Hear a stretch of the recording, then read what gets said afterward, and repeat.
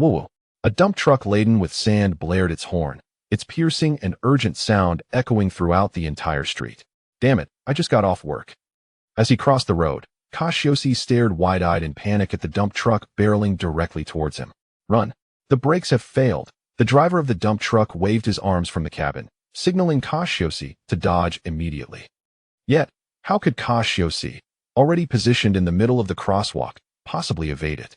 Bang! Cassius's body was flung several meters away, his bones shattered, flesh mangled. Letting out a harrowing scream, Cassius's consciousness began to fade. His entire being felt as if it were being drawn out of his body, sucked into a swirling vortex of darkness, in an expanse of infinite blackness, devoid of any light. Cassius's soul materialized as a glowing orb. Simultaneously, other small orbs of light began to appear, drifting beside Cassius.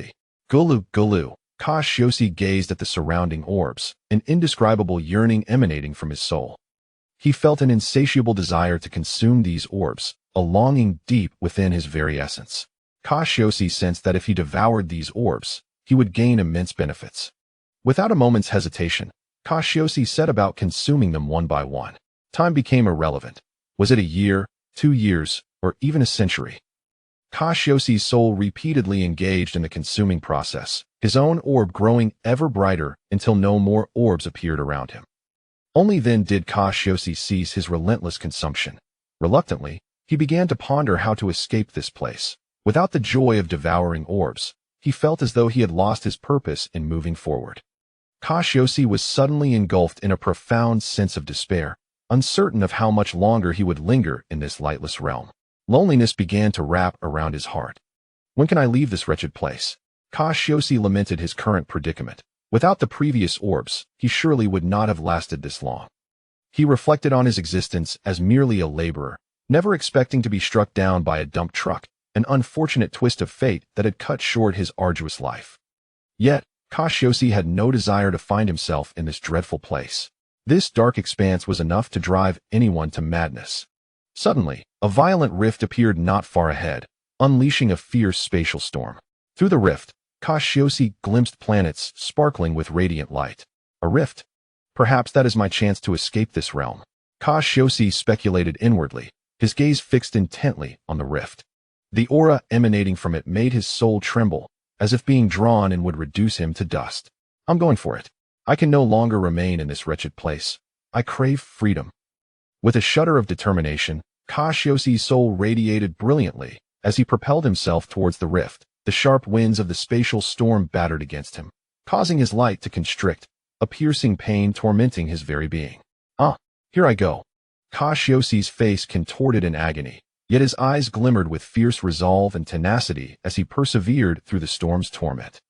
Fortunately, Cassius's prior consumption of orbs had fortified his soul. Otherwise, the storms would have scattered him to the winds. As Cassius gradually broke through the tempest, his soul was finally exposed to the vastness of the universe. The rift closed behind him. I made it. Cassius's face lit up with exhilaration. However, before he could revel in his triumph, a mysterious and irresistible force descended upon his soul orb. This force enveloped Cassius, akin to a powerful current surging through him, rendering him immobile with a profound sense of paralysis. Under this force, Cassius had no means to resist. His soul orb surged forward at an alarming speed, hurtling towards a red planet. Transformed into a shooting star, he zipped through countless dimensions. On Planet Vegeta, within the Saiyan infant cultivation chamber, this facility housed numerous cultivation pods stretching beyond sight, brimming with advanced technology. All newly born Saiyan infants were sent here for concentrated cultivation, where they would be assessed for their potential and assigned varying conditions based on their abilities. Typically, powerful Saiyan infants, upon completion of their training, would be dispatched to planets with formidable power structures for annihilation missions. No Saiyan would be treated differently. Even the Saiyan Prince, Vegeta, was sent away at a young age to fulfill such tasks. Due to the Saiyan's regard for infants, the facility was heavily guarded, fortified with advanced technologies plundered from other planets to ensure the safety of the Saiyan. Infants. Beep, beep, beep. Unknown energy breach. Unknown energy breach. An alarm blared from a nearby cultivation pod, flashing dangerous red lights. The alien from the Mori planet responsible for recording the Saiyan cultivation data suddenly appeared flustered, cold sweat streaming down his face. Is there a malfunction with the instruments? Damn it, the Saiyans will not spare us. Hurry and investigate. A few scientists clad in white lab coats from Mori planet rushed in a panic to check the situation. However, by the time they arrived at the alarmed pod, the alarm had ceased and normal operations had resumed. What happened, you Mori people? A Saiyan guard patrolling the cultivation chamber approached, eyeing the Mori scientists with suspicion, inquiring about the incident. Great Saiyan, the instruments suddenly malfunctioned, but everything is fine now. The lead scientist of the Mori people glanced at the infants inside the pod, seeing that they were unharmed, and quickly replied, "Humph, if anything were to happen to our Saiyan infants, we would obliterate your home planet. If it weren't for the utility of your technology, we would have annihilated Mori planet long ago. You'd best tread carefully." The Saiyan guard scrutinized the infants in the pod, confirming their safety, and harshly admonished the scientists to resume work before departing. Little did they know, the infant in the cultivation pod had wide-open eyes, comprehending their words. "Science. This is the Dragon Ball world, and I have transmigrated into a Saiyan infant." Cassius stared incredulously at the glass dome above him. Chapter 2. Thriving. Hasten your efforts. If we provoke the Saiyans, our planet shall be obliterated. The Morian scientist shook his head and promptly began documenting the data on the Saiyans. Although the Morian people possessed considerable strength and their technological prowess ranked highly within the galaxy, their resistance was futile in the face of the brutal Saiyans. Had their technology not caught the attention of the Saiyans, their planet would have long since been reduced to cosmic fireworks. This epitomizes the tragedy of the weak. In the shadow of the Saiyans' formidable might, planets that nurtured civilizations face inevitable conquest and commodification upon discovery. To the planet traffickers, living planets are treasures that command exorbitant prices. Identifier, 9527 Name. Cassius Qualification, High-level warrior combat power, 100 Evaluation, a Saiyan of immense potential. Rigorous training is recommended to be sent to a formidable planet for further development. Upon completing the documentation of Cassius's data, the Morian proceeded to record the information of the next Saiyan infant, departing from Cassius's incubation chamber. "I am a high-level warrior. How splendid." A glimmer of surprise and satisfaction flickered in Cassius's innocent eyes. Yet, he quickly remembered that he was on Planet Vegeta, uncertain of when Frieza might annihilate it. He needed to ascertain the timeline. Otherwise, it would be tragic to perish in a planetary cataclysm. The cosmic tyrant Frieza could obliterate planets with the ease of a meal. A strong sense of urgency surged within Cassius. He swiftly regained his composure. Being a newborn, there was little he could do in his current state. He could only hope that his timeline was distant from Frieza's destruction of Planet Vegeta, allowing him the time to grow. He could not bear the thought of witnessing the demise of his home planet, as Saiyans lack the ability to survive in the vacuum of space like the ice demons. Once Planet Vegeta was destroyed, even if he escaped the impact, suffocation would surely claim his life. For over a month, Cassius quietly remained in the incubation chamber, gradually flourishing under the comprehensive nourishment provided. After a month, he could distinctly sense an enhancement in his combat power. Compared to his previous self, he had made considerable strides. As a high-level warrior, Cassius stood out among Saiyans, possessing a combat power of 100 at birth. In stark contrast, an adult Earthling boasts a mere 5 points of combat power, rendering Cassius almost superhuman. Within the incubation facility of Planet Vegeta, nearly 10,000 Saiyan infants resided. Among them, those with high-level warrior qualifications were exceedingly rare, numbering fewer than 100. The remainder consisted primarily of low and mid-level warriors. Upon completing their incubation, low-level warriors would be dispatched to inferior planets for missions, while mid-level warriors would remain on Planet Vegeta for extended periods of specialized training before being assigned to tasks. High-level warriors, however, received the most exceptional nutrition and training from dedicated Saiyan instructors, reaping resources beyond the imagination of low-level warriors. This system, however, is rife with inequity and cruelty. The primitive notion of survival of the fittest is starkly evident among the Saiyans. Their adherence to the principle of natural selection leaves no room for the weak to thrive on Planet Vegeta. Perhaps it is this harsh environment, coupled with a lack of guidance, that breeds such brutality in Saiyan character. During this month, Cassius's parents briefly glimpsed him before departing on a mission rumored to be perilous.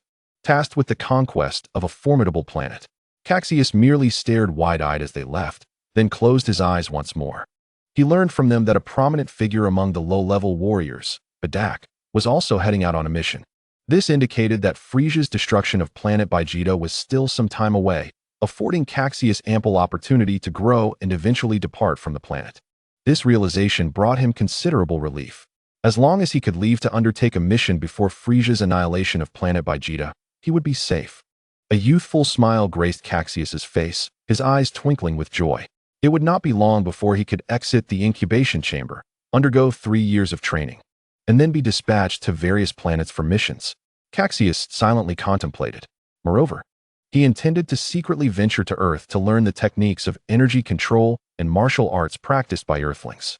Having arrived in the world of Dragon Ball and become a Saiyan, Cassius was determined not to lead a life of mediocrity. Cassius aspired to become a formidable warrior, a true master of his own destiny.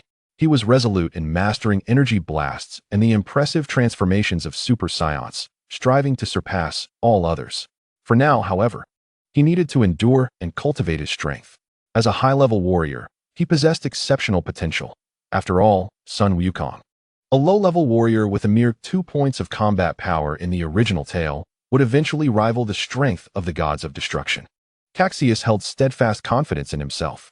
With the advantage of high-level warrior qualifications, Cassius's efforts would yield returns several times greater than those of ordinary warriors. As long as he diligently trained and applied the Earthlings' methods of energy utilization, he would surely become a powerhouse.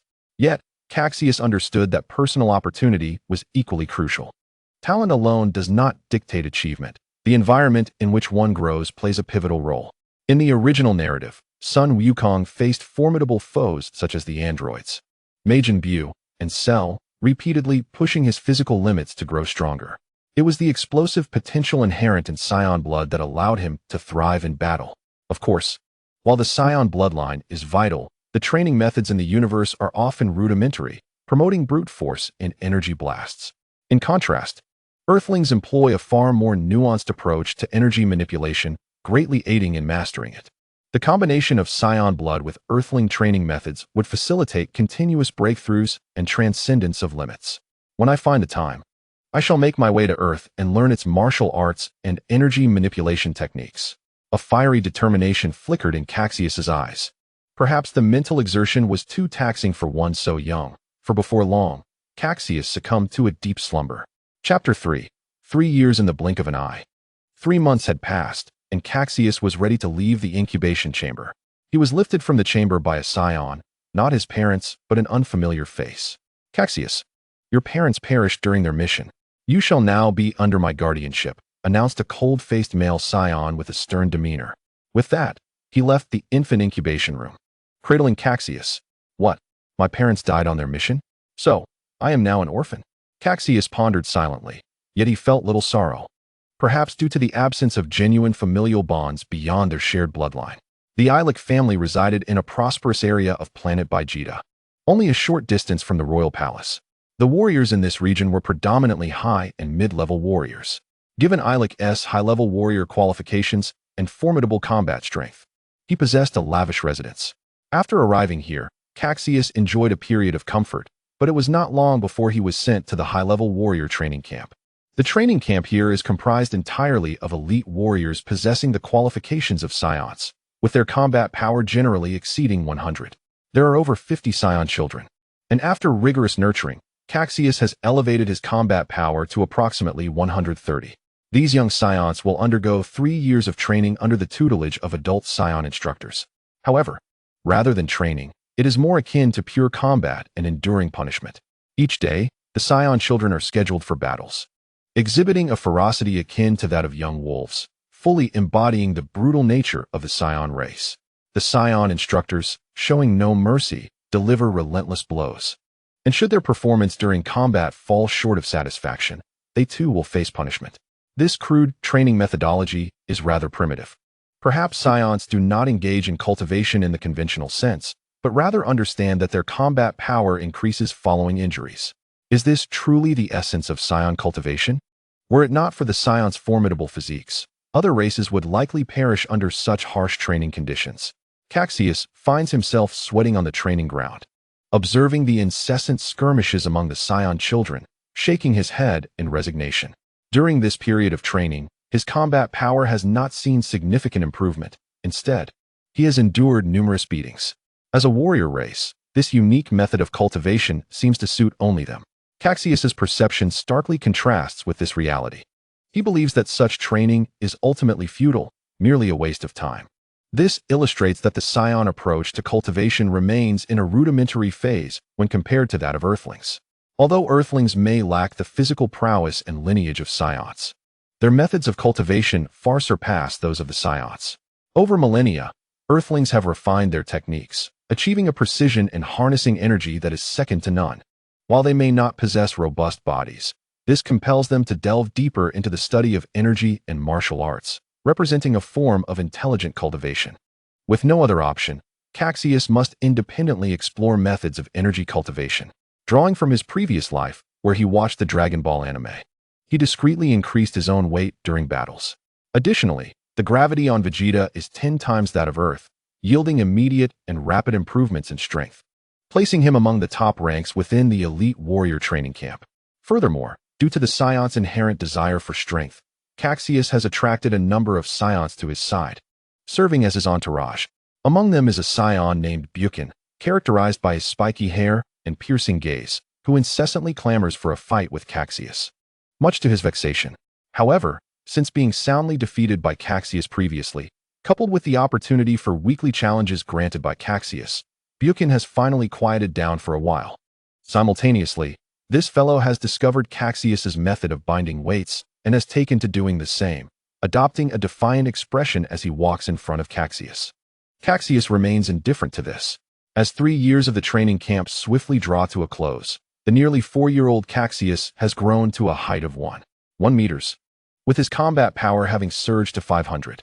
In a camp where combat power typically ranges between 350 and 450, Cassius's prowess stands out remarkably. Notably, Bukin also boasts impressive combat power, reaching 433. It is worth noting that this combat power of 500 exceeds that of the early Demon King Piccolo by a considerable margin, and Cassius is merely a 4-year-old Saiyan at this point. This achievement is largely attributed to the gravity of Vegeta and Cassius's relentless efforts. Upon the completion of the 3-year period, Cassius is to be randomly assigned to a team of contemporaries to undertake a planetary colonization mission. Unfortunately, upon receiving the colonization mission notification, Cassius finds himself grouped with Bukin in the same squad. Their target is the remote life-sustaining planet Macway, located in the southern sector of the West Galaxy.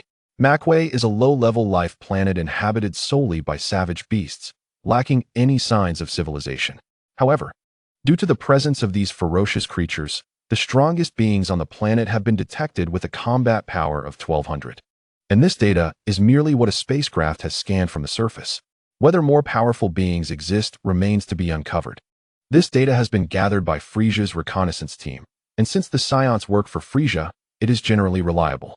The Saiyans are responsible for the tasks of conquest and extermination, with missions issued from Frieza's side. The Saiyans are quite content with this arrangement, as they relish the opportunity for battle without other burdensome concerns. This mission is indeed one assigned by Frieza, where Cassius's squad is tasked with exterminating all life on Macway and then awaiting Frieza's personnel to take over and prepare for sail. In essence, the Saiyans serve merely as the vanguard of Frieza's army, the harbingers of conquest. Had Frieza not seen value in the Saiyans, he might have annihilated them long ago. After all, Frieza is well aware of the legend that every 1,000 years, a golden-haired Super Saiyan emerges. This tale, passed down from the ancestors of the Frost Demons, has instilled a sense of caution regarding the Saiyan race. Were it not for the subtle influence of the god of destruction, Beerus, Frieza might not have acted so swiftly against Planet Vegeta. He may have even chosen to observe the evolution of the Saiyans further, as the arrogant and prideful Frieza harbors a desire to combat the legendary golden-haired Super Saiyan. Chapter 4. Planet Macway. As Cassius prepares to embark on his journey to conquer a planet, he feels a surge of exhilaration, for he is on the brink of obtaining his freedom and the opportunity to exert his abilities. Regarding the mission, Cassius is confident he can complete it, perhaps even ahead of schedule, which would allow him time to visit Earth before awaiting Frieza's personnel for the handover. Yes, he resolves to conquer planet Macway first, then venture to Earth. Cassius muses, contemplating how to arrange his forthcoming objectives. Soon, the date for the planetary expedition draws near. On this day, Cassius's foster family, Eric, accompanies him to the spaceport for mission assembly. This will be the Scion's departure point as they board their spacecraft to commence their tasks. The spaceport spans several miles, featuring a modern harbor where various ships hover in the sky, occasionally shooting forth like shooting stars to undertake missions. In the center of the spaceport stands a colossal lighthouse-like structure, continuously processing the incoming and outgoing spacecraft. Each flight must be confirmed before departure.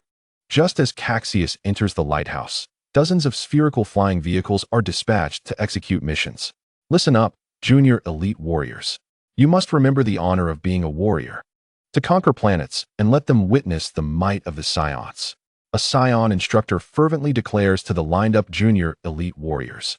The instructor regards combat as the most exhilarating pursuit and is willing to sacrifice everything for it.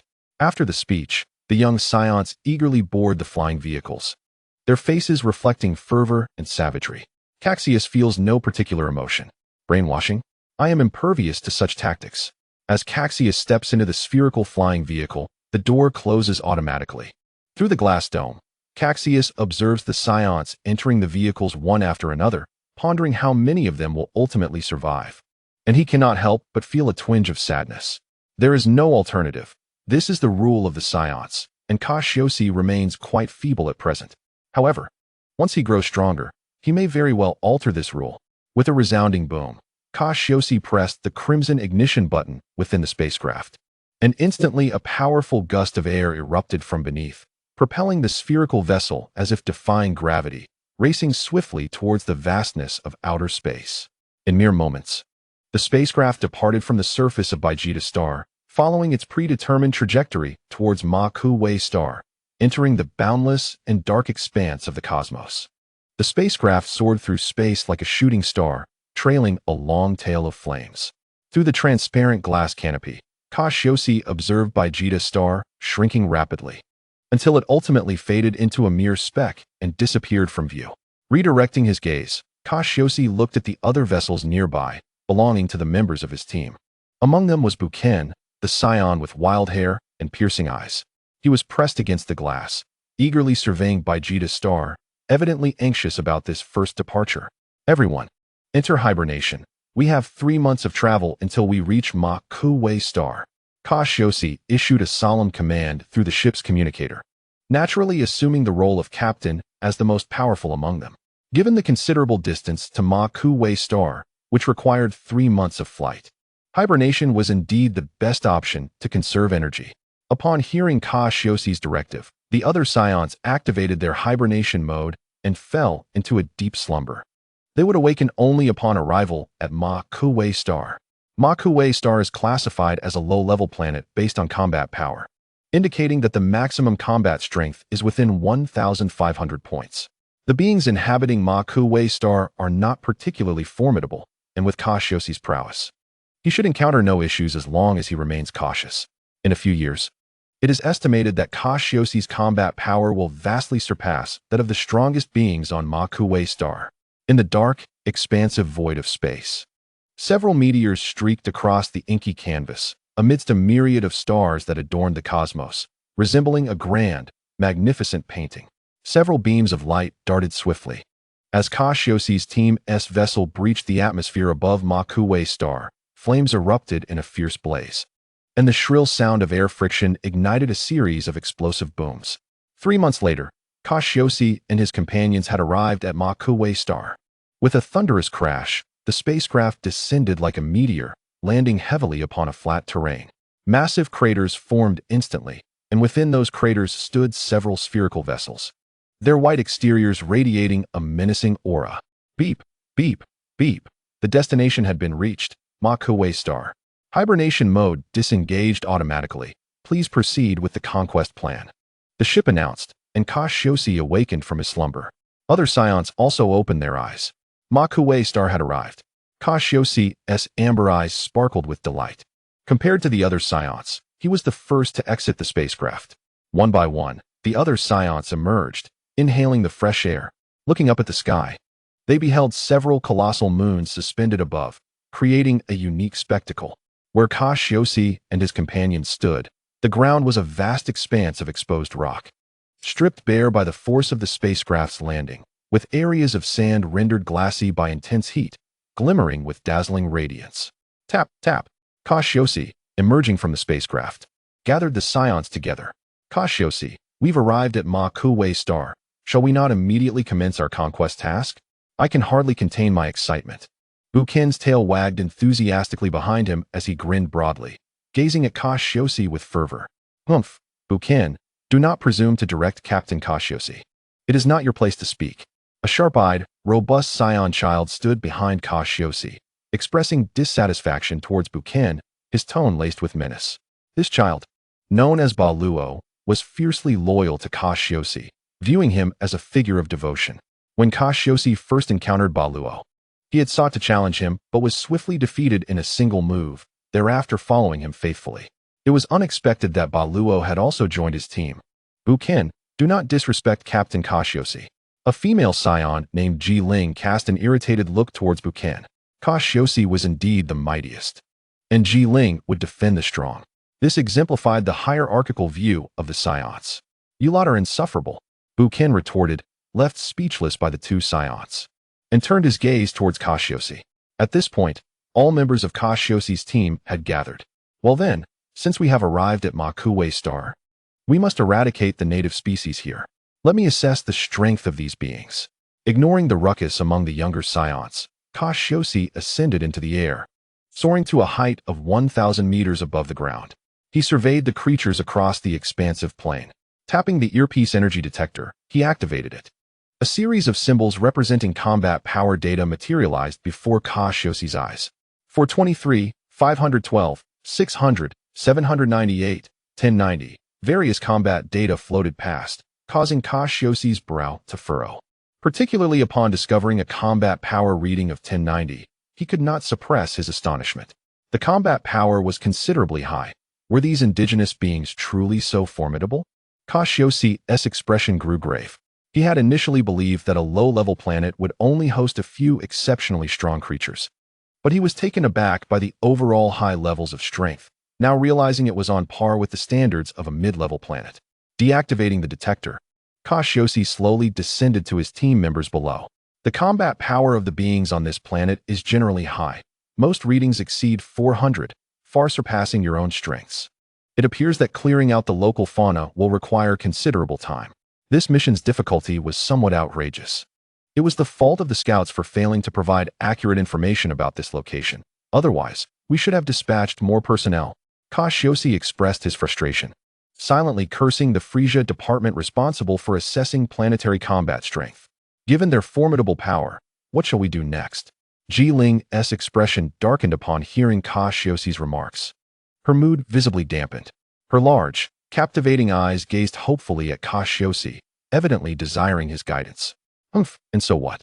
It is merely a matter of slightly elevated combat power. With our Scion bloodline, we shall swiftly catch up to these beings, Buchan declared with disdain, his tail waving excitedly, entirely dismissing the indigenous creatures, embodying the Scion's proud demeanor.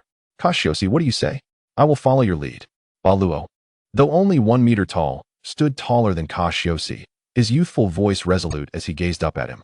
Presently, Cassius was the strongest among them, naturally becoming the core of the team. Though the beings here possess generally high combat power, we are elite warriors among Scions. Surpassing these indigenous folk will be a trivial task. Perhaps it will only require 2 or 3 years for us to conquer this planet, Cassius stated calmly, surveying the members of his team. During his 3-month slumber, his combat power naturally surged to an impressive 537 points. Meanwhile, the combat prowess of the other Scions, as he had casually assessed earlier, had also seen some improvement. This exemplifies the formidable nature of high-aptitude Scions, even without rigorous training. Their power can escalate at a pace surpassing that of many mid-tier warriors. 2 or 3 years. That will suffice. Ji Ling's voice resonated with excitement, evidently uplifted by Cassius's words. Humph, I shall annihilate all life forms here, the Scion Buchan stated coldly and ruthlessly. his body emanating a fierce aura that stirred the air around him before he vanished in an instant. Yes, Brother Cassius. Our next endeavor will be training and battling the creatures of Meikenwai Xingqiu to augment our combat strength. The diminutive Baro also grasped Cassius's intent, his eyes shimmering with determination. Indeed, let us commence our training and strive to elevate our combat power beyond 1,000 within 2 years. After that, we shall launch a full-scale assault to obliterate all creatures on Meikenwai Xingqiu within the following year. You all shall adhere to my training regimen henceforth. Cassius surveyed his team with calm authority. Following a brief exchange, they resolved on a plan for the genocide of the Meikenwai Xingqiu species 2 years hence. Next, we must conceal our spacecraft. Otherwise, if the local creatures destroy it, we shall be trapped here forever. Then, let us hunt a few creatures. I am famished after 3 months of nutrient solution. I crave a change in flavor. Cassius observed their surroundings, pointing towards the spherical spacecraft. Upon hearing Cassius's statement, the other Saiyans understood immediately, their stomachs growling in agreement. They hastily began to lift the spacecraft each, searching for a hiding place. On the vast plain, a remarkable sight unfolded as 4 spherical vessels sped across the terrain, with Cassius and his companions below. Captain, there's a rocky grove ahead.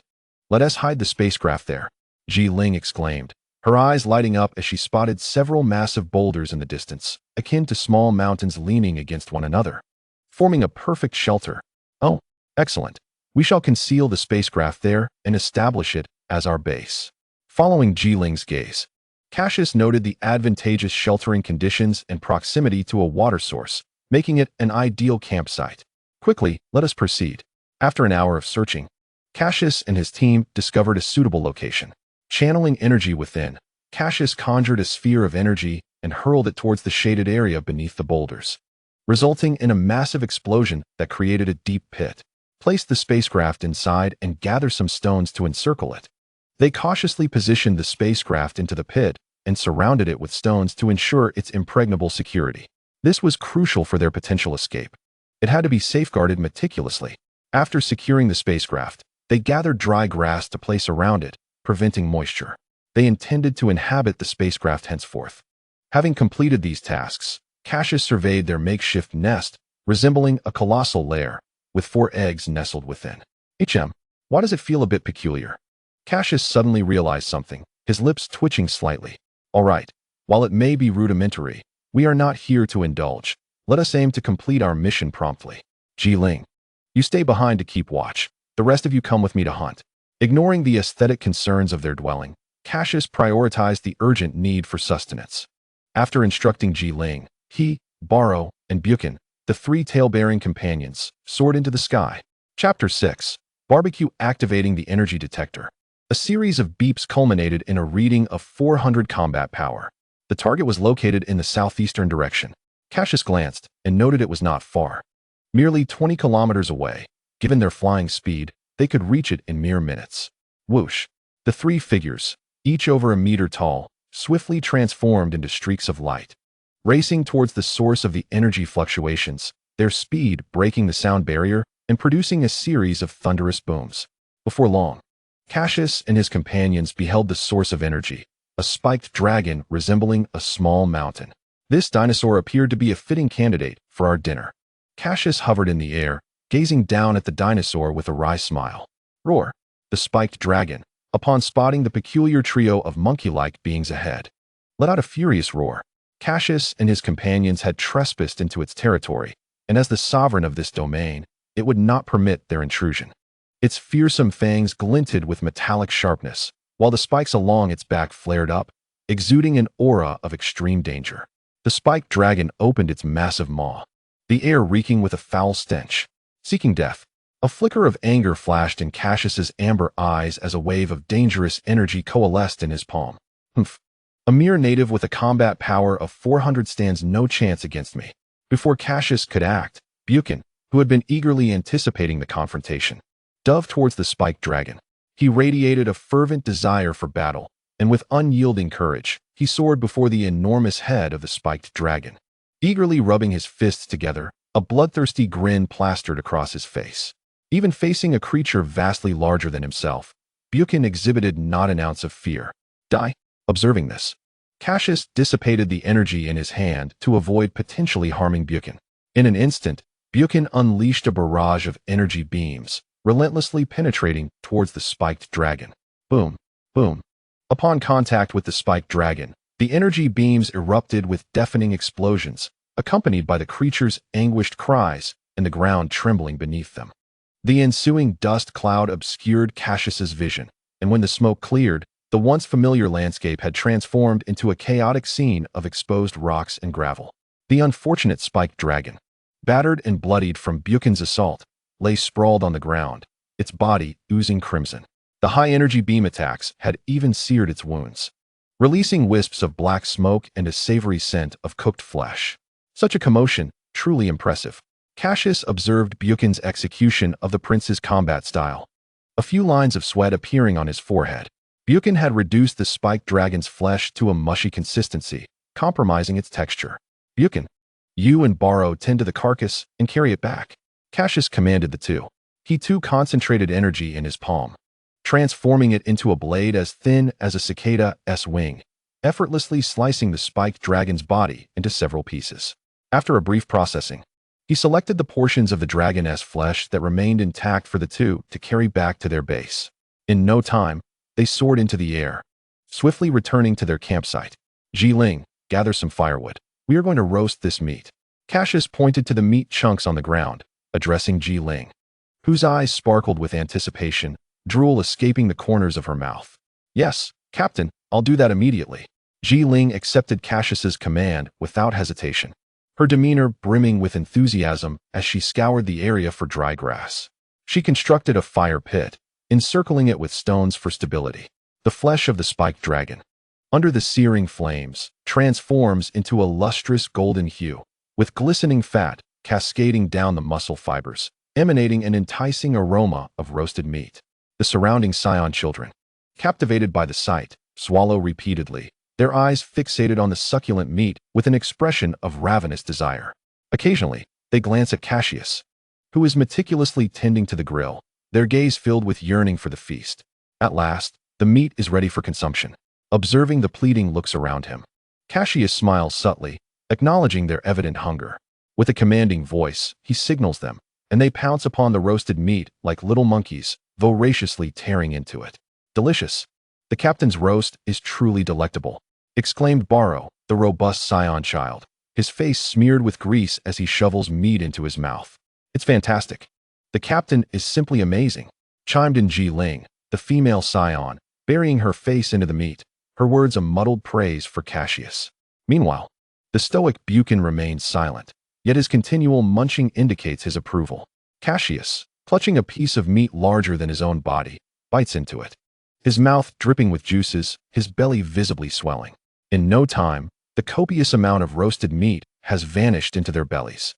One cannot help but marvel at the Saiyans' formidable digestive prowess. Even mountains of food are instantly absorbed, transforming into energy that nourishes their bodies, restoring their strength and spirit. After the feast, the Saiyan children, their bellies distended, recline lazily around the campfire, appearing like four inflated balls. Cassius watches as they gradually succumb to slumber. The night descends quietly, only to swiftly pass. The following morning, the dawn light rises gently from the horizon. Due to the peculiar satellite structure of Macquarie Planet, its nights are exceptionally brief, lasting merely a few hours. This is evidently insufficient for living beings, especially children, for whom sleep is vital.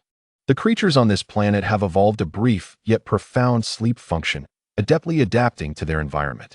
After waking the Saiyan children, Cassius guides them through a quick wash and breakfast before commencing today's training. After all, Cassius is not here for leisure. As their captain, he declares, "Today, we shall train by engaging with the planet's creatures. Remember, do not rush to eliminate your opponents, nor should you employ energy detectors to assess them." A chorus of puzzled expressions arises among the Saiyan children, who exchange bewildered glances before questioning Cassius. They fail to comprehend his reasoning. What if they encounter a formidable foe without the use of energy detectors? Chapter 7. The desire to reach Earth in the universe. Numerous beings possess the ability to manipulate their battle power, compressing their energy to minimal levels. Relying solely on detectors proves futile if they conceal their true strength. Thus, I aim to seize this opportunity to hone our combat skills and enhance our energy perception. This will significantly aid us in our future cosmic endeavors. Cassius spoke earnestly. Although Barrow and the others still harbored some confusion, they complied with Cassius's directives. For them, Macway Planet represents a rare training ground, where the local creatures are exceptionally strong, making it an ideal setting for their development. Cassius consistently emphasizes the importance of refining the combat techniques of his squad members, urging them to train in their unique styles. Engaging in battles with these creatures is a matter of life and death, as some formidable beings pose lethal threats. Witnessing bloodshed is commonplace here. This is not the simple sparring of the Vegeta training camp. Simultaneously, Cassius also cultivates their energy perception abilities.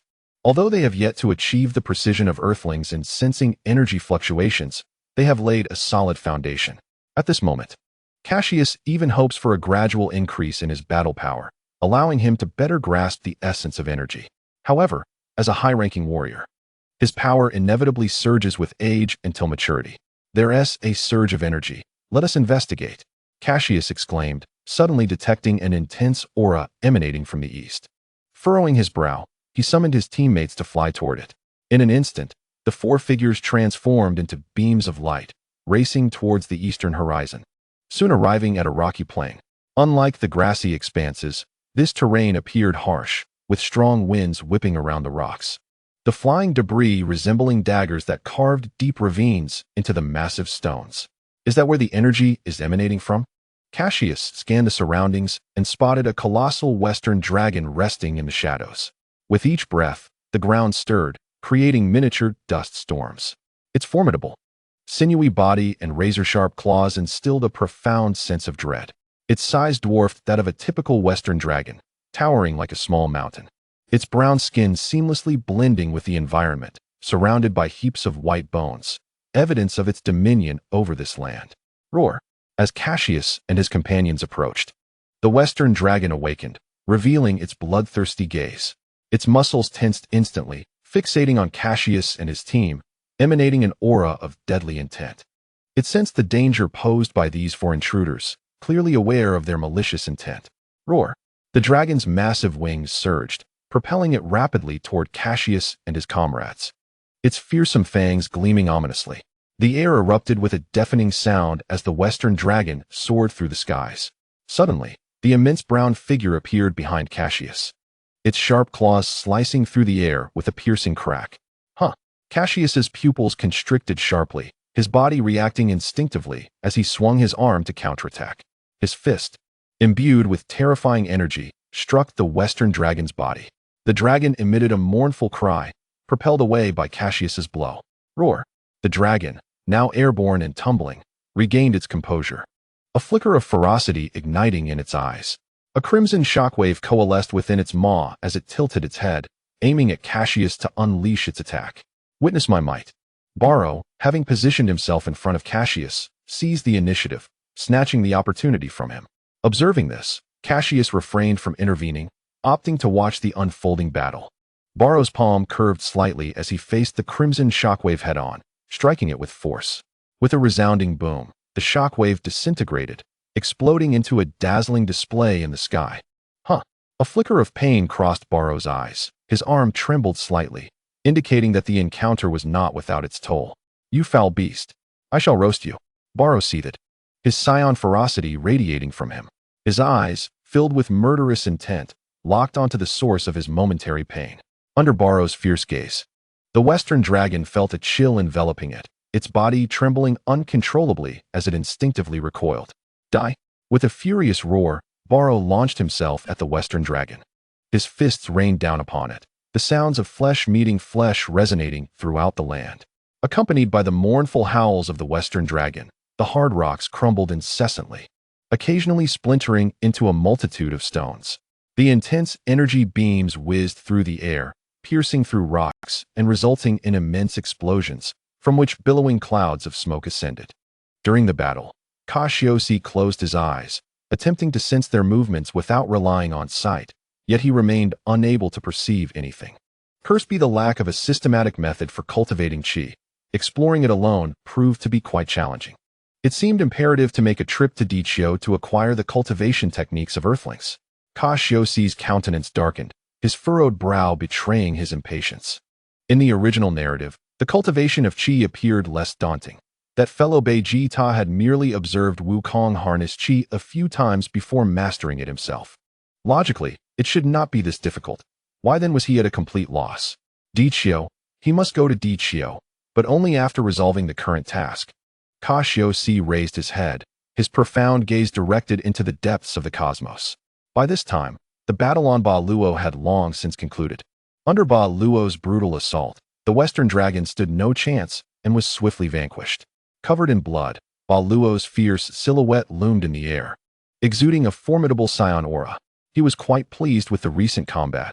The unrestrained slaughter had brought him immense satisfaction. Observing Ba Luo's sanguinary methods of battle, Cassius chose not to comment, acknowledging that such brutality was inherent to Saiyans. Even Cassius himself fought without fear of death, growing stronger with each conflict. Over the ensuing days, Cassius led his team on daily hunts, their combat power rising dramatically from an initial 400 to now 700. Naturally, aside from combat, Cassius also devoted time to training his team in weighted exercises. Even Bukin persistently challenged himself. Chapter 8. Jiling's Great Ape Transformation. As night fell, the profound sky unveiled an endless tapestry of stars, twinkling amidst the galaxy. Time passed swiftly, and in the blink of an eye, Cassius and his companions had been on Maku Waystar for over 2 years. Recently, they had collectively annihilated the planet's highest combat power, leaving not a trace behind. Moreover, Cassius's team had recently conducted a thorough cleansing of the biological entities on Maku Waystar, eradicating all beings of even slightly elevated power. Their mission had been successfully accomplished. However, Cassius had no immediate plans to return to Vegeta, as he deemed such a return futile. Furthermore, completing tasks too swiftly could have adverse effects. He did not wish to enter the Science radar prematurely, as this could hinder his freedom, potentially leading to being groomed under Frieza's watchful eye, which would be perilous. With Cassius's strength, he had little impact on the larger scheme. It was better to remain in the shadows. Captain Cassius, I am having trouble sleeping. I wish to go outside, Jiling said, her eyes dimmed, gazing at Cassius with her round, hopeful eyes. Having been away from Vegeta for so long, she found herself longing for home. After all, she was merely a small girl, and influenced by her surroundings, she was not as brutal as other Saiyans. Ba Luo and Bukin, too, mimicked Cassius's style, though they were undeniably fierce in battle. Yet, they had clearly begun to diverge from typical Saiyan behavior. Noticing her yearning, Cassius said little, merely nodding in acquiescence.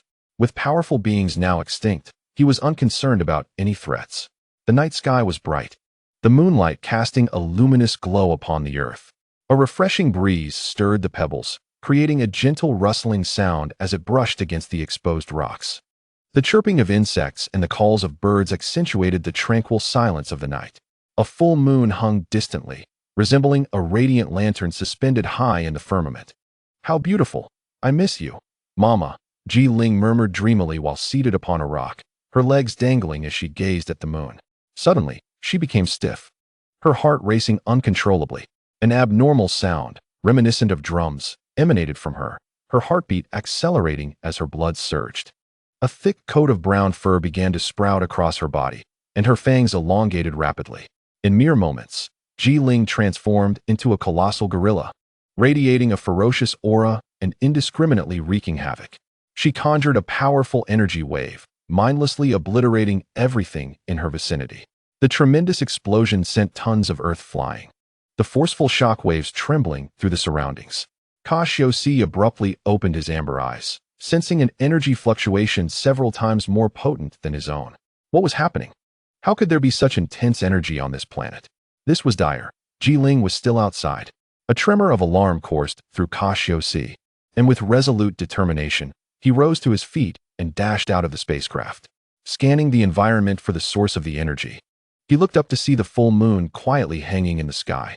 The silvery moonlight bathed the ground, mingling with the mist along the riverbank, creating an air of mystique. A full moon? How could this be? Cassius gasped in astonishment, his expression shifting dramatically. On Maku Waystar, The transition between day and night occurred frequently, and full moons were almost non-existent. Yet today, a full moon illuminated the night, leaving Cassius utterly astounded. As the moonlight enveloped his body, he too began to undergo a transformation. Realizing this, Cassius quickly retreated beneath the rocks, averting his gaze from the moon. Could this energy fluctuation be emanating from Jiling? Cassius's expression turned grim as he formed a conjecture. After all, only Jiling in her great ape form could emit such formidable energy. It was crucial to remember that a Saiyan who transformed into a great ape could experience a tenfold increase in combat power. Given Jiling's current abilities, there was no creature on Ma Kuwei star that could rival her strength. Even Cassius would be outmatched in the face of her transformation. This posed a deadly threat. Captain, what is happening? Ba Luo and Buken, having sensed the energy, were similarly awakened and hurried to Cassius's side. Eager to investigate, Cassius swiftly obstructed their advance. This was no jest. Should they venture outside, he might not survive. If Jiling was already so powerful, allowing them to transform into great apes could lead to catastrophic consequences, potentially leaving Cassius obliterated by their energy blasts. Stay put. The energy fluctuations are emanating from Jiling. She has transformed into a great ape and possesses immense strength. We are no match for her, Cassius calmly explained, pressing down their anxious impulses. Under the light of a full moon, our combat power multiplies tenfold, transforming us into great apes. But the vast majority of Saiyans lose their sanity. Jiling, being so young, lacks mastery over her newfound power, and coupled with this being her first transformation, she cannot control the overwhelming force, leading to chaotic and violent behavior. As Cassius spoke, he enveloped his hand with a transparent energy blade and swung it towards the tails of Ba Luo and Buken behind them. The two tails immediately fell to the ground. Captain, what is the meaning of this? The two were startled by Cassius's actions, their bodies seeming to lose balance, swaying like toddlers just learning to walk. We are still too immature to lose our reason like Jiling. Even after severing our tails, we won't transform into giant apes upon seeing the full moon. After speaking, Cassius also drew his tail and struck the base of it fiercely, letting out a muffled grunt as it too fell away. Simultaneously, he felt a wave of dizziness and imbalance. However, after a moment of adjustment, the three regained their usual lively selves, full of energy, as if nothing had changed. Now we won't lose our sanity under the moonlight. Follow me. Let's cut off Jiling's tail and restore her to normal. Cassius's expression was stern, radiating an air of authority that brooked no refusal. Instantly assuming command of the group and issuing orders, Jiling's transformation into a giant ape remained a latent threat, even if it meant taking risks. They had to sever her tail. Otherwise, being obliterated by an energy cannon would be troublesome. Seizing the moment, success must be achieved in one swift motion. Chapter 9. Containment. Boom, rumble, roar. Not far from the main base, a colossal mushroom cloud erupted, black smoke enveloping a vast area, distorting the tranquil moonlight. The sound of a tremendous explosion reverberated. The source of this chaos, a towering 20-meter giant ape, was roaring wildly, gathering energy blasts in its mouth and recklessly unleashing devastation. Boom, boom. Massive mushroom clouds continued to emerge around the giant ape, drastically altering the landscape, leaving deep craters as if meteors had struck, pummeling the ground into a pockmarked mess. Hiss! Such destructive power. Cassius stood suspended in midair, his eyes wide with astonishment at the scene before him, inhaling sharply. Wow, Captain, Jiling's destructive capability is astonishing. Buken, standing behind Cassius, looked shocked, yet he felt no fear. Instead, excitement coursed through him. Facing Jiling now, he realized a single slap could easily dispatch him, yet he was taken aback by her ferocity. Whose subordinate is this? Captain Cassius. Is Jiling truly the giant ape before us? The robust Ba Luo also gazed in disbelief at the devastation wrought by Jiling. Indeed, I will draw her attention while you two take the opportunity to sever her tail. Cassius's expression grew grave as he looked at Jiling, uncertain yet resolute. Among the trio, his combat power was the highest, nearing 2,000 points, while Ba Luo with 1,383 and Buken with 1,512 points were evidently lacking. Understood. They replied in unison, immediately springing into action. Each began to advance stealthily, flanking Jiling, poised to strike. Meanwhile, Cassius transformed into a streak of light, heading straight to attract Jiling's attention. Boom! The colossal energy cannon, resembling a burning sun, descended upon the ground. There, it erupted in violent flames, and the shockwave from the explosion sent everything flying, reducing rocks to dust. For a moment, the harrowing scene resembled the end of days.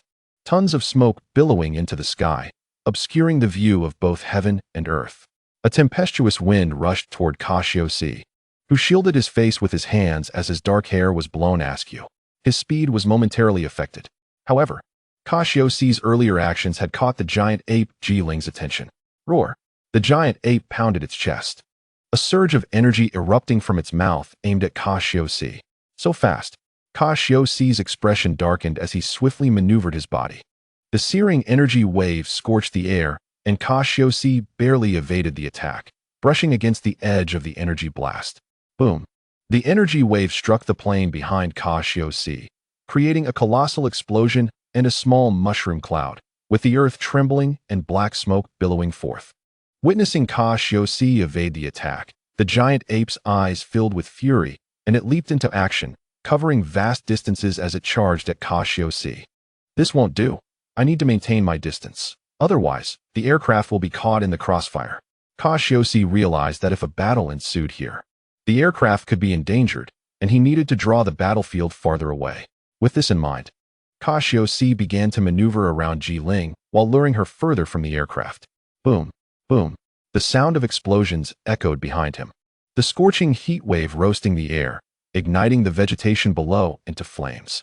Cassius heightened his momentum to its peak, utilizing all his strength to finally lead Jiling to a desolate, expansive area. Boom! The giant ape's eyes flashed with uncontainable rage as it plunged its hands into the ground, uprooting a rock resembling a small mountain, and hurled it fiercely at Cassius. Hundreds of tons of rock plummeted from the sky, casting a dark shadow over the land as they hurtled towards Cassius. Such cumbersome attacks cannot harm me. Cassius smiled, confident that his speed surpassed such a heavy-handed approach. Roar! An energy blast coalesced in the giant ape's mouth, yet instead of aiming at Cassius, it targeted the rock. Boom! The rock shattered into countless fragments, some of which sped off in all directions. Cassius, momentarily careless, was struck in the chest by a flying piece of debris. A mouthful of crimson blood spewed forth, the searing pain radiating from his chest spreading throughout his upper body, leaving him with a tingling sensation that dulled his reflexes. I underestimated it. Who would have thought this giant ape had such a trick? Can it think, or is it simply the innate battle instinct of a Saiyan? Cassius's expression darkened, the intense pain slowing his speed. Sensing its prey wounded, the giant ape swung its arm, emitting a deafening roar that dispersed the clouds, forming a tangible shockwave that ravaged the surroundings. Crack! The giant ape, akin to a bolt of black lightning, appeared before Cassius in an instant, swinging its arm with unstoppable force, sending Cassius flying. Cough! Cough! Cassius was dealt a heavy blow, his body akin to an uncontrolled kite crashing to the ground, creating a deep crater in the earth. Yet, even in his battered state, Cassius's eyes remained fierce, fixated on the giant ape, searching for a chance to escape. He did not wish to meet an untimely demise. Ha! It is impossible to defeat me so easily. Cassius laughed heartily, coughing out a clot of blood. Swish! Struggling to rise from the pit, he exchanged glances with the giant ape from a distance. In his palm, he conjured dozens of small energy waves and hurled them at the giant ape. However, the giant ape dismissed these energy waves with a mere flick of its robust arm, effortlessly deflecting the blasts. Aside from producing a series of sounds upon impact, there was no damage to be seen, not even a scratch. It is worth noting that Cassius possessed nearly 2,000 points of combat power, and yet, facing an enemy with 10,000 combat power proved utterly futile. Such formidable defense. Cassius's expression darkened, a chilling glint flashing in his amber eyes. The mind raced swiftly, seeking any opportunity to approach the giant ape, crafting a moment for Barlow and Buchan to sever its tail. Cassius soared through the air, his fingers splayed like claws, gently resting at his waist. In the next instant, a crimson energy wave ignited between his hands, growing ever brighter and exuding a perilous aura. The energy within his palms was continuously compressed, the pressure and resistance intensifying, as the searing energy emitted a heart-stirring pulse. It seemed as if Cassius was conjuring a miniature sun. Chapter 10. The ultimate energy wave. With a thunderous roar, Cassius thrust his palms forward, and the red energy blast shot forth like an arrow, slicing through the air with a sharp crackle. Simultaneously, Barlow and Buchan had reached the rear of the giant ape, unleashing a multitude of energy blasts towards it, coordinating with Cassius' energy wave to envelop the creature. Roar. Sensing the imminent danger, the giant ape let out a deafening roar, expelling a massive surge of blood-red energy from its throat. Boom! The two energies collided mid-air, erupting in a cataclysmic explosion. In the blink of an eye, Cassius' energy blast was ruthlessly obliterated by the giant ape's wave, lasting barely a moment. However, the terrifying air ripples generated by their clash cleaved the heavens and earth apart, creating a ferocious and overwhelming force. The sky was torn into fragments, forming a vacuum that drew in surrounding air, stirring the winds and clouds, illuminating the entire sky as if it were day. At the moment of contact, Barlow and Buchan's energy blasts also arrived, detonating against the giant ape and shrouding it in an endless cloud of smoke. For a brief moment, the giant ape's vision was obscured, granting them a fleeting opportunity. Seizing the moment, Cassius evaded the giant ape's energy wave, and amidst the rising smoke and the thunderous explosion, he pushed his speed to its limits, hurtling towards the creature's thick tail. A blade of energy, as delicate as a cicada's wing, enveloped his right hand. At the same time, Barlow and Buchan charged towards Jilling. Due to their proximity to the giant ape, they reached its rear before Cassius. The gathered energy blade emitted a sharp sound as it sliced toward the giant ape's tail in an attempt to sever it. However, to their astonishment, a massive black shadow suddenly loomed overhead, pressing down the air as it reached for them, sending a chill down their spines. The shadow belonged to the giant ape's hand. Unbelievably, the giant ape's reflexes were astoundingly swift, its battle instincts remarkably acute. Bang! Bang! Barlow and Buchan were swatted down one after the other, as if they were mere flies. Their bodies plummeted to the ground like meteors, generating a tremendous explosion as they sank into the earth, sending debris flying. The ground cracked, resembling a spider web of fissures. Cough, cough. The two lay sprawled in the deep pit, coughing up blood, clearly gravely injured. The giant ape pressed its advantage, raising its hefty foot to stomp down on their bodies, intending to reduce them to pulp. This is bad. Cassius' expression hardened, his heart racing with urgency. He could not allow the giant ape to kill them. Cassius' face contorted as he accelerated relentlessly, blood droplets forming on his body, his capillaries bursting. He had transcended his physical limits. In this moment, Cassius had no thought for himself. He only wished to save Barlow and Buchan, disregarding his own condition. Simultaneously, he began to gather an unimaginable amount of energy in his hands as he sped forward. Roar! Just as the giant foot drew closer to Buchan and the others, poised to crush them into the ground, Cassius seemingly teleported to the side of the giant ape. His eyes shone with unprecedented brilliance, swirling red vortexes twinkling like stars within. He radiated an utterly terrifying aura, as if he were an ancient beast, sweeping across the heavens and earth. Ultimate energy wave. Cassius spread his fingers and forcefully thrust the gathered energy wave forward, targeting the giant ape's thick tail. The crimson energy wave pierced through the confines of space like a laser weapon, racing towards the giant ape's tail. Roar, roar, roar! Just as the giant ape was about to crush Barlow and the others, the energy wave struck its tail first, piercing through. A charred hole appeared behind the giant ape, and its thick tail fell with a resounding thud. The giant ape visibly shrank, until it transformed into Jilling's form. Huff, huff, huff. Success. A flicker of weariness crossed Cassius' amber eyes, clearly feeling the toll from unleashing such a powerful attack. Barlow and Buchan, faces radiant with the relief of survival, wore smiles of release. Had it not been for Cassius timely severing Jilling's tail, they would have been reduced to mere pulp. Cough, cough you too, if you're not dead. Get up and carry Jilling back. I can't hold on much longer. I've exhausted too much energy. Cassius, looking drained, flew to their side and helped them up. As for Jilling, he would leave that to these two. Cough. Captain Cassius, you are amazing. That last move must have had a combat power of at least 10,000. Buchan exclaimed, his eyes sparkling with excitement. radiating a fierce determination. Barlow also gazed at Cassius with ardent admiration, his admiration evident. Hold your words. Let us return and rest first. Carry Jilling back. Cassius waved his hand, signaling the two to take Jilling back. At that moment, Jilling lay unconscious upon a turned rock, exuding a tranquil aura, utterly unlike her previous frenzied and brutal self. Who could have imagined that this serene girl was once the rampaging giant ape? Indeed, the two responded affirmatively, rising to carry Jilling. Though they had sustained serious injuries, their Saiyan resilience was formidable, while not fully recovered. They still possessed enough energy for basic movement. Cassius followed closely behind as they flew towards their base. Finally, it's over. Cassius returned to the camp, collapsing onto the ground with exhaustion, gasping for breath. He felt incredibly unlucky today. Encountering a full moon and allowing Jilling to transform into a giant ape was a monumental and fatal oversight. How unfortunate. There are no medical pods here. It will take 10 days or more for these injuries to heal. Cassius grimaced, feeling a wave of pain coursing through him. He sensed several ribs had fractured.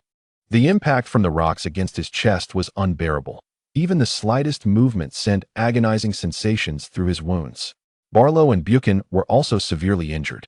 Their internal organs damaged and displaced. They would require time to recuperate fully. Nevertheless, the gains were substantial. This breakthrough in limits would undoubtedly enhance his combat prowess. Cassius recognized the unique nature of Saiyan physiology. This experience could be deemed both misfortune and fortune. Of course, Barlow and Buchan would also see some improvement. Chapter 11. The shackles of the body. With this thought, Cassius' mood lightened, as if a joyous event had occurred. When dawn broke, the unconscious Jilling slowly rose, rubbing her bleary eyes and slightly dazed head. What happened? My head feels a bit foggy. Jiliang was completely awake, her eyes widening in astonishment as she observed the 3 other Saiyan lying injured nearby. What has happened to everyone? Filled with anxiety, she rushed to Cassius's side. Attempting to rouse him from his stupor, her face etched with concern. Jiliang, you are awake. I am fine, Cassius reassured her, warmth blossoming in his heart as he noticed her worried expression. Upon hearing his words, Jiliang hurried to check on the other two, her worry intensifying. Jiliang, you were incredible, transforming into a gorilla. Even the captain was no match for you. The mischievous Buchan unabashedly revealed Jiliang's transformation. A gorilla? Jiliang exclaimed, her expression a picture of confusion. Indeed, Jiliang, last night during the full moon, you saw the moon and transformed, your combat power multiplying tenfold. Fortunately, the captain severed your tail, otherwise, we would have perished. Ba Luo earnestly explained, recounting the sequence of events leading to their injuries. Wait, so you mean my transformation caused all your injuries? Jiliang's cheeks flushed crimson, mortification washing over her as she cast apologetic glances at Cassius and the others, her head nearly bowing to her chest.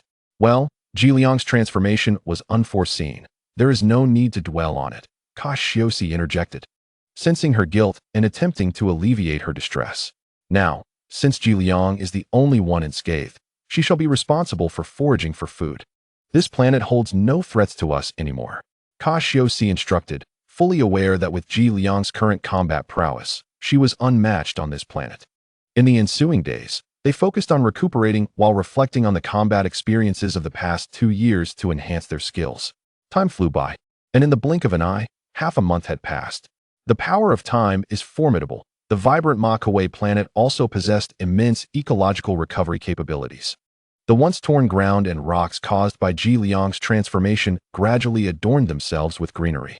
Moss and other unfamiliar plants breathed new life into the landscape, transforming hundreds of square kilometers into lush greenery.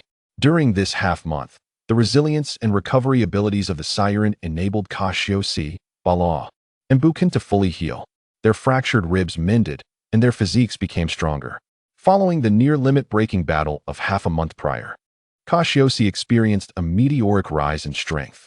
In this brief period, his combat power surged to a staggering 4,000, an incredible feat for a mere 6-year-old Saiyan. Balois and Buchan also reached formidable combat powers of 2,300 and 2,800, respectively.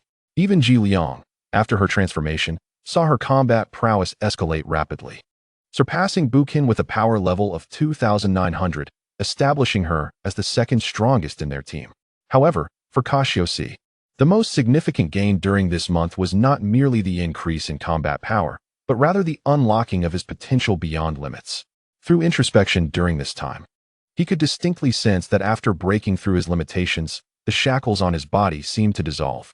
His combat power flowed naturally, as if it were an innate gift. Even without training, his body would automatically absorb the ambient energy to nurture itself. Cassius felt that this limit was not singular. The formidable constraints on his body appeared as layers of shackles, impeding biological evolution. He believed that by continually breaking through these shackles and surpassing limits, his combat power would rise rapidly, potentially reaching a level comparable to that of deities. As the first to transcend the initial physical limitations, Cassius discerned that his ascent to a combat power of 100,000 would face no obstacles. Even if he were to neglect his training, he would still progress unhindered. One day, as Cassius was honing his energy perception, he suddenly opened his eyes, sensing Ji Liang's energy rapidly approaching him. Gazing into the distance towards the source of the energy fluctuations, he spotted Ji Liang soaring through the sky, triumphantly holding a wild boar over 20 meters long. Calling out excitedly, with a resounding crash, she dropped the wild boar from above Cassius. "Cassius, this is what I just caught. Let's roast it and feast," she exclaimed, her round, sparkling eyes glimmering with hope as she affectionately referred to him as Cassius, brother. Perhaps it was her admiration for Cassius' strength that infused her gaze with a hint of affectionate tenderness. Roasting a pig? How intriguing. Go fetch Ba Luo and Bukin. Let them assist. Cassius chose to ignore Ji Liang's sudden shift in address, focused solely on survival. As for the impending destruction of Vegeta Star, Cassius aspired to forge a formidable team centered around himself. Even aspiring to become the king of the Saiyan, he had been diligently preparing for this, nurturing Bukin and the others for the future. Cassius must strengthen himself before Frieza obliterated Vegeta Star. Otherwise, even if he escaped disaster, he would remain isolated and alone. A fate he wished to avoid. "Yes, Cassius, brother." Upon hearing his words, Ji Liang beamed with a sweet smile, addressing him affectionately.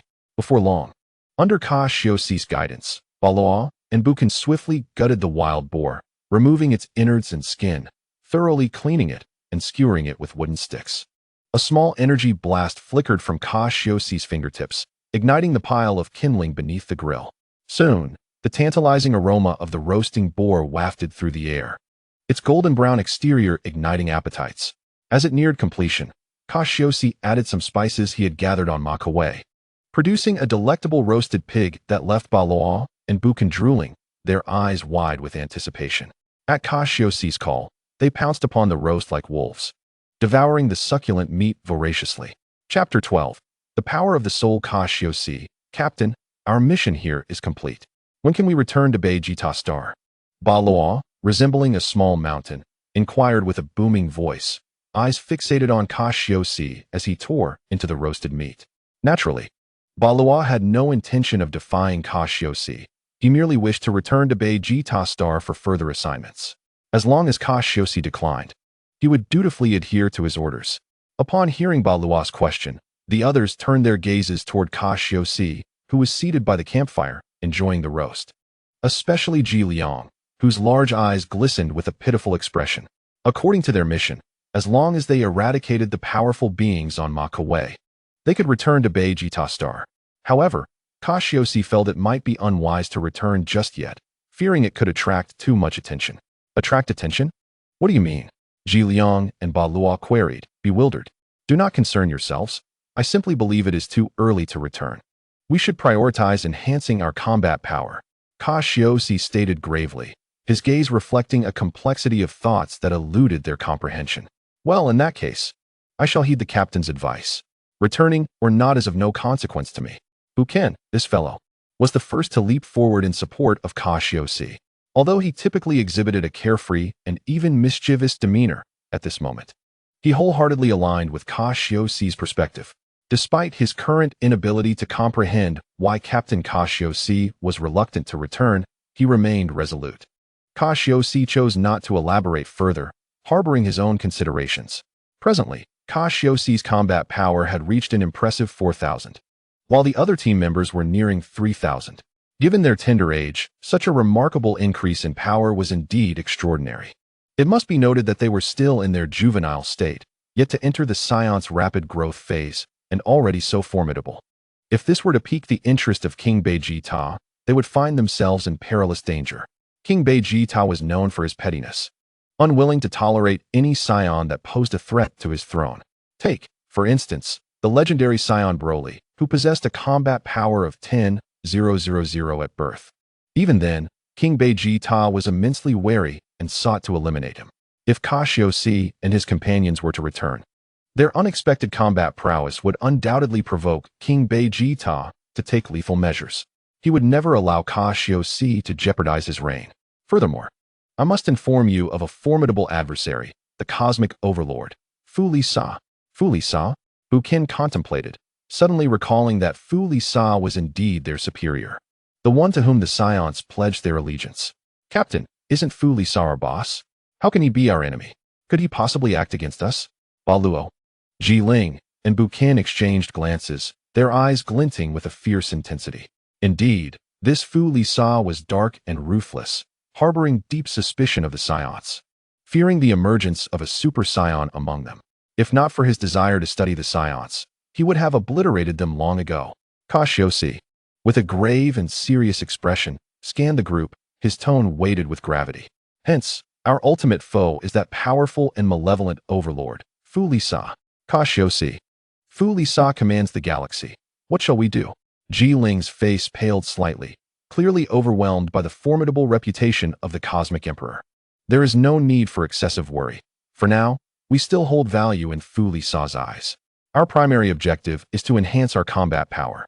Speaking of enhancing combat power, I am aware of a place where we can learn the methods to control our inner energy. Cassius gently ruffled Ji-Ling's hair, speaking in a relaxed tone. Wow, really? Captain, we must set off at once. I can't wait. Bukin's expression shifted to one of excitement upon hearing Cassius's words. Of course it's true. From now on, we will rely less on energy detectors for communication, as they may have been compromised by Frieza. Observing Bukin's exuberant demeanor, Cassius nodded earnestly, a smile gracing his lips. It seemed that the team members had fully adhered to his commands, unifying their objectives. Having been in the Dragon Ball world for over 5 years, Cassius had deeply embraced his identity as a Saiyan, and he would not allow Frieza to easily annihilate Planet Vegeta. After finishing the roasted pig, the group diligently engaged in training at Cassius's behest. Though the rudimentary training methods devised by Cassius were self-taught, they proved significantly more effective than the primitive techniques traditionally employed by the Saiyans. Perhaps inspired by Cassius's portrayal of Frieza as a formidable adversary, they felt an unprecedented pressure, compelling them to push beyond their limits in their training. Cassius, meanwhile, pondered the means to transcend the limits of physical constraints, perhaps due to the soul orbs he had consumed in that dark space. His soul had grown more resilient, and his innate abilities had seen a considerable enhancement. In other words, his combat aptitude was nothing short of genius. He grasped concepts with remarkable insight.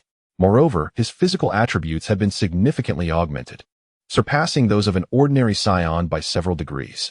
Indeed, thanks to Cassius's formidable soul, he had even begun to explore a wondrous telekinetic ability, a phenomenon that emerged following his breakthrough of physical limitations. Since the day Ji-Ling transformed into a great ape, Cassius had sensed an unusual swelling within his soul, a sensation that erupted and astonished him. An ethereal white soul energy surged forth, levitating everything around him, causing rocks and gravel to float weightlessly. Cassius could manipulate this soul energy with ease, moving stones and various objects as if he were the sovereign of a mysterious realm. To this day, Cassius could even lift rocks weighing over 12 tons with his soul energy.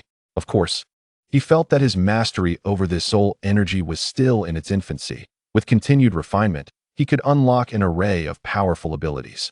Not limited to mere object manipulation, he could potentially tear through space and exert soul pressure, among other feats. The foundation of all supernatural abilities stemmed from mental power, and Cassius's exceptional gifts endowed him with unparalleled confidence. At present, Cassius had begun to contemplate researching the spatial aspects of soul energy in hopes of achieving instantaneous movement.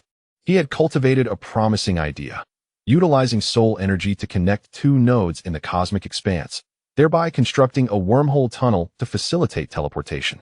Perhaps in the future, he could incorporate the teleportation abilities of Planet Vegeta into his own repertoire. Cassius emerged from a swirling vortex of darkness, resting his chin on one hand, deep in thought.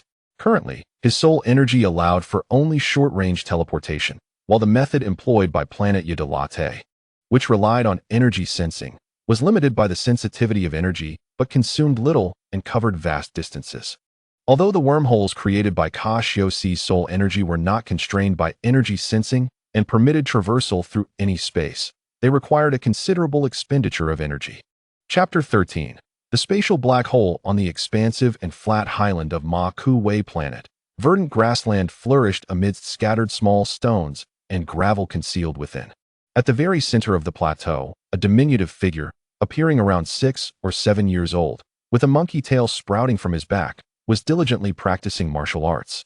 Pouring sweat as he trained, suspended 3 meters above the ground, he hovered mysteriously, with fragmented stones rhythmically rising and falling around him, seemingly unaffected by gravity. Suddenly, the air around the young boy compressed violently, creating a tumultuous disturbance as the air collided with itself, producing a cacophony of creaking sounds. The floating stones quivered incessantly, fissures appearing upon their surfaces. With a thunderous roar, the stones were crushed to dust as they reached their breaking point. In the void where the stones had once rested, a deep crimson fissure emerged, swirling ominously and occasionally unleashing fierce gusts of wind, reminiscent of a lurking beast poised to strike, exuding an aura of danger. Seal. A soft exhale escaped the young boy's lips as he swept his hand, enveloped in a strange energy, across the ominous fissure, which reluctantly vanished without a trace.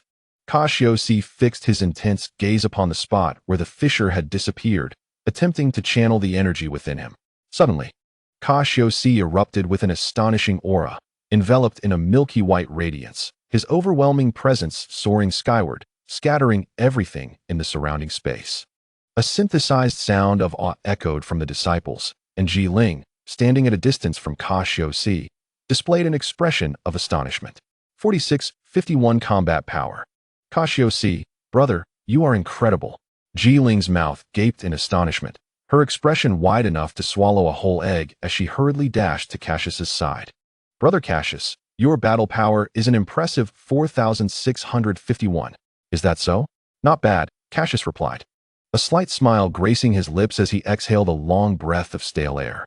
After years of combat and training, he had endured considerable hardships, resulting in significant progress in his battle prowess.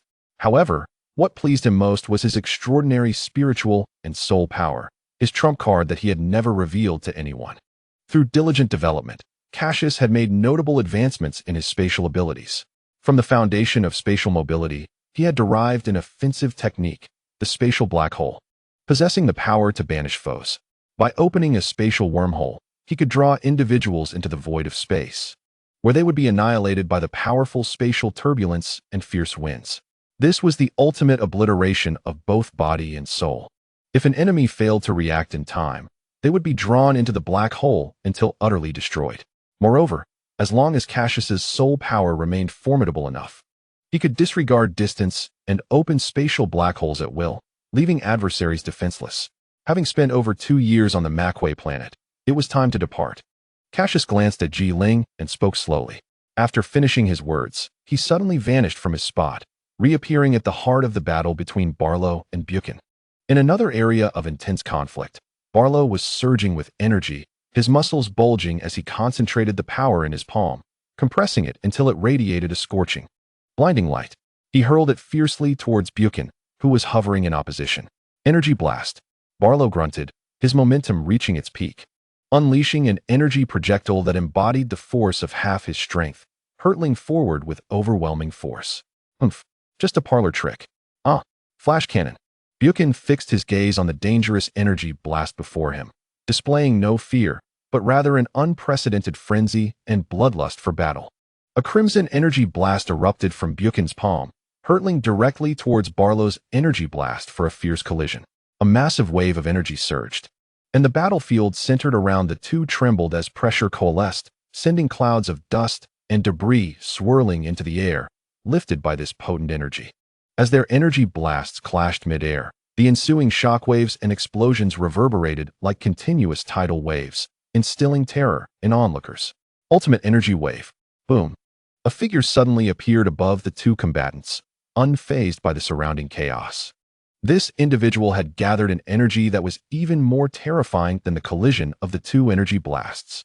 With a thunderous roar, this person propelled their energy wave straight towards the center of the confrontation, crashing through the standoff between Barlow and Buchan without a hint of hesitation. In an instant, their energies were violently torn apart. The turbulent waves ceased, and the swirling dust and smoke seemed to be drawn down by a strange force, cascading to the ground. Even the clouds were shattered, sunlight streaming down, rendering the entire battlefield eerily quiet, as if no conflict had ever occurred. Only the scarred earth bore witness to the fierce battle that had transpired.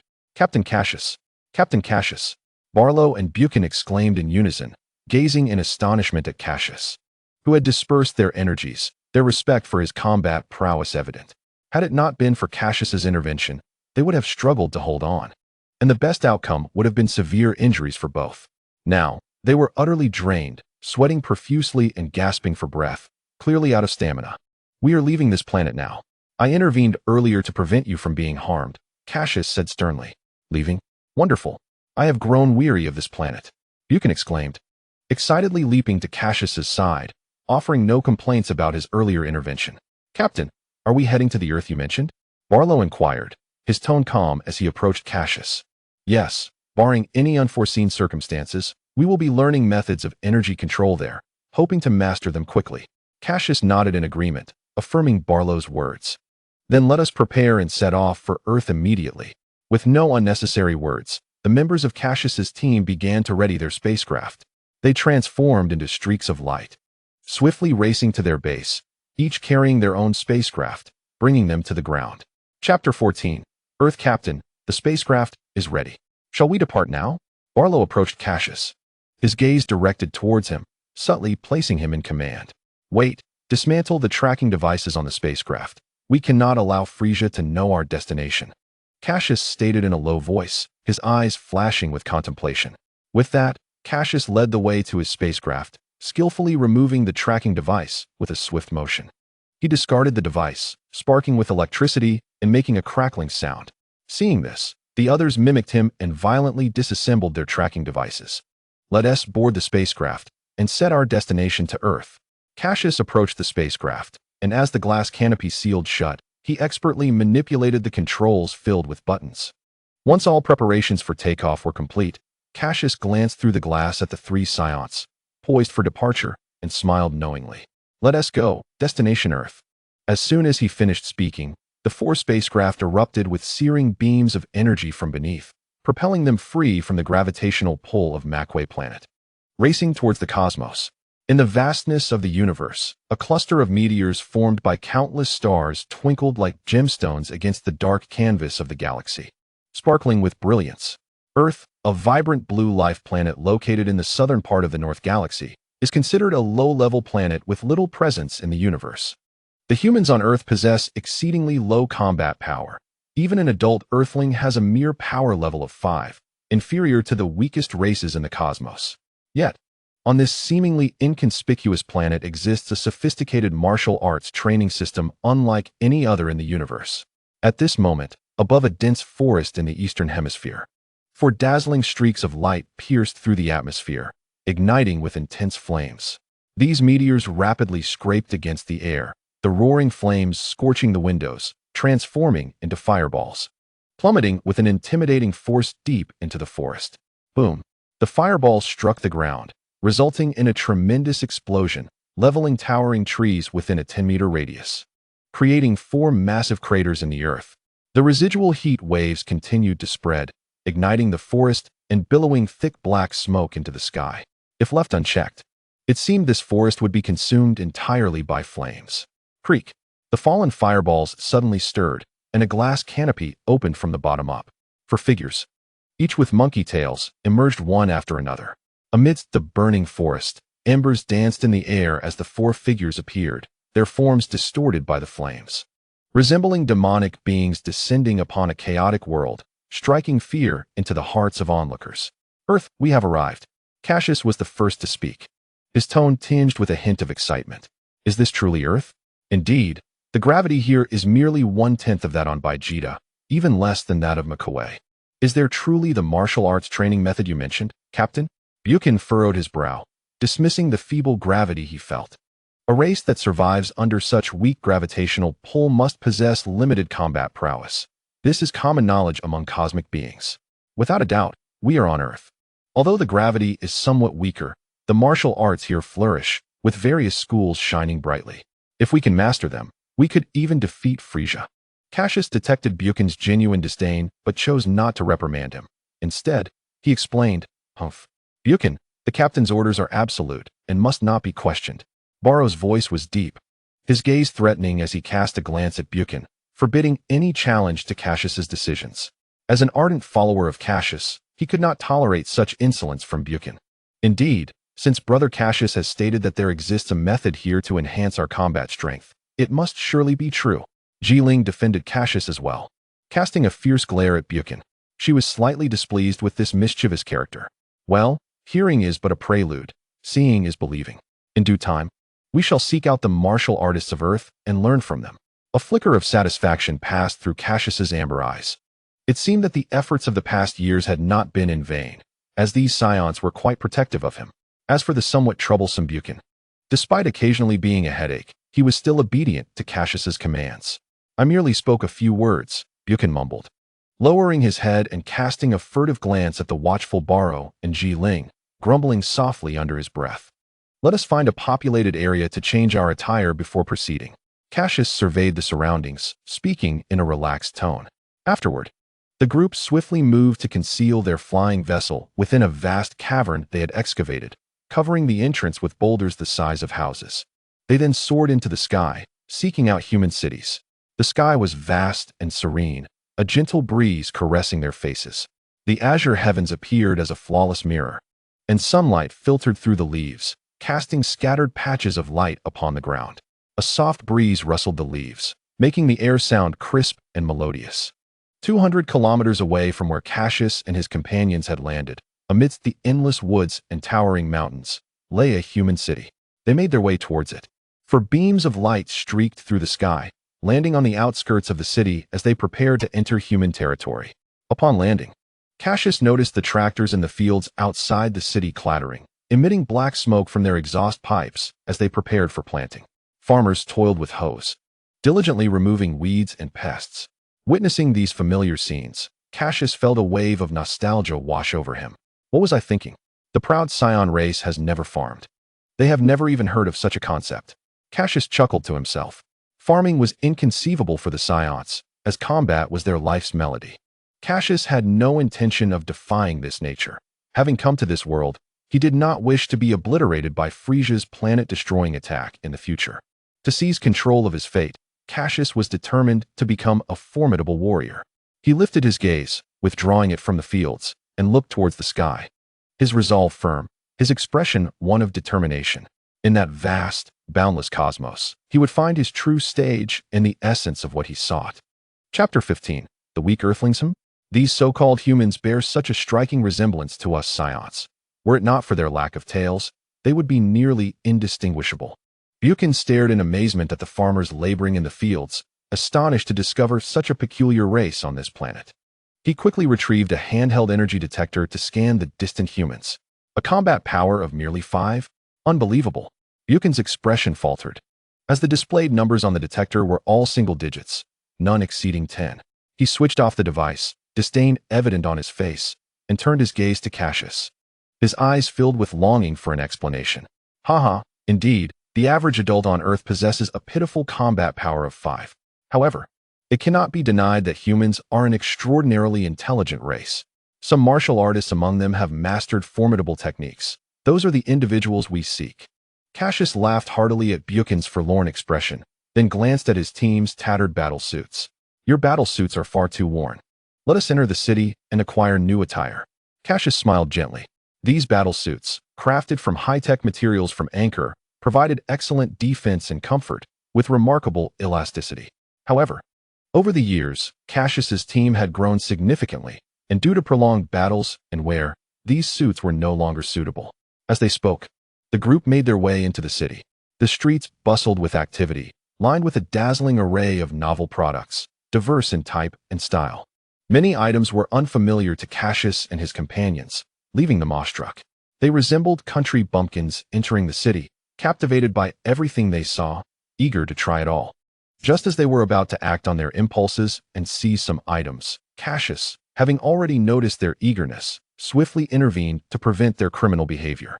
"Captain, what are you doing? Why stop me?" "Cassius, the things here are splendid. I want to take some."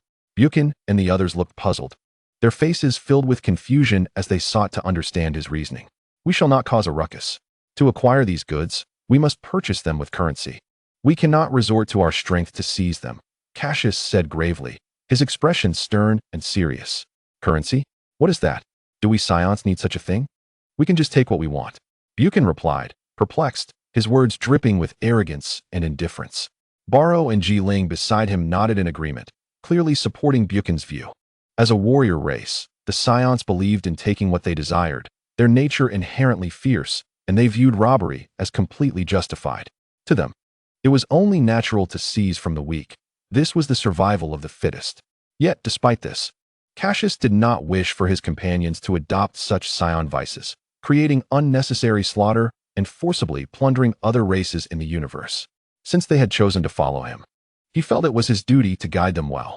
Subsequently, Cassius traded the furs of rare beasts he had hunted along the way for Earth as currency, using the funds to purchase the items they desired. During this era, the Universal Capsule Corporation was still in its infancy, and many of the capsule technologies that would later become famous were still in their early stages, with spatial storage technology not yet fully developed. Cassius and his companions did not buy much. They merely acquired new outfits and visited a barber to tidy up their somewhat disheveled hair.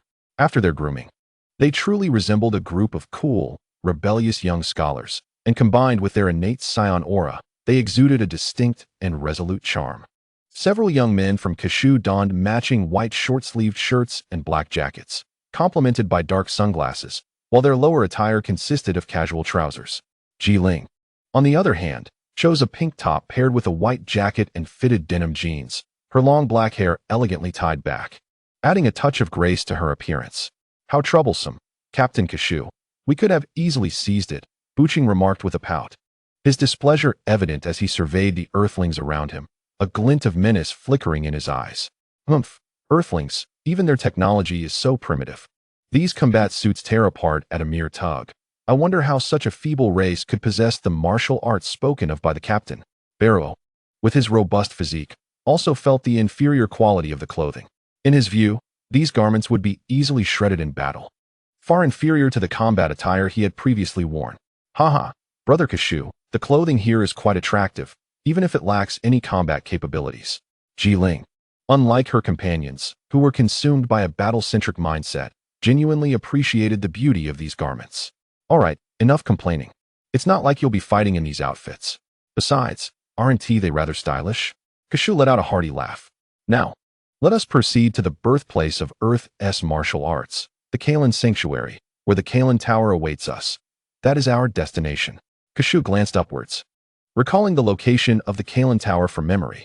Yes, with that, the four of them slowly levitated off the ground, and with a swift motion, they transformed into four streaks of light, soaring towards the Kalen Sanctuary. Kashu's journey to the Kalen Sanctuary was not solely to learn the control and cultivation of chi from the cat sage, but also to acquire the miraculous Senzu beans. Initially, these beans did not seem to possess significant strategic value in the early Dragon Ball narrative. They were merely regarded as sustenance that alleviated hunger. However, in later stages, their remarkable ability to rapidly restore stamina and heal injuries rendered them invaluable. Unfortunately, in the beginning, Son Goku and his companions underestimated the Senzu beans, compounded by the reckless overuse by that glutton, Yakulobi. Given their limited production, the Senzu beans eventually became exceedingly rare. Goku and his comrades were nearly inclined to split a bean in half, using one half for two purposes. Fortunately, the Senzu beans had yet to be squandered by Yakulobi, and plentiful reserves should remain at the Kalen Sanctuary. Cassius intended to procure some from the cat sage to prevent their wastefulness. After all, entrusting the beans to him would yield far greater utility. Chapter 16. The first encounter with the cat sage. The Kalan sanctuary, situated above an ancient forest on Earth, was vigilantly guarded by a tribe of indigenous inhabitants who prohibited any visitors. As the guardians of the Kalan Tower, these natives possessed formidable combat prowess that few could rival. Any martial artist wishing to challenge the tower must first defeat them. For centuries, this revered martial arts sanctuary has seen countless challengers, driven by an unquenchable desire for martial enlightenment. Yet the ascent was never a simple task. Many aspiring martial artists either abandoned their quest midway or were overwhelmed by the tower's seemingly infinite height. In recent decades, none have successfully ascended the Kalan Tower, with rumors even circulating about the sanctuary's non-existence. However, today, the Kalan Tower was graced by 4 unexpected guests. A dazzling beam of light pierced the sky, and brilliant energy fluctuations danced upon the distant horizon. As Cassius and his companions reached the Kalan sanctuary, they beheld a towering structure, seemingly not of this world. Soaring high into the clouds, its pinnacle obscured from view. This is the Kalan sanctuary. It's so lofty, surely such technology is beyond the grasp of Earthlings. Baruo exclaimed in astonishment. Cassius, equally mesmerized, gazed at this miraculous creation, its endless tower vanishing into the mist, compelling him to admire its architect. Perhaps it was not human-made, but rather divine. Come, let us ascend and take a closer look. Cassius beckoned, leading the group swiftly towards the summit of the Kalan sanctuary. The rush of air echoed with explosive sounds as 4 vibrant rainbows shot skyward, their heads held high, eyes ablaze with determination. At the pinnacle of the Kalan Tower, within a hemispherical edifice, stood a white, bipedal feline being, gravely observing a water basin beside him. The basin displayed the scene of Cassius and his companions rapidly ascending the tower. Their speed surpassed that of any previous challengers, the fierce winds they generated dispersing the clouds around them, their overwhelming presence shaking the very foundation of the Kalan Tower. Oh dear, where did these monsters come from? They are already nearing the top. Their aura is so powerful, it might even surpass that of the former demon King Piccolo. The cat sage wiped the sweat from his brow with a paw, pacing back and forth, his mind racing with apprehension. The sudden arrival of so many strong beings on Earth filled him with uncertainty. The formidable energy emitted by Cassius and his companions captured the cat sage's attention. Their crude control of chi made them impossible to overlook. The cat sage had sensed their presence from afar. Faced with such unrestrained power, he could only envision the worst intentions behind their arrival, feeling utterly helpless. The terrifying aura radiating from Cassius and his companions was unprecedented, leaving him breathless with its overwhelming strength. He could only pray that these visitors were not here to cause trouble. Otherwise, Earth would be in grave danger. Considering Cassius's battle power of 4,651 and the average of over 3,000, the sheer terror it instilled in beings like the gods and the cat sage, who possessed combat powers under 300, was akin to the heavens collapsing and the earth shattering. They've already ascended. The cat sage shuddered, his gaze shifting from the water basin to the 4 formidable figures hovering outside the tower's summit. He could hardly believe how swiftly they had passed the trials of the Kalan Tower, such power. Trembling with fear, the cat sage steeled himself and swiftly approached the flat ground before the palace, standing before Cassius and his companions. At this moment, Cassius and his companions were curiously observing the peculiar, slow-moving white feline being before them. Cassius recognized that this was indeed the cat sage, just as he had imagined. One would never guess that the cat sage was already 800 years old without being told. "May I inquire what brings you to the Kalan Tower?" The cat sage asked cautiously. The gods residing in the temple above the Kalan Tower maintained serious expressions as they observed the unfolding events, with the divine attendant Bobo standing by their side. "You are the cat sage, are you not? We seek to learn the methods of cultivation from you," Cassius said, a smile gracing his face, his demeanor disarming and straightforward. "Learn? Your aura is exponentially stronger than mine. I fear I have little to teach you," the cat sage replied, a flicker of doubt crossing his face, though he felt somewhat relieved.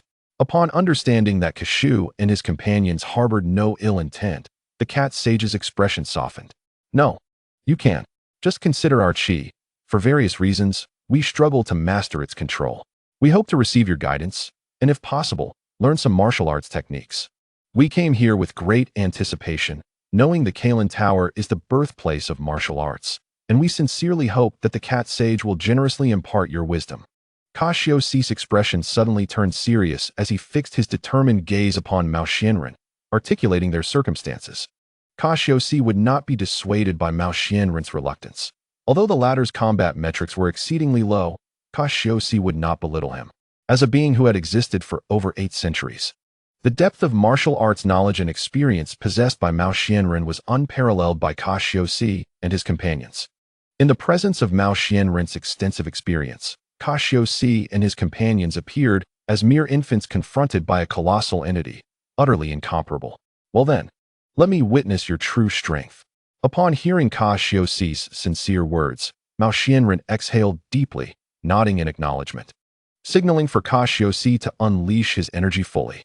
Although the aura emanating from the other party seemed unfathomably deep and terrifying as an abyss, the actual extent of its power could only be discerned through direct experience. All right, Cassius responded, promptly channeling the energy within himself. Instantly, an overwhelming force surged forth from him, violently agitating the surrounding air and compressing the space.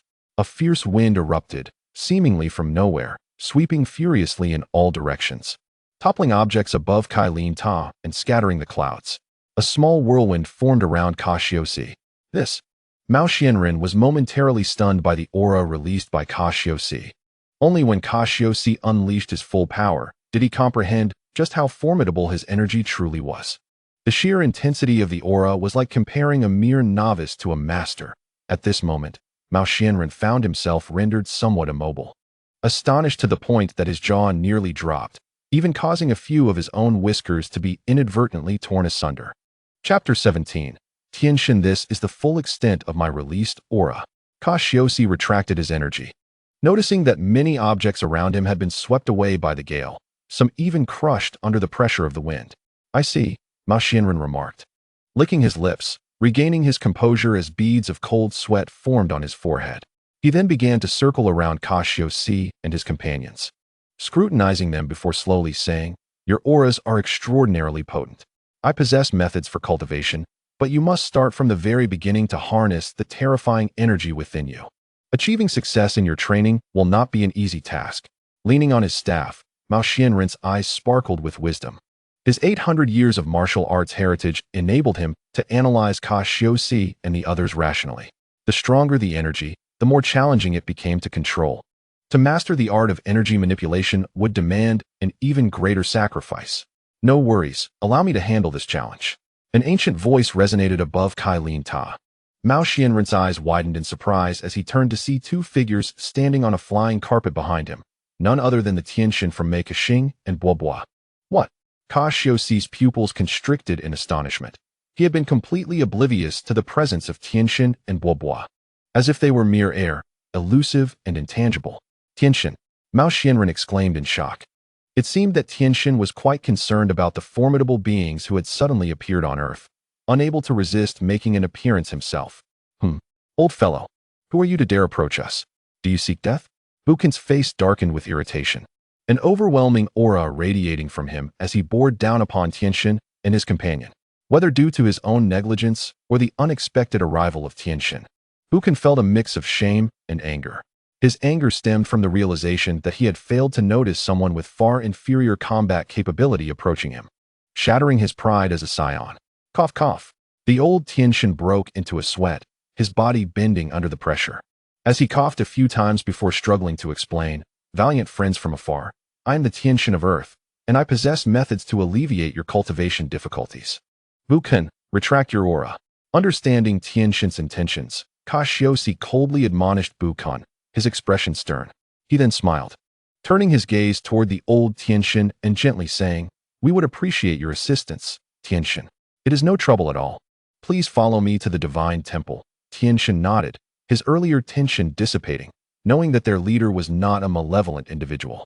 Granting him a favor might prove beneficial if Earth were to face a crisis in the future. Afterward, Cassius and his companions floated into the air, following Tianxin on the flying carpet toward the divine temple. As they traversed layers of thunderous clouds, they arrived at a hemispherical temple situated at the pinnacle of the heavens, a striking red structure. The air here was exceedingly thin, and the temperature was frigid. Cassius marveled at the extraordinary sight before him, secretly astonished that such a structure existed above Kylin Ta. Shortly after, they arrived at the temple. Please wait a moment, everyone. Bobo, go retrieve the weighted training suits from within the temple. Tianxin instructed the quiet, dark figure of his attendant, Bobo. Bobo complied and entered the temple, emerging shortly after with 4 sets of black martial arts uniforms. These uniforms are specially prepared by the temple for martial artists challenging Kylin Ta. They possess formidable energy suppression effects and weight, making them ideal for your training. The old Tianxin said as he stroked the martial arts uniforms, introducing them to Cassius. Cassius glanced at the uniforms in astonishment before eagerly accepting one from Tianxin and putting it on. Immediately, he felt an overwhelming weight and suppression enveloping him, making even walking a challenge. It was remarkable to consider that Cassius's combat power stood at 4651. The suppression effect of these uniforms was unimaginable. Tianxin, this martial arts uniform. Cassius struggled to speak, as though his chest were being crushed, leaving him quite uncomfortable. Such a reaction is typical upon first donning the uniforms, for they have effects akin to energy sealing and gravitational enhancement, roughly equivalent to 20 times Earth's gravity. The old Tianxin explained, wiping the sweat from his brow as he answered Cassius's inquiry. Impressive. With this level of suppression, if you endure wearing it for some time, your combat power will experience a significant leap. Cassius exclaimed in awe. Taking a few steps before beads of sweat began to form on his forehead, his breathing becoming somewhat labored. It was vital to understand that gravity was not a mere statistic. An increase in gravity by even a single factor could lead to overwhelming circumstances, dramatically escalating the pressure on the body and internal organs. Adapting to such gravity was an arduous task. Experiencing this gravitational pressure for the first time, Cassius found it quite challenging. Fortunately, his robust physique and formidable combat prowess prevented him from being overwhelmed. Nevertheless, he walked with great difficulty, taking cautious steps as if he were a child just learning to walk. In the original narrative, when Suan Wukong adapted to 20 times gravity, his baseline combat power was a staggering 8,000, far surpassing Cassius's current capabilities. This 20-fold gravitational suppression presented a significant challenge for Cassius and his companions. Hurry, you all, put on the martial arts uniforms and acclimate yourselves. Preparations for training are underway. Cassius urged the 3 who had been momentarily stunned by his predicament. Yes, Ba Luo, Bu Kun, and Jiling, who had been observing Cassius struggle, could no longer find amusement once they donned the martial arts uniforms. How could the gravity be so intense? This is terrifying. Ba Luo's body immediately hunched over, his veins bulging, his face flushed from the exertion as he struggled against the oppressive force of gravity. Standing beside Cassius, Jiling wore a pale expression. Her cheeks puffed as she stifled a breath, refusing to be crushed by the weight of gravity. Ah, how infuriating. Initially unprepared, the careless Buchan was instantly overwhelmed the moment he donned the martial arts uniform, causing him to stumble and redden with embarrassment. However, upon realizing his humiliation, Buchan's eyes turned crimson as he braced himself with all limbs, his robust muscles subtly swelling. Defiantly resisting the weight of the martial attire, he struggled to rise, exerting all his strength to straighten his back, exuding an indomitable spirit reflected in his fierce gaze. Chapter 18. Training. Once Cassius donned the martial arts uniform, he felt an immense gravitational force enveloping his body. He had to expend significantly more energy to counteract it, which hindered his ability to wield his powers freely. The once surging energy within him diminished to a mere trickle, akin to Frieza's suppression of strength through transformation, rendering his combat prowess nearly negligible after shedding most of his energy. However, this also allowed him to master his body with greater ease. The deity observed Cassius and his companions struggling, yet retaining formidable strength, his face a mask of excitement and disbelief etched into his weathered features. Truly frightening. Perhaps, in the future, they would be the ones to resolve the troubles that beset Earth. The deity's gnarled hand gripped his staff tightly, pondering silently. Bobo and Kylan, henceforth, you shall assist these individuals in their training. Yes, my lord. The cat sage and the shadowy Bobo nodded respectfully, watching as the deity embarked on his flying carpet. In the spirit of future cooperation, I am Caxiusi. This burly fellow is Baluo, the mischievous one is Buchan, and the girl is Ji-Ling. I look forward to your guidance. Cassius greeted the cat sage and Bobo with a friendly expression, his youthful visage radiating determination and confidence. Although he was still clad in the uncomfortable martial attire, the reduction of energy within him signified that Cassius could wield his combat abilities with greater precision. No trouble at all. The cat sage, his chubby paw stroking his whiskers, narrowed his eyes, assessing Cassius with keen interest, musing about their origins. These outsiders possess such formidable auras despite their youth. What manner of beings are they? Could they be from the cosmos? The more the cat sage pondered, the more he believed in the possibility of Cassius and his companions being extraterrestrial, even if they bore some resemblance to Earthlings, for Earthlings do not possess such fluffy tails. At that moment, as Kylan contemplated deeply, the silent Bobo stepped forward, his emotionless gaze fixed on Cassius and his group. The deity has commanded that you first train under Kylan for a while. Once you can control your inner energy, I shall take over your training. Understood. Kylan, you must instruct them well, lest the deity's wrath befall us. Bobo abruptly turned to the cat sage, his dark skin and expressionless voice reminiscent of a robot merely executing orders. Very well, Bobo. The cat sage, leaning on his staff, offered no rebuttal, his demeanor one of respect, as if it were a matter of course. It appeared the cat sage held a lesser status in the divine realm than Bobo. Or perhaps Bobo was simply stronger. Once Bobo retreated, Kylan produced 4 bells from behind him and tied them to the ankles of Cassius and his companions, subsequently hanging a water bottle from his staff. After completing these tasks, the cat sage licked his paw with seriousness, declaring, "Your objective is to seize the water bottle from my staff. You may use any means necessary, whether while I slumber or am distracted. As long as you can snatch it from my grasp, you shall pass. However, one stipulation remains. You must always wear these bells and ensure they emit no sound. Fail to do so, and you shall not succeed. Do you understand?" "Yes, understood." Cassius nodded, chuckling inwardly. This is reminiscent of how the cat sage trained Sun Wukong. I never expected to experience it myself. Of course, such training is no simple feat. Merely silencing the bells presents a monumental challenge. It demands precise control over one's energy and the composure of a mountain in the face of adversity. Any emotional fluctuation will cause the bells to ring, setting an exceedingly high standard for Cassius and his companions, requiring them to achieve a state of profound tranquility, a daunting task indeed. In this extreme training, they would subtly learn to harness their energy. In truth, Cassius held no confidence in this regard. He was not like Sun Wukong, possessing an innocent heart and extraordinary martial talent. He needed someone knowledgeable about energy to guide him, which was one of the reasons he had come to Kylan's sanctuary. "Kylan, let us begin. I shall strive with all my might." Cassius nodded towards the cat sage and, alongside his companions, commenced their attempt to seize the water bottle. While the cat sage's training objectives were clear, they soon realized the immense difficulty of the task at hand. Each time Cassius perceived an opportunity, he either missed or the bells chimed, failing to touch a single hair of the cat sage, let alone seize the water bottle. After a brief period, they found themselves panting and exhausted. Coupled with the thin air above the sanctuary and the oppressive weight of the martial attire, Cassius felt a long-forgotten muscle fatigue. After a short rest and some sustenance to replenish their energy, they resumed their efforts to snatch the water bottle from the cat sage. Just as they seemed close to success, the cat sage would deftly evade, as though toying with them. Buchan, Baluo, and Ji-Ling were incensed, their eyes alight with fury. Each time the cat sage appeared before them, fueling their desire to tear him apart.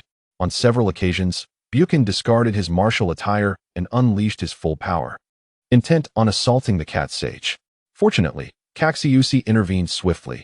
Otherwise, the cat sage would have faced a brutal beating. By now, Kylan had grown wary of Buchan. Half a month swiftly passed. Life in the sanctuary was exceedingly monotonous, yet Cassius was one who could endure solitude, never voicing complaints. Over these days, he absorbed the martial wisdom imparted by the cat sage like a sponge soaking up water. His understanding and mastery of energy gradually deepened, a stark contrast to his prior training, an experience as different as heaven and earth. Cassius could now skillfully control the bells to remain silent, a fact not lost on the observant cat sage, who marveled at Cassius's talent. His progress was evident, leaving the cat sage thoroughly impressed. Even after having witnessed many martial prodigies, He could not help but praise Cassius's exceptional gift. Chapter 19. Successful seizure. This will not do. You must learn to regulate your breathing. If your breath falters, your rhythm will be disrupted, exposing vulnerabilities in combat. The cat sage narrowed his eyes, yawning lazily while provocatively swaying the water bottle hanging from his staff. To master the adjustment of breath, one must first calm the heart. Any unnecessary movement adds undue burden and hampers agility. When your inner self can achieve the tranquility of a serene sky, only then will you command every muscle and movement of your body. Cassius stood still, sweat glistening on his brow as he pondered the words of the cat sage. A flicker of brilliance flashed in his eyes, and disregarding the beads of sweat trickling down his face, he uttered a sharp command. Continue. With remarkable swiftness, Cassius surged forward, his movements as rapid as the wind, akin to a bolt of lightning, his dark figure transforming into a beam of light that zipped through the air. In an instant, he arrived before the cat sage, reaching for the water bottle on the sage's staff, attempting to seize his target. In response to Cassius's straightforward approach, a smirk appeared at the corners of the cat sage's mouth, his eyes narrowing in amusement as he dismissed the attack with ease. Suddenly, the cat sage's demeanor shifted dramatically, his white fur bristling slightly. In a quick twist, Cassius adjusted his stance, his form bizarrely contorting and reappearing behind the cat sage, his hand outstretched towards the water bottle. The cat sage's pupils constricted, surprise and shock evident in his eyes. However, the depth of martial arts knowledge and experience amassed over 8 centuries could not be easily diminished by the antics of a young upstart like Cassius. With remarkable composure, the cat sage suppressed his astonishment, his expression tranquil and unruffled. His somewhat portly body sprang into action, and with a powerful paw, he delivered a fierce kick. Cassius was sent sprawling, unable to regain control of his body. After repelling Cassius's onslaught, the cat sage exhaled deeply, his eyes widening as he felt a twinge of pressure.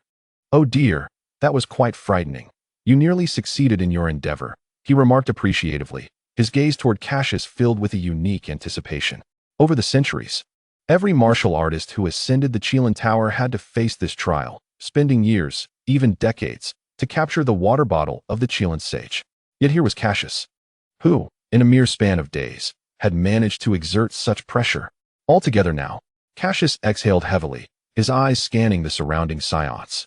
He then charged forth, engaging in a fierce contest with the cat sage, while the others provided support, waiting for the opportune moment. Several times, they were on the verge of snatching the water bottle. Wow, these fellows have made remarkable progress. It seems this trial will be surmounted before long. The cat sage, breathing slightly more rapidly, regarded the exhausted group sprawled on the ground with admiration. Despite being pursued by Cassius and his companions, the cat sage demonstrated a masterful control of his own energy, seamlessly managing his chi. Unlike Cassius and the others, who were now utterly fatigued, the cat sage, with a slight adjustment, appeared unfazed, turning to retreat to his chamber for rest. Time flew by unnoticed, and in the blink of an eye, another half-month had passed. Under the cat sage's guidance, Cassius and his companions experienced rapid growth, continuously addressing their shortcomings while mastering the control of their chi. The once turbulent energy within them had now settled, no longer radiating the brilliance it had upon their arrival on Earth. Yet, rather than weakening, they had become even more formidable. This was the art of precise chi control. Cat sage, prepare yourself. Today, I shall claim your water bottle in this final trial. Cassius's aura was as steady as a mountain, every nuance under his command as he stood before the cat sage, beckoning with a finger. His expression was serene, as if nothing in the world could disturb his existence. His singular focus was fixed on the water bottle atop the cat sage's staff. With that, Cassius's figure vanished as if a specter, leaving behind fleeting shadows in midair. Remarkably, amidst his rapid and fierce motions, the bells tied around his ankles remained silent. Betraying no sound, Cassius deftly reached out, his every action fluid and agile, while the cat sage found himself under immense pressure, his brow furrowed in concentration. At that moment, a glimmer of brilliance ignited in Cassius's eyes as he seized the cat sage's moment of vulnerability, transforming his hand into a claw aimed at the water bottle. Not good, the cat sage thought, realizing too late that Cassius's hand had already grasped the bottle, rendering escape impossible. "I've got it." Cassius triumphantly yanked the water bottle away. executing a swift backflip and stabilizing himself, flashing a triumphant smile at the cat sage. He gently shook the bottle in his palm, signaling his victory. "Oh my, you truly are impressive. You managed to take it." The cat sage leaned on his staff, stroking his beard and licking the fur on his paw, his eyes sparkling with satisfaction. "Haha, it is thanks to the guidance of the Chilan sage that I could seize the water bottle so swiftly." Cassius laughed heartily, bowing slightly to the Chilan sage with respect. "Well then, since you have completed your training, do you wish to challenge further? The opportunity is yours at any time." The cat sage nodded at Cassius, casting his gaze over the remaining Saiyans. "We shall challenge." Without surprise, the three prepared for their trial, stepping forward with an unyielding aura that concealed their formidable energy. First to step up were Ji Ling and Balu, who passed the test one after the other, astonishing the cat sage and drawing forth his admiration. Meanwhile, Buchan, during the attempt to seize the water bottle, audaciously launched an energy blast at the Chilan sage, seemingly seeking revenge for the cat sage's provocations, causing a flurry of chaos. As expected, all three passed the trial, but it was Buchan who left the most profound impression on the cat sage. Now, the cat sage looked at Buchan with a mix of awe and apprehension, fearing an energy blast might obliterate him. Through their training, the four had made remarkable strides, evolving from struggling to walk in their martial uniforms to being capable of unleashing energy blasts. The effectiveness of such training was truly remarkable. Thus, Cassius and his companions concluded their training under the cat sage's tutelage. Chapter 20. The initial encounter with the cosmic cat sage. "Oh dear. Your progress has far exceeded my expectations. It is simply unbelievable that you have achieved your training goals in just 1 month. You may now remove your martial uniforms and showcase the full force of your chi." The cat sage's eyes gleamed with excitement as he waddled toward them, his rotund form swaying. "Certainly," Cassius replied joyfully, eager to comply with the cat sage's request, slowly removing his martial uniform. As the uniform fell away, the peculiar suppressive force dissipated, and the tranquil energy within him began to stir restlessly, pulsing with vigor. Crackling sounds erupted from Cassius's joints, reminiscent of popping beans. With a sudden burst of power, energy surged from within him, akin to a torrential flood breaking free, sweeping across the sky with overwhelming force. The previously serene blue sky transformed dramatically, dark clouds swirling as if heralding an apocalypse, pressing down with a menacing weight, resembling the very heavens collapsing. Lightning flashed and thunder roared, as if the heavens themselves were in fury, causing even the temple to tremble under this immense pressure, as if on the brink of collapse. "Ha ha ha, I can feel it. Power is surging forth from my very being." Cassius reveled in the overwhelming energy coursing through his cells, clenching his fist with determination, as if to assert his strength. Raising his clenched fist towards the sky, he laughed heartily, his imposing presence leaving a lasting impression on all around him. Subsequently, Cassius's demeanor shifted, and an overwhelming aura intensified once more. That fierce energy materialized in an instant, a tempest howling with the weight of mountains. The cat immortal, not far from Cassius, bore the brunt of this formidable pressure. Its countenance stiffened, blood seemed to freeze within its veins, leaving it cold and motionless as if the very life force had been stilled. "Enough, quickly retract your aura," it called out, leaning heavily on its staff, resembling a flag of feline origin, bracing against the oncoming gale. Cassius observed the scene before him, a slight smile gracing his lips. Then, with a mere gesture, the ferocious energy dissipated without a trace, illustrating Cassius's profound mastery over his own power. In just a month, Cassius's combat capabilities had soared, significantly surpassing his initial strength upon his arrival on Earth. His power was now estimated to be nearing 6,000. Moreover, due to the suppression of his combat strength during training, Cassius could distinctly feel his foundation becoming increasingly solid, and his control over energy growing ever more precise. In battle, he could now command every muscle with pinpoint accuracy, conserving energy and exerting his strength to the fullest extent. Although Cassius's previous power had been unrivaled on Earth, he now felt entirely capable of overwhelming his former self with a single hand. Looking back at his past strength, he recognized its superficiality and inflation, akin to a balloon that would burst upon encountering a true powerhouse. This was in stark contrast to the dense and robust energy he now possessed. Furthermore, Cassius's comprehension and application of power had taken on a grounded quality, signifying that he had made a significant stride on the path of the strong, laying a firm foundation. "You must not be erased from Earth," the cat immortal remarked, gesturing toward the lively, swaying monkey tail behind Cassius, its tone laced with curiosity. "Indeed, we are not Earthlings. We are Scions from the cosmos," Cassius replied, showing no surprise at the inquiry. With a casual gesture, he presented the animated monkey tail before the cat immortal, unreservedly stating, "There are countless races in the universe with formidable strength, and my power ranks insignificantly among them. We hail from a planet called Vegeta, home to the warrior race known as Saiyans, where our strength is hardly noteworthy. There are at least 100,000 Saiyans more powerful than us. However, even so, the Saiyan influence in the universe is only of moderate standing, inconsequential compared to some top-tier races capable of annihilating worlds." Cassius earnestly shared his understanding of the universe with the cat immortal. Yet, perhaps due to the weight of his words, the cat immortal's eyes widened in astonishment, occasionally gasping in disbelief, even breaking a few whiskers in shock. To think that such a powerful being as Cassius could be insignificant in the vast cosmos raised concerns about the number of formidable races that existed. What would happen if some malevolent cosmic entity discovered Earth? Haha, Kylin Immortal, there is no need for excessive worry.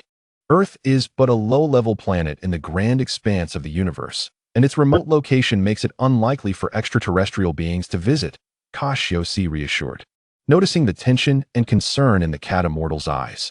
Upon hearing Cassius's comforting words, the cat immortal relaxed slightly, but felt a touch of resignation. Realizing that Earth was merely a lowly planet, unworthy of attention from cosmic beings. "Perhaps I have worried too much. Since your training here is complete, you should seek out Bo Shinshure for further cultivation. His martial prowess far surpasses mine. I must take the time to digest your revelations, for they are earth-shattering news to me," the cat immortal said, its gaze dimming as it waved farewell to Cassius and his companions.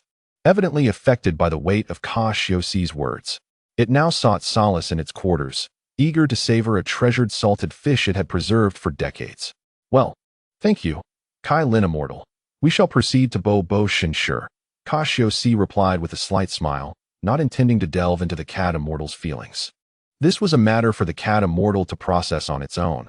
The facts were irrefutable and immutable. Turning to the three Scions behind him, he nodded in understanding, leading them into the depths of the temple.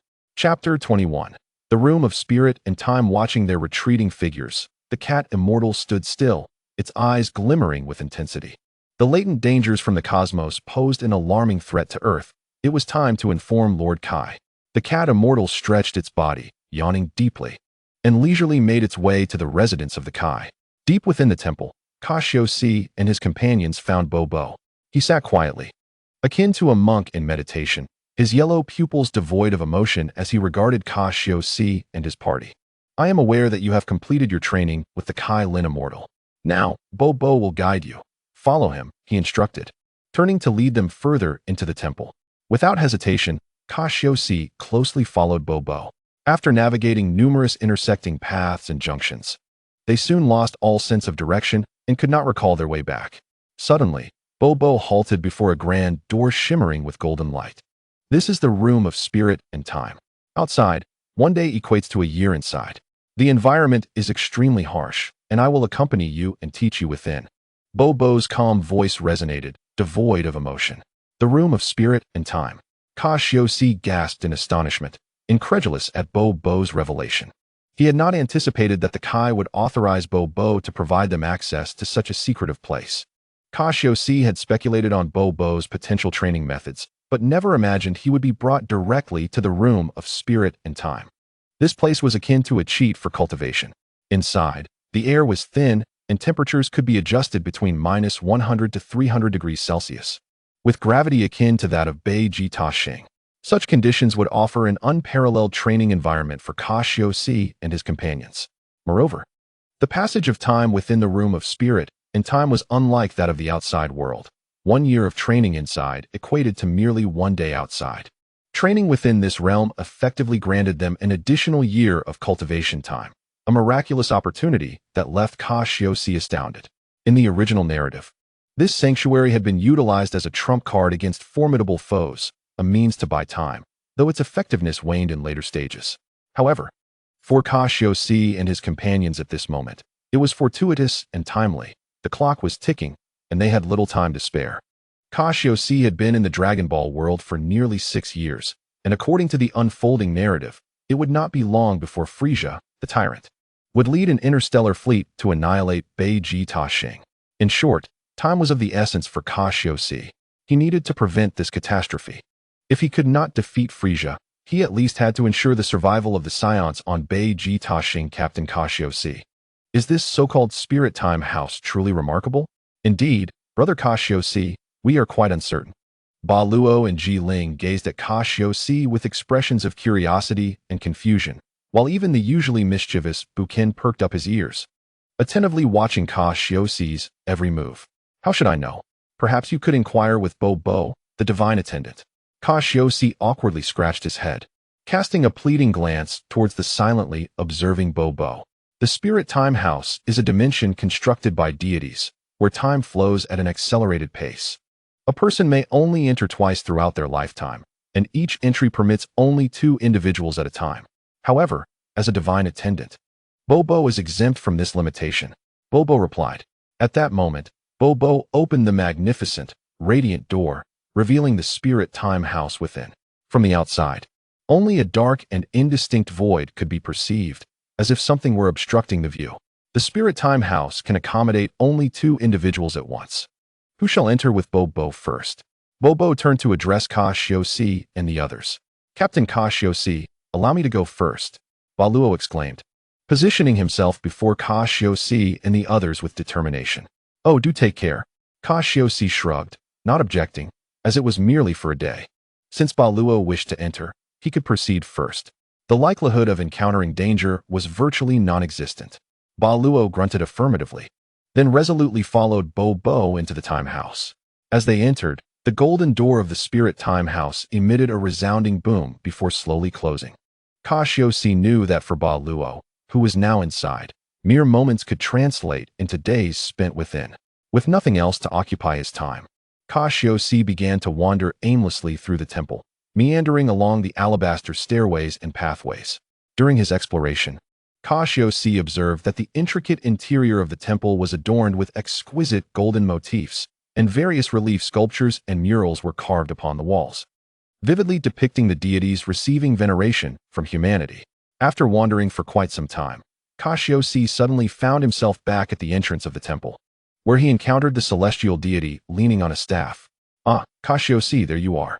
Is the universe you spoke of with Kai Lin truly real? Does that mean Earth is indeed a primitive planet? The celestial deity inquired anxiously, his aged face etched with concern. Upon hearing the daunting tales of the universe from the cat sage, the celestial deity was consumed by a profound fear, worried that extraterrestrial beings might invade Earth, leading to devastation. Ah, celestial deity, are you unaware? How could you, a member of the Meiku star people, be oblivious to the cosmos? Cassius feigned astonishment, bluntly revealing the deity's identity that he himself was unaware of. The Meiku star people? What is that? The urgent matter at hand is that Earth's overall strength is far too weak. I fear it may be invaded. The celestial deity appeared puzzled, clearly unaware of his own heritage, yet deeply concerned for Earth's safety. As the celestial deity of Earth, such dedication was truly admirable. Do not worry, celestial deity. Earth is situated in a remote location, lacking any interstellar trade routes. Even if danger were to arise in the future, I will assist you in resolving it. Noting that the celestial deity did not seem to concern himself with the matter of the Meiku star people, Cassius chose not to pursue it further. He offered comforting reassurances to the deity, patting his chest as a promise. After all, the celestial deity had granted them such a significant favor. It would be remiss not to reciprocate. Then I shall rely on you. Upon hearing Cassius's assurances, the celestial deity's withered skin appeared to relax, revealing a satisfied smile. After expressing his gratitude, the celestial deity departed contentedly, only to mutter in realization after walking a distance. What are the Meiku star people? Why did I not inquire earlier? He smacked his bald head with regret as he leaned on his staff. Chapter 22.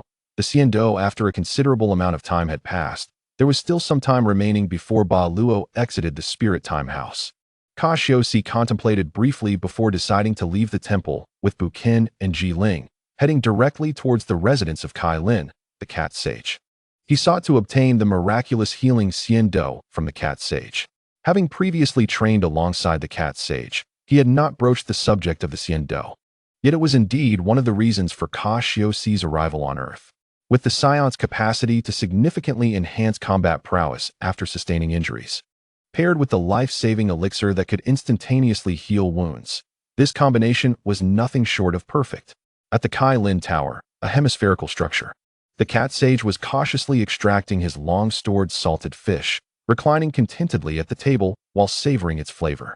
Suddenly, he sensed an overwhelmingly powerful aura approaching. Upon opening his eyes, he was greeted by the sight of Cassius and his companions before him. "Oh my, it is you, Cassius. Did you not accompany Bo, the divine attendant, for training?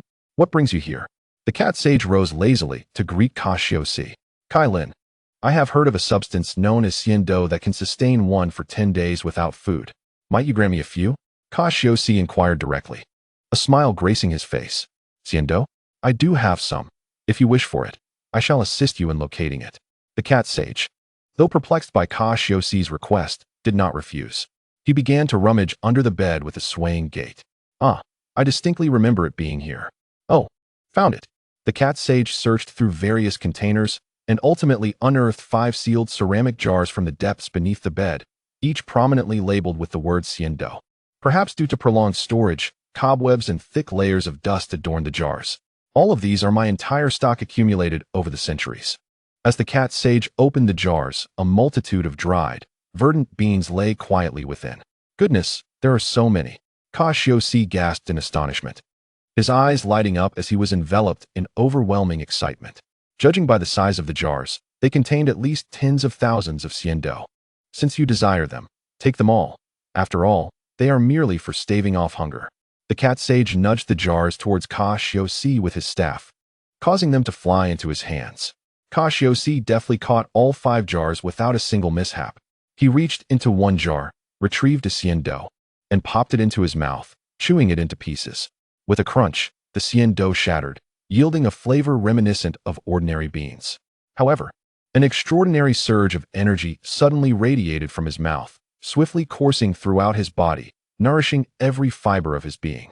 Cassius immediately felt invigorated. His previously rumbling stomach and fatigued mind were completely revitalized, leaving him brimming with energy, restored to peak condition. "Wow, these Xian Do are truly miraculous." Cassius marveled at the remarkable restorative properties of the beans, gazing at the jars in his embrace as if he were cradling a treasure trove of gold. "Brother Cassius, may I have one?" "Captain, I wish to partake as well." As Cassius reveled in the boundless nourishment of the Xian Do, Ji Ling and Buqin, standing behind him, were also salivating at the prospect. Observing Cassius's enthralled expression, they were convinced that the Xian Do must be delectable. "Here, one for each of you." Returning to his senses, Cassius extracted 2 Xian Do from the jars and flicked them towards Buqin and Ji Ling, who each caught one in their mouths. 2 crunching sounds echoed as they too experienced the wondrous energy nourishing their bodies, bringing them to their optimal state. "Wow, how astonishing. The power is simply magnificent." Buqin and Ji Ling could not contain their excitement, quickly returning to their prime state, which lifted their spirits immensely, causing them to exuberantly release their auras. "Stop. Do not recklessly unleash your auras," Cassius said with a smile, gently pressing down with one hand to pacify the 2. If they continued to release their auras indiscriminately, the cat immortal would surely find it unbearable. "Cough, cough. Your auras are truly terrifying." The cat immortal's expression turned awkward as he muttered under his breath. These 2 Saiyans certainly did not regard him as an equal. Their antics were utterly outrageous. "Haha. Thank you, Kai Lin Immortal." Cassius expressed his gratitude to the cat immortal with great joy, promptly putting away the senzu beans he had received. Acquiring such a bounty of senzu beans felt like striking it rich overnight. With this abundance, he no longer had to worry about training. He could significantly increase his training load without the fear of exhaustion, thus saving himself a great deal of time. "Oh, they are just senzu beans." The cat immortal waved dismissively. "They were meant to restore stamina, and alleviate hunger for those challengers who ascend to the Kai Lin sacred land. No one has come up here for many years, so they are of little use to me. I can always grow another batch. The cat immortal remarked nonchalantly, showing no concern for the beans, as he could always cultivate more, albeit with a reduced yield. You have no idea about the miraculous capabilities of Senza beans. Such generosity. Cassius thought to himself, filled with joy at the cat immortal's indifference. The cat immortal was truly extravagant, squandering nature's gifts. However, speaking of cultivating Senza beans, Cassius became curious about their yield. Senza beans require divine water for irrigation. If planted on the Kai Lin Tower, the yield is only about 100 beans per year. What I gave you is the result of centuries of accumulation, the cat immortal clarified without hesitation. I see, Cassius replied, slightly disappointed. It seemed the yield of Senza beans was not particularly high, and he had hoped to acquire even more. Nevertheless, since the cat immortal mentioned growing Senza beans, Cassius contemplated that perhaps he could wish to the dragon for guidance on the cultivation methods in the future. Kai Lin immortal, Senza beans are a valuable asset. I suggest you consider expanding your cultivation. They may prove to be of great use in the future, Cassius kindly suggested. I will give it a try. However, the divine water crystallizes slowly, so it requires patience, the cat immortal mused, stroking his beard thoughtfully. Divine water? It couldn't possibly be ultra-divine water. Cassius pondered, feeling a sense of caution. Although ultra-divine water could unlock potential, it was exceedingly domineering and not particularly safe. In the original tale, Sun Wukong may have developed viral heart disease due to its use. Cassius was unwilling to jeopardize his future for a fleeting boost in combat power. Chapter 23. A remarkable advancement after receiving the Senza beans from the cat immortal. Cassius made no further delay and returned to the interior of the Divine Temple's time chamber. While awaiting Barrow's turn, Cassius and his companions began to slowly comprehend their auras, striving to make further progress. With a deep breath, Cassius expelled the stagnant energy from his chest. He opened his eyes and stood up slowly, reflecting, the realm of martial arts is truly profound and unfathomable. Mastering it is no easy feat. Just then, an invisible atmosphere suddenly trembled, followed by a tearing sound, reminiscent of silk being ripped apart. Before Cassius could react, an overwhelming and fearsome aura abruptly descended upon them. The air roared as if the entire sky were shaking, unsettling the very earth. And a fierce wave of energy engulfed the temple. In the presence of such power, Cassius felt like an insignificant insect, entirely immobilized as if his feet had lost all sensation. This power, Cassius was momentarily stunned, for he recognized it all too well. It was Barrow. He had exited the time chamber, and his aura had become astonishingly potent, an indomitable presence. Cassius's expression turned to one of astonishment, yet he was filled with exhilaration.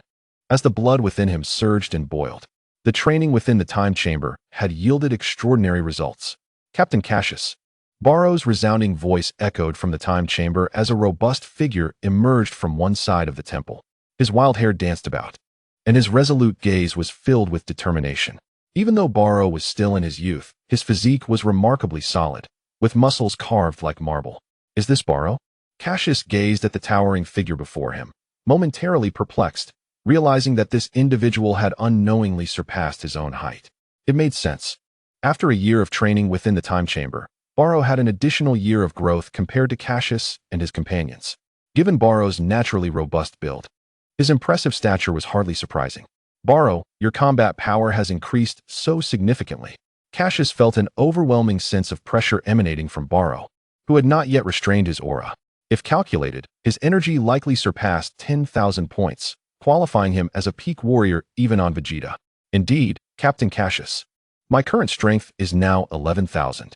Barrow exclaimed, excitement gleaming in his eyes, a hint of pride shining through his resolute expression as he gazed respectfully at Cassius. All of his achievements today were thanks to Captain Cassius. Haha, splendid. Given your talent, reaching a combat power of 10,000 is remarkable. Cassius laughed heartily, stepping forward to embrace Barrow warmly and pat him on the shoulder in encouragement. Next, let Ji Ling enter the time chamber, followed by Buken, and finally, I shall take my turn. With that, Cassius gently pushed Ji Ling forward and addressed Bobo. Simultaneously, he produced a small pouch filled with dozens of Senza beans and handed it to Ji Ling. This pouch contains several Senza beans. While you train inside, No matter how severe your injuries, as long as you are not dead, you will recover. So train without worry. Ji Ling eagerly snatched the pouch from Cassius's hand, her eyes sparkling with delight as she tucked it away. All right, go ahead. Don't keep Bobo waiting. Cassius watched Ji Ling enter before beginning to converse with Baro. A day later, Ji Ling emerged successfully from the time chamber, her aura far more formidable than Baro's. Her appearance had also transformed over the years spent within the time chamber. Her long black hair flowed elegantly, her arched eyebrows bore the unique grace of a Saiyan, and her bright eyes seemed to contain the stars, perfectly complementing her features. Her lips were full and rosy, and her gently flared nostrils were undeniably alluring, leaving Cassius and the others utterly amazed. With the aid of the Senza beans, her combat power had reached an impressive 15,000. Following the original orders set by Cassius, it was now Bukin's turn to enter, and similarly, Cassius provided him with a pouch of Senza beans. Once Bukin emerged, his combat power had also multiplied several times, reaching a staggering 16,000, higher even than Ji Ling's. His demeanor had shifted from mischievous to composed. Finally, it was Cassius's turn. One could only wonder how much his combat power would rise. In the original text, Sun Wukong elevated his combat prowess to 180,000 within merely a month before venturing to Namek. Although Cassius may not rival Sun Wukong's extraordinary feats, he is quite assured of augmenting his own strength significantly. Now, it is my turn to enter the hyperbolic time chamber. Witnessing the tremendous growth in your combat abilities has ignited a yearning within me. Cassius smiled confidently at his three formidable teammates. Their recent accomplishments had inflated their egos, causing them to regard their captain with a degree of disdain. Cassius found himself at the bottom of the hierarchy, a situation that tormented him greatly over the past few days. Go for it, Captain. Cassius, you can do it. Captain Cassius, when you emerge, your power will undoubtedly be the strongest. The trio cheered exuberantly as they watched Cassius enter the hyperbolic time chamber, their faces brimming with anticipation. They were well aware of Cassius's innate talent and were eager to see the extent of his power upon his return. Bobo, I entrust the following to you. At the entrance of the chamber, Cassius earnestly addressed Bobo, who stood at the door with a rather foolish expression. He took a bag filled with Senzu beans for himself. Bobo understood the importance of providing thorough guidance to Cassius. Please follow me, but I will only offer pointers. The specifics of your training must be discovered by you. As Cassius approached the door, Bobo suddenly reminded him. Of course I understand. Cassius replied nonchalantly. Upon entering the chamber, the golden, radiant doors shut with a resounding thud, completely isolating them from the outside world. In that moment, Cassius's formidable spiritual energy acutely sensed a spatial fluctuation. Perhaps he had been transported to an even more extraordinary realm, one that might be light years away from the temple, entering a completely different timeline. Chapter 24. Emergence. As Cassius and his companions advanced, they passed through a vividly colored, narrow corridor, revealing an expansive, misty white space. The environment was sweltering, with extremely low air pressure and a gravity tenfold that of Earth. They found themselves within a grand hall, their usual place for dining and resting. Externally, the hall appeared majestic, yet it seemed diminutive against the vastness of the space surrounding it. This was indeed the realm of the hyperbolic time chamber, where their sustenance consisted solely of flour and water stored within. Bobo suddenly opened his mouth to remind them, the food here is quite basic. Upon hearing this, Cassius was struck by a realization. The most unbearable aspect of the hyperbolic time chamber was not just the harsh environment and solitude of training, but also the dreadful food. As a Saiyan, subsisting solely on flour was a daunting prospect. Bobo, is there truly no other food available? Just flour? Cassius exclaimed, his eyes wide with disbelief as he sought to advocate for his needs. Indeed, the divine beings who constructed this space imposed restrictions, allowing only water and flour to be brought inside. No other food can be delivered. Bobo calmly explained, disregarding Cassius's evident frustration. Sighing, Cassius resigned himself to the situation, realizing that Bobo was impervious to persuasion. Had he known, he would have savored a hearty meal before entering. The upcoming year of training would be arduous. In the ensuing days, Cassius began his training under Bobo's guidance. Having learned from Master Karen how to maintain rhythm in battle, minimize unnecessary movements, and control your energy release, you will now adapt to this space. I will elaborate on the essence of martial arts. Bobo's demeanor remained serene and unwavering, yet Cassius could feel his sincerity and candor. Acknowledging with a nod, Cassius settled into a meditative posture, attentively absorbing Bobo's profound insights into martial arts. Bobo's instruction was comprehensive, akin to that of a martial arts master, meticulously identifying Cassius's flaws and teaching him how to overcome them. Due to the thin air, intense gravity, and the martial arts attire provided by Bobo, Cassius's strength was significantly suppressed. Even simple maneuvers proved challenging, with numerous mistakes arising. Bobo observed Cassius's movements, offering corrections aimed at helping him achieve a state of tranquility. Cassius absorbed Bobo's martial wisdom like a parched sponge, rapidly addressing his deficiencies. Time flew by, and a year passed in the blink of an eye. Cassius, still adorned in his black martial attire, floated with arms crossed, eyes shut, brows furrowed in deep concentration, beads of sweat forming on his forehead. Around him, waves of potent energy surged forth, striking the space like a whip, creating ripples and distortions. With a thunderous roar, a white flame erupted from Cassius, engulfing everything in its vicinity, as a colossal whirlwind encircled him, emitting a tremendous bellow. Spatial black hole, Cassius exclaimed forcefully. A torrent of immense mental energy surged from his mind, propelled towards a point in space under his command. A dark, profound rift opened in the air, expanding under the influence of Cassius's spiritual power. The abyssal black hole seemed intent on devouring souls, indiscriminately absorbing everything around it, its terrifying visage inducing dread. Bobo, who had previously appeared expressionless, now displayed a flicker of astonishment upon witnessing the spatial black hole. Cassius's mental energy waned rapidly, and he struggled to maintain the existence of the black hole, gasping for breath. As the input of energy ceased, the black hole, roughly the size of a small room, vanished instantly, the space restoring itself to its original state. The recent events felt like a fleeting dream, leaving no trace in this realm. The exhaustion was indeed formidable. Cassius's complexion paled as he slowly descended to the ground. Reaching into his bag, he retrieved a senzu bean and tossed it into his mouth. With a satisfying crunch, the extraordinary energy began to replenish his spirit, restoring his vitality in an instant. Grateful for the senzu beans, Cassius marveled at their miraculous properties. However, he soon realized that his supply was dwindling. His expression shifted from joy to dismay as he peered into the bag. To his dismay, only 3 beans remained. The consumption of these beans had been substantial over the course of his training year. In the sweltering space, Cassius resumed his training, eyes closed as he acclimated to his newfound strength, resembling an unrefined gem awaiting to shine. Observing Cassius regain his composure and recommence his training, Bobo refrained from intruding or inquiring about the earlier commotion. The space of the Jingshan Shiguang Wu is remarkably robust. Although Cassius caused some damage earlier, it did not affect the overall structure of this space. Thanks to its self-repairing abilities, it can easily correct itself. The sky above the temple remains as tranquil as ever, the cerulean expanse resembling a piece of blue crystal, pristine and unblemished. The clouds at the horizon lazily roll, elegantly drifting around the temple. On the square paved with white tiles, several rows of palm trees stand in an orderly fashion around the temple grounds. Not far away, Buchan, Jilling, and Balu, 3 Saiyans, are relentlessly throwing punches and kicks. Each powerful strike creates a sonic boom, reminiscent of thunder. The ferocious gusts of wind generated by their punches even cause the air to ripple, akin to blades of wind, striking the skin with a painful sting. Suddenly, as if by a telepathic connection, the 3 turn their gazes toward the temple high above. Sensing a particular aura, they exchange knowing smiles. A flicker of joy gracing their faces, and simultaneously unleash their energy, soaring towards that direction. Chapter 25.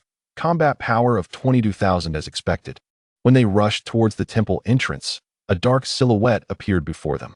It was Cassius, smiling and waving at them, exuding an air reminiscent of a martial arts master. Cassius Gidge. Jilling immediately leaped into Cassius's embrace, affectionately nuzzling her cheek against his body. Haha, Jilling, you are exceptionally enthusiastic. Cassius, taken aback, opened his arms, feeling her delicate form against him, and could not help but feel flustered as he gently placed his hand on her back, enveloping her in an embrace. Cassius Captain, to what extent has your power increased?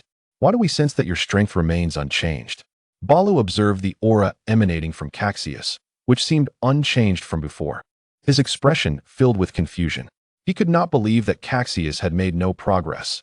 After all, Cassius possessed the strongest talent among them. At that moment, every trace of energy within Cassius was precisely under his control. The combat power he displayed was merely what he wished them to see. Feeling Cassius's deep and unfathomable presence, Balu and Buchan were overwhelmed by an intense sense of oppression and threat, as if they stood before a primordial beast, fearing that they might be devoured at any moment. Indeed, Cassius Gidge, to what level has your strength reached? Release all your energy, and let us witness how much stronger you have become, Jilling earnestly said, equally curious. Upon exiting the Jingxin Shiguang Wu, they were unable to contain their energy, unlike Cassius, who appeared so relaxed. Cassius chuckled, observing their serious expressions, realizing that Saiyans are indeed a competitive and proud race, and he shook his head helplessly. Taking a step back, he began to unleash his aura. Huh, Cassius roared, immediately amplifying his entire being's energy. Suddenly, a suffocating, magnificent aura erupted above the temple, causing the entire structure to tremble slightly, as if it might collapse at any moment. A white flame enveloped Cassius's body, with high-density energy hovering at the surface of his skin. With a rumble, the white tiles beneath him began to quiver, seemingly unbound by gravity, as if they might float away at any moment. Beep, beep, beep. As Cassius's energy escalated, Buchan's ear-mounted energy detector emitted alert sounds, and the numbers on its screen climbed steadily. 15705, 16042, 186, 032, 2053. All right, this is all my energy. After reaching his peak, Cassius seemed transformed, exuding a cold and sharp demeanor reminiscent of a warrior in battle. Afterward, Cassius swiftly retracted his energy, returning to his usual state, as maintaining such a form was quite taxing. 22053 Combat Power. Balu and Buchan stared wide-eyed at Cassius, as if gazing upon a monster. In just 1 year of training, such a dramatic increase had occurred. Reflecting on their earlier pride in their own breakthroughs, they felt a stark contrast when compared to Cassius's progress, leaving them somewhat embarrassed. Such a high combat power was indeed intimidating. They recalled that King Vegeta's power was only slightly above 10,000. This meant they had either surpassed King Vegeta or were at least on par with him. Pride surged within them, a sudden sense of honor flooding their hearts. Cassius, Captain, with such formidable power, why not stage a rebellion and make you the king of the Saiyans? Buchan exclaimed fervently, his eyes alight with enthusiasm. Clang. The previously boisterous atmosphere fell into an eerie silence, as if the very air had solidified. Cassius gazed seriously at Buchan, attempting to discern the sincerity behind his words. The other two remained silent, their fists clenched, their eyes burning with loyalty as they regarded Cassius, as if to say, at your command, we would face any peril. Haha. A rebellion, you say? That sounds feasible, but we must wait a while. Cassius laughed heartily, realizing the unwavering loyalty of the Saiyans by his side. Just moments ago, Cassius's spiritual energy had enveloped them, revealing their honesty and unwavering resolve without a hint of hesitation. Suddenly, the sound of footsteps interrupted the serious atmosphere shared by Cassius and the others. Cassius, that energy you just emitted was truly chilling. Your growth is astonishing. The old Kai, leaning on his staff and slightly hunched over, was accompanied by the shadowy Bobo, who supported him on either side. The old Kai expressed his amazement at how swiftly the Saiyans had grown in just a few days, pondering whether the talents of extraterrestrials were inherently superior. This was certainly not good news for Earth. Haha, we owe this rapid progress to Bobo's guidance. Without him, we wouldn't have advanced so quickly, Cassius jovially remarked. However, the taciturn Bobo did not acknowledge Cassius's praise, sincerely stating, they have strong talent. Even without me, they would still enhance their combat power. Cassius felt a tinge of embarrassment, casting a sidelong glance at Bobo, harboring a hint of resentment. This Bobo was excellent in every regard, but his sincerity was almost too much. A type that was impervious to flattery. Oh, there's no need to mind. Bobo is simply like that, the old Kai, noticing Cassius's awkwardness, complained about Bobo's tendency to speak bluntly while still being quite concerned for him, hurriedly explaining to Cassius. All right, I won't dwell on that. Bobo has guided us, and I am not upset with that. Cassius waved his hand, speaking with an open heart. Now, we must take our leave. Until we meet again, Old Kai and Bobo. Cassius led his group in a bow to the Old Kai and Bobo, waving them goodbye. After completing these formalities, Cassius turned, suppressing his energy to around 800 or 900. He then leaped down from the temple, traversing through layers of clouds, greeting Kalen Tower and the Cat Sage before continuing downwards, swiftly arriving at the forest below Kalen Tower. Chapter 26. Culinary Adventures. Cassius, Captain, are we returning to Vegeta now? Balu inquired curiously, glancing at Cassius. Cassius gazed into the distance with his amber eyes, revealing a spectrum of emotions. No, having made the arduous journey to Earth, it was imperative to indulge in some leisure before contemplating a return to Planet Vegeta. That could wait. Cassius shook his head and calmly expressed his thoughts. Ha ha ha, Captain. I believe we should return swiftly. According to Saiyan tradition, if you challenge King Vegeta and defeat him, you will become the Saiyan King. He cannot refuse your challenge. Upon hearing Cassius' words, Buchan appeared quite anxious. His eyes filled with urgency as he looked at Cassius, embodying the spirit of rebellion. Brother Cassius, Buchan has a point. Perhaps we should return first, and then come back to Earth once you have ascended to the throne of King Vegeta. Jiling perked up at Buchan's remarks, casting a worried glance at Cassius, hoping he would reconsider and return to Planet Vegeta. Sensing the group's fervent desire for rebellion, Cassius couldn't help but reflect on their impatience.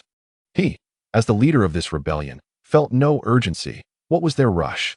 However, he understood that their concerns stemmed from self-interest, prompting him to elaborate. We have been diligently training, yet life requires a balance of work and leisure. Why not experience the lifestyle of Earthlings? It might enhance our control over Ki. Besides, I have heard tales of the exquisite cuisine Earth has to offer.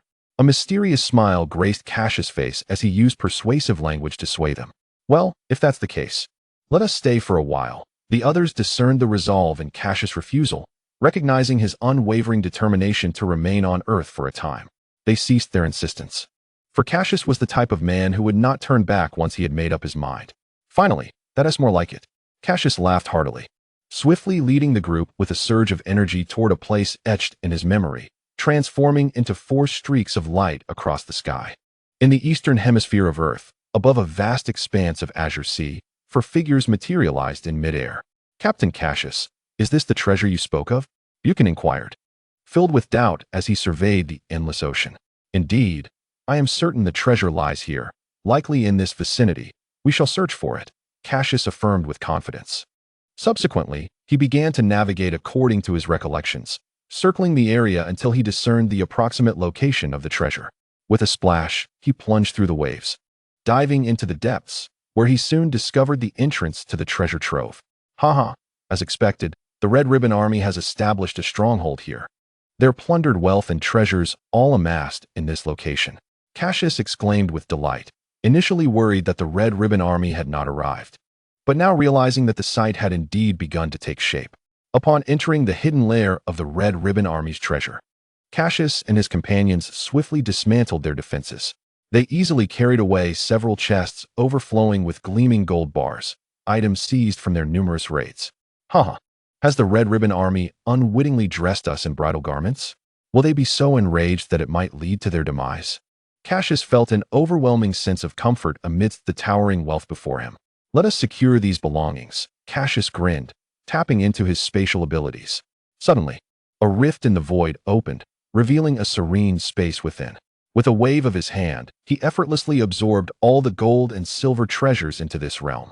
This technique was a newly discovered spatial storage ability, allowing him to conceal items within the void, accessible at any time. Convenient indeed.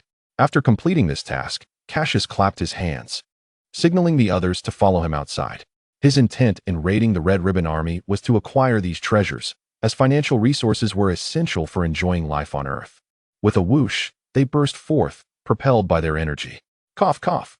These despicable fiends dared to act against our Red Ribbon Army. I will remember you. Beneath a shattered rock, a figure struggled to push aside the debris weighing upon him. General Blue of the Red Ribbon Army, bloodied and fierce, glared with fury at the retreating forms of Cassius and his companions.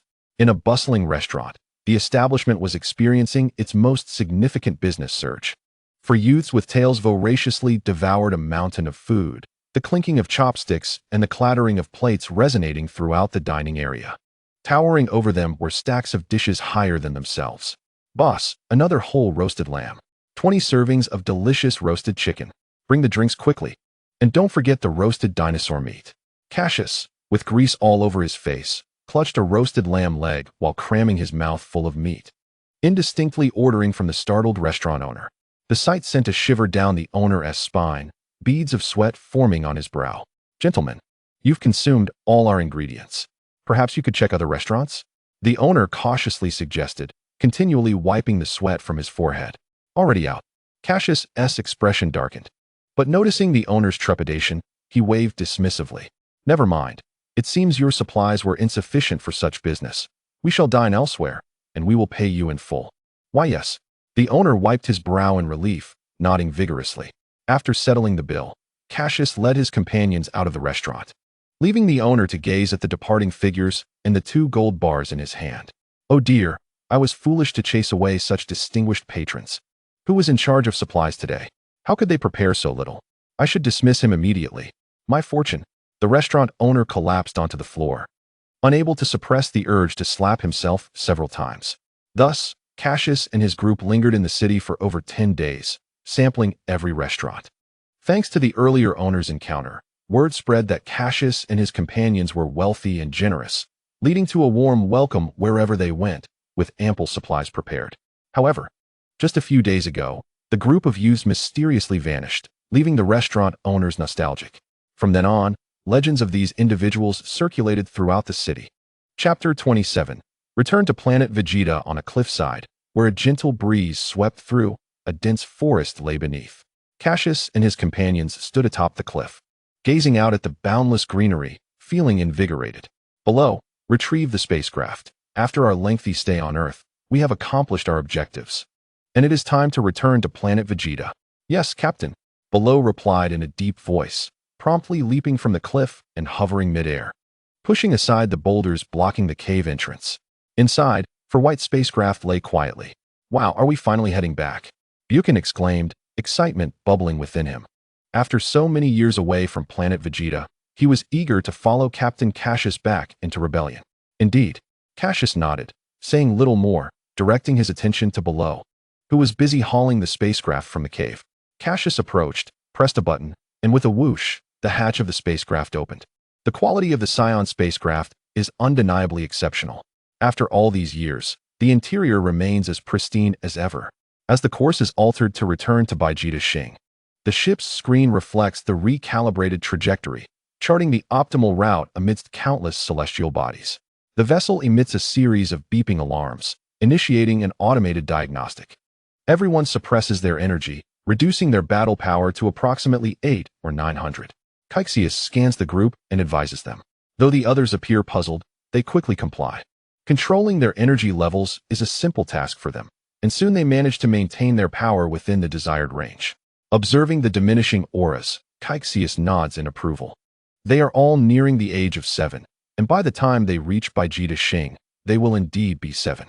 At that age, a battle power of 8 or 900, while impressive, will not attract undue attention from King Vegeta. Very well, let us return now. Until we meet again at Vegeta Shing.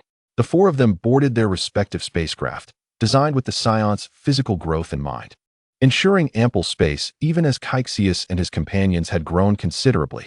Upon pressing the launch button, the hatch gently sealed shut, and the spacecraft trembled slightly as a powerful gust of air surged from beneath, propelling them beyond Earth's atmosphere.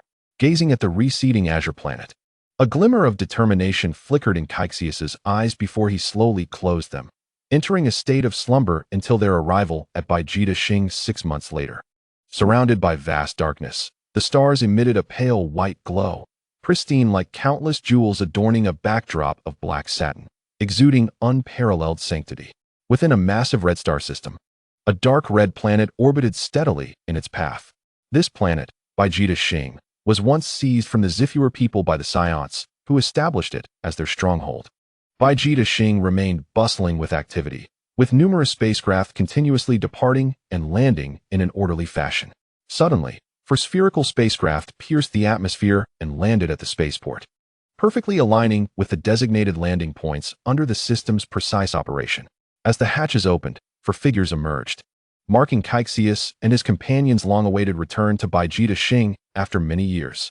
Abruptly, Cassius heard a familiar voice nearby. "Children, you are proud Saiyans. For the glory of the Saiyan race, conquer those primitive planets and fulfill your mission." It was none other than the instructor from the advanced training camp. "Oh, isn't that the instructor? Let's go have a look," Cassius remarked, his gaze fixed ahead as he approached, with Buchan trailing closely behind.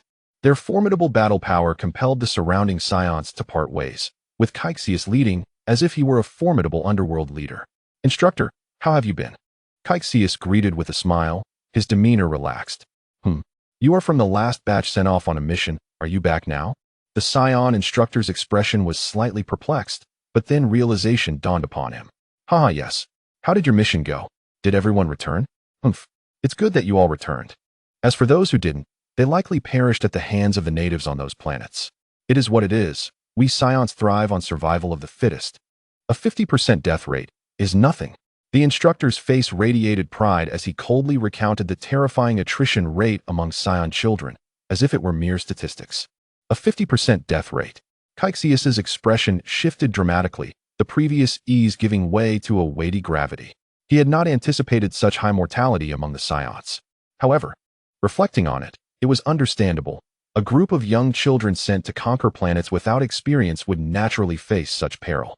What shocked Cassius most was the instructor's indifference towards the Saiyan death rate. These were his fellow compatriots.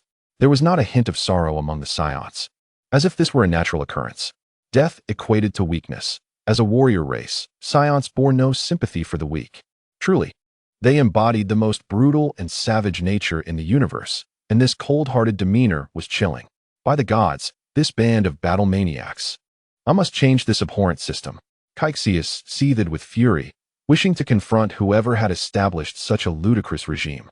Despite the tempest within, he maintained a calm facade, offering the instructor a farewell before preparing to depart. "Instructor, we must take our leave now. We have just returned and need to submit our mission reports." With that, Cassius turned away, fists clenched tightly, vowing to alter this callous system. At the spaceport, throngs of people bustled about, aside from the Saiyans awaiting their missions. There were also various extraterrestrial beings captured by the Saiyans, many of whom bore peculiar and bizarre features, some resembling creatures with elongated trunks. Chapter 28. Homecoming Captain Cassius. "Let us part ways here. We must return home," the others suggested, glancing at him. Now that they were back, thoughts of their families occupied their minds. "Yes, let's all head back." "I, too, wish to return," Cassius agreed, smiling knowingly, aware of their eagerness to reunite with their parents. After all, they had been away from Vegeta Xing for 4 long years, and it was no wonder they felt homesick. After agreeing on a meeting date, they dispersed from the spaceport, heading their separate ways. Cassius's home was situated in the affluent district of Vegeta Xing, where only Saiyans of notable status were allocated residences, not far from King Vegeta's palace. Except for a few eccentric elite Saiyan warriors, most powerful fighters were housed there to safeguard the royal city. Balu, Jilling, and Buchan also resided in this prosperous area. And should Cassius wish to visit, it would not take long. Having concealed his battle power, Cassius moderated his flight speed, opting not to exert himself fully. Maintaining a normal pace, he traversed much of the urban expanse and landed in a vibrant residential complex. Navigating through the sci-fi-inspired pathways, service robots busily attended to the needs of the Saiyans. In no time, Cassius arrived at a familiar 2-story white villa, the residence of his adoptive father, AI-like. Compared to the surrounding houses, his home stood out as considerably larger. Knocking on the door a few times, an electronic scanning eye illuminated Cassius's face, extracting facial recognition data. With a click, the scanner turned green, and the door swung open. A figure swiftly emerged, wrapping Cassius in a tight embrace before he could react. "Cassius, you have finally returned. Let me see you. You have grown so much, and your battle power has increased." The figure was none other than Cassius's adoptive mother, Saiyan. Although she was not particularly adept at languages, the strength with which she embraced Cassius with her iron arms clearly conveyed her emotions. As a warrior race, the battle prowess of adult female Saiyans is equally formidable, especially for advanced Saiyan warriors like Fa Lier, whose robust power should not be underestimated. With her combat power restrained, being held so tightly by the air felt akin to being ensnared in steel, rendering Cassius rigid and immobile. Of course, should Cassius choose to unleash his current strength, he could easily break free from the air's grasp, but he was unwilling to harm her in any way. Ahem, mother, please let me go. I feel as though I might be suffocated. Cassius rolled his eyes and feigned agony. Oh, mother is simply overjoyed. Come inside. Come inside. The air responded, her face tinged with a hint of shyness as she looked at Cassius and quickly ushered him into the house. Once inside, the air began to inquire about Cassius's life over the past few years. He shared with her what he could. As the air listened intently, her expression transformed to one of concern whenever Cassius recounted tales of perilous battles, gasping occasionally and gazing at him with empathy. My child, you have endured much, she said softly, placing her hand gently on his head. Well, it wasn't so bad, Cassius replied, feeling a bit out of sorts with the air's tenderness. After all, during his time on Ma Kuwei Xing, the creatures he fought were all swallowed by him, and given his combat strength, he had truly not suffered much hardship. If anyone had endured suffering, it was those creatures that had transformed into mere remnants. By the way, where's father? Why isn't he home? Cassius asked, somewhat puzzled at the absence of Li Ku, especially given the commotion he and the air had caused upon returning home. Father has some matters at the training camp. He will return shortly, the air explained. Cassius nodded in understanding. Since the dissolution of the team Li Ku belonged to, he had taken on the role of an instructor at the training camp, primarily training children with intermediate warrior potential and leading them on simple missions. After a while, the air began preparing dinner, and just then, Li Ku returned from the training camp. Upon seeing his long-lost adoptive son Cassius, his previously stern and somewhat weathered face softened into a rare smile. You rascal, you've grown so much, and your battle power has increased significantly. Quite impressive. Li Ku squatted down, placing his rough hand on Cassius' shoulder, examining him with delight as his happiness grew. He was well aware that the missions on Ma Kuwei Xing were far from simple. The level of difficulty surpassed what Cassius and his peers should have been able to handle. Initially fearing that they might not survive on that planet, he was relieved to see them return unscathed, indicating they had successfully completed their conquest of the planet, which brought him immense comfort. The initial trials for Saiyans have a profound impact on their lives, directly influencing their future paths. Those who survive are invariably the elite among Saiyans, with the potential to ascend to the higher echelons of Saiyan power. Li Ku clapped Cassius on the shoulder and pulled out a simple ear-worn energy detector from his pocket. Come, let me see how much you have grown over the years and how much your battle power has increased. He activated the detector, scanning Cassius, and the device began to beep, revealing a string of numbers on the green screen. 986. Staring at the reading, Li Ku was momentarily taken aback before bursting into hearty laughter. Such battle power at your age rivals that of some adult intermediate warriors. It seems our family may soon boast an extraordinary figure. Discovering that Cassius's battle power approached 1,000 filled Li Ku with joy. Cassius's future was boundless, and he might very well become a remarkable warrior. Of course, Cassius had already conspired with a few friends back on Vegeta Xing to dethrone King Vegeta and claim the title of Saiyan King for himself. If Li Ku were to learn that Cassius's power had already surpassed that of King Vegeta, one could only imagine his astonishment. Chapter 29. Frieza's attitude. In the midst of our joy, we mustn't forget to eat, lest our hunger diminish our battle power. The air, quickly bring the dishes. It's time for dinner. Li Ku, realizing something, summoned the air to the table with a commanding presence befitting a male head of the household. At the dinner table, Cassius devoured his meal hastily, disregarding all decorum, his mouth smeared with grease as he ate with abandon.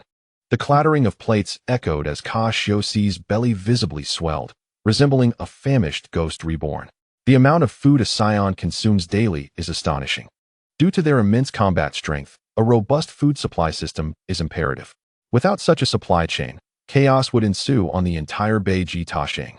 With the robots Cassius had seen earlier responsible for delivering food to every Saiyan household.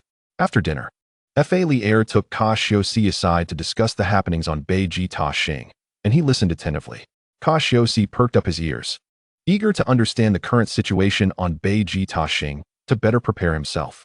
Guided by Cassius's inquiries, Lier recounted various events that had transpired over the years. From her descriptions, Cassius learned that Vegeta had not changed much. It continued to assist Frieza in his plans for planetary conquest, with Saiyans ruthlessly destroying civilizations and life forms at each new location. Moreover, Cassius was shocked to learn that King Vegeta had a son, Prince Vegeta, who was born 2 years prior. While the birth of Prince Vegeta was not entirely unexpected, it indicated that the date of Frieza's annihilation of Vegeta was drawing near, causing Cassius's expression to turn grave. The moment Prince Vegeta was born, he possessed a battle power of 280, marking him as an exceptionally gifted Saiyan warrior, prompting King Vegeta to appoint him as his successor. Currently, Prince Vegeta is the strongest among the Saiyans of his generation, boasting a battle power of 600 at merely 2 years of age, which filled Lier's eyes with envy. In her view, even though Cassius was remarkable, he paled in comparison to the 2-year-old Prince Vegeta. She yearned to bear a child with exceptional talent, a desire held by every Saiyan female, as Prince Vegeta's gifts are exceedingly rare in Saiyan history. However, if Lier were to discover that her adoptive son Cassius possessed talent on par with Prince Vegeta, would she not leap for joy? Prince Vegeta, indeed a prodigy. Upon hearing Lier's sentiments, Cassius's eyes narrowed, glimmering with an unspoken brilliance. With the birth of Prince Vegeta, the countdown to Frieza's destruction of Vegeta was now a matter of mere years. Cassius recalled from the original narrative that when Vegeta was destroyed, Prince Vegeta was approximately 5 or 6 years old, perhaps even 5. Moving forward, Cassius must also keep an eye on the family circumstances of the low-level warrior Badaku, for he was none other than the father of Sun Wukong, and Sun Wukong's birth coincided with Frieza's assault on Vegeta. By the reckoning of time, it seems that Prince Vegeta's subordinate, Laitais, has also been born. However, what troubles Cassius is that Bardock is merely a low-class warrior, making it somewhat challenging to ascertain the location of his home. Bardock, this somewhat fortunate individual, reportedly fell into a rift in space when Frieza obliterated the planet Vegeta, transporting him back to the ancient timeline of the Saiyans. He is also the first to transform into a Super Saiyan, a transformation that led the ancestors of the Frost Demons to leave a legend warning against provoking the Saiyan clan. Cassius quietly contemplated the unfolding narrative. It appears that Bardock cannot escape such a fate. In other words, this bears little difference from the original storyline, allowing Cassius to grasp the future narrative trajectory more clearly. Naturally, this is certain, as Cassius had only spent a few years on Vegeta before being dispatched on missions, resulting in minimal impact. By the way, Mother, what do you think of Frieza's attitude toward us Saiyans over the years? Has there been any change? Cassius suddenly inquired. I am not quite sure. You might want to ask your father. He may know, Fariel replied, momentarily taken aback by Cassius's question. She typically does not engage with matters of politics and is less informed than Eric. At that moment, Eric, who had been eavesdropping on their conversation, approached with a serious expression, a flicker of surprise crossing his face as he glanced at Cassius, and spoke slowly. King Frieza is the emperor of the universe. His power is indisputable. We Saiyans serve him, annihilating civilizations and creatures on planets, conquering worlds, being his mightiest sword. However, it seems that King Frieza's attitude towards us is rather indifferent, even bordering on disdain. A flicker of struggle crossed Eric's eyes as he reflected on his understanding of Frieza's disposition. The alliance between the Saiyans and Frieza stems from the Saiyans' combative nature. While Frieza requires someone to carry out his dirty work, thus, their relationship is fundamentally one of exploitation and being exploited. Emotion? Who would harbor feelings for a mere tool? Eric had long recognized Frieza's coldness towards the Saiyans, with the formidable combat prowess and ruthless demeanor of the Frost Demons. Other races aside from the Saiyans are merely seen as insignificant insects in his eyes. Currently, Frieza seems to overlook our accomplishments, even suppressing some of our funding. King Vegeta has already expressed dissatisfaction with Frieza's actions. I feel that one day, King Vegeta will certainly clash with King Frieza. Cassius looked at Eric in astonishment, surprised by his insightful perspective. This revelation indicated that Eric is indeed perceptive, capable of discerning the essence of matters. In a race characterized by violence and madness, where intellect is often overshadowed by brawn, he stands out as a refreshing anomaly. So, Father, what do you believe we Saiyans should do? While Frieza's combat strength is formidable, it is not in accordance with our Saiyan nature to await our demise. Cassius pondered momentarily, his expression calm as he gazed intently at Eric, seemingly attempting to peer into his innermost thoughts. If King Vegeta were to turn against Frieza, I would undoubtedly follow him into battle. The Saiyan lexicon knows not the term retreat, Eric declared fiercely, emanating a menacing aura, his eyes gleaming with intensity. Indeed, I have heard that Frieza has harbored ill intentions towards the Saiyans, keeping us close to observe, fearing that a legendary Super Saiyan warrior might emerge among us and threaten his dominion. Cassius shared his thoughts aloud. A Super Saiyan? That is a distant legend. The golden-haired warriors have long since vanished, Eric replied with a skeptical smile, shaking his head in disbelief. The tale of the Super Saiyan, passed down among the Saiyans, suggests that when the clan faces oppression, a Super Saiyan warrior will arise to protect them. Yet, for so long, no one has witnessed a golden-haired Super Saiyan, and belief in the legend has dwindled, reduced to mere folklore. Nonetheless, you are not mistaken. The relationship between the Saiyans and Frieza has deteriorated over the years, resembling a powder keg that could explode at any moment. King Vegeta's faction is already at odds with Frieza's, and presently, King Vegeta is merely biding his time, seeking the opportunity to decisively defeat Frieza, Eric murmured. Indeed, Cassius replied absent-mindedly, a myriad of thoughts swirling in his mind. He understood clearly that no matter how King Vegeta strategizes, it is ultimately futile. Frieza's combat power of 530,000 is not something that can be mitigated by mere cunning. That is true power capable of annihilating planets. The rebellion that King Vegeta plans will inevitably fail due to the insurmountable disparity in strength, resulting in the destruction of Vegeta. The following day dawned bright and sunny. After a long-awaited slumber in the comfort of his bed, Cassius rose early and began training on the lawn of the backyard. Although this exercise seemed to have minimal effect on him, perhaps due to his ingrained habit of training, Cassius diligently performed each movement. Meanwhile, his teammates, having met their parents, soon sought out Cassius, pairing off to practice. The little girl, Jilling, approached Cassius, and the two engaged in a spirited sparring match, stirring up a fierce whirlwind in the backyard, bending the surrounding grass with their powerful winds. After a while, as the sun rose higher, the group ceased their activities. Standing still, breathing steadily, their faces unflushed and their breaths unlabored, as if their recent exertions had imposed no adverse effects upon them. Indeed, given their current combat prowess, what they had just executed barely qualified as a warm-up. At that moment, Fariel was still at home preparing breakfast for Cassius. Upon noticing his friend's arrival, she warmly invited them to join the meal. Enticed by the delicious aroma, Jilling unceremoniously abandoned Cassius and made her way to the kitchen. Meanwhile, Cassius and the others resumed their earnest training in the yard. Ding ding ding. A series of ringing sounds echoed. Hey you lot, where's Master Eric? A haughty voice demanded, as a small Saiyan boy clad in a snug battle suit stood before Cassius, arms crossed defiantly. Oh, Cassius smiled, his eyes gleaming with intrigue as he looked down upon the audacious boy, a smirk gracing his lips. What do you mean, oh? Where's my Master Eric? If you know, just tell me. The boy, irritated by Cassius's aloof demeanor, raised his voice sharply. Humph. If you wish to inquire, it would be wise to adopt a more courteous tone, or I shall not hesitate to teach you a lesson. Cassius responded, arms crossed, gazing down at him with an air of indifference.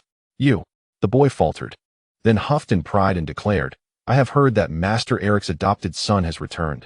That must be you. Let me inform you. I am the second most gifted high-class warrior among this generation of newly born Saiyans, aside from Prince Vegeta, and you are not someone I can afford to offend. Now tell me where Master Eric is. Cassius surveyed the individual before him, a young Saiyan boy, merely around 2 years of age, with disheveled hair and an imperious nose. The boy's haughty expression conveyed disdain as he regarded Cassius. Is this the child endowed with the potential of an elite warrior? As ever, he exhibited precociousness. He had already developed the quintessential Saiyan arrogance. As if everyone owed him a debt, one might even believe that Cassius had borrowed money from him. Little brat, Do your family members know how cocky you are? A mischievous thought crossed Cassius' mind, a glimmer of cunning in his eyes. With a swift motion, he effortlessly lifted the boy and placed him across his lap, pulling down the boy's trousers. He then raised his hand and delivered a resounding slap to the boy's fair bottom, leaving a vivid imprint. Smack, smack, smack. Oh, please stop. That hurts. The boy cried out. Hey, little rascal, are you still going to act tough? Tell me, are you still arrogant? Cassius continued, reddening the boy's posterior until it swelled, only then releasing him. Wah, I will tell master. The young boy whimpered, hastily pulling up his trousers while covering his stinging backside, tears brimming in his eyes as he bravely held back the flood. My father is at home. You can go find him. Cassius waved his hand, choosing not to torment the child further. Continuing this charade would surely lead to tears, and he was not adept at comforting children. He was, however, quite skilled at teasing them. Humph. The boy turned and dashed into the house to report to Master Alika, angrily making a face at Cassius. It seemed this matter would not end well for him. Haha, Captain Cassius, it appears you are in for a tough time, remarked Bukun and Balois, who observed the irate boy entering, amusement evident on their faces as they looked mockingly at Cassius. Is that little brat really a threat? Come, let us go inside and eat. Cassius laughed heartily, unfazed by the child. With their training completed for the morning, he promptly invited his companions to join him for a meal. In the kitchen, Fali and Jiling had prepared a sumptuous breakfast, waiting for Cassius and his party to arrive. Where is that little brat? Why is he not here? Cassius inquired as he took a seat and picked up a piece of roasted meat. Are you referring to Fabi Li? He is in Master Ilika's room. However, he ran in crying. What happened to him? Fali remarked casually, a hint of confusion gracing her features. To her, Fabi Li was a resilient child. It was unprecedented to see him so distressed. Ah, so his name is Fabi Li, Cassius noted, feeling somewhat awkward as he had been the cause of the boy's tears. Indeed, Fabi Li is quite the prodigy. At birth, his combat power was only slightly lower than that of Prince Vegeta, yet he far surpasses his peers, though somewhat mischievous and proud in nature. He is earnest in his training, Falier chuckled. Before long, Fabi Li emerged from Ilika's room, his eyes still red. Upon spotting Cassius at the dining table, he shot him a fierce glare before storming off in a huff. Cassius found himself at a loss for words, shaking his head. Was it really necessary to glare at me, just for a little lesson? His companions, witnessing his predicament, burst into laughter at the thought of Cassius being outwitted by a child. Just then, Ilika emerged from the room, a smile on his face as he addressed Cassius. You rascal, you made my dear disciple cry. He just told me he wanted me to teach you a lesson. Ilika chuckled, recalling the scene of Fabi Li pleading for retribution against Cassius. Cassius, since you haven't lived on Vegeta Star for years, how about I take you around the nearby city? Once new missions arrive, you will find yourselves quite occupied, Ilika suggested. Cassius set down his milk cup and nodded. Father, how long until the next mission is assigned? Do you know what it will entail? In accordance with tradition, after you complete a mission, you will be assigned a series of scattered extermination tasks. Given your team's performance, you may still retain your position as captain, Ilika replied after a moment's thought. After some time, Ilika took Cassius and his companions out to explore the city of Vegeta. In the bustling capital, they found themselves amidst the vibrant life of the Saiyans. The Saiyan population was sparse, a minority race, with the total number of inhabitants, both locals and those on missions, amounting to no more than 1 million. Yet, on the red, rocky planet of Vegeta, there existed a multitude of beings from various worlds. As they traversed the lively streets, predominantly populated by Saiyans, Cassius gradually became familiar with the surroundings under Ilika's guidance. Under the azure sky, the waves surged against the shore. Even the rocky terrain of Vegeta featured beaches. Cassius donned a pair of shorts, basking in the sun on the beach, enveloped in a long-forgotten warmth. On this day, Cassius decided to visit the nearby Mission Management Office to submit his extermination task report for Makaway Star. After returning for some time, he had yet to submit it. It was only when Ilika mentioned it that he remembered. The Mission Management Office was a 3-story building supported by numerous white columns, upholding the structure as if it were a colossus, instilling a sense of security. The building's sleek, white exterior and various glass screens enveloped it, while the heavy metallic doors stood steadfast, offering a glimpse into the bustling activity within through the glass. Due to the relatively small Saiyan population and the presence of several mission management offices, Cassius found only a few teams in line. Soon, it was his turn. Knock, knock, knock. Cassius tapped on the glass window. Stop knocking. Just hand over your mission completion record. A cosmic being with a large head and green eyes resembling a malevolent spirit emerged from the glass window. This being was an octopus-like alien with 6 arms. Its skin a vibrant green, displaying remarkable dexterity and efficiency in its work. Without turning, the 6 tentacle-like limbs moved rapidly, manipulating the screens behind it with extraordinary precision. Mesmerizing Cassius. These aliens were not subservient to the Saiyans. They held no fear of them, with Frieza as their backing. Some powerful races aligned with Frieza's forces even dared to bully the Saiyans. The being assisting Cassius was an envoy from the Frieza faction, a skilled operator of advanced technology, clever and highly efficient. Their home planet was a water-covered world, yet as an advanced civilization. They had constructed cities beneath the ocean with a distinctly futuristic aesthetic. To avoid annihilation by Frieza, they joined his ranks, serving him as subordinates, earning a notorious reputation among various cosmic races. Submit your mission. Name and mission number?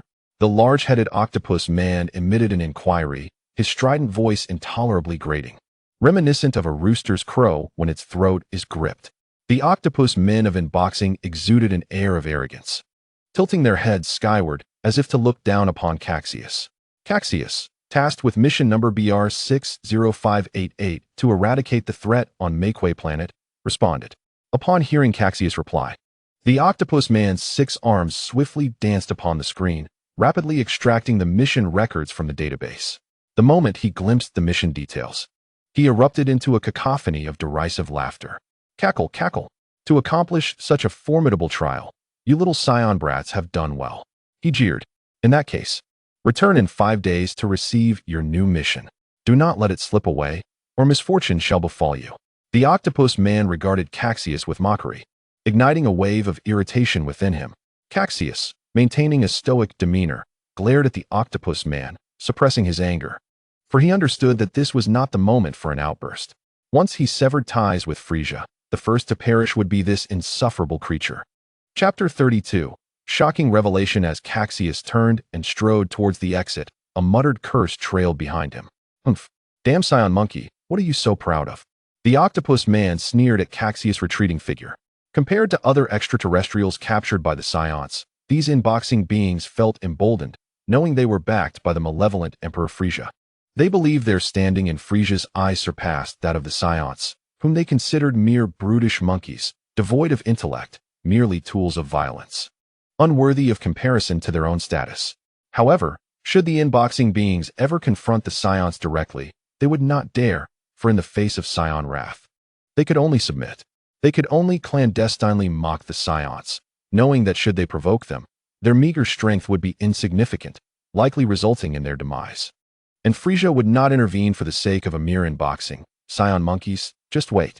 Lord Frieza will ensure you face consequences, especially since that restless Vegeta will soon lead you to bow before me.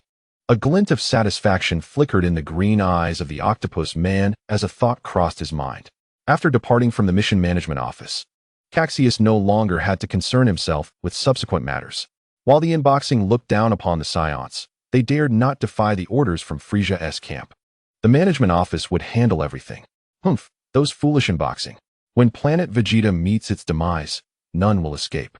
Do they truly believe that Frieza will arrange for their evacuation? They shall perish alongside us. According to that vile Frieza, they have served their purpose. Yet, before that time, Cassius would ensure that this creature met its end before the planet's destruction. As he gazed at the door of the mission management office, thoughts of the 6-armed being ignited a fire in his eyes, his fists clenched tightly. Returning home, he was met with a question. How was it? Was the attitude of those unboxing excessively arrogant? Ilek patted Cassius on the shoulder, seemingly possessing a prophetic ability to sense Cassius' frustrations. Humph, these wretched creatures dare underestimate us Saiyans. I will make them regret it. Cassius looked up, his fists tightening as uncontainable fury burned in his eyes, fixed on Ilek. These individuals are sent by Frieza's headquarters.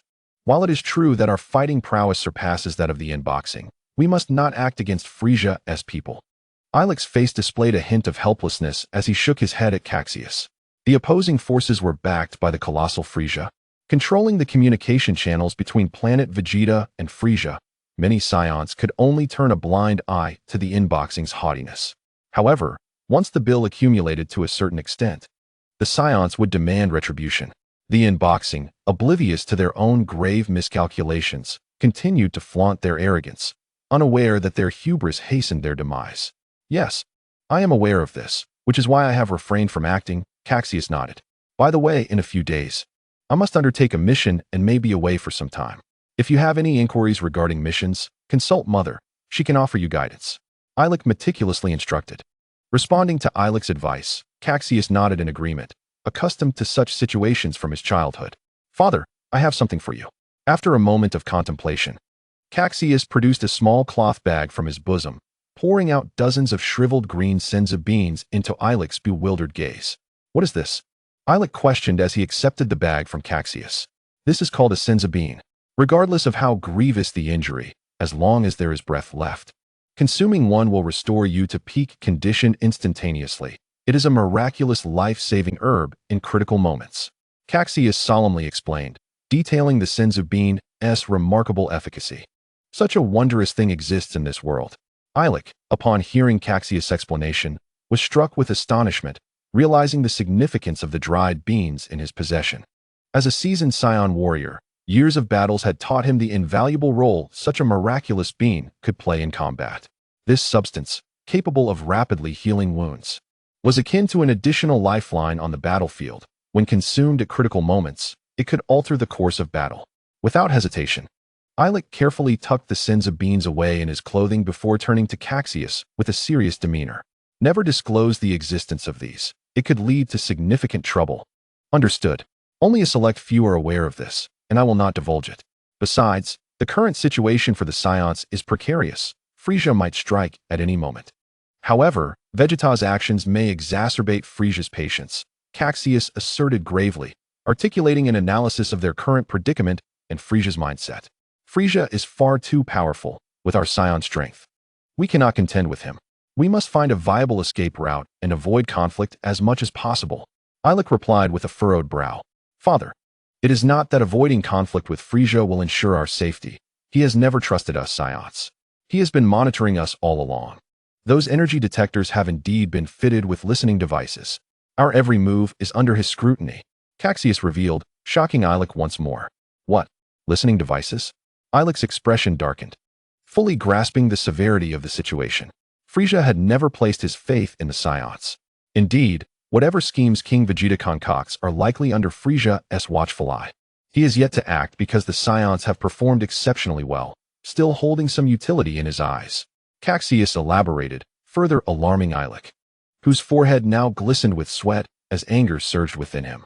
Chapter 33, Training Ground Confrontation. Ah, that detestable Frieza? Ilik bellowed, his eyes ablaze. A surge of energy erupting from him. Like a tempest, the air swirled violently, stirring up layers of energy waves and disrupting the previously tranquil atmosphere. Cassius observed in astonishment as the formidable aura emanating from AI Liku suggested his battle power had surpassed 7,000, a remarkable feat among the Saiyans. After releasing a surge of energy, AI Liku seemed to realize something and abruptly dissipated his overwhelming presence, gazing at Cassius with concern. His earlier display of might had exerted considerable pressure on Cassius, whose battle power stood at 987. Cassius, are you all right? AI Liku questioned, perplexed by Cassius's composed demeanor, wondering why he appeared unaffected. Sensing AI Liku's bewildered gaze, Cassius quickly feigned distress, clutching his chest and bending his knee. Perspiration beading on his forehead. Ah, what a terrifying aura. I can hardly breathe, he pretended, pausing for effect before continuing. It's nothing. I'm fine, Papa. I apologize, Cassius. I was too emotional just now, AI Liku replied, his expression filled with regret. He then turned serious, informing Cassius, you must refrain from involving yourself in this matter. It is beyond your capacity. I will take responsibility. The following day, as dawn broke, AI Liku departed from Beiji Taxing aboard a spacecraft to undertake his mission. However, he harbored another objective, to convene with some rational Saiyans to deliberate on their future. He first thought of his former comrades. Thus, He enlisted the help of his old allies for the task at hand. They needed to ascertain the true extent of Frieza's combat prowess. Knowledge of both themselves and their adversary was crucial to ensure victory. Rushing in blindly, as King Vegeta had done, would undoubtedly lead to a tragic outcome. A war concerning the survival of their race demanded utmost caution. In the distance, the mountains rose and fell like a colossal dragon nestled between the hills. Exuding grace and majesty, the sun ascended, illuminating the forest with radiant beams that dispelled the morning mist, casting a kaleidoscope of colors. As the sun climbed higher, the fog gradually evaporated, revealing the lush green veins of the leaves, which danced elegantly, brimming with life.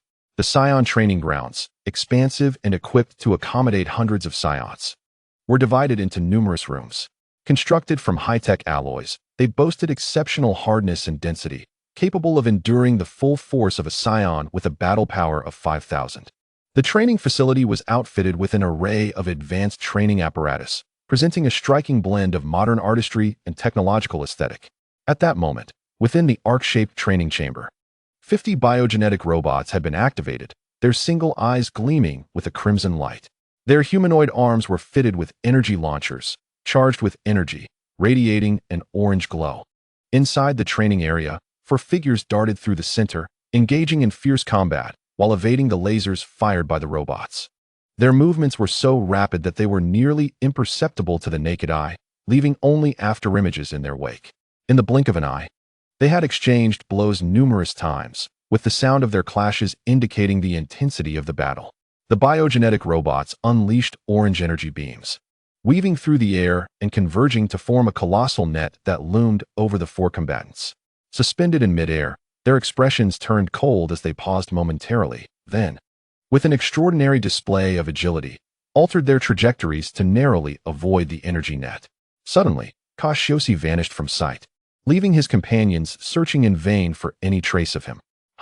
Cassius erupted with a formidable energy, unleashing a barrage of punches that shimmered with a fluorescent glow. Enveloped in a layer of white energy, a powerful wind surged forth, striking his opponents with ferocity. The onslaught continued relentlessly, reminiscent of a ravenous predator. Each attack more aggressive than the last. Cassius embodied the prowess of a martial arts master, despite suppressing his aura. His effortless demeanor and overwhelming fighting spirit instilled a profound sense of pressure in Ji Ling and the others. With a resounding thud, 3 figures were sent crashing to the ground, akin to swatting flies, their bodies uncontrollably colliding with the earth. Beep, beep, beep.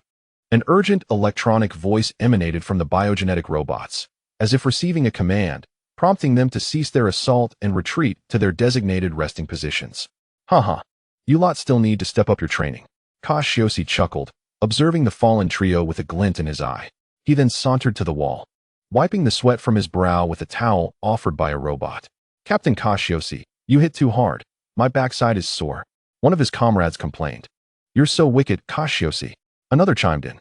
The group assisted one another in rising, brushing off the dust from their backsides before converging on Cassius.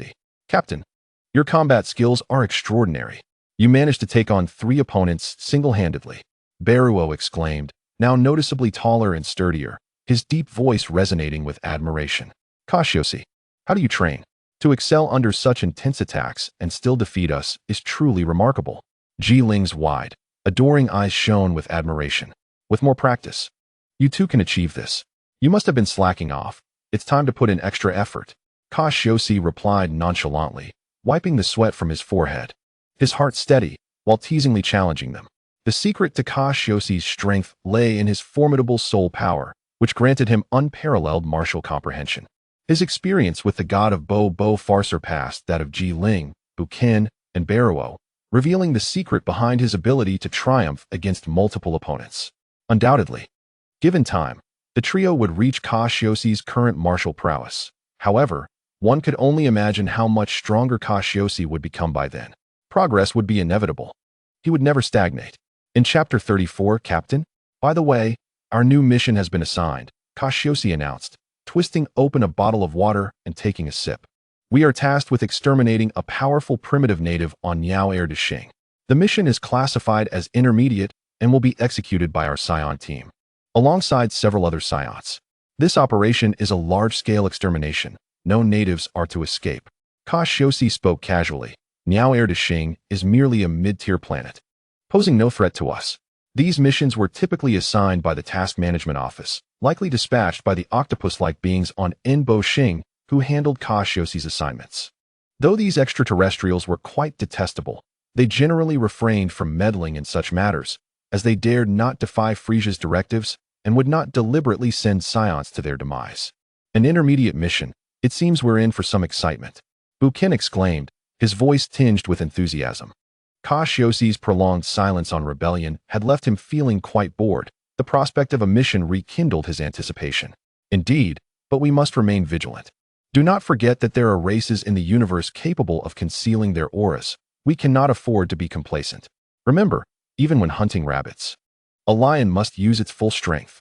Cassius admonished Bukin with a serious glance, his eyes reflecting a hint of reproach. Bukin set aside his nonchalant demeanor.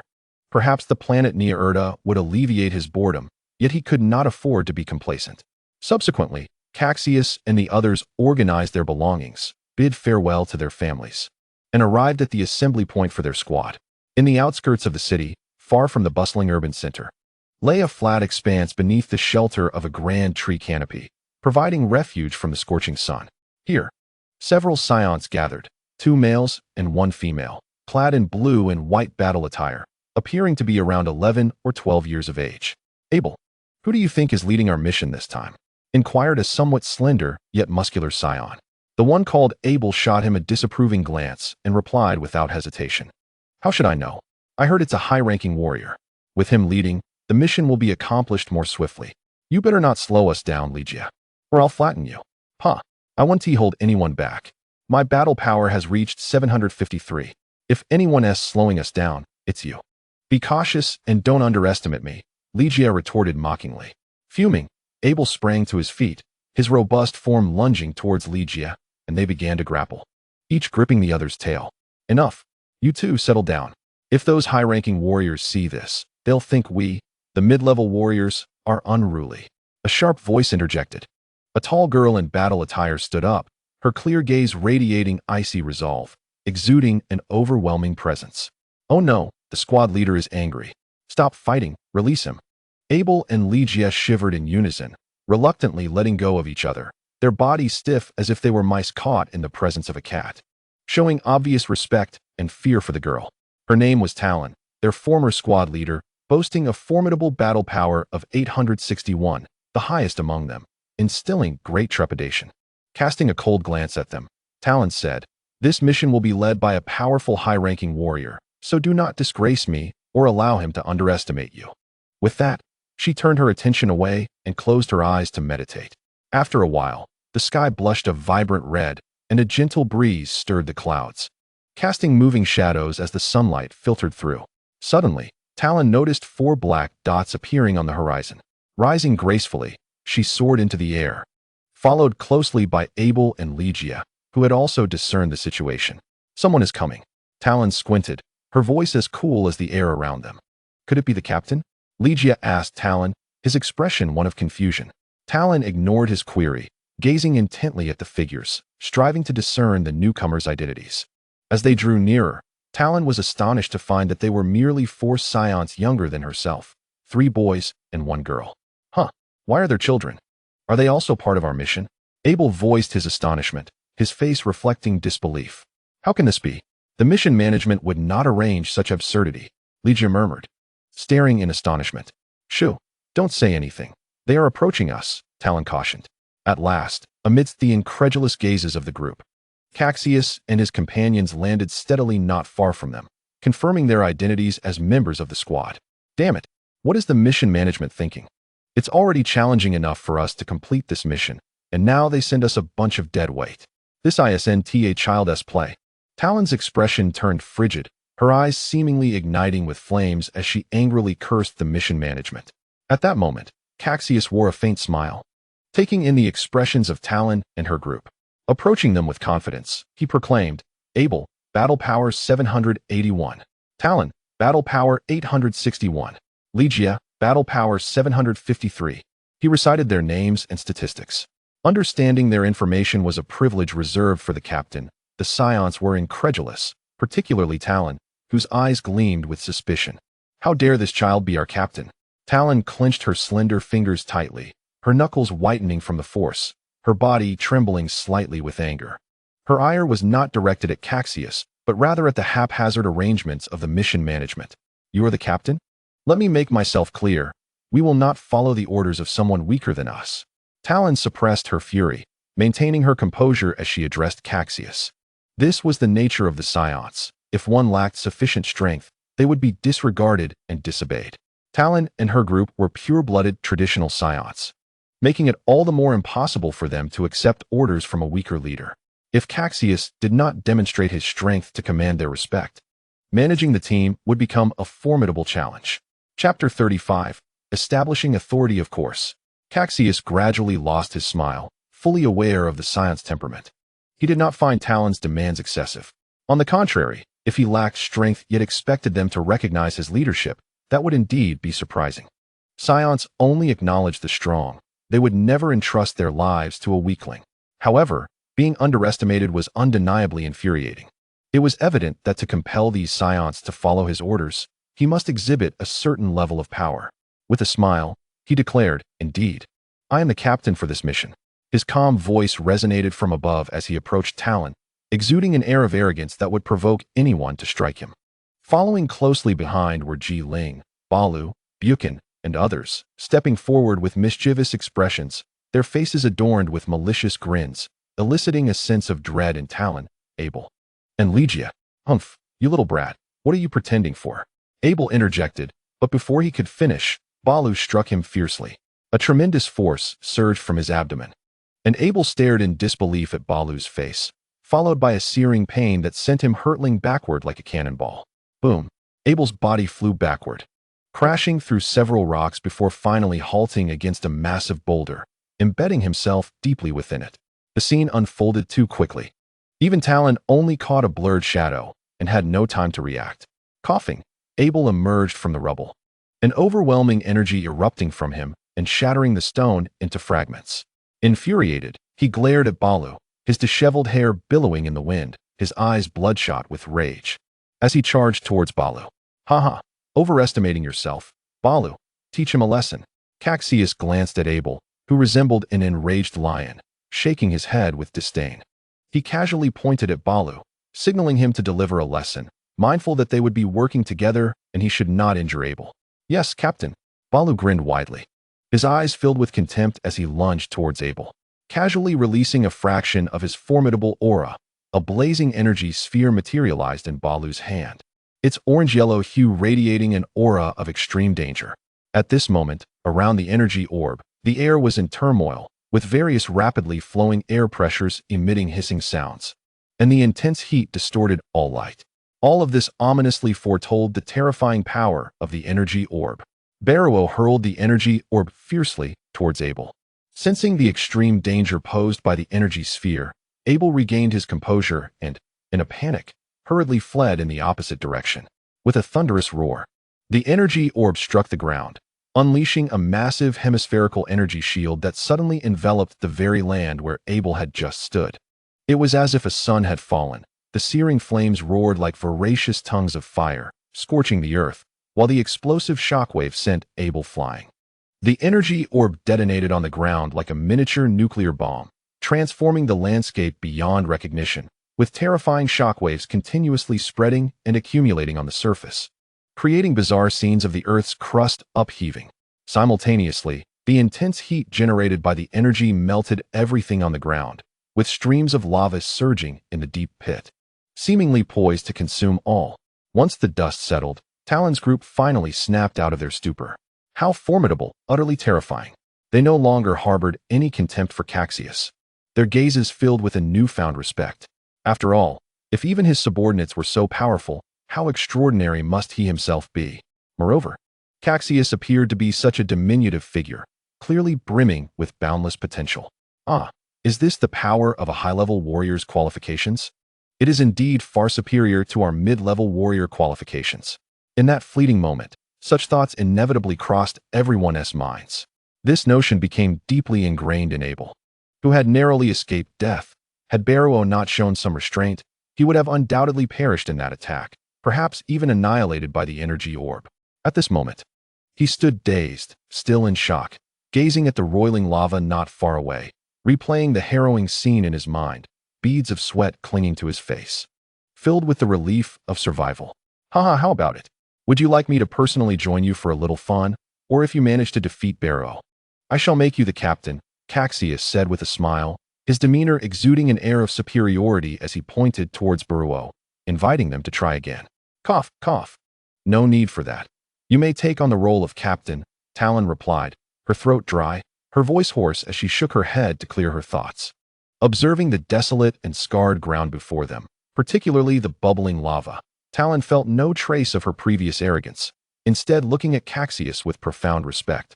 Devoid of any discontent, Cassius stepped forward, tiptoeing to pat Talon on the shoulder, then laughed heartily, saying, I am Cassius, that girl is Ji Ling. And the one over there is Buchan. As for the Saiyan who just made his move, you already know him, Barrow. We are Saiyans who have just returned from Vegeta Star. And you will all be part of my team from now on. Once you join my squad, you must obey my orders. Otherwise, I will not be lenient. Talon found herself somewhat speechless, watching Cassius tiptoe to pat her shoulder, pretending to be mature, which struck her as amusing. It seemed this captain was quite easy to get along with. Yes, Captain, we will certainly obey your orders. Talon and the others exchanged glances, nodding in agreement. The Saiyan's instinct to follow the strong required no explicit mention from Cassius. As long as they were not asked to undertake reckless sacrifices, they would strictly adhere to commands. Simultaneously, a fervent enthusiasm ignited within them. Following a captain of such formidable strength assured their safety in completing tasks, allowing them the freedom to fight at will. With this thought, satisfied smiles spread across their faces, and all grievances against the task management department evaporated. Chapter 36. Near Star. The Saiyans are called a warrior race not only for their immense combat prowess and deeply ingrained bellicosity, but also for their innate warrior mentality and execution capabilities. With proper guidance and training, Cassius believed he could cultivate them into mercenaries. This would not only satiate the Saiyans' thirst for battle, but also yield financial rewards. At times, Cassius even contemplated leading the Saiyans to establish an independent interstellar organization tasked with patrolling the galaxy, protecting planets bullied by space traders. In such a scenario, would the Saiyans still be notorious? At least they wouldn't be like now, following Frieza and committing countless misdeeds, their reputation in the cosmos forever tarnished. Pushing these distant thoughts aside, Cassius turned to Talon and the others earnestly, saying, Our next mission will take us to Near Star, a mid-level planet, which means we may encounter creatures with a power level of 1500. Unexpected dangers may arise at any moment, and given your low combat power, you must exercise caution and stay close to us. Understood. They all replied earnestly, and seeing their seriousness brought Cassius immense satisfaction. Captain, may I inquire about your current combat power? Asked the tall Talon, now in her pre-adolescent phase with wavy hair blowing in the wind, her secondary sexual characteristics becoming apparent, marking her as one of the more mature Saiyans. I am 7 years old, and my combat power is already at 1000, Cassius replied softly. Although his voice was low, it astonished all of Talon's group. 7 years old. A combat power of 1000? Is this even a Saiyan? This must be a monster. The Saiyans stared in disbelief at Cassius, but the overwhelming aura emanating from him and the readings on the energy detector screen unmistakably indicated that Cassius was not lying. Truly, a Saiyan with high-level warrior qualifications, such a terrifying talent. Likage exclaimed dramatically, feeling overshadowed. At 12 years old, his combat power was merely 753. While Cassius at 7 had 1000, he felt utterly insignificant. How absurd. Is this what it means to possess high-level warrior qualifications? Abel gazed enviously at Cassius, his expression tinged with jealousy. In truth, Talon and her group were already the cream of the crop among mid-level warrior qualifications. Once they entered puberty, their power would experience explosive breakthroughs, and as adults, their qualifications would surely allow them to reach combat powers of 3000. Ranking among the top in mid-level warriors. Yet, in the presence of prodigies like Cassius, their strength seemed rather lacking. There was no comparison. The qualifications of high-level warriors were beyond our comprehension, Talon murmured. And Abel and Lycage nodded in agreement, fully resonating with their leader's sentiments. Unbeknownst to them, the bonds within this group of Scions had significantly strengthened through this ordeal, subtly beginning to follow Cassius's commands, adopting an attitude of reverence towards him. Well then, we should commence our mission. The spacecraft at the spaceport should be ready, Cassius said, shaking his hand with an air of authority befitting a captain. Yes, let us depart immediately. The group of Scions laughed lightly, halting their playful banter, and grew serious as they followed Cassius towards the spaceport. Half an hour later, the seven had entered the vicinity of the spaceport, and after a brief search, they found their spacecraft. On a launch platform, 7 spherical white spacecraft were arranged in an orderly manner, resting on a sunken landing point, with several craft seamlessly embedded within. Upon pressing a button, the spacecraft emitted a sharp whoosh of air, and a few individuals simultaneously darted inside. Once the hatch closed, the comms devices on their ears crackled to life with Cassius's voice. Prepare for departure. May our mission be successful. Let's go. Shortly thereafter, the surfaces of the 7 spherical white spacecraft shimmered with a layer of white energy, accelerating rapidly as they broke through the atmosphere of the planet Vegeta. Time appeared insignificant in the vastness of the universe, and after a month of slumber, Cassius and his companions were nearing the planet Nyor-Da. This planet, encircled by a dusty yellow ring, lay on the outskirts of the Milky Way. However, it was now graced by unwelcome visitors. With a piercing roar, several fiery spacecraft plummeted through the atmosphere, crashing through the clouds with great force. A cacophony of collisions ensued, and the sky was soon enveloped by a dense cloud of dust that soared thousands of meters into the air, lingering ominously. Before long, vague figures emerged from the expansive crater created by the impact. Cassius, observing the still warm ground around him, frowned slightly before unleashing a powerful aura that whipped up a howling wind to disperse the dust, bringing a semblance of coolness to the deep pit. Following his lead, the group ascended, surveying the sparsely vegetated terrain resembling a barren wasteland. The environment on Nyor-Da was incredibly arid, a rocky planet where water resources were alarmingly scarce, often leading to conflicts among the tribal inhabitants over this precious commodity. Talon's clear voice resonated, indicating that she had conducted thorough research on Nyor-Da prior to their arrival. This place is hot and dry, with an air devoid of moisture, making it rather unfriendly to the skin. Such a harsh environment hardly seems conducive to sustaining life. Is this truly a mid-level planet? Buchan observed the surroundings with keen eyes, noting the absence of any signs of life, as if it were a lifeless, desolate world.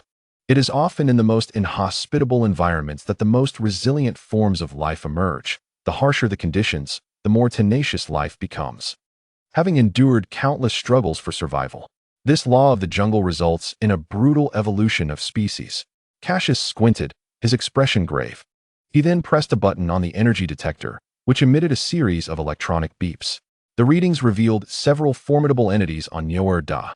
At a distance of 500 kilometers, a power level of 912. At 631 kilometers, a power level of 879. Countless formidable numbers flooded the screen, leaving the group, who had activated the energy detector, utterly astonished, except for Cassius and his 3 companions. Damn it, such absurd power levels, Abel exclaimed, his heart racing as he couldn't help but curse under his breath. Although they had mentally prepared themselves for the challenges of a mid-level planet, the sheer magnitude of energy fluctuations was still overwhelming. Furthermore, according to the readings, most of the energy sources were clustered together, with even the smallest group comprising dozens of energy sources. This clearly indicated that the life forms here were social creatures. Rick's face mirrored the shock, losing his composure as he inwardly mused that even a leader with a power level of 1,000 would find such creatures quite formidable. The majority of life on Nyor-Da was social. Engaging them meant facing their collective wrath and frenzied retaliation, without absolute certainty in annihilating them. It would be wise to eliminate them one by one, seeking opportunities to strike. Cassius calmly interjected from the side. Though the beings on Nyor-Da were indeed powerful, in his eyes, they were merely slightly larger ants. However, Cassius could not monitor everyone, and it was beneficial for Talon and the others to gain experience in combat. He could only offer reminders to prevent them from losing their wits and launching reckless attacks. It must be noted that these powerful energy fluctuations could be lethal to them. Not to mention facing dozens of opponents far stronger than themselves. Surviving such encounters would be a stroke of luck. Rest assured, Cassius would ensure the safety of the Saiyans. Very well, let's divide into 2 teams and eliminate some of the weaker indigenous tribes first. After a moment of contemplation, Cassius immediately organized the teams. I, Jilling, Abel, and Rich will form one team, while Barrow, Talon, and Buchan will form another. We will act separately to eradicate the isolated indigenous beings before regrouping. Understood, Captain. Let's go. Cassius's arrangement received several nods of agreement from the team, especially from Buchan, who eagerly voiced his enthusiasm, eager for action. Cassius felt assured with this arrangement. Even with 2 team members possessing the lowest combat power, their safety was guaranteed under his watch. Meanwhile, Barrow and Buchan, both boasting combat powers exceeding 10,000, posed no concern on this planet, ensuring Talon's safety without question. After sensing the atmosphere of Nyoer-Da, the 2 small teams swiftly identified their targets. They unleashed powerful auras and soared forward. The scorching sun blazed down, searing the earth. On a desolate plateau, the landscape was littered with barren gravel, and scattered dry branches swirled in the wind, stirring up dust and adding to the desolation. As Cassius and his companions flew at high speed, enveloped in a faint white aura that emanated a soft glow, they approached their target. Whoosh! For beams of light streaked through the scorching sky, leaving elongated trails of flames in their wake. As they drew nearer, the presence of formidable energy became increasingly palpable. Found it. Sensing the powerful aura ahead, Cassius made a slight adjustment to his posture and immediately darted toward it. Approaching the target, Cassius detected dozens of strong auras, each nearing a combat power of 1,991, 972, 999. A subtle smile crept onto Cassius's lips as he chuckled lightly. Such power levels were mere trifles in his eyes. Jilling, go and incapacitate them all. Then you 2 can take over. Cassius gestured toward Abel and Rich behind him, instructing Jilling. Instantly, Abel and Rich froze, their faces betraying a mix of embarrassment and fear as they glanced at the daunting creatures before them, wondering if Cassius was joking. Surely, the captain couldn't be serious about facing those beings whose power far exceeded theirs. While these creatures indeed possessed higher combat power than Abel and his companions, incapacitating them would provide excellent training for the 2. Understood, Cassius brother. A slight smile tugged at Jilling's lips as she prepared to launch herself at the opposing creatures. Cassius, are we really going to battle these beings? Aren't you joining us? Abel stammered, his teeth chattering as he looked at Cassius, fearing that the captain was sending them to their doom. Fear not, this is a training exercise. Jilling's combat power is not what you might think. With us by your side, what is there to fear? This is a splendid opportunity for growth. Cassius's eyes narrowed slightly, a hint of amusement and seriousness flickering within. If these 2 individuals are too cowardly to confront even the one injured by Ji Ling, then Cassius would undoubtedly abandon their training, taking it upon himself to handle the ensuing battles, thus saving time. With a crisp clap, Cassius's brotherly voice rang out. It's all taken care of. Just as he finished speaking to Li Jie and the others, Ji Ling had effortlessly incapacitated their adversaries.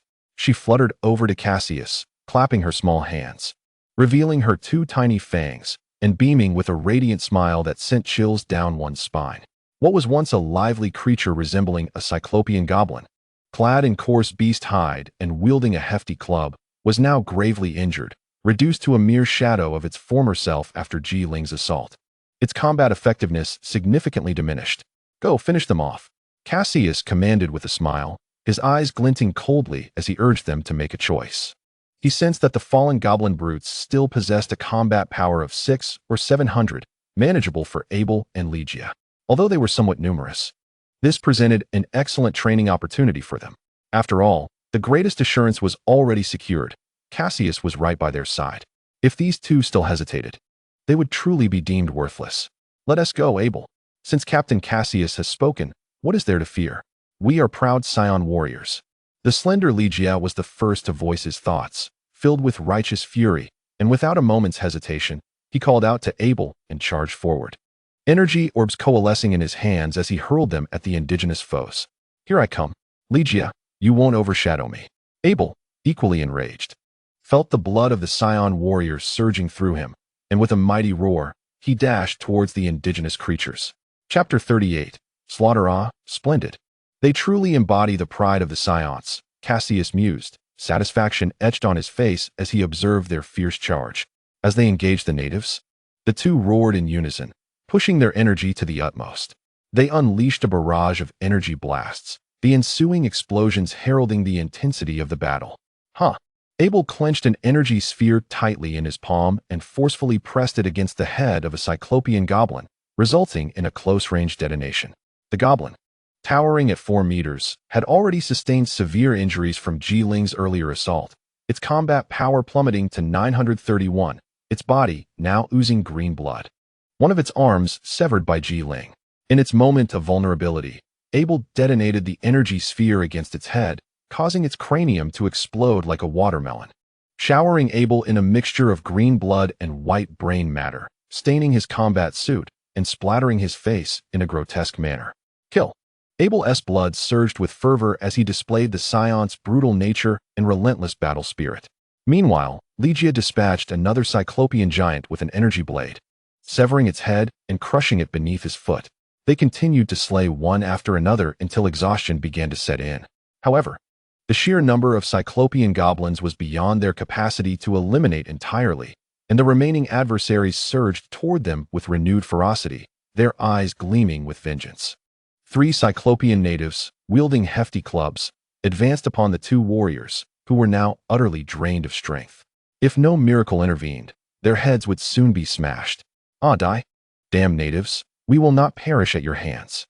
The indomitable battle spirit within them compelled them to hold on, drawing upon their dwindling energy to unleash a mix of light and dark energy blasts at the Cyclopean foes. Yet, this feeble assault was swiftly countered, obliterated by the natives' retaliation. Despair clouded their eyes as they gazed upon the approaching clubs, the stench of their adversaries' breath palpable even in their nostrils. They closed their eyes, resigned to the impending doom, having fought valiantly, yet still falling short of Cassius's expectations. Hey there, did I grant you permission to die? At that moment, Cassius materialized beside them, teasingly remarking.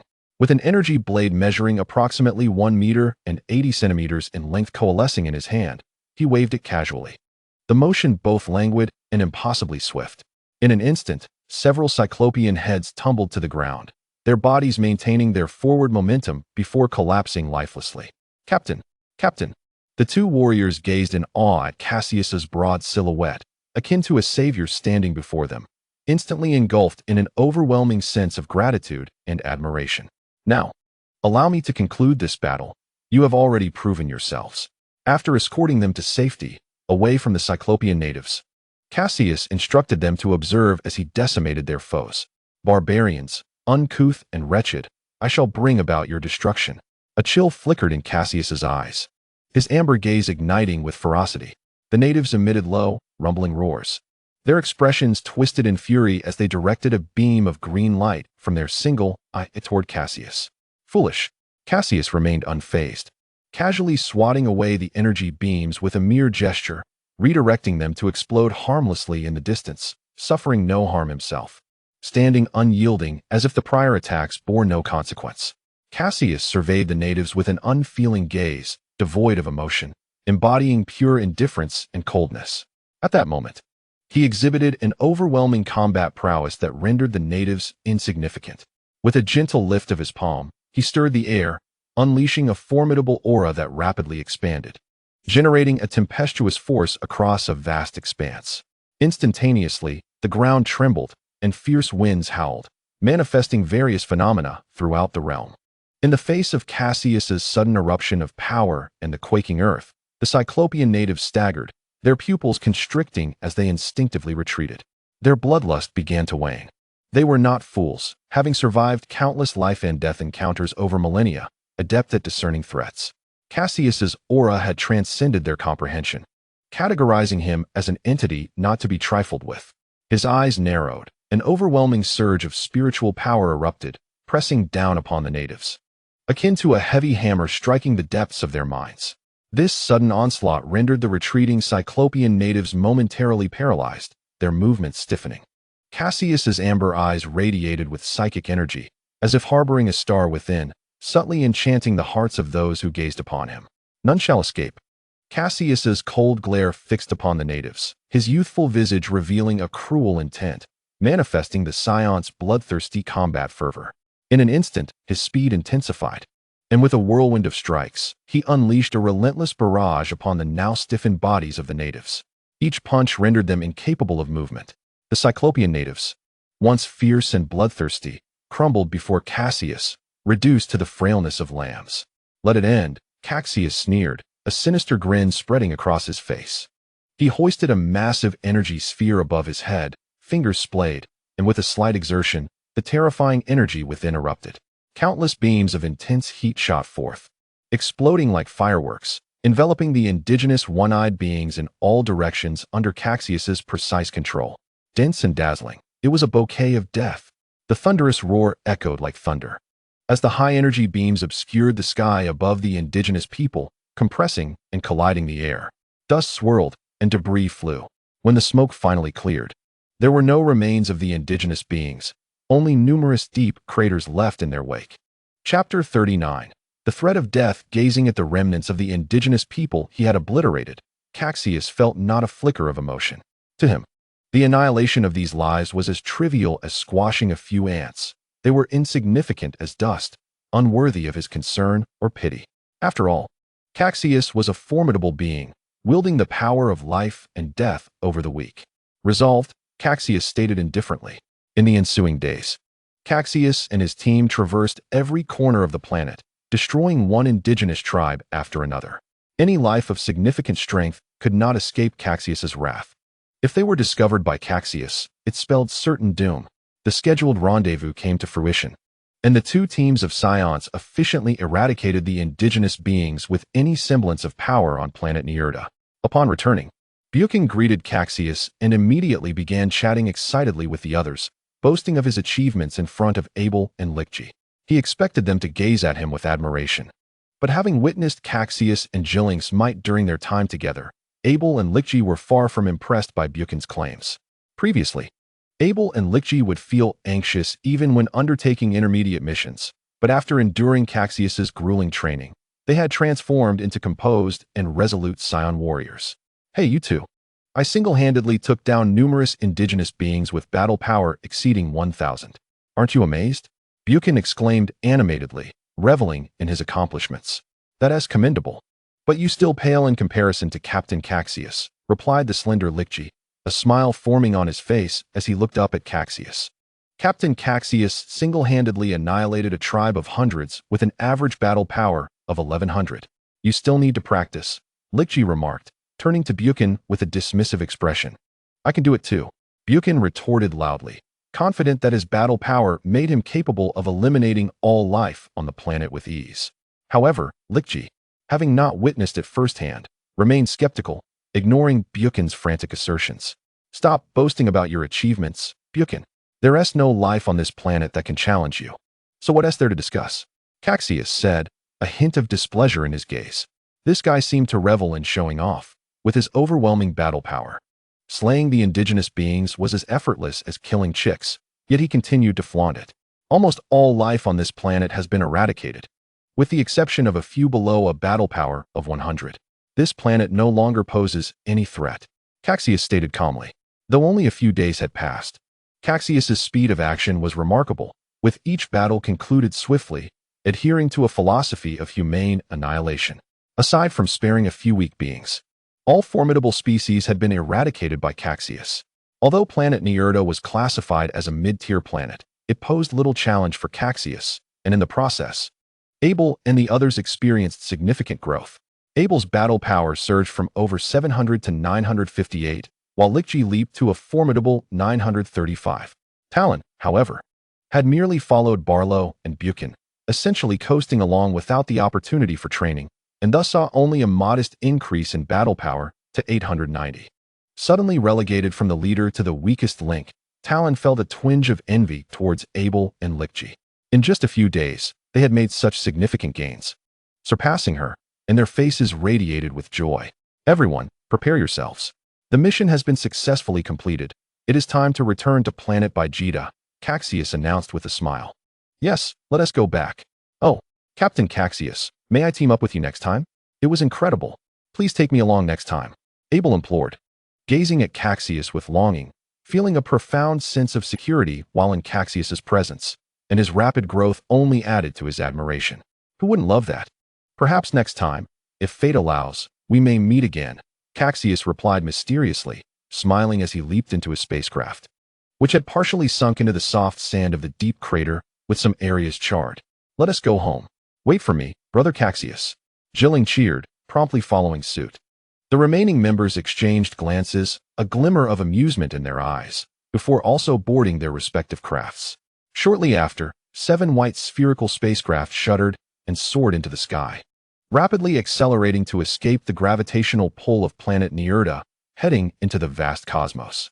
After a period of rest, the brilliant stars twinkled in the night sky, suspended high above. At that moment, Planet Vegeta basked in the midday sun, the scorching rays searing the surface. Cassius and his group descended to the spaceport landing point and immediately proceeded to submit their mission report.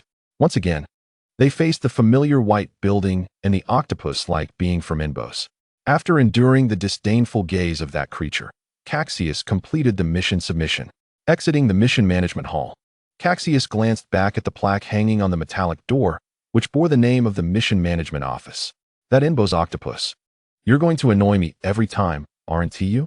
I refuse to believe I can't find you alone someday. Your days are numbered. Cassius thought darkly, unable to tolerate the creature's contemptuous stare any longer. Buchan, find him when he is alone and bring me his head. Make sure no one sees. Cassius gritted his teeth, addressing Buchan, who wore a similarly furious expression. Yes, Captain.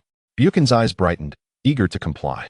He could not bear such humiliation, and had it not been for Cassius's intervention, he would have confronted the Inbos being earlier. Forget it. I'll handle it myself, Cassius suddenly exclaimed, as if struck by inspiration. Revenge is best served personally. Chapter 40. Terror. After parting ways with Talon and her group, Cassius returned home with his loyal followers. Since it was still midday on Planet Vegeta, the streets outside were bustling with life and noise. Upon returning home, Cassius was astonished to discover the presence of other visitors in the living room, including AI Liku and Fa Lier, all wearing expressions of deep concern. Their puzzled gazes met Cassius and his companions as they stealthily entered the hall, treading lightly as if they were thieves, fearful of making a sound. Cassius, is that you? What brings you back so soon from your mission? AI Liku exclaimed, gazing at Cassius with a look of confusion. Normally, undertaking a mid-level task would require at least a year or two. His swift return was unexpected. Yes, father. We have completed our mission and submitted the report to the task management office just now, Cassius replied with unwavering confidence. So soon? How peculiar. Never mind. Let us not dwell on that, AI Liku said, his furrowed brow suddenly relaxing as he introduced Cassius to the adults present in the living room. This is Cassius, my adopted son. I expected him to be away for quite a while on this mid-level mission, but his return has taken me by surprise. AI Liku proudly presented Cassius to the other adults, catching him off guard. Come, allow me to introduce you to my comrades, Padasi, Lilu, Lina, and Dion. AI Liku enthusiastically introduced Cassius, who respectfully greeted each elder. These individuals were once AI Liku's teammates, with only a handful of them surviving, as the rest had perished in battle. So you are Cassius. I've heard much about your excellence from brother AI Liku. Lina stepped forward, her eyes filled with admiration. In a gesture of affection, she attempted to embrace Cassius, but he deftly stepped back to avoid her advance. Aunt Lina, cease this at once, Ji-Ling interjected, positioning herself protectively in front of Cassius, casting a displeased glare at Lina. It seems you care for Cassius quite a bit. Lina, unperturbed, looked at Ji-Ling with a glint of mischief in her eyes. You shall not embrace my elder brother Cassius, or I shall burst those 2 orbs on your chest. Ji-Ling glared fiercely at Lina, a formidable aura subtly emanating from her, causing Lina to shudder. Lina, sensing Ji-Ling's overwhelming presence, lost her playful demeanor and promptly retreated to the living room sofa. All right, enough of this, Cassius interjected, quickly pulling Ji-Ling aside to prevent any escalation. He did not wish for Ji-Ling to clash with AI Liku's comrades, as they shared a close relationship with Cassius's family and could be valuable allies. Father, what brings you all together? Are you discussing something important? Cassius inquired, now curious about the gathering. Exchanging glances, AI Li Ku and the others appeared troubled, their expressions betraying their thoughts. Cassius, remember you mentioned that Frieza tampered with our energy detectors? Well, my comrades and I have been investigating and discovered that Frieza's forces are quite wary of us Saiyans and have been monitoring our activities. AI Li Ku sighed, a hint of disappointment in his eyes. Brother AI Li Ku, that despicable Frieza is truly vile. We Saiyans have aided him in plundering planets. Yet he remains so suspicious of us. Panicking remarked, his expression cold and filled with resentment towards Frieza. Indeed, brother AI Li Ku, Frieza's distrust of us Saiyans signifies his ill intentions. I propose we immediately rise against him and no longer be subjected to his control. Let us rebel. D.N. chimed in, his tone reflecting the aggressive nature characteristic of Saiyans. Yes, based on your earlier observations, brother AI Li Ku, Frieza must already be aware of King Vegeta's plots for rebellion. His inaction must surely stem from his fear of our Saiyan power. If we unite our strength, we shall surely defeat Frieza, Li Lu added, his spirit ignited by the prospect of battle. No, Frieza has not acted because he possesses absolute power, Cassius interjected, cutting through the fervor of their discussion with a statement that struck at the heart of the matter. Do you comprehend Frieza's battle prowess? All eyes turned to Cassius, momentarily taken aback by his interruption. They understood Frieza was formidable as the Emperor of the universe, but the extent of his strength remained unclear to them, as they had never witnessed Frieza in combat. Cassius, do you possess knowledge of Frieza's true power? AI Li Ku inquired, sensing that Cassius might have vital information. Indeed, Frieza is a remarkably powerful adversary, and he commands an elite force known as the Jinyu Force. Each member possesses a battle power of at least 10,000, and I have heard that the leader, Jinyu, boasts a staggering battle power of 120,000, Cassius stated calmly, his voice low yet reverberating like thunder, silencing AI Li Ku and the others. The Jinyu Force, known for their elite prowess, was feared throughout the galaxy, each member possessing unique skills, and they were notorious for their ruthless deeds.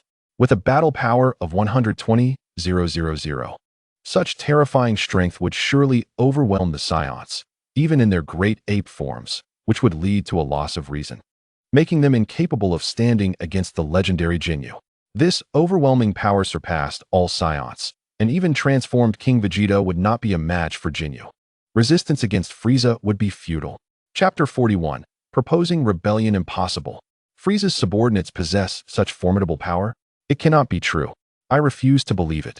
Panic's eyes filled with madness and confusion as his aura began to fluctuate. Rest assured, there is no mistake. The Jinyu Force is indeed Frieza's trump card. Otherwise, even with his immense strength, Frieza could not maintain control over such a vast empire, as he dominates most of the planets in the Western Galaxy. It is precisely because Frieza commands such powerful subordinates that he can effectively manage his territories and prevent rebellion. Should a rebellion arise, the Jinyu Force would obliterate the planet in an instant. Do you still not believe me? Let us not forget the recent news. Planet Vegeta was annihilated, leaving no trace behind. Only ashes, a mere firework in the cosmos. Cassius asserted emphatically, recalling recent events that rendered everyone speechless. They were indeed aware of the destruction of Planet Vegeta due to rebellion, yet they had remained oblivious to the identity of the assailants. They had considered Planet Vegeta merely a mid-level planet, believing that Saiyans could easily achieve its destruction, thus dismissing it. Now, hearing Cassius's assertions, they realized that the Jinyu Force was undoubtedly responsible for the devastation. AI Li Ku's countenance darkened as he absorbed this information. If the Jinyu Force is indeed as terrifying as Cassius describes, then what might be the combat power of Fu Li Sa? At the very least, it must be stronger than 120,000. What then shall the Saiyans do? None of those present were foolish. They quickly grasped the implications, causing their hearts to tremble and a chill to creep up their spines. Their faces turned awkward, veins bulged on their foreheads, and cold sweat streamed down their brows. Before Cassius could continue, an eerie silence enveloped the living room. After a considerable pause, AI Li Ku finally spoke. Cassius, how much more do you know? Please share everything. We can handle it. Cassius nodded, his gaze sweeping over the crowd. Then he spoke calmly. Fu Li Sa belongs to an exceedingly rare race known as the Ice Demon, with a minuscule population. Upon birth, they are frozen within ice until they reach maturity, at which point the seal is broken. Due to the immense power within ice demons, they must transform to suppress their own energy, which is reminiscent of the Saiyan transformations. However, while Saiyans transform into great apes to enhance their combat power, ice demons transform to restrain it. Through a prolonged period of growth, ice demons gradually learn to control their energy, resulting in an increase in strength. Furthermore, as far as I know, Fu Li Sa possesses the ability to transform 3 times. Cassius remarked with a hint of melancholy. The ice demons are indeed a fearsome race. Were it not for their abysmal reproductive capabilities, they could easily dominate the entire galaxy. Perhaps this is the law of balance in the universe. If the ice demon race had a higher reproductive rate, all other races would be suppressed by them, losing their space for survival. Transforming to suppress combat power? AI Li Ku and the others displayed expressions of horror. Which race in the universe does not aspire to increase its own combat strength? Yet, the ice demon race must suppress their power due to its overwhelming nature. This was utterly astonishing. Observing the reactions of those present, Cassius showed no signs of pausing and continued speaking. Under normal circumstances, without transformation, Fu Li Sa's combat power is 530,000. The words that flowed from Cassius's mouth struck the Saiyans like a thunderbolt, leaving them utterly astounded. 530,000. How can he be so powerful? Li Lu cursed, his eyes flashing with shock. A collective gasp echoed through the hall, whether from AI Li Ku and others, or Ji Ling, Ba Luo, and Bukin beside Cassius. Those who had trained alongside Cassius to surpass a combat power of 10,000 had previously held a sense of pride. Now, upon hearing that Fu Li Sa possessed such formidable strength, they were left in disbelief, fists clenched tightly. If Jinyu's 120,000 combat power had left them feeling powerless to resist, then the Fu Li Sa described by Cassius plunged them into utter despair. Cassius, if Fu Li Sa is this strong, then aren't the Saiyans doomed, left without any hope? Dian, with a somewhat irritable disposition, glared at Cassius, his eyes wide with a hint of desperation creeping in. The others turned their gaze toward Cassius, anticipating a solution. Surely there must be a way. My revelation about Fu Li Sa is not meant to instill fear. Firstly, following King Vegeta in rebellion is tantamount to certain death. So we must rise against him, dethrone King Vegeta, and lead the Saiyans to escape from Vegeta Star. The universe is vast, and one day, we will defeat Fu Li Sa. Cassius declared with conviction. Rebellion? The crowd was somewhat taken aback, but at that moment, they refrained from rebuttal, instead falling into a thoughtful silence, their gazes fixed intently on Cassius. Who would have thought that just moments ago, they were discussing how to confront Fu Li Sa, only to find themselves on the path of rebellion as proposed by Cassius? The leap was profound and difficult to comprehend. Indeed, King Vegeta fails to see the situation clearly. He foolishly believes he can confront Fu Li Sa head-on with the Saiyans, a reckless endeavor that would result in catastrophic consequences. We cannot allow our race to follow him to their doom. Therefore, we must depose King Vegeta and take power ourselves, liberating the Saiyans from their plight. We can begin by quietly relocating the Saiyans. Cassius, having laid the groundwork, swiftly presented his plan. The Saiyan race possesses a remarkable bloodline that grows stronger in the face of adversity. Although not every Saiyan is endowed with extraordinary combat talent, the potential is exceedingly valuable.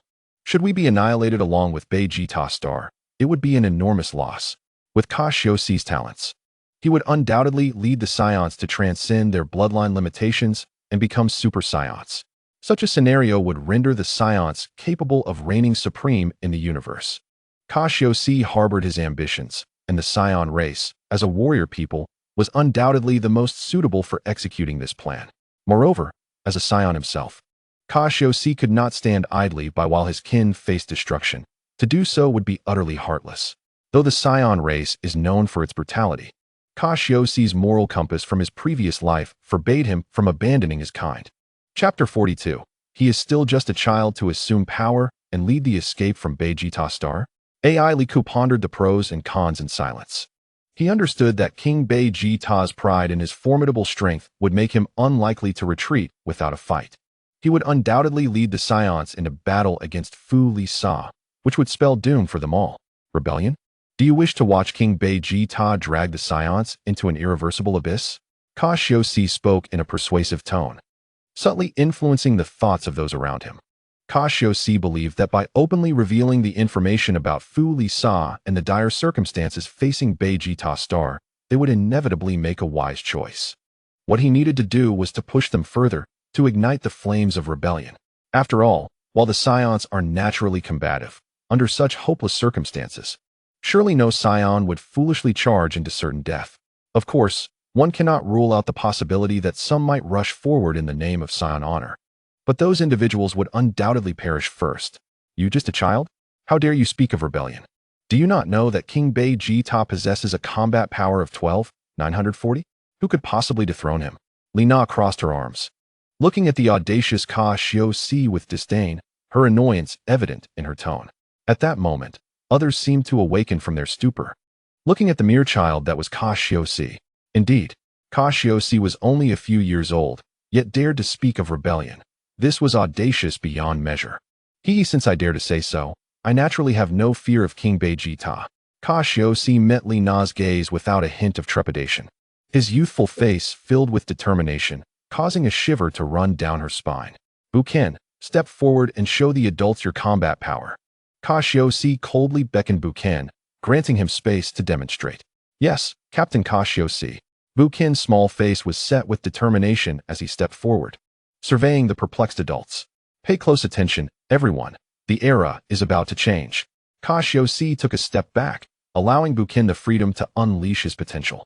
A wicked smile gracing his lips as he looked at the adult Saiyans. Buken clenched his fists at his waist, his legs bending slightly as he summoned a surge of powerful energy that erupted from him. A continuous surge of power enveloped Buken in a pearlescent energy membrane, radiating waves of turbulent wind pressure outward. Centered on Buken's position, all the furniture in the living room began to float chaotically, and the overwhelming force pressed down on several Saiyans, inducing a sensation of suffocation. Beep, beep, beep, 5,000, 8,000, 10,000, 16,000.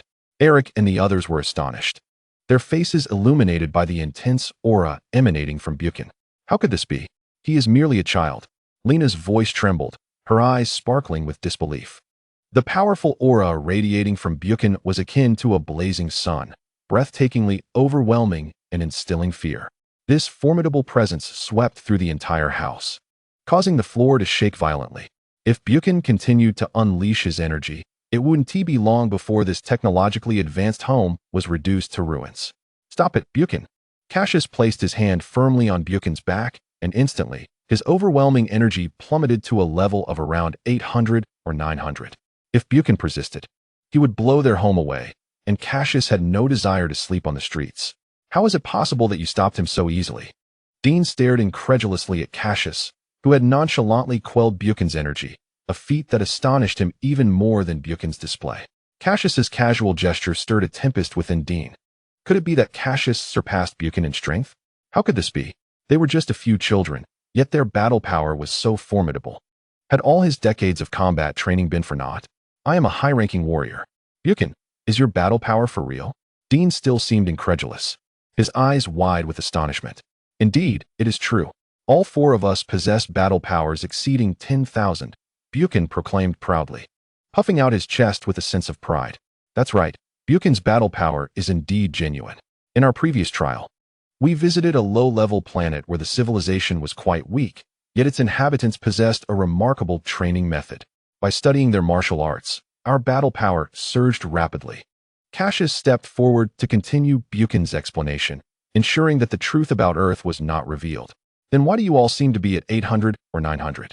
That is because we have mastered a type of energy called Chi. We can typically contain this energy within ourselves, and whenever we wish, we can conceal our true battle power. Cassius explained earnestly. He went on to elaborate on the concept of Chi, but no matter how many times he explained it, they remained perplexed, unable to grasp it. It was as if there was a generational gap. They had already established their own methods of energy manipulation, which were not easily altered. They were not geniuses like Vegeta, capable of learning Chi at a glance. Although they could not fully comprehend the concept of Chi, they understood that it represented a more advanced form of training. Now, do you understand why I dare to speak of rebellion? My battle power has surpassed that of King Vegeta. If I did not wish to alert Frieza, I would have already deposed King Vegeta. A glimmer of pride and ambition flashed across Cassius's face. Among the Saiyan race, strength was revered, and Cassius undoubtedly stood as the mightiest warrior of his time. Additionally, with his youth and immense potential, joining forces with Cassius in rebellion would be a remarkable opportunity. After all, what could entice a Saiyan more than the prospect of increasing their battle power? So what do you think? Is it feasible to follow me in rebellion? Cassius spread his arms wide, a smile gracing his lips as he regarded the astonished Saiyans before him, a hint of cunning satisfaction flitting across his expression. Chapter 43, Demonstrating Power. Cassius, with your battle power, rebellion is indeed possible. We can assist you in overthrowing King Vegeta. However, confronting Frieza seems implausible. What do you propose regarding relocating the Saiyans? Pads gazed at Cassius, as though he had seen a glimmer of hope for the Saiyan future, his attention fixated on Cassius. Yet, he remained curious about the method of relocating the Saiyans that Cassius mentioned. Indeed, Uncle Pads is correct. I have a method to relocate the Saiyans. But a large-scale relocation would undoubtedly attract attention, and I cannot manage such a massive exodus. However, I can demonstrate it first, Cassius replied. Everyone, please hold hands and grasp mine tightly. Cassius called out, urging the group to join hands. Although Eric and Pads were somewhat confused by Cassius's intentions, they did not resist and formed a circle. Spatial transfer.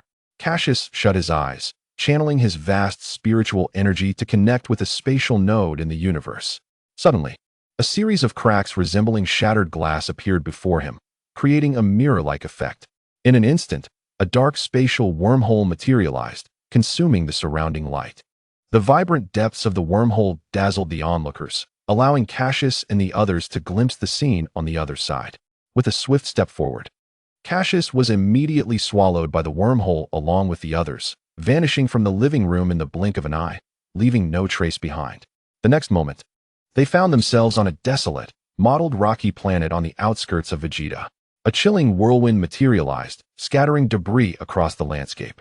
On a towering mountain peak, a black wormhole tunnel abruptly appeared, expelling several Saiyans from within. The howling winds swept across the land, crashing against the cliffs. And Cassius and the others atop the mountain could almost hear the storm's lament. The rocks, eroded by the relentless winds, revealed their hard cores, appearing somewhat fragile after prolonged exposure to the elements. As Cassius and his companions emerged onto this barren planet, it seemed to breathe new life into the desolation. Eric felt as though he had just experienced a fleeting moment of dizziness. Upon opening his eyes, he was greeted by a scene of stark, desolate darkness. Raising his gaze to the sky, he beheld a familiar dark red rocky planet slowly rotating overhead. It was none other than Vegeta. Have I left Vegeta? Was Eric's first thought. They were on one of the moons neighboring Vegeta, and without a spacecraft, it would be impossible for them to return on their own strength.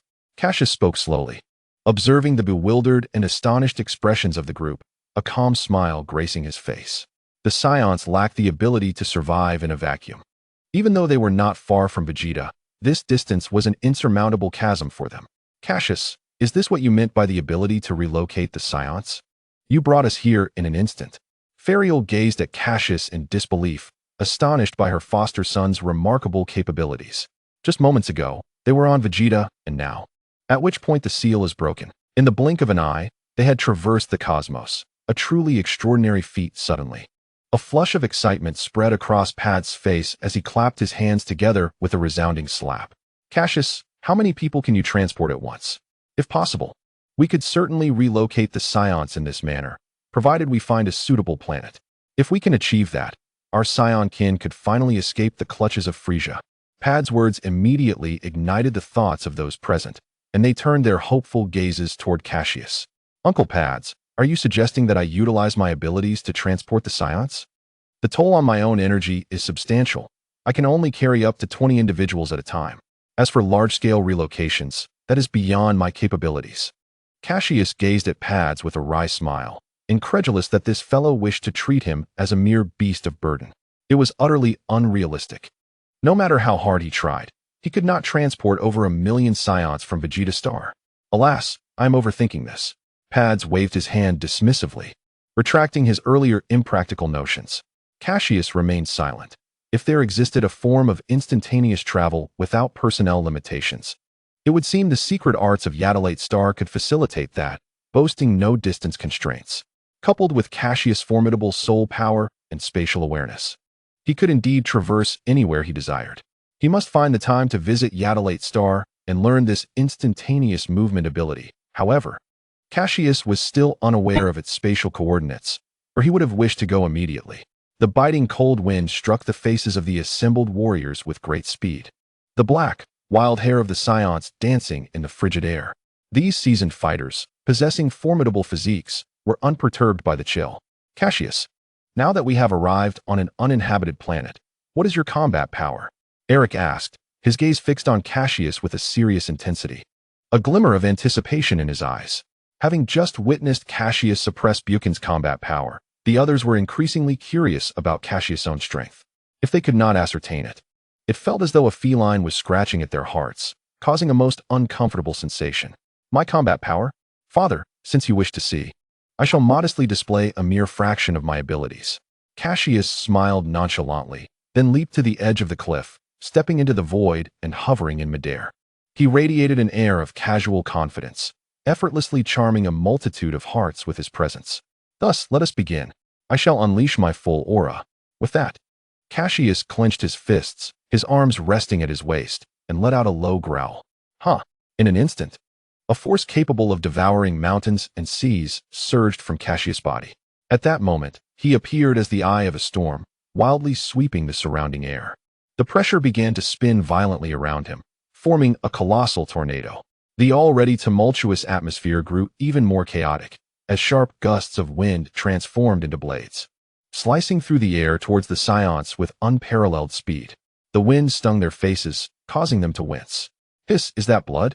Dean wiped his palm across his face, perplexed, revealing a trace of crimson upon his hand. His expression turned to one of horror as he gazed up at Cassius, whose aura was still rising. Those fierce blades of wind had actually left wounds upon him.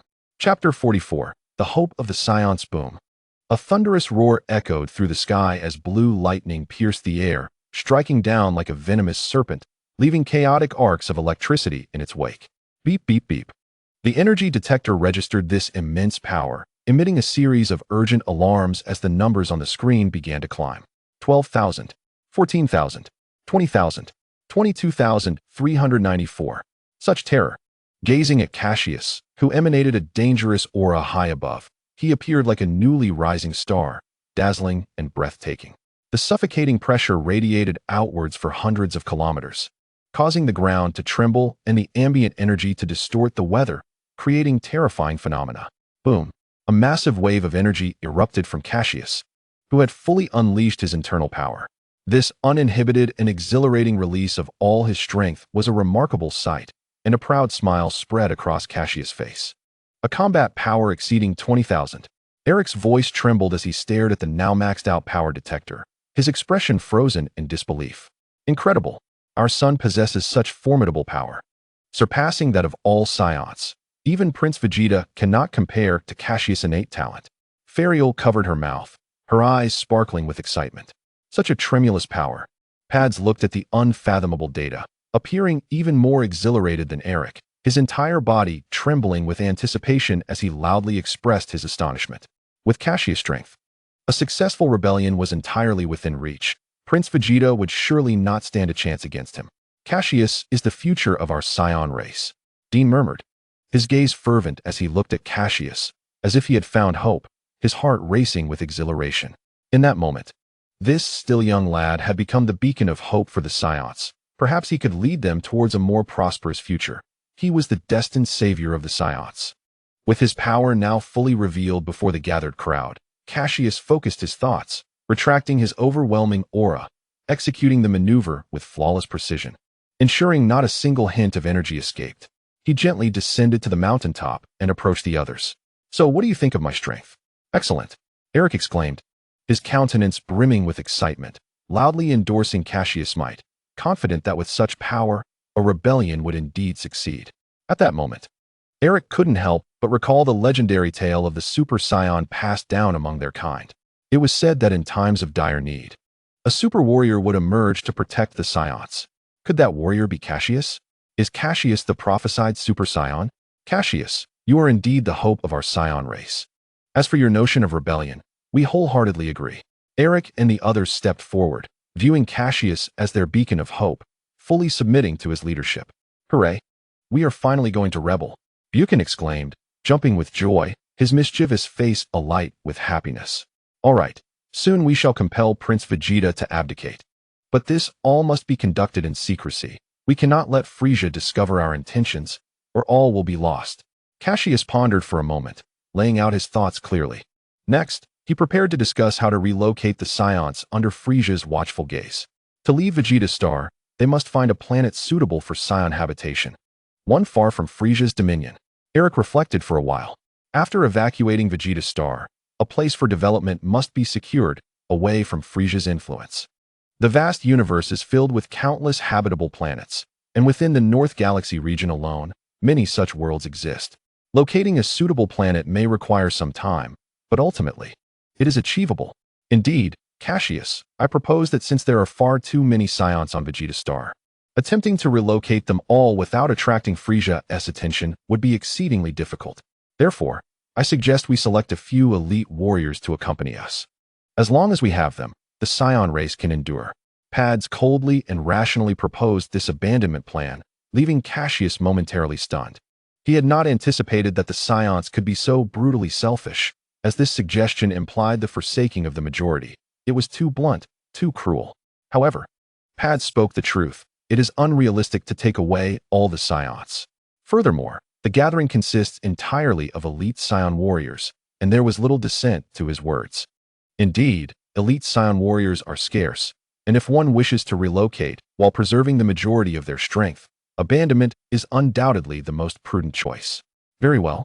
You shall accompany my father to discreetly recruit some trustworthy elite warriors, informing them of the situation.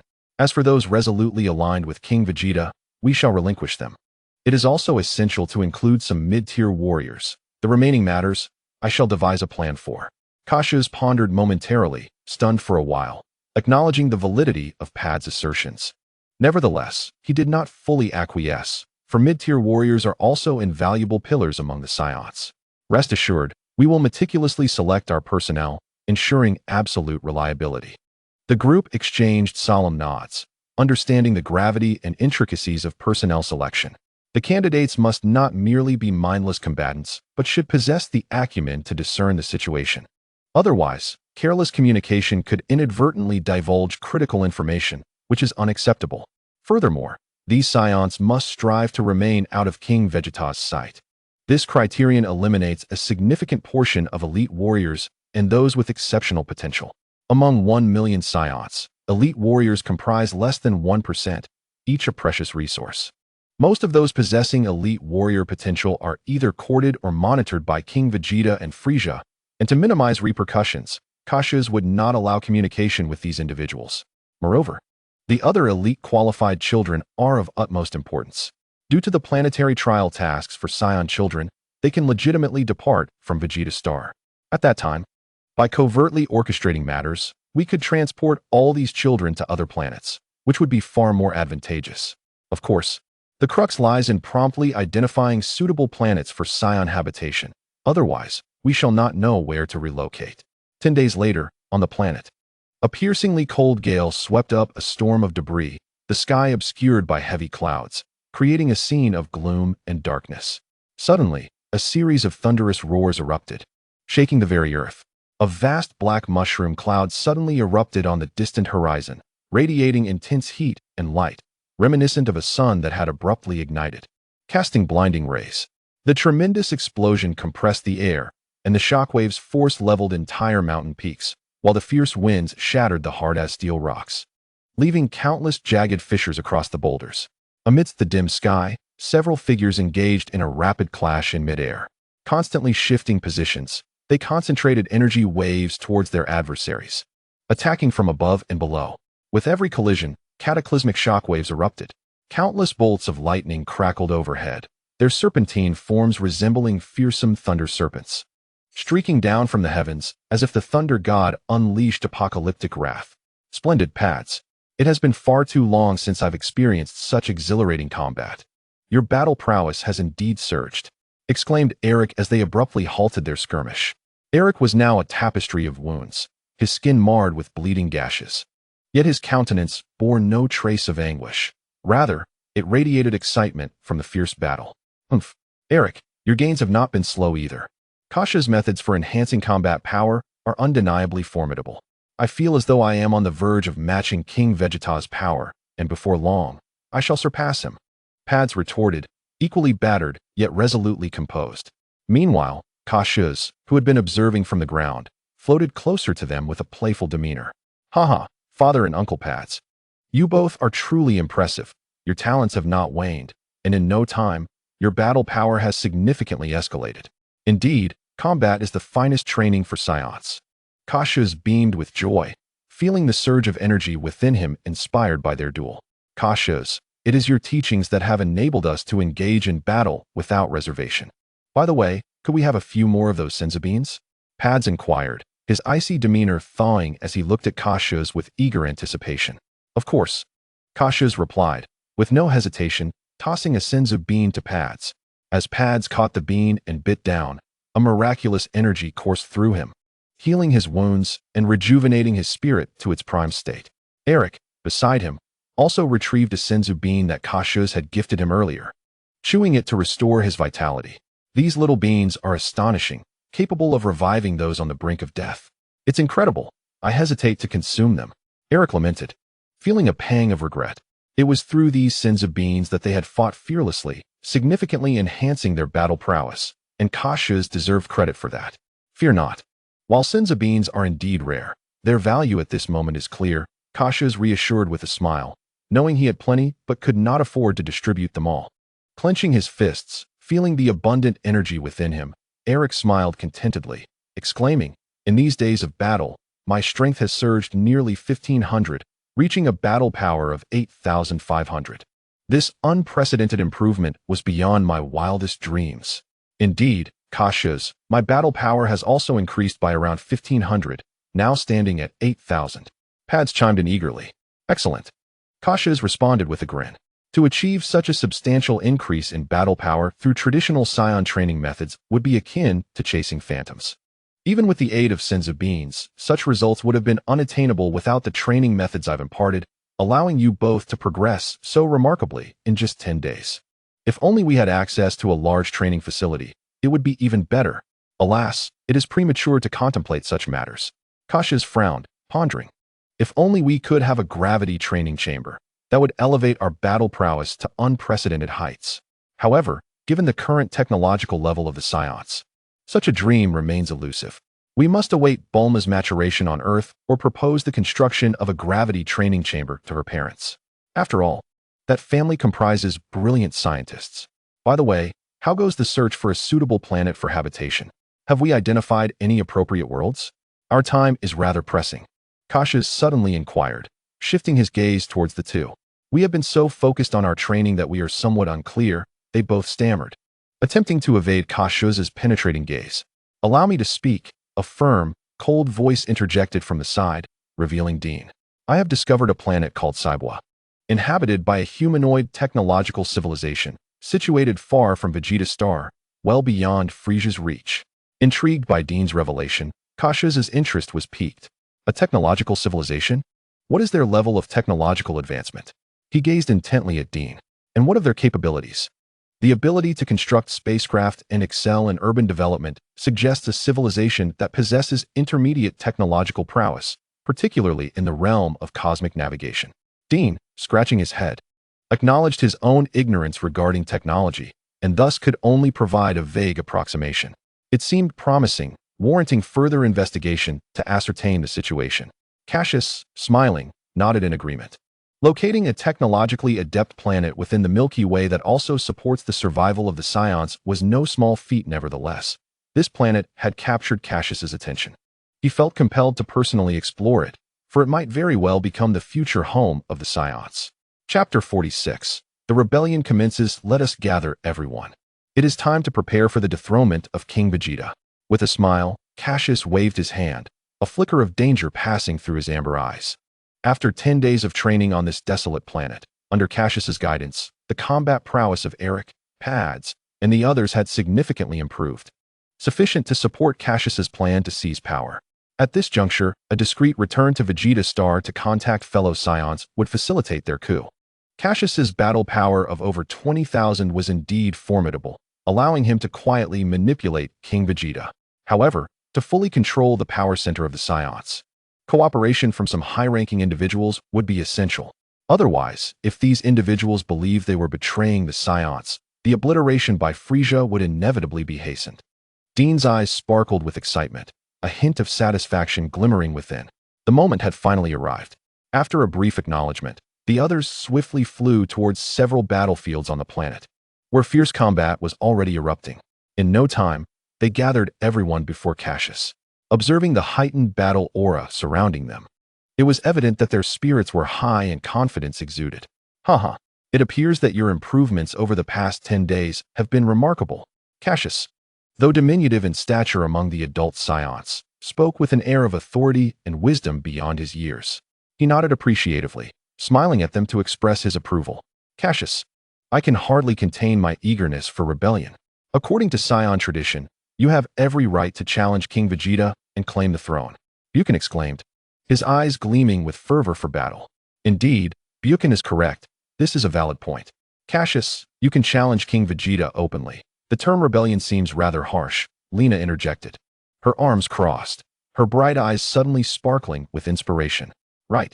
Cassius, you may challenge King Vegeta. Rebellion sounds too harsh. Fariel also chimed in, stepping forward earnestly to address Cassius.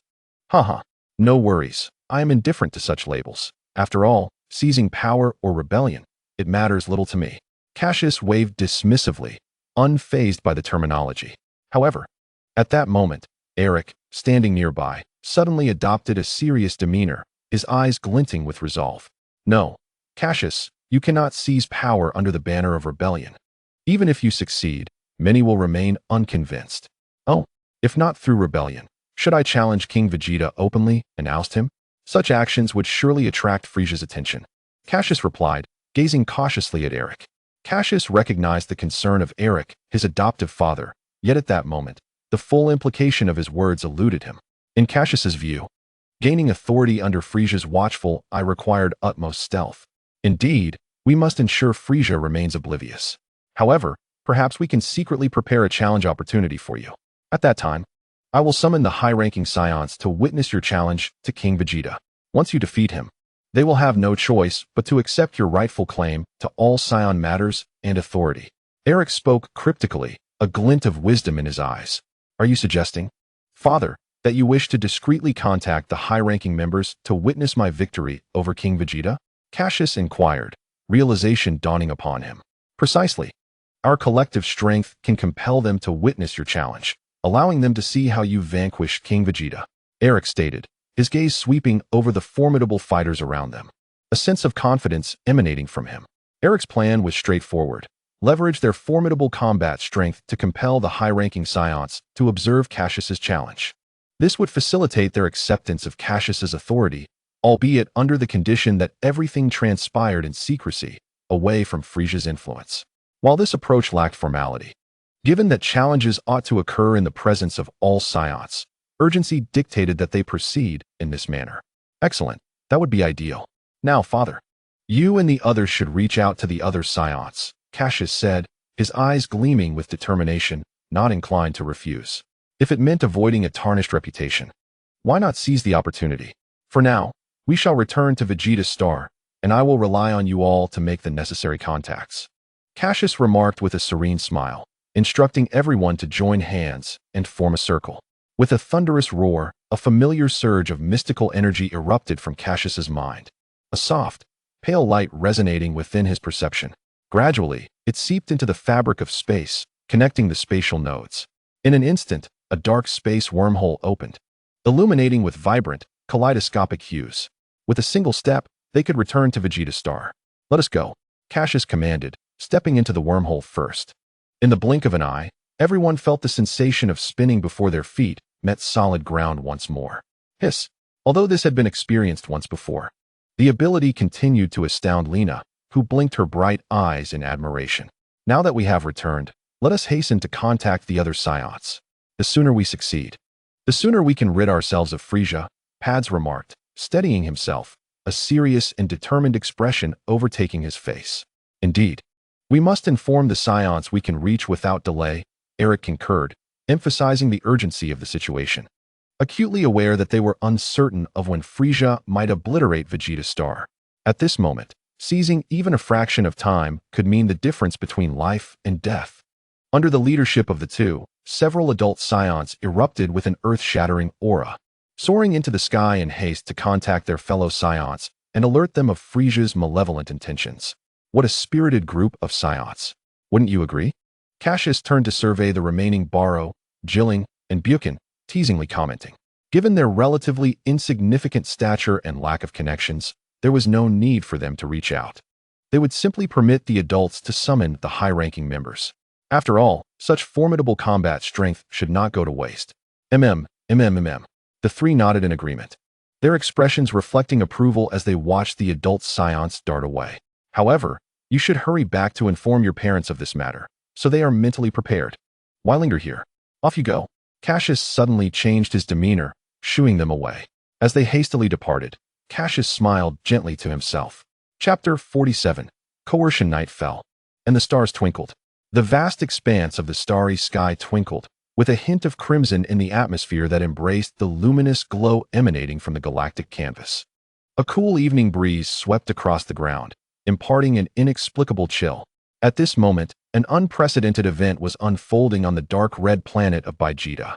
In the residence of a high-ranking Saiyan warrior, a small child, resembling a shadow and sporting a monkey-like tail, stealthily made his way inside. Inside the exclusive training room, a senior Saiyan warrior, having concluded a vigorous session of training, was wiping the sweat from his brow with a towel. Batar, I have heard whispers that King Vegeta seems increasingly dissatisfied with Frieza. Do you have any news? A gentle yet strikingly fierce female Saiyan named Zasisi approached Batar, who was still drying himself, and softly inquired. Zasisi, I am a loyal confidant of King Vegeta, a proud Saiyan. Regardless of the decisions he makes, I shall follow him unwaveringly. Batar coldly tossed the towel aside, addressing his wife, Zasisi, with a steely tone. His serious demeanor startled Zasisi, who felt a shiver run through her senses. Batar, one of the three elite warriors serving King Vegeta, held a significant position among the Saiyans due to his formidable battle prowess of 10,000. Frieza is not an adversary we Saiyans can confront. Following King Vegeta in rebellion will not succeed. Suddenly, Zasisi transformed, her tone sharply reprimanding. What? How do you know this? I do not recall ever disclosing such information to you. Speak. Where did you hear it? Batar, taken aback by Zasisi's sudden outburst, harshly admonished her. The matter of King Vegeta's planned rebellion was supposed to be a closely guarded secret, and it was unfathomable that his own wife had learned of it. Was it possible that the news had been leaked? Perhaps by those two individuals? If Frieza's forces became aware, the Saiyans would undoubtedly face annihilation. Humph. It was Sister Lina who informed me. I will not allow you to follow King Vegeta to your demise. Zasisi cast a resolute glance at Batar before shifting her gaze outside the training room, where a Saiyan child suddenly appeared. Buchan, Batar, do not be obstinate. King Vegeta cannot defeat Frieza. Only by following my captain, Cassius, can the Saiyan lineage be preserved.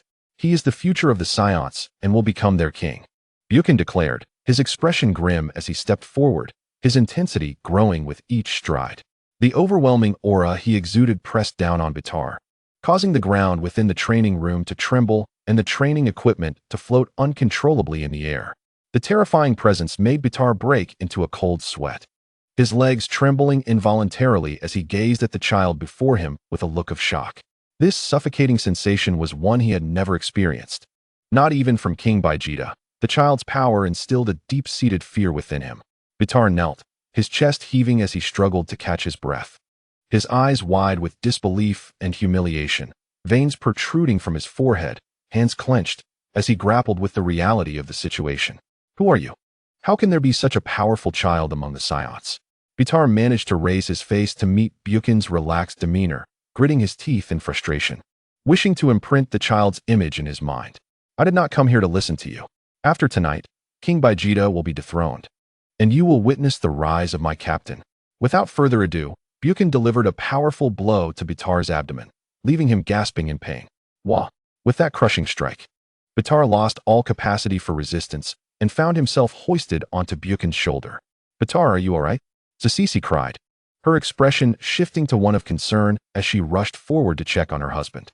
She shot a reproachful look at Buchan, as if to question his heavy-handedness. Please don't blame me, Aunt Sisisi. I need to take your husband to King Vegeta's palace. Would you like to come along?" Buchan scratched his head awkwardly at Sisisi's gaze and extended the invitation. "Of course, my husband is in your hands." Sisisi shot Buchan another disapproving glance. "All right, let us go. Just remember to keep it quiet. Aunt Lena should have warned you about this, right? Don't put me in a bind. If this is exposed, not only will I face Cassius's wrath, but the Saiyans will be doomed." Buchan chuckled lightly. Then his expression turned serious as he looked at Sisisi. "I understand the stakes involved." Sisisi nodded gravely in agreement. Thus, under Buchan's guidance, this formidable warrior, second only to King Vegeta, stealthily made his way toward the royal palace. Meanwhile, other Saiyan elites, including the remaining 3 elite warriors, Halite, Cakeway, and the duo of Jilling and Barlow, were dealt with and escorted to the palace. With Cassius and his followers enacting strategies of infiltration, the higher-ups were systematically carried to King Vegeta's palace. Other senior Saiyan warriors were persuaded by the connections of Eric, Dean, and Pads to witness this historical moment at the royal palace. As midnight approached, at Cassius's residence, he sat cross-legged on the rooftop, meditating when suddenly his amber eyes snapped open, glimmering with a cold light. With a swift motion, he rose to his feet, glancing at the darkened sky and letting out a light chuckle. "The moon is bright, yet the stars are few. The magpie flies south, circling the tree thrice. Where shall it find rest? Of course, it is I who shall provide refuge." A flash of lightning danced in Cassius's amber eyes as his spiritual energy swirled within his pupils, deepening their allure. "It is time. My father and the others must have reached King Vegeta's palace by now. It is time for me to embark on the final battle. This battle shall surely ascend to the pinnacle." Cassius's spirit soared as he clenched his fists, unleashing a surge of energy before soaring toward King Vegeta's palace, leaving a trail of radiant light in his wake. Chapter 48. Matters of the palace. Gliding above King Vegeta's palace, Cassius began to descend. At that moment, Eric and Buchan had gathered over 100 Saiyans, their expressions resolute as they awaited Cassius's arrival. Before the grand white gates of the palace, 2 towering jade pillars reached skyward, with marble steps leading into the grand hall. Inside, the chambers exuded grandeur, with golden ceilings and a resplendent courtyard that radiated authority and nobility. With purposeful steps, Cassius approached the Saiyans who had gathered in defiance, a flicker of emotion crossing his eyes before transforming into determination. He would not betray their trust. "Let us proceed. I shall show you who truly deserves the title of Saiyan King." Cassius cast a cold glance at the assembled Saiyans, waved his hand, and led the way into the grand hall, with the others following closely behind. Thus, this formidable group entered King Vegeta's palace, shrouded in silence. At this moment, King Vegeta was preoccupied in his chambers, dealing with matters concerning Frieza, completely unaware that someone would challenge him that very night. Suddenly, a series of tremors emanated from the ground, the sound of countless footsteps growing clearer, rousing King Vegeta from his fatigue. "What is happening at this hour? With such a multitude of footsteps, I must investigate." A flicker of confusion crossed his rugged and fierce visage as his brows knitted together. He gestured to the guard stationed at the entrance to ascertain the cause. The guard, clad in battle armor, was an elite warrior among the Saiyans, tasked with the night watch over King Vegeta's palace. Upon receiving the king's command, he did not hesitate and promptly stepped outside the grand hall. However, to his astonishment, a throng of Saiyans approached the palace, their intent clearly hostile, leaving him stunned. No escape for you." Cassius snorted coldly. Without a moment's delay, he accelerated towards the guard, swiftly subduing him and rendering him incapable of resistance, causing him to fall into a deep slumber. "Who dares?" Hearing the commotion at the entrance, King Vegeta sprang to his feet, his battle attire instantly putting him in a state of readiness. He fixed his hawk-like gaze on the Saiyans who leaped into the hall. Upon seeing King Vegeta, his 3 elite warriors, Bitar, Cakeway, and Halite, immediately lamented their plight, a look of embarrassment crossing their faces. What is the meaning of this, you high-ranking Saiyans? Why are you not resting at home? Do you intend to rebel? King Vegeta's voice boomed with authority, his eyes filled with wariness as his formidable aura surged forth, pressing down upon them. Among these Saiyans were many with power exceeding 10,000. If they were to unite against him, even he would find it challenging to prevail. King Vegeta, according to Saiyan tradition, only the one with the greatest battle power may ascend to the throne. I challenge you today. Cassius stepped forward, his own aura precisely countering King Vegeta's fierce presence. He also formed an energy shield to conceal his own power, preventing any leaks that might cause an uproar. You, a mere child yet to fully mature as a Saiyan. King Vegeta's eyes narrowed, his menacing aura intensifying towards Cassius. Useless, King Vegeta. I know of your treachery against Frieza, and such thoughts will lead to the demise of the Saiyans. Today, I will rectify your error and challenge you, so that more Saiyans may survive. Cassius stood resolute, his voice unwavering. Observing this, King Vegeta's expression shifted to one of confusion and disbelief. How could this child maintain his composure under my pressure? Could his power truly exceed 10,000? This is inconceivable. What is your battle power? King Vegeta's face hardened as he inquired solemnly. Over 20,000. Cassius confidently stepped forward, proclaiming loudly. Instantly, a shudder coursed through King Vegeta, his expression falling as he connected the dots. This child's unflinching demeanor under his oppressive force and his ability to perfectly conceal his energy might not be a lie after all. You come to usurp my throne today. These Saiyans are your pawns? Indeed, King Vegeta, today I challenge you in their presence, as per Saiyan tradition. Cassius spoke without hesitation. Very well, if your battle power truly reaches 20,000, I shall grant you this opportunity. However, do not boast, for a defeated Saiyan must face death. King Vegeta, sensing the gravity of the situation, issued a stern warning. Of course, I would never jest with my life. Let us proceed and determine the rightful ruler of the Saiyans. Cassius met King Vegeta's fierce gaze without flinching. Follow me. This place is not suitable for combat. King Vegeta shot Cassius a fierce glare, his cruel countenance resembling that of a demon. He also cast a disdainful look at the Saiyans accompanying AI-like, as if to say, I will settle the score with you later. Soon, Cassius followed King Vegeta to a concealed underground arena, equipped with advanced technology capable of withstanding battles with powers up to 100,000. It was evident that King Vegeta had long been preparing to train warriors to confront Frieza's forces. I do not know how you came by this information, but I indeed intend to betray Frieza. This is my secret base for training Saiyan warriors, and before it could be put to use, you have arrived first. A dark line appeared on King Vegeta's forehead. This underground training facility was meant for his covert operations. Fear not, King Vegeta. I assure you, I shall not kill you. I require you to continue your subterfuge. Cassius surveyed the technologically advanced training room with satisfaction, his perception of King Vegeta improving significantly. Despite his brutal nature and cowardice before the god of destruction, he possessed a character unwaveringly loyal to the Saiyans, making him a perfect candidate for cultivating a loyal and reckless warrior. Chapter 49, King Cassius. Once both were fully prepared, they simultaneously unleashed their formidable auras. An overwhelming force released without reservation, stirring the air throughout the space. A suffocating pressure bore down on the other Saiyans, as if they were weighed down by immense burdens, causing a sensation of breathlessness in their chests.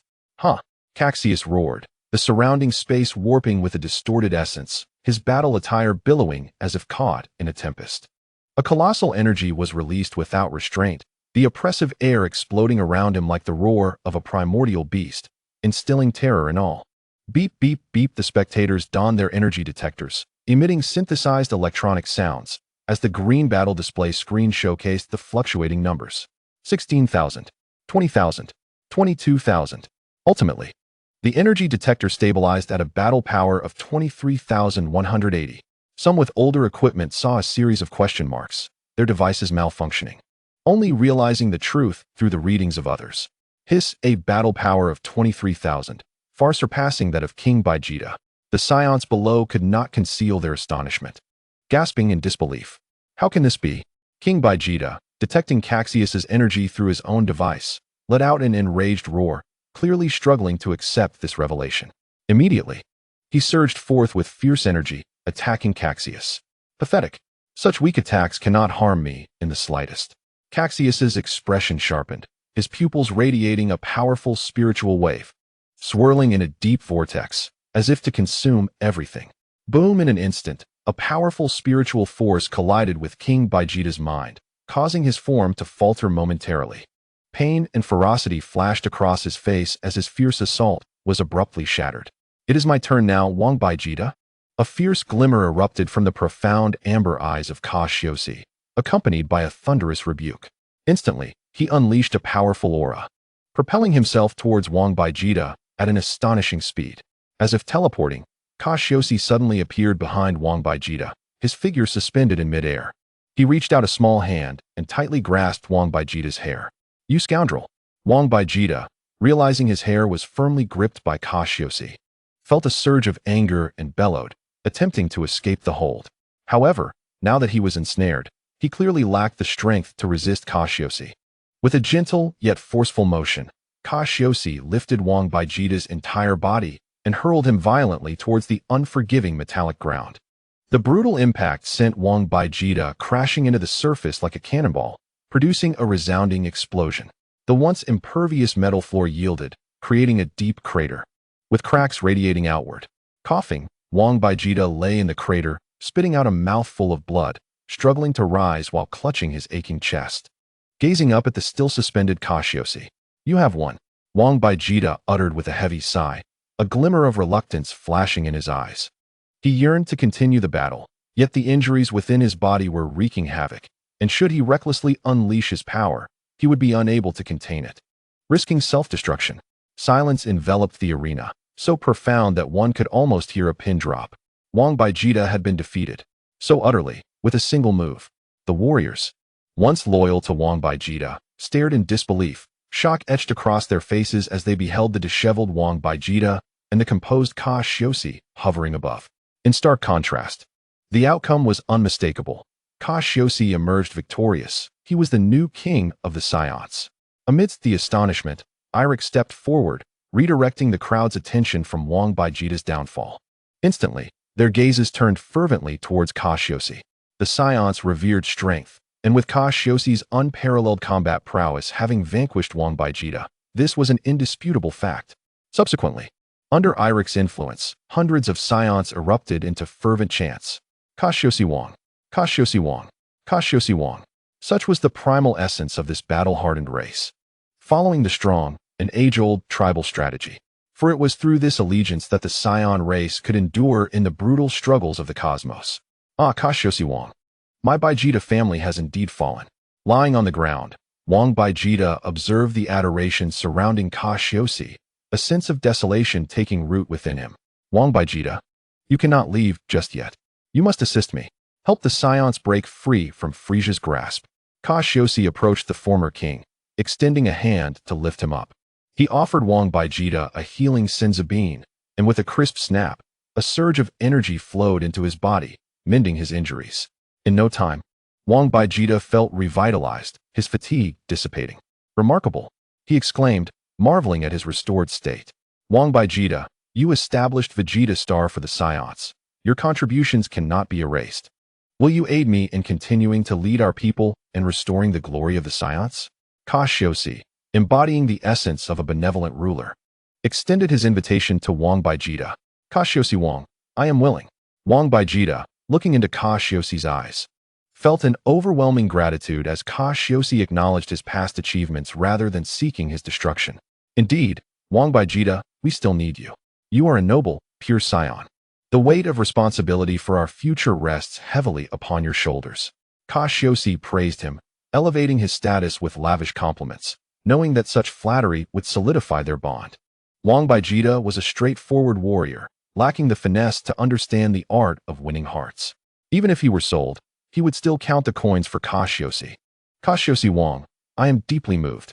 I am prepared to traverse fire and water for you, to liberate the Saiyans from Frieza's control." The once mighty king spoke sincerely to Cassius. This gesture won over the hearts of the people, including Vegeta's former subordinates, who increasingly admired Cassius's benevolence. "Now, Vegeta, maintain your current position. I will not seize control of the Saiyans immediately. Instead, I will have Eirik and the others assist you in relocating the Scions from Vegeta Star. I will refrain from intervening in all but the most critical matters. Cassius stated calmly, observing Wang Baijita's demeanor. Yes, Cassius Wang, I shall heed your orders. Wang Baijita responded, feeling the weight of responsibility settle upon him. Rest assured, Cassius, we will discuss the forthcoming matters thoroughly with Wang Baijita. Eirik stepped forward, acknowledging Cassius's words without further elaboration. Very well. Our primary objective is to free ourselves from Frieza. You must collaborate sincerely to stabilize the situation. As for a suitable life planet, I will seek it out. Cassius affirmed with a nod, his tone resolute. At this moment, a flash of lightning danced in Cassius's amber eyes as his spiritual energies whirled within his pupils, deepening their allure. Cassius's ambition was not merely to ascend as king, it is of time to science and revel in his authority, but rather to focus on the urgent task of locating a new home planet. Recently, Dean had mentioned the promising Saibo star, which warranted thorough exploration. Now, I shall leave the subsequent matters in your capable hands. Father, I must take my leave. Cassius, having flexed his muscles and realizing there was little else to do, felt a twinge of mischief. I shall show you who truly deserves the title of Saiyan King. After issuing a brief reminder to Eirik, he sought to depart. Cassius cast a cold glance at the assembled Scions, waved his hand. With a wave of his hand, the Scions parted to create a path, and Cassius erupted forth with an aura, soaring away. Ji-Ling, Barlow, and Buchan quickly followed suit, evidently sharing his disinterest in remaining amidst the adults, preferring to escape the scene. As night deepened, Cassius returned home after distancing himself from the power-centric Scions. He shed his heavy battle attire, a satisfied smile gracing his face as he indulged in a warm bath, comfortably reclining in his bed. His companions, too excited to return home, settled in at Cassius's residence, where the spacious, soft bed could easily accommodate 4 mischievous children. Captain Cassius, you are incredible. You are now King Cassius, Barlow exclaimed, his admiration evident as his robust form sprawled over a large portion of the bed. Cassius Gidge, you are truly remarkable, Ji-Ling whispered softly, her beautiful, long lashes framing her big, expressive eyes, filled with tenderness and pride as she gazed at him. Haha, I told you he would succeed in his rebellion.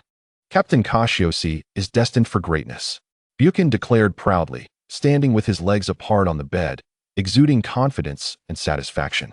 Hee, I am Cassius. If I am not impressive, who is?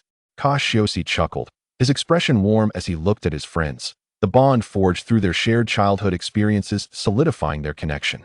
After a playful while, the group began to show signs of fatigue. Noticing their weary spirits, Cassius commanded, it's time for bed. We shall discuss matters more in the morning. After speaking, Cassius extinguished the light and closed his eyes, leading the others to follow suit. They soon succumbed to drowsiness, drawing closer to Cassius in a haphazard assortment of sleeping positions. Naturally, the little girl Ji-Ling was placed on the right side of the bed, with Cassius positioned protectively in front of her. However, despite his efforts to maintain some distance, Ji-Ling, once asleep, would instinctively lean into Cassius's embrace. By the next morning, Failure had returned early to prepare breakfast for Cassius and the others. Faced with a mountain of delectable food, they indulged heartily, the clattering of plates echoing as the towering dishes rapidly diminished, leaving behind only a few empty plates and scattered bones. Such an abundance of food was swiftly consumed by Cassius and his companions. Ah, how delightful. Failure, your culinary skills have improved remarkably. Buchan reclined ungraciously in a large chair, exclaiming his satisfaction. Even the young Scion had a hearty appetite, easily finishing off the food before him. Indeed, Mother, Buchan speaks the truth. Your cooking has greatly progressed, growing ever. According to Scion tradition, only the one with the delectable, greatest battle power may ascend to the throne. I challenge you today. Cassius stepped forward. Cassius smiled gently, watching the industrious Failure, a wave of happiness washing over him. Oh dear, as long as you find it tasty, that is enough. Failure blushed, feeling somewhat shy from their compliments. Thud, thud, thud, footsteps approached. Uncle Dian entered, carrying a large stack of documents detailing information about the Scion people and the planet Saibwa. Cassius Wang, here is the intelligence regarding Saibwa, and I am at your service. Should you have any inquiries, feel free to ask me. Cassius briefly perused the documents presented by Dian, a flicker of interest crossing his mind. Let us proceed with an exploration. Please prepare a spacecraft and some missions near Saibwa. If we do not undertake a mission, our newly established team may attract suspicion. Dian nodded, offering no hesitation. He immediately began searching for nearby missions and handed the information to Cassius. Cassius Wong, here is a conquest mission for Kursin, located just a month away from Saibwa. This task can serve as our cover. Cassius nodded slightly. With this information, he resolved to embark on the journey. A Bayer like Ji and Talon, these Saiyans are yet unaware of Cassius's ascension to Saiyan King. He now intended to nurture them as a foundation. After all, they were Saiyans of potential. And once Cassius took power, he would need capable subordinates. Although they had adopted some of the Saiyan arrogance, such matters were trivial. As long as they met his standards and remained loyal, he would dedicate himself to their development. In due time, he would assess their fidelity. Very well, please prepare everything. I shall depart in a day. Oh, by the way, why has my father not returned yet? Cassius inquired about I-like, who had not come home the previous night. Cassius Wong, brother I-like has been engaged in an in-depth discussion with Wong Vegeta regarding the relocation of the Saiyans. Important strategies and covert methods of relocation are currently underway, Dian explained. Truly a paragon among Saiyans, tirelessly dedicated, a pillar of our race. Cassius marveled at the diligence of his surrogate father, who had quickly immersed himself in work. Chapter 51. The Slaughter of the Octopus Man. After bidding farewell to Dian, Cassius prepared to venture into the streets to observe the state of the Saiyans post yesterday and attend to some matters. That detestable octopus man. It is time to end his life. As the saying goes, a gentleman's vengeance takes 10 years, while a rogue seeks revenge at all hours. Cassius adhered strictly to the latter philosophy, disregarding the former. Upon stepping onto the Saiyan thoroughfare, all appeared orderly as usual. However, the hue of the day had shifted. In a recreational area, numerous cosmic slaves catered to the Saiyans, providing an array of foods and alluring alien entertainers to alleviate their combat fatigue. While certain designated areas were reserved for elite Saiyan warriors, others of lower rank could only partake in more modest services. Naturally, this was not exclusive to Saiyans. Members of Frieza's forces also frequented this locale for amusement. After all, the presence of alluring extraterrestrial beings was a draw, as Saiyans had no particular interest in such grotesque forms. Frieza's subordinates, however, delighted in toying with attractive alien female slaves, much to the indifference of the Saiyans.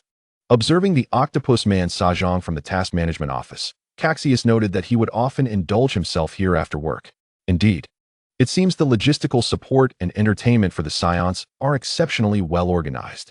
Aside from a few bothersome aliens, the atmosphere here is quite pleasant. Cassius smiled faintly, his demeanor calm as he munched on food he had acquired from the buffet. While the food was not exquisite, it was palatable at least. This Dragon Ball world is peculiar. According to its lore, only items from Earth can be deemed delicious, while delicacies from other planets are considered inferior. In the world of Dragon Ball Super, the god of destruction, Beerus, awoke and sought culinary delights on a distant planet. However, can you imagine the audacity of the indigenous inhabitants presenting a plate of writhing worms to Beerus? The god of destruction lost all appetite, unleashing destructive energy that obliterated the planet into oblivion. Captain, the food here pales in comparison to that of Earth. Buchan's face displayed dissatisfaction, nearly revealing Earth's existence, prompting Cassius to hastily cover his mouth with a piece of food. Fool, do not speak so freely. Cassius regarded Buchan with exasperation. His lack of discretion was quite alarming. After wandering for a while, dusk descended. The recreational area became increasingly lively, with a multitude of aliens and idle Saiyans seeking enjoyment. Among them, Frieza's forces were particularly prominent, as their ranks were diverse and hierarchical. Discontented aliens often clashed with one another, creating discord within Frieza's ranks. As Cassius and his companions reclined in a lounge chair, a familiar figure caught his eye. Sajong, the loathsome octopus man from the task management office. There he was, reveling as he clutched a female alien slave with his 6 tentacles, his green skin slightly tinged with intoxication. Captain, it is that wretched Sajong. Shall we eliminate him?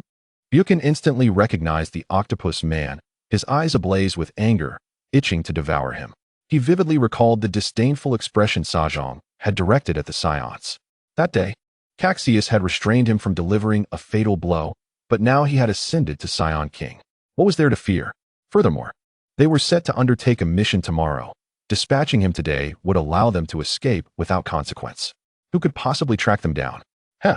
This fool has effectively sealed his own fate. Go, Baluo and Buchan. Take him to a secluded location. Ensure he makes no sound. Cassius smiled faintly, a glint of ferocity flashing in his eyes. He had long harbored intentions to eliminate Saiyan, and today he was fully aware of the creature's movements. There was but one goal: to extinguish his life.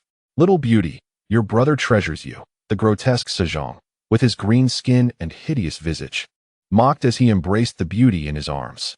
The beauty, too, bore dark green skin, her face marred by unsightly bumps that could invoke a sense of dread in those afflicted by trypophobia. Yet, such was the peculiar aesthetic of these extraterrestrial beings. With a decisive motion, two hands pressed down on Saiyan's shoulders, releasing an overwhelming energy that firmly subdued him, rendering him speechless. Huh, the wretched octopus man. Now you have fallen into our grasp. A cold light flickered in Buchan's eyes as he thought to himself. Meanwhile, Cassius approached with Ji Ling, casting a fierce glance that sent the resisting female alien slave scurrying away. Take him to the outskirts, Cassius commanded, pointing at the octopus creature with a tone as frigid as ice. Yes, Barlow and Buchan responded in unison, swiftly capturing the accursed octopus man as they clandestinely made their way to the outskirts, unnoticed by anyone along the route. Release him, Cassius gestured toward Saiyan, and Buchan and the others immediately relinquished their hold. Did you not expect this, wretched Ember Star creature? Do you remember me? Cassius taunted, observing as Saiyan trembled uncontrollably. Please, spare me. I was wrong before, great Saiyan Lord, do not kill me. Saiyan, sensing the murderous intent in Cassius's voice, fell to his knees, his already green complexion turning an even deeper shade. Clearly, Saiyan recognized Cassius and understood that today's encounter was fraught with peril. Alas, it is too late. Whatever you say now is futile, Cassius sighed dramatically before glaring fiercely at him. Barlow, Buchan, break his legs. Without hesitation, upon hearing Cassius's order, the two unleashed their formidable strength, reducing Saiyan's legs to mere pulp, blood and flesh splattering everywhere. Ah! Saiyan shrieked as his own blood obscured his face, panic flooding his features. Continue, shatter his 6 arms. With another series of sickening thuds, Saiyan was left with nothing but his grotesque head and torso writhing on the ground, transformed into a ghastly abomination. This is what you get for your foul tongue and your inability to recognize the disparity in power. Cassius sneered, stepping forward. A small energy orb pressed against Saiyan's face, causing his head to explode like a watermelon. The splattered juices and remnants stained Cassius's face, amplifying his savage and brutal demeanor. Meanwhile, Saiyan's remaining torso was obliterated by Ji Ling's energy blast, leaving no trace behind. Task accomplished, let us depart. We have missions to attend to tomorrow. With Saiyan now devoid of any chance of resurrection, Cassius turned to his companions and declared. They swiftly transformed into beams of light, departing from the scene. Chapter 52. Saibo Planet. At dawn the following day, the sky began to brighten ever so slightly. A thin mist gradually rose, enveloping the expanse above. Cassius utilized his communicator to relay the details of their new mission to Talon and her group, urging them to assemble at the designated location. Given their previous successful collaboration, Talon and her companions did not hesitate, readily accepting Cassius's invitation. Upon meeting Cassius, they exchanged friendly greetings and engaged in cheerful conversation. Captain, shall we set off? Abel and Likji approached Cassius with eagerness, displaying their muscular physiques as if to assert their readiness to impress him on this mission. Now, do not be overly boastful. Do not be the ones to hold back our captain. Talon admonished them with a serious tone upon hearing their bravado. Haha, Captain Talon, do not say such things. Our combat prowess has significantly improved under Captain Cassius's guidance.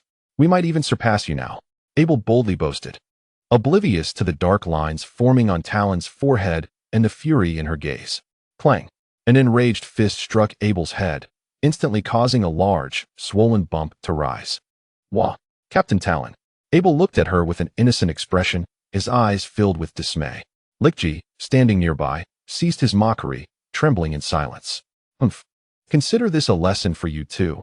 Talon retracted her steaming fist, casting a fierce glare at the pair, her thoughts simmering. These two were insufferably arrogant. Did they not understand that her combat abilities were a perpetual source of frustration for her? You two are fortunate to have the captain's guidance, yet you dismiss me. Your leader. Truly, you are living recklessly. Quite amusing, indeed. However, we should proceed to the spaceport, Cassius interjected with a slight smile, surprised by Talon's commanding presence among the two Saiyans. After a brief period of preparation, they set off toward the spaceport under Cassius's leadership. Soon, they boarded their vessel and set their course for Saiyan planet, located at the edge of the northern galaxy, quite close to the western galaxy zone, requiring 2 months of travel to reach. The contentious boundary prevented Saiyan planet from being wholly consumed by other forces. As the lengthy journey passed, Saiyan planet loomed nearer, and Cassius and his companions awakened from their slumber. 7 blazing orbs descended through the atmosphere, creating massive shockwaves upon impact that stirred clouds of dust into the air. As the dust settled, 7 figures emerged from the vessel, hovering above the crater. Upon arrival at Saiyan planet, Cassius addressed Buchan, Barlow, and Ji Ling. You 3 will lead the others to complete the mission. I shall head to Saiyan planet. After receiving their affirmations, Cassius concealed his form and soared toward a mountain range on Saiyan planet, soon vanishing from their sight. As they watched Cassius disappear, Ji Ling and the others remained silent. They understood that Cassius intended to investigate the conditions on Saiyan planet, a fact they were all aware of. Though they wished to accompany him, Cassius's spiritual energy was insufficient to support all of them, so he ventured alone. No more looking. We must now train Talon, Abel, and Likji to accomplish the mission, Ji Ling said with a stern expression, waving her hand to regain Buchan and the others' attention, then directing her gaze toward Talon and her team. This mission is not particularly challenging. Primarily, you will be the ones taking action. According to the captain's instructions, we will guide you in your training, so do not hold back. Without hesitation, Ji Ling led them in search of the primitive indigenous civilization on Saiyan planet. The overall power structure on Saiyan was not high, making it an ideal environment for Talon and her companions to hone their skills. Oh, so that's the case. The captain wishes to sharpen our abilities. In that light, we must strive diligently, Abel exclaimed, realization dawning upon him as he speculated that Cassius might be observing their every move from somewhere. Haha, Abel, you are indeed a genius. I had the same thought. We must perform exceptionally well. Likji chimed in, laughing heartily while raising his eyebrows at Abel. Fools, you too focus. A sudden sound echoed, and 2 individuals found themselves with painful, swollen bumps atop their heads. Talon, filled with fury yet somewhat helpless, gazed at the mischievous and somewhat foolish Idudu. Deep in thought, Talon resolved to diligently train, vowing to surpass these 2 dimwits. Meanwhile, Ji Ling and her companions observed their comical antics with faint smiles. After parting from the group, Cassius ventured into a mountain range. With a swift motion, he dispatched several wild beasts attempting to attack him using his ki waves.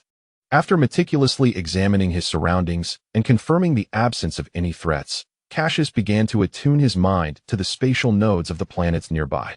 By traversing from one celestial body to another, he found temporary respite. After crossing dozens of desolate planets and expending 6 sun beams, Cassius finally arrived at the planet Saiyan. This planet, adorned in hues of blue and silver, revolved around its sun in a rhythmic dance. 2 concentric halos of yellow and white interlaced around its perimeter, creating a stunning visual spectacle from the vastness of outer space. However, at that moment, colossal black mushroom clouds occasionally erupted from the surface, accompanied by molten lava bubbling forth. The lava transformed into volcanic eruptions that soared into the sky, only to descend as molten rain, inundating the land and wreaking havoc on the ecological balance. What could be causing such severe volcanic activity here? Cassius pondered, taken aback by the scene before him. This environment was hardly suitable for a Saiyan. Uncle Dean must have been referencing some prehistoric data to have encountered such a planet. Nevertheless, having come this far, he decided to search for any survivors. After all, it was a mid-level technological civilization. If the planet was lost, at least the people might still remain. As Cassius delved deeper into his investigation, suspicions began to arise. He quickly dismissed the notion that the volcanic eruptions were due to adverse geological conditions.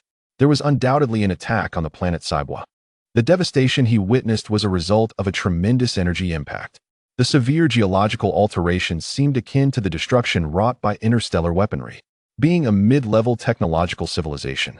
Any force capable of such devastation must be an external invasion.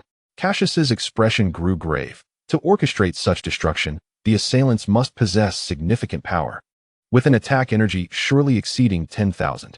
In terms of influence, who else in the North Galaxy, apart from the Frieza force, would engage in such malevolence? How unexpected! Cassius thought with a bitter smile, realizing the rapid expansion of Frieza's power. I shall simply seek another planet, and perhaps see if I can recruit the Saibo people. This planet may already be under Frieza's scrutiny, so it must be abandoned. Subsequently, Cassius began to sense the energy responses on Saibo. Soon, thousands of feeble auras appeared in his mind. Those must be the Saibo people, the very targets he sought. Given their technological civilization, their inherent strength was minimal before Cassius. They resembled mere ants. Moreover, he detected several hundred potent malevolent auras, each possessing battle powers of at least 1,000. Among them, a select few reached battle powers of 3,000. The overwhelming evil and brutality indicated that the planet had indeed been invaded by outsiders, leaving Cassius to wonder whether they were affiliated with Frieza's forces. After a moment of contemplation, Cassius opened his eyes, revealing a look of realization. Suddenly, a powerful malevolent aura surged into his perception. The intensity of this wicked energy was alarming, instilling a sense of dread within him. Even from thousands of kilometers away, he could feel its clear malice and coldness. This energy fluctuation surpasses 25,000. Indeed, it is the most formidable force I have encountered since entering the Dragon Ball realm. Cassius mused. It seemed these intruders had encircled the Saibo people, but had yet to strike them down. What could be their motive? Perhaps the Saibo possessed something of interest to them. With countless questions swirling in his mind, Cassius suppressed his own energy signature, realizing the necessity of caution to avoid exposure. Navigating through the remnants of a shattered city, he emerged into a vast plaza, where a colossal statue lay in ruins, shattered upon the ground. This once thriving city was now cloaked in the debris of destruction. Standing in the square, Cassius could almost envision the past splendor and the laughter of the Saibo people, now replaced by desolation and despair. The cost of weakness? The arrival of invaders was indeed a brutal affair. Suddenly, he sensed the energy fluctuations of the Saibo people diminishing. Those with battle powers exceeding 1,000 began to massacre their kin. Within a massive underground shelter, the diminutive Saibo people huddled in fear, their faces marred by tears of sorrow. Witnessing the annihilation of their former homeland in an instant, they could do nothing as the invaders ruthlessly slaughtered their compatriots, leaving them engulfed in a profound sense of grief and despair. Come out and face your doom, you Saibo. Outside, a humanoid alien with a crocodilian head, clad in Frieza's distinctive battle attire, cackled arrogantly, brandishing an energy weapon. Dark red energy orbs coalesced at the gun's muzzle, aimed at the Saibo people. Boom! The underground shelter erupted with a tremendous explosion, exposing hundreds of Saibo to the gazes of numerous aliens. You wretched Saibo, hiding like rats. You think you can escape? The crocodile alien mocked, its scaly hide emitting ominous sounds as it laughed at the quivering Saibo. Do not fear, Saibo. You are merely one of the planets we, the Frieza force, have destroyed. Death will come for you all eventually. Baton, the crocodilian, sneered as he exhaled white smoke from his nostrils, baring his sharp fangs while taunting the Saibo. With a surge of energy directed at the Saibo, hundreds of them were obliterated, their bodies reduced to nothing but skeletal remains. Please, spare us. The remaining Saibo pleaded, their eyes filled with anguish and terror as they beheld the carnage around them. Pathetic little Saibo. Merely a lowly race that knows how to weep. Prepare for annihilation. Baton's vertical pupils flashed with rage as he aimed his energy weapon at the surviving Saibo, the dark red light flickering ominously at its tip. Please, no? The Saibo retreated in panic, desperately curling their bodies in an attempt to lessen the impending harm. The dark crimson energy cannon has erupted from the muzzle, a massive sphere of destructive energy hurtling towards them. It's over. The Saibo people despairingly shut their eyes, while some of the adult Saibo cradled the small children in their arms, shielding them with their bodies. But it was not the end. A thunderous explosion resonated as the energy sphere, which should have struck them, altered its trajectory, detonating on the ground beside them, causing the earth to tremble.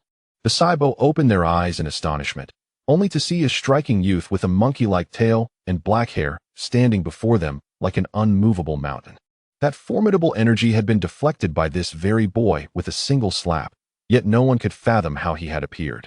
The boy smiled gently at the Saibo, turned his back, and contemptuously addressed the aliens with a tone reminiscent of Donnie Yen.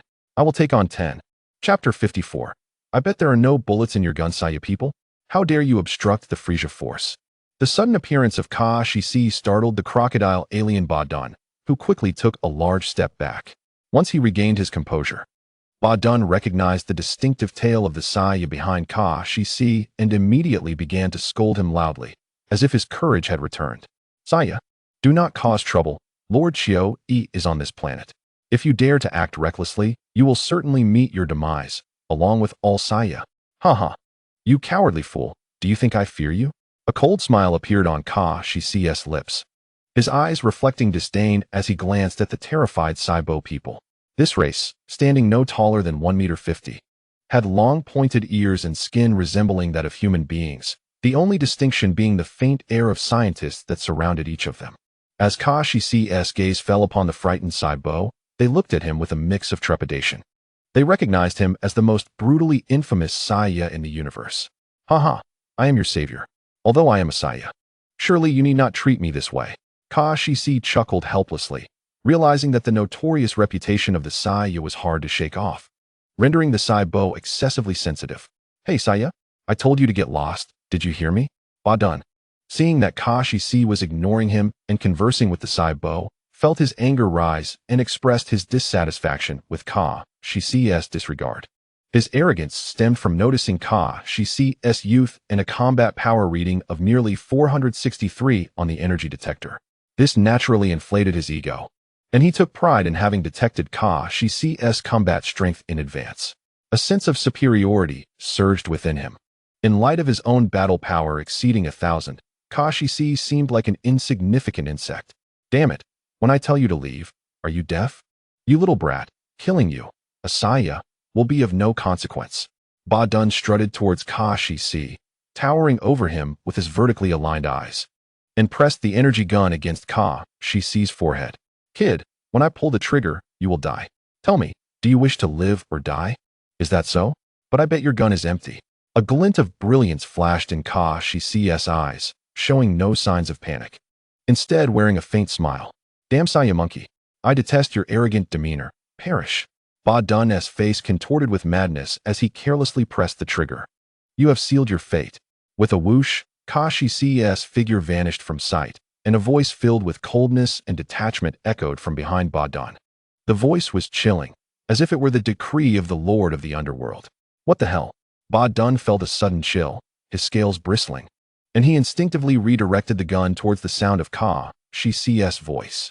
Boom. A dark red laser beam coalesced, but before that, Cassius had already seized the gun's body, forcibly altering its direction, sending it skyward and firing into the air. Pathetic crocodile.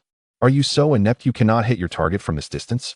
Cassius looked up at Badon's astonished face, taunting him before unleashing his power and wresting the energy gun from Badon's grasp. Impossible. This power, aren't you supposed to be at 463 combat strength? How could you so easily snatch the energy gun from me? Badon's face was filled with disbelief as he roared at Cassius. Quite simple. I possess innate divine strength. As soon as the words left his mouth, Cassius' figure surged like thunder, swiftly appearing behind Badon and delivering a powerful punch. Boom. A tremendous force struck, causing a vast area behind Badon to collapse, his body launching like a cannonball into a crumbling city, crashing through the dilapidated structures and burying him beneath the rubble. A shrill scream erupted as Badon, bloodied and wounded, struggled to rise from the debris. Yet, when he lifted his head, his vertically aligned eyes were filled with terror, for he saw Cassius hovering in the sky, staring down at him with an expression akin to that of one observing an insect. A wave of intense cold surged through his mind, and he suddenly felt his throat dry and hoarse. He opened his mouth but could utter no sound, his heart racing as if it might burst from his chest. Please, don't kill me. I serve Lord Chio-E. If you slay me, he will not spare you. Badon cried out in desperation, invoking his master in hopes of being spared. Chio-E. Upon hearing the name, Cassius paused momentarily. This Chio-E was indeed formidable, a high-ranking warrior under Frieza. The overwhelming malevolent energy he had sensed earlier was likely emanating from Chio-E. recalling the purple-skinned alien from the original tale and correlating it with his sensed energy. It was clear that the invading force on Saibo was undoubtedly led by Chiu. However, Cassius was unconcerned, since this planet was under Frieza's influence.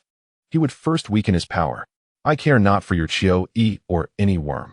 Having provoked me, your life is now on borrowed time. Die. With that, Cassius unleashed an overwhelming aura, transforming it into waves of formidable energy. Under this unmatched pressure, Ba Dun trembled uncontrollably, devoid of any power to resist, as he was engulfed by the vast energy. With a deafening explosion, Ba Dun was reduced to mere particles in the air. And you lot, do not think of escaping. After dispatching Ba Dun, Cassius turned his gaze, his amber eyes radiating with a torrent of soul power. As a peculiar vortex began to swirl, a menacing and chilling pressure descended upon the other aliens, rendering them motionless. Some weaker ones even collapsed to the ground. Frothing at the mouth, with swift precision, Cassius unleashed energy blasts, striking them on the heads, ensuring their skulls burst open like watermelons, leaving no chance for resurrection. Having resolved this matter, Cassius was ready to address his spoils, the Saibo. Chapter 55. Chiu. At this moment, the Saibo people were utterly astonished, their faces reflecting disbelief as they witnessed Cassius effortlessly vanquishing the once boastful extraterrestrial beings. The sheer magnitude of his power was terrifying, leaving them with no will to resist. They silently hoped that this Saiyan would spare them. The Saibo people gazed at Cassius with sorrowful expressions, their hearts flickering with a glimmer of hope.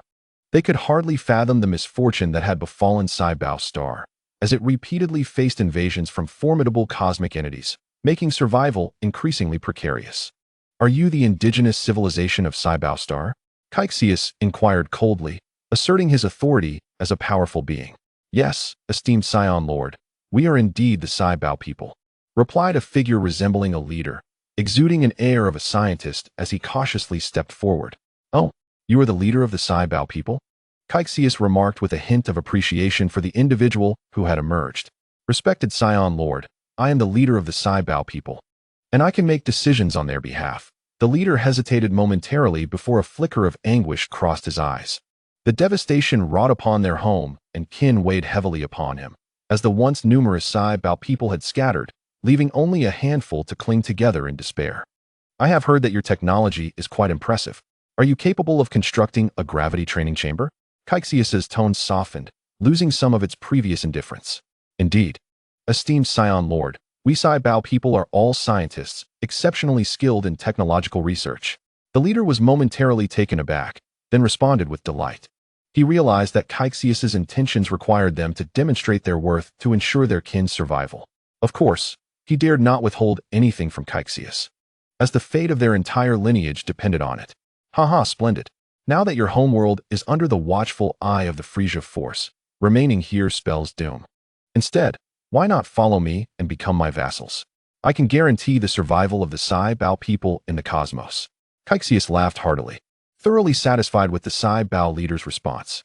This was a harrowing choice, to face annihilation alongside Saibo Star at the hands of the Frieza force, or to place their faith in the Saiyan youth before them.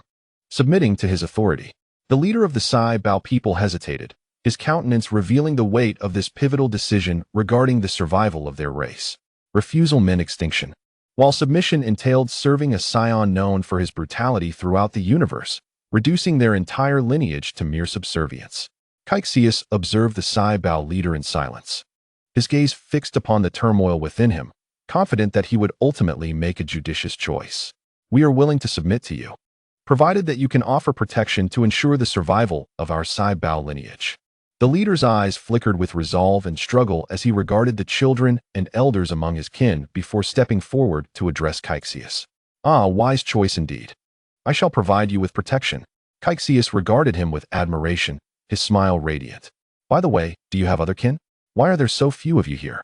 The number of Saibo people present was merely around 10,000, far from the limits of what a technological civilization could sustain, given the high living standards associated with such advancement.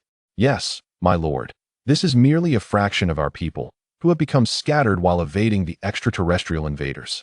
Most have perished at the hands of those barbarians. If possible, I wish to gather them all together and flee from Saibo Star. Hiding is futile. The Frieza force possesses energy detectors. If you all cluster together, the energy fluctuations will make it even easier for them to locate you. Cassius shook his head. What? No wonder they could find us so easily. What will happen to the others? The leader of the Saibao people exclaimed, panic flashing in his eyes. You must have large spacecraft, correct? I will provide cover. You should immediately board your ships and leave Saibao Star. Cassius stated, knowing that, given the technological prowess of the Saibao people, they could indeed construct interstellar vessels. The sudden assault by the Frieza force had left them no time to react. Understood. My lord, thank you for your assistance. The Saibao leader's face lit up with surprise, suddenly realizing that the rumored brutal Saiyan might not be so malevolent after all, and that submitting to him might not be a dire fate. On the other side of Saibao Star, thick plumes of smoke rose, shrouding the sky beneath a heavy layer of black clouds composed of coarse particulate matter.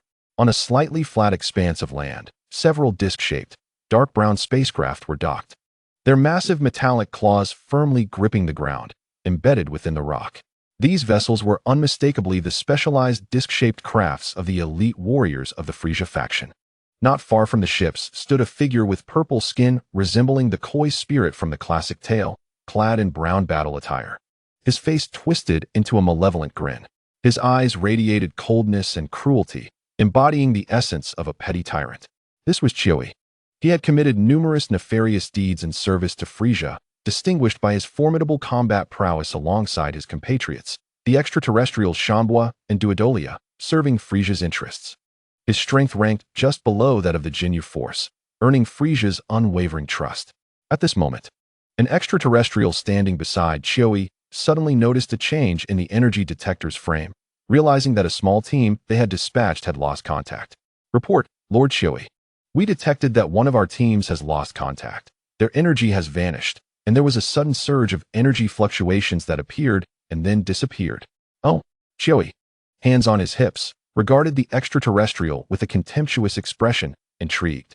Who was the leader of the vanished squad, and what was their combat power? A glint of curiosity flickered in Chioi's eyes as he spoke, contemplating that there might be changes occurring on this planet.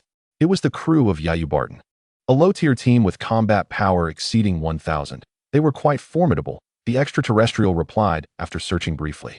Oh, how could Yayu Barton, with a combat power below 100, possibly disappear? This is becoming interesting. Chioi's flat purple eyes narrowed slightly, a cruel and bloodthirsty smile creeping across his lips. Lord Chioi, should we send someone to investigate? The extraterrestrial suggested. Excellent suggestion. Chioi smirked, casting an appreciative glance at him. Relay my orders. All personnel, advance immediately to the location where Yayu Barton's energy vanished. It has been too long since I engaged in a proper battle. A wicked gleam flickered in Chioi's elongated eyes as he commanded everyone to fly towards Caxius's position. Meanwhile, Caxius witnessed a large group of Saibao people trudging along a dilapidated road, moving slowly while holding hands, reminiscent of a migration. As they gazed upon the once vibrant roads, now ravaged and unrecognizable, a profound sorrow gripped them, reminiscent of their departure from their home planet. An overwhelming sense of reluctance and anger churned within their chests.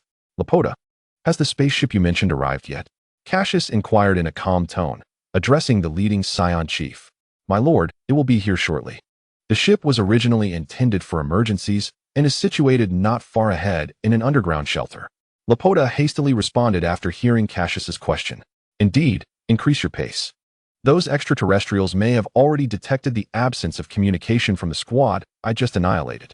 Furthermore, your large group moving collectively will undoubtedly be picked up by their energy sensors. If we delay, we may very well be pursued. Cassius furrowed his brow, casting a wary glance at Lapoda, a foreboding sensation spreading in his heart. Yes, Lapoda exclaimed, startled, nodding vigorously before raising his voice to urge everyone to quicken their steps. He fully understood that Cassius's words were not mere hyperbole, but a genuine threat. The seasoned Saiyans, having faced life and death, rallied at Lapoda's mention of the Frieza force possibly closing in, their fear transforming into strength as they exerted every ounce of energy to hasten their pace.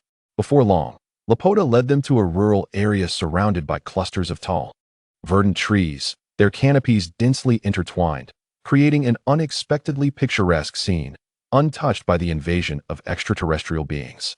My Lord Cassius, below lies the location of our concealed spaceship. The massive interstellar vessel is within. Laporta respectfully gestured towards the orderly grove ahead. Cassius nodded slightly, his eyes narrowing as realization dawned upon him. Hurry. Enter the ship without delay. Any tardiness could spell disaster. Yes, my lord. Laporta promptly affirmed, beckoning the Scions to board the ship. Owing to their commendable scientific acumen, they swiftly and orderly made their way into the underground vessel. In no time, over 10,000 Scions had boarded and completed the necessary adjustments and maintenance on the ship. To Cassius, the intricate and sophisticated machinery appeared inscrutable. Fortunately, the Scions, predominantly scientists, found the repair and calibration of these devices as effortless as drinking water. As Cassius wandered within the ship, he marveled at the Science vessel, a colossal craft measuring 20 kilometers in length, exuding a dark gray sheen. Its underside and surrounding space were adorned with hundreds of ominous interstellar cannon ports, resembling a war behemoth or a fortress of conflict from a distance. It seemed a lamentable waste not to utilize such advanced technology for interstellar colonization.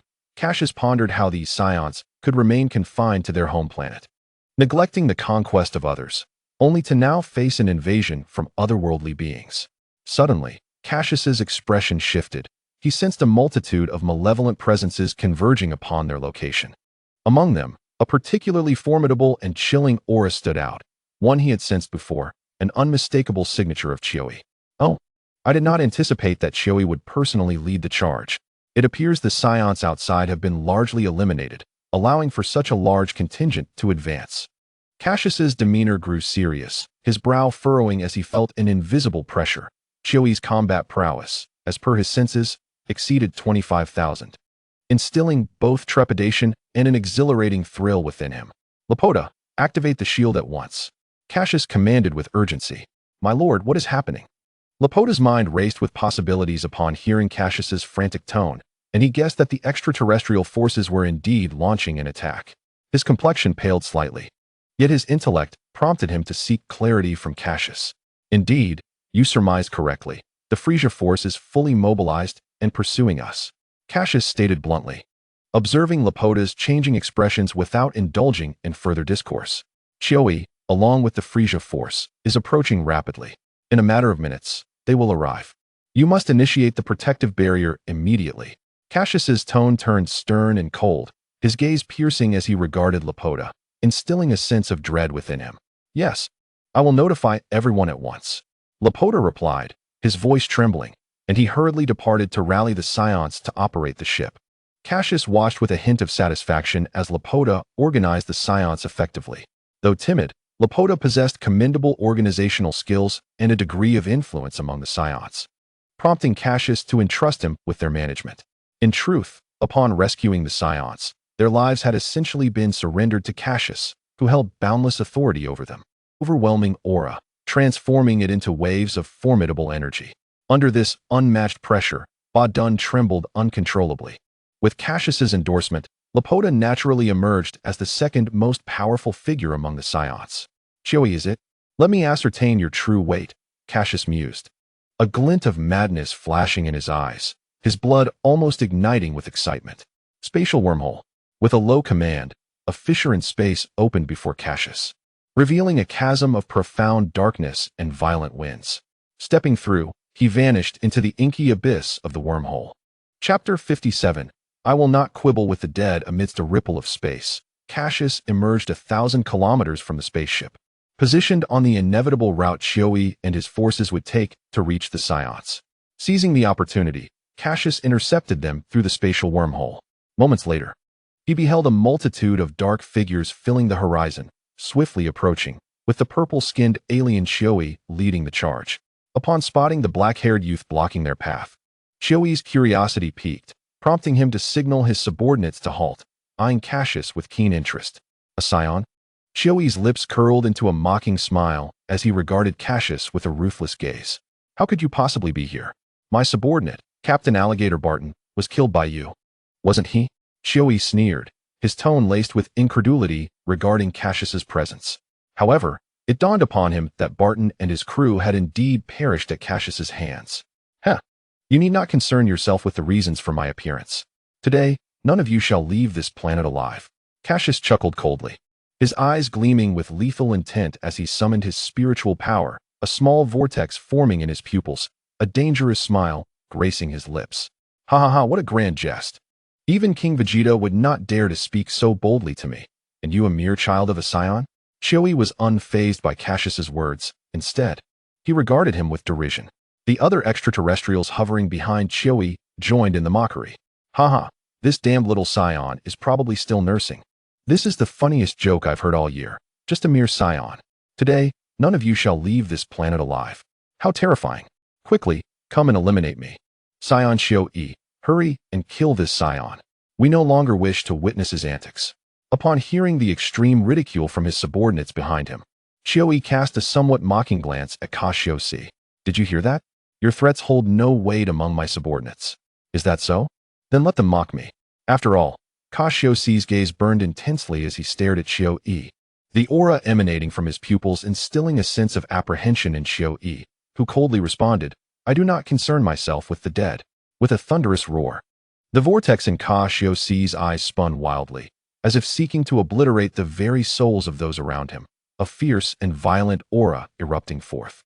An oppressive force enveloped the sky, cascading towards the extraterrestrial beings behind Choi, a potent combination of soul energy and formidable combat prowess. This power resembled an alternate form of the Conqueror's Haki.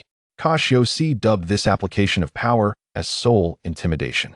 It served as a mental assault, overwhelming the psychological defenses of enemies with a fierce presence, thereby rendering them devoid of fighting spirit, an effective means to eliminate weaker foes.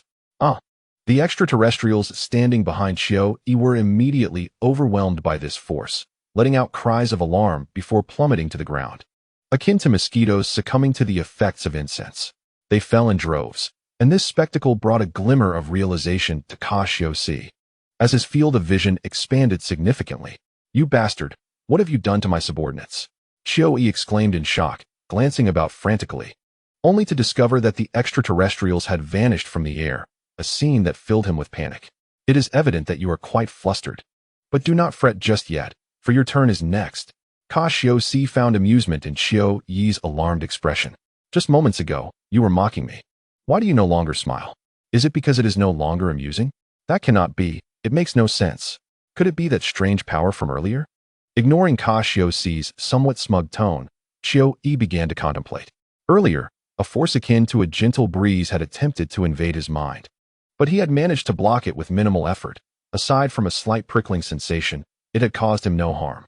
Yet, how could his subordinates have fainted? This power is utterly absurd. "Saiyan, your peculiar strength is ineffective against me. Let me now gauge your true combat ability." Having reached this conclusion, Choi quickly restored his previous arrogant demeanor. His subordinates possessed combat abilities not exceeding 3,000 points, rendering them insignificant compared to his own power of over 25,000. As long as he desired, he could single-handedly eliminate them all without sustaining any injuries. After all, facing a mere Saiyan child posed no significant challenge to him. However, when Choi confidently pressed the energy detector affixed to his ear, his expression abruptly soured, a look of disbelief washing over his features. "Combat power, 23,000. Impossible. Surely, my eyes deceive me. This cannot be real. I must be scaring myself. It is merely an illusion." Choi emitted a strange cry, his eyes wide with terror as they fixated on the yellow digits displayed on the screen. In his understanding, even the mightiest Saiyan, King Vegeta, had a combat power not exceeding 15,000, a figure he had witnessed with his own eyes. Yet, here stood this Saiyan child, with a power surpassing that of King Vegeta. This is utterly absurd. Rubbing his narrow, flat eyes, Choi glanced back at the energy detector, only to find the numbers unchanged. Is he truly a Saiyan? Could he be the Super Saiyan that King Frieza seeks? Suddenly, a glimmer of realization flashed in Choi's eyes as he recalled what Dodoria had once mentioned about the Super Saiyan. Instantly, he connected Cassius with the Super Saiyan, and the more he pondered, the more exhilarated he became. After all, discovering the whereabouts of the Super Saiyan would earn him the admiration of King Frieza, along with substantial rewards. Damn it, he possesses a combat power of only 23,000. while mine stands at 25,000. Although the risk is slightly higher, the potential reward is immense. Qiu Yi's eyes glinted with ambition, and the initial thoughts of retreat evaporated into thin air. Unbeknownst to him, this decision would extinguish his own chances of survival. Saiyan, I shall capture you and present you to King Frieza. Qiu Yi gazed at Cassius with a newfound confidence, as if he were gazing upon a vast treasure. Chapter 58. Intense battle with a thunderous boom. Qiu Yi's figure vanished from sight. Cassius, ever vigilant, sensed his surroundings, his eyes closely tracking Qiu Yi's movement, soon pinpointing his location.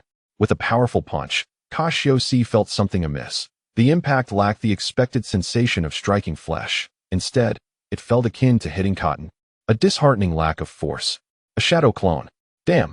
Cassius's expression turned cold, an expletive escaping his lips as he immediately unleashed his aura and retreated, cautiously observing the dissipating afterimage ahead. Suddenly, a chilling gust of wind swept past the back of his head, prompting Cassius to react instinctively. Swiftly dodging to the side. Bang! Qiu Yi's fist grazed past Cassius's head, unleashing a violent energy storm upon the ground, causing the earth to tremble uncontrollably. The area, spanning hundreds of meters, bore the scars of a nuclear explosion, with rocks upheaved from the ground, creating a chaotic landscape of craters and fissures. Many of the extraterrestrials who had fainted from earlier encounters were now casualties, perishing in their slumber due to Qiu Yi's assault, their bodies reduced to ash, pulverized into dust. Those who were not at the epicenter of the explosion were swept away by the fierce shockwaves, lost to the chaos. That was close. Cassius hovered midair, gazing at the devastated terrain below, a chill running down his spine. Had that punch connected with him, he would have been left battered and bruised. How infuriating. You managed to evade my attack, but you shan't be so fortunate next time. Qiu Yi paused momentarily before addressing Cassius ominously. Whoosh, an intense and ferocious aura suddenly burst forth from him, and before Cassius knew it, Qiu Yi had appeared above him. Such speed. Cassius gasped in astonishment, his body instinctively tensing up as he assumed a defensive stance. A cruel smile flickered in Qiu Yi's narrow, flat eyes as he clenched his fists tightly and struck down toward Cassius's head with formidable force. Boom. Caught off guard, Cassius suffered a devastating blow to the head, a wave of dizziness overtaking him as his body uncontrollably plummeted toward the ground. In the nick of time, just as he was about to hit the ground, Cassius summoned his remaining strength, conjuring an energy sphere directed at the earth, using the rebound to stabilize himself. At this moment, the treacherous Qiu Yi was not about to let such an opportunity slip away. He rapidly pursued and unleashed a barrage of energy blasts upon Cassius, who found himself in a precarious position, quickly becoming adorned with injuries. With a resounding roar, Cassius's expression shifted, and he unleashed a powerful aura, engaging in a fierce exchange with Qiu Yi midair. They exchanged blows, each strike resonating with explosive force, their incredible speeds rendering only shadows visible as they collided and separated. Each impact produced a cacophony of explosive sounds, sending ripples of invisible energy through the air, creating a powerful pressure that swept across the skies for hundreds of kilometers. The battlefield continues to expand, encompassing forests, mountains, plains, and seas, each location bearing witness to their fierce confrontation. Mountains have been flattened, and the earth has cracked. This tremendous force seems to evoke a mournful cry from the very planet itself. Cassius halts, panting heavily, as the brief skirmish has already depleted much of his stamina. After all, Cassius is merely a child, lacking the robust strength of a mature Saiyan in many respects. In contrast, Qiu Yi, despite some fatigue and the damage to his battle suit, remains largely unscathed, even maintaining his usual rhythmic breathing. This stark comparison reveals the undeniable gap in their combat prowess. The disparity of several thousand in power cannot be overlooked in the early stages of battle. If this stalemate persists, Cassius may very well face defeat. With a swift motion, Qiu Yi delivers a powerful elbow strike, sending Cassius plummeting from the sky. His body descends like a cannonball, and a cloud of dust erupts from the ground, accompanied by a thunderous sound that reverberates in all directions, unleashing waves of invisible force. A massive crater forms beneath him, where Cassius lies sprawled, blood trickling from the corner of his mouth as he coughs. looking utterly disheveled. "Little brat, your strength isn't bad, but unfortunately, you've encountered me, Chiao-E." Chiao-E chuckles ominously, his purple skin lending him the appearance of a demon from the depths of hell. Before he finishes speaking, Chiao-E launches another attack. Vanishing from sight once more, he delivers a crushing stomp aimed squarely at Cassius's abdomen. Cassius's expression sharpens, suddenly serious, as he rolls aside and swiftly ascends into the air. The ground erupts with tremendous energy from Chiao-Yi's powerful stomp, creating a deafening explosion that reverberates through the surroundings, forming an even deeper crater than before. Hovering above the crater, Cassius's amber eyes flash with shock. Had he been struck by that blow, he would surely have been crushed. Yet oddly, he feels an exhilarating surge of blood boiling within him. With a faint smile, he wipes the blood from his lips, revealing a cruel grin. The earlier clash has made him acutely aware of the power disparity between himself and Chiao-E, without resorting to unexpected abilities. Defeating Chiao-E appears to be an arduous task, if not utterly hopeless. "Damn Chiao-E, your power is a staggering 25,000. How dare you mock me in this competition? Soon, you will meet your demise." Cassius glares at Chiao-E, a fierce anger flaring in his eyes. He then retrieves a bug bean, crushing it in his mouth, and a miraculous energy begins to mend his wounds, elevating his overall aura to its peak state. "Chiao-E, I am Ganlin. Cassius exhales deeply, clenching his fist as he feels the surge of ferocious strength coursing through him, instilling a newfound confidence. He hurls a curse at Chiao-E. A majestic aura surges skyward, transforming the very colors of the heavens and heralding ominous phenomena. Countless lightning bolts descend, twisting malevolently through the air, while a curtain of relentless thunder looms behind him, seemingly poised to annihilate the planet itself. This apocalyptic scene mirrors the harbinger of planetary devastation. "Impossible. How can your aura recover so swiftly?" Chiao-Yi's narrow, flat eyes widen in shock at Cassius's remarkable resurgence. What was once a weary Cassius has suddenly returned to peak condition. How could he possibly contend against such an extraordinary feat? "Nothing is impossible, Chiao-E. Prepare to meet your end." Cassius's amber eyes swirl with a profound vortex, releasing streams of mystical soul energy. Spatial movement. Cassius's gaze is filled with an eerie intensity as he coldly utters 4 words. Suddenly, his figure vanishes entirely, his presence and aura dissipating as if he had never existed on this planet. "Where is he? Why can I sense nothing?" Chiao-Yi's expression shifts dramatically as he frantically searches for Cassius, his purple forehead slick with cold sweat, a foreboding sense of dread creeping into his heart. Damn. How can a lowly Saiyan possess such bizarre abilities? Chiao-E feels his sanity fraying as Cassius's disappearance ignites a deep unease within him. In another corner of the void, Cassius reappears behind Chiao-E, an icy glint flashing in his eyes. He crouches low, fingers clawing as energy converges in his palm, radiating intense energy waves. Ultimate energy wave. With a fierce shout, he condenses his energy into a golden flash, surrounded by crackling arcs of electricity that leap and dance around him. This strike channels the majority of Cassius's energy, and after compressing it through his ultimate technique, the resulting force exponentially increases, capable of obliterating everything within a 100-kilometer radius. Not only could Chiao-E not withstand it, but even Cassius himself trembles at the sheer power contained within. "Wash away," he shouts, his amber eyes brimming with lethal intent. How can this be happening?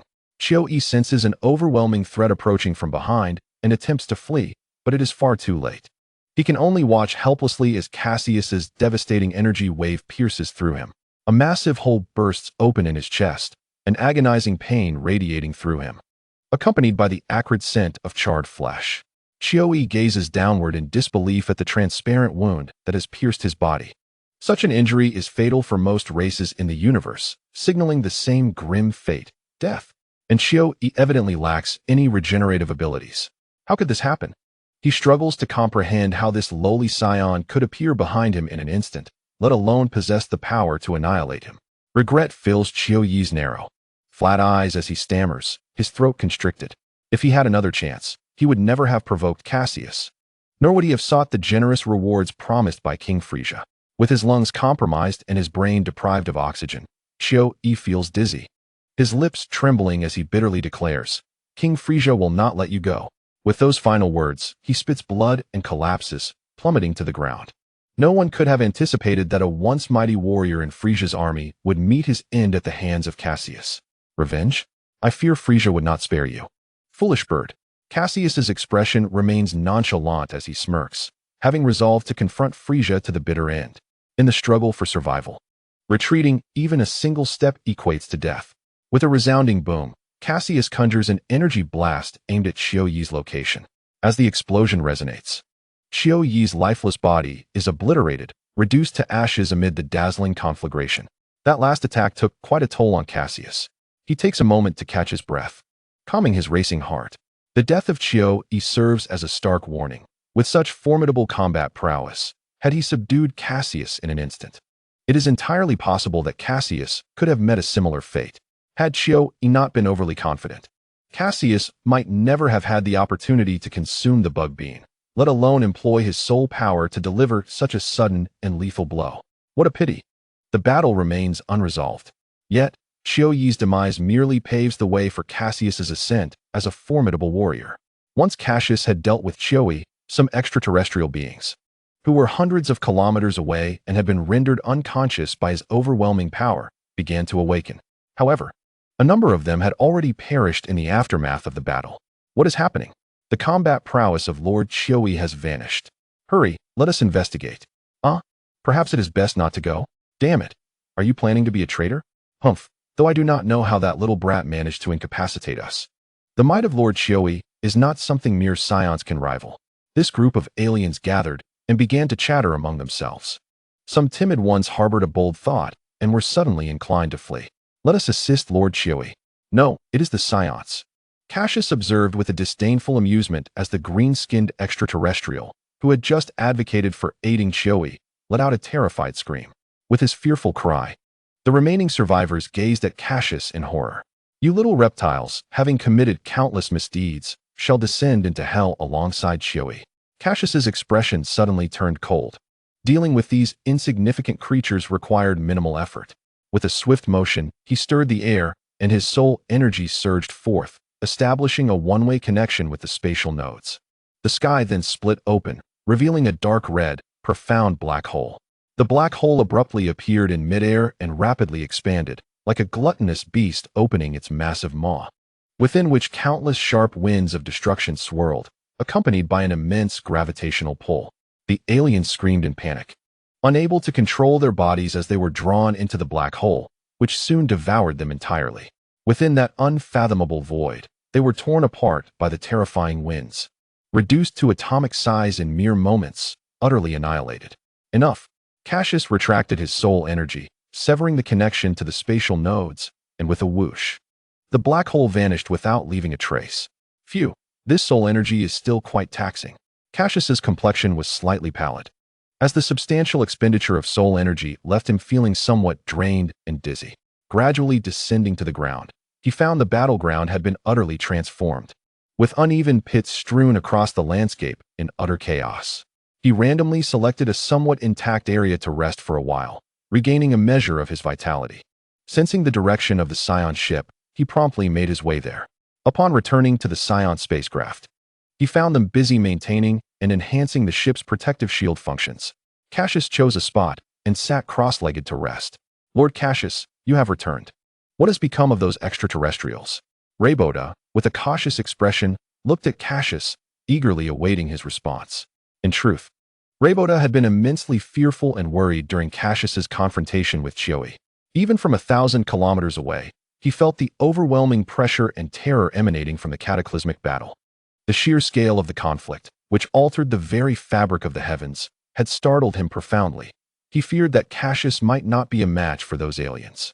At that moment, Cassius was the sole hope for the Saiyans. They relied entirely on him, for if he were to fall, the Saiyans would face extinction as well. Now, seeing Cassius return safely, Rayboda's heart finally settled, and he let out a long sigh, eager to gather information from Cassius. Do you doubt me? Do you believe those aliens could challenge me? Cassius shot a cold glance at Rayboda, retorting sharply. Observing Rayboda's pleading gaze, Cassius displayed no warmth. It was not arrogance that motivated him, but a clear understanding that to establish dominance among the Saiyans, he must exhibit greater strength, demonstrating that following him was the correct choice. Those aliens have been vanquished by Lord Cassius. Rayboda's heart trembled slightly. Cassius's cold gaze did not instill fear. But upon hearing this news, his face was immediately enveloped in joy. Lord Cassius, was that explosive sound from 1,000 kilometers away you're doing? It was felt across the entire planet. Rayboda speculated, attentively observing Cassius's expression. Indeed, that commotion was caused by my battle. Cassius confirmed without hesitation. So it is true.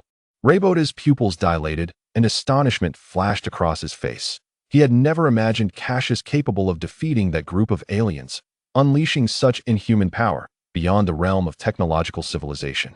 Lord Cassius, does this mean all those aliens have been slain? Rayboda gasped, his eyes fervently fixed on Cassius. Oh, do you think they had any other place to escape? There are no more of those creatures left on this planet. Cassius scrutinized Rayboda, his voice low and gruff. Suddenly, upon hearing Cassius's words, Rayboda was overwhelmed by an uncontrollable emotion, tears welling in his eyes as he burst into loud sobs. Oh, how wonderful! Those invaders are dead. My kin, do you see this? Cassius did not reproach Rayboda for his outburst, but regarded him with sympathy. Sigh, nearly leading to the extinction of our race. Let this unfortunate soul weep for a while. After a time, Rayboda's emotions began to settle.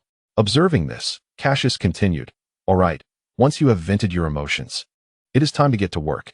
The Saiyan planet has suffered severe damage from the extraterrestrials, and the crust has been quite compromised during my battle with them. It is no longer suitable for habitation. We must hasten our departure, lest it explodes before long. Thank you, Lord Cassius. We will work diligently for you. The favor you have bestowed upon us Saiyans we can never repay. Rayboda exclaimed, raising his hands above his head, tears of gratitude filling his eyes. As he jumped in joyous celebration. This was a unique expression of gratitude among the Saiyans, typically reserved for the celebration of the Festival of the Sun. To express appreciation for the life-giving warmth of the sun. I am not a general. Cassius looked at Rayboda's peculiar display of gratitude with exasperation, a vein throbbing on his forehead. All right, enough jumping. If you keep it up, I might just be overwhelmed by your antics. Focus on searching for any survivors on the planet, but do not harbor too much hope. The aliens have likely slaughtered most of them. Also, we must depart quickly, as Frieza's forces may send a fleet at any moment. We must flee first. Yes, my lord. Rayboda nodded vigorously, and in that instant, his diminutive body surged with boundless energy, shaking off the previous gloom as he energetically engaged in the ensuing tasks. The retreat and search efforts were proceeding in an orderly manner under Rayboda's coordination. However, these tasks were vast and complex, requiring considerable time to resolve. Even with their advanced technology, especially with the uncertainty of when Frieza's forces might reappear, a sense of urgency loomed over them. They needed to act swiftly and leave the Saiyan planet without delay. The Saiyans worked diligently, after Cassius had obliterated the extraterrestrials and avenged them. Their respect and admiration for him had grown significantly, and they fully acknowledged his leadership. For a benevolent ruler such as Cassius, a savior who single-handedly turns the tide. Some Saborn clandestinely refer to him as the General of the Sun. In the northern galaxy, at the headquarters of Frieza, lies a colossal planet adorned with a metallic technological aesthetic. Above this planet, various orbits and spacecraft orderly enter its vast interior, creating a scene of bustling activity. This planet, transformed by technology, is heavily fortified with powerful interstellar cannons, resembling an impregnable fortress, as if no fly could penetrate its defenses. Surrounding this planet is a tightly packed array of innumerable colossal starships, each stretching hundreds of kilometers in length. Sinister black cannon muzzles protrude from the vessels, glimmering ominously beneath the starlight, reminiscent of ancient beasts, poised to roar and devour at any moment. At this moment, within a lavish palace on the planet, Frieza stands before a translucent porthole, gazing at the myriad fleets floating in outer space, his hand resting casually behind his back. He leisurely sips from a blood-red wine glass. His crimson, malevolent eyes fixated on the magnificent view outside, a glimmer of satisfaction flickering within them. Mr. Dodalia, do you find my interstellar fleet magnificent? A voice, devoid of emotion, echoed as Frieza remained transfixed, posing the query. Indeed, Lord Frieza, your fleet is truly grand. Dodalia, the diminutive servant standing behind Frieza, hastily approached his side, striving to flatter him.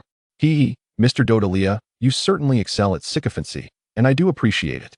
However, my fleet remains insufficiently powerful and numerous. Conquering the entire galaxy still seems a formidable challenge. Frieza subtly masked a smirk, feigning humility, yet his crimson eyes shimmered with a cold, cruel glint. Oh, by the way, Mr. Dodalia, have there been any developments from King Vegeta? What do you suggest regarding the Saiyans? A sharp, icy tone emerged from Frieza's throat, causing the temperature in the room to plummet.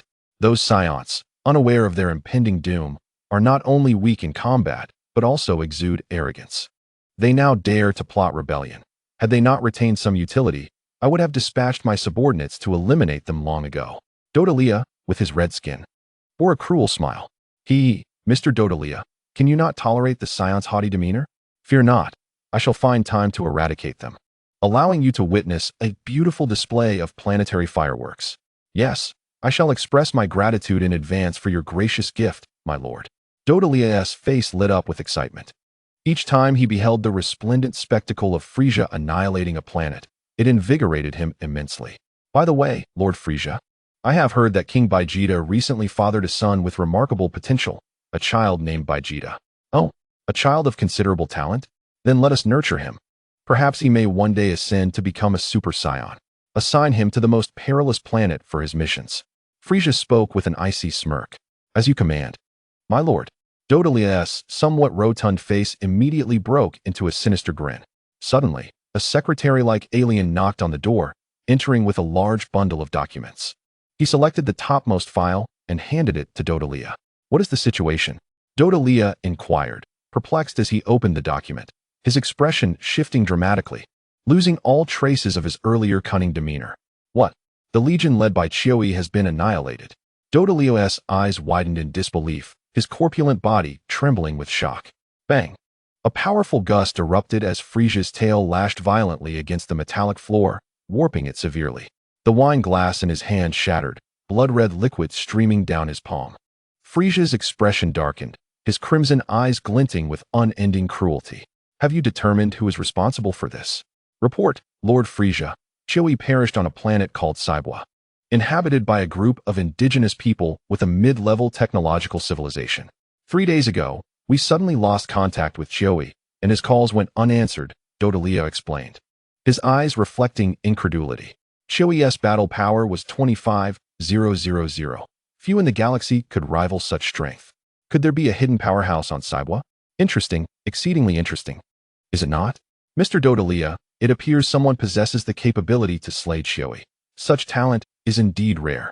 After a brief spell of astonishment, Frieza swiftly regained his usual calm and cruelty, a wicked smile curling at the corners of his mouth.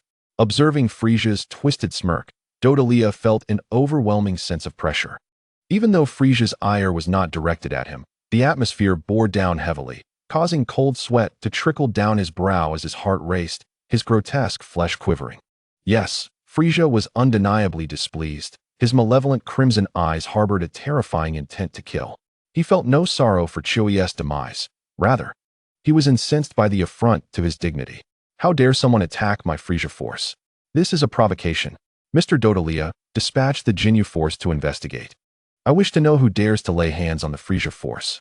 Frieza's smile was deceptive, his tone casual, yet laced with boundless murderous intent. The Ginyu force was the most elite strike team within the Frieza force, a renowned and unparalleled entity.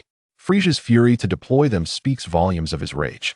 Yes, Lord Frieza, we shall inform the Ginyu force immediately. Dodalia responded promptly before hastening out. Under Frieza's formidable presence, none could resist. Dodalia was drenched in sweat, his body nearly succumbing to fear. Saibwa? Humph. Frieza glared at Dodalia's retreating figure, a cold snort escaping his throat, accompanied by a resounding thud as his tail struck the metallic floor once more, causing a violent deformation. Simultaneously, on a certain planet in the northern galaxy, in a flat expanse, the captain of the Ginyu force, Ginyu, addressed his comrades. Captain Ginyu, we have received orders from Lord Dodalia to immediately proceed to a planet called Saibwa. A white-haired, red-skinned alien named Jees glanced at the communicator, reporting to his captain. Saibwa? ISNT that a mid-level technological planet? What business do we have there? Their inhabitants' battle power seems to be below 100, Ginyu scoffed. Captain Ginyu, I have heard reports that Chioi perished there. Lord Frieza has personally instructed Lord Dodalia to send us the swiftest alien, bait, interjected seriously. Joey, the one who sought to join our Jinyu force? His strength was commendable, wasn't he it? Jinyu mused, uncertainty shadowing his expression. Well, whatever the case, since Lord Frieza has commanded us to go, perhaps something intriguing may transpire. Jinyu rose, stroking his chin, his robust, lavender-hued physique towering like a mountain, exuding an aura of intimidation, as two black horns reflected a sinister gleam in the sunlight. Guldo, Raikum, Bat, geez, let us embark on a journey. Captain Jinyu spoke solemnly. Serving under the tyrant Frieza necessitates a swift and decisive resolution, leaving no room for complications. This is also the reason why the Jinyu force has earned Frieza's favor. Chapter 62, Departure from Sibo Star. Due to Cassius's distance from the squad on Kashin Star and his nominal allegiance to Frieza's forces, he ordered all Sebans to complete their search and evacuation within 3 days to prevent Frieza from dispatching troops from nearby planets to investigate Sibo. Time flew swiftly, and the 3 days passed in the blink of an eye. At this moment, within the confines of the starship, all remaining Sebans from Sibo gathered, numbering approximately 18,000. A result of their utmost efforts in the search. Even Cassius participated in the search. However, this number was but a small fraction of the Seban population. Yet it represented the entirety of those who remained. Gazing at the meager remnants of his people, Rapota felt a pang of sorrow, his hatred for Frieza's regime intensifying. Lord Cassius, everything is ready. The ship's repairs and energy reserves are sound. Shall we depart immediately? Rapota, observing Cassius seated in the command chair, regained his composure and spoke respectfully. He was immensely grateful to Cassius for his assistance in locating their kin, growing increasingly devoted to him. He understood that Cassius, as a formidable warrior, had precious time, and his help was an extraordinary kindness. Had it not been for Cassius's aid over the past 3 days, some Sebans might have been left behind on this doomed planet. Since we are prepared, let us set off. Cassius opened his eyes, glanced at Rapota, and waved his hand gently. At his command, the ship erupted with a piercing red alarm, lights spinning and emitting sharp warnings. Beep, beep, beep. The ship is about to take off. Please secure your handholds and return to your seats. Protect the elderly and children. With a thunderous roar, a massive hatch in the ship's ceiling opened, and the forest above the underground bunker trembled, a colossal gust sweeping through and uprooting numerous trees. Approximately 10 minutes later, the roar of the engines ignited, a cacophony of sound as a great blaze erupted from below. The Black Ray spacecraft broke free from the grip of gravity, ascending steadily before rapidly accelerating into the vastness of outer space. Through the portholes, as they beheld their home planet receding into the distance, Rapota and the Sebans could not quell their despondency. Enough gazing, everyone. Let us set to work. Next, you will find a planet for resupply. Then we shall focus on developing the gravity training chamber. I wish to see your progress. Yes, Lord Cassius, we shall work diligently to repay your kindness. Rapota immediately rallied, his body tense with resolve as he responded loudly to Cassius. Sibo Star had become a mere memory, likely to exist only within the annals of their history. From now on, they would follow Cassius's lead to thrive. To linger in the past would be too bewildering. Rapota believed that under the guidance of a powerhouse like Cassius, their Seban civilization would surely rise to glory once more. In the blink of an eye, the starship, carrying the hopes of the Seban civilization's revival, had been traversing the cosmos for over a month. In the tranquil depths of the dark universe, the Black Ray spacecraft sped through the vast starry expanse like a colossal beast. Within the command center, the Sebans diligently launched radar scans in search of suitable planets, faithfully fulfilling their duties. Soon, a pale green planet appeared on the ship's control room screen, projected into the air along with its basic data. Allegrinka planet, with its pale green exterior, emanated a peculiar slow-acting toxin, upon which evolved flora adapted to this environment, capable of being ingested for detoxification. This planet was not particularly welcoming to foreign life forms. It was a world rich in plant life, with a unique environment. This shall serve as a temporary docking point. Fortunately, there are detoxifying plants available. Rapota assessed the projected data. Let us descend. This planet has ample energy resources for replenishment. It is far enough from Sibo that Frieza's forces will not locate us here. The Sebans are a mid-level technological civilization, and this toxicity can be analyzed and overcome. Let this be our base of operations. and we shall promptly develop the gravity training chamber. With a hiss, gas escaped as the hatch opened, and Cassius emerged, clad in a newly designed battlesuit. Resplendent in appearance, adorned with golden cloud patterns on the chest, complemented by white for an air of nobility. The suit's material was exceptional, allowing for flexibility to adapt to movements, greatly enhancing agility during combat. Lord Cassius. Rapota bowed respectfully, a smile of joy gracing his face as he addressed Cassius. My lord, we have a preliminary design for the gravity training chamber, which is theoretically feasible. Once the ship lands, we can organize the scientists to construct it. Furthermore, based on theoretical limits, the chamber can achieve up to 500 times gravity while accommodating various training environments.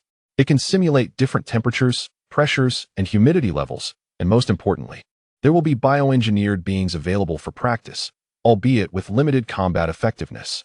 As Cassius listened to Rapota's detailed account, a look of delight spread across his face. Excellent. Your scientific team is thorough in its considerations. Therefore, you shall have full command over the gravity training chamber. After we land, I will be departing for a time. Should you require anything, you may reach me via the communicator. Cassius patted Rapota's shoulder, expressing his satisfaction with the arrangements. Estimating that G's and the others had been executing their mission on Caution Star for nearly half a month, Cassius believed they would soon complete their task and return to Planet Vegeta alongside him. His confidence in leaving stemmed from his trust in the Seaban's loyalty, but more importantly, he had implemented a security measure aboard the ship. Without the activation of his facial neural network, this vessel would remain unable to take flight. He retained absolute control over the ship, alleviating any concerns about a potential rebellion from the Seabans. Understood, my lord. Rapota responded with fervor, his eyes alight with determination. Shortly thereafter, an enormous shadow descended upon Alagrinka planet, the ground vibrating violently before settling several meters lower. Countless construction machines swarmed from the ship like locusts, commencing modifications and foundational work. Cassius observed the orderly proceedings with approval before vanishing from Rapota's astonished gaze. Chapter 63, Return to Caution Star. Caution Star, within a primordial forest. Upon returning to Caution Star, Cassius immediately extended his senses, swiftly detecting the presence of G's and the others. Once he located his comrades, he teleported to their side. Over these past days, their combat prowess had visibly improved. In just half a month, they appeared to have matured considerably. At this moment, Ji Ling was training Ta Lin, unleashing relentless energy blasts that bombarded Ta Lin mercilessly, leaving her in a state of disarray, with her battle suit torn and exposing a considerable amount of skin. Ahem. Cassius, observing the scene, coughed slightly, drawing Ji Ling's attention. Upon hearing the sound, Ji Ling instinctively reacted, her eyes flashing with intensity as she unleashed a powerful attack behind her. Puffed. Cassius effortlessly deflected Ji Ling's energy blast, looking at her with a hint of exasperation. You know it's me, right? Hee, brother Cassius, you're back. Ji Ling grinned mischievously, fully aware that the visitor was Cassius, but his prolonged absence without a word had left her quite displeased. As she spoke, Ji Ling lunged towards Cassius, but suddenly sensed something, narrowing her beautiful eyes in suspicion. Brother Cassius, what happened to your combat power? It's increased so much. She distinctly remembered that half a month ago, Cassius's combat power was only 23,000, and he seemed significantly stronger now. Having studied energy perception, Ji Ling could detect fluctuations in power better than any energy detector. Despite Cassius's attempts to suppress his aura, she could not help but sense it. I'm a genius. Cassius chuckled as he approached Ji Ling. His battle against Xiao had been brutal, pushing him to the brink of death, and he had fought with all his might. Had it not been for a lucky encounter with a rare being, he might have met his end. Cassius vividly remembered nearly being defeated several times during that encounter. However, that fierce battle had yielded great rewards. Not only had he subdued the Saibo people, a technologically advanced civilization, but his combat power had skyrocketed. Conservatively speaking, he now boasted a power level of 30,000. Naturally, Cassius did not withhold this information and readily recounted his experiences during that time. Upon hearing Cassius's tale, Ji Ling's excitement was palpable. She had not anticipated that so much exhilarating action had transpired during his absence, resulting in such a substantial increase in power. When will the gravity training chamber for the Saibo people be completed? I want to train. Ji Ling said with a frustrated expression, feeling disheartened by the significant gap between her and Cassius. I don't know. I'm not a scientist. I have no idea how long it will take. It all depends on the progress of the Saibo people. Cassius shrugged, a look of annoyance crossing his face. Once I have that gravity training chamber, my combat power will see a tremendous boost. Ji Ling's eyes sparkled with anticipation, wishing she could have the gravity training chamber immediately. Then you'd better work hard. I want to be stagnant. Oh, by the way, how are Bay Air, Ta Lin, and Li Ku Jie doing with their training? You all should have been teaching them well, right? Cassius inquired, a hint of concern in his gaze directed at Ji Ling. This was a task he had assigned, and if they had not made progress during this time, he would have to reprimand them sternly. Don't worry, Brother Cassius. We have all been diligently following your instructions. They have all made varying degrees of progress over the past half-month. Not only have we encouraged them to fight independently, but we have also imparted some insights regarding energy perception. The one who has improved the most is Ta Lin, whom I have been responsible for. She now has a combat power of 1,500, whom Cassius affectionately ruffled Ji Ling's hair, nodding appreciatively. At just 12 years old, Ta Lin possessed a combat power of 1,500, which was commendable, especially since most adults had power levels above 4,000, making her quite exceptional among advanced warriors.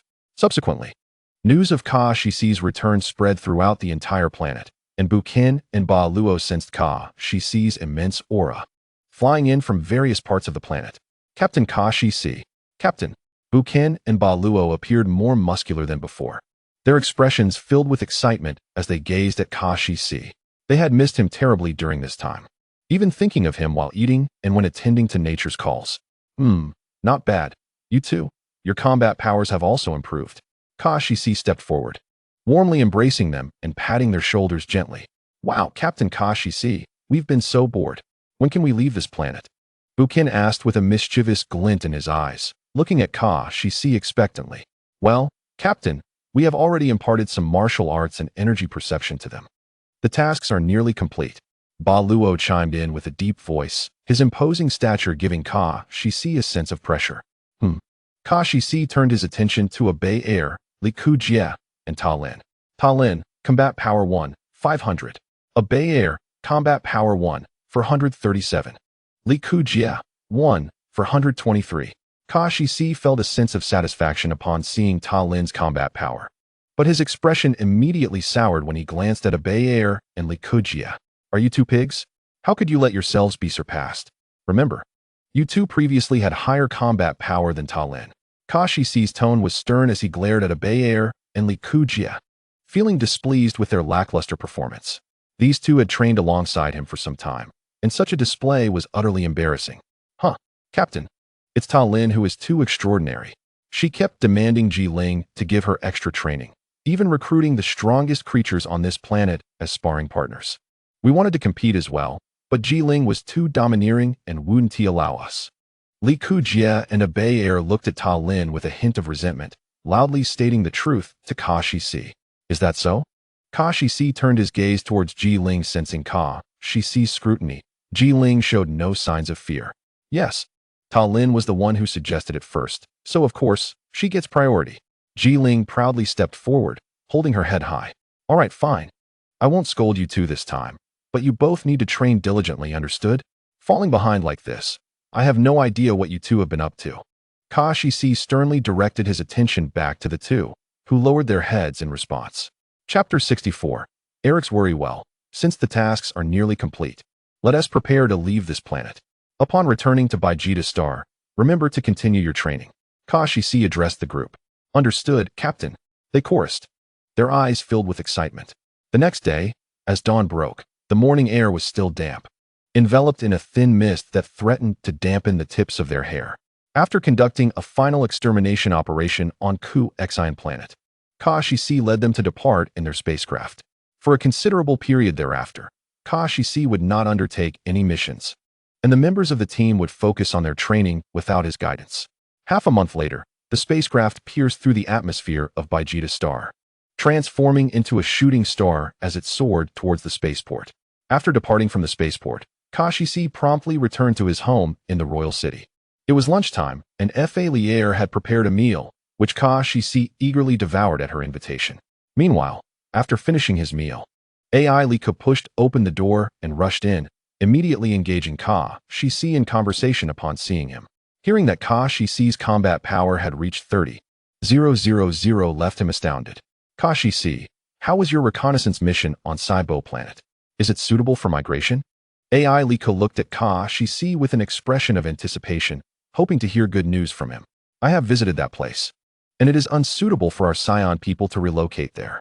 The Frieza force has already extended its reach, making it far too perilous for us, with safety not guaranteed. Cassius shook his head, expressing his discontent. When it comes to the survival of the Saiyan race, he couldn't help but feel a desire to confront Uncle Dean for providing such primitive information.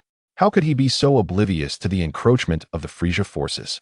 There are indeed numerous planets in the galaxy capable of sustaining life, so many that they are beyond counting. However, due to the vastness of the universe, finding one would be akin to searching for a needle in a haystack, especially for planets suitable for Saiyans. Given that Saiyans are a warrior race, combat is essential for them. Without it, their pent-up aggression could lead to significant turmoil, indicating a need for planets conducive to large-scale battles.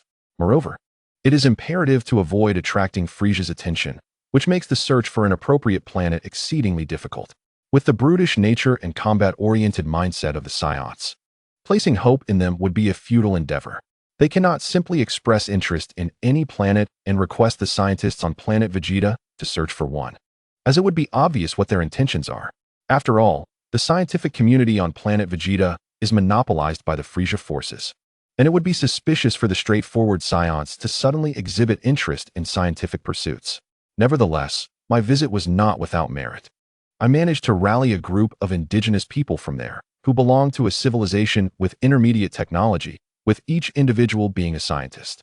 Their expertise will facilitate the search for suitable planets within the galaxy, and I shall instruct them to focus on this task. Cassius suddenly declared, that is indeed good. If we were to pursue this on Planet Vegeta, it might expose us. Eric nodded in agreement, feeling a sense of relief.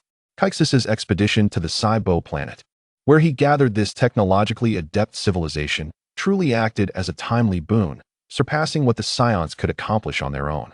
As the saying goes, what a Saiyan can do, Cassius, can also achieve, and what a Saiyan cannot accomplish, Cassius, shall master as well.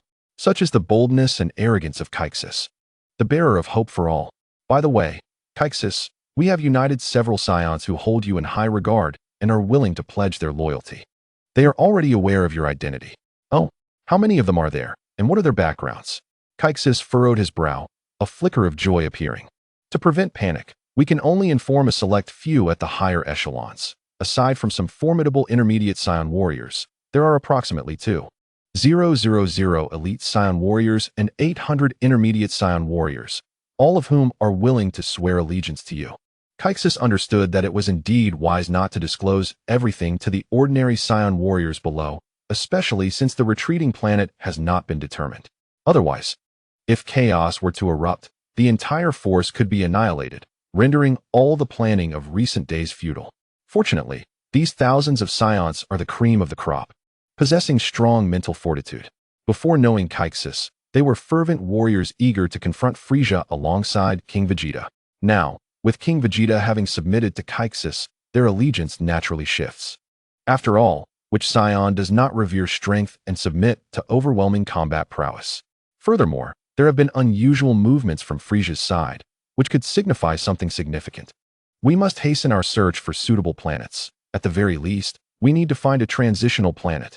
Eric urged anxiously, his worry etched on his face. His brows tightly knit. The originally stern expression now revealed a sense of urgency in Cassius's presence, as if foreboding ill tidings.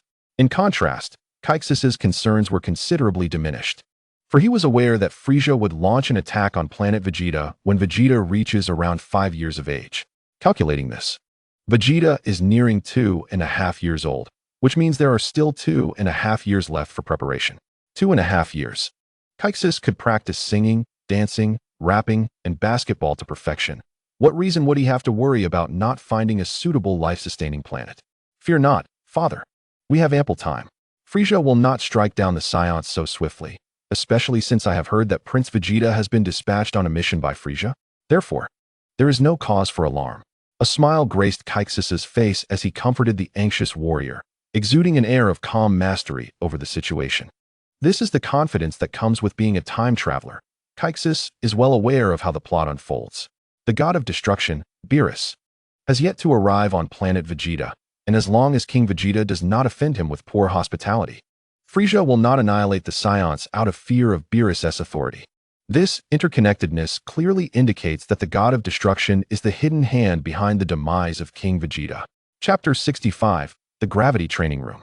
After concluding his conversation with Eric, Cassius's subsequent days were spent at home, contemplating and cultivating his energy. He also utilized a training room in his home for basic training. During this period, Fiberi, Eric's prized disciple, visited Cassius's residence multiple times seeking his master. However, each time, Eric was absent, preoccupied with resolving issues at the palace, thus neglecting the young boy. Each visit, Fiberi cast a fierce glance at Cassius, his small face brimming with arrogance. Cassius, however, remained indifferent, regarding the boy with disdain. The more attention one pays to such a child, the more insistent they become, potentially throwing tantrums. Nevertheless, Cassius couldn't help but admire the exceptional talent of this young lad.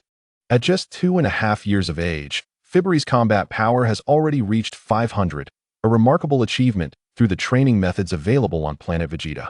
Days passed, one after another, until one day Cassius discovered that the communicator used for contacting the Saiyan people was ringing, delivering splendid news. The construction of the gravity training room has been completed. Upon receiving this news, Cassius immediately sought a concealed location and activated a spatial wormhole, heading towards that pale green planet. After consuming several senzu beans to restore his stamina, Cassius's figure materialized on the planet Alala Green. Laboda, take me to see how the gravity training room turned out, Cassius urgently instructed as he entered the main control area of the spaceship. As the hatch released a puff of gas, Cassius promptly stood before Laboda. Lord Cassius. Laboda exclaimed in surprise, astonished that Cassius had appeared so quickly. It had only been half a day since he sent out the news about the gravity training room's completion.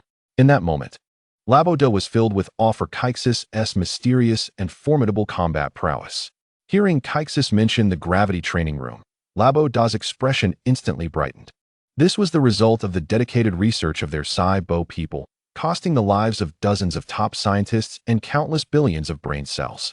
My lord, please follow me. Laboda respectfully bowed and led the way, guiding Cassius to the location of the gravity training room. They traversed a white technological corridor and soon arrived before a massive hemispherical structure. Before him stood the gravity training chamber, exuding a resplendent dark golden sheen. Its design, infused with a blend of technological sophistication and metallic elements, evoked a profound sense of weight and power. My lord, this is the gravity training chamber we have crafted for you. As per your specifications, it is capable of adjusting gravity up to 500 times, along with managing temperature, air pressure, and humidity. Through precise control, it can simulate a plethora of combat environments. Moreover, to facilitate training, a washing area has been established within, and the supply reserves are ample enough to support prolonged periods of training. Additionally, we can provide auxiliary combat robots tailored to your specifications, greatly accommodating the needs of the practitioners. Lapoda pointed proudly at the colossal structure as he spoke. Indeed, it is quite remarkable. You have done well. Once I have dominion over the galaxy, I shall designate a planet most suitable for your Saiyan existence, Cassius remarked appreciatively, casting a glance at Lapoda while envisioning grand prospects. His gaze remained fixed on the gravity training chamber, his eagerness to experience its capabilities palpable. Thank you, my lord. Serving you is our honor. Without your intervention, our race would have faced annihilation at the hands of Frieza. Lapoda replied with utmost respect, his face flushed with excitement. Lapoda, work diligently. Align yourselves with us Saiyans, and you shall achieve unparalleled glory. Immerse your lives in boundless toil. Do you understand? Only then can you truly shine and endure through the ages. Very well. You may depart. I wish to personally experience the effects of this gravity training chamber. Cassius gestured dismissively. Yes. Lapoda responded obediently, retreating with reverence. Standing before the entrance of the gravity training chamber, Cassius pressed the button. Instantly, the metallic door ascended, concealed within the overhead panels, allowing Cassius to stride confidently inside. The interior of the training chamber was vast, with a significant portion dedicated to combat, while metallic walls partitioned off private spaces for storage and sanitation. The combat area featured a floor composed of an indestructible cosmic alloy, capable of withstanding intense energy impacts. Approaching a control panel, Cassius observed the current gravity reading and promptly adjusted it, opting to test a gravity level of 20 times. As soon as the gravity was confirmed, an invisible pressure enveloped the chamber, exerting a tremendous force that threatened to pull Cassius to the ground. 20 times gravity, quite impressive, he mused, a slight smile gracing his lips. The sensation was reminiscent of his time training in a martial arts uniform, though the pure gravity felt distinct from the energy suppression of the attire. Next, Cassius experimented with the environment, adjusting temperature, air pressure, and humidity to simulate various conditions. At that moment, he felt exceedingly satisfied with the chamber's performance. In many ways, the Saiyans had flawlessly realized Cassius's vision, although it had taken months to develop. Every effort was worthwhile. Exiting the training chamber, Cassius summoned Laputa once more. Laputa, your scientific prowess is commendable. I am quite pleased. I have another matter to discuss with you. Yes, my lord, please proceed. Laputa responded, sensing the gravity of the conversation and focusing intently. My analysis suggests that Frieza may soon target the Saiyans. The situation is perilous, and I require you to employ all technological means to identify planets within the galaxy suitable for Saiyan habitation, ensuring they remain beyond Frieza's reach. Cassius's expression was grave as he regarded Laputa. Now is not the time for direct confrontation with Frieza, as we are still significantly outmatched. We must bide our time. Indeed, my lord, we possess a portion of interstellar maps that may aid in our search for suitable planets. Laputa suddenly interjected. Oh, you have created star maps? Cassius inquired, taken aback by the revelation. Yes, though they date back several centuries, and it remains uncertain if they are still applicable. The maps have been preserved within our ship's archives. Laputa explained.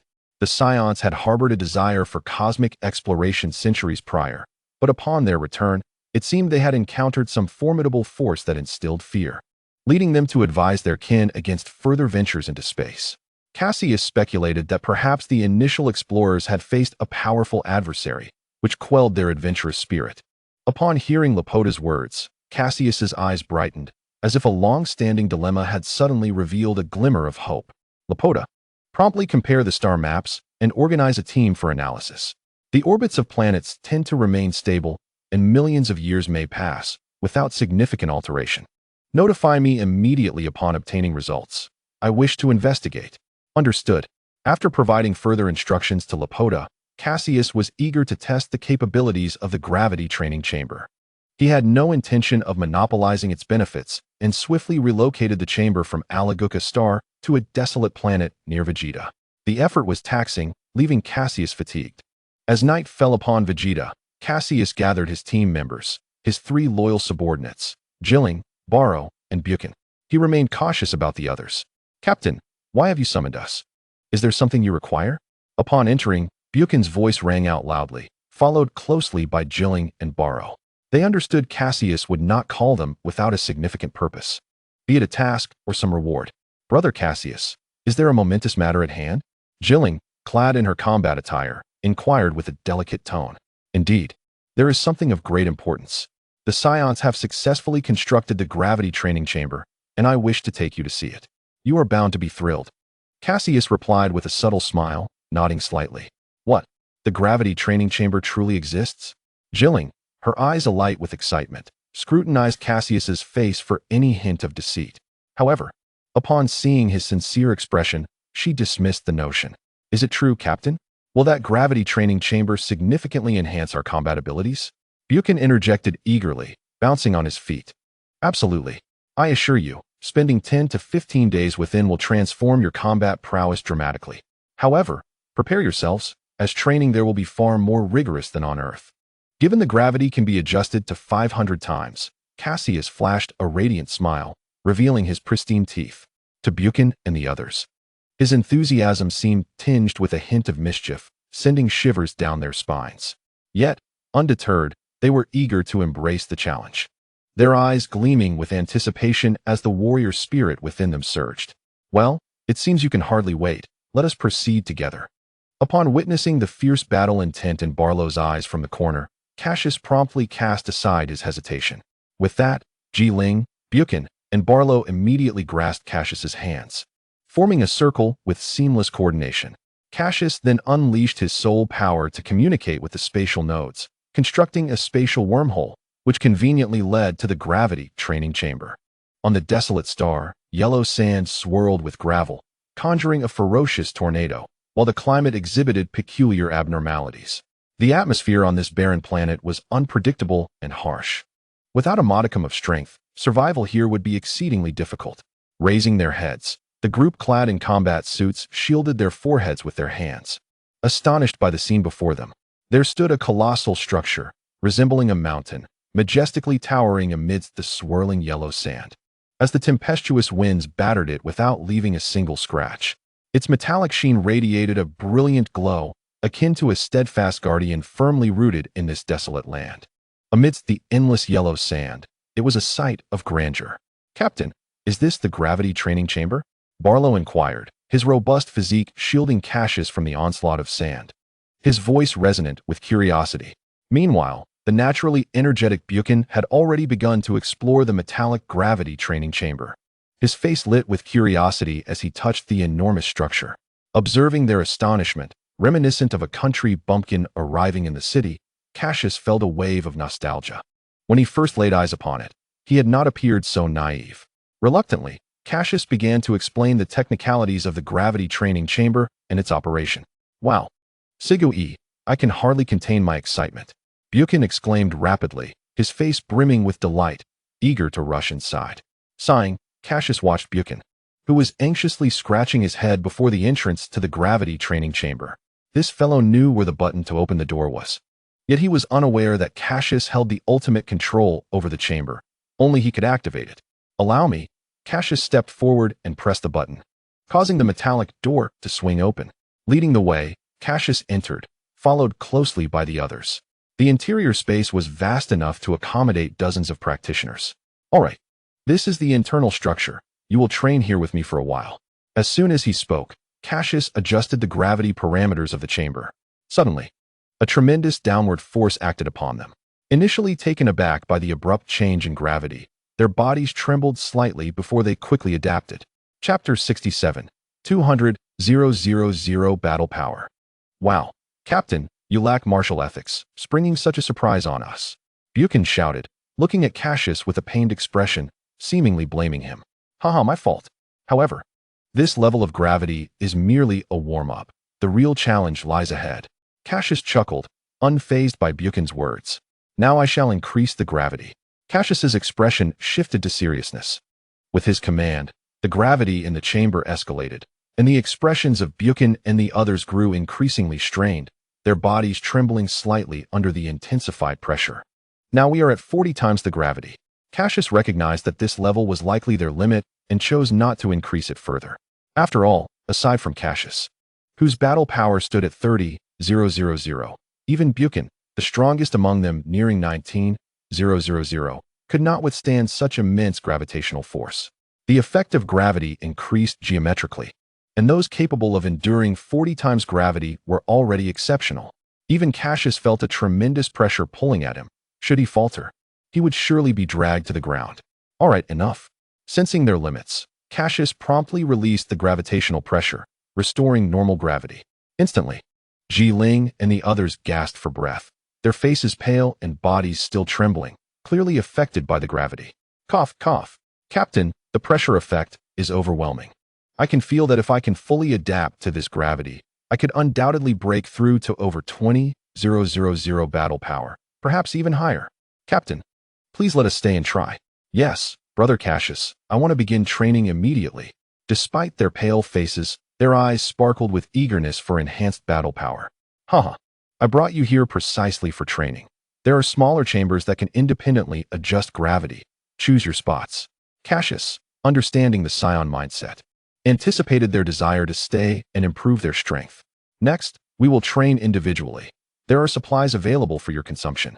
Subsequently, the group dispersed to find their training locations, while Cassius prepared to commence his own training. In the original narrative, Sun Wukong adapted to 100 times gravity in just 6 days, achieving a power level of 90,000. This method of pushing bodily potential was intense, and Sun Wukong nearly exhausted himself in the process. However, Cassius would not emulate such recklessness. He would progress steadily, thoroughly comprehending and utilizing every ounce of his battle power. He began by simulating a high-altitude environment with 50 times gravity, characterized by thin air and extremely low pressure. Contemplating this, Cassius initiated his actions. Yet, when the formidable gravity truly took effect, he realized he had perhaps overestimated his capabilities. His bones creaked under the strain. Blood surged in reverse through his body, reddening his face, and he felt as if he were restrained by a truck, severely limiting his mobility. It was akin to a return to his weaker days. Huff, huff. I can manage. Cassius's resolute eyes reflected a glimmer of determination as he gritted his teeth and persevered. He then commenced with the simplest exercises, push-ups and running, gradually acclimating his body to 50 times gravity. Time flowed swiftly, imperceptibly slipping away. Months passed. After a month in the gravity training chamber, Ling and the others adapted to 40 times gravity and began utilizing auxiliary robots for combat practice. 2 months later, after numerous battles and injuries, their battle power surpassed 20,000, and they continued to improve. Each sought to elevate their limits, progressing toward the next stage, their battle power steadily rising. Meanwhile, Cassius had long since adapted to 50 times gravity, and after a brief adjustment and rest, he challenged himself to 60 times gravity. Concurrently, he began practicing with auxiliary robots, gradually increasing their numbers from 1 to 10, then to 100, striving for perfection in every movement. A year later, on the barren star, before the colossal metallic structure, time had weathered it. Its once gleaming metallic sheen was now obscured by yellow sand, resembling an ancient, silent mound resting solemnly upon this planet. Within the gravity training chamber, one room was set to an astonishing gravitational force of 150 times that of Earth, causing the air to become so thin that one had to gasp for breath. The environment within the chamber was exceptionally harsh, creating an oppressive atmosphere. Amidst this brutal setting, a young boy with black hair and amber eyes was vigorously swinging his arms. He occasionally soared through the air, diving and executing various complex maneuvers, while beads of fervent sweat poured from his skin as his stamina waned. Upon shutting down the gravity engine, the room returned to its normal state. Entering a washroom, Cassius grabbed a towel to wipe away the sweat. After indulging in a bath, the fatigue that had enveloped him vanished almost instantly. The effects of the gravity training chamber were evident.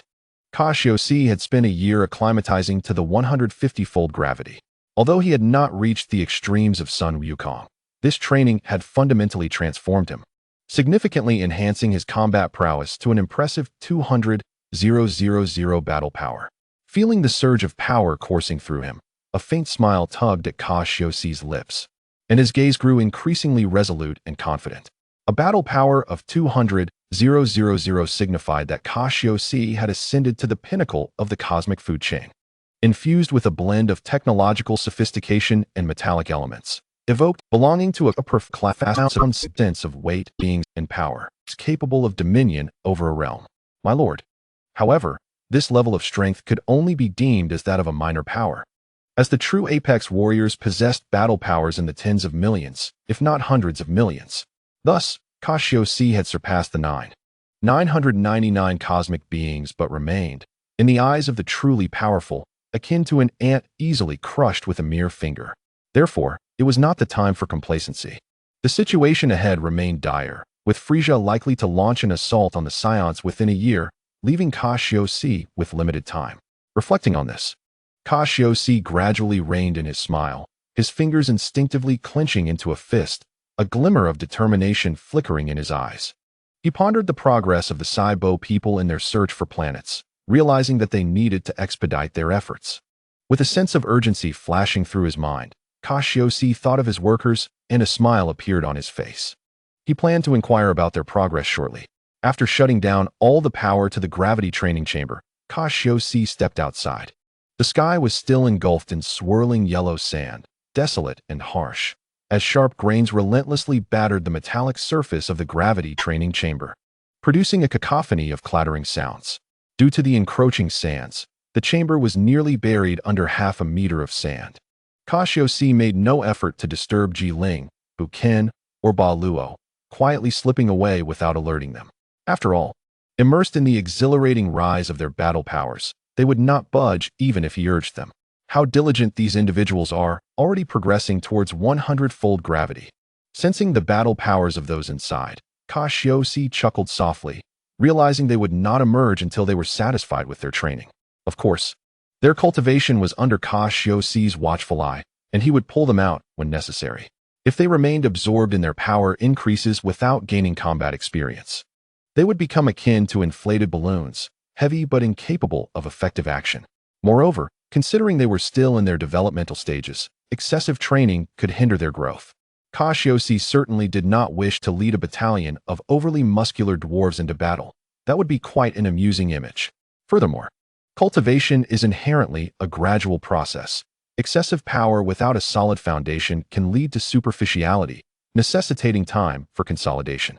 After all, a towering edifice rises from the ground up, ensuring lasting progress. Spatial wormhole, Cassius uttered, and a profound tunnel manifested before him. Without hesitation, he stepped forward. Amidst a dazzling swirl of light, Cassius found his footing. On the Alaga-Lika planet, within the Saibo interstellar spaceship, Lord Cassius. La Boda exclaimed in surprise at Cassius's sudden appearance, immediately bowing respectfully. Cassius nodded slightly before inquiring. How fare the tasks I previously assigned you? Have you made any progress? My lord, after comparing star maps and through the precise analysis of our scientists, we have identified 3 planets that meet the requirements.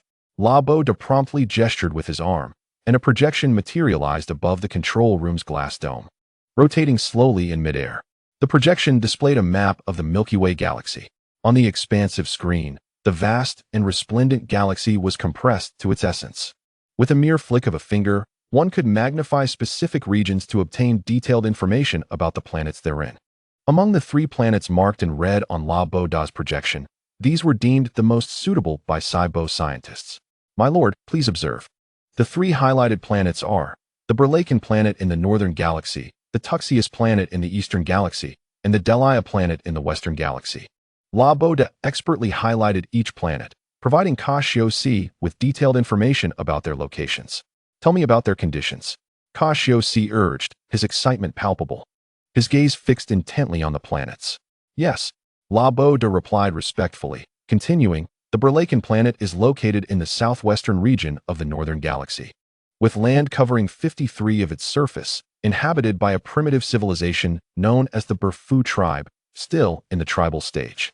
Then, La Boda gestured again, and the star map shifted, traversing countless light years until it settled on a pale green planet. The Tuxius planet lies at the eastern edge of the eastern galaxy and forms a rare binary star system with a planet named Yueshon. Its land area covers 45, and its volume is 3 times that of Vegeta, with an orbital period around its star consistent with that of Vegeta. The Delia planet is situated in the northern part of the western galaxy, with 70 of its surface suitable for habitation, yet it has not evolved any signs of life. Cassius listened intently, nodding in approval at La Boda's detailed presentation, which left him very satisfied. These planets were indeed the result of over a year of meticulous selection by the Saibo people, considering various factors and standing out as the finest options available. Cassius was highly pleased with these 3 planets, perfectly suited for the Saiyan's relocation, and the surrounding factions were not excessively powerful. With Frieza's interference absent, it was an exceptional choice, ideal for the Saiyan's to thrive and propagate. Moreover, considering the distance, Cassius was particularly interested in the Tuxius planet. La Boda, please provide me with a detailed introduction to the Tuxius planet. Cassius declared after a moment of contemplation. Yes, La Boda promptly responded, gesturing with his arm as the projection rotated and enlarged, revealing the pale green planet at its center. The gravity on Tuxius planet is approximately 10 times that of Earth. Inhabited by a species known as the Shio-Mo tribe, with combat powers predominantly below 500, classifying it as a low-level planet. It appears quite promising, similar to Vegeta, though the biological combat power is slightly lower. Cassius nodded slightly, his gaze lingering on the slowly rotating pale green planet, deep in thought. It should be noted that while there were some factions surrounding these planets, they were relatively isolated and had not endured the harsh realities of society. Once the Saiyans migrated there, they would appear as colossal entities to the locals, with no need to worry about any potential threats to the Saiyans.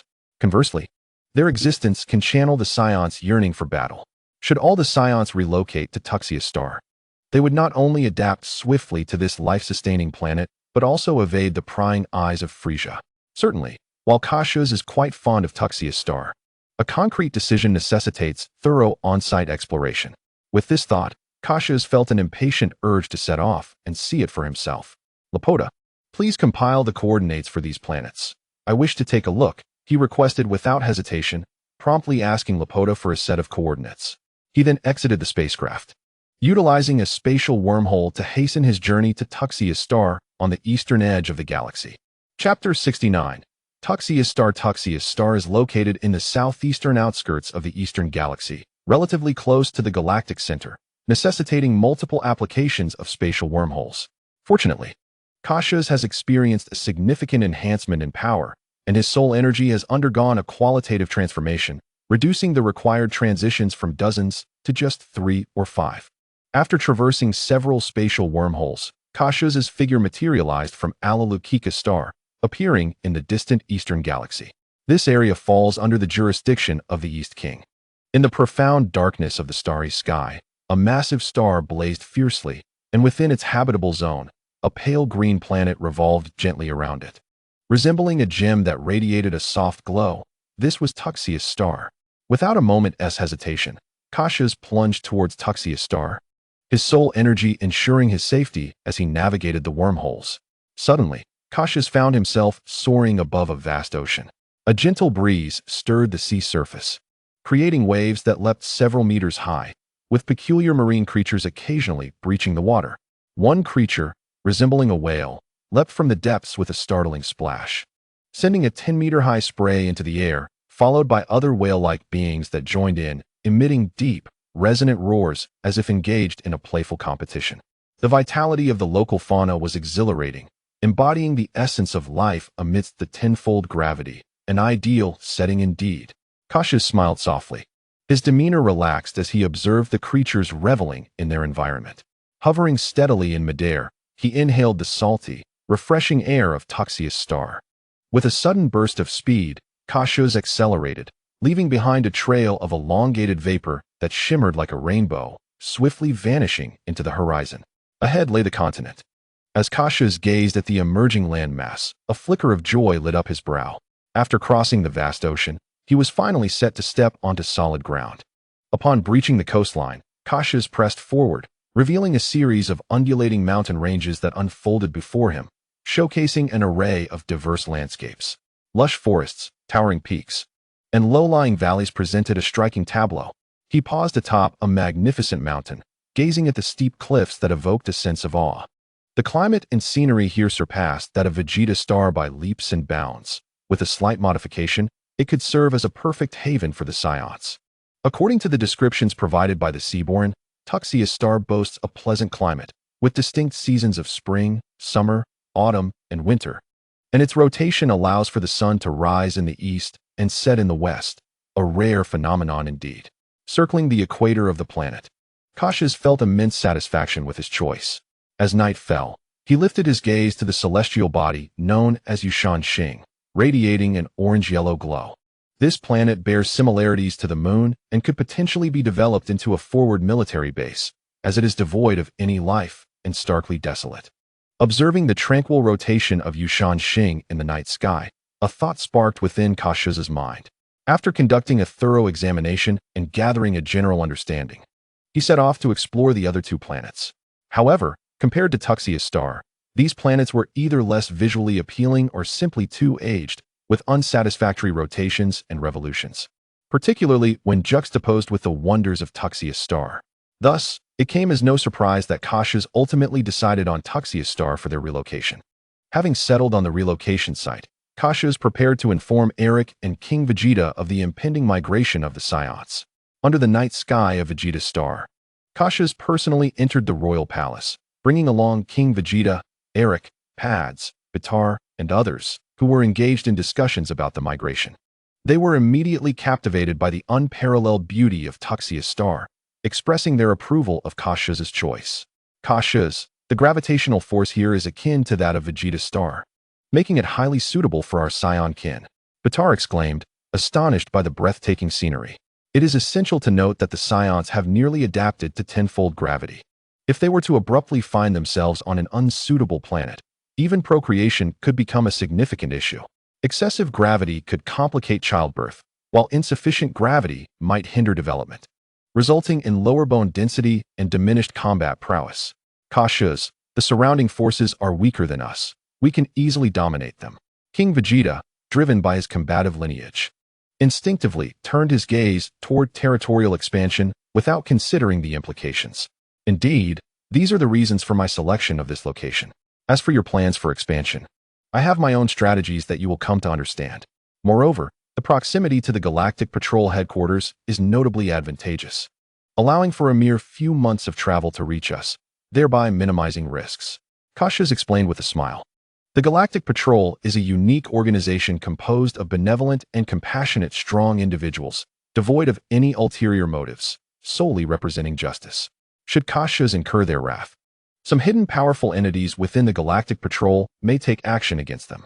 It would be foolish to believe there are no formidable fighters within the Galactic Patrol. Cassius would not entertain such a notion. Any force that could pose a hindrance to Frieza's empire is far from trivial. While it is true that their elite combatants may not rival Frieza's might, they are more than capable of decimating lesser foes. Cassius believes at least some members of the Galactic Patrol possess combat capabilities exceeding 200,000, and they are the core of the organization, serving as a crucial counterbalance to Frieza's rampant expansion. If the Saiyans recklessly assert dominance here, it would be disastrous if they were to flee and alert the Galactic Patrol. Previously, the Saiyans could indulge in their misdeeds under Frieza's command, but after rebelling against him, they must now consider the consequences. They can no longer act recklessly, provoking other forces at will. In summary, the Saiyans, having lost their backing, must remain steadfast and avoid unnecessary risks until Cassius matures in strength. Chapter 70. Arrangements. By the way, King Vegeta, how many Saiyans have been arranged for the first wave of evacuation? Upon addressing the matter at hand, King Vegeta's expression turned serious, his rugged visage reflecting a weighty concern. We have notified all the elite Saiyan warriors and a portion of potential mid-tier warriors, totaling approximately 12,000 individuals. As for the lower-tier warriors, they have yet to be informed, but with their inclusion, the Saiyan lineage can undoubtedly be sustained. Upon hearing the words of King Vegeta, Cassius's eyes flickered with displeasure. So, King Vegeta, you only value the advanced and intermediate warriors, abandoning the other Saiyans. Truly, this is typical of you. Let us do it this way. Arrange for a portion of the Saiyans to evacuate. Do not withdraw all the advanced warriors at once. Some lower-tier warriors must also be removed to avoid turmoil. Cassius let out a cold snort. If we continuously send advanced Saiyan warriors to Tushio Star, creating a vacuum of mid-tier combat power, Frieza will undoubtedly take notice of the Saiyans. Yes, King Cassius, I will be mindful of that, King Vegeta replied respectfully, having sensed Cassius's dissatisfaction. Very well, make arrangements promptly. Remember to dismantle the tracking devices on the spacecraft. I will inform you when to migrate. With that, Cassius hastily concluded the conversation and immediately transported them back to Vegeta Star.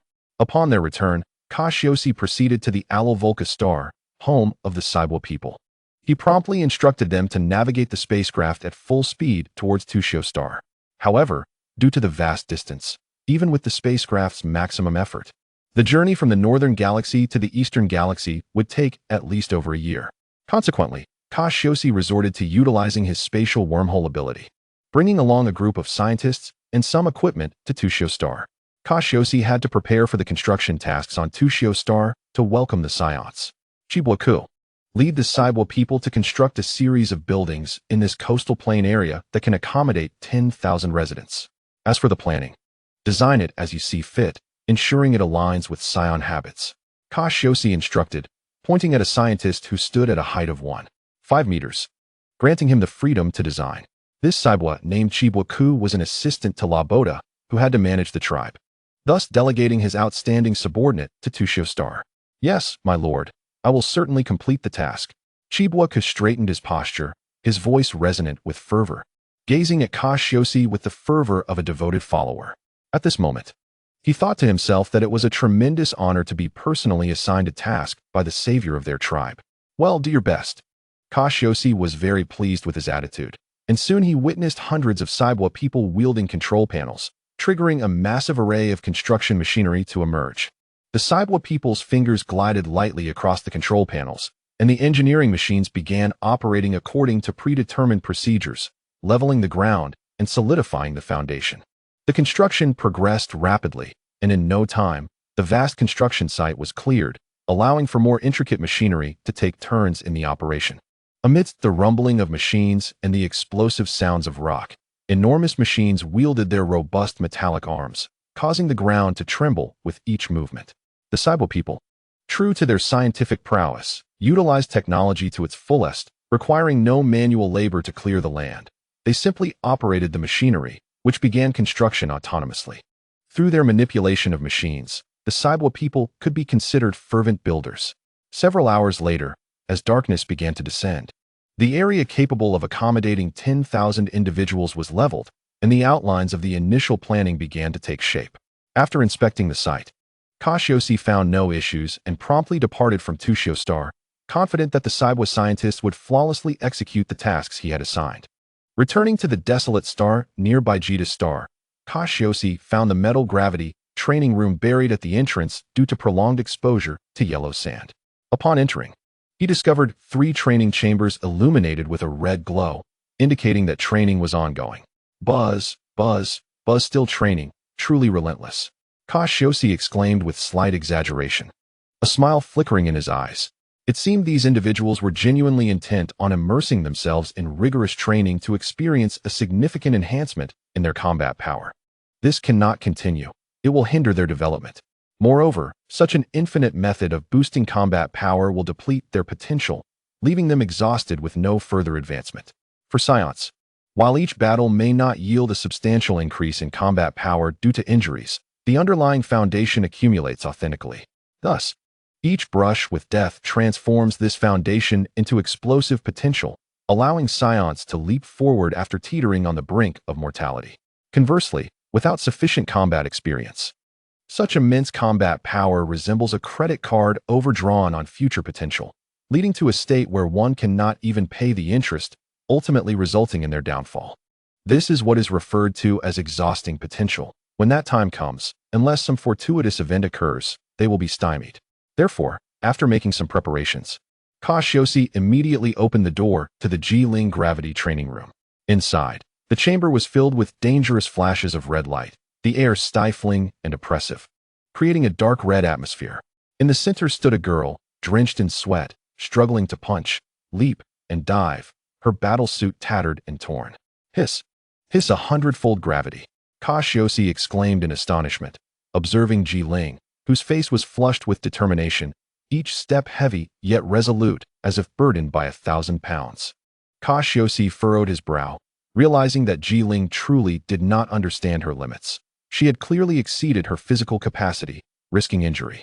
He then moved lightly, maintaining a calm demeanor amidst the 100-fold gravity training room, approached the control panel, and gradually adjusted the gravity engine until it returned to normal levels.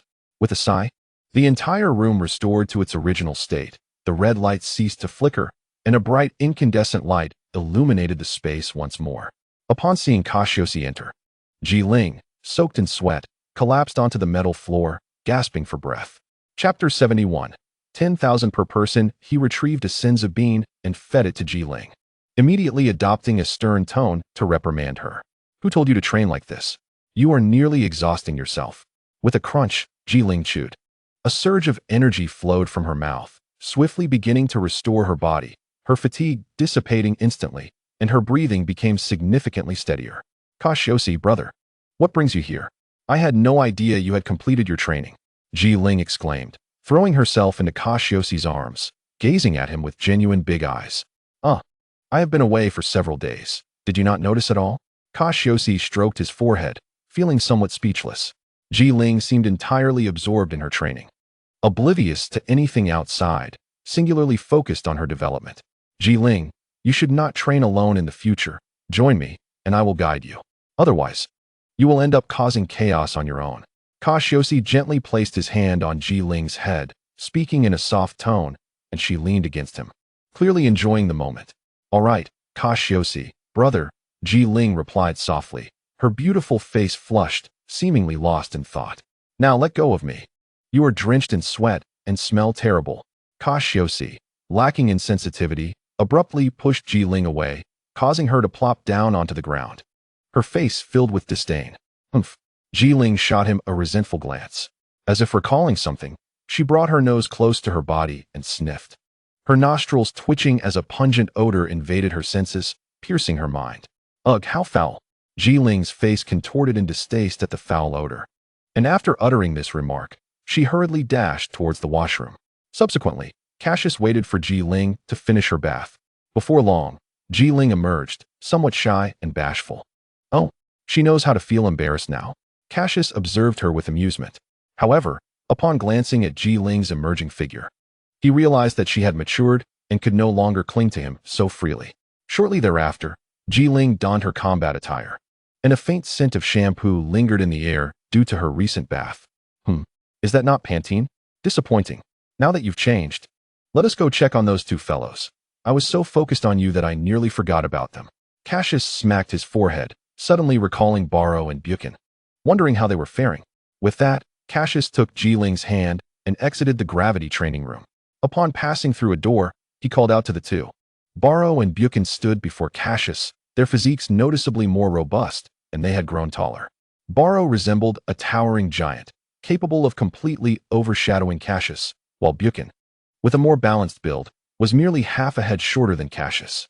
In contrast, Cassius possessed a flawless physique that epitomized the Saiyan aesthetic at every age, a presence that would elicit admiration from any Saiyan. Ji-Ling stood slightly shorter than Cassius, yet her elegant figure and flowing hair exuded an enchanting allure, her seemingly delicate frame brimming with latent strength. Wow, Captain, what brings you here? I was hoping to continue training. If I keep at it, I could surely adapt to 105 times gravity. Buchan exclaimed dramatically, his eyes wide with astonishment as he regarded Cassius. He could not comprehend why Cassius had summoned him, as he believed that with continued training, he could surpass Frieza's battle power of 530,000. After all, the increase in his combat strength over the past year had been substantial. Roar, Captain, I believe I am close to adapting to 100 times gravity as well. Barrow added with a deep voice, standing nearby. He had been training relentlessly, determined to catch up with Ji-Ling and Buchan. After falling behind previously, he had resolved to match their progress. Thus, it was Barrow who had achieved the greatest enhancement thus far. Training is not merely a solitary endeavor. While you may be experiencing rapid increases in battle power now, the process will become increasingly taxing. Do you not feel your body struggling to continue? The increments in your combat strength are negligible, and if you persist, your bodies may succumb to the pressure of gravity. Cassius's expression turned grave as he lowered his voice, his eyes gleaming with an unprecedented intensity. Ji-Ling, Barrow, and Buchan truly failed to recognize the perils of overtraining. If this continues, the damage to their bodies would be trivial compared to the exhaustion of their potential. As the saying goes, excessive rigidity leads to breakage. Training requires a balance of relaxation and intensity. Relying solely on short-term boosts in combat strength is futile. It is akin to a spring that has been compressed for too long. Eventually, it will lose its elasticity. In the original tale, Sun Wukong's extraordinary bursts of power stemmed from his accumulated experiences of near-death, granting him the potential for such eruptions. But how could Ji-Ling and the others attain that? They are merely depleting their previous reserves, digging deeper into their own capabilities. Cassius harbored deep concerns for their obsessive dedication to training, fearing they would exhaust their potential. After all, they were his trusted confidants. It would be unfortunate if they wore themselves out. Captain, you are correct. I too have noticed that the further I progress, the harder it becomes to improve. I thought that breaking through 105 times gravity would restore my growth rate, but I was mistaken. Buchan responded earnestly, a glint of contemplation flashing in his eyes. Combining his experience with Cassius's words, he gradually began to accept the truth, no longer rejecting it. Oh, that explains why I found it increasingly difficult to break through 100 times gravity. Ling nodded in agreement, fully acknowledging Cassius' insights. I understand now, Captain. Shall we depart from the gravity training room? Barrow also grasped the situation, sincerely addressing Cassius. Wait, I have yet to assess your combat power. Let me see how much you have improved. With that, Cassius produced a Saiyan-made, ear-mounted energy detector to gauge their strengths. Beep, beep, beep. An electronic synthesized sound echoed as 3 yellow numbers appeared on the screen. Ling, battle power 103, 829. Barrow, battle power 105, 638. Buchan, battle power 115, 263. Considerable improvements. Cassius smiled slightly, noting that each of them had surpassed 10,000 in battle power, qualifying them as formidable warriors. With their assistance, he could easily form an elite team capable of expanding their territory. Cassius Gidge, what is your battle power? Ling inquired playfully, her face alight with curiosity as she gazed at Cassius. The others were also drawn in by Ling's question, eagerly awaiting his response. Me? It's just a mere 200,000. Cassius squinted his eyes with a hint of a smile, recognizing their astonished expressions and promptly dousing their enthusiasm with a splash of cold water. Hiss, no wonder you are the captain. The other's eyes widened in awe, gasping in disbelief. All right, next, you should focus on assimilating the combat strength gained during this period. We are returning to Vegeta Star. I have already coordinated with King Vegeta regarding the transport of Saiyans to Vegeta Star, and the construction of living quarters should be completed in 2 days. Cassius's expression turned serious, yet his tone remained relaxed. Understood. The group ceased their chatter and skillfully formed a circle, hand in hand. As Cassius activated a spatial wormhole, they promptly returned to Vegeta Star. Thereafter, they parted ways. In the evening, as twilight descended upon Vegeta Star, Eric hurriedly returned home, catching the last rays of sunlight before sunset. Upon entering, he found Cassius seated in the living room, engrossed in a tablet while reviewing news from Vegeta Star. Cassius, we have prepared a batch of Saiyans here, ready for migration at any moment. We plan to leave the day after tomorrow. How are things on your end? Eric approached, a gentle smile gracing his face. The day after tomorrow? That works. I have already arranged for people to begin constructing living quarters on Vegeta Star, and it should be completed in 2 days, Cassius replied, setting down the tablet and contemplating briefly. Upon hearing that everything was in order on Cassius's side, Eric's expression brightened with excitement. The situation on Vegeta Star had grown increasingly tenuous, and staying another day posed greater risks. Swiftly relocating the Saiyans would alleviate his concerns. By the way, ensure that Ling, Barrow, and the others' parents are among the first to go. Do not leave them behind. Cassius turned to Eric and added a reminder. Ling's parents, Li and Dewak, would potentially become his future in-laws, so they must be well cared for. Additionally, it was said that Li and Bardock's wife, Nei, shared a common ancestry. Although Nei was merely a low-ranking warrior, she was Sun Wukong's mother.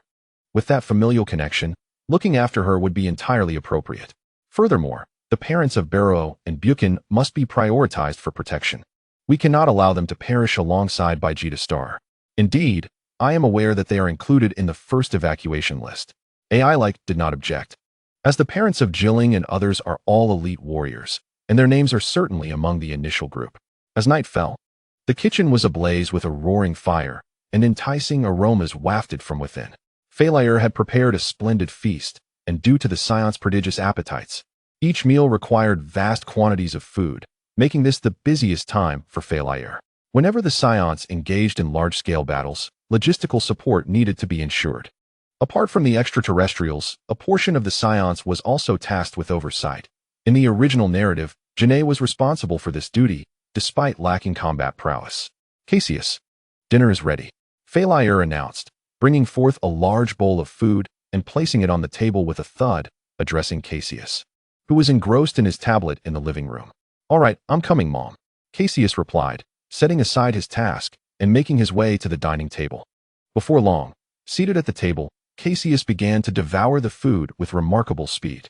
Although it paled in comparison to Earth's cuisine, he relished every bite. Time flew by, and 2 days later, in a desolate and concealed area of the southern hemisphere of Vegeta Star, the sun blazed mercilessly, casting a stinging heat upon those below. By afternoon, a group of Saiyans had gathered in a sweltering oasis, arriving from various directions. Occasionally, dark figures could be seen descending from the skies.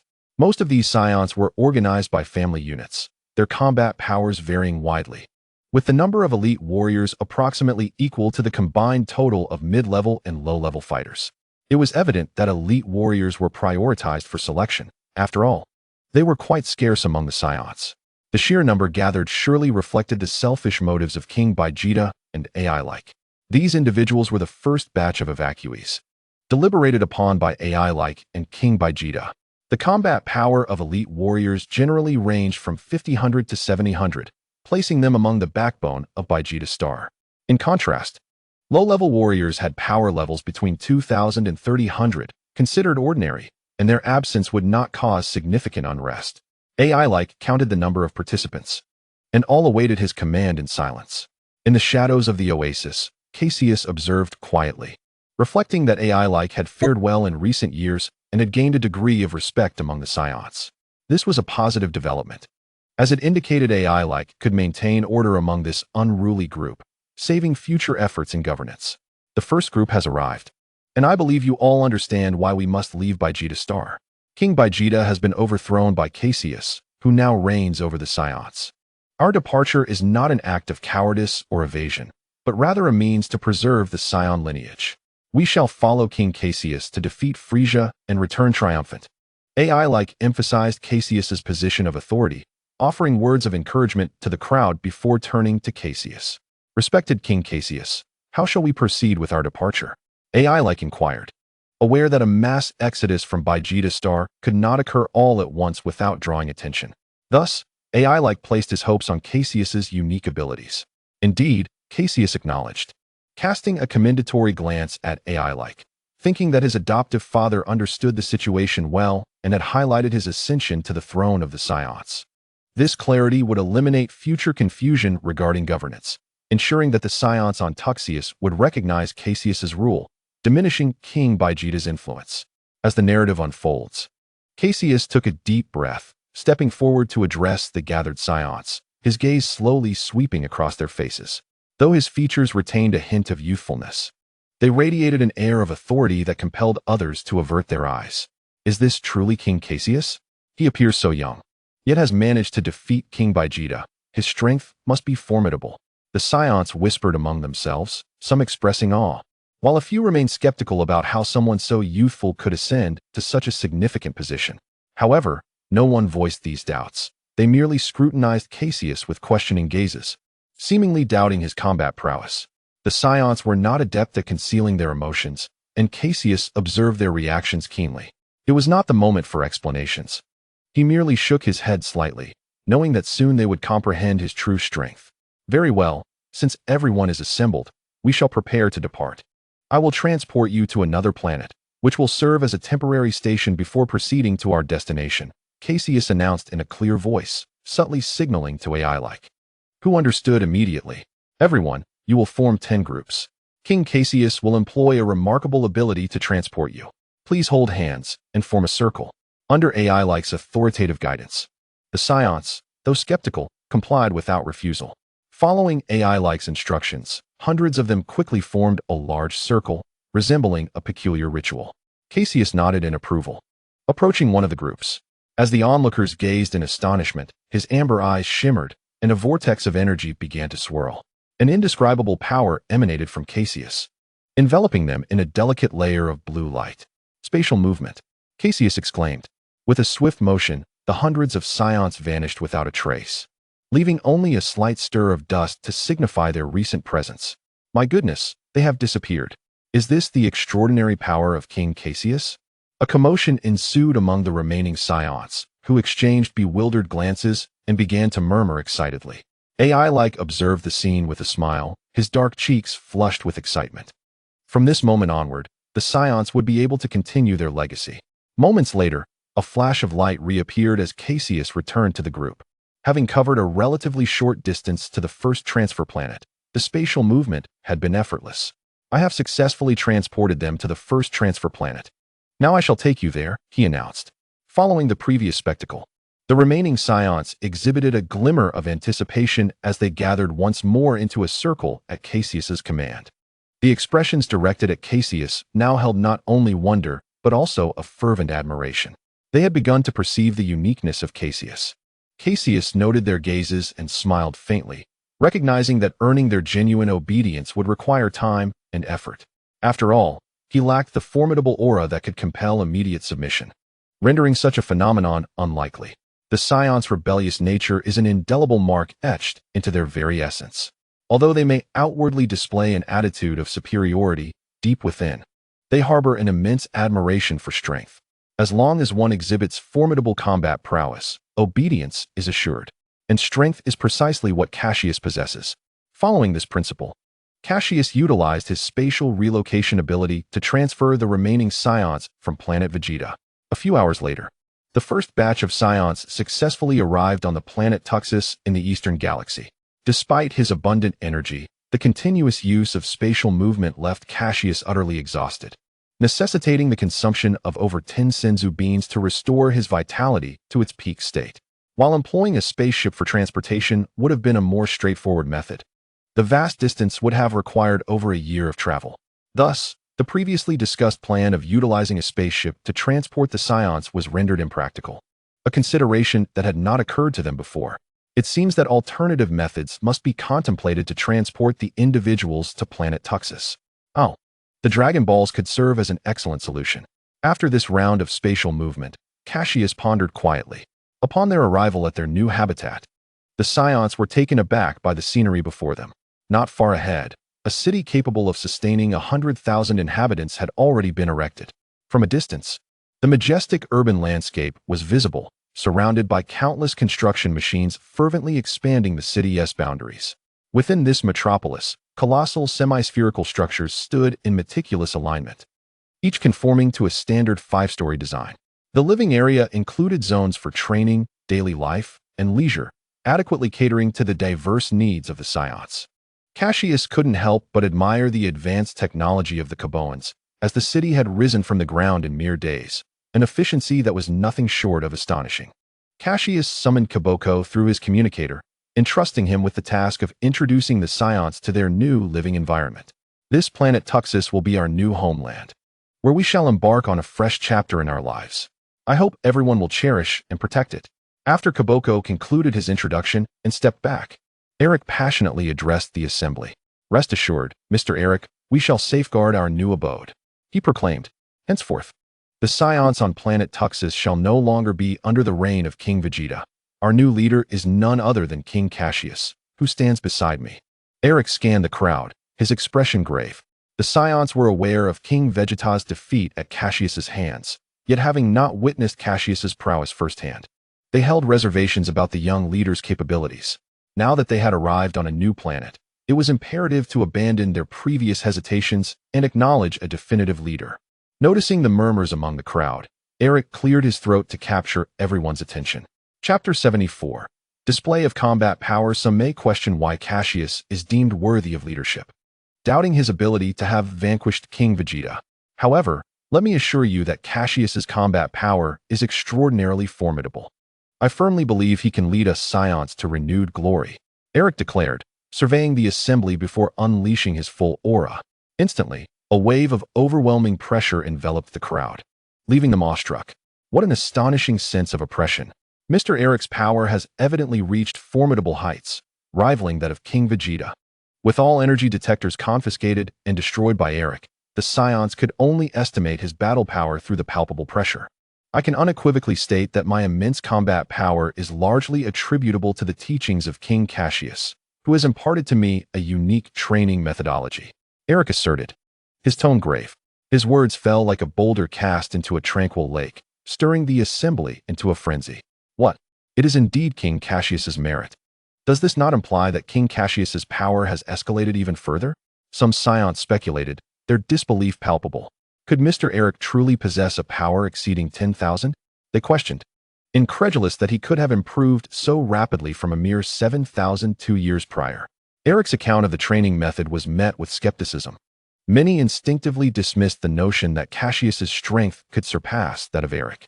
While Cassius's ability to manipulate space was indeed remarkable, other races across the cosmos also possessed unique abilities. They merely regarded Cassius as a fortunate individual who had awakened a rare power, failing to equate it with combat strength. However, Eric's subsequent proclamation struck them like a bolt from the blue. My combat power pales in comparison to King Cassius, akin to a feeble firefly daring not to compete with the brilliance of the sun and moon. King Cassius's might has reached an unprecedented pinnacle, surpassing all previous Saiyans. Given our admiration for martial prowess, and the fact that King Cassius has privately defeated King Vegeta in accordance with Saiyan tradition, it is only fitting that he assumes the title of Saiyan King. With a battle power of 200,000, he is the future of our race. Eric's radiant smile and grandiloquent tone left the audience astounded. What? 200,000 combat power? This cannot be true. How could such a level of strength exist?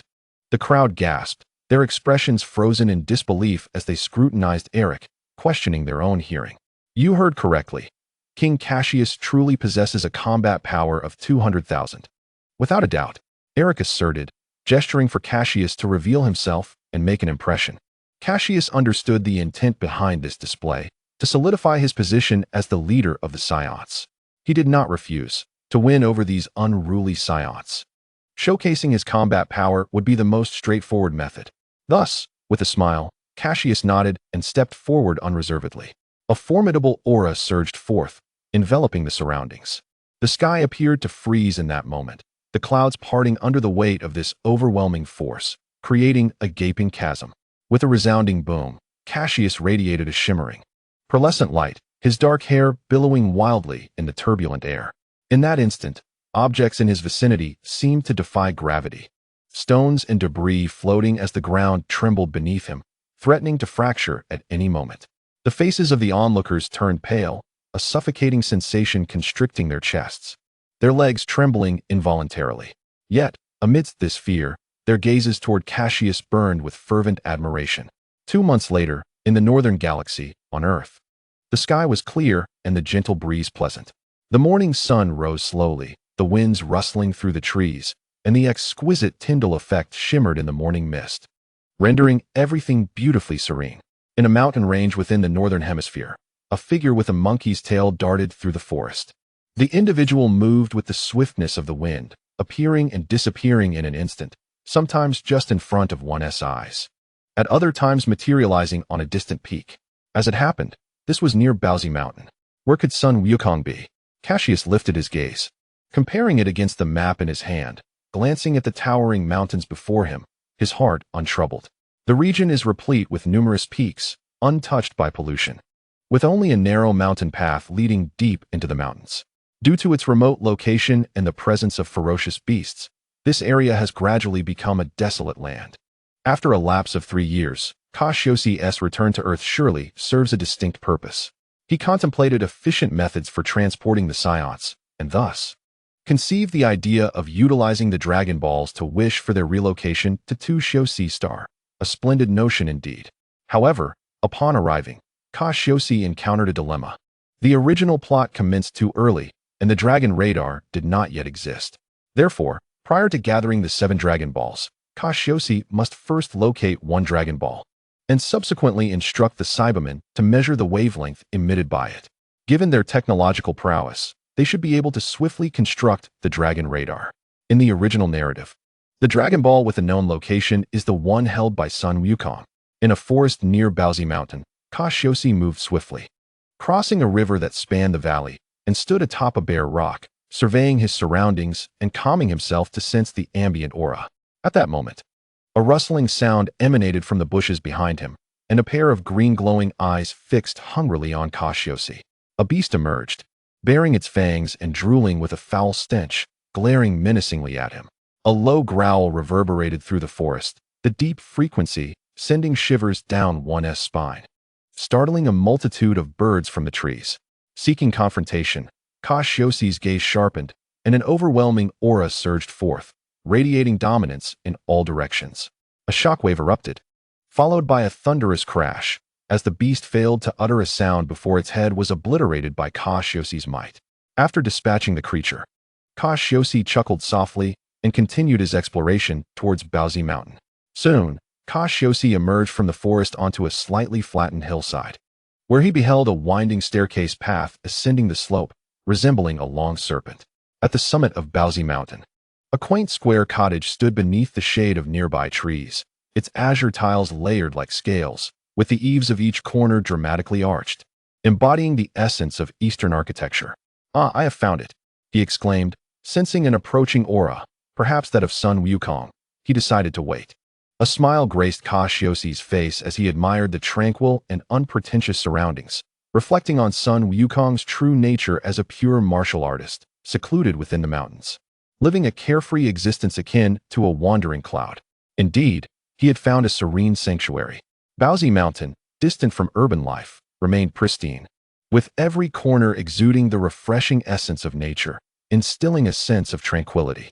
Sun Wukong, disciple of the martial arts master Turtle Sage, was not only indifferent to fame and fortune but also an exceptionally skilled martial artist, having inherited the carefree and uncontentious spirit of the Turtle School.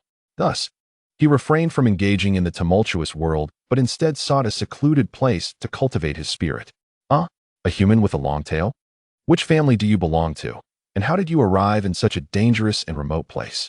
An elderly voice inquired, as an old man appeared, carrying a load of firewood from the mountainside.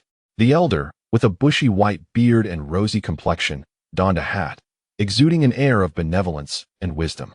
"Greetings, esteemed elder, I am Cassius. I have come in search of a crimson crystal sphere known as the Dragon Ball, embedded with red stars. Might you have seen it?" Cassius smiled politely, embodying the mannerisms of a courteous student. "A crystal sphere with stars, you say? Is this what you seek?" Sun Wukong replied kindly, stroking his beard as he produced a Dragon Ball from his bosom, revealing 4 red stars embedded within. 4-star ball. Indeed, this is the Dragon Ball I seek. Might I borrow it, dear elder? I assure you I will return it once I have utilized it, Cassius earnestly stated, gazing at the crystal ball in Sun Wukong's hand. "Oh, so this is what they call a Dragon Ball. I found it in the valley, and it serves no purpose for me. If you need it, I shall gladly give it to you," Sun Wukong remarked nonchalantly, surprised to learn the name of the object, and handed the 4-star ball to Cassius without a second thought. "Behold, the noble spirit of a martial artist." Cassius admired Sun Wukong's unselfish demeanor. "Thank you immensely, esteemed elder," Cassius expressed with fervent gratitude, reveling in the joy of possessing the Dragon Ball. "It is nothing. Since you braved danger to seek this Dragon Ball, it must hold great significance for you." Sun Wukong smiled gently, completely unconcerned about the 4-star ball, his thoughts continuously focused on Cassius. "Ah, I am profoundly moved. Is this the heart of a true martial artist? I am enamored." Cassius's respect for Sun Wukong escalated significantly. "Dear elder, please await my return. I shall certainly return this 4-star ball." Cassius vowed gratefully. After securing the Dragon Ball, Cassius bid farewell to Sun Wukong, refraining from further intrusion upon his solitude, and swiftly departed from Bowsy Mountain. Utilizing space movement, he soon materialized in the bustling West City. As one of the most renowned super cities on Earth, West City was particularly famous for the Briefs family and their capsule corporation, established by Dr. Briefs. In a mere few years, the enterprise had outstripped countless others worldwide, achieving a monopolistic position due to its unparalleled technology in spatial storage capsules. Throughout West City, the name of Capsule Corporation and Dr. Briefs was universally recognized. After casually inquiring with a passerby about Bulma's whereabouts, Cassius soared in that direction. Stealthily evading the villa's guards, he leaped into an old warehouse, where, after a thorough search, he discovered an orange crystal ball. Counting the stars within, he was delighted to find it was indeed the 2-star ball. Taking the 4-star ball from his possession and placing it alongside the 2-star ball, the 2 Dragon Balls seemed to resonate with an unseen force, glowing with a golden light. With the acquisition of these 2 Dragon Balls, Cassius believed he had gathered sufficient samples to support the Cybermen in researching and developing the Dragon Radar. A smile of satisfaction adorned Cassius's face as he promptly left Earth via space movement.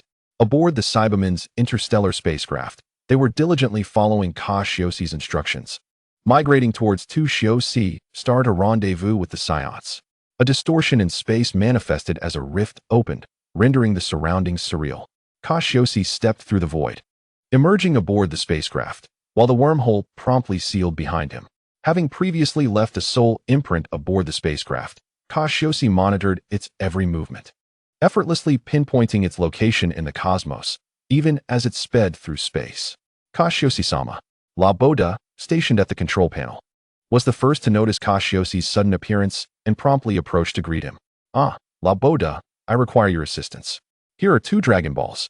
Please ensure that research commences immediately. I hope you can expedite the creation of the Dragon Radar. Cassius nodded, handing the 2 Dragon Balls to him.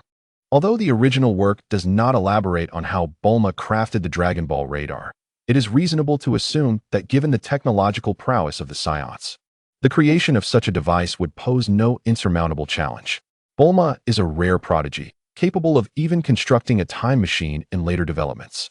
However, the Dragon Ball radar was initially developed during her childhood, and for a civilization with substantial technological heritage, it should not be particularly difficult to conceive. Yes, my lord. We will promptly arrange for personnel to commence this research, Lapoda replied with a serious expression as he accepted the Dragon Ball. The 2 Dragon Balls, nestled together, continued to emit a twinkling glow. Although Lapoda had never encountered such a wondrous object, the words of Lord Cassius prompted him to take this research seriously, and he resolved to personally engage in the endeavor. Chapter 76. The Dragon Ball radar. The Saiyans now operate under the protection of Cassius, and it is imperative that they fulfill their roles at critical moments to demonstrate their value. Upon acquiring the Dragon Balls, Lapoda immediately joined a group of scientists in tireless research, aiming to swiftly complete the task assigned by Cassius. Within a few short days, they conducted extensive studies on the Dragon Balls, exploring their frequency, hardness, wavelength, and infrared properties, thereby gaining a deeper understanding of their nature. Following this trajectory, it was believed that the creation of a Dragon Ball radar would not be long in coming.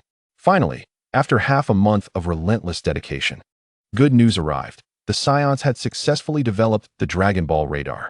Upon receiving this tidbit of information, Cassius hastened to the control room of the starship. However, upon encountering Lapoda and the group of scientists, he was taken aback by their disheveled hair and unkempt faces, resembling a band of wild men aboard the interstellar vessel. They appeared gaunt, with sunken cheeks, dark circles under their eyes, and bloodshot sclera, clearly indicating their sleepless nights spent finalizing the Dragon Ball radar. My Lord Cassius, here is the Dragon Ball radar we have created, Lapoda exclaimed, his fatigue momentarily forgotten as excitement illuminated his eyes. Well done, Lapoda. Take a moment to refresh yourself with some Maidong, Cassius said, nodding appreciatively at him. With a gesture, he summoned a large crate of Maidong, a delicacy purchased on Earth, cherished by extraterrestrial beings. Recognizing the hard work of the Saiyans, Cassius offered this reward to invigorate them, showing that he cares for his subordinates. As they indulged in the delightful beverage, the scientists' spirits were instantly lifted, their eyes sparkling with joy. What is this wondrous drink? It is absolutely delicious, they exclaimed. If I could have this continuously, I would work indefinitely. Perhaps we could replicate this drink.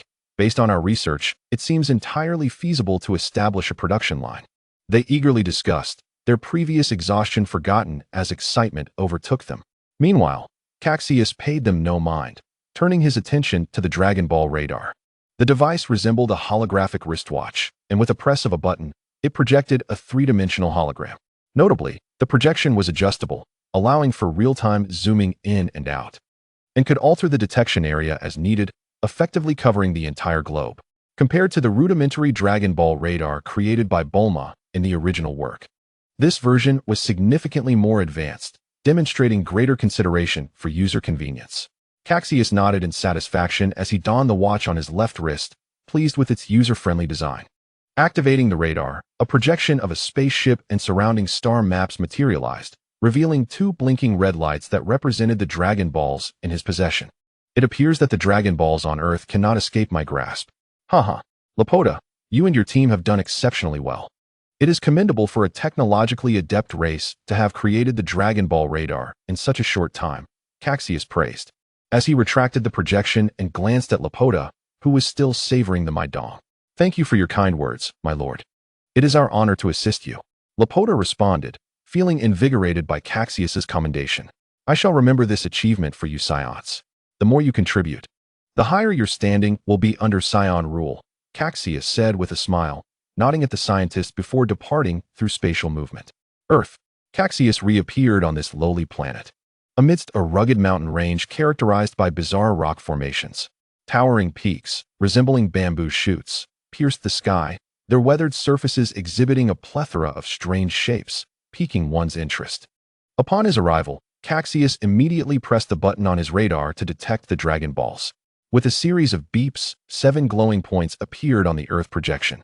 2 of the red points overlapped, indicating Cassius's current location. To the northeast, 1,000 kilometers away, there is a Dragon Ball reaction. Activate navigation mode. Cassius selected the nearest glowing point and locked it in with a fingertip, initiating the navigation. Glancing at the radar's direction, he soared into the air, accelerating rapidly as a beam of light vanished into the horizon.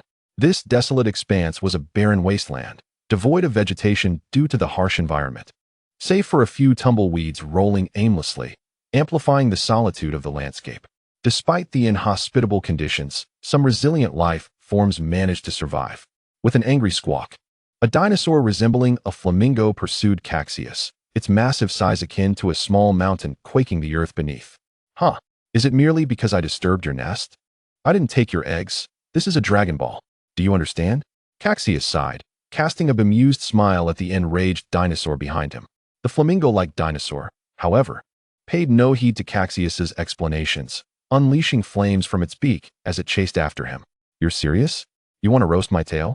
I'm done playing, Cassius exclaimed, quickly covering his tail and shooting into the sky, making a face at the dinosaur as he accelerated away. He felt that if he lingered any longer, the creature would surely give itself a heart attack out of rage, a calamity he wished to avoid. Chapter 77. Bunny Girl and Master Roshi with a swift motion. Cassius's figure blurred, and in the blink of an eye, he reappeared several hundred kilometers away in a dense forest. I must be close, he thought, surveying the surroundings for the most likely hiding places of the Dragon Balls. Ah, there it is, Cassius exclaimed, gazing upward to spot a Dragon Ball glimmering faintly among the branches of a tree. What a trek it has been to find you. Cassius immediately ascended into the air, arriving at the treetop, where an orange-red crystal ball lay quietly at the fork of the branches, reflecting the sunlight. It was this glimmer that caught Cassius's peripheral vision, allowing him to discover its location. It was a Dragon Ball. Filled with joy, Cassius stored this Dragon Ball into the other-dimensional space he had created with his soul power and took out the Dragon Ball radar, preparing to continue his quest. The radar emitted a series of beeps, and the response of the Dragon Ball instantly appeared on the projection. The nearest Dragon Ball was located 300 kilometers away, and with a casual use of spatial movement, Cassius arrived in the blink of an eye. At a high peak, atop a sheer cliff, the winds howled, colliding amidst the mountains, producing a mournful wail. In this steep valley, where not a single beam of light penetrated, a somewhat dim orange-red crystal ball was nestled among the crevices of the rocks, starkly contrasting with the dark atmosphere of the precipice. It was hidden here. Cassius felt a surge of excitement as he floated over and extracted the Dragon Ball embedded in the rock crevice. The 6th Dragon Ball was soon secured as well. There was still one more to find. Wait, how did it end up in the sea? No. It seemed the last Dragon Ball was hanging as a pendant around the neck of Master Roshi. Cassius tilted his head and suddenly realized. In the original story, Bulma had tricked Master Roshi into giving her the Dragon Ball using Oolong's seduction technique. However, although it was Oolong's lewd technique, it was employed using Bulma's body. Thus, it was Bulma, the honest one, who ended up at a disadvantage. Master Roshi, that lecherous old man, was indeed quite amusing. Since it had come to this, seduction was out of the question. I was more adept at using a blunt instrument. Cassius pressed his watch, confirming the navigation position, and immediately flew toward Master Roshi's island. With a whoosh, Cassius's figure appeared thousands of kilometers above the ocean. The azure sea was vast and magnificent, with towering waves surging tumultuously. After glancing at the projection of the Dragon Ball radar and confirming the direction, he flew toward Master Roshi's dwelling. Soon, a small island emerged on the horizon of the sea. The island swayed at the center of the ocean, extremely small, only about 70 or 80 square meters. Featuring a wooden house painted in pink, a few coconut trees, and a sun lounger. This flamboyant pink decor could only belong to that lecherous old man, Master Roshi. Cassius concealed his presence, quietly approaching and landing on the island. With a sense of exasperation at the overly youthful design, he couldn't help but mutter to himself. Just then, a voice emanated from within the house, the sound of a televised gymnastics routine. 1, 2, 3, 4, 2, 2, 3, 4, 5, 6, 7, 8. The alluring, mature voice of a beautiful woman resonated from the television. I must see what this lecherous old man is up to. Intrigued by the gymnastics sounds, Cassius stealthily approached a window, only to be astonished by the shocking scene before him. There stood Master Roshi, his wrinkled, diminutive body clad in a bunny girl gymnastics outfit. A pair of bunny ears perched atop his head, leering at the video of beautiful gymnasts on the screen. The living room was cluttered with adult magazines, a plethora of provocative images that were utterly captivating. Hee, such a lovely, vibrant young lady. 1, 2, 1, 2. Master Roshi pretended to follow along with the gymnastics routine, his bony arms flailing about, his eyes gleaming with lust, a foolish grin plastered across his face. Wait, that's not right. Lift your legs higher, higher. Suddenly, upon witnessing a high leg lift, Master Roshi's expression changed, and like a monkey, he rushed to the television, completely unlike the frail old man he appeared to be. So close, so close. Alas, Master Roshi licked his lips, his face filled with regret as he recalled the thrilling moment. Hee, no worries, let's continue practicing. With a lecherous grin, he resumed his folly. However, why was he pressing his entire body against the television? What sort of practice was this? Ugh, this lecherous old man. If I don't knock him out, I won't be able to bear it. Cassius held his forehead, glaring at Master Roshi. His lecherous demeanor was far from that of a martial arts master. He resembled a lecherous wolf. Time for a hit. Cassius pulled out a black cloth to cover his face and conjured an iron rod from the void. With a whoosh, Cassius's figure suddenly vanished from his spot and reappeared in the living room of Master Roshi's house. Observing the oblivious Master Roshi, who was still lost in his antics, Cassius felt another wave of irritation. Clap. Cassius patted Master Roshi on the shoulder. Who's there? Master Roshi sensed something amiss, about to speak, but as he turned, a shadow struck him with a fierce gust of wind against his bald head. Clang! A large bump appeared on Master Roshi's head, stars flashing in his eyes. The last thought before unconsciousness struck was, as a martial arts god, how could he be ambushed? Bah! A martial arts god? Old fool. I'll teach you a lesson. Cassius looked down at the unconscious Master Roshi, now clad in a bunny girl outfit, and spat in disdain. As he spoke, Cassius snatched the Dragon Ball from around Master Roshi's neck. After completing his task, he left behind the old man with a large bump on his head. It wasn't until evening that Master Roshi slowly regained consciousness, rubbing his head. Ouch, that was quite the hit. When did such a character appear on Earth? Capable of stealthily knocking me out? Wait, where's the crystal ball around my neck? Could it be that this crystal ball was the target of that strong individual's ambush? Master Roshi pondered, but didn't delve deeper. After all, he didn't know what purpose the crystal ball served. It was just that he had worn it around his neck for over 100 years, and parting with it felt somewhat regretful. Chapter 78. The Wish on a desolate island several hundred kilometers from Master Roshi's house. Cassius retrieved the 7 Dragon Balls from the other dimensional space and placed them on the ground. As the 7 Dragon Balls touched one another, they began to shimmer, pulsating rhythmically. A low hum emanated from the Dragon Balls, glowing with a golden light. Watching the radiant Dragon Balls, Cassius felt an indescribable excitement, his eyes filled with anticipation. Although he had been in the Dragon Ball world for nearly 12 years, this was his first time summoning the dragon. Come forth, Shenron. Cassius took a deep breath and shouted at the Dragon Balls, then stood quietly by, waiting. In the original story, summoning the Earth's dragon involved such a loud call. Albeit somewhat childish, but that was the way Shenron operated. Indeed, as Cassius shouted, the 7 Dragon Balls flickered faster and faster, ultimately transforming into 7 beams of light that soared into the sky. The heavens dramatically changed, drawing dark clouds that thickly obscured the entire sky, plunging the surroundings into darkness. Thunder rumbled intermittently from the clouds, roaring with fury, weaving and winding through the sky, the thunderous claps deafening, as if heralding the apocalypse. Shenron, come forth and grant my wish. Cassius shouted, his gaze fixed intently on the shadow that was beginning to materialize in the sky. A mighty roar echoed forth. In the sky, a majestic green Shenlong spiraled amidst dark clouds, its elongated body twisting gracefully. The colossal dragon head, with eyes shimmering a fiery red, gazed down upon the figure of Cassius. Saiyan, it is you who has summoned me. I possess the power to grant any wish you desire.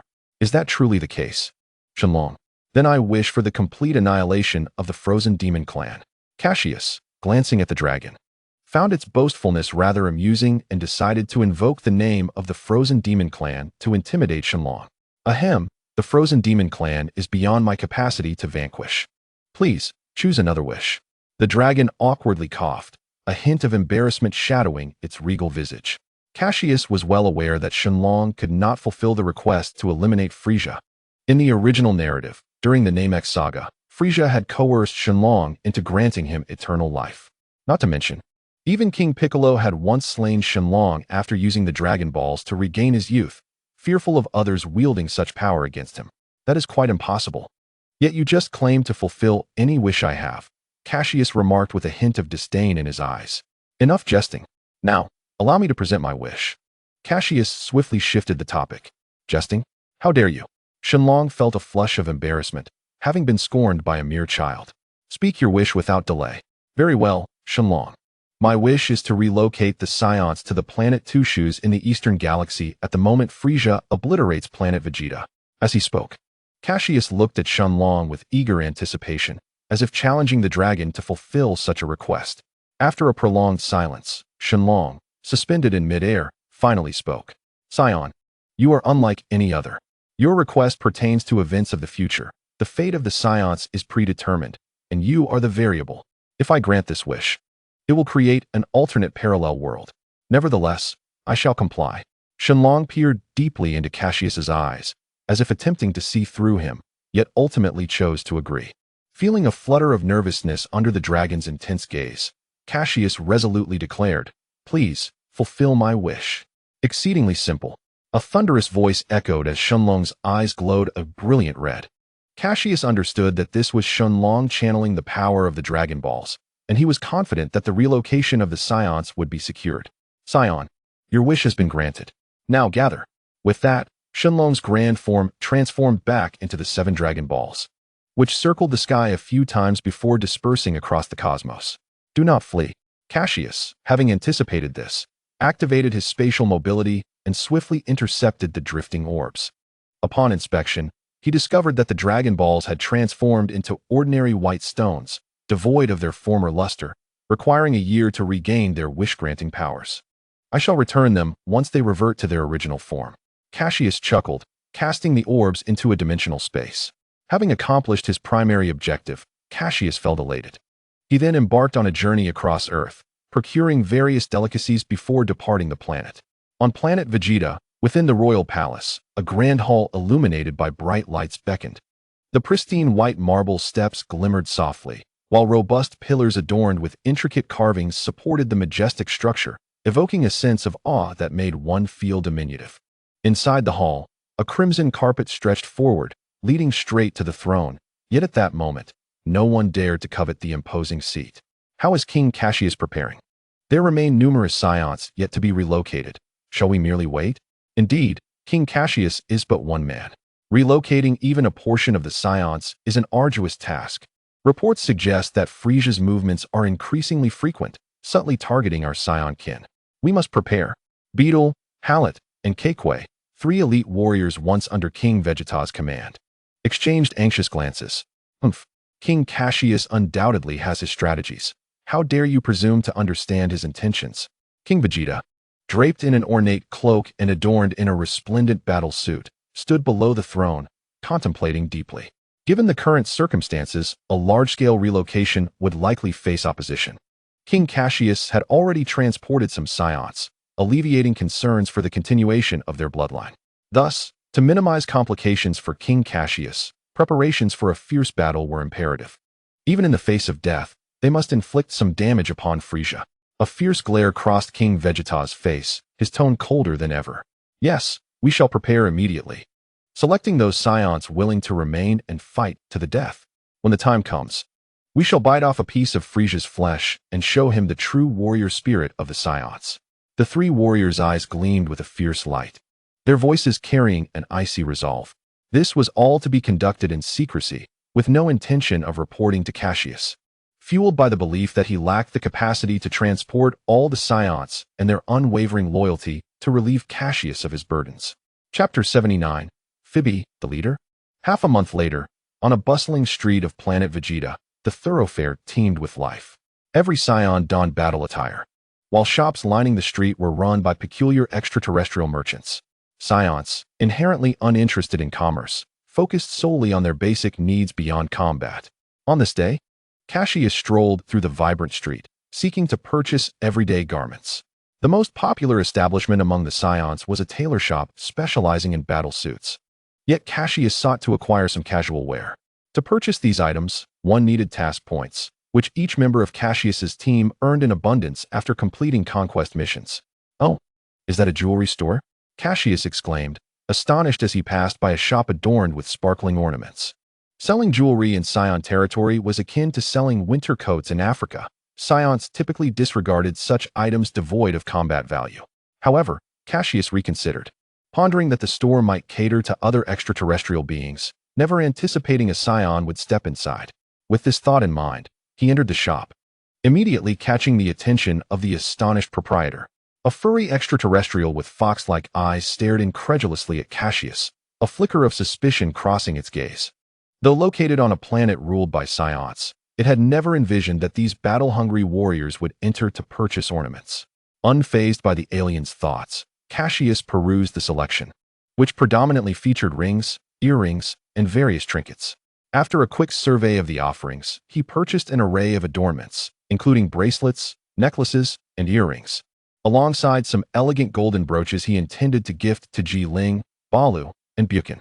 Among the items, Cassius was particularly drawn to a pair of earrings resembling three teardrop-shaped golden pendants akin to those worn by Zoro, exuding a striking allure.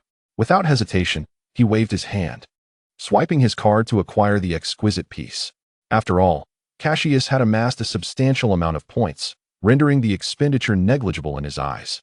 Moreover, this currency was established by the regime of Frieza, backed by his formidable power and dominance in battle. Once the planet Vegeta is destroyed by him, it will hold no value whatsoever. It would be far wiser to spend it promptly.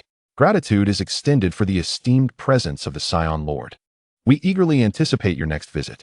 The fluffy-eyed extraterrestrial respectfully approached Cassius, gazing in delight at his extravagant demeanor, eyes gleaming with excitement. One by one, the alien carefully placed Cassius's jewelry into exquisite gift boxes, skillfully arranging them for him. "This place is quite commendable. Do you know where I might get my ears pierced? Please recommend a location," Cassius inquired with a gentle smile, his expression serene as he regarded the furry extraterrestrial. "Ah, esteemed Saiyan Lord, just turn left at the next block, and you will find the charming ear accessory shop, which offers ear-piercing services," the fluffy extraterrestrial eagerly directed Cassius. Following his guidance, Cassius swiftly located the ear accessory shop, where he had 3 piercings done in his left ear, adorning it with 3 teardrop-shaped golden earrings. "Ah, this adds a touch of elegance and resolve, far surpassing even Roronoa Zoro in charm." Cassius admired his reflection, a flicker of satisfaction shining in his eyes. However, it must be said that paired with Cassius's determined and confident visage, along with his amber eyes, he truly resembled a dashing young man of exceptional grace. A gentle flick of his earrings produced a series of crisp sounds that delighted his ears. He smiled at his reflection, a mischievous aura enveloping him. Upon exiting the shop, Cassius spotted a small, yet somewhat arrogant figure strutting down the street, leading a group of 10 or so Saiyan children, exuding the air of a gang leader. "Fibulai? Is he truly so brazen in private?" Cassius chuckled softly. "Why is this fellow not among the first group to evacuate? What is my father up to?" Upon recognizing the newcomer, Cassius paused momentarily, his eyes narrowing in curiosity as to why Fibulai was present. Logically, given Fibulai's formidable talent, he should have been among the first sent away by Ilika. Could it be that Ilika had forgotten his own disciple? Observing Fibulai's swagger, Cassius subtly sensed his aura and was astonished to discover that Fibulai's battle power had already reached nearly 1,000. What remarkable talent! No wonder he has managed to take on the role of a leader. He certainly possesses some strength, Cassius mused. Among these children, he was practically in a league of his own, which explained his consistently arrogant demeanor. If memory served correctly, Fibulai was still under 5 years old, and such battle power was exceedingly rare among advanced warriors. In his generation, only Vegeta could consistently outperform him. With a nonchalant smile, Cassius decided that since Ilika had not intervened, it was none of his concern, and he turned to leave. After all, when the destruction of Vegeta occurred, he would naturally be transported away. However, Fibuli, surrounded by his little minions, had spotted Cassius and waved enthusiastically from a distance. Cassius feigned ignorance and walked away in the opposite direction, silently repeating to himself that what he could not see would not trouble him. What? He is pretending not to see me. Go. Charge at him and block his path. Fibuli's eyebrows shot up in anger, his frustration palpable as he commanded his followers to pursue Cassius, who was now being confronted, his eyes filled with indignation. Hey, why are you pretending not to see me? Fibuli barked. Do you want me to spank you again? If not, kindly step aside. I have matters to attend to. Cassius replied dismissively, waving his arm as if swatting away a fly, suggesting that the child should cease his bothersome antics. How infuriating. You clearly Haven grasped the situation. Fibuli, recalling past humiliations, gritted his teeth and commanded his followers with a wave of his hand, and they lunged at Cassius. Haha, little brat. I can't be bothered to play with you. Go home. What business do you have being a gang leader at such a young age? Cassius vanished from sight in an instant. Simultaneously, a resounding smack echoed through the air. Fibuli bellowed in fury, feeling a sharp sting on his backside as a bright red handprint materialized on his rear. Chapter 80. A chance encounter with Destroyer Beerus. After evading Fibuli's relentless pursuit, Cassius resumed his leisurely stroll along the street. He had no intention of being disturbed by a mere child. A casual tease was more than sufficient. After all, Cassius had suffered no loss and had delivered a resounding spank to Fibuli. Thankfully, he was a boy, and in front of his many little followers. He would likely not cry. Otherwise, Cassius would have to worry about the boy calling for his parents. Just as Cassius was delighting in his shopping experience once again, he caught a glimpse of a purple figure out of the corner of his eye. It was a hairless, purple cat-like creature, gaunt and bony, with protruding eye bags, dressed in attire reminiscent of an Egyptian pharaoh. Accompanying it was an odd being with light blue skin, white hair, garbed in a robe akin to that of a pope, wielding a staff. As the planet Vegeta was a melting pot of various extraterrestrial beings, their peculiar appearances failed to attract much attention from the surrounding populace. However, upon seeing them, Cassius felt his heart skip a beat, a chill running down his spine as cold sweat began to trickle down. Destroyer Beerus and Angel Whis. Is this day finally at hand? Cassius gasped inwardly. The moment he laid eyes on them, he understood that the events from the original narrative were about to unfold. Beerus, as the destroyer god, viewed the annihilation of planets as his duty. Therefore, he held no compassion for the lives on any planet, regarding all existence with an equal indifference. He was a god, an entity that treated life with absolute impartiality. In the Dragon Ball universe, numerous powerful beings lurked in the shadows.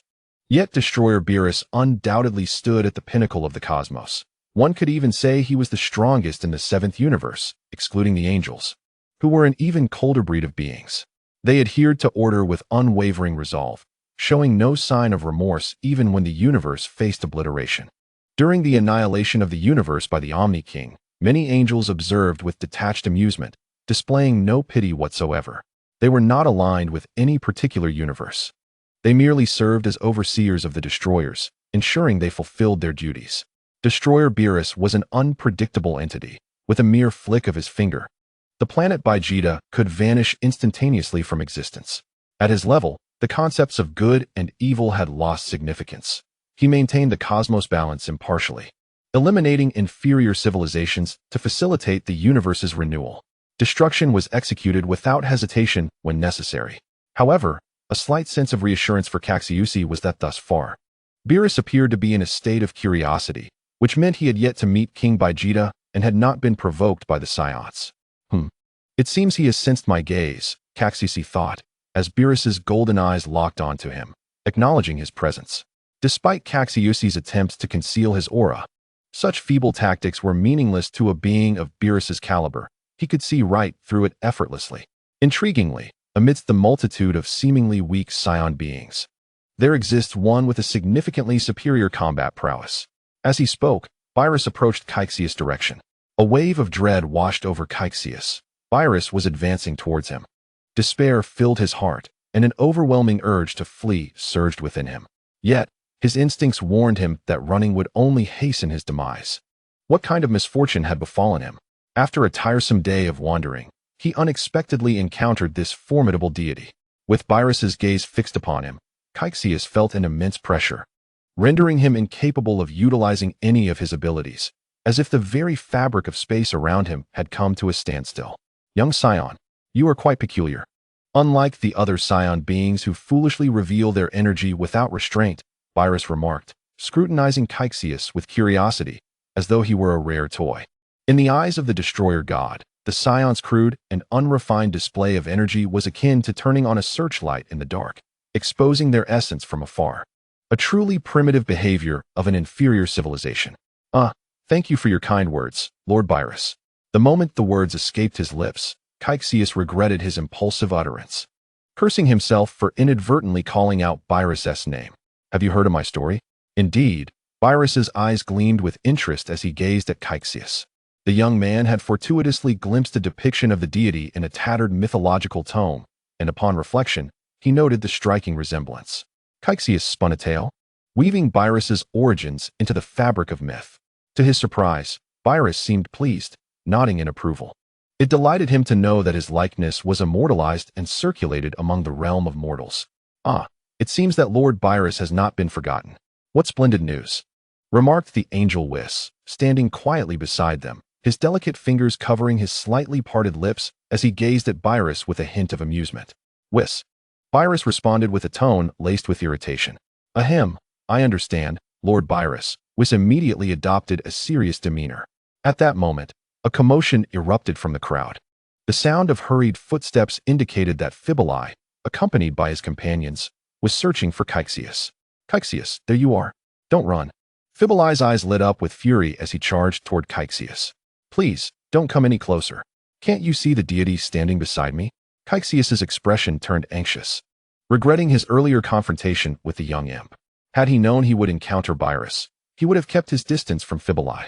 Yet, the reckless boy was barreling towards him, putting his life in jeopardy. If he angered Beerus, the Scions would be doomed, and he might suffer a swift demise at the flick of a finger.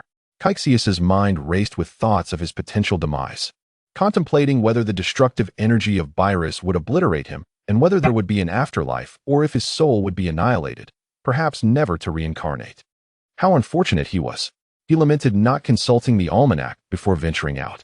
Cassius internally screamed, yet he could not recklessly intervene to stop Fibuli. Truly, what a stroke of bad luck. With no other choice, Fibuli charged recklessly to Cassius's side.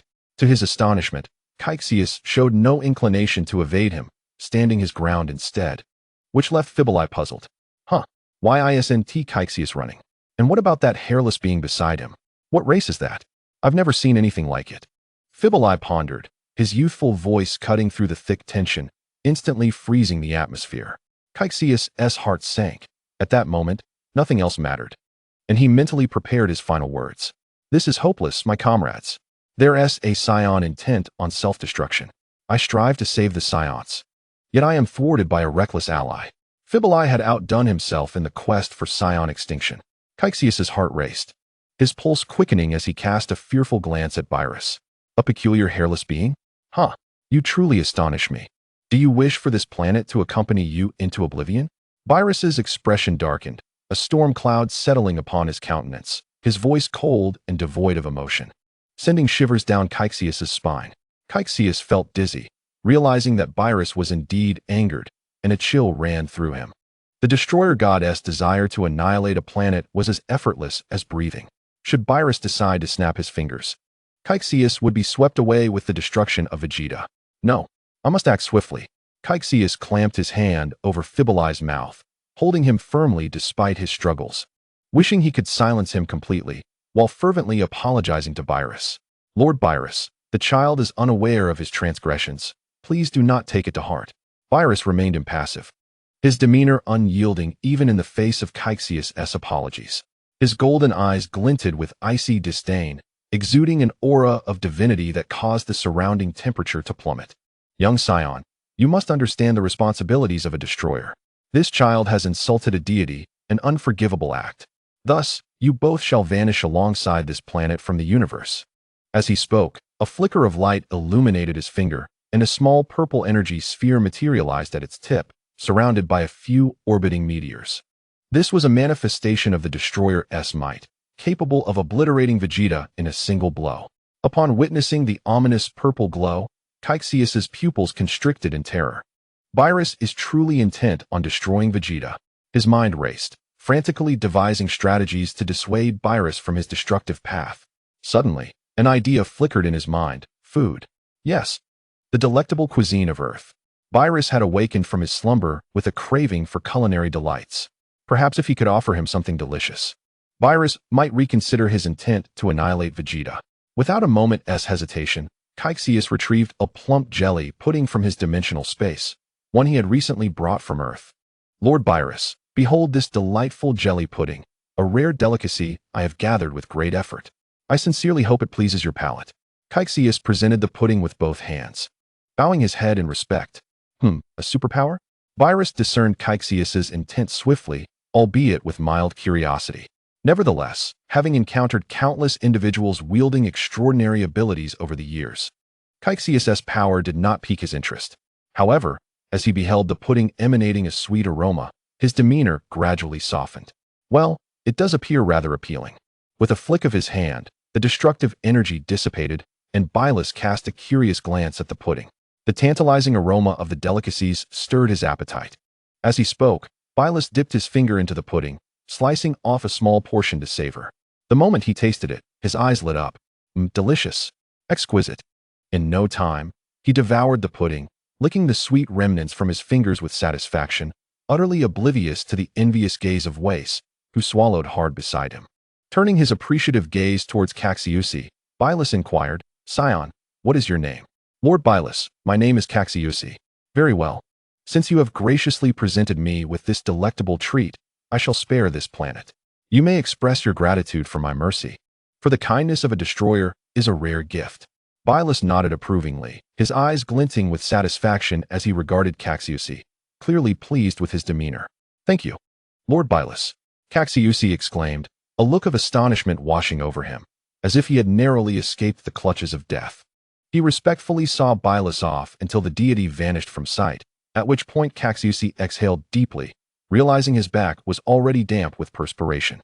It was his first encounter with a being of such divine caliber, and the pressure was immense. One misstep could lead to annihilation. As though he were dancing on the edge of a blade. At that moment, Cassius surveyed his surroundings and noted that the others exhibited no unusual reactions. Hey, what are you doing? Where did that guy go? He's vanished. Fibalai observed Cassius with a hint of fear and curiosity, his tone still arrogant. Cassius snapped back to reality at Fibalai's words, feeling a surge of anger towards the instigator of the near catastrophe that almost befell Vegeta's star. He seized Fibalai by his combat attire and dragged him into a corner. Hey, what are you doing? Let me go? Let me go? Fibalai shouted.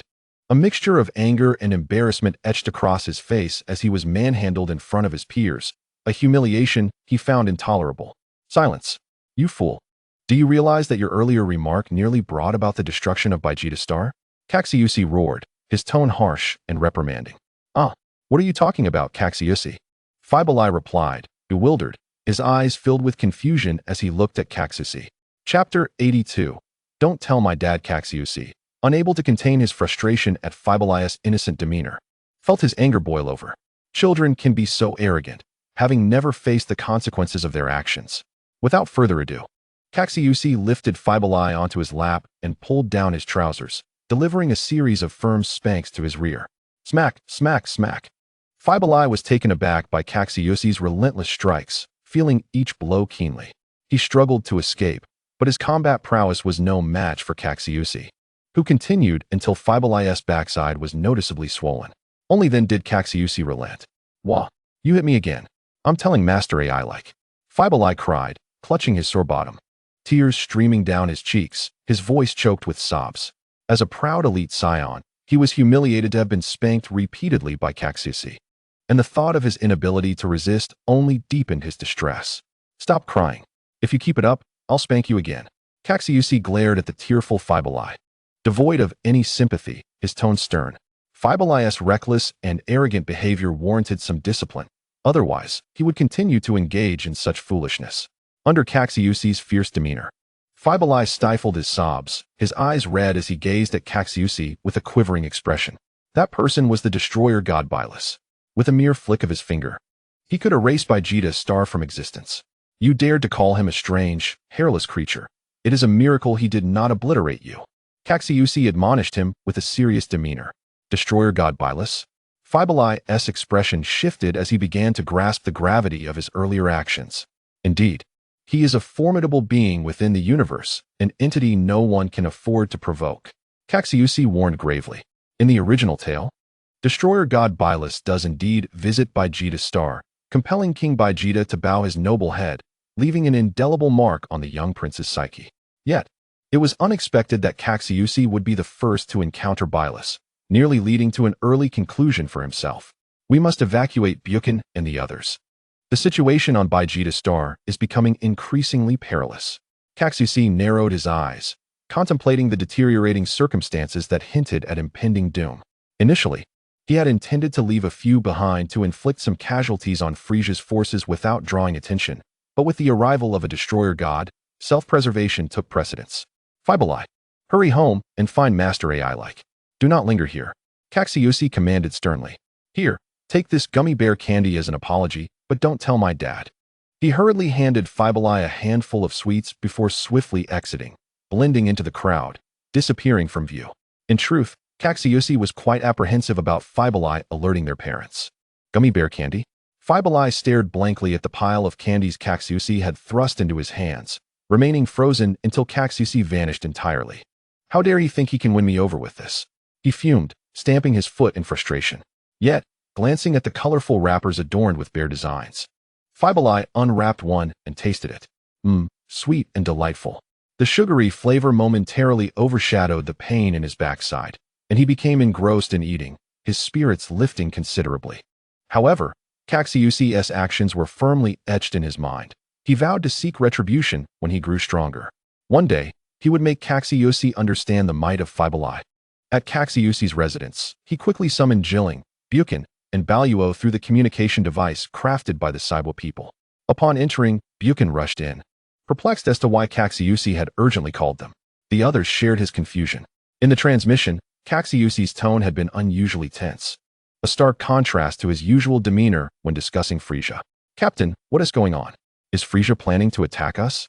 Buchan asked, a glint of battle fervor igniting in his bright eyes, excitement evident as he turned to Cassius. Buchan was undoubtedly a warrior at heart, unfazed by the overwhelming strength of Frieza, eager to join Cassius in creating chaos and inflicting damage upon the tyrant's forces. Captain, we should execute the plan immediately and give Frieza a taste of trouble. Baluo chimed in, equally unperturbed. Cassius, is there a change in the plan? The astute Jilling inquired, sensing a shift in the situation. The situation has shifted somewhat. It appears you cannot remain here any longer. This is a far more perilous circumstance than that posed by Frieza. The unknown dangers present on Planet Vegeta are far too numerous. Cassius nodded, casting an approving glance at Ji Ling. What is happening? Buchan furrowed his brow upon hearing this. If it is not Frieza, then who else could pose a threat to the Saiyans? Given their strength, no other race should be capable of rivaling them, correct? Now, Cassius is claiming that a greater danger than Frieza exists. Is there truly something more terrifying than Frieza that covets the Saiyans on Planet Vegeta? If it were Frieza, I would still have confidence in transporting you away before he could annihilate Planet Vegeta. However, the emergence of a being whom even Frieza fears, the god of destruction, Virus, changes everything. In his presence, I am utterly powerless to resist. Thus, you should depart from Planet Vegeta at once. The risks of remaining are simply too high. Cassius took a deep breath, exhaling slowly as he spoke. The mere thought of the god of destruction, Virus, still sent shivers down his spine. The god of destruction, Virus? Ji Ling stood deep in thought, her brows furrowing as she struggled to recall such an individual. Someone whom even Cassius feared. Shaking her head, she turned her gaze towards the other two, noticing their equally perplexed expressions, indicating that they too were unaware of the status of the god of destruction, Virus. Cassius recognized their ignorance of the god of destruction and understood that they could not grasp the weight of his concerns. Virus had slumbered for so many years that few in the universe knew of his formidable reputation. With a soft sigh, Cassius elaborated. Virus is a deity that has existed since ancient times, dedicated to destruction and annihilation, making him one of the most powerful entities in the universe. Compared to Virus, Frieza is but an ant, utterly incomparable. Even if Frieza were 1,000,000 times stronger, he would still fall short of the power of a single finger of the god of destruction, Virus. Such strength? Ji-Ling and Bu-Qin's eyes widened in astonishment. Indeed, with but a sneeze, he could obliterate Planet Vegeta, Cassius lamented. The power of Virus transcends any concept of limitation among living beings in the universe. It is the very essence of divine strength. Upon hearing Cassius's description, Ji-Ling and the others could not help but gasp in shock, their faces reflecting sheer horror. In their eyes, Frieza was already a colossal threat, but now they learned of the existence of a god of destruction. The Saiyans, once boasting combat powers in the thousands, had dominated the universe, yet now they found themselves questioning if the world had changed too rapidly, or if they were simply weaklings. Their combat power of over 100,000 now seemed insignificant compared to the true powerhouses, akin to that of ants. Captain, are you suggesting that Virus may turn his attention towards a Saiyan? Baruo inquired in a hushed tone. Given Cassius's cautious demeanor, it seemed plausible that Virus might indeed target the Saiyans. Not at this moment. Although he is a deity of destruction, as long as we do not provoke his ire, he generally does not annihilate planets, Cassius replied, shaking his head. Upon hearing Cassius's clarification, the three of them were left utterly speechless. What does it even mean to provoke him and face planetary destruction? How could such brutality exist? In such a case, if the god of destruction were to be displeased, everyone would face annihilation. Just how capricious could he be? Simultaneously, they realized their meager power was utterly insignificant before true masters. There was nothing to be proud of. While others could effortlessly destroy planets and civilizations, they were still engaged in petty squabbles on a mere planet Vegeta. The contrast laid bare their smallness.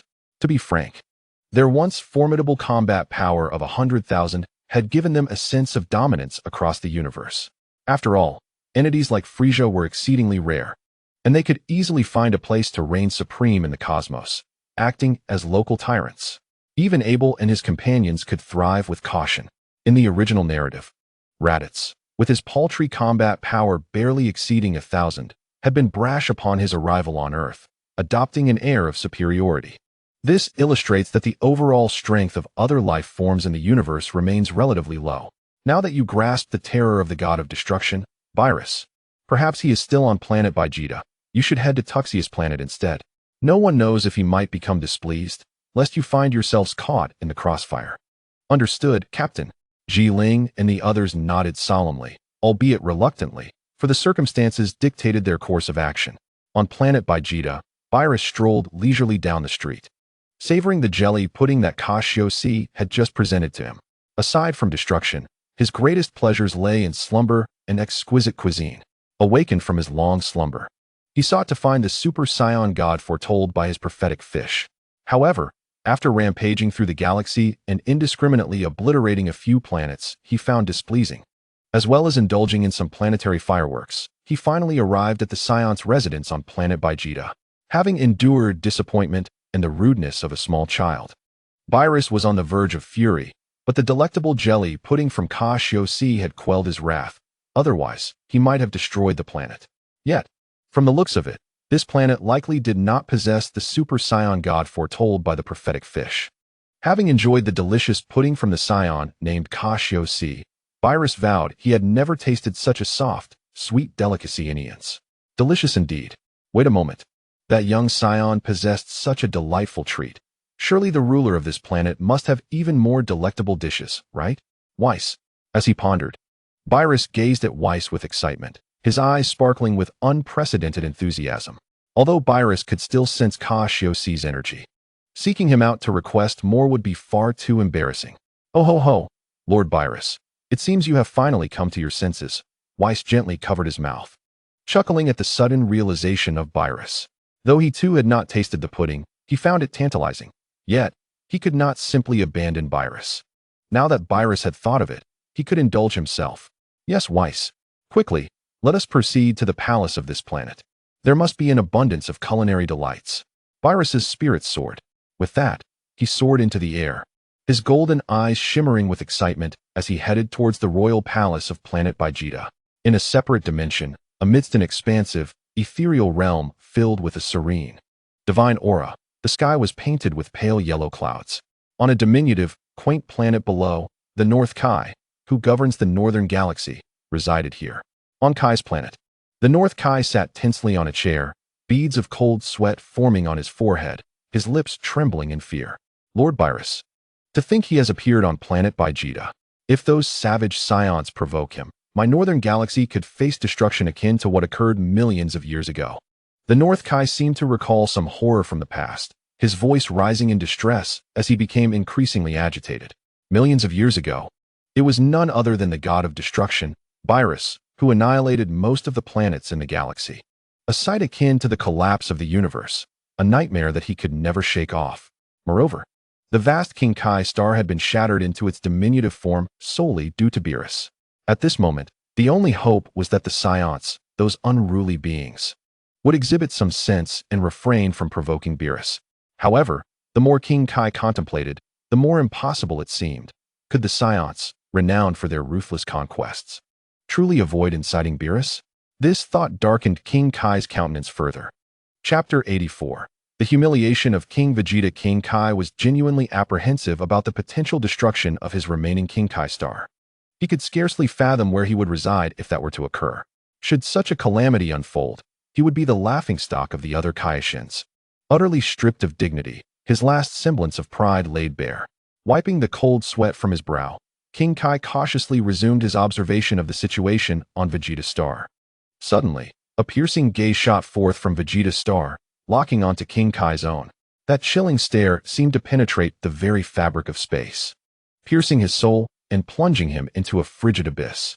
In a panic, King Kai let out a terrified scream, overturning his chair and trembling as he crouched on the ground, fearfully regarding Beerus. This was dire. It appeared that Lord Beerus had detected his surveillance. He fervently hoped that Lord Beerus would not venture to his location. King Kai's face turned pale, his body quaking uncontrollably as he swiftly deactivated his probing and retreated into a modest dwelling on his King Kai star, covering his head with a blanket. Meanwhile, Beerus observed a fly buzzing about, and with a snap of his fingers, unleashed a powerful energy wave that sent the insect crashing down. "Oh dear, Lord Beerus. Let us be on our way," Whis chuckled, somewhat bemused. He had initially thought Beerus had discovered King Kai's reconnaissance. Afterward, Whis raised his gaze slightly, peering through countless dimensions, directly toward King Kai's star. Within the training chamber of the royal palace on Vegeta's star, a somber atmosphere enveloped the scene as dozens of biowarriors encircled a diminutive figure, hesitating to initiate an attack. These biowarriors, engineered by the Morian race through advanced technology, possessed combat powers around 1200. In the original narrative, they could even rival the 1500 power level of Raditz. Nevertheless, despite their formidable combat capabilities, their fighting skills and adaptability paled in comparison to those of the seasoned Saiyan warriors, rendering their practical combat abilities relatively weak.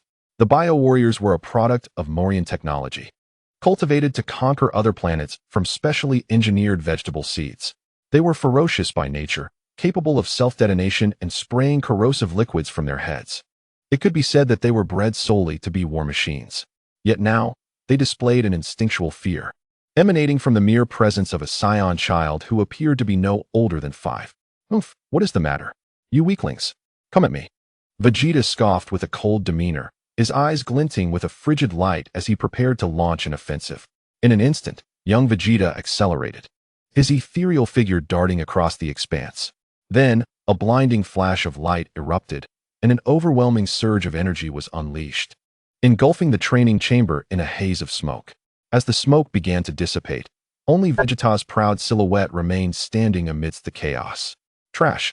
Young Vegeta's voice was devoid of emotion, calm yet chilling as he crossed his arms and cast a disdainful glance at the charred remains of the biowarriors, their bodies scattered.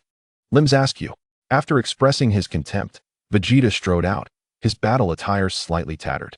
Once Vegeta departed, the Saiyans responsible for cleaning up the aftermath emerged, gazing at the room strewn with biowarrior corpses, reflecting on Vegeta's prowess. Vegeta is truly remarkable. At such a tender age, he can simultaneously contend with over a dozen bio-warriors. He is destined to be an exceptional Saiyan warrior. Yet, the current King Cassius surpassed him in strength. King Cassius was the true future of the Saiyan race. A middle-aged elite Saiyan warrior glanced toward the direction Vegeta had vanished, lamenting. Had it not been for King Cassius, Vegeta would undoubtedly have ascended to become the Saiyan king. However, reality is often harsh. The divide between the strong and the weak is stark. Even with Vegeta's extraordinary potential, the evolution of the Saiyan race still relied on leaders like King Cassius. In the palace corridor, Vegeta strode forward with a composed expression. He had recently returned to Vegeta Star after a prolonged mission. Upon his return, he headed straight for the training chamber, oblivious to the happenings outside. Embodying the essence of a seeker of strength. Although his combat power had surged to 1500, he felt no sense of satisfaction. At that moment, several guards rushed past. Their faces hurried, laden with platters of food. Vegeta, intrigued, called out to one of the guards. "Why are you in such a rush? Where's my father?" Vegeta inquired, his tone tinged with curiosity. "Ah, it is Prince Vegeta. A rather peculiar individual has arrived at the palace. All this food is what King Vegeta ordered us to bring. Please allow me to pass. Otherwise, King Vegeta will grow anxious." The guard responded, drenched in sweat and with an urgent tone. Seeing this, Vegeta permitted the guard to proceed, pondering the strange individual. What could father be up to? With these thoughts, Vegeta proceeded toward the inner palace hall. Upon reaching the side of the grand hall, he heard a voice laced with insults emanating from within, a voice both foreign and crude. "Fool, you dare present me with such garbage? King Vegeta, hurry and bring forth the finest delicacies. Know that the price for trifling with me is beyond your reckoning." Beerus's voice was filled with ire and cold authority. "Lord Beerus, I have indeed offered you the most delectable cuisine from Vegeta Star. I am at a loss as to what you previously described." King Vegeta's voice trembled with fear as he knelt before Beerus, his body quaking uncontrollably. King Vegeta was a scion of immense pride, akin to the future Vegeta. Yet, before Beerus, even that pride was subdued. His haughty head bowed as he spoke in a conciliatory tone. For should the being before him become enraged, Vegeta Star would cease to exist in the universe. Humph. Beerus placed a foot upon King Vegeta's head, digging a finger into his ear before blowing air into it with an expression of impatience. King Vegeta's hospitality had left him thoroughly dissatisfied. It paled in comparison to the jelly pudding previously provided by Cassius. "Is this what you call gourmet food?" Beerus glared with his golden eyes, unceremoniously dumping the food atop King Vegeta's head, who dared not move, enduring the humiliation. Chapter 85. Bardock, what is happening? Who is that peculiar individual? And why does father endure such humiliation? Vegeta concealed himself behind a marble pillar, his eyes wide as he witnessed the scene unfold. The proud king of the Saiyans was reduced to such servility. Clenching his fists, Vegeta's heart simmered with indignation and fury as he glared at Beerus. Beerus sensed a gaze upon him and turned to notice Vegeta hiding behind the pillar. He shot a glare, and an overwhelming aura instantly pierced through the pillar, striking Vegeta. In an instant, Vegeta felt as though he had been struck by lightning, his body stiffening as he collapsed to the ground, rendered immobile. Under the influence of an enigmatic force, the individual found himself inexplicably levitating towards Bylus, who seized him by the throat. "Lord Bylus, I beseech you to spare my child. I shall immediately prepare food." King Vegeta's face was etched with horror as he pleaded through clenched teeth. "No need." Bylus responded darkly, dismissively tossing Vegeta aside. The impact was tremendous, causing a gaping crack in the wall, embedding Vegeta within it, fracturing numerous bones in the process. "I had hoped for a delectable meal. Yet it seems the claims of that scion named Cassius were indeed true. That jelly pudding is a rare delicacy. It appears that such food is truly non-existent on this planet of Vegeta. What a disappointment." Bylus remarked with a yawn, flicking his fingers in boredom. With that, the figure of Bylus abruptly vanished from the palace. After a considerable time, King Vegeta dared to confirm that the god of destruction had departed, wiping the cold sweat from his brow. He had never anticipated that the legendary god of destruction would suddenly appear before him. Had it not been for the tales among the Saiyan royalty, the consequences could have been dire. The true god of destruction was even more formidable than the legend suggested. Reflecting on the unfathomable power he had just witnessed, King Vegeta felt a wave of dread wash over him. realizing that his battle attire was already soaked with cold sweat. He hurried to Vegeta's side, examining his injuries and finding only a few broken bones, which relieved him enough to exhale in relief. He promptly summoned aid to transport Vegeta to a medical chamber for recovery. Vegeta was his most cherished son, destined to become an exceptional Saiyan warrior. He could not afford any misfortune. In the vast cosmos, Bylus drifted aimlessly, his boredom palpable. At this moment, Whis, adorned in a crimson and black divine robe and leaning on his staff, suddenly made a sound as the blue collar around his neck floated mysteriously. "Oh dear, Lord Bylus. We did not get to savor that peculiar pudding," Whis lamented, casting a reproachful glance at Bylus, who had consumed it too rapidly without any intention of sharing. "Whis." Bylus shot him an irritable look, his voice escalating as if a cat had its tail stepped on. "Who would have thought that such exquisite delicacies would be so scarce on this planet? I genuinely intended to save some for you, but that pudding was exceedingly slippery." Bylus retorted disdainfully. "Is it truly that smooth?" Whis mused, feeling a tinge of regret for not having tasted it first. Whis, I assure you, it is indeed true. By the way, who is the ruler of this domain?" Bylus shifted the topic, inquiring about Whis. "How dreadful."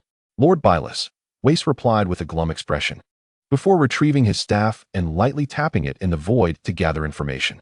The blue crystal orb atop the staff revealed an image of Frieza, Lord Bylus.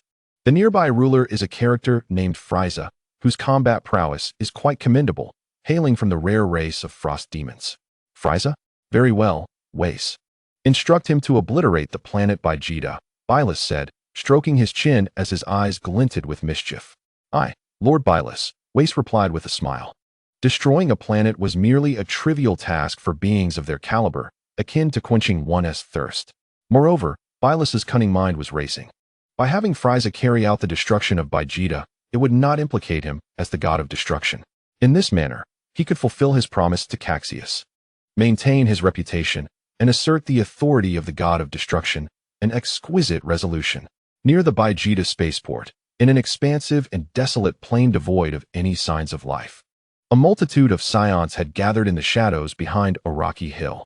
Some were engaged in animated discussions while others sat in silence, meditating. At that moment, a throng of dark figures surged from all directions, swiftly amassing over 1,000 Saiyans. Among them were low-level and high-level warriors, all appearing exhilarated.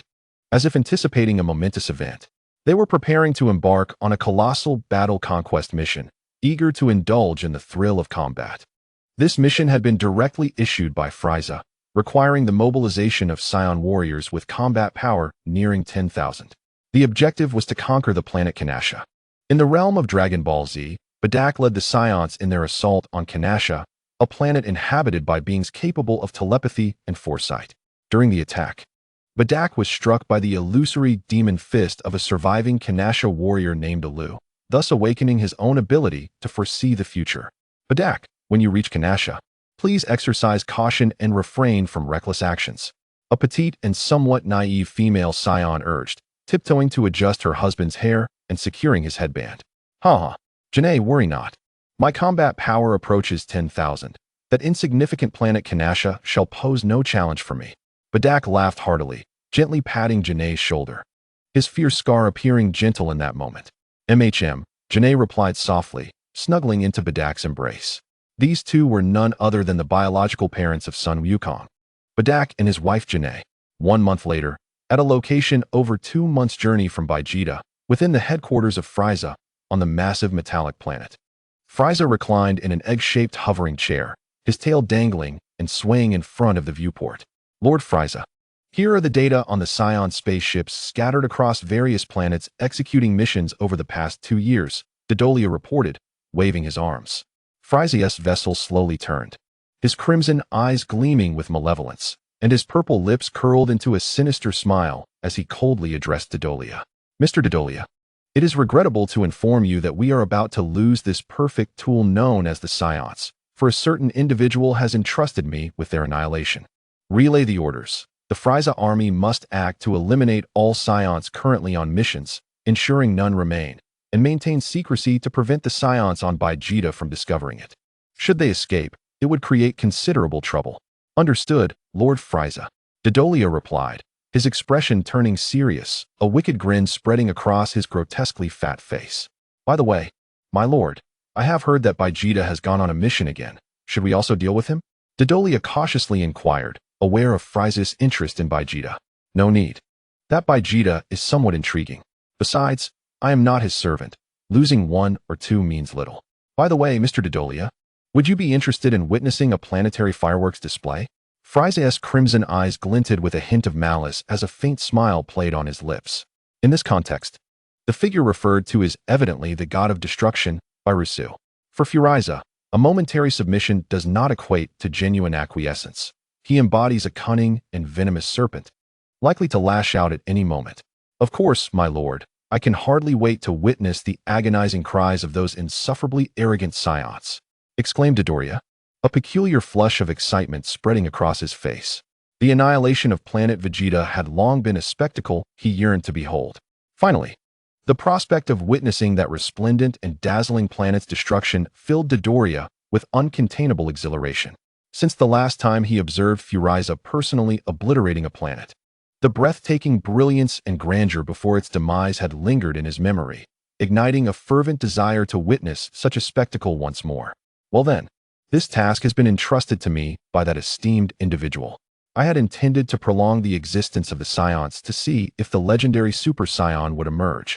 Frieza mused with a melancholic smile, a hint of disappointment gracing his countenance. Frieza's father had once imparted that there were two formidable entities in the universe that the Frost Demon clan should never provoke: the ancient Majin Buu and the legendary god of destruction, Frieza. Initially, Frieza harbored an unwavering pride, doubting anyone could pose a threat to the Frost Demons. However, upon Barusu's recent appearance before him, he felt an overwhelming sense of insignificance. The disparity was absolute. In comparison to Barusu, he was but an existence weaker than an ant. While he had planned to observe the Saiyans for a while longer, Barusu's direct intervention could not be disregarded. The Saiyan monkeys were indeed courting death by provoking such a figure. At this juncture, a look of astonishment flickered across Frieza's face. Considering the ease with which Barusu could obliterate Planet Vegeta with merely a breath, why was he tasked with this endeavor? Kanasaha Star, a realm both mysterious and beautiful, was currently enduring an unprecedented calamity. A horde of Saiyans from distant star systems had descended, unleashing a frenzy of slaughter upon the verdant planet, leaving devastation in their wake. Mountains were razed, the ground pockmarked, and the air filled with the anguished cries of countless Kanasaha inhabitants amidst raging flames. A colossal shockwave, laden with tremendous energy, struck a mountain peak, causing the earth to tremble violently, unleashing a cascade of debris and leading to the mountain's collapse. The falling stones, akin to cannonballs, crashed into the ground, stirring up clouds of dust. Over 1,000 Saiyans, led by Bardock, reveled in the thrill of battle, their brutal and bloodthirsty nature driving them to mercilessly slaughter the Kanasa people. The path they traversed resembled that of locusts, leaving nothing but destruction in their wake. Akin to marauding invaders, as Kanasaha inhabitants perished amidst the explosions. In the forests, various creatures frantically fled, attempting to escape the bloodthirsty Saiyans, their cries echoing in desperation. Yet, they were engulfed by waves of energy, incinerated into oblivion. Bardock, the battle is nearly concluded. Only a handful of Kanasaha warriors remain in defiance, reported a slender Saiyan. Equipped with energy-sensing glasses, his green-eyed screen flickering with data. Understood. Ensure everyone remains vigilant. The Kanasaha may wield peculiar abilities, some capable of inducing confusion. I shall handle the remaining Kanasaha warriors, Bardock replied with a nod. Yes, Captain Bardock. The Saiyan bowed respectfully before relaying the information to his comrades. Bardock gazed solemnly at the world shrouded in thick smoke, reminiscent of a hellish landscape. For reasons unknown, an unsettling premonition gnawed at him, as if something ominous loomed on the horizon. 3 days later, amidst the ruins of a shattered city, where once stood towering edifices, now lay crumbled stone and debris. The vibrant civilization reduced to mere illusion. Countless Saiyan warriors congregated, floating high above, casting their predatory gazes upon the last of the encircled Kanasaha inhabitants, their faces adorned with bloodthirsty derision. Some Saiyans even brandished the still bleeding corpses of Kanasaha individuals, tossing them before the remaining survivors as a cruel mockery of their powerlessness. The Kanasaha people, witnessing this brutal scene, were filled with profound sorrow and righteous fury, glaring at the Saiyans, who resembled demons. Native Kanasaha, you have no escape. The last of your kind are here. Surrender to our assault, or face total annihilation. A high-ranking Saiyan warrior declared with a malevolent grin, pointing at an elder Kanasaha figure. A child of the Kanasaha, terrified by the brutality, began to wail. The elder swiftly concealed the child behind him, steeling himself to confront the menacing Saiyans. You wicked Saiyans shall one day face retribution. The elder shouted, his green eyes flashing with indignation. Retribution is not for weaklings like you to dictate, cursed native civilization. Bardock's displeasure was evident, a fierce aura emanating from him, enveloping the Kanasaha people in a suffocating wave of power. The remaining Kanasaha inhabitants trembled in fear, their faces ashen. Suddenly, as the elder struggled against Bardock's overwhelming presence, a sinister smile emerged on his face, followed by uproarious laughter. He had ignited the spark of magic with the last remnants of his life force, glimpsing a fragment of the future. He foresaw the Saiyans wailing in despair. The entirety of Planet Vegeta reduced to dust, their brutal lineage destined for annihilation at the hands of a greater force. You malevolent Saiyans will ultimately be vanquished by the very power you so pridefully possess. Today, you obliterate Kanasaha. Tomorrow, you shall face destruction by an even mightier force. Await it, for your demise is inevitable, and your mother world shall descend into oblivion. The elder coughed up blood, a frenzied roar escaping his lips. His face alight with a joy that defied comprehension, dancing with manic glee. Humph, the delusions of the weak. Bardock's expression darkened, and he extended his finger, conjuring a beam of white light aimed at the elder Kanasaha. With a piercing sound, the elder's chest was penetrated, leaving a charred, gaping wound. Cursed Saiyans, you deserve your fate, he rasped. Killing me matters not. Your destiny is sealed, and I shall witness your descent into the abyss. The elder's gaze dimmed, his life force waning, yet he continued to laugh maniacally. His expression pierced Bardock's mind like a dagger, intensifying the deep-seated unease within him. I wish to curse you, compelling you to witness visions of the future, where despair shall be your constant companion, gradually eroding your will, ensnaring you in an eternal existence of suffering. The elder of the Kanasaha race radiated a crystalline light, as if experiencing a moment of clarity, slowly dissipating, while his verdant eye sockets shimmered with a sinister crimson hue. Suddenly, Bardock was seized by a wave of dizziness and sharp pain, as countless illusory images played like slides in his mind, relentlessly assaulting his resolve, blurring the lines between reality and illusion. Bardock let out a pained wail, clutching his head as he plummeted from the sky, unconscious. Bardock, Captain, eliminate these Kanasaha beings. Annihilate them. The other Saiyans, witnessing Bardock's torment, recognized the machinations of the Kanasaha and were consumed by rage. They unleashed a barrage of energy blasts towards the remaining Kanasaha. The sounds of explosions echoing, not even a scream escaped their lips before they were turned to ashes. Thus, the entire Kanasaha civilization was extinguished. Time passed, and Bardock gradually regained consciousness, examining his body, finding no peculiarities. Yet the fleeting images in his mind weighed heavily upon him, casting a shadow across his countenance. Those cursed Kanasaha, but what were those images? Bardock cursed the Kanasaha, his face set in a frost of millennia, silently pondering the authenticity of the visions in his mind. Bardock, Captain, it is truly a relief to see you unharmed. We just received a message from King Frieza, summoning us Saiyans who are conquering planets to return to Planet Vegeta. We know not the reason, said a Saiyan responsible for communications, his expression filled with surprise. A recall from headquarters? How could such a thing be? Bardock's brow furrowed, an ominous premonition swelling within him.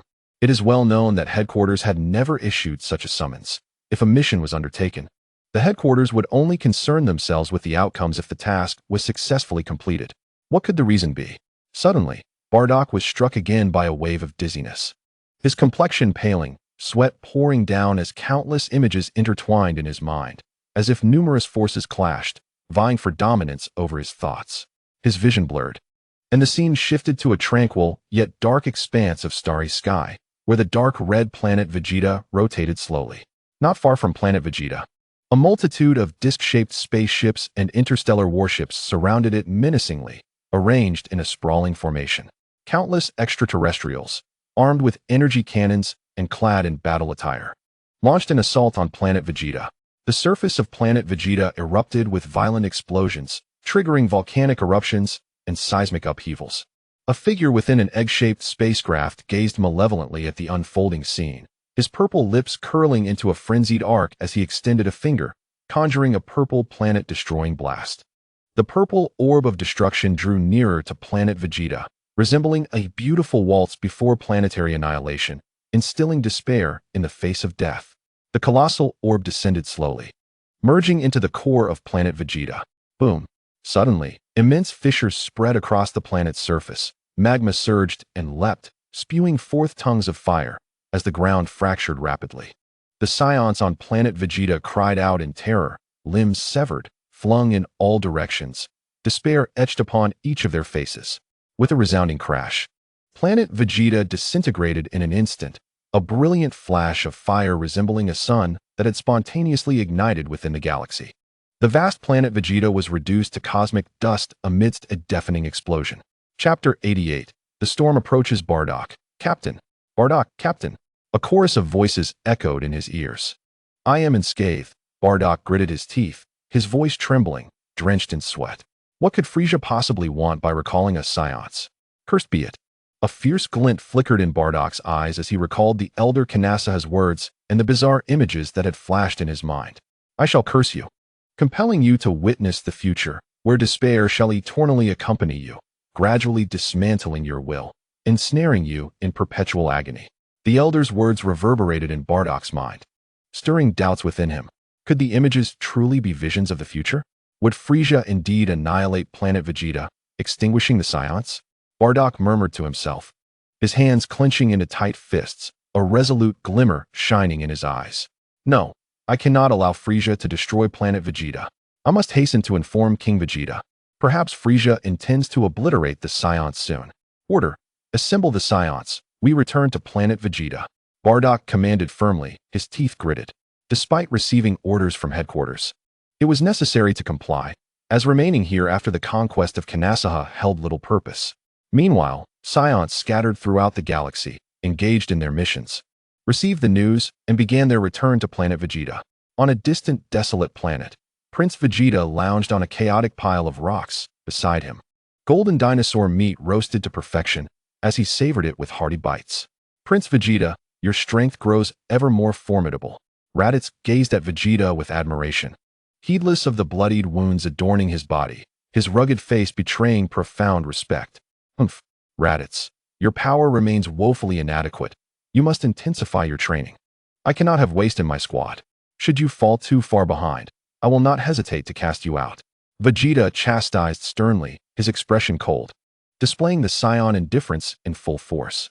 Nearby, Nappa, a hulking figure clad in battle armor, approached and plopped down beside the campfire, helping himself to a piece of roasted meat. Raditz, do not allow yourself to fall further behind. Understood, Raditz replied meekly, daring not to retort.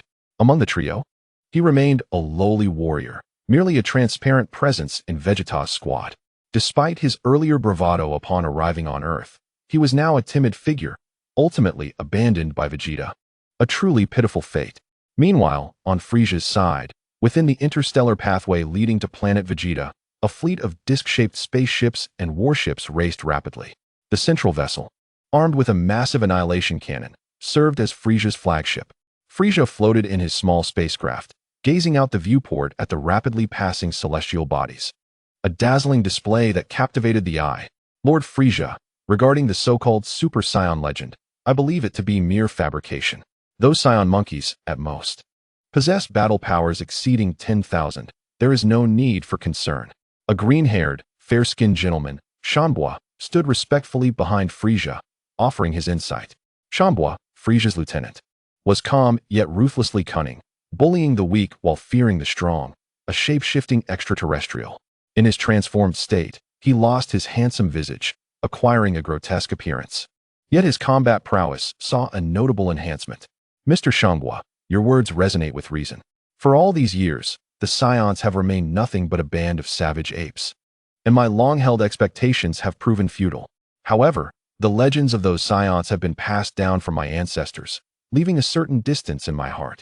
I yearn to personally defeat the legendary Super Saiyan, the golden-haired warrior, yet it seems my wish may never come to fruition. Frieza smiled faintly, a cold glint flashing in his crimson eyes, as his purple lips curled into a cruel arc. Soon, all Saiyans will vanish, and you shall no longer be troubled by those proud and arrogant beings who are oblivious to their circumstances. Shanggua's eyes sparkled with mirth as he graciously bowed to Frieza. Indeed, Mr. Shanghua appears to be even more eager than I. Nevertheless, you are correct.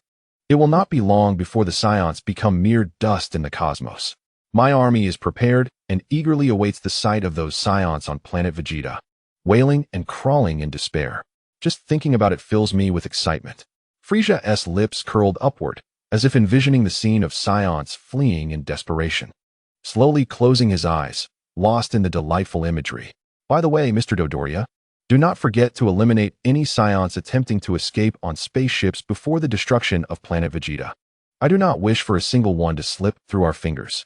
Frieza turned his head, his gaze fixed intently on Dodoria, who stood at a distance, his tail thrashing against the ground, causing the metal to warp violently. Yes, Lord Frieza, I assure you that not a single Saiyan shall escape.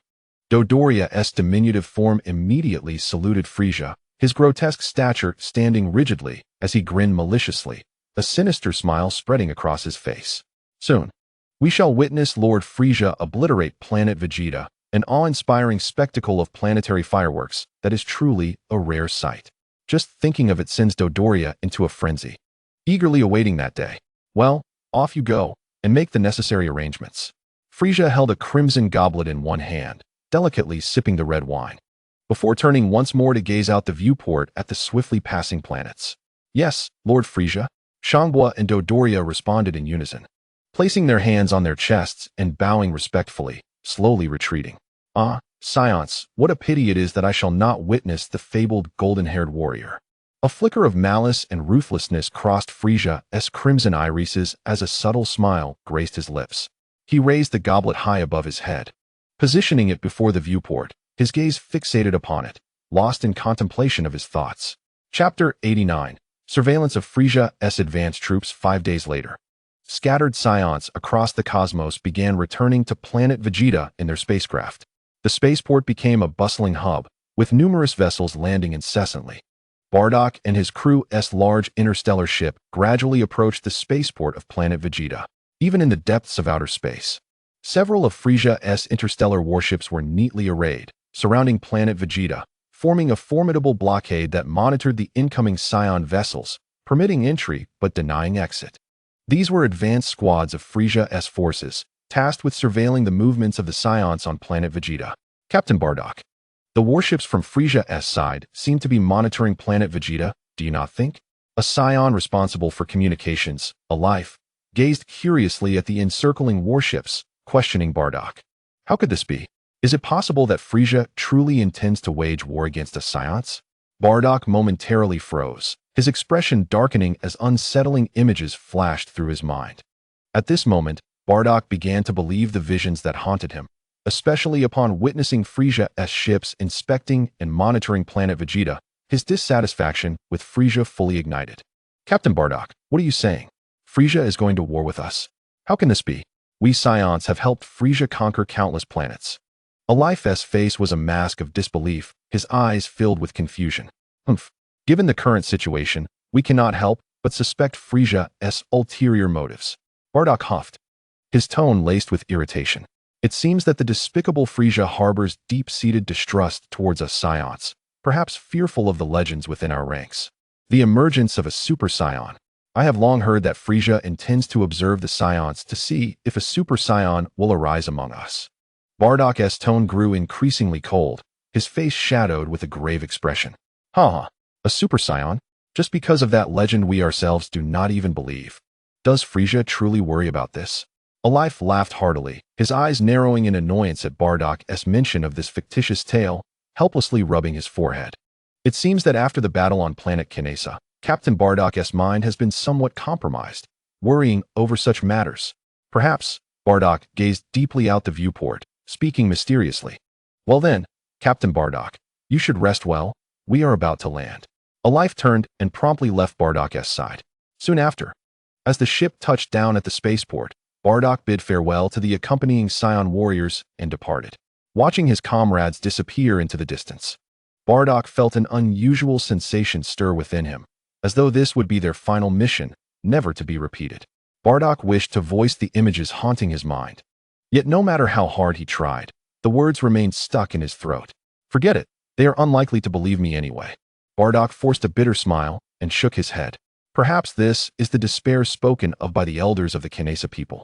It is a suffering that one must face alone in the face of impending destruction and unutterable agony.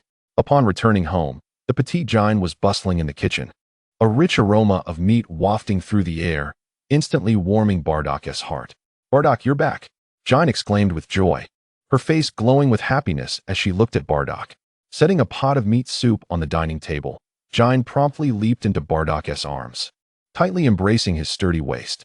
"Yes, Jain, I received orders from headquarters and returned early." "Orders from headquarters? Has something happened?" Jain looked up, her large, glistening eyes fixed on Bardock, her innocent and puzzled expression evoking a strong protective instinct within him. "No, nothing has happened. I just have a bad feeling. It seems something significant is about to occur." Bardock shook his head. "There's nothing to worry about. With Bardock's strength, nothing can defeat you." Jain gazed at Bardock with gentle eyes, her lips curling into a blissful smile. She held unwavering trust in Bardock, for he, a lowly Saiyan warrior, had achieved a battle power of 10,000. Jain, feeling the delicate form in his embrace, Bardock was filled with an unparalleled sense of determination and tranquility. "No, I must not allow the events in my mind to come to pass. Let us go see Kakarot. It has been a while since I last saw him." "Yes, that little fellow is still in the incubation chamber. Do you want to go see him?" Jain recalled the little monkey, Kakarot, still in the incubation chamber, her eyes sparkling with maternal affection. "Indeed, let us visit after we finish our meal." Bardock assisted Jain in bringing some additional food to the dining table, and together they enjoyed a meal. Subsequently, they made their way to the infant incubation chamber on Vegeta. Over the decades, the incubation pods had undergone certain updates. Within the chamber, an egg-shaped glass dome filled with green nutrient solution housed a naked Saiyan infant, complete with a monkey-like tail, occasionally releasing bubbles of gas. This was the latest technological advancement from the Mori people. Compared to other incubation pods, this one was significantly more advanced, capable of greatly nurturing and enhancing the combat abilities of Saiyan infants. Kakarot was not initially eligible to utilize this pod due to his low combat qualification. However, he possessed an exceptionally powerful father whose battle prowess far exceeded that of a typical low-level warrior, providing him with superior resources and treatment. Kakarot had already been in the pod for several months. "Look how much he has grown." Observing the Saiyan infant floating in the green liquid, Bardock felt a mix of astonishment and admiration. "Indeed, you typically take a long time to return from your missions, and Kakarot has grown so much. Just look at his chubby face, sucking on his fingers, and that hairstyle, doesn't it resemble yours?" Jain pointed at Kakarot in the pod, affectionately gazing at him. The pod occasionally released bubbles that enveloped Kakarot, giving him an air of mystery and technological allure. Chapter 90. The Departure of Kakarot. Jain. "I sense that significant events will soon unfold on Vegeta. An ominous premonition has been growing stronger within me." Bardock suddenly shifted his tone, turning to Jain with a serious expression. "What?" Jain paused, momentarily lost in thought. "Yes, I have decided to steal a spaceship and send Kakarot to another planet." Bardock gazed steadily at Jain, his tone gentle yet resolute. Why would you do that? Is it merely because of your intuition?" Jain protested, her voice laced with sternness, a newfound anger sparking in her eyes. "Yes, this is for our child. Recently, Vegeta may be facing a grave crisis concerning the potential extinction of all Saiyans. The fate of our kind will be decided at this moment." Bardock lifted his head, his eyes reflecting a vague confusion. In the end, Jain was persuaded by Bardock. For Kakarot's safety, she resolved to take the risk. In the deep of night, the shadowy corners of Vegeta emanated an even deeper darkness, as if an unknown crisis threatened to engulf and disorient those within. Bardock donned a large black cloak and stealthily acquired a spherical spacecraft from the storage area. Under the eerie twilight, he transported the vessel to a secluded desert region, far from the Saiyan gathering areas, where Frieza's advanced troops had yet to establish a comprehensive encirclement. Thus, launching the ship from this remote location would be less likely to attract attention. At that moment, the spherical spacecraft emitted a wailing cry. The infant inside was crying out as if sensing the impending separation from his parents. Kakarot. Jine looked through the glass dome of the spacecraft at the naked Saiyan child sprawled on the soft silk mat, feeling a pang of reluctance. Bardock. I cannot bear to part with Kakarot. Why don't we escape together and steal more ships to leave Vegeta? Jine's face was filled with sorrow as she gazed at the crying Kakarot. She was not afraid of battle. Rather, her instinct as a mother compelled her to protect her child. It is futile. If we escape together, our power fluctuations will be detected, and at that point, no one will be able to flee. Kakarot's combat power is weak, only a few dozen points, which is unlikely to trigger any energy detectors. Even if detected, they might simply assume he is a low-level alien. Bardock adjusted the spacecraft's navigation settings, designating the landing destination. All right, Jine. I have set the destination of this spacecraft to a remote, low-level planet called Earth. If Vegeta remains unscathed, we will retrieve Kakarot. If not, we will let him live well on that planet. Bardock conducted a final check of the spacecraft, ensuring everything was functioning correctly before guiding Jine away from the vessel. He pressed the launch button, and a powerful gust erupted from the spacecraft's rear, propelling it into the sky, swiftly breaking through the atmosphere. Kakarot. Jine called out sorrowfully, her gaze fixed on the diminishing black dot of the spacecraft. Her body felt drained of strength, collapsing weakly into Bardock's arms. Meanwhile, Kakarot in the spacecraft seemed to sense the separation, struggling to rise, his chubby hands pressed against the glass dome, peering down through the transparent surface. Iya. Kakarot's small hands patted the glass erratically, his babbling echoing in a garbled infant language. On Vegeta, after sending Jine and the others to Tuxus, Cassius swiftly returned to Vegeta and soon received unsettling news of unusual movements from Frieza's side.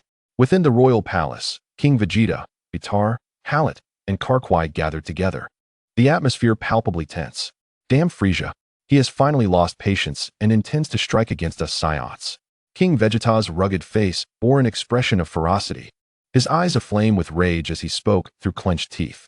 What is inevitable will come to pass. There is no escaping it. Therefore, we shall fight Frieza to the death. Even if I die, I shall take a piece of him with me. Vitar slammed his fist against the nearby wall, creating a dent as cracks spread like a spiderweb across the surface. Indeed, King Vegeta, we must battle Frieza to the death. Cassius has already relocated a significant number of Saiyans. Our lineage will not face complete extinction. Let Frieza understand the might of the Saiyans. Hallett, with his robust physique clad in battle armor, appeared as solid as a mountain. He let out a defiant roar, his eyes igniting with a surge of battle spirit and an unwavering resolve to fight to the end. However, at that moment, it seemed tinged with a sense of tragic heroism, reminiscent of a civilization's lament before its demise. Once notorious for their brutality, the Saiyans continuously conquered planets and extinguished civilizations. Yet when this day of reckoning arrived upon them, it felt profoundly ironic and desolate. King Vegeta, should we contact King Cassius to convey our determination and advise him not to return to Vegeta? Karkwai, appearing somewhat calmer, inquired about notifying Cassius, though his eyes brimmed with fierce battle intent and unwavering courage. No, let us refrain from contacting King Cassius, even if he were to arrive. It would be of no avail. Although King Cassius possesses vastly superior combat power compared to me, Frieza's power exceeds 530,000. King Cassius is our hope. I do not wish for his downfall. King Vegeta waved his hand dismissively, shaking his head. King Vegeta was aware of Cassius's unique ability to traverse space. Yet rather than have him come and rescue a few Saiyans, it was preferable for the Saiyans to confront Frieza in battle. This would preserve the Saiyans' fighting spirit, stabilize troop morale, and sever the last thread of hope, preparing for a desperate struggle against Frieza. Very well, let it be so, summon the Saiyans. Since Frieza has taken such drastic measures, we need not hide in the shadows any longer. Let us prepare for war. Vegeta proclaimed loudly, casting aside his crimson cape with a flourish, reminiscent of his regal stature from days of yore. Yes, responded his loyal subordinates with fervor. their eyes gleaming brightly as they resolutely took their leave. An astonishing aura erupted, surging beyond the palace gates, rendering the previous restrictions on flight within the royal grounds utterly obsolete. The time for war mobilization had arrived. Chapter 91.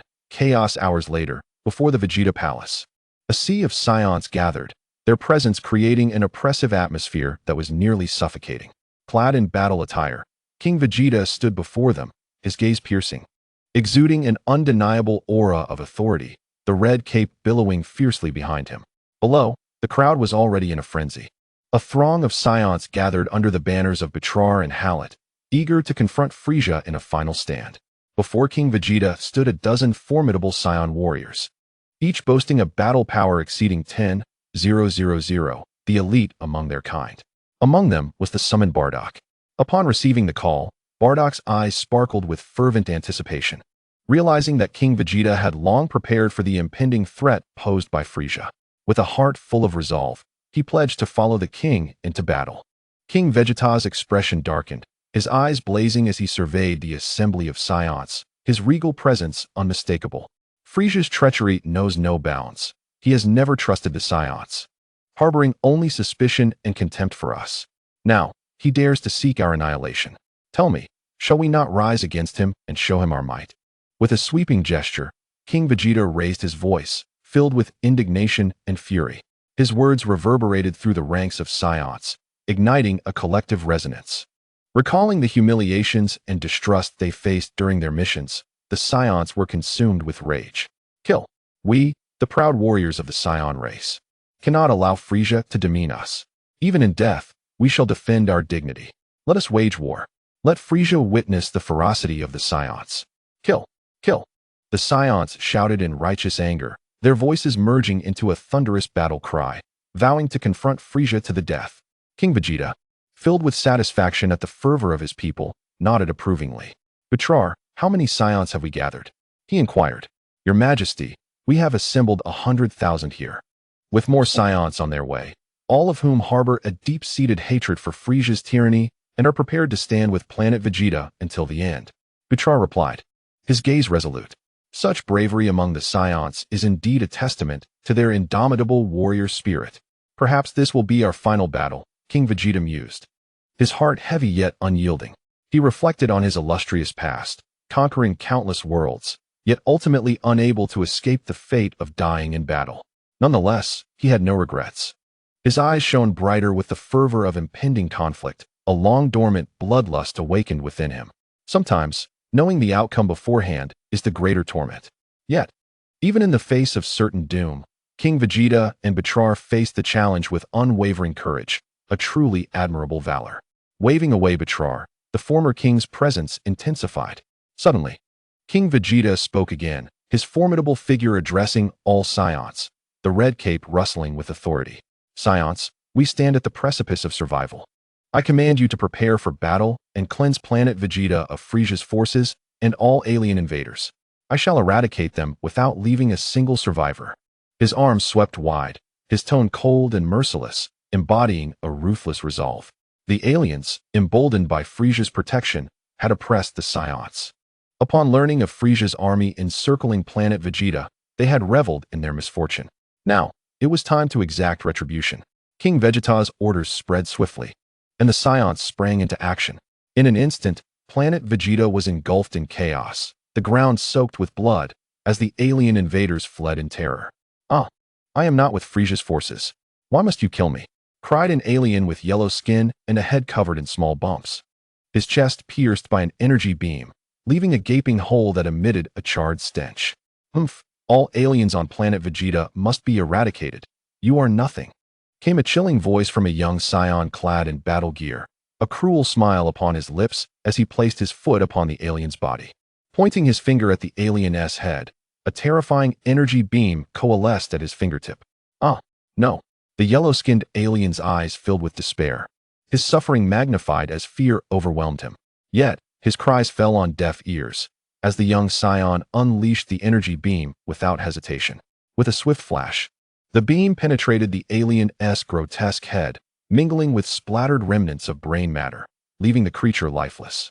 After committing the act, the The young Saiyan nonchalantly turned away, seeking out another alien to pursue.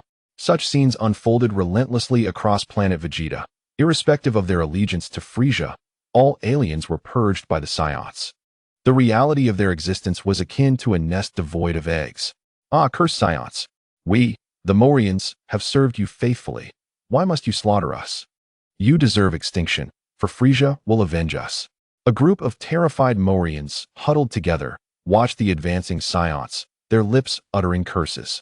Once diligent workers for the Saiyans, they were now met with brutality, their pent-up grievances erupting in a torrent of hatred. Saiyans, you demons, will surely descend into hell. Thunderous explosions echoed as the Saiyans ignored their taunts, unleashing a barrage of energy blasts. In an instant, the area was shrouded in smoke. When the haze lifted, only the grim remnants of dismembered bodies and blood remained. The leading Saiyan glanced at the gruesomely slain Morians, a smirk curling his lips as he coldly taunted, "Revenge? It was Frieza who commanded us to attack your kind." Chapter 92, The Offensive. The stronghold of Frieza's forces lay within semicircular military installations, housing vast stores of weaponry, now devoid of the usual clamor. Following King Vegeta's command, these alien soldiers became the first targets of the Saiyan's wrath. Boom! Explosive sounds erupted as countless blasts shook the foundation of the massive structures, which collapsed under the immense energy waves, obliterating everything in sight. A cosmic soldier swayed unsteadily, his battle attire tattered and torn. With a gruff, raspy voice, he declared, "Saiyans, how dare you attack our outpost? King Frieza shall not spare you." The alien pressed his right hand against his bloodied and limp left arm, his face smeared with dark soot, as his body erupted with crimson blooms, coughing up blood with each rasping breath. "Humph, Frieza?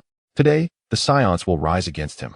The Saiyans, each bearing a cold smile, regarded the surviving aliens below with cruel indifference, dismissing their threats entirely. These extraterrestrials were but cannon fodder, easily recruited by Frieza. If Frieza truly regarded them as human, he would not hesitate to abandon them. Now, old grievances and new debts would be settled. It was time to eradicate these once arrogant beings who had flaunted their might before the Saiyans. The Saiyans unleashed their fury and hatred toward Frieza upon this group of aliens, and they swiftly faced the consequences. 3 days later, in the vastness of space above Planet Vegeta, Frieza's interstellar warship distorted the fabric of space, materializing with a terrifying presence, floating amidst the galaxy. Its formidable, obsidian exterior radiated an aura of dread. Standing before the viewport, Frieza gazed with calm satisfaction at the dark red planet Vegeta, which twirled serenely in space like a ruby embedded among the stars. With a sinister smile, he remarked, "Mr. Dodoria, what do you suppose the Saiyans will look like when they realize their planet Vegeta will soon meet its end? I can hardly wait to witness their despair." Frieza pointed at Planet Vegeta, his sharp, piercing voice resonating in the control room, lost in reverie as he beheld the jewel-like planet, exuding a chilling aura. "Indeed, King Frieza, our legion is fully prepared. At your command, our soldiers will demonstrate our might to those arrogant Saiyans." Dodoria responded with a sycophantic grin, his lips curling with malice. "Oh, Mr. Dodoria, you truly are an exceptional subordinate, impeccably organizing everything. I have the utmost trust in you." Frieza's eyes narrowed slightly, feeling a wave of comfort wash over him at Dodoria's flattery. His hands clasped behind his back as his tail swayed leisurely.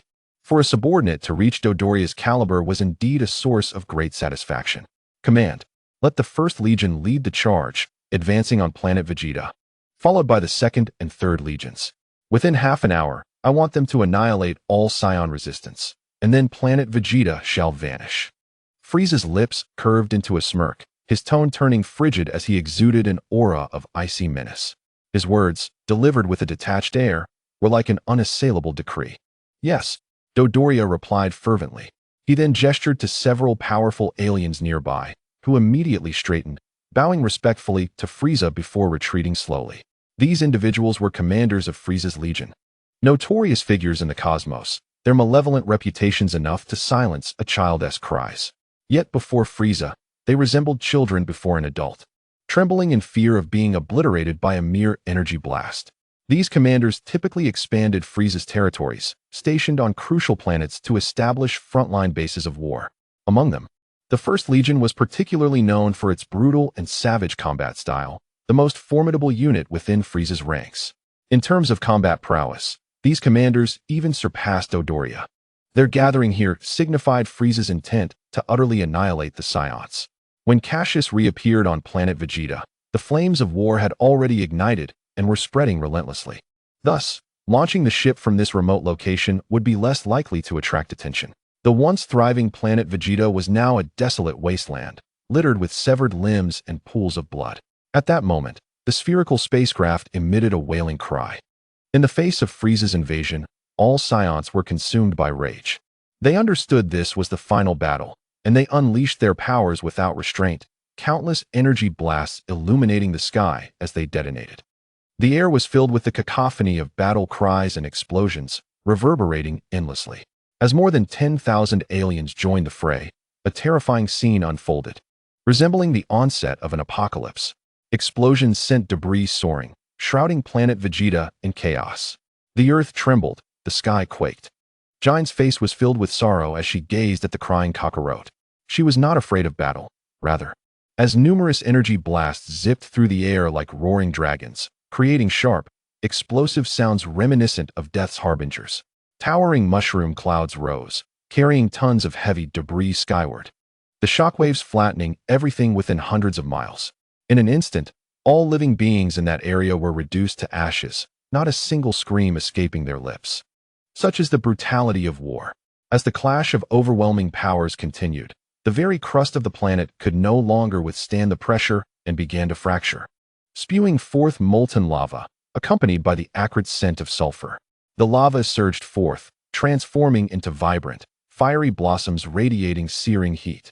Some lower or mid-tier Saiyans, faced with the overwhelming might of the aliens, disregarded everything else and activated their moon devices, transforming into giant apes to fiercely battle the extraterrestrials. In an instant, the once retreating forces in the Royal City area steadied their ground as numerous black giants emerged, pounding their chests and charging at the aliens. However, this resurgence was fleeting. Without an intervention of absolute power, the destruction of the Saiyans was inevitable. Chapter 93. The carnage of Cassius appeared atop a crumbling ruin. Her gaze fixed on the diminishing black dot of the spacecraft, stepping forward as he transformed into a beam of light, soaring into the air. Her body felt drained of strength, collapsing weakly into Bardock's arms. Meanwhile, gazing down at the chaos below, he witnessed countless buildings collapsing amidst the fierce battles.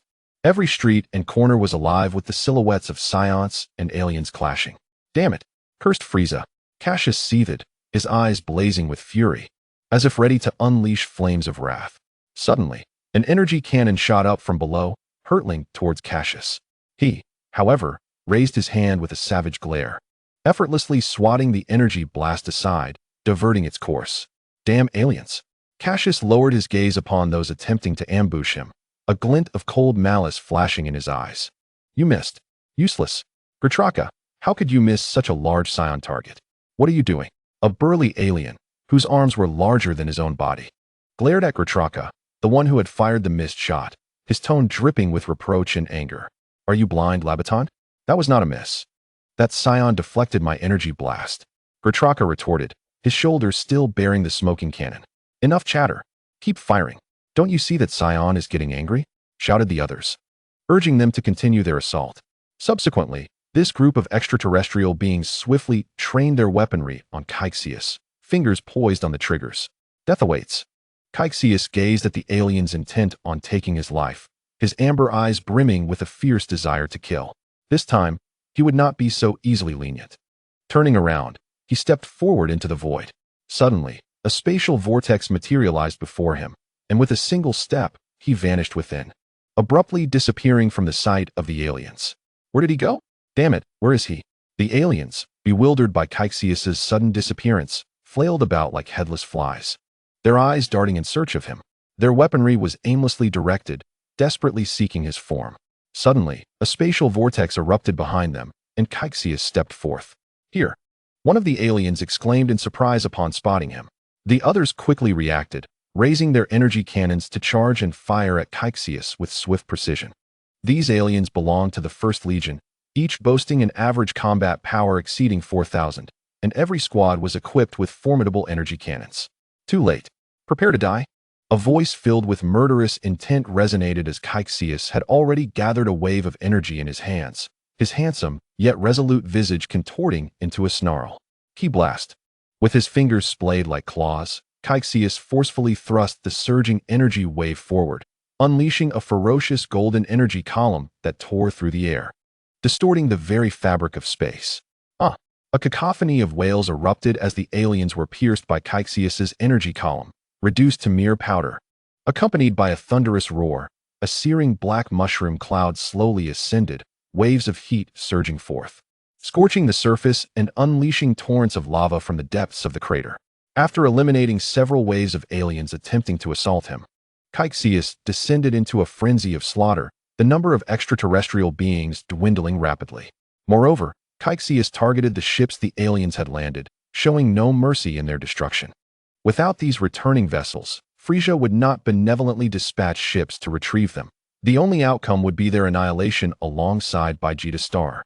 Thus, the moment the ships were obliterated, the hope for survival of these aliens was extinguished, leaving only those who seized the ships with the right to live. Witnessing Cassius's relentless carnage, some of the more powerful aliens turned their attention toward him. However, those insignificant beings with combat powers below 200,000 posed no challenge to Cassius, failing to hinder him in the slightest. As soon as they were spotted by Cassius, they were reduced to dust in a mere instant. The count of aliens falling to Cassius's hand soared, soon surpassing 1,000. Suddenly, a familiar figure appeared before Cassius. Fabelili? At that moment, Fabelili was cornered against a wall by a purple-skinned alien who was brandishing an energy weapon, inching closer with a sinister grin, as if victory was assured. Poor child, Cassius covered his forehead, astonished to find him again. Hee hee. Little Saiyan monkey, are you still trying to escape? The purple-skinned alien sneered, its menacing grin revealing sharp teeth as it licked its lips with a slimy tongue. Humph. Damn alien. I fear you not. I am a proud Saiyan. Cornered against the wall, Fabelili let out a cold snort, showing no fear of the alien, his small fists clenched tightly, his face radiating defiance as he stared down his foe.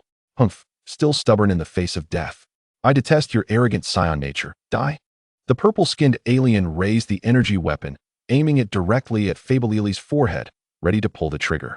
Suddenly, a streak of light flashed before them. Cough, cough. The alien clutched its throat as blood gushed forth. It flailed its hands in a futile attempt to staunch the flow, but it was to no avail. As the life force drained from its body, an overwhelming sensation of weakness and suffocation enveloped its mind, and darkness clouded its vision as it collapsed, lifeless. Cassius. Wow. It's really you. Fabelili exclaimed, his eyes widening in surprise as he beheld the tall figure before him, blood still staining his palm. Just moments ago, Cassius had summoned an energy blade to sever the alien's throat. Having narrowly escaped death, Fabelili was overwhelmed with emotion, tears welling in his eyes as he lunged toward Cassius, sobbing uncontrollably.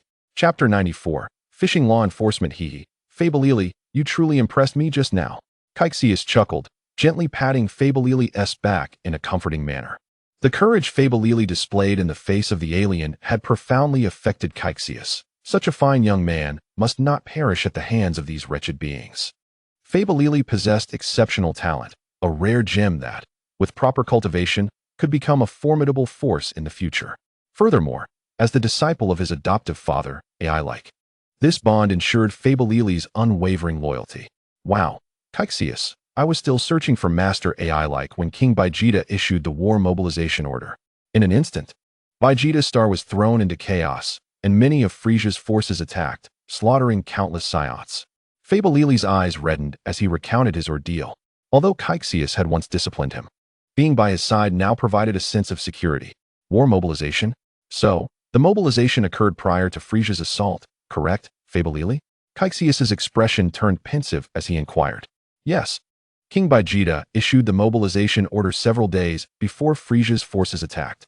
Did you not know, Cassius? Fabelili looked at Cassius in confusion, for this was common knowledge among the Saiyans. King Vegeta had never consulted Cassius about the mobilization order, implying he had made decisions without his knowledge.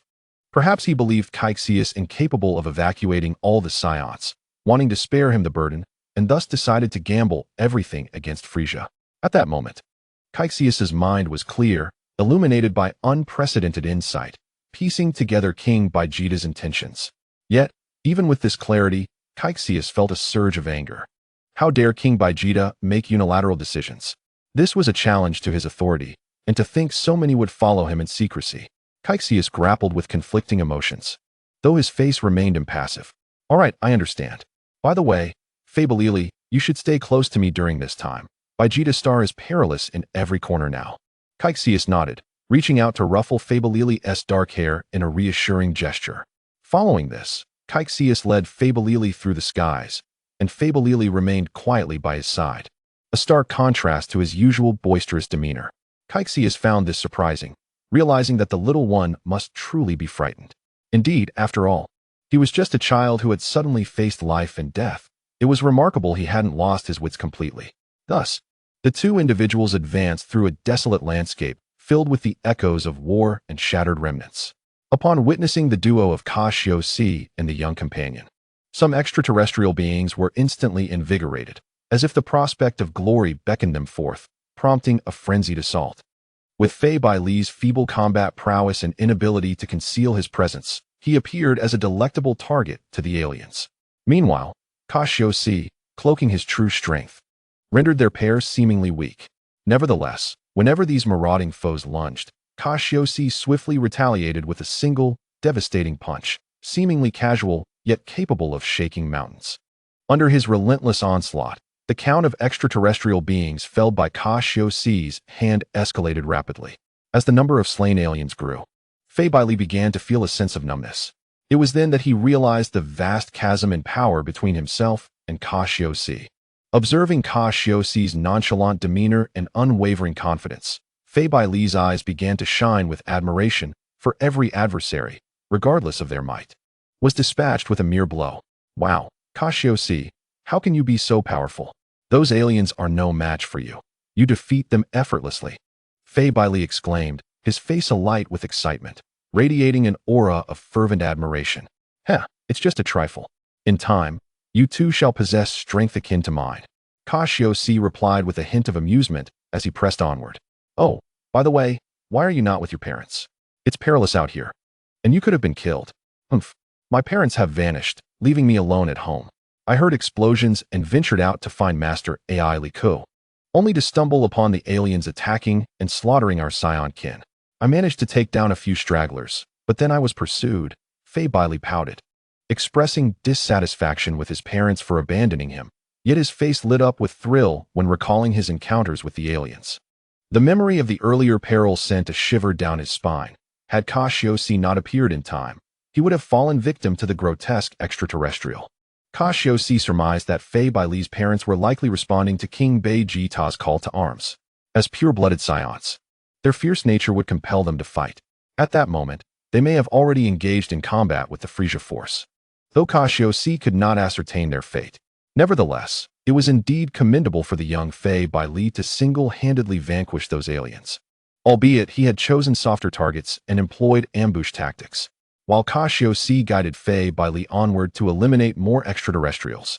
The skies above Vegeta's star erupted with numerous massive energy orbs, shattering and vanishing with thunderous roars that sent shockwaves through the atmosphere. These luminous spheres resembled vibrant blossoms, radiating intense heat and exuding an unsettling power. The elite Saiyan warriors had commenced their fierce confrontation with Frieza's formidable soldiers in the vastness of space. In the vacuum of outer space, the Saiyans faced inherent constraints. The aliens were luring the Saiyans, transformed into great apes, to engage in battle in the void of space. Since Saiyans could not survive in a vacuum, they had to envelop themselves in energy to traverse the cosmos briefly, adding further peril to an already treacherous fight. Many of the transformed elite Saiyan warriors succumbed under the aliens' insidious schemes, tumbling into the abyss, their bodies drifting in space, only to be obliterated by the sweeping energy blasts. Chapter 95, Fierce Battle in Outer Space. The Saiyans, driven into a frenzy, recklessly charged at the oncoming aliens. They infiltrated the ranks of the enemy, unleashing a dazzling array of energy blasts, resulting in countless extraterrestrials perishing in the explosive aftermath, severed limbs and shattered bodies floating amidst the cosmos. In the profound silence of space, life extinguished in mere moments, with the flickering orange lights of dying warriors stretching for kilometers, painting a picture of stark brutality. Not far from their location, a fleet of interstellar warships lay arrayed, slowly lowering their massive hatches, revealing a battalion of heavily armed aliens, readying themselves for battle. Wielding energy launchers, these were the reserves, poised to join the fray following the initial assault by the 1st Battalion. Their faces twisted into cruel smiles. Clad in standardized combat attire, they surged forth like a swarm of locusts, a dark mass blotting out the sky. From the surface of Vegeta star, their figures could be vaguely discerned in the void of space. Soon, the outer reaches of Vegeta star erupted in flames, vibrant bursts illuminating the heavens, stretching for dozens of kilometers, resembling a scene from an interstellar conflict. In the blink of an eye, half an hour had passed, and hundreds of thousands of Saiyans had perished in this battle. Observing the battered yet undaunted Saiyan warriors, Bada Ku's eyes filled with anguish. Was this not the vision of the future that haunted his mind? Frieza.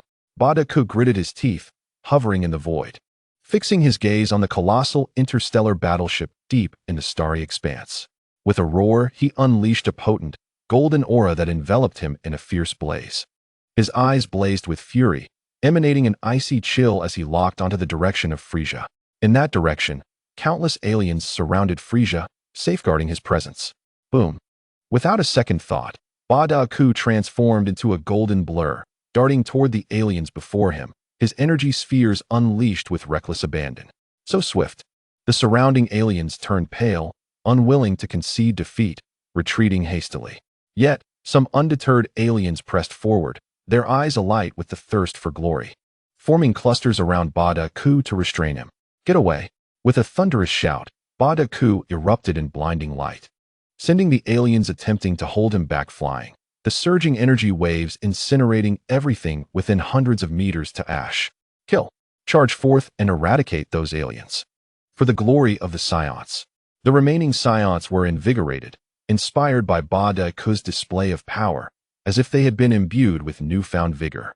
The brilliant flashes of energy surged forth, and the resulting energy beams wreaked havoc among the aliens. Meanwhile, King Vegeta, Halite, and Ka Kuei retrieved their moon devices, transforming into great apes, their power soaring to 12 or 13,000 as they clashed with the Ginyu Force. Within their combat radius, an area devoid of life emerged. Under the immense energy waves they generated, no aliens or Saiyans dared to approach. This was beyond their capacity to intervene. Haha, King Vegeta, your power has indeed seen a rise. You can now contend with my esteemed Ginyu. Ginyu taunted the transformed King Vegeta, his formidable, lavender form radiating a fierce white aura, his black horns exuding a menacing presence. Humph, Ginyu Force Captain, Ginyu. I have heard tales of your prowess, yet it seems you are not so formidable after all. King Vegeta, transformed into a great ape, exhaled heavily through his nostrils, his massive arms swiftly and mercilessly reaching for Ginyu. Humph, damn King Vegeta, just a mere Saiyan monkey. Jinyu's eyes were filled with disdain as his fist, resembling a sandbag, enveloped in a white energy membrane, struck towards King Vegeta. The barrage of energy blasts created significant trouble for King Vegeta. Although his transformation into a great ape reduced his speed and agility, his defense became remarkably robust, his vitality fully restored. Die, Ginyu! King Vegeta roared, baring his fearsome fangs as he concentrated a dangerous red energy wave, his eyes burning with a fierce crimson killing intent aimed at Ginyu. The overwhelming energy surged forth, breaking through space and traversing great distances with an intimidating force towards Jinyu's position. Just you wait. Ginyu, equally defiant, spat out a dismissive remark, his large palm gathering tremendous energy to counter King Vegeta's attack. The clash of their energies erupted, radiating a scorching and blinding light. When the brilliance subsided slightly, the two charged forward again, engaging in a brutal melee. Meanwhile, Halite, Kakeway, and the others confronted members of the Ginyu Force, including Rikumu, Jeez, Guldo, and Buddha. Despite Halite and the others having superior combat power after their transformations, the formidable Ginyu force momentarily thwarted their advance, ensnaring them in a relentless struggle. On the surface of Vegeta's star, Cassius raised his gaze slightly, a solemn expression crossing his face as he sensed the chaotic energy belonging to King Vegeta, alongside a similarly ominous aura. This malevolent energy, with a combat power of approximately 120,000, could only belong to Jinyu of the Jinyu force within Frieza's ranks. A spark of intelligence glimmered in Cassius's eyes as he deduced the source of this energy, silently committing it to memory. In that case, I must witness the battle in outer space. A smile crept onto Cassius's lips, accompanied by an enigmatic glint in his eyes. Fabelili, let me find you a safe place to hide. I am going to fight. When the time comes for Vegeta Star's imminent destruction, you will be teleported away. Do not be afraid. With that, Cassius grasped Fabelili's hand and concealed her in a secure location. He then set his sights on the battle unfolding in outer space. Frieza, I shall inflict severe damage upon your forces, leaving them unable to recover for a long time. Cassius's eyes gleamed with determination as he smiled, and a wave of energy erupted around him, propelling him into the cosmos. Chapter 96. Frieza takes action inside the interstellar battleship. Frieza sat in a small spacecraft, observing the battle outside the viewport, a cruel and cold smile playing at the corners of his purple lips. Ho ho ho, Dodoria, look! King Vegeta and that Saiyan seem quite formidable. Dodoria glanced over, activating the energy detector by his ear, which emitted a series of electronic beeps. Upon seeing the displayed values, Dodoria was taken aback. That old Vegeta. To think he could battle Captain Jinyu after transforming into a great ape is truly unbelievable. But why is that damn Saiyan heading towards you, Lord Frieza? Does he wish for death? Observing the energy detector indicating over 10,000 combat power for Bardock, Dodoria felt perplexed. With such a feeble strength, Bardock stood no chance against Frieza, let alone Dodoria himself. Of course, this was assuming the low-level warrior Bardock did not transform into a rampaging great ape. Ha. These Saiyans are utterly arrogant, oblivious to the gap in their strength. Your words ring true, Lord Frieza. These Saiyans are incredibly ungrateful. Dodoria scoffed, denouncing the Saiyans as a bunch of conceited fools. Isn't it time to conclude this game? After all this time, we have yet to eliminate all the Saiyans. Is this truly the fighting prowess of my Frieza force? Frieza suddenly shifted his tone, his crimson eyes narrowing as he fixed his gaze on Dodoria. Ahem, Lord Frieza. It won't be long before our valiant warriors eradicate the Saiyans. Soon. Dodoria stammered, cold sweat forming on his forehead. Frieza's tone suggested dissatisfaction with the efficiency of his forces. Dodoria, summon them back. I shall personally end this battle, or I will annihilate them all. Frieza's eyes clearly revealed his anger, his voice sharp and chilling. Yes, Lord Frieza, I will immediately call the troops back. Dodoria hurriedly rushed out to issue the command. Feeling the oppressive atmosphere before Frieza was truly unbearable. As Dodoria relayed the order, the combatants of the Frieza force retreated, slowly withdrawing from the battlefield, leaving only the imposing figure of the Saiyan Great Ape. The troops on the surface of Vegeta Star received the command to retreat as well. However, due to Cassius having destroyed most of their ships earlier, they were now embroiled in fierce struggles to seize vessels. It was apparent that they understood the dire consequence of failing to evacuate in time, being ruthlessly obliterated by the merciless Frieza. Retreat? Cassius pondered, having engaged in the fray, specifically targeting the elite warriors of Frieza's forces with combat power exceeding 10,000. In a short span, he had decimated a significant portion of Frieza's elite forces. Moreover, his stealthy approach allowed him to remain relatively unnoticed amidst the chaos. Frieza has retreated. We have triumphed. How wonderful. We Saiyans have won. Some bewildered Saiyans expressed joy, believing they had emerged victorious as they observed the retreating aliens. They cheered for one another, and although they had paid a heavy price, resulting in a Pyrrhic victory, the Saiyans felt elated as they gradually descended back to Vegeta Star, retracting the energy shields they had maintained. However, only a portion of them bore grave expressions, devoid of any joy. Has it truly ended? No, this is not the end. It is merely Frieza preparing to take action himself. Cassius gazed at the menacing interstellar battleship hovering in the depths of the cosmos, his expression grave. Meanwhile, Bardock, tattered and bloodied, remained motionless, haunted by visions of the future that contained no scenes of Frieza's retreat. The retreat of the aliens clearly indicated Frieza's impending personal involvement. Is he really coming? Frieza, Bardock murmured, his teeth grinding audibly. Everyone, do not leave. Frieza is about to take action. Bardock bellowed, breaking the silence. In an instant, his words snapped everyone out of their jubilation, their eyes wide with disbelief as they gazed at the monstrous ship in the outer space. There, Frieza stood with his hands clasped behind his back, his diminutive and sinister figure exuding malevolence.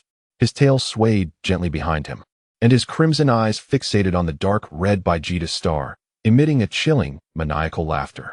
With a sudden and powerful flick of his formidable tail, Frieza's elongated appendage struck the metallic floor with the force of a steel whip, causing a violent deformation. In the ensuing waves of energy, Frieza's figure abruptly vanished from the control room of the interstellar battleship. Suddenly, he materialized in the vastness of space. His diminutive and slender form, crowned with an oval head adorned by two short horns, stood ominously still, exuding a chilling and malevolent aura. The temperature around him plummeted, inducing an almost bone-chilling cold.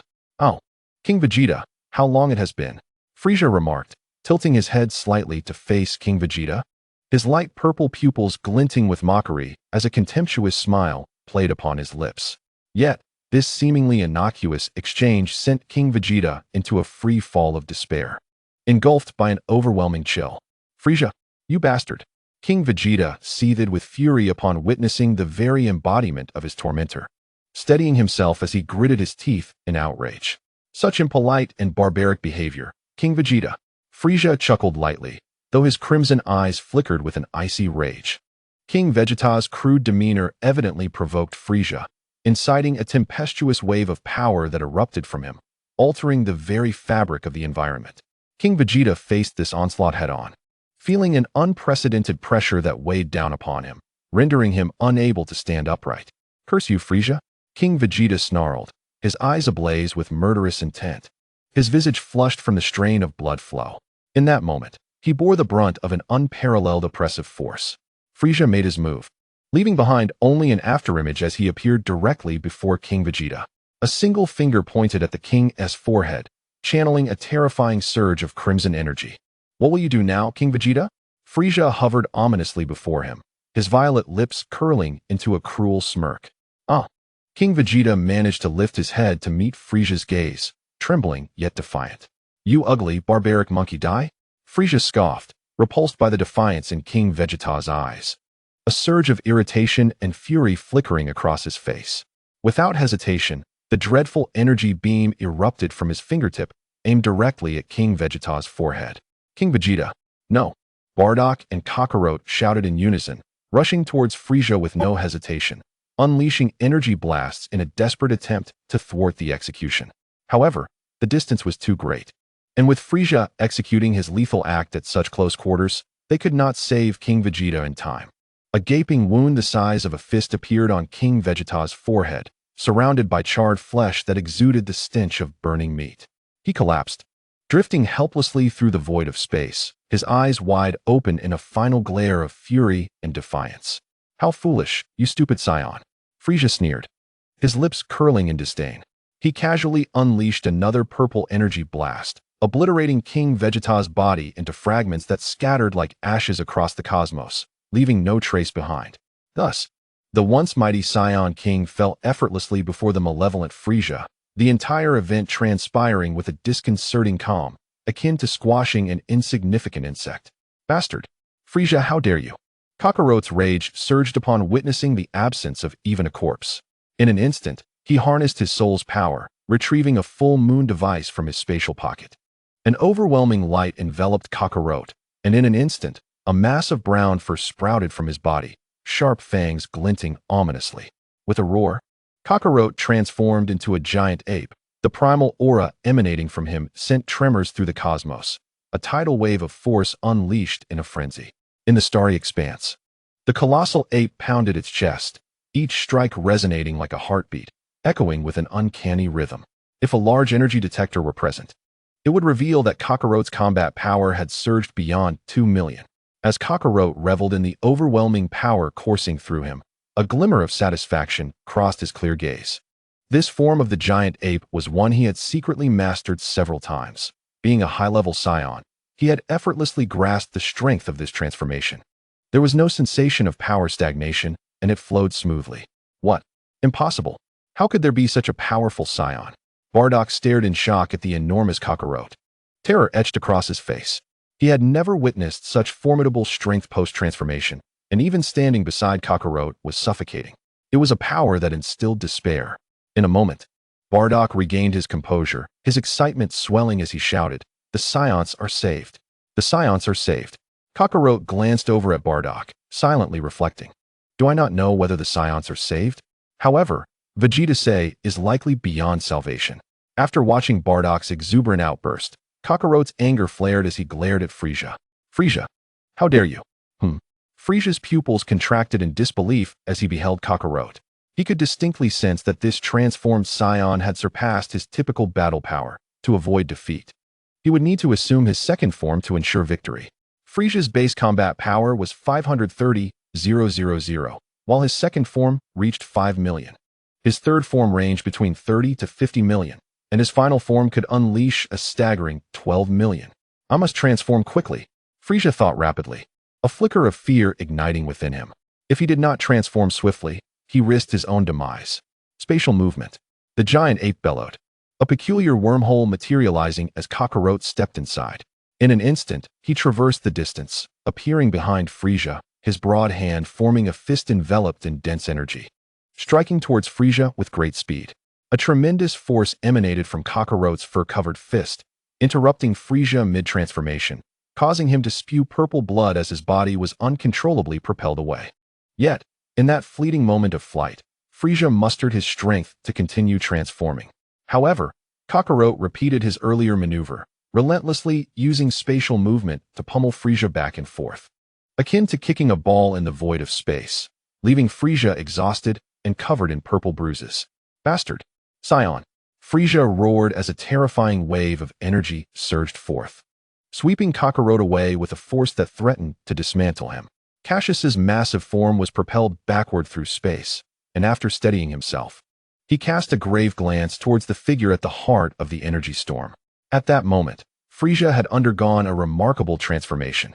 His once diminutive stature had expanded, as if he had entered a rapid growth phase, and his face bore a more mature and menacing demeanor. His horns had grown sharper and larger, and atop his head, as well as on his abdomen and shoulders, he appeared adorned with armor resembling purple gemstones, refracting light and shimmering with a lustrous glow. He donned a pair of black triangular undergarments, and his tail had become more muscular and powerful. Frieza had now entered the maturity stage of his second form, boasting a combat power exceeding 5 million, far beyond Cassius's 2 million, making any confrontation futile. How is this possible? He can transform, Cassius exclaimed, cursing under his breath. Having not afforded Frieza a moment's respite, with a solemn expression, he observed Frieza, fully aware that he had unleashed his full strength, and the now formidable Frieza would not spare him. However, Cassius noticed that Frieza's stamina appeared to be waning, as if he had forced himself into this transformation. Witnessing Frieza's heaving chest, Cassius discerned the reason behind Frieza's metamorphosis. Yet, despite Frieza's energy depletion, his combat power remained daunting, and Cassius was still not a match for him. How dare you, Saiyan? You have compelled me to transform. You must be the legendary Super Saiyan. Frieza gasped, his eyes glinting with malice as he regarded Cassius with a fierce glare. Frieza, no need for wild conjectures. If I were a Super Saiyan, you would have met your demise long ago, and you would not be here barking at me now. Cassius retorted defiantly, not shying away from the challenge. Is that so?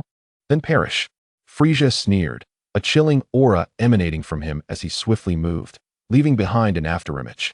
With blinding speed, he closed the distance to Cassius and delivered a devastating punch to his abdomen. A searing pain shot through Cassius, causing him to double over like a shrimp, and he expelled a torrent of bile. Continue. I shall make you endure the torment I just experienced. Frieza cackled, a glint of vengeance flashing in his crimson eyes. He unleashed a relentless barrage of attacks upon Cassius. Bam! Bam! Cassius was mercilessly battered by Frieza, and in a short span, even the resilient great ape form was left with numerous fractures and significant injuries. How could this be? Frieza has been concealing his true power. Bardock watched in disbelief as the tide of battle turned drastically, despair creeping into his expression. Was it truly the fate of the Scions to be annihilated? Bam! Bam! Bam! Cassius was expelled from his great ape transformation, floating helplessly in the void of space, his eyes swollen, only able to glimpse Frieza's movements through the narrowest of slits. Behind Cassius, the dark red planet Vegeta spun slowly. What's the matter, Scion? Where is that arrogant demeanor of yours now? Frieza scoffed from several hundred meters away, his gaze filled with cruelty and malice. Frieza, just wait. It won't be long before I return to confront you, and I shall emerge in a new form. Cassius proclaimed boldly, pointing a finger at Frieza, still brimming with disdain. Huh, you think you can just talk your way out of this? Along with Planet Vegeta? You shall descend into oblivion. Frieza's forehead bulged with veins, an overwhelming aura of murderous intent emanating from him. Frieza tilted his body to the side, extending a hand as a red energy wave flickered ominously. The dangerous luminescence swirled, rapidly expanding into a colossal energy sphere several hundred meters in diameter, resembling a small red sun radiating intense heat and blinding light. Upon witnessing this, Bardock's pupils constricted, and he immediately charged towards Planet Vegeta, teeth clenched. There was no way he could allow this energy sphere to descend. He understood that if Frieza succeeded in dropping it, Planet Vegeta would meet its end. The energy of this sphere was sufficient to obliterate the planet. For the sake of the Scions, Bardock bravely positioned himself before Cassius, arms outstretched, confronting the terrifying energy sphere. Oh, there's someone who is not afraid of death. Frieza smirked, disregarding Bardock's foolishness and continuing to channel energy into the sphere. On board the starship, Dodoria eagerly awaited, his pink skin trembling with excitement. Finally, he would witness Frieza's grand display of destruction, and each time this scene unfolded, Dodoria was filled with exhilaration. This time was no different. As Frieza prepared to unleash the planet-destroying attack, Dodoria felt an electrifying rush, eagerly anticipating the climax. Farewell, Scion monkeys. You will be reduced to cosmic dust along with Planet Vegeta. Frieza cackled, pushing his palm forward, unleashing the horrifying visage of the massive planet-destroying sphere. Hurtling menacingly towards Planet Vegeta, I will never allow you to succeed. Bardock roared in fury, soaring towards the energy sphere, arms wide open, attempting to push it away. Oh! The searing heat burned Bardock's arms, eliciting agonized screams as smoke billowed from them. His face contorted in pain, he struggled to hold on. But the energy of the sphere was overwhelmingly immense, far beyond his capacity to withstand. Cassius did not remain idle either. He pressed his hands against the sphere, fully aware that it would have little impact, but he endeavored to slow its advance. Bardock and Cassius were gradually pushed backward by the relentless force of the energy sphere, inching ever closer to Planet Vegeta. As it collided with the atmosphere, it stirred the air currents violently, unleashing a ferocious tempest that sent shockwaves through the atmosphere of Planet Vegeta, plunging it into chaos. I can't hold on much longer. Truly, Frieza's power is terrifying, Cassius resolved, sensing the overwhelming energy within the sphere. Bardock, we must retreat. We cannot withstand this. Cassius's complexion paled as he spoke urgently. But Planet Vegeta is behind me, and there are still our fellow Scions.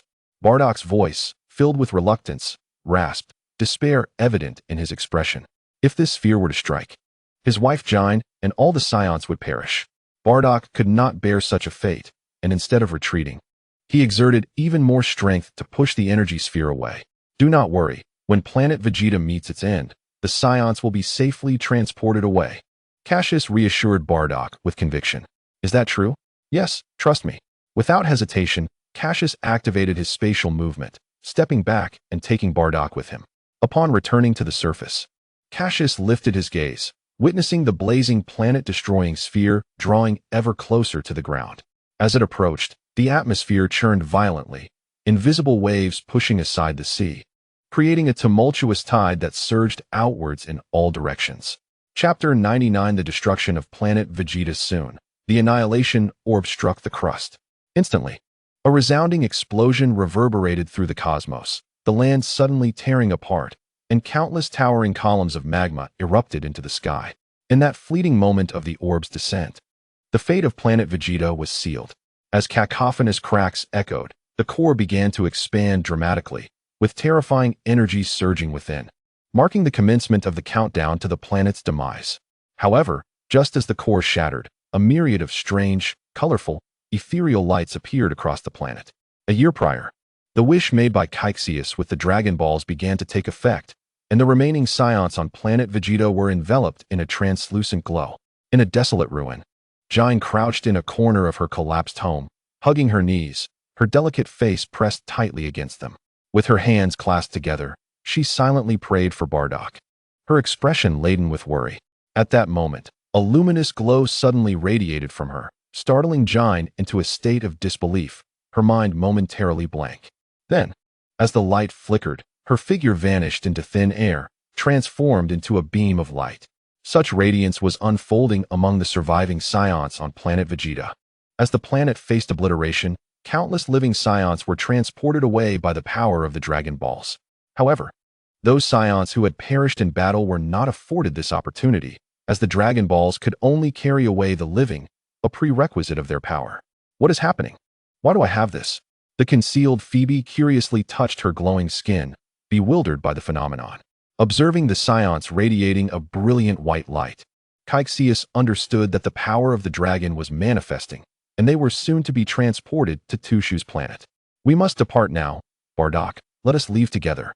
Cassius spoke calmly to the still bewildered Bardock beside him. What is this? Why are all the Saiyans emanating light?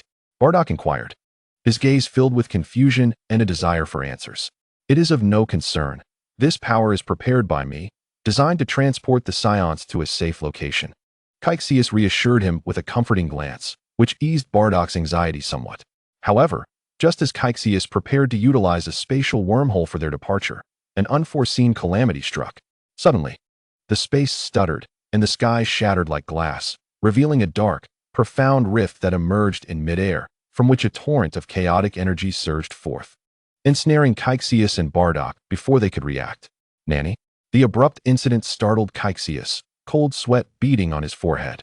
He attempted to harness his spiritual power to communicate with the spatial nodes, but the force emanating from the rift was unimaginably potent, akin to another dimension pulling them in, rendering Cassius unable to escape. He realized that the force from this spatial rift was markedly different from the spatial energies he had previously encountered. This sensation is a fusion of time and space. Cassius's pupils constricted sharply, and his expression shifted dramatically as a flash of insight struck him. Could this be the ancient temporal rift into which Bardock fell in the original narrative? Panic surged through Cassius. In the original story, Bardock did not perish alongside the explosion of Planet Vegeta. Instead, at the crucial moment, a temporal rift transported him back to the ancient era of Planet Vegeta, when it was still known as Planet Plant.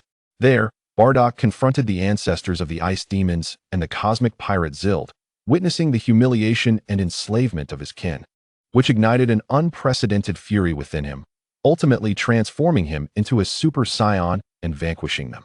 Thus, the legend of the Super Saiyan was born, passed down among the Saiyans and the Ice Demons alike. Planet Vegeta's location was a fragile nexus of time and space, and the colossal energy released during its destruction activated the temporal rift. No, I cannot go to ancient times. I do not wish to be a primitive being. Cassius shook his head frantically, filled with regret. Yet, just as he prepared to summon his resolve, the immense gravitational pull of the rift swallowed both Bardock and him whole. As the spatial rift closed, a thunderous explosion resonated through the cosmos. Boom, boom, boom. Planet Vegeta emitted a radiance comparable to a stellar destruction, its brilliance peaking before abruptly contracting.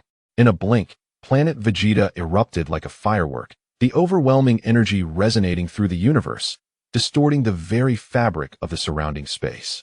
Countless molten, crimson torrents coiled through the cosmos like serpents unmoored, drifting amidst the void, appearing brutally beautiful in the vast and tranquil expanse of the universe. After radiating an extraordinary brilliance, Planet Vegeta quietly vanished, taking with it the once mighty Saiyan race. Many civilizations throughout the cosmos rejoiced at the news of the Saiyans' demise, deriding the fact that it was Frieza who had obliterated them, reveling in the poetic justice of a dog biting another dog. However, unbeknownst to them, this warrior race had not been entirely extinguished. Eastern Galaxy, Tushu's planet. A pale green orb orbited by the satellite Yushan, silently rotating in its trajectory. Through the technological advancements of the Cyobians, a vast metropolis capable of housing millions had been established on Tushu's planet. Distinct functional zones such as combat areas, training zones, living quarters, and agricultural sectors were delineated, catering to the diverse needs of the Scions. The first batch of Scions transported by Cassius had gradually acclimated to life here. As a new day dawned, sunlight generously bathed the land. The Scions, as was their custom, engaged in various exercises. The training and combat zones were the most popular among them, drawing a considerable number of Scions each day. The gravity training rooms there significantly enhanced their combat prowess, while the resting areas remained deserted, eerily quiet. The initial group of Scions who had arrived exhibited a remarkable transformation in their combat abilities, vastly different from their previous selves, now radiating confidence. However, just as they were poised to embark on a new day, an anomaly suddenly manifested in the sky. Chapter 100 The Scions of Tushu's planet. A multitude of humanoid black dots rained down from the heavens like scattered raindrops. They appear to be Scions. What is happening? Could it be that something has occurred on Planet Vegeta? The surrounding Scions' expressions abruptly shifted, a wave of foreboding washing over them as they hastened towards the direction of the falling figures. In an open plain, approximately 300,000 Scions descended, most of them injured, with only a handful able to sustain flight. Where are we? I feel as though we have been transported by some mysterious power. This place does not resemble Planet Vegeta. Bewildered, the Scions surveyed their unfamiliar surroundings, an unprecedented sense of unease gripping them. At that moment, they noticed a throng of figures emerging from the distant city, each exuding formidable energy, clad in resplendent platinum battle attire, appearing extraordinarily refined and spirited. Upon noticing the brown tails behind those figures, the newly arrived Scions' expressions changed dramatically. Scions. They are indeed Scions. This is incorrect. Taima Ka and Ba Kenli have gone missing, yet they are here? It is astonishing that someone has keen enough eyes to recognize familiar figures. All the Scions immediately perked up, gazing intently in that direction. Upon realizing that the newcomers were indeed Scions, and some were acquaintances, their previously heightened anxiety began to ease. Quickly, there are injured warriors here. We must carry them back for treatment. One of the newcomers shouted urgently to his companions upon seeing the multitude of wounded on the ground. Every Scion on Tushu Star is a precious resource. We cannot afford to lose any due to injuries. One of the leading Scions from Tushu approached and inquired, "You are all Scions from Vegeta Star. What brings you here? Has something serious happened on Vegeta Star?" Indeed, Vegeta Star has been destroyed, and King Vegeta has been slain by Fuli Sha. The Scions lowered their heads in sorrow, a glimmer of hatred flickering in their eyes. "Sai. I am Sa Jimu, also a Scion from Vegeta Star, but I was brought here by Lord Cassius long ago. I never imagined that Vegeta Star would ultimately be obliterated. Lord Cassius, have you already chosen a leader here?" The Scions from Vegeta Star were taken aback. Yes, in fact, long ago, King Cassius defeated King Vegeta. He had already been the king of the Scions when we were on Vegeta Star. As he spoke, Sajimu was filled with admiration for their new leader, Cassius, and spoke animatedly. "By the way, now that Vegeta Star has been destroyed, everyone should immediately destroy their energy detectors. These devices contain surveillance equipment that can easily expose our location to Fuli Sha and his ilk." Upon hearing Sajimu's words, the group of Scions turned pale and hurriedly crushed the energy detectors by their ears, with others quickly following suit. Sajimu smiled as he watched their actions, enthusiastically stating, "Come with me. Here, AI Liku is in charge. From today onward, all Scions from Vegeta Star must pledge loyalty to King Cassius. Allow me to first introduce you to the situation on Tushu Star, and then I will take you to see where you will reside. Tushu Star is located in the Eastern Galaxy, near the center of the Milky Way, far from Vegeta Star, so there is no need to worry about Fuli Sha." "East Galaxy? How did we traverse such a long distance?" one Scion asked, filled with confusion. "That is certainly due to Lord Cassius' strength. Let me tell you, although he is young, he is extraordinarily powerful, with a battle power of 200,000, far surpassing King Vegeta."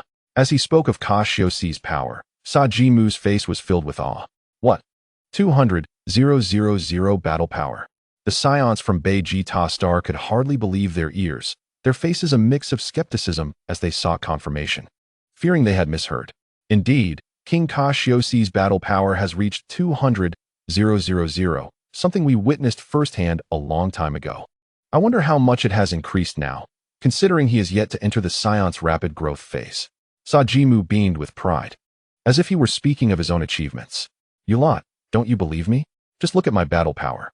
A year ago, it was merely 534, and now it has soared to 300. This is all thanks to Lord Cassius selflessly sharing his unique training methods and providing us with an excellent training environment. If you train like I did, your battle power will surely rise swiftly. Sajimu, a mid-level warrior, had previously been among the weaker Saiyans at the age of 20, but in just a year, he had transformed dramatically, reaching a battle power of 300, comparable to some high-level Saiyans. His progress was indeed remarkable. Listening to Sajimu's proud words, the Saiyans from Vegeta Star felt a surge of warmth in their hearts, astonished by the situation. Who exactly is Cassius? And how is he able to enable Saiyans to rapidly enhance their battle power, even allowing those with lesser combat potential to overcome their bloodline limitations? The Saiyans from Vegeta Star could discern that most of those adorned in splendid attire were once low-level warriors, yet in their presence, they felt a sense of inadequacy. According to Sajimu's account, such remarkable improvements in a year would lead to the mass production of formidable warriors. Next, Sajimu introduced the newly arrived Saiyans to the situation on Cassius Star. Currently, all Saiyans from Vegeta Star had been transported here, totaling approximately 300,000 weary warriors, the majority being injured. Due to the influx of Saiyans, the Saiyans on Cassius Star, who had never faced such a situation, were presented with some challenges. Fortunately, with the assistance of the Sabo people, order was quickly restored after a brief period of chaos. From Sajimu, it was learned that on Cassius Star, including Cassius, there were already 4 Saiyans whose battle power exceeded 100,000, all former members of King Cassius's team. Additionally, there were some young Saiyans of exceptional potential who had yet to mature but thrived in a rich training environment. What a formidable force this would be in the universe. Chapter 101. King Ku-Er-Da. As the renowned planet of the Saiyans in the universe, the destruction of Vegeta Star sent ripples of impact throughout. 3 days after the obliteration of Vegeta Star, in the palace of King Ku-Er-Da in the eastern part of the northern galaxy, a serene and opulent atmosphere pervaded the Golden Hall.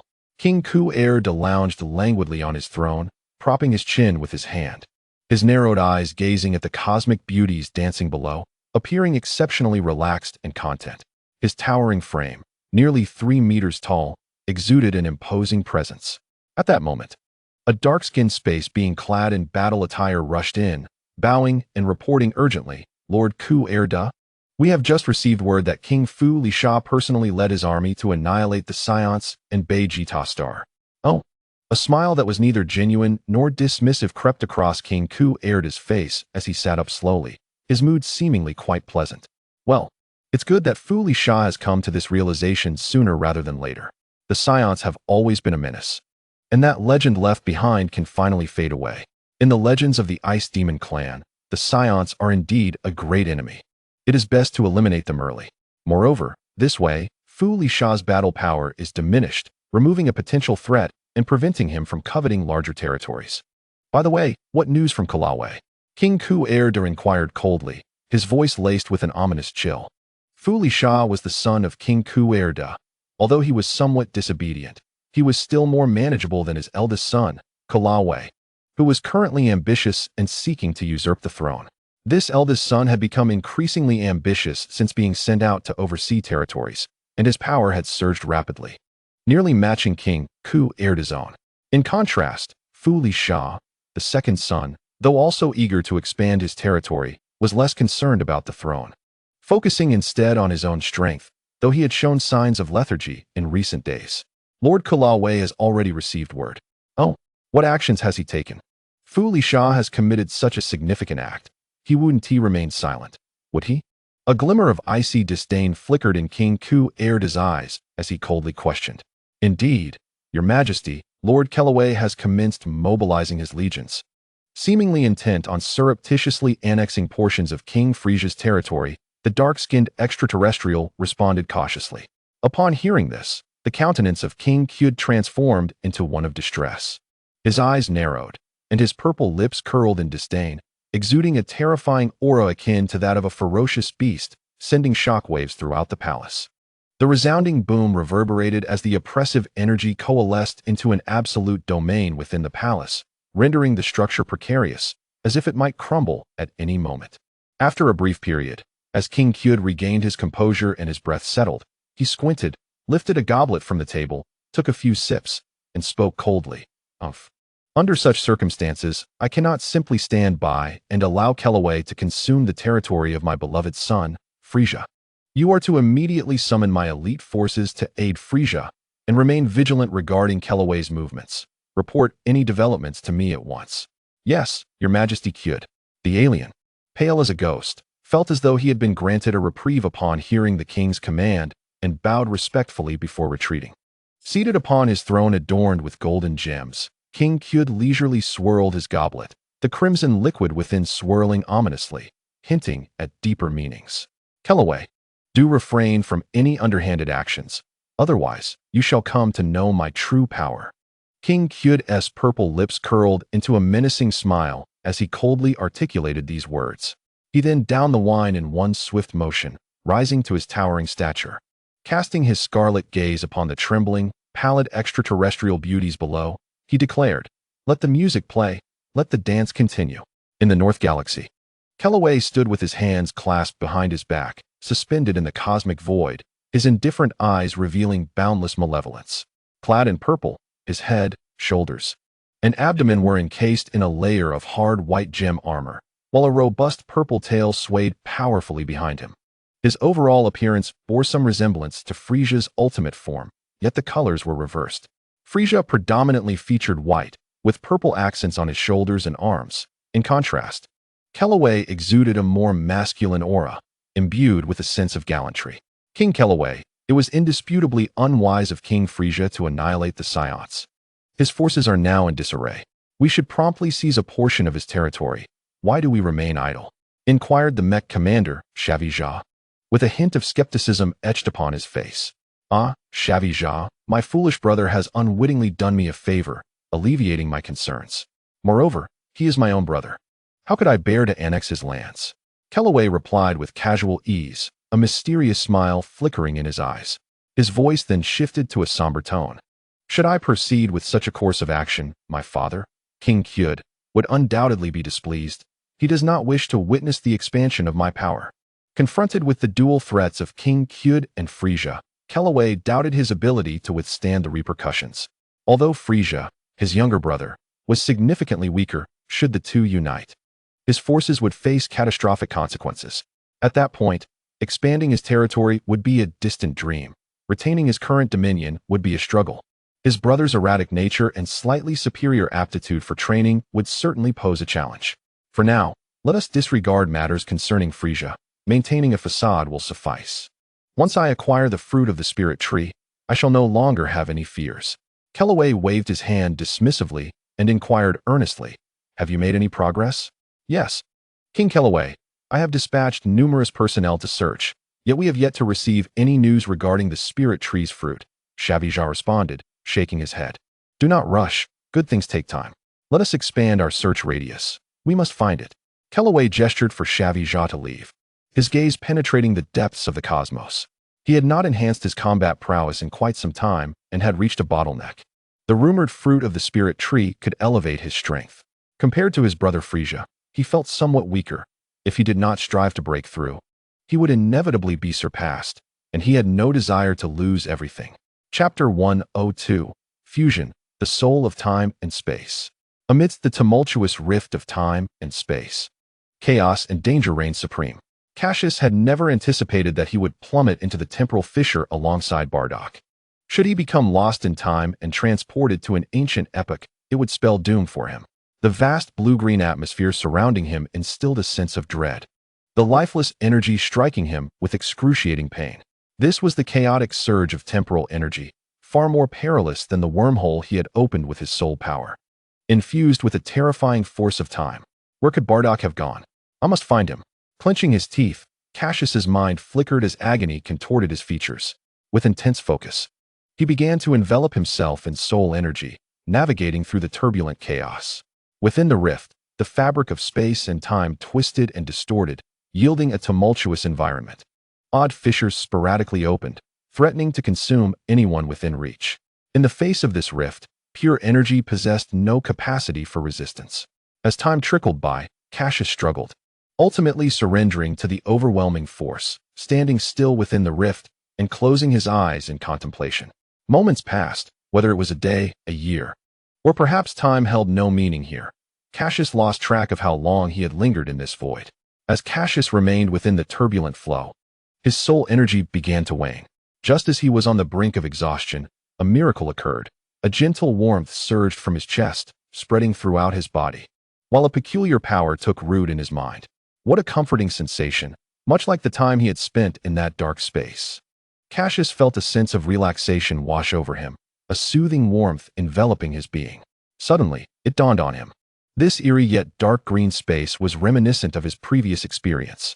However, compared to the mysterious space that had felt like primordial chaos, this place was considerably more bearable. Amidst his confusion, Cassius's eyes suddenly gleamed with renewed vigor. His previously depleted soul energy began to stir back to life. Moreover, his body instinctively commenced absorbing the mysterious temporal energy from the rift. At that moment, the stinging sensation that had once plagued him diminished significantly, replaced by an exhilarating sense of freedom, as if he were a fish in water. Perhaps Cassius's body had begun to adapt to the powers of time and space, gradually absorbing the blue-green energy. As this energy mingled with the soul energy within him, a magnificent golden energy source emerged, culminating in the fusion of time and soul. Following the amalgamation of these two energies, under the pressure of the chaotic flow, Cassius attained a more advanced power of time and space. With the new energy born from the fusion of time and soul, he felt impervious to the chaotic winds and currents of the rift. Instead, the newfound strength allowed him to swim freely, unencumbered by the turbulence. Free from the constraints of the chaos, his body felt remarkably light. Cassius meticulously contemplated the newfound energy within him, convinced he was ready. With a sudden burst, his body propelled forward, covering a considerable distance in a swift motion. He then began his search for Bardock. However, within this peculiar space, locating an individual felt akin to searching for a needle in a haystack. It proved exceedingly challenging. After an extended period of fruitless searching, Cassius had yet to catch a glimpse of Bardock. Perhaps Bardock had been whisked away to a bygone era by the space-time rift. After a long and fruitless pursuit, this thought emerged in Cassius's mind. It seemed plausible, considering Bardock had been missing for so long. Perhaps his fate mirrored that of the original narrative. Alas, it appeared Bardock was destined to return to the ancient times, leaving behind a legend that would instill fear in the Frost Demon clan. Cassius sighed, feeling a tinge of regret. He had initially hoped to bring Bardock back to Tushu's star, but it seemed that was no longer feasible. The enigmatic nature of the space-time rift made it unwise to linger, although Cassius could stave off the chaotic currents of time and space. Remaining here was not a viable option. After a brief contemplation, he resolved to abandon his search for Bardock and instead seek a way to depart this realm. The location of Vegeta's star had transformed into an area with weakened spatial integrity. To return, he would need to open a space-time portal and identify another weak point. It might require an immense force capable of obliterating a planet to breach the rift, and it would also need to be situated in a region of weakened space. This made the conditions considerably more stringent. After wandering a little longer, Cassius suddenly noticed an alarming situation. His body seemed to be absorbing the energy from the space-time rift to a point of saturation, giving rise to a sensation of inflation. Cassius began to feel distressed over this development. At that moment, he noticed a glowing humanoid figure appearing ahead, standing out against the eerie green-blue backdrop. Cassius felt a surge of energy and hurried towards it. Upon closer inspection, he realized that the figure was none other than Bardock. To his astonishment, Bardock had not been transported away. Currently, Bardock's aura was faint, and he appeared remarkably weakened, as though he were a candle flickering on the verge of extinguishment. This was the means to escape this place. Gripping Bardock's body tightly, Cassius endeavored to maintain his balance amidst the chaos. The radiant glow surrounding Bardock was likely the result of Shinran's wish power, which had allowed him to survive amidst the space-time rift, creating a stalemate where neither party could prevail over the other. When this power dissipated, Bardock's body might be torn to shreds by the turbulent currents or perhaps fall back into the ancient era. At this juncture, Cassius had no choice but to make a desperate effort. Gritting his teeth, he weighed his options and resolved that he could only treat a dead horse as if it were alive. Sensing a slightly weaker area in the fabric of space, Cassius exerted all his strength to channel his newfound time-space soul, hoping to open a rift at this vulnerable point. As this was Cassius's first time wielding such power, the splendid golden energy of the time-space soul surged forth wildly, relentlessly impacting a specific area of space. The golden energy spread out, and Cassius's expression twisted in concentration as he pushed his body to its limits. However, the excessive exertion rendered his face pale, beads of sweat forming on his brow. Simultaneously, the golden time-space energy coalesced into threads, enveloping both individuals within a radiant golden cocoon. Chapter 103. Escaping the space-time rift. As the emerald-green chaotic currents of time and space struck, they dissipated upon contact with the golden cocoon. With a sudden burst, Cassius and Bardock remained steadfast within. The external golden cocoon began to spin rapidly, distorting the space around it and creating invisible ripples through the time-space continuum. Then, with a thunderous roar, the golden cocoon could no longer withstand the force's pull and erupted in a spectacular explosion of energy. Like a massive stone cast into a serene lake, it triggered a colossal wave, causing a tumult in the fabric of time and space. The space-time rift was torn open, releasing a torrent of energy into the void. In the northern galaxy, on a distant planet, the sky was a brilliant blue, unmarred by clouds. It was noon, and the sunlight filtered through the atmosphere, casting a gentle and serene aura. Yet, at that moment, tranquility was shattered as a tempest brewed in the sky, as if something was about to burst forth. In the next instant, space warped, and the clouds were violently dispersed, as a cascade of golden energy descended like a radiant pillar. This resplendent golden energy flowed forth, resembling the collapse of heaven and earth, crashing down to the ground, fracturing the earth and withering all life. The entire scene unfolded in an instant, as if the sky had been torn open, a harbinger of doom. The power of the space-time rift was overwhelmingly dominant and fierce, rendering everything in its presence feeble and insignificant. Haha, we've escaped. A hearty laugh echoed as two humanoid figures emerged from the fissure in the sky. Cassius, carrying Bardock, slowly descended to the ground, gasping for breath. He swiftly opened his dimensional space and retrieved some senza beans. Having merged with the power of time, Cassius's soul had undergone a transformation, rendering him immensely powerful. Moreover, amidst the chaotic currents of time and space, his body had been tempered, becoming even more formidable. His strength solidified. He could now integrate a fragment of time-space energy, making his movements more terrifying and imbued with an ominous might. Estimating his battle power, Cassius believed it had surpassed 250,000, a remarkable increase of nearly 50,000 from before. After consuming a senza bean, the vast energy rapidly healed his wounds. He then fed one to Bardock as well. As the senza bean took effect, Bardock's breathing gradually steadied, and the injuries inflicted by the chaotic currents of time and space began to heal. Seeing this, Cassius let out a sigh of relief, recalling the perils they had faced, still feeling a lingering trepidation. Had it not been for the fusion of his soul's power with the time-space energy at a crucial moment, he would not have been confident in escaping the rift. It was precisely this miraculous occurrence that allowed Cassius to return to the universe. However, considering Bardock had not been sent to the ancient era, it might have given rise to a new parallel world, one in which the legend of the Super Saiyans may not exist at all. Cassius calmed his mind, a spark of inspiration flashing through. In the original narrative, traversing time and space would create a parallel timeline, which is why both cosmic law and deities strictly prohibited the creation of time machines or time travel. Why am I overthinking this? Cassius chuckled to himself, shaking his head, realizing he had been contemplating unnecessarily. These matters were beyond his concern. Parallel timelines had no bearing on him, as long as they did not impact him directly. After some time, Bardock gradually regained consciousness. Following this life-and-death struggle, the Saiyans' energy exploded forth, revealing a tremendous enhancement. Bardock's battle power surged to 32,050. Where am I? Vegeta Star? Bardock awoke, his mind still somewhat foggy, But as memories of Vegeta Star flooded back, his expression shifted dramatically. Vegeta Star? What happened? What about that scoundrel Frieza? Oh, Bardock, you're awake. Frieza has destroyed Vegeta Star. What? Was the planet Vegeta truly destroyed? Bardock's gaze was dim, his eyes vacant, lingering in disbelief. However, do not be overly concerned. The Saiyans have been relocated to a secure planet, and even your wife has been transported away. Really? Are the Saiyans still alive? Bardock, like a drowning man grasping for a life raft, clutched Cassius's shoulder and shook him, desperately hoping to discern the truth. Suddenly, a sharp pain surged through him.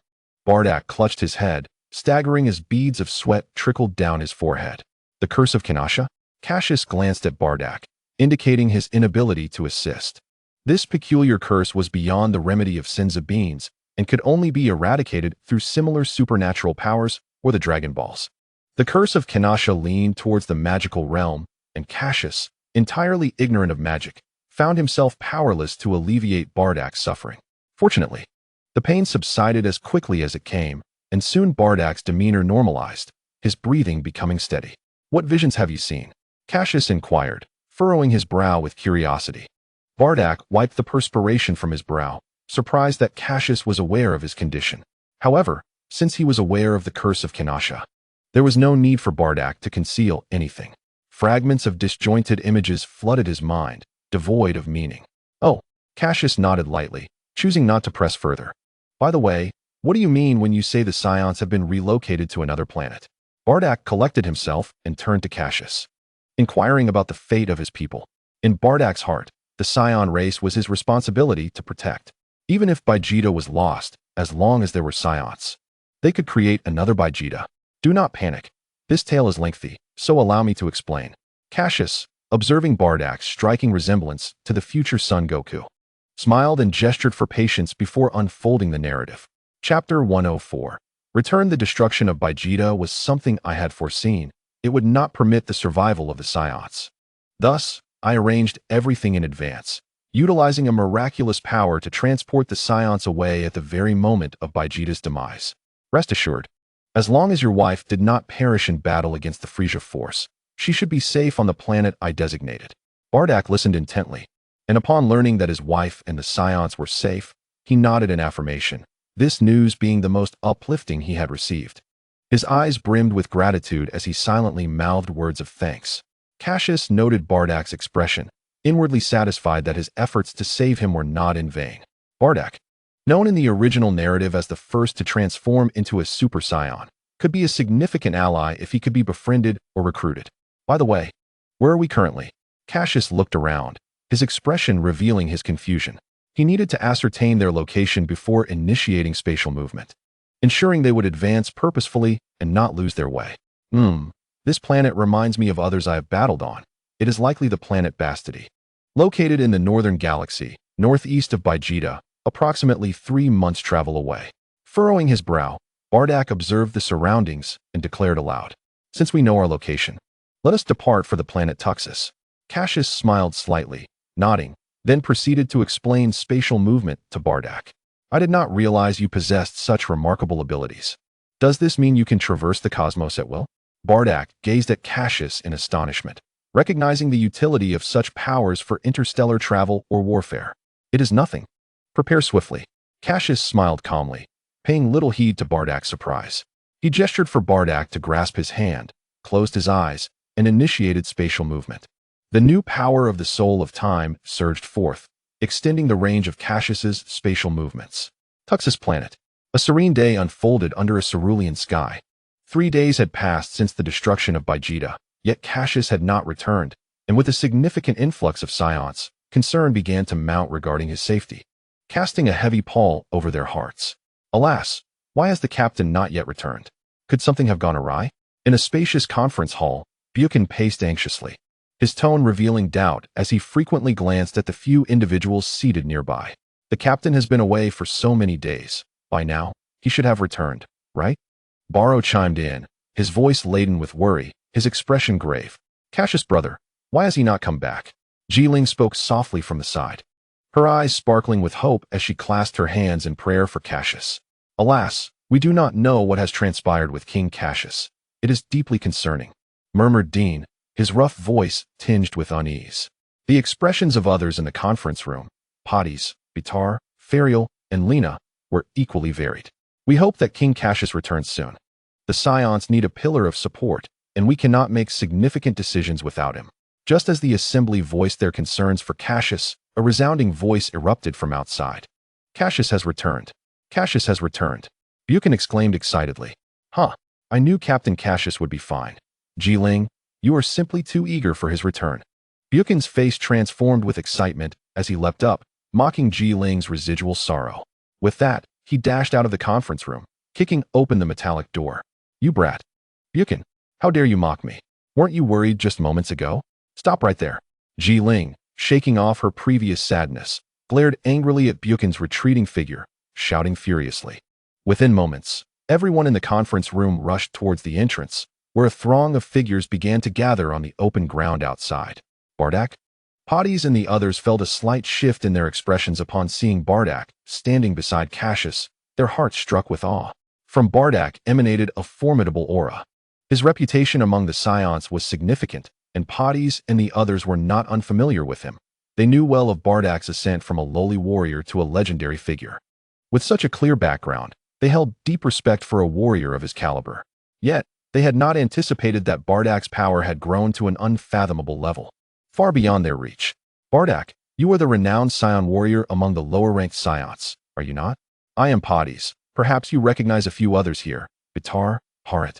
And the rest survived the battles on Vegeta and were transported to this planet. Pads greeted with enthusiasm, introducing some renowned Scions from Vegeta Star to Bardak. Upon encountering the Scions before him, Bardak was astonished, especially when he laid eyes on the children-like Scions, each harboring a power that even he regarded with trepidation. This revelation filled him with exhilaration, causing the blood in his veins to simmer. I am Bardak, greetings to you all. The adult Scions began a simple exchange, gradually transforming from strangers to acquaintances. When everyone learned about the cataclysmic destruction of Vegeta Star, they regarded Bardak and Cassius with profound respect, particularly upon hearing of their selfless act to shield against the planet's annihilation. How could one not admire such a figure, who sacrificed so much for the Scion race? Here, apart from Cassius's team, Bardak was the mightiest. By the way, Cassius, since you have returned, it's time to address some matters. With so many Scions arriving, your presence will be essential for handling certain affairs, Eric remarked solemnly, observing Cassius reminiscing with Ji-Ling, Buchan, and Balu. Understood, Cassius replied, shifting his gaze. Chapter 105. A visit on Tuxius Star. The sky was clear and refreshing. Since the relocation of over 300,000 Scions from Vegeta Star, the mood among the earlier arrivals, including Sakin, was remarkably buoyant, as they diligently escorted the injured to the healing chambers. 5 days later, thanks to their formidable recuperative abilities and physical prowess, the majority of Scions had recovered. Embracing the dawn's warmth, these healed Scions felt a long-lost sense of comfort, as if they had been reborn. After the destruction of Vegeta Star, they seemed transformed, like phoenixes rising from the ashes. With the arrival of these Scions from Vegeta Star, the population on Tuxius Star swelled significantly, establishing it as the sole bastion of Scion bloodline in the universe. The newly arrived Scions first experienced the training atmosphere of Tuxius Star, discovering that the conditions for cultivation were decidedly superior. Moreover, the city was undergoing expansion, with plans for even more advanced training zones to be developed shortly, promising an imminent enhancement of their combat capabilities. In the training area, Sakin led the newcomers on a tour of various training apparatus, a task he had undertaken frequently over the past few days. With groups ranging from over 30 to a mere dozen, he tirelessly introduced the newcomers to the various aspects of Tuxius Star. This included the rules established through discussions among Cassius, Bitar, and others to help them adapt to the management system, as well as the array of high-tech training devices available.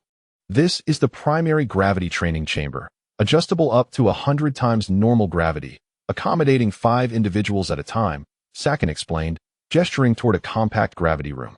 Gravity training chambers were categorized into primary, intermediate, and advanced based on size and function. Many of the more rudimentary gravity training chambers were freely accessible as public utilities for Scion cultivation. However, to further enhance their combat strength, one would need to apply for time in these chambers, exchanging battle merit for access. The primary training chambers, capable of reaching 100 times gravity, sufficiently met the needs of numerous Saiyans, as the majority were still in their nascent stages of development. Conversely, intermediate and advanced gravity chambers were rare, reserved for the elite, with gravity levels soaring to 300 or 500 times. The gravity training chamber previously utilized by Cassius belonged to the advanced category, fully equipped. Do these gravity training chambers truly possess such miraculous effects? Can they augment our combat power?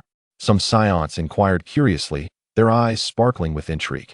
Indeed, these high-tech training devices were commissioned by King Cassius himself. Have you not noticed how robust the Saiyans on Tuxia's star appear? This is all thanks to them. Saiyan proudly explained. The gravity chamber's ability to manipulate gravitational forces subjects the Saiyans inside to greater gravity than that of the outside world.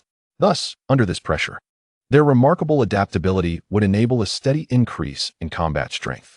Hearing Saiyan's assertions, the Saiyans accepted his words without doubt, though their expressions reflected surprise at the simple yet profound discovery that gravity training indeed served as an excellent means of enhancing combat prowess. Observing their reactions, Saiyan chuckled heartily. Why not experience it for yourselves? Under his guidance, the Saiyans excitedly entered the training chamber, which, though theoretically designed for 5, could accommodate dozens for observation. Let us start with 15 times gravity, Saiyan smiled, proceeding to the control panel in the gravity room, setting the parameters to 15. With a thundering roar, the machinery sprang to life, yet nothing seemed amiss initially. Just as confusion clouded their faces, a powerful force suddenly bore down upon them. As if attempting to pin them to the floor, they felt as though bound by countless iron chains. Every part of their being, including their organs, and even every cell, endured the unbearable weight of gravity. The faces of the Saiyans within the chamber contorted as they bent forward, beads of sweat forming as they exerted tremendous effort to resist the gravitational force. "Ah, this sensation is incredible," exclaimed some Saiyans, exhilarated by the power enveloping them. "Ha! This is the allure of gravity. As you ascend to greater levels, your combat power will inevitably rise," Saiyan proclaimed, his voice resonating powerfully, seemingly unaffected by the gravity. Having already acclimated to 15 times gravity, he found it a mere trifle. Every individual possesses a limit to their endurance. If they exceed it, they might either soar or be crushed. Much like the proverbial last straw that breaks the camel's back, surpassing one's limits, even by a slight margin, could lead to collapse. The newcomers, typically of commendable aptitude, yet slightly less powerful than Saiyan, struggled to adapt immediately to the gravity. Droplets of sweat cascading down their cheeks as they labored against the oppressive force. After a minute, as Saiyan deactivated the gravity, they gasped for breath, collapsing to the ground, panting heavily. "Remarkable. I feel as though my combat power has increased slightly," one remarked. "Indeed, it feels akin to having endured a fierce battle. The energy expenditure is immense. In this environment, I believe I can swiftly surpass 3,000 in combat power."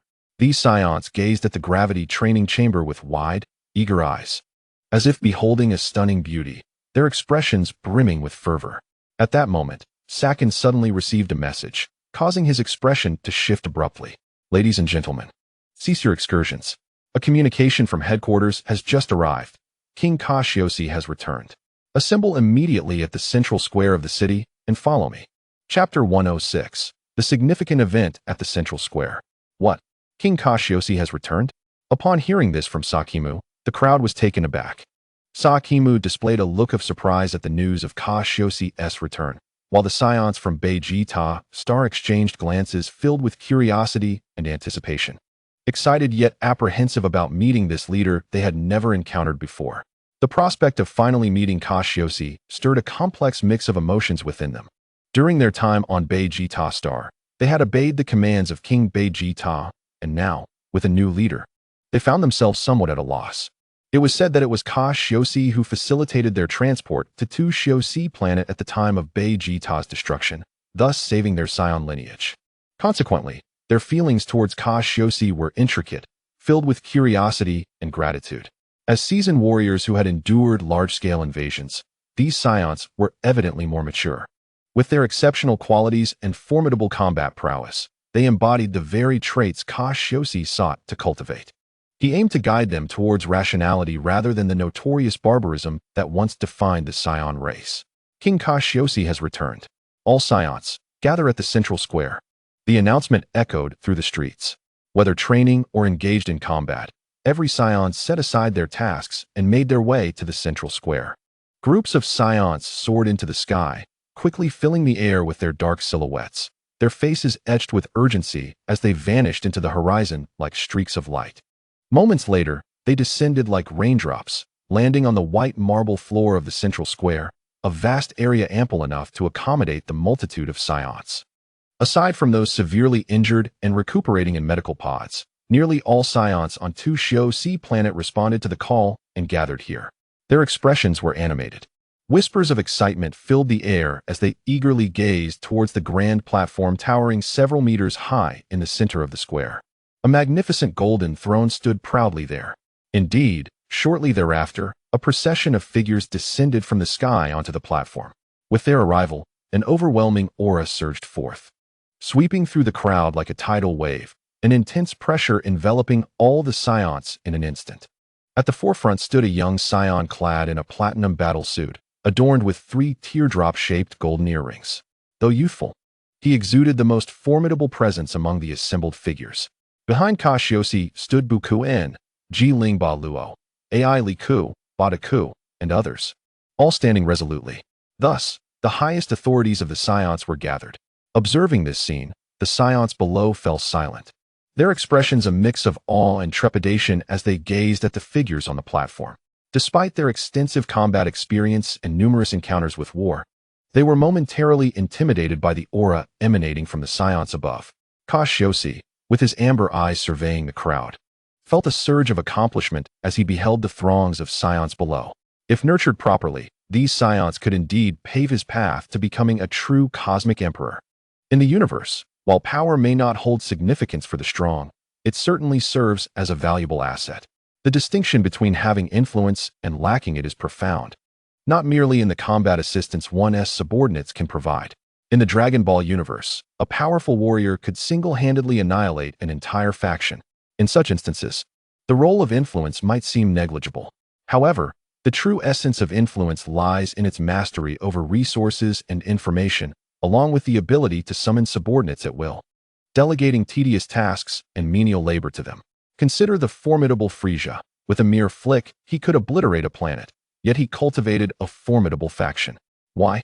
This is easily understood. When Frieza sought something or wished to gather intelligence, he could not afford to expend time on such pursuits personally, allowing his subordinates to fulfill those roles. Most importantly, the intoxicating sensation of wielding power, being above all others, is undeniably alluring. Cassius, surveying the entirety of the Dragon Ball universe, recognized that possessing a robust and structured faction would enable those in power to accomplish tasks with remarkable efficiency. Much like the Saibo people, whose technology could play a vital role. Slowly taking his seat upon the golden throne, Cassius sat upright. Observing the expressions of the Saiyans below, a smile unconsciously forming at the corners of his mouth.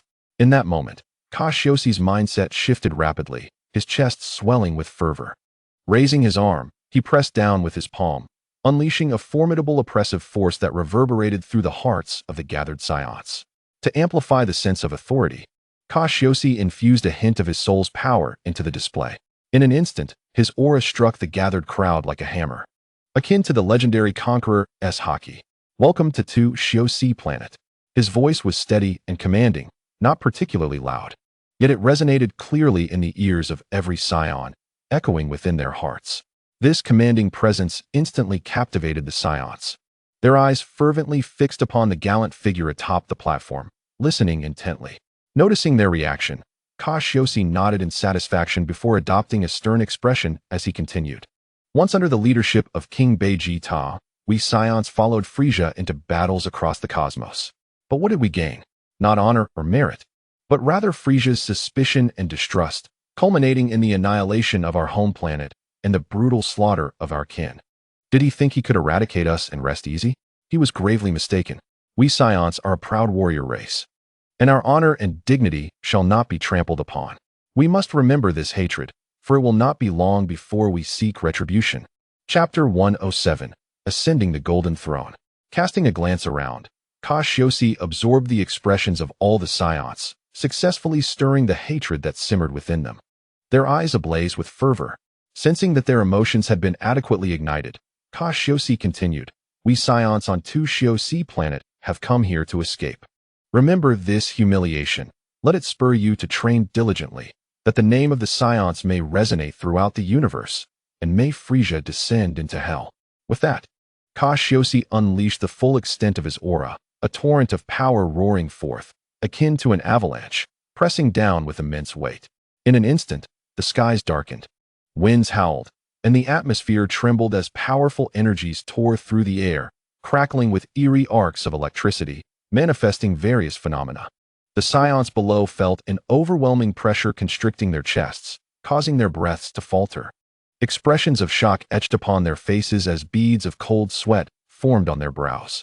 Although they had long anticipated the formidable strength of Cassius, it was only through personal experience that they grasped the true terror it embodied.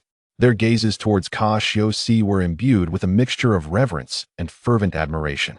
A combat power of 250,000 is not something the average individual can withstand, had it been anyone else unleashing such unrestrained energy.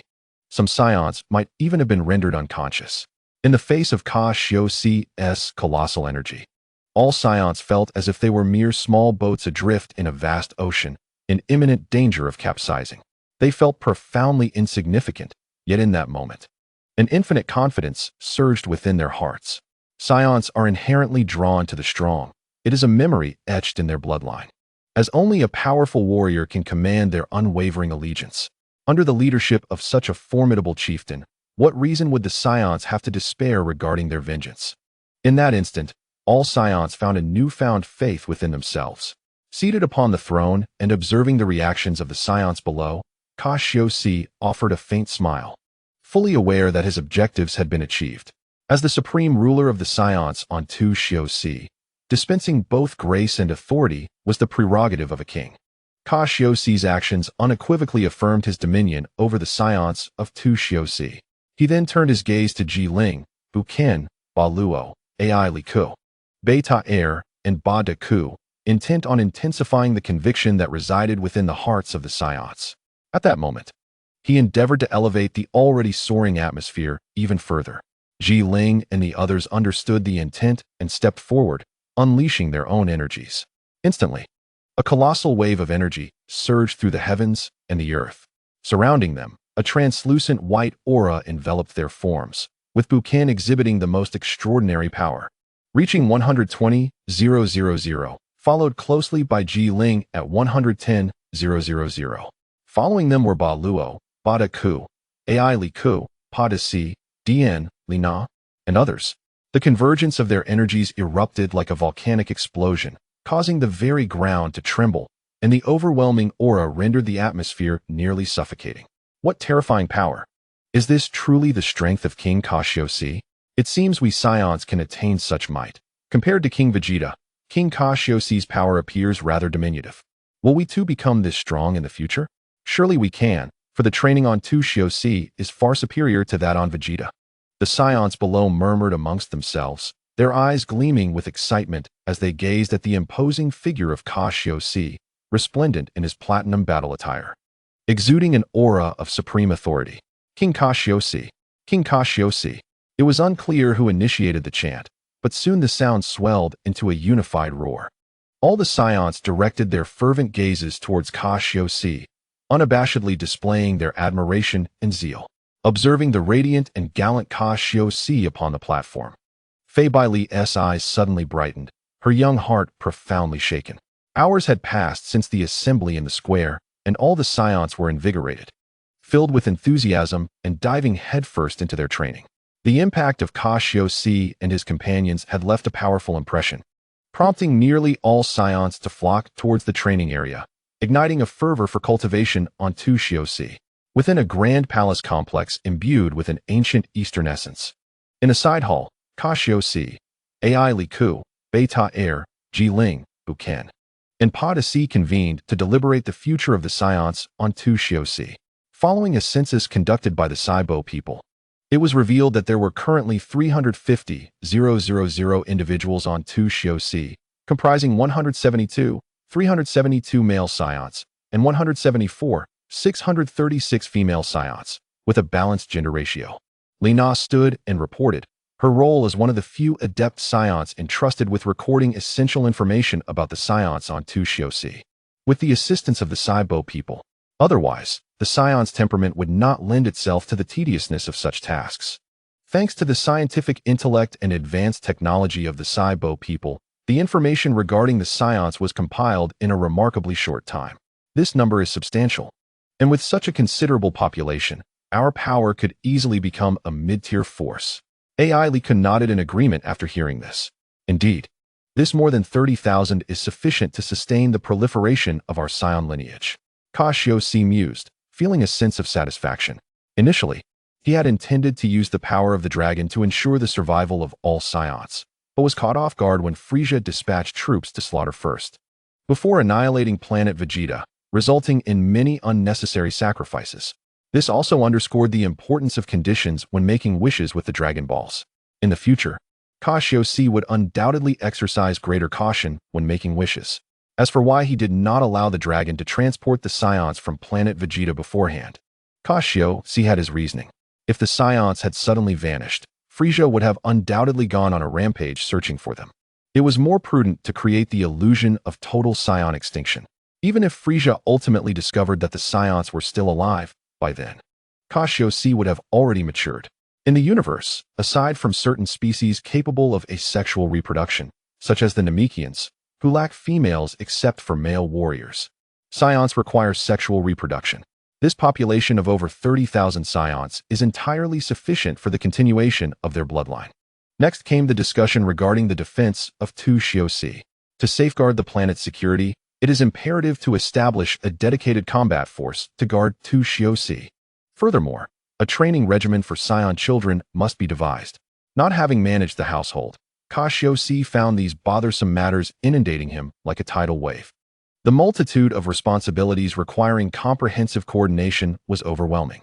Although Cassius could not personally handle every issue, this nascent phase necessitated his decisive involvement in many matters, as certain responsibilities could not be cast aside. Once a functional system was established, Cassius would find himself with much more leisure. A king and leader of a tribe, if he wishes for his subjects to live in peace and prosperity, cannot solely rely on brute force. A perpetual state of militarism is unsustainable. At the very least, one must possess a certain degree of wisdom and a cadre of capable administrators to manage affairs. While Cassius's martial prowess is unquestionable, managing a team and tribe is a completely new endeavor for him. Currently, among Cassius's core subordinates, only a few individuals, namely Lina, Pa de Si, and Beta Air, possess the requisite talents, making governance a challenging endeavor. At times, Cassius pondered whether it would be beneficial to introduce compulsory education to the Saiyans, fostering a new generation of intellectuals. However, this notion was swiftly cast aside by Cassius. He soon directed his thoughts towards the Saibo people, realizing that perhaps the synergy between their technological prowess and the Saiyans' formidable combat strength could create the most harmonious power structure. Yes, this is an excellent idea.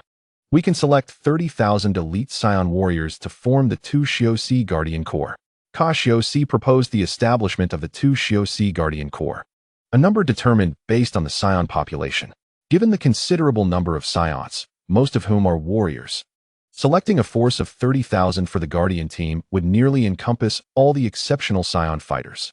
It is crucial to also identify and nurture some of the underage Saiyans, as I intend to select a group from among them, dividing them into several teams, with the aim of eventually forming elite special operations units from the most distinguished Saiyans. Coupled with the energy cultivation techniques I will impart, I firmly believe their combat prowess will be formidable in the future. Eric quickly grasped Cassius's intentions, his eyes brightening as he nodded earnestly. Indeed, if we cultivate them from a young age, their future combat capabilities are undeniable and will become increasingly formidable, and their loyalty will be unwavering. Thus, I wholeheartedly concur with this approach.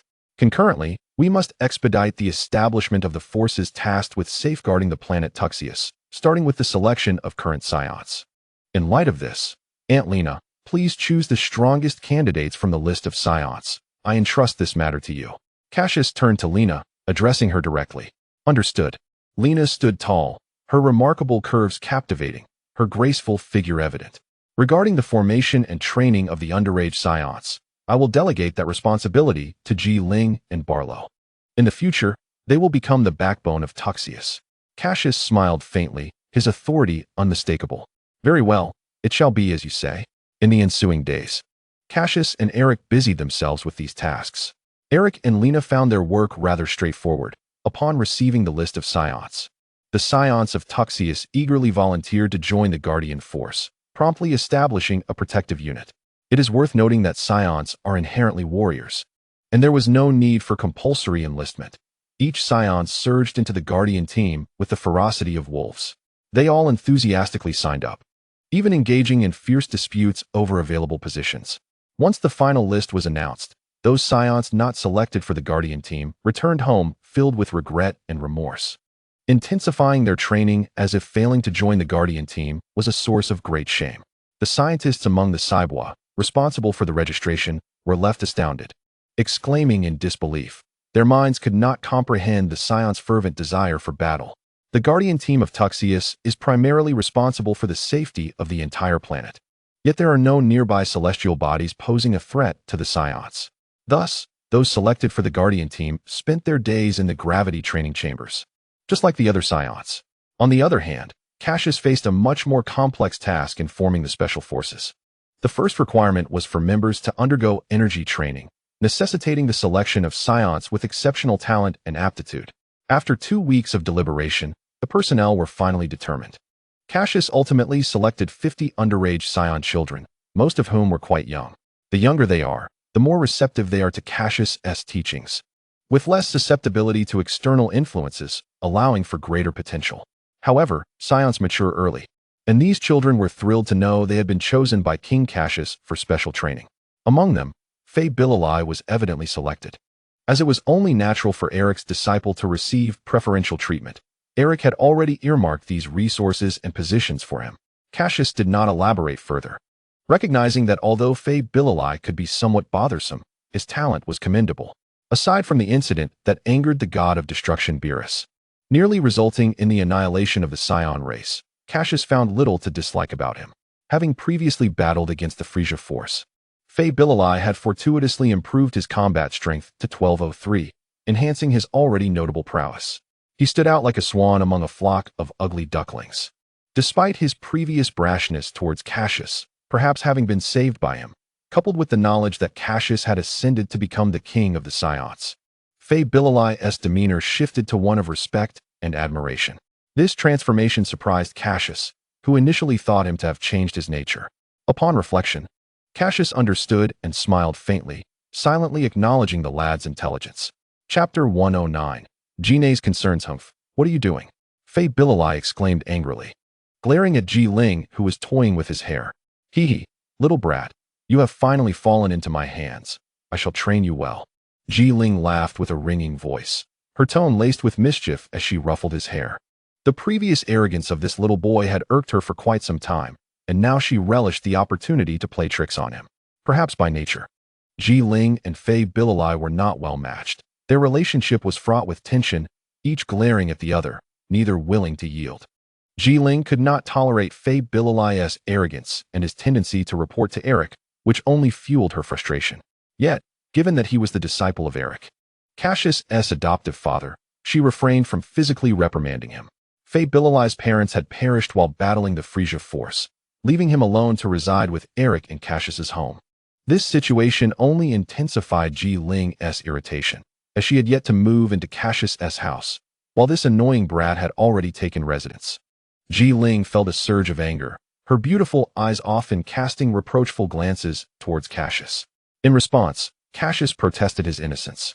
It was not his doing that Faye Bilali had been assigned to live with him by Eric. Moreover, after saving Faye Bilali, the boy's attitude underwent a complete turnaround, shifting from arrogance to a humble eagerness to learn, persistently seeking Cassius's guidance. Perhaps the loss of his parents weighed heavily on him, compelling him to strive for greater strength. Consequently, Cassius found it difficult to harbor any dislike for the boy. Ultimately, the framework for elite training was established, with the special forces of over 50 members divided into 4 groups of roughly 10 each, commencing their training under Cassius' supervision. In a luxurious mansion situated in the heart of the city, which had been assigned to Bardock, the aroma of delicious food wafted from the kitchen. Gnei, clad in an apron, was busily preparing a meal, her delicate frame gracefully moving about the kitchen with practiced ease. Since arriving on Tuxius, following the initial chaos and with Bardock's survival and reunion with her, Gnei had not ceased to smile, radiating happiness. Bardock's presence had significantly improved her life. But most importantly, his survival was monumental news for her. Under Eric's arrangements, Bardock was allocated a lavish villa, which was a commendable benefit. Seeing Gnei safe and sound filled Bardock with immense joy. He had spent these days at home in her company. As Gnei brought the steaming dishes to the opulent dining table, she playfully pinched her ears, gradually releasing the warmth, her adorable demeanor eliciting smiles. Before long, the two gathered around the dining table to share a meal, the heartwarming and blissful scene radiating warmth.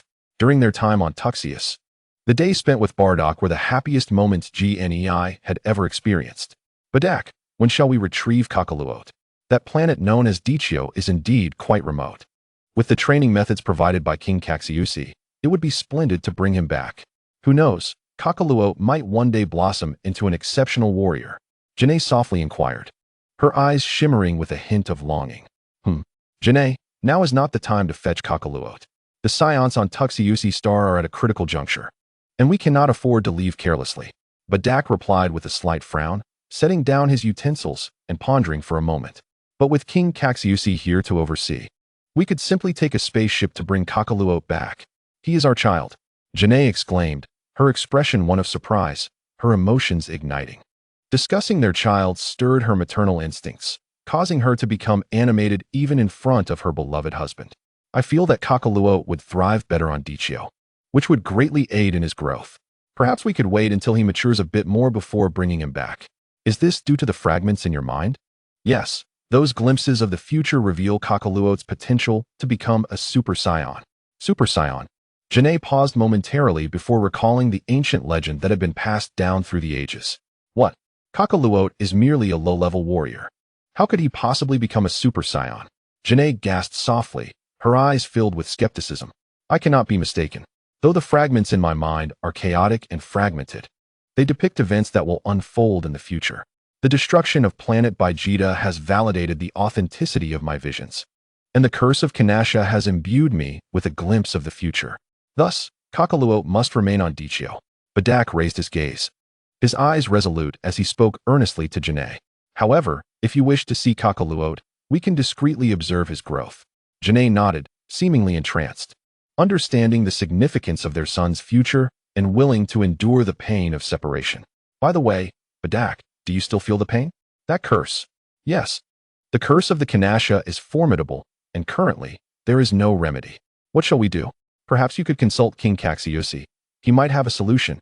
Janae looked at Badak with concern, a glimmer of hope in her eyes. Alas, it is not that simple. Badak furrowed his brow, letting out a somber sigh. King Caxius is already aware of my condition. Besides, curses are not easily dispelled, and I harbor little hope. Furthermore, Raditez must have received Frieza's recall order. But for some reason, his team has yet to return, and their whereabouts remain unknown. Janae suddenly mentioned their eldest son, worry lacing her voice. Janae, do not fret too much. Perhaps Prince Vegeta has discerned Frieza's treacherous intentions and chosen not to return. Moreover, Raditez is with Prince Vegeta, so there is no need for concern. Prince Vegeta's talents are formidable. Badak reassured Janae, speaking with conviction. Of course, Badak's words were mere fabrications. He could only muster comforting phrases to ease Janae's troubled heart. Chapter 110. Training of the Special Forces. Time flies swiftly. After the initial selection and grouping, the training of the Special Forces officially commenced. Due to the meticulous effort put into the selection process, many troubles were avoided in the subsequent training. The chosen Saiyan children exhibited remarkable talents, like blank slates ready for Caxius to mold them. On the training grounds, the youthful Saiyan children sweated profusely, repeatedly performing fundamental movement drills, punching, kicking, diving, and pressing down. To grow stronger, Mastering the basics is crucial. These seemingly tedious and at times torturous exercises serve, in a sense, to forge the character of these Saiyan children, revealing those who are earnest in their training, thereby allowing for focused cultivation of their potential. However, Cassius observed that these Saiyans exhibited exceptional self-discipline and enthusiasm, diligently adhering to his training regimen without a hint of complacency. From their perspective, it is easy to understand why. They are acutely aware of the rarity of the opportunity to join the Special Forces, as countless Saiyans vie for the chance to receive King Cassius's guidance. Focus on the subtleties. Do not merely repeat the actions mechanically, but strive to make each movement an instinctual response of your body. In battle, there will be no time to deliberate over each attack. Even a moment's hesitation can lead to defeat or even the loss of life. Train well now, and you shall sacrifice and bleed less in the future. Cassius traversed the training grounds with a small ruler, imparting the training methods learned on Dichio to the Saiyans. These concepts forming the very foundation of their energy. Naturally, Cassius did not simply replicate the Earthlings' training methods. Rather, he modified them to suit the Saiyans' physique and combat habits. His attitude towards these Saiyans was exceedingly strict, for they would become the backbone of Cassius's star, and among them might emerge the pillars of the Saiyan race. Thus, Cassius could not afford to show leniency in their training. Whenever he observed inadequate movements, the ruler would strike down mercilessly. Crack! The ruler struck a young Saiyan child whose actions lacked precision. What are you doing? Why are you distracted? When punching, you must retain a third of your strength to allow for recovery. Do you understand? And you all, listen closely. When attacking, eliminate unnecessary movements, as this will enhance your striking power and make it easier to exploit your opponent's weaknesses. Cassius pointed out their flaws one by one, and the Saiyan children listened intently, gritting their teeth in concentration. Saiyan children mature early, and receiving personal guidance from Cassius is a rare fortune. Thus, they train with utmost diligence, fearful that a moment's lapse might lead to being surpassed by their peers. Once the Special Forces training program was officially established, Cassius, apart from occasionally overseeing and providing guidance, entrusted the day-to-day operations to others and began his own training. Training is a pursuit that must be persevered in without being derailed by trivial matters. Cassius did not wish to squander his potential like Suin Wufan, who neglected his training for studies. Of course, everyone has different perspectives. It cannot be said that Suin Wufan's choice to become a scholar was a mistake. He simply followed Tichi's advice, wasting considerable potential in the process, which evokes a sense of regret. In the heart of the city lies the royal palace. After becoming the influential figure on Cassius's star, Cassius was swiftly assigned residence within the royal palace. Moreover, his former adoptive father, AI-like, voluntarily severed their relationship, adhering to the hierarchical structure. Although Cassius did not mind, AI-like proposed this to quell the murmurs among the Saiyans. Thus their relationship naturally concluded. Nonetheless, Cassius held deep respect for AI-like and shared a close bond with him.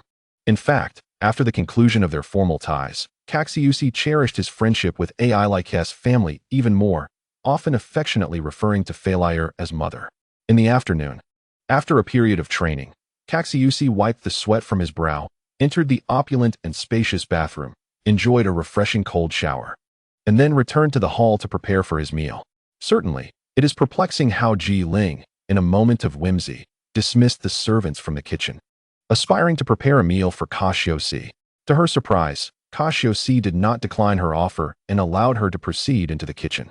Amidst the clattering of pots and pans, Cassius could not help but raise an eyebrow, cradling his forehead, as if foreseeing the impending disaster. Shortly thereafter, Ji Ling emerged, her face smudged with black soot, presenting a plate of charred food.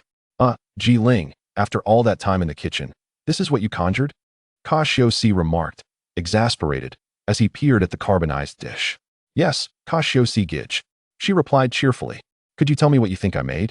Honey-glazed barbecue, Ji Ling exclaimed, her sparkling eyes fixed on Cassius, her declaration resolute. Barbecue? You dare call this barbecue? Cassius retorted, his irritation mounting as he gently tapped the charred mass on the plate, producing a clanging sound. My dear child, perhaps it is best you refrain from cooking in the future. Can you explain how you managed this culinary catastrophe? I'm not entirely sure. It just turned out this way as I was cooking. Everything seemed fine at the beginning, Ji Ling said, her expression innocent, avoiding Cassius's scrutinizing gaze. A hint of mischief flashing in her eyes. Such a waste of good ingredients, Cassius lamented with a sigh. You truly should consider honing your culinary skills. Cassius Gidge, after hearing you say that, I realize I may lack any talent for cooking. Perhaps you could take over the cooking duties from now on? I would be content with your meals, Ji Ling replied shyly, a blush creeping onto her cheeks as she fidgeted. You must be joking. Let us go to Ai Li Ku's house for dinner. I am famished after this delay, Cassius complained, taking flight towards the nearby palace, with Ji Ling hastily following behind. Chapter 111. Inquiry. Ai Li Ku's residence was not far, and soon Cassius arrived at the villa without knocking, simply stepping inside. Cassius, you've arrived. Come, have some food. Fa Li Er welcomed him with a beaming smile. The little rascal, Fei Bai Li, was also present, carelessly devouring food at the dining table, hands full and mouth busy chewing. Woo, Cassius Wang, I knew you would come here. How could Ji Ling, our instructor, manage to cook? Fei Bai Li, do you wish for a beating? Or are you just not training hard enough and desire extra practice? Ji Ling retorted, glaring at Fei Bai Li, her irritation palpable. I'm not afraid. If you could cook, would you need to come here for a meal? Mind your own business. I can come and go as I please, Ji Ling declared, plopping down at the dining table, her large eyes fixed defiantly on Fei Bai Li, indignant at his taunts. Let us not bicker, you two. Fei Bai Li is now part of our family since I brought him home. No need to squabble like sworn enemies. Ai Li Ku chuckled heartily, observing the playful exchange. I want to stoop to the level of a child. You are the child. Ji Ling and Fei Bai Li glared at each other, neither willing to back down. Fa Li Er Mama, we apologize for the intrusion. We're here to share a meal, Cassius said earnestly as he took his seat. It's no trouble at all. You are always welcome to join us for dinner, Fa Li Er replied gently, casting a warm glance at Cassius. In the harmonious atmosphere, the group enjoyed their meal, save for Ji Ling and Fei Bai Li, who continued their lighthearted banter. 2 months later, Fei Bai Li, a Bay Air, and the Special Forces team completed their foundational training and were set to commence their formal mastery of Qi, as some individuals required a shift in mindset. Cassius dedicated substantial effort to this endeavor. Months passed, and progress became evident. However, when confronted with the theoretical aspects of Qi, many Saiyans appeared somewhat bewildered. Yet, under Cassius's guidance, they diligently adhered to his teachings, their youthful minds absorbing the lessons quickly and gradually making headway. 3 months further down the line, these Saiyans finally began to perceive their opponents, and the next step was to intensify their training. On a splendid day, with the sun shining bright and the air fragrant with blossoms, the Special Forces training base bustled with Saiyans concluding their daily regimen. They lined up in orderly rows, eagerly awaiting Cassius's address. Over the past few months, your efforts have been commendable. You have grasped the application of Qi. Henceforth, you may utilize the gravity training chamber to aid your cultivation. However, remember not to rush. Haste makes waste, Cassius instructed. Upon hearing that their training had concluded and they could use the gravity chamber, the young Saiyans buzzed with excitement, whispering among themselves in a state of eager anticipation. Having concluded his responsibilities, Cassius hurriedly departed, as there were matters awaiting his attention back at the palace. Captain, as Cassius walked, a commotion erupted in the distance. He spotted a robust young man racing towards him. Buken, what is the matter? Cassius inquired, halting as he recognized the approaching figure. Captain, I have a matter to discuss. When can we form teams for missions? My hands are itching to get to work. The 12-year-old Buken appeared formidable, exuding a fierce spirit, likely destined to become a formidable Saiyan like Vegeta. In contrast to Cassius's lean and elegant demeanor, while their styles were somewhat similar, Cassius undeniably possessed a more striking charm. Are you already impatient? Not really. Just a bit restless, Buken admitted sheepishly, scratching his head. Restless? Then go sharpen some iron. Captain, just a jest. Cassius chuckled, his gaze toward Buken carrying an air of authority. To embark on missions, you must first enhance your strength. This is not the optimal time yet. Others are not departing from 2 Shio Star either. Be patient. But Captain, my battle power has reached 130,000. I am among the top Saiyans and could traverse the universe with ease. Staying confined to 2 Shio Star is unbearable, Buken lamented, his face falling at the thought of being grounded. Alas, perhaps soon you will be permitted to undertake missions. Just wait a while longer until matters stabilize here. Besides, if you're restless, seek out Baluo. His strength is commendable, and I've heard many Saiyans have seen their power increase with the gravity training chamber. You can challenge them to a spar. Cassius said earnestly, patting Bukin on the shoulder. Very well, Bukin replied, somewhat dejected, before bidding farewell to Cassius and departing. In a quiet corner, the day continued. You've been reprimanded by Cassius, haven't you? I told you that Cassius would never allow us to go out on missions. Ji Ling, concealed in a corner, chuckled mischievously as she observed Bukin, relishing in his misfortune. Ji Ling, next time you tell the captain that it was you who urged me to say that. Yet here you are, laughing. Bukin snorted coldly, casting a displeased glance at Ji Ling. Enough of the bickering, Ji Ling, and cease your gloating. Since the captain has not granted permission, let us first train on Tushio Sea Star for a while. Barrow's deep voice resonated from the shadows of a corner. Despite his youth, Barrow's physique was already quite robust, resembling a small mountain, exuding an imposing presence. Indeed, we were among the first to follow Captain Cassius, and we cannot afford to lag behind. The other Saiyans are progressing rapidly with the aid of the gravity training chamber. We must not allow them to catch up, Ji Ling remarked, her playful demeanor replaced by a serious expression. Chapter 112 Departure. As Cassius walked along the path back to the palace, he shook his head. That fellow Bukin was already growing impatient to embark on a mission. This sentiment was likely shared by most Saiyans, who were struggling to contain their restlessness. The excitement from their enhanced combat abilities had temporarily suppressed this innate trait. The Saiyans, being a highly destructive race, would pose significant problems if they lacked an outlet for their emotions. It was not favorable for Cassius to continually suppress their fighting spirit. However, revealing the existence of the Saiyans would be catastrophic if Frieza were to learn of it. The urgent task at hand was to bolster their strength and produce a warrior capable of standing against Frieza. With this thought, Cassius felt the pressing need to enhance his own abilities. He had several avenues to pursue in order to strengthen himself, and he could address the matters concerning the Saiyans on Tushio Sea Star before making a visit elsewhere. Contemplating this, a sense of ease washed over Cassius, and a smile graced his face. As he proceeded along the road, Cassius unexpectedly encountered the couple, Badaku and Gnei. King Cassius, Badaku called out robustly, "We have been looking for you. We heard you were at the Special Forces training base, and we're heading there." Gnei, petite in stature, stood beside Badaku, greeting Cassius warmly. "You were looking for me. What seems to be the matter?" Cassius inquired, smiling and nodding slightly. Gnei, a small female Saiyan, had previously been responsible for logistical support on Vegeta Star and was classified as a non-combatant. Upon arriving at Tushio Sea Star, she was still assigned to logistical duties. "It concerns my husband, Badaku. His headaches have become increasingly severe.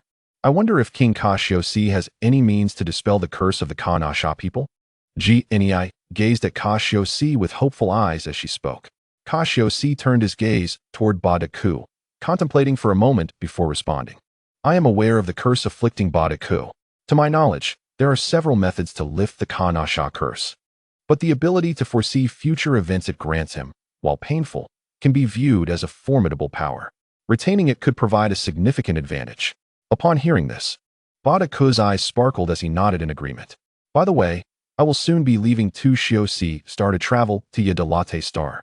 If you wish to lift this curse, you may find a remedy there." "Thank you, King Cassius," Gnei exclaimed, her earlier worries dissipating as a brilliant smile illuminated her face. Gnei, Badaku looked at his usually shy wife with exasperation, surprised that she had made a decision on his behalf at this moment. "Haha, it's nothing." Cassius waved his hand dismissively. In truth, the Dragon Balls could easily resolve Badaku's curse. Utilizing the wish-granting powers of the dragon could effortlessly eliminate it. Reflecting on the Dragon Balls, Cassius recalled that he had some within his interdimensional space. Now that these Dragon Balls had reverted from their petrified state, he realized he needed to return to Earth to restore them to their rightful place for the sake of the storyline's progression. After bidding farewell to Badaku and Gnei, Cassius promptly arrived at the door of Ai Liku. Upon entering, he discovered that Ji Ling and the others were already present, so he decided to share his plans to travel to Yadalate Star. Bukin immediately raised both hands and feet in agreement, his eagerness to leave Tushio Sea Star evident. He muttered to himself about having initially agreed not to venture out, yet secretly wishing to depart. Ahem, Cassius coughed, his expression calm. Well, since everyone wishes to go, let us all journey together. With my abilities, it will pose no problem to bring you along. After surveying the group, he nodded in consent. The following morning, having entrusted the affairs of Tu Xiu Si Star to Ai Li Ku and Pada Si, Cassius took Ji Ling, Bu Ken, and Badaku with him. They activated a spatial wormhole and departed from Tu Xiu Si Star. According to the Saibo People's star map, the location of Yidalate star had already been marked. From the map, Cassius learned that Yidalate star was situated in the eastern region of the northern galaxy, and the journey from Tu Xiu Si star would require a considerable amount of time. However, this posed no issue for Cassius. With the soul of time and space, which combined the powers of time and space, his command over spatial forces had become exceptionally adept. Consequently, accompanied by Ji Ling, Bu Ken, Ba Luo, and Ba De Ku, they swiftly traversed between planets, soon arriving at a planet located in the eastern part of the northern galaxy. In the distance, smoke spiraled upwards, and scattered villages lay across the land, indicating a somewhat primitive planet. Cassius chose not to disturb the indigenous inhabitants, but instead sought a suitable spot to pause and address their need for sustenance. Ba Luo, Bu Ken, Ba De Ku, go find some food. I will scout the area for any unusual occurrences. Captain, what about me? Shall I prepare the meal? Ji Ling eagerly inquired. No need, Ji Ling. You gather some firewood for roasting the meat. I will handle the cooking, Cassius replied, a hint of exasperation evident on his brow. Humph. Do you look down on me? Ji Ling retorted. I'll go check the surroundings for now. You should get to work. Cassius hastily took to the air, transforming into a blur as he set off to inspect the vicinity. The ecological environment of this planet was thriving, with various large creatures inhabiting its forests and plains. After wandering for a while, Cassius could no longer resist the urge to procure food and returned with some game. He had successfully hunted a few antelope-like creatures with a single strike, holding them triumphantly in his grasp. This would be sufficient for their meal, and satisfied with his catch, Cassius chuckled and soared back along the same path. By the time he returned, Ji Ling had gathered firewood, sitting idly on a large, smooth rock with her delicate feet swinging in the air. Upon seeing Cassius return, she rushed over joyfully. What kind of animal is this? And what are those spiral horns? Ji Ling exclaimed, astonished at the lifeless game in Cassius's hands. Ah, the spiral-horned antelope. What a splendid name, she exclaimed. Although the creature bore an absurdly exaggerated set of horns, the name spiral-horned antelope was rather amusing indeed. In his mind, Cassius silently scoffed. Chapter 113, The Quira Mecha Troops. This is truly a delicacy. You will soon find out. With a smile adorning his face, Cassius sought out a flat and sturdy piece of land. He concentrated and conjured an energy blade in his hand, delicately carving the rock where Ji Ling had previously sat. Crack! Several bright flashes erupted, and like a hot knife slicing through butter, the resilient stone was effortlessly transformed into uniformly sized stone slabs and chunks. The imperfections at the edges vanished under Cassius's remarkable technique, dissipating into wisps of black smoke. The cut stone slabs were propped up by two cylindrical stone blocks, forming the semblance of a cooking platform, indicating Cassius's intention to prepare a stone slab barbecue. Observing his masterpiece, Cassius nodded in satisfaction and casually gathered a few logs, roughly the diameter of a baby's arm, stripping them of their bark and arranging them into a support structure. At that moment, Ba De Ku and Bu Ken returned, dragging behind them several colossal beasts. Ji Ling's eyes sparkled as she dashed over, making clicking sounds as she circled the ferocious creatures, viewing them as exquisite culinary treasures. Next came the task of preparing these ingredients. Cassius took the lead, eviscerating the animals and skewering them on the stone slabs for grilling, sprinkling them with cumin and chili powder brought from another dimension. In no time, an enticing aroma wafted through the air, tantalizing everyone's taste buds and causing their mouths to water uncontrollably. Several Saiyans licked their lips, unable to restrain themselves. The Saiyan appetite was both astonishing and terrifying. Before long, these massive ingredients had been devoured. Delicious, Ji Ling exclaimed with her mouth full, her words somewhat garbled as she clutched a roasted leg, tearing at the succulent meat in an unabashed manner, her hands glistening with grease. I must say, my culinary skills are unparalleled. Once you can cook like I do, I will feel at ease. Cassius observed the others enjoying their feast with satisfaction, his nose lifting in pride as he boasted. Captain, your barbecue is absolutely delectable. The combination of spices is far superior to the food on Cassius' planet. It was truly astonishing. How could Cassius, the king, create such delicious food? The group relished their meal, exchanging light-hearted banter filled with camaraderie. Just then, a series of thunderous roars echoed from the sky, jarring their peaceful gathering, as if something was hurtling through the air at great speed. What is happening? Bada furrowed his brow, setting down his food to inquire. Cassius also grew serious, preparing to take flight for a better view. Suddenly, a resounding boom reverberated, growing closer, and the ground began to tremble slightly. Powerful auras were approaching. Sensing the overwhelming pressure in the atmosphere, Bada's expression turned grave as he swiftly moved closer to Cassius and the others. Aliens are descending upon this planet. Their energy is formidable. Cassius nodded gravely, having sensed the abrupt intrusion of 3 malevolent and powerful energies on this planet. Upon entering from outer space, they unleashed a dark and sinister aura without restraint. Judging by the energy signatures, each possessed energy levels exceeding 100,000. Bukin and Baluo exchanged concerned glances. If Cassius deemed their energy strong, it must be at least above 100,000 in battle power. Although Cassius' battle power stood at 250,000, these newly arrived aliens, while not a match for him, were evidently stronger than the other Saiyans. In an instant, this low-level planet was gathering 7 formidable beings, each boasting battle powers exceeding 100,000. Meanwhile, in a scorched expanse, fierce flames blazed, engulfing half the plain in smoldering ashes, with thick black smoke rising and spreading a noxious odor into the sky. Amidst the smoke, 3 indistinct figures emerged. Jihaha. Captain, this is a splendid life-bearing planet.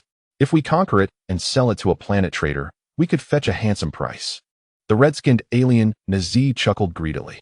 Nazi, do not entertain such thoughts. We must prioritize completing King Quira's mission. This planet is insignificant compared to our task. Finding the spirit tree's fruit holds far greater importance than conquering 1,000 planets. A moderately built alien with yellow hair spoke with composure, Shaweja, floating solemnly in the air. Jihaha, I am well aware of the importance of King Quira's mission. Nazi licked his lips, slightly annoyed. Nazi, it seems you are itching for a fight. Shall I loosen your bones? A burly green-skinned alien, Delay, teased, his eyes glimmering with mischief. Let us avoid that. Everyone knows you are the undefeated champion of the Galactic Wrestling League, with 300 victories. Fighting you would be pointless. Nazi cleverly complimented, disregarding Delay's threat. How dull. I was looking forward to giving you a proper thrashing, Delay lamented, his gaze fixated on Nazi, making him feel somewhat uneasy. No. You wouldn't actually want to fight me, would you? You're so impatient. You rascal. Just as the banter continued, Cassius stealthily approached, concealing his energy to avoid detection. At that moment, Cassius was astonished to discover that these aliens were indeed the elite mecha troops under Quira's command. They had arrived to execute Quira's mission of locating the spirit tree's fruit. This mecha division was composed of nefarious warriors recruited from the northern galaxy, each member possessing formidable strength. Their power was terrifyingly superior, far exceeding that of Frieza's Jinyu force. Few formidable beings could rival them in the northern galaxy. Determined to find the spirit tree's fruit, Quira had dispatched nearly all his elite subordinates, the mecha troops included. Captain, didn't King Quira say that the spirit tree's fruit matures by absorbing the life energy of the planet? This planet doesn't appear to be drained of energy at all, Delay observed, gazing around at the thriving greenery. Shaking his head as he inquired of Shaweja, have you ever seen the spirit tree's fruit? Who knows what that legendary tree looks like? We must search meticulously. Shaweja retorted, shaking his head, clearly unsure, and began to systematically investigate each planet, akin to searching for a needle in a haystack. Chapter 114, Tensions Rise. Nazi, Delay, let us subdue the natives of this planet and have them search for the spirit tree's fruit to spare us some effort. Shaweja calmly strategized. As the leader of the Quira mecha troops, he may not possess as much physical power as Delay and Nazi, but his intellect was unmatched. Captain, you are truly clever. Why didn't I think of that? Haha, let me assess the strength of the natives here first. Delay chuckled heartily, a hint of savagery and terror in his expression as he raised his hand to press a button on his energy detector near his ear. Beep, beep, beep. A series of dense electronic sounds erupted, with numerous numerical values appearing on the green screen, yet none exceeding 1,000. A worthless planet. Not even a native with battle power over 1,000. Utterly pathetic. Delay sneered at the numbers displayed on the screen, disdain evident in his voice. Suddenly, just as he finished speaking, several bizarre fluctuations appeared on the detector's screen, and a look of surprise crossed Delay's face. As I was preparing to pinpoint the fluctuations emanating from those peculiar energy sources, one of the energy sources suddenly exhibited a dramatic surge in combat power. Bang! With a crack, the detector seemed to have exceeded its limits, erupting into a shower of sparks. Infuriating. Delay, visibly enraged, yanked the energy detector from his ear and crushed it in his palm, instantly reducing the remnants to powder. What happened, Delay? Did your detector explode? Could it be that it detected an opponent beyond its measurement capacity? This situation appears to be becoming quite intriguing. Nizi observed Delay's exploded detector with a mix of astonishment and excitement. Although Delay's detector was somewhat antiquated, it was capable of registering combat power up to 100,000, sufficient to detect most life forms within the universe. The explosion of the detector indicated the presence of formidable adversaries on this planet. However, they did not contemplate whether these adversaries might surpass them in strength. As elite warriors of the Quila Emperor's mech battalion, the most notorious peak team in the Northern Galaxy, they found no challengers apart from King Kurd and King Frieza. Even the elite special forces under Frieza, the Jinyu Force, were regarded with disdain. Nizi, you rascal. Those are my opponents. They caused my detector to explode, and I shall reduce them to a mere pulp. Delay unabashedly claimed the battle for himself, his face still tinged with residual anger. Very well. Nizi nodded reluctantly. Although he had not engaged in combat for quite some time, if Delay was eager to fight, he would let him have his way. Delay's fury was palpable. He did not dare oppose him. Upon noticing Nizi's understanding, Delay burst into hearty laughter, his robust physique poised as he awaited the location of the energy source. What is going on? Have they not detected our presence? Or is it that they lack any combat detection devices, indicating a primitive planet? Delay furrowed his brow. In his estimation, the energy they emitted should be perceptible to the life forms on this planet. The fact that they had not yet approached suggested that this world was exceedingly backward. Just as Delay began to show signs of impatience, a calm voice resonated from a distance. Who is it? Shavia and the others were taken aback, their hearts trembling momentarily as they looked up to the sky. A youth clad in resplendent white battle attire hovered in midair, flanked by 2 males and 1 female, Baro, Buchan, and Jilling. Bardak had been left behind to observe the battle. His combat power of merely tens of thousands was ill-suited for the impending confrontation.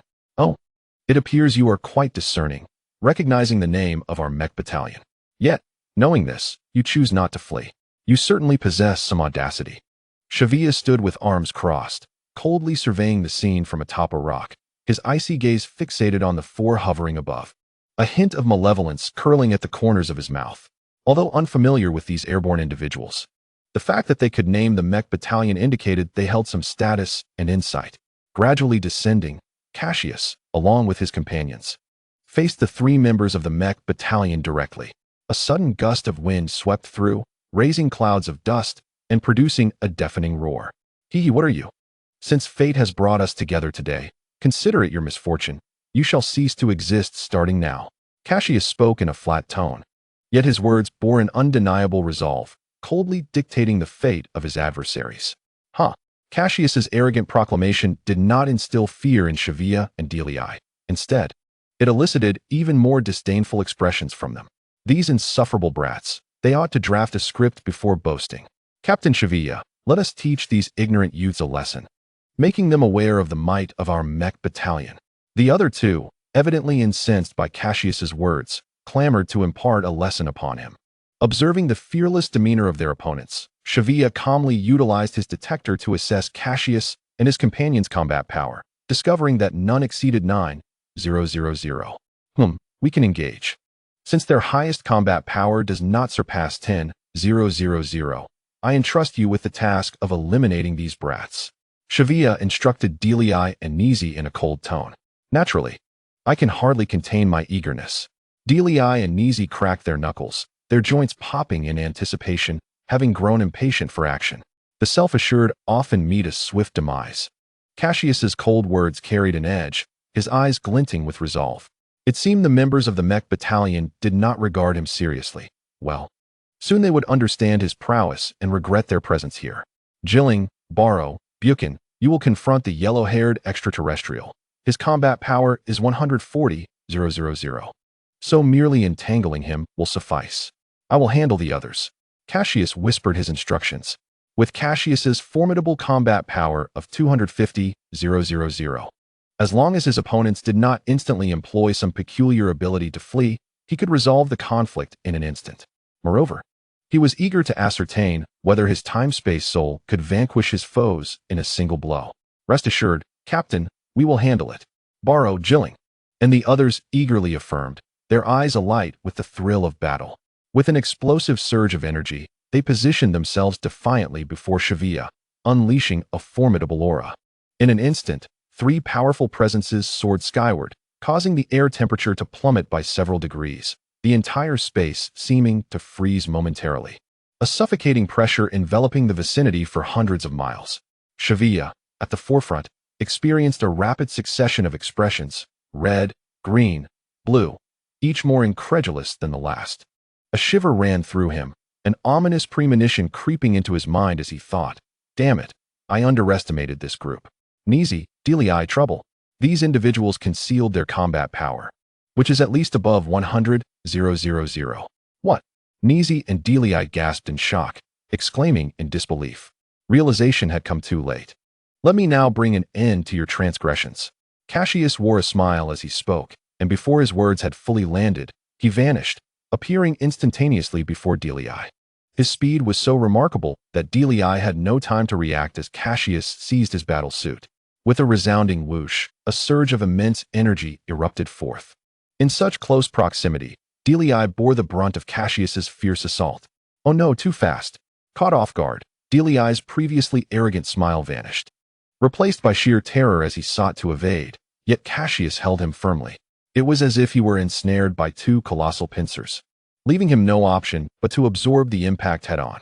With a piercing flash, the ferocious energy wave radiated brilliant light, accompanied by searing heat.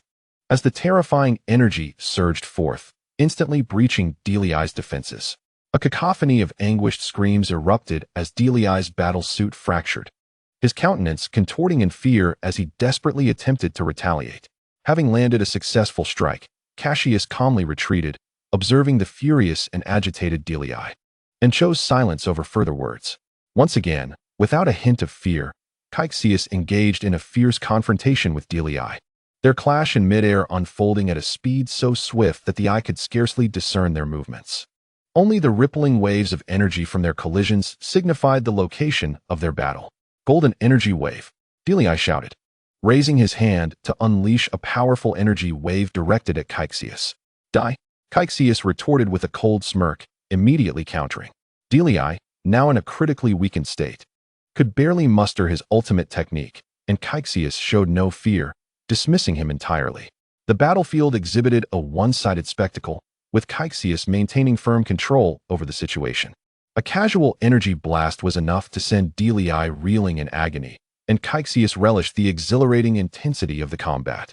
Meanwhile, Delii's expression grew increasingly grim, his injuries intensifying, and he seemed unable to retaliate, feeling an overwhelming sense of oppression.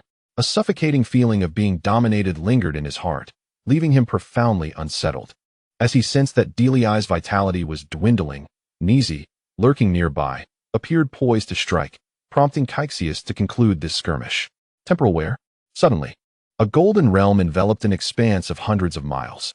Cassius stood poised in midair, having discovered that with the fusion of temporal power, the soul of space-time granted him the ability to simultaneously execute time suspension and spatial stasis, a dual strike of unparalleled advantage against foes of equal or greater strength.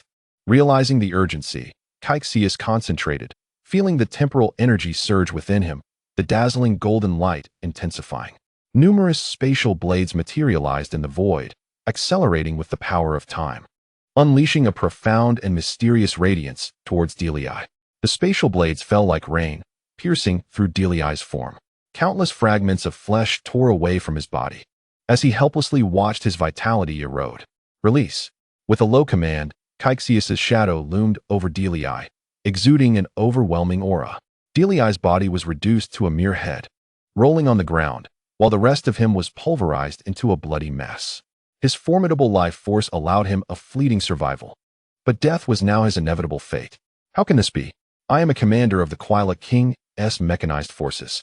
Delii's lips trembled, issuing faint groans as his consciousness gradually faded. After uttering those final words, he succumbed. Cough, cough. Delii is dead.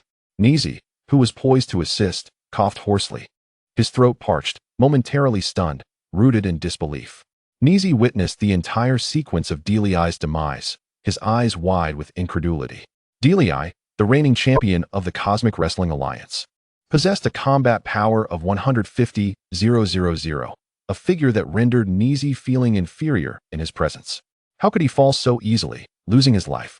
Nizi's eyes widened in shock as he gazed at Cassius, who had slain Delii with apparent ease, his expression calm and unperturbed. The realization struck him that if Delii had lost, he was certainly no match for Cassius. In light of this, escape became the primary option. Nizi's gaze towards Cassius transformed into one of terror, a chill creeping up his spine.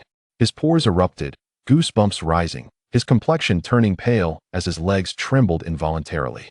Without hesitation, he withdrew his steps and fled, heading towards Shavija, seeking solace and companionship.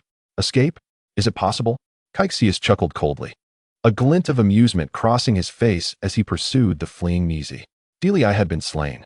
Meanwhile, Shavija, embroiled in his own struggles, noticed the turn of events.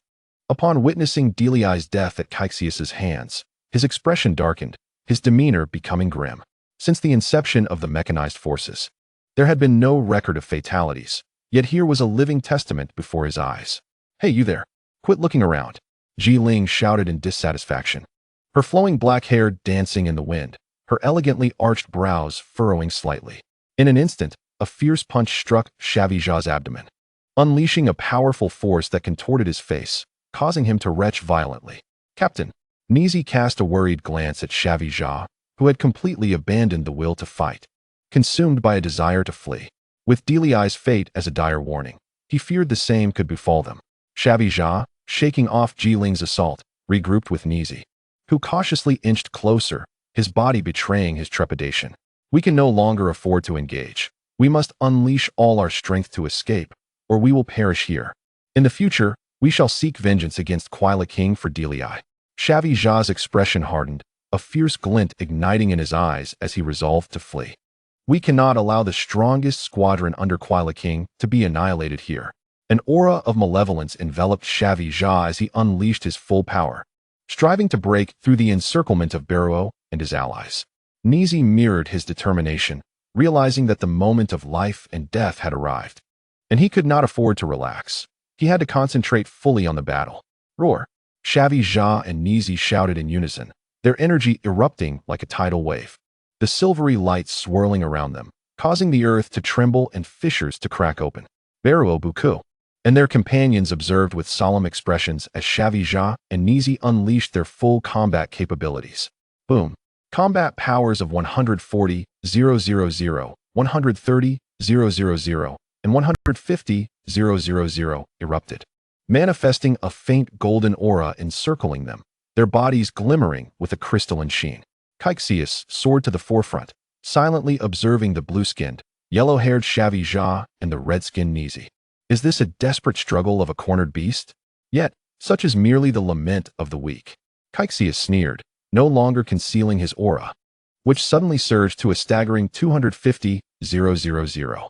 This power was sufficient to obliterate any creature on this planet, causing the heavens to tremble and the entire world to shudder under its might. How is this possible? He is not yet an adult, yet possesses such formidable combat strength. Feeling the ferocious energy radiating from Cassius, Shavija felt a sense of foreboding wash over him, his scalp prickling with dread. In an instant, the realization struck him that engaging Cassius would only lead to certain defeat. Instead, He contemplated seizing a hostage to compel surrender.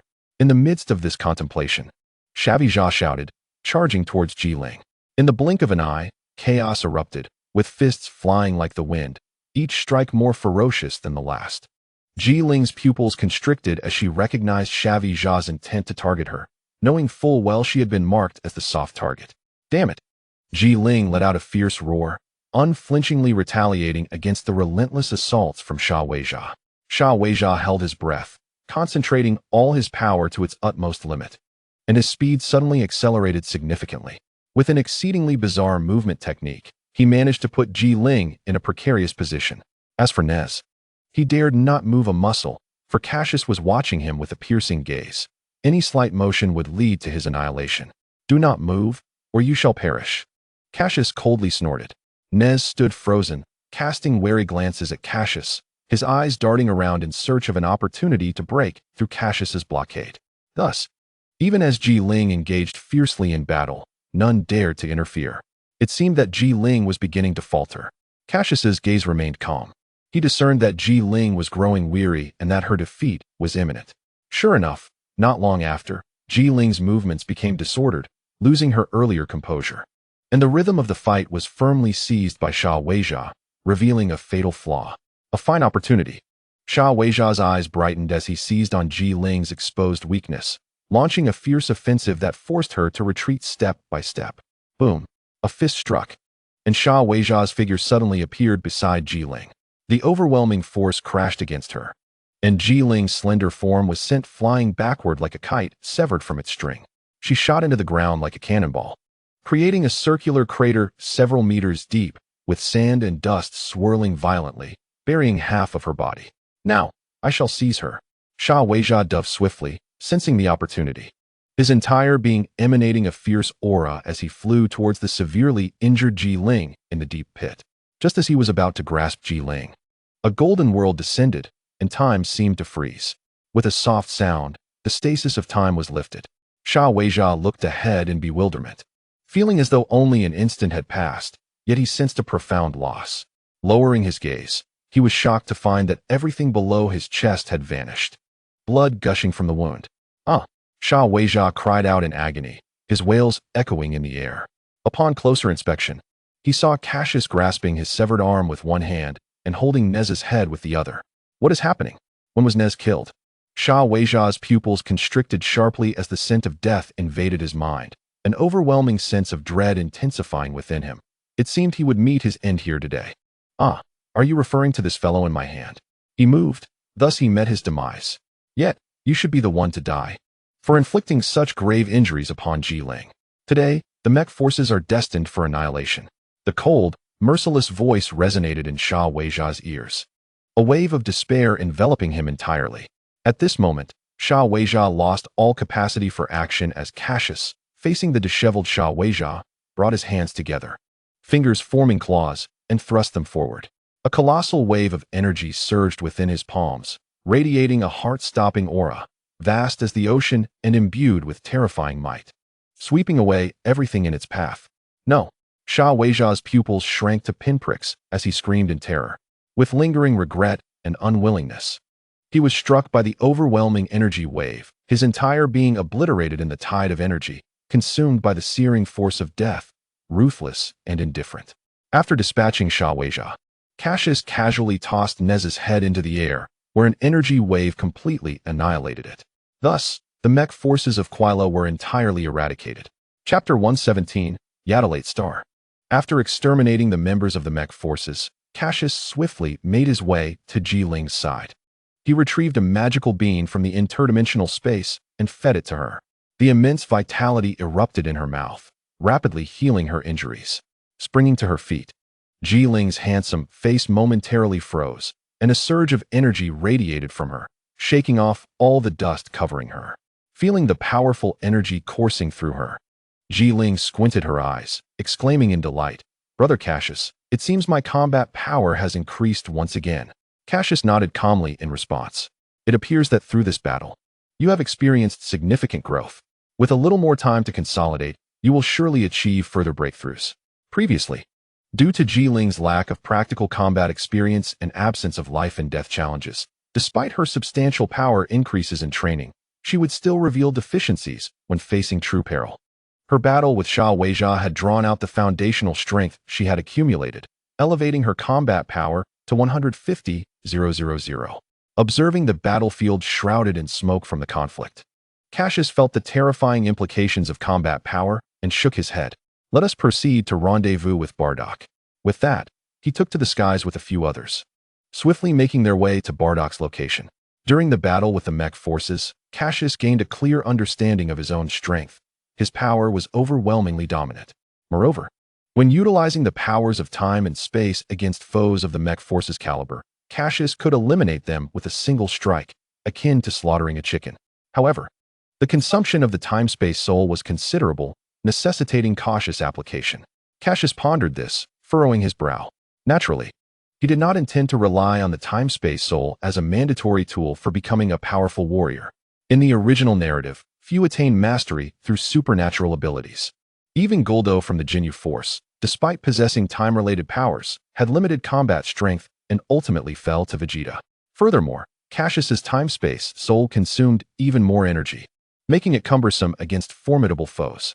If one's inherent strength was not sufficiently robust, such immense power could become a liability. This ability should serve as an auxiliary in battle, not the primary skill. Cassius privately contemplated that excessive reliance on the conveniences offered by the time-space soul might pose hidden dangers. He resolved to treat his supernatural abilities as a trump card, avoiding their use in less critical situations.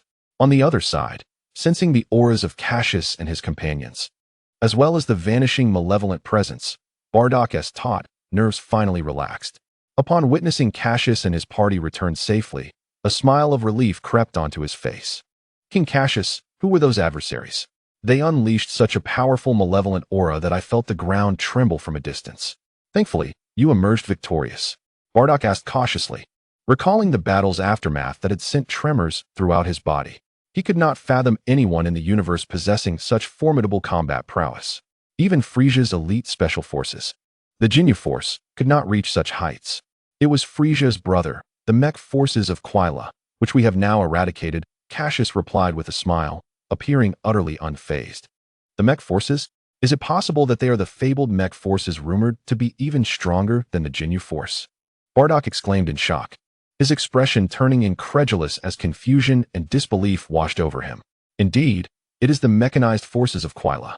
In any case, we Saiyans will inevitably confront them in the future, so it would be prudent to eliminate the wings of the frozen demon clan at the earliest opportunity. Casting a glance at Bardock, Cassius affirmed with a nod, determination flickering in his eyes. What? Have they already annihilated the mechanized battalion? Truly worthy of King Cassius. Bardock gasped, his eyes filled with astonishment and admiration. Very well, since we have completed our preparations on this planet, let us hasten our departure to Yaddalate Star. Without hesitation or unnecessary words, Cassius led the group onward. A few hours later, in the galactic sector where Yaddalate Star resides, a profound and pitch-black wormhole materialized in midair, shimmering with a kaleidoscope of colors. In the blink of an eye, 5 figures emerged sequentially from within, arriving on the surface of Yaddalate Star. Feeling the gravitational pull of Yaddalate Star, Cassius turned to his companions and declared, "We have arrived at Yaddalate Star. Now we shall pay a visit to the powerful beings on this planet and seek their wisdom in the arcane arts." All nodded slightly, showing no signs of dissent regarding Cassius's plans. Thus, they ascended into the sky, flying towards the individual radiating the most potent energy on the planet. Yaddalate Star is located in the southern region of the northern galaxy, a place steeped in mystery. Its most captivating aspect is the extraordinary arcane arts, which can be regarded as a form of superpower. The inhabitants of Yaddalate Star are a peace-loving race, known for their hospitality and aversion to conflict. Yet they possess an abundance of martial virtue, having birthed countless remarkable superpowers.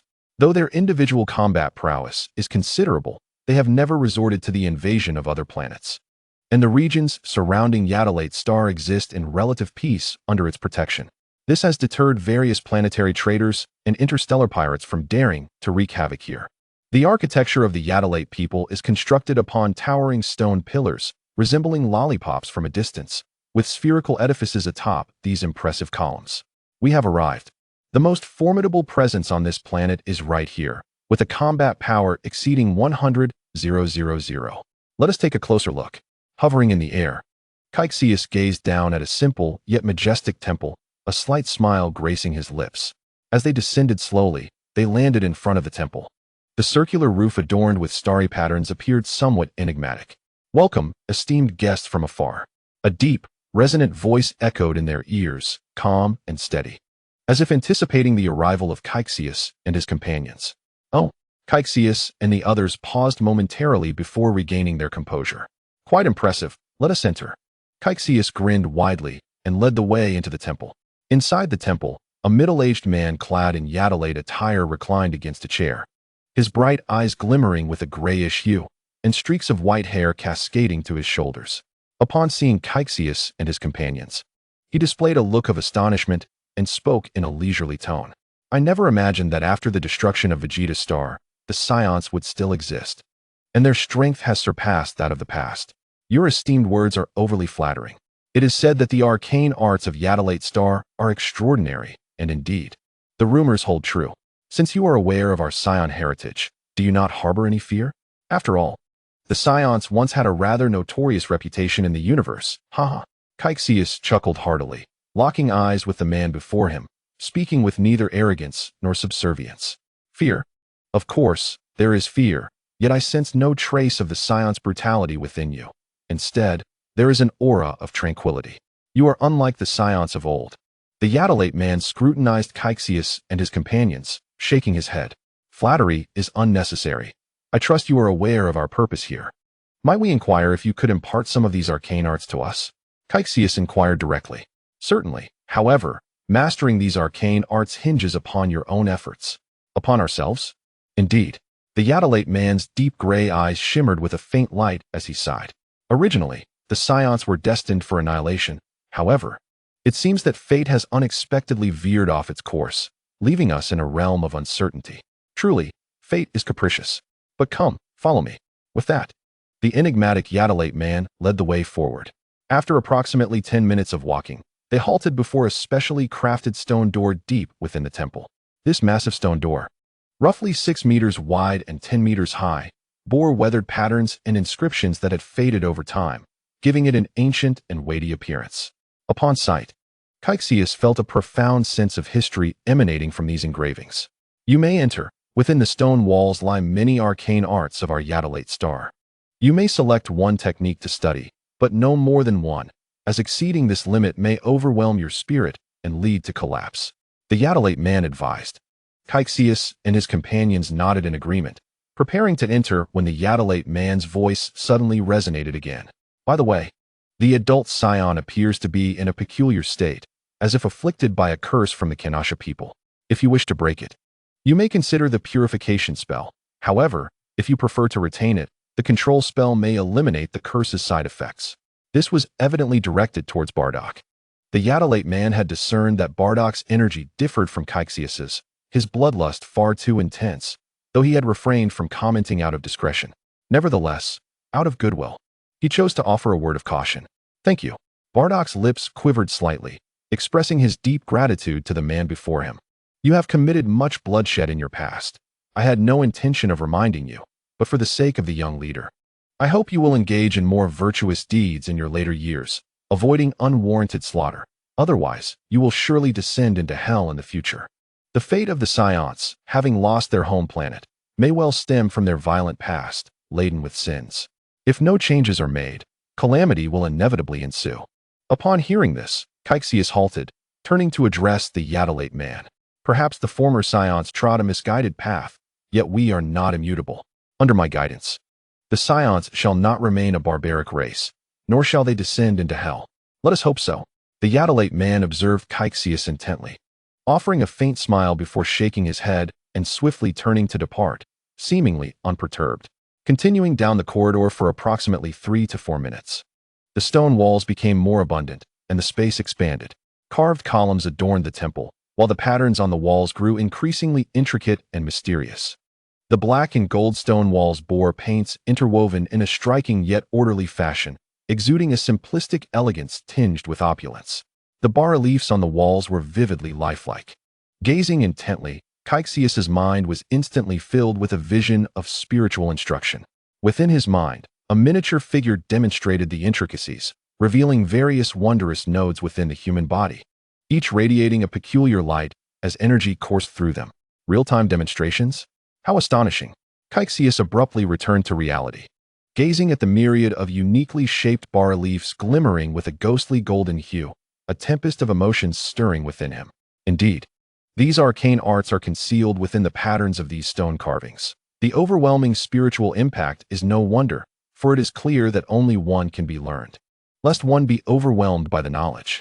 Cassius was utterly astonished. It was no wonder that in the original narrative, Sun Wukong only mastered the art of instantaneous movement and did not delve into other techniques. What a marvelous relief. Brother Cassius, can one learn instantaneous movement here? Ji Ling's beautiful eyes sparkled with wonder as she curiously gazed around. Indeed, pay heed to the patterns on these stone walls. The arcane secrets of Planet Vegeta are embedded within. Simply focus your attention on this relief, and the name of the secret technique shall materialize in your mind. Cassius replied with a nod. Wonderful. I too shall be able to teleport like you, Brother Cassius. It will be so convenient to go anywhere. Ji Ling exclaimed joyfully, her small face aglow with excitement. Witnessing her enthusiasm, Barlow, Buchan, and the others eagerly began to search for suitable techniques for themselves, fully engrossed in the pursuit of knowledge. As for Bardock, he too commenced his quest for the control spell spoken of by the Yadalat people. Now, remember, you may only learn one technique. Do not attempt to learn multiple, or you shall be overwhelmed by mental strain. Understood. Acknowledged. Comprehended. No problem, sighed Cassius with a wry smile, resting a hand on his forehead as he observed their spirited antics. He then nodded toward Bardock, signaling him to continue his search, and began to scour the stone walls for a technique that suited him. The temple of Planet Vegeta boasted thousands of stone walls, each unique, containing both simple techniques suited for daily life and formidable spells designed for combat. As he swept through the forest of stone walls, Cassius could not help but marvel at the brilliance of the Yadalat people. If these techniques could be disseminated, they would undoubtedly benefit the entire universe. Chapter 119. Consequences. Brother Cassius, I have found it. It's instantaneous movement, came Ji Ling's excited voice, drawing Cassius's attention to her as she pointed at a relief on the stone wall. Is that so? Where? Right here, Brother Cassius. Come quickly. The patterns are so intricate. I felt dizzy after just a moment of looking at them, Ji Ling replied, her brow furrowed and her expression grave, clearly overwhelmed by the vast complexity of the designs. Cassius hurried over, lifting his gaze to scrutinize the patterns on the wall. In an instant, a tremendous mental force surged through his mind, bombarding him with waves of pressure that caused a sharp pain in his head, leaving him mentally exhausted. Truly, the art of instantaneous movement was far more intricate than any other technique he had encountered. Cassius mused to himself, reflecting on how the mental strain of mastering instantaneous movement exceeded that of the other techniques he had previously sought, its complexity akin to a sky filled with countless stars. Have you resolved to learn instantaneous movement, Ji Ling? Cassius inquired, his expression serious as he regarded her intently. The requirements for mastering this technique were stringent. One could only learn one throughout their lifetime, and failure to succeed would render the effort fruitless. Yes, Brother Cassius, I am determined to learn it. Ji Ling responded resolutely without turning back. Her eyes, radiant like the stars, remained fixed on the stone wall as she settled down to immerse herself in the learning process. That girl. Cassius chuckled softly at how quickly Ji Ling entered a state of cultivation. He too resolved to learn instantaneous movement, hoping to integrate it with his own spatial wormholes for potentially extraordinary results. As he sat cross-legged on the ground, immersing his consciousness into the stone wall, he soon realized the complexity inherent in the technique of instantaneous movement. Even clarifying a single aspect proved to be a daunting task. It was no wonder that in the original tale, Sun Wukong required a year to master it. This challenge only heightened its value. Cassius focused his mind, meticulously delineating the operational routes of instantaneous movement, comparing them with his spatial wormholes, and gradually discovering a few subtle techniques. As time passed, the others also found their respective techniques and became engrossed in their studies. Meanwhile, an event unfolded in the northern galaxy. At the headquarters of Quila, a trembling alien stood before King Quila, reporting, Your Majesty, The mech battalion led by Lord Frieza has lost contact. Attempts to reach them via communicator have yielded no response. We dispatched personnel to the last known location, only to discover that Lord Frieza and his team have all been killed. The mech battalion has been annihilated. How could this be? Speak. The cold and indifferent voice of Quila resonated. His mind racing with speculation, yet unwilling to believe it as he glared at the alien from his imposing throne. They have all perished on that lowly planet. It is inconceivable. They are seasoned warriors, my proud mech battalion. A flicker of shock crossed Quila's eyes as he furrowed his brow, his powerful tail thundering against the ground, shattering the hard rock beneath and causing debris to scatter. Why yes, the alien's scalp prickled in fear as he witnessed Quila's reaction, forcing himself to stutter through his words. Humph. A scornful snort escaped Quila as a fierce red laser shot from his fingertip, striking the alien with deadly precision.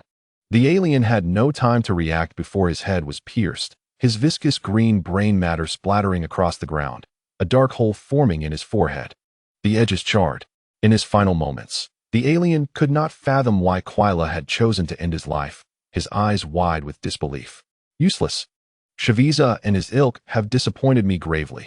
They could not even send a distress signal before being extinguished. Is the enemy truly so much stronger than them? Infuriating. Quila's face darkened, a sinister glint flashing in his blood-red eyes as he regarded the trembling attendants nearby. To possess the strength to annihilate the mech battalion and prevent them from sending a distress signal. Who in the universe, aside from my father, King Cooled, and my brother Frieza, could accomplish such a feat? A contemplative expression crossed Quila's face as he murmured, "Humph, is father attempting to stifle my power? Or has he learned something?" Frieza's mission was to locate the fruit of the spirit tree, a substance that could enhance strength. Perhaps King Cooled had uncovered something. As for his brother Frieza, he lacked the motive to strike against him. Quila's true concern lay in the potential leak of information regarding the spirit tree's fruit, which could draw King Cooled's attention, a scenario he wished to avoid. Prepare the ship. I shall investigate personally. Additionally, reselect personnel to form an elite strike force, one that must surpass the mech battalion. Quila's cold voice echoed, devoid of any hint of emotion. At Frieza's headquarters, within the vast metallic expanse of the technological planet, the youthful Frieza stood before a viewport, gazing at the black void outside and the slowly rotating colossal planet, a chilling laughter escaping his lips. Ho ho, Mr. Dodolia. My elder brother's mech army has been utterly annihilated. What splendid news this is. Frieza delicately covered her purple lips with her hand, her crimson eyes glinting with mockery. Indeed, my lord. However, those capable of vanquishing a mech army are exceedingly rare. Such formidable beings warrant attention. The pink-skinned Dodolia chuckled to himself. Yet his astute mind prompted Frieza with a reminder. Indeed, those who can slay a mech army would possess a battle power of at least 200,000, I presume. Frieza turned away, hands clasped behind his back, his gaze once again drifting toward the porthole, a faint smile gracing his lips as a contemplative glimmer flickered in his eyes. Chapter 120. The fall of the Fourth Legion within the Temple of Yatalate Star. Cassius and others continued their study of the arcane arts. Owing to his prior experience with spatial wormholes, Cassius made remarkable progress. In merely 3 months, he had completely mastered the technique of instantaneous movement, seamlessly integrating it with his spatial wormhole knowledge, thus forging a novel form of teleportation. Upon completing this synthesis, Cassius gained profound insights into spatial wormholes, seemingly able to traverse to any point in the universe at will, devoid of any limitations. In the original narrative, instantaneous movement required sensing the opponent's aura, demanding minimal energy. However, by combining it with spatial wormholes, Cassius not only optimized energy consumption, but also achieved the ability to traverse any distance. Henceforth, as long as he obtained the target's location, he could effortlessly arrive within the next second, achieving complete freedom of movement through space. Whoosh! A glimmer sparkled in Cassius's eyes as his body suddenly transformed into a streak of light, reappearing on the opposite side of Yatalate Star. Ha ha ha, indeed. The energy expenditure is nearly negligible. His hearty laughter echoed in the air as Cassius hovered, a look of satisfaction gracing his face. Mastering the technique of instantaneous movement not only allowed him to integrate the strengths and weaknesses of spatial wormholes, but also rendered it more practical and convenient. Upon returning to the temple using the technique, Cassius surveyed his surroundings, noting that Bardock, and Jillian were still engrossed in their training, prompting him to curiously observe the surrounding reliefs. After some time, Cassius settled down, estimating that Barrow and the others would continue their training for a while longer. With a moment's thought, he utilized instantaneous movement to depart from Yaddalate Star. Unexpectedly, during this interval, Cassius had also learned another arcane technique. In the calm and dim universe, vast and boundless, myriad stars adorned the expanse, radiating beams of light. In the northern part of the North Galaxy, new ships darted swiftly through space. The Ballastar Domain, situated at the intersection of the North and East Galaxies, lay within the dominion of Quila. At this moment, within a ship equipped with a menacing cannon and lavishly decorated inside, Quila sat in the command room, his face as cold as frost. Below him, a dozen diverse extraterrestrial beings meticulously operated intricate machinery, closely monitoring the 3D projector, executing Quila's orders. Makaro, have you not yet discovered the perpetrator responsible for the deaths of Frieza and the others after probing the nearby planets? A voice, icy and devoid of mercy, pierced the air. With Quila's words, the entire control room fell silent, the temperature plummeting. My Lord Quila, I have dispatched personnel to search the surrounding planets, but they have yet to find anything. The blue-skinned extraterrestrial named Makaro, unfazed by the tense atmosphere, smiled calmly and elegantly bowed to Quila. This Makaro, a newly recruited member of Quila's ranks, was a merciless killer, having once served in the Galactic Assassin Alliance, renowned as a top-tier assassin. His elegant demeanor and decisive methods earned him the title of the elegant killer within the industry. With Savaiza's demise, the presence of such a formidable member naturally made him the captain of the newly formed mech army. Upon hearing Makaro's words, Quila nodded slightly. Defeating Savaiza and his companions, their strength must be considerable. Such powerful beings would find it challenging to conceal themselves unless they possessed techniques to mask their aura. It seems I may have to take matters into my own hands. Quila's purple lips parted slightly, a cold smile curling at the corners as his crimson gaze fixed upon the distance. Yet, whoever dares to strike against me, Quila, I shall ensure their demise. There is no need for concern, my lord. Those individuals are practically courting death by provoking you. They have already sealed their fate. A cold smile crept across Makaro's lips as he spoke, his eyes brimming with mockery, whom Quila nonchalantly acknowledged. Yet his mind lingered on the matter of the spirit tree's fruits. In truth, Savaiza's death did not grieve him. It was merely a pity. His primary concern was that the existence of the spirit tree's fruits might be exposed. Should that occur, even if Savaiza and the others perished, he would have to desecrate their remains. Just then, an extraterrestrial rushed into the control room in a flurry, trembling as he reported to Quila. My Lord Quila, it is dire news. The 4th Legion is under attack on Ankastar and is on the brink of collapse. Ankastar? The 4th Legion is a crucial force in my command. Could it be the formidable adversary responsible for Savaiza's downfall? Quila's voice turned frigid, laced with skepticism, as he spoke with chilling authority. Ankastar is not far from here. The fleet must immediately change course and head toward Ankastar. I shall personally annihilate the foe. Ankastar. Cassius floated in the air, a smirk of derision playing on his lips as he gazed at the diverse extraterrestrial beings before him. These beings, clad in the distinctive battle attire of Quila's forces, emanated an aura of battle power exceeding 10,000. After utilizing instantaneous movement to depart from Yaddalate Star, Cassius adeptly leaped among several nearby planets, mastering the technique. Upon entering Ankastar, he fortuitously encountered Quila's 4th Legion. Contemplating the opportunity to hone his combat skills and diminish the power of the Frozen Clan, Cassius resolved to engage the 4th Legion without hesitation. With that thought, Cassius's eyes sparkled, and the act of slaughtering extraterrestrials bore no weight on his conscience. He executed his task with remarkable efficiency. You wretched beings, accomplices of Quila in your nefarious deeds, allow me to bring your sinful lives to an end. Cassius vanished from his position in an instant, conjuring a multitude of energy waves that surged forth to strike at the extraterrestrials, the sounds of explosions reverberating throughout. The rising dust and smoke enveloped the area, as amidst the cries of the extraterrestrials, they were reduced to mere dust. You insolent wretches, we are subordinates of Lord Quila. How dare you treat us this way? Quila will not let you go. Some extraterrestrials attempted to invoke Quila's name to intimidate Cassius, but they evidently miscalculated. Quila? Ha ha. A jest. If I feared Quila, I would not have slain Savaiza. It was your mech army that I annihilated. Cassius scoffed coldly before resuming his rampage. Chapter 121. The emergence of Quila. Cassius advanced slowly, suddenly vanishing from his position. The extraterrestrials, witnessing such an eerie spectacle, tightened their expressions, a group of them forming a defensive circle, cautiously alert to their surroundings. A blade of energy, as delicate as a cicada's wing, suddenly swept across the neck, tracing a graceful arc through the air, effortlessly severing the head of the extraterrestrial being. The decapitated head, with wide, unblinking eyes, soared through the sky, wearing an expression of utter disbelief. Blood gushed from the severed neck, narrating the grim tale of this horrific scene, causing the remaining extraterrestrials to change countenance and flee in terror. Upon witnessing the enigmatic and lethal actions of Cassius, their courage to fight evaporated entirely. With a resounding boom, an energy blast obliterated the alien corpse, transforming it into cosmic dust amidst the explosion's echoes. The remaining extraterrestrials, horrified by this gruesome spectacle, wished for additional legs to flee even faster.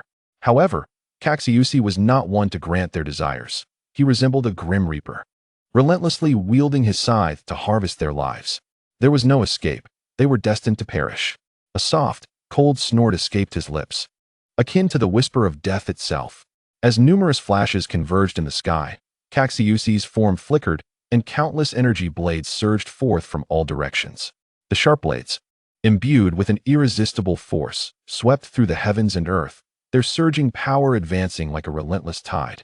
The extraterrestrials of the Fourth Legion were caught off guard, sliced into countless pieces by the energy blades, their thick blood splattering across the ground. The area within 100 miles echoed with screams as the extraterrestrials fled in panic. Driven by the instinct to survive, they clung to a sliver of hope as they attempted to escape Cassius's clutches. Yet, each time they thought they had eluded his pursuit, Cassius would strike with lethal precision. In the blink of an eye, only a handful of extraterrestrials remained. Once the formidable Fourth Legion that dominated the cosmos, they had now been reduced to pitiful remnants, on the verge of annihilation. Cassius regarded the few remaining extraterrestrials with a sinister smile. With a swift motion, his bloodied fists pierced through the chest of one alien. "Ah!" The extraterrestrial cried out in terror, but the waning vitality within him ushered in a profound sense of despair. "Die!" Cassius withdrew his fist, and, with a forceful throw, sent the alien soaring through the air, only for an energy blast to obliterate him entirely. "Demon! You are a demon!" The surviving extraterrestrials, witnessing the scene of brutal carnage, were gripped by dread. Once they had been arrogant and ruthless, preying upon the weak, conquering planets, and indulging in plunder. Yet now, as the same fate befell them, they were utterly helpless, their disgrace laid bare. "Heh, compared to the deeds you have committed, what I do is but a trifle, is it not?" Cassius dismissed their words with a cold laugh. These soldiers of the Quila Fourth Legion had vanquished countless worlds, leaving devastation in their wake. In contrast, Cassius's actions could scarcely be considered excessive. "Do not rejoice too soon. The king of Quila is already on his way here. Prepare to meet your end." The remaining extraterrestrials attempted to feign bravado, yet their trembling steps betrayed their fear. Just then, the air was pierced by an unsettling silence, and a pair of emotionless amber eyes suddenly appeared before the extraterrestrials. Cassius stood with fingers poised, aimed at their foreheads, a mere arm's length away. As a terrifying energy beam coalesced at his fingertip, slicing through the air in a straight line. Before they could react, the dreadful ray shot forth, penetrating the heads of the extraterrestrials. The dark holes, coupled with their astonished, unblinking expressions, conveyed incredulity as they swiftly succumbed to death. With Cassius's battle power of 250,000, dispatching these extraterrestrials, whose power ranged from merely 10,000 to 20,000, was as effortless as breathing. Within mere moments, the lifeless bodies of the extraterrestrials plummeted from the sky, devoid of any signs of life. All dead, Cassius stood proudly in the void, his icy voice reverberating through the air. He surveyed the scene below, littered with corpses and ruins, yet his heart remained as tranquil as a still pond. Just as Cassius prepared to depart, a surge of oppressive force flashed through his mind. He looked up to see massive ships breaking through the atmosphere, descending ominously like a dark cloud threatening to engulf the city. The grand and formidable presence was utterly chilling. Was that the aura of Koila? Cassius gazed at the sky, a glimmer of excitement flickering in his eyes. As he murmured softly, his body began to tremble involuntarily. The aura of Koila brought with it an overwhelming pressure. Yet perhaps due to his Saiyan lineage, he felt no fear, only a hint of exhilaration, as if the blood coursing through his veins was boiling, yearning for battle. Cassius's mind was remarkably clear. Given his current strength, confronting Koila in battle would be exceedingly unwise. However, having mastered instantaneous movement, he possessed a trump card for escape. This thought grew wildly within him, igniting a desire to test the true extent of Koila's power. Let us do it. With instantaneous movement as my safety net, I have nothing to fear. As long as I am not instantaneously annihilated, there remains a chance to flee. He grinned broadly, focusing intently on the sky. After careful contemplation, he resolved to witness Koila's prowess. A rumble echoed through the air as an unfathomable pressure enveloped Cassius, reminiscent of the crushing depths of the Mariana Trench, leaving him feeling unprecedentedly uncomfortable. Is this the power of an adult member of the Frozen Demon clan? Truly formidable. Cassius could not help but marvel amidst the tremors that resonated through the air. His keen gaze caught sight of a dark shadow piercing the atmosphere, gradually descending. A violet figure emerged before Cassius, its purple lips curling upward, and its crimson eyes radiating a chilling light akin to that of purgatory. A powerful, serpentine purple tail swept gently through the air, causing the atmosphere to wail and generate sonic booms.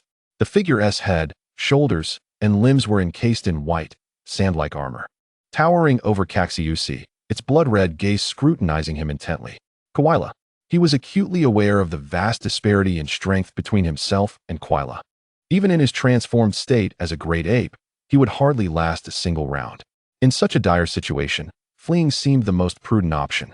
Yet, a fervent call from his very blood ignited within Cassius a profound desire for battle, compelling him to witness Koila's power firsthand. There remains a solitary Saiyan monkey? Koila gazed down at Cassius, noticing the monkey tail coiled around his waist. A flicker of surprise crossed his lips, which then morphed into a cruel smile. Makalo, assess the battle power of this Saiyan monkey. Koila commanded through the advanced communicator by his ear, instructing Makalo, still aboard the spaceship, to deploy the large energy detector to gauge Cassius's energy fluctuations. Beep, beep, beep. As several electronic tones resonated, the results from the ship's control room rapidly materialized. Makalo's expression stiffened as he scrutinized the projected data, incredulously exclaiming, "Impossible! How could this mere Saiyan possess a battle power of 250,000? It was no wonder Makalo was so flustered. According to his understanding, Saions rarely exceeded a battle power of 100,000 under normal circumstances. Only upon transforming into a great ape could a Saiyan reach such heights. The terrifying battle power of Cassius overshadowed his own. A battle power of 250,000? So, could it be that Shavi and the others fell to this individual? He appears to be quite capable for one so young. Koila mused, stroking his smooth chin, his eyes glinting with intrigue, a dangerous smile creeping onto his lips. Saiyan, was it you who annihilated my mech squadron? Koila narrowed his eyes, a deadly glint flashing within them as he spoke with venomous intent. Indeed, Cassius candidly admitted, though an overwhelming sense of urgency surged within him. Thunderous sounds echoed as Koila's purple tail lashed against the air, generating a series of sonic booms. Given your strength, I had intended to recruit you, but alas. You are a Saiyan, and that is truly regrettable. His cold, chilling voice reverberated, accompanied by an even more intense aura that bore down upon Cassius's mind. The oppressive pressure stirred the air, darkening the horizon, creating swirling tornadoes. At the eye of this tempest, Cassius furrowed his brow, his body beginning to sway under the immense and fierce atmospheric force. Deep within, he was filled with trepidation, gaining a clearer understanding of Koila's might. How intriguing! Such a formidable Saiyan monkey is indeed rare, capable of withstanding my aura. A flicker of surprise passed through Koila's crimson eyes at Cassius's ability to endure his oppressive presence. Thank you for the compliment, Cassius replied, maintaining a tone of calm dignity. Humph. Truly a foolish and arrogant Saiyan monkey. You have successfully provoked my wrath. Today, you shall perish here. Quila scoffed, licking his purple lips, a flicker of anger crossing his face, his bloodthirsty intent palpable. Come, let me witness the power of the frozen demon clan. Cassius ceased his words, his demeanor brimming with vigilance. In the face of Quila's astounding strength, he dared not afford a moment's relaxation. His mind raced with various strategies, desperately attempting to predict Quila's movements. Simultaneously, the soul of time and space was poised and ready, prepared to flee at a moment's notice. Suddenly, a burst of light enveloped Cassius, shimmering with radiant energy. In a moment of resolve, he launched his assault. His body moved with the agility of a specter, vanishing from sight as he unleashed his full strength, attacking Quila head-on without a hint of pretense. Quila's eyes widened in astonishment. How could Cassius move with such remarkable speed? Yet, even with Cassius's rapidity, Quila perceived him as a mere infant before an adult, utterly powerless. Every move of Cassius was laid bare before him. Bam! With the enhancement of temporal energy, Cassius swiftly positioned himself behind Quila. Concentrating enough force in his fist to shake mountains, aimed directly at Quila's back. Just as Cassius's fist was about to make contact, a powerful, unyielding claw seized his wrist. Humph! Saiyan monkey, is ambush all you know? Quila sneered, yanking Cassius with tremendous force and hurling him away. Instantly, Cassius soared like a cannonball, hurtling into the distance until he became a mere dot on the horizon. Curse it! Cassius lamented as he was propelled further away, struggling to halt his momentum. Yet Quila's strength rendered him powerless to resist.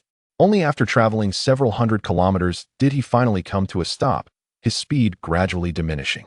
Steadying himself, Cassius panted heavily, his eyes darting about, ever vigilant. Suddenly, he sensed a sinister, bloodthirsty aura approaching from behind. Quila had somehow appeared directly behind him. Cassius snapped to attention, unleashing a barrage of energy blasts in an attempt to create distance between them. Chapter 123.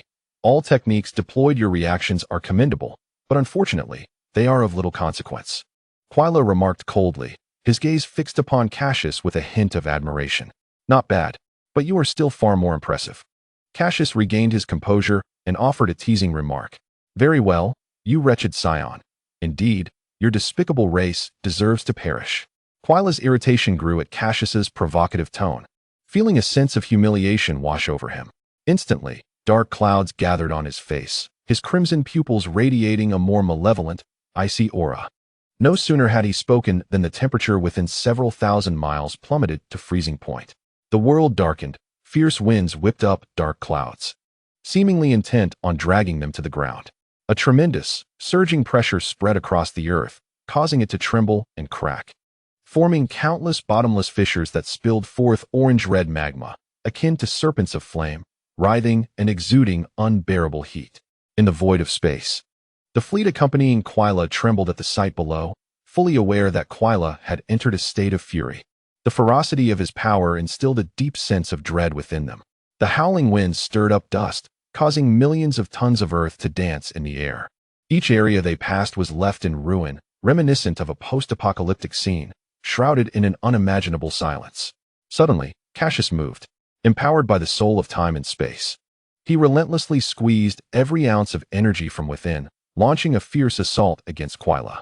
In an instant, a multitude of punches rained down upon Quila, striking with an unseen velocity, like a tempest sweeping away the remnants of a storm.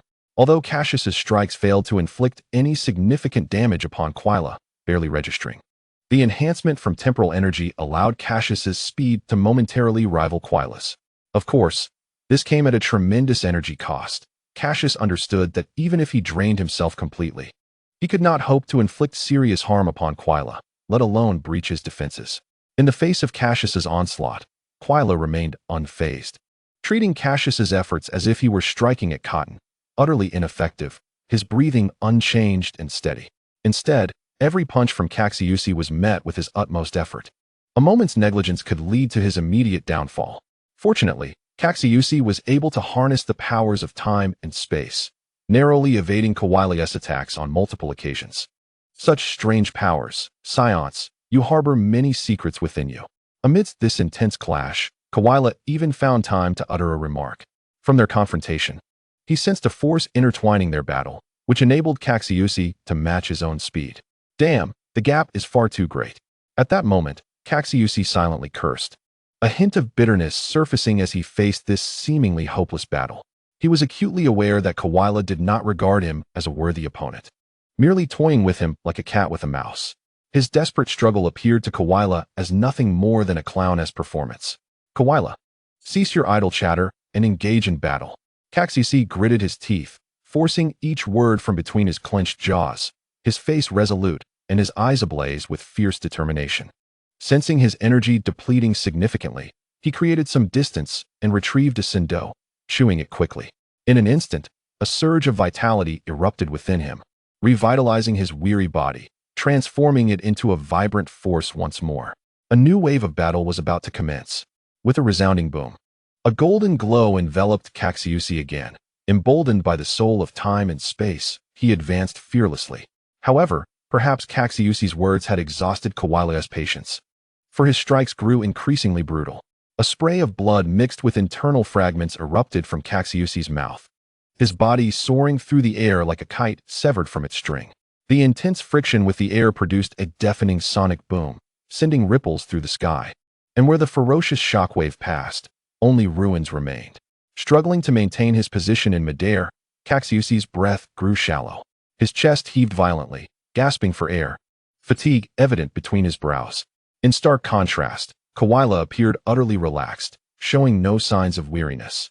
With a wicked smile, Koala glided towards Cassius, embodying the derision of a victor towards a vanquished foe, observing him from a distance of about 10 meters with keen interest. Watching Cassius's desperate struggles brought him immense satisfaction. Time-space fracture.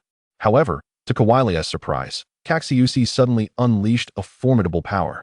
This force enveloped Koala, freezing him momentarily in the air, his expression still one of mockery.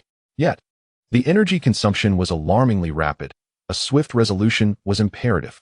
The rapidly depleting energy left Cassius little room for contemplation, for Koala's energy was immensely powerful, and to restrain him would require an even greater expenditure of energy.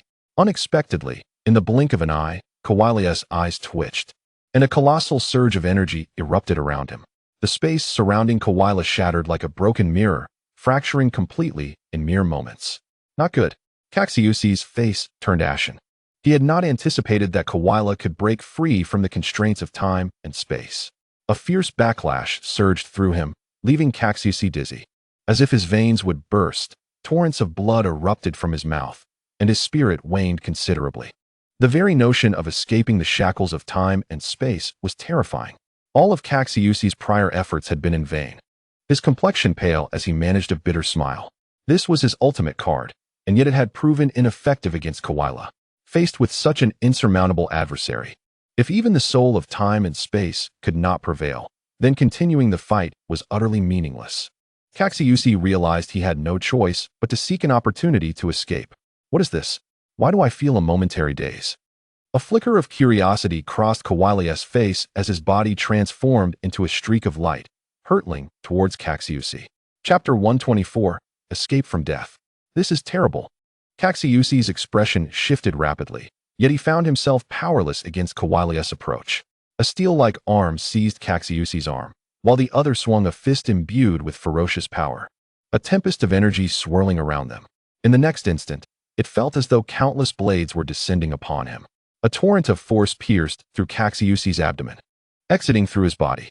Another heavy blow sent Cassius plummeting from the sky, crashing into the ground like a cannonball, creating a crater several meters deep, displacing tons of earth. The invisible shockwave, like a silent assassin, inflicted unimaginable damage upon him. The thick earth that had been displaced fell heavily back down, completely burying Cassius, rendering him invisible beneath the surface. Koala hovered above the crater, and after a long moment of stillness, sensed no energy response below, confirming that Cassius was dead. Is this all you are capable of? Koala stared indifferently at the ground, his purple tail flicking behind him as he turned without hesitation, flying towards the outer space fleet. In the next moment, Koala's entire being was exposed to the vacuum of space. His countenance twisted in rage as he gazed upon the colossal Anka star, extending a finger to conjure an energy sphere that ominously coalesced, forming a fireball several hundred meters in diameter. The energy sphere radiated a terrifying aura that instilled a dread of death. No one would doubt the power of this energy sphere. Death sphere. Koala's lips curled into a cold, disdainful smile as he exerted slight pressure with his fingertip. This fireball, brimming with immense energy, shot towards Anka's star. Upon impact, it would undoubtedly reduce the star to cosmic dust, transforming it into a spectacle of flames. As the death sphere drew closer, Koala's smile grew increasingly cruel, while the extraterrestrial crew aboard the ship exhibited expressions of excitement. To eliminate all potential threats and eradicate them completely was the method employed by the Ice Demon clan. Even to deploy the large energy detector to opponent were to survive, the explosion of the plunge Cassius's and it would ensure the energy fluctuations, their demise. Beep, beep. With a resounding blast, beep, Anka's star was engulfed in an inferno, becoming a mere speck of dust in the cosmos. Witnessing this dazzling scene, Koala finally allowed a satisfied smile to fade as he led his subordinates away. Within a certain stellar region of the universe, a streak of light pierced the inky blackness of the galaxy, and Cassius's figure suddenly materialized on a planet's surface. Upon landing, the immense gravity firmly ensnared his body, allowing him to gasp for breath. The gravity of this planet, due to its proximity to a massive star, was at least 100 times that of Earth. Recalling the precarious moments he had just endured, a sheen of sweat broke out on Cassius's brow. At the instant Koala obliterated the planet, Cassius had suffered ruptured organs, excruciating pain nearly causing him to lose consciousness. Fortunately, in that critical moment, Cassius summoned the last vestiges of his strength to retrieve a Sindo from the interdimensional space and consumed it for healing. It was through the Sindo's restorative properties that he managed to mend his injuries. However, realizing the insurmountable chasm between himself and Koala, he buried deep beneath the earth. He abandoned any thoughts of continuing the fight. With resolute determination, he concealed his figure and masked his aura, utilizing a spatial wormhole to depart from Anka Shinchio. In the original narrative, Koala's prowess was immensely formidable. From this recent encounter, it became evident that his typical combat capability could easily exceed 1.5 billion. Moreover, he had yet to transform, leading to the apprehension that only upon becoming a Super Saiyan could one hope to contend with him. Cassius secretly speculated, acutely aware that he lacked the strength to engage the Frozen Demon clan directly.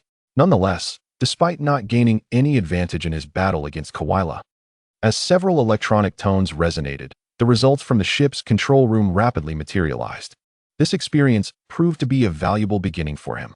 Reflecting on his earlier impulsiveness, Cassius felt a mix of regret and introspection regarding his hasty actions. Had Koala not been somewhat negligent in ensuring Cassius's complete demise, his escape might have been a matter of chance. In light of such a vast disparity in power, the limitations of the time-space soul became apparent. Cassius understood that excessive reliance on temporal energy was inadvisable. The time-space soul, when faced with such a significant opponent, Koala scoffed, licking his purple lips. A flicker of anger was hardly a foolproof safeguard, destined to crossing his face, his bloodthirsty intent palpable, to remain merely an auxiliary means. Come.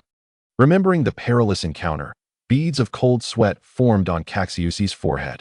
The Frozen Demon clan was indeed terrifying. Fortunately, their reproductive capabilities were limited.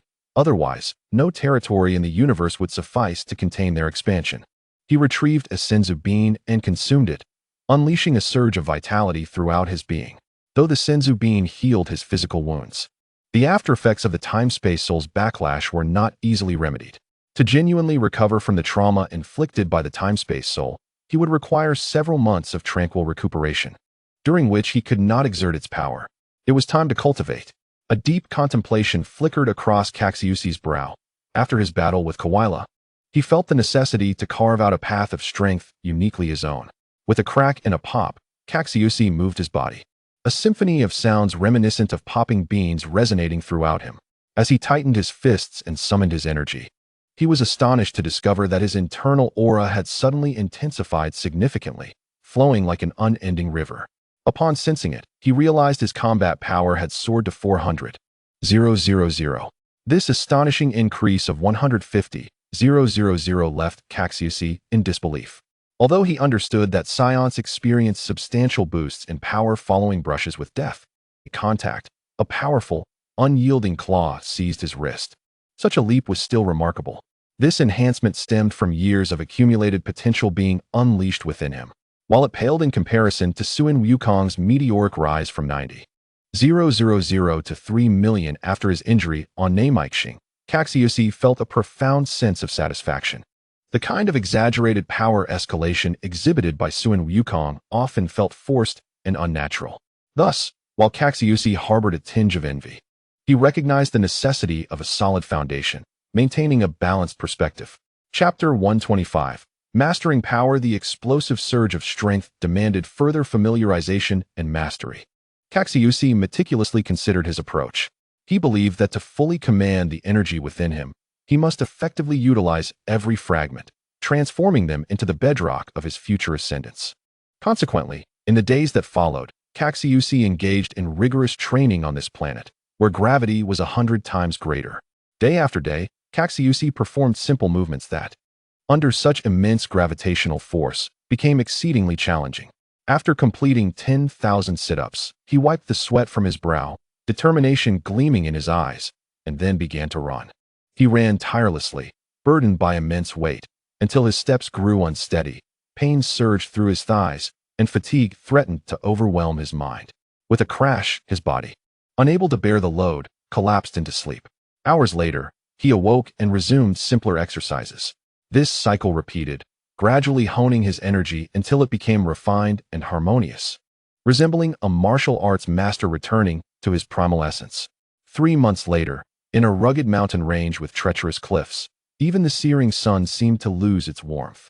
Amidst the encircling peaks, powerful energy waves erupted, radiating a golden brilliance. After unleashing a ki wave, Cassius immediately activated spatial instant transmission, appearing unexpectedly before the wave, ready to brace himself. With a thunderous roar, the fierce ki wave collided with him, resulting in a violent explosion that engulfed the area in smoke.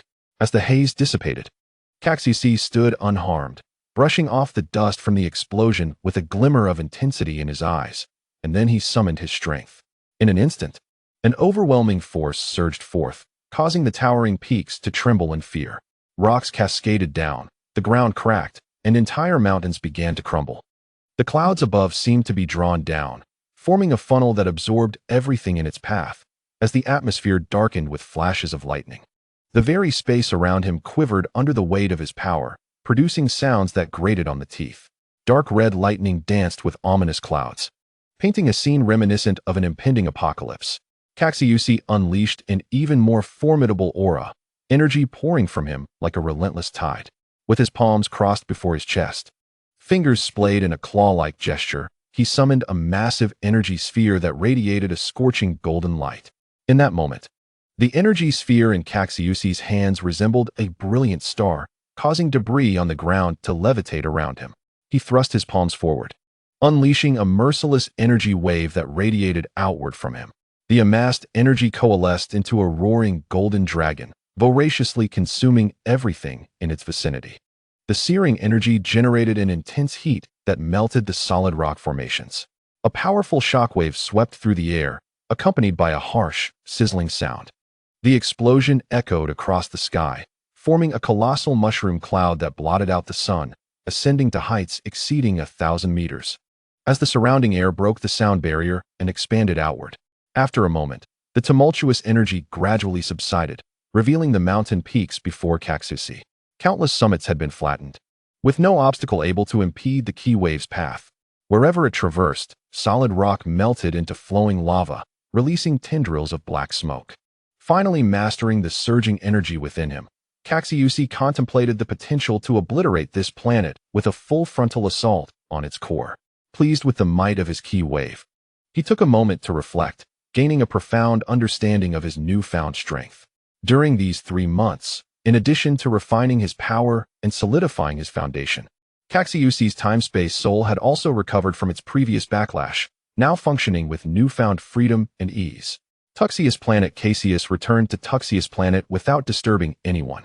With his current strength, if he wished to conceal his presence, no one on the entire Tuxius Planet could detect him.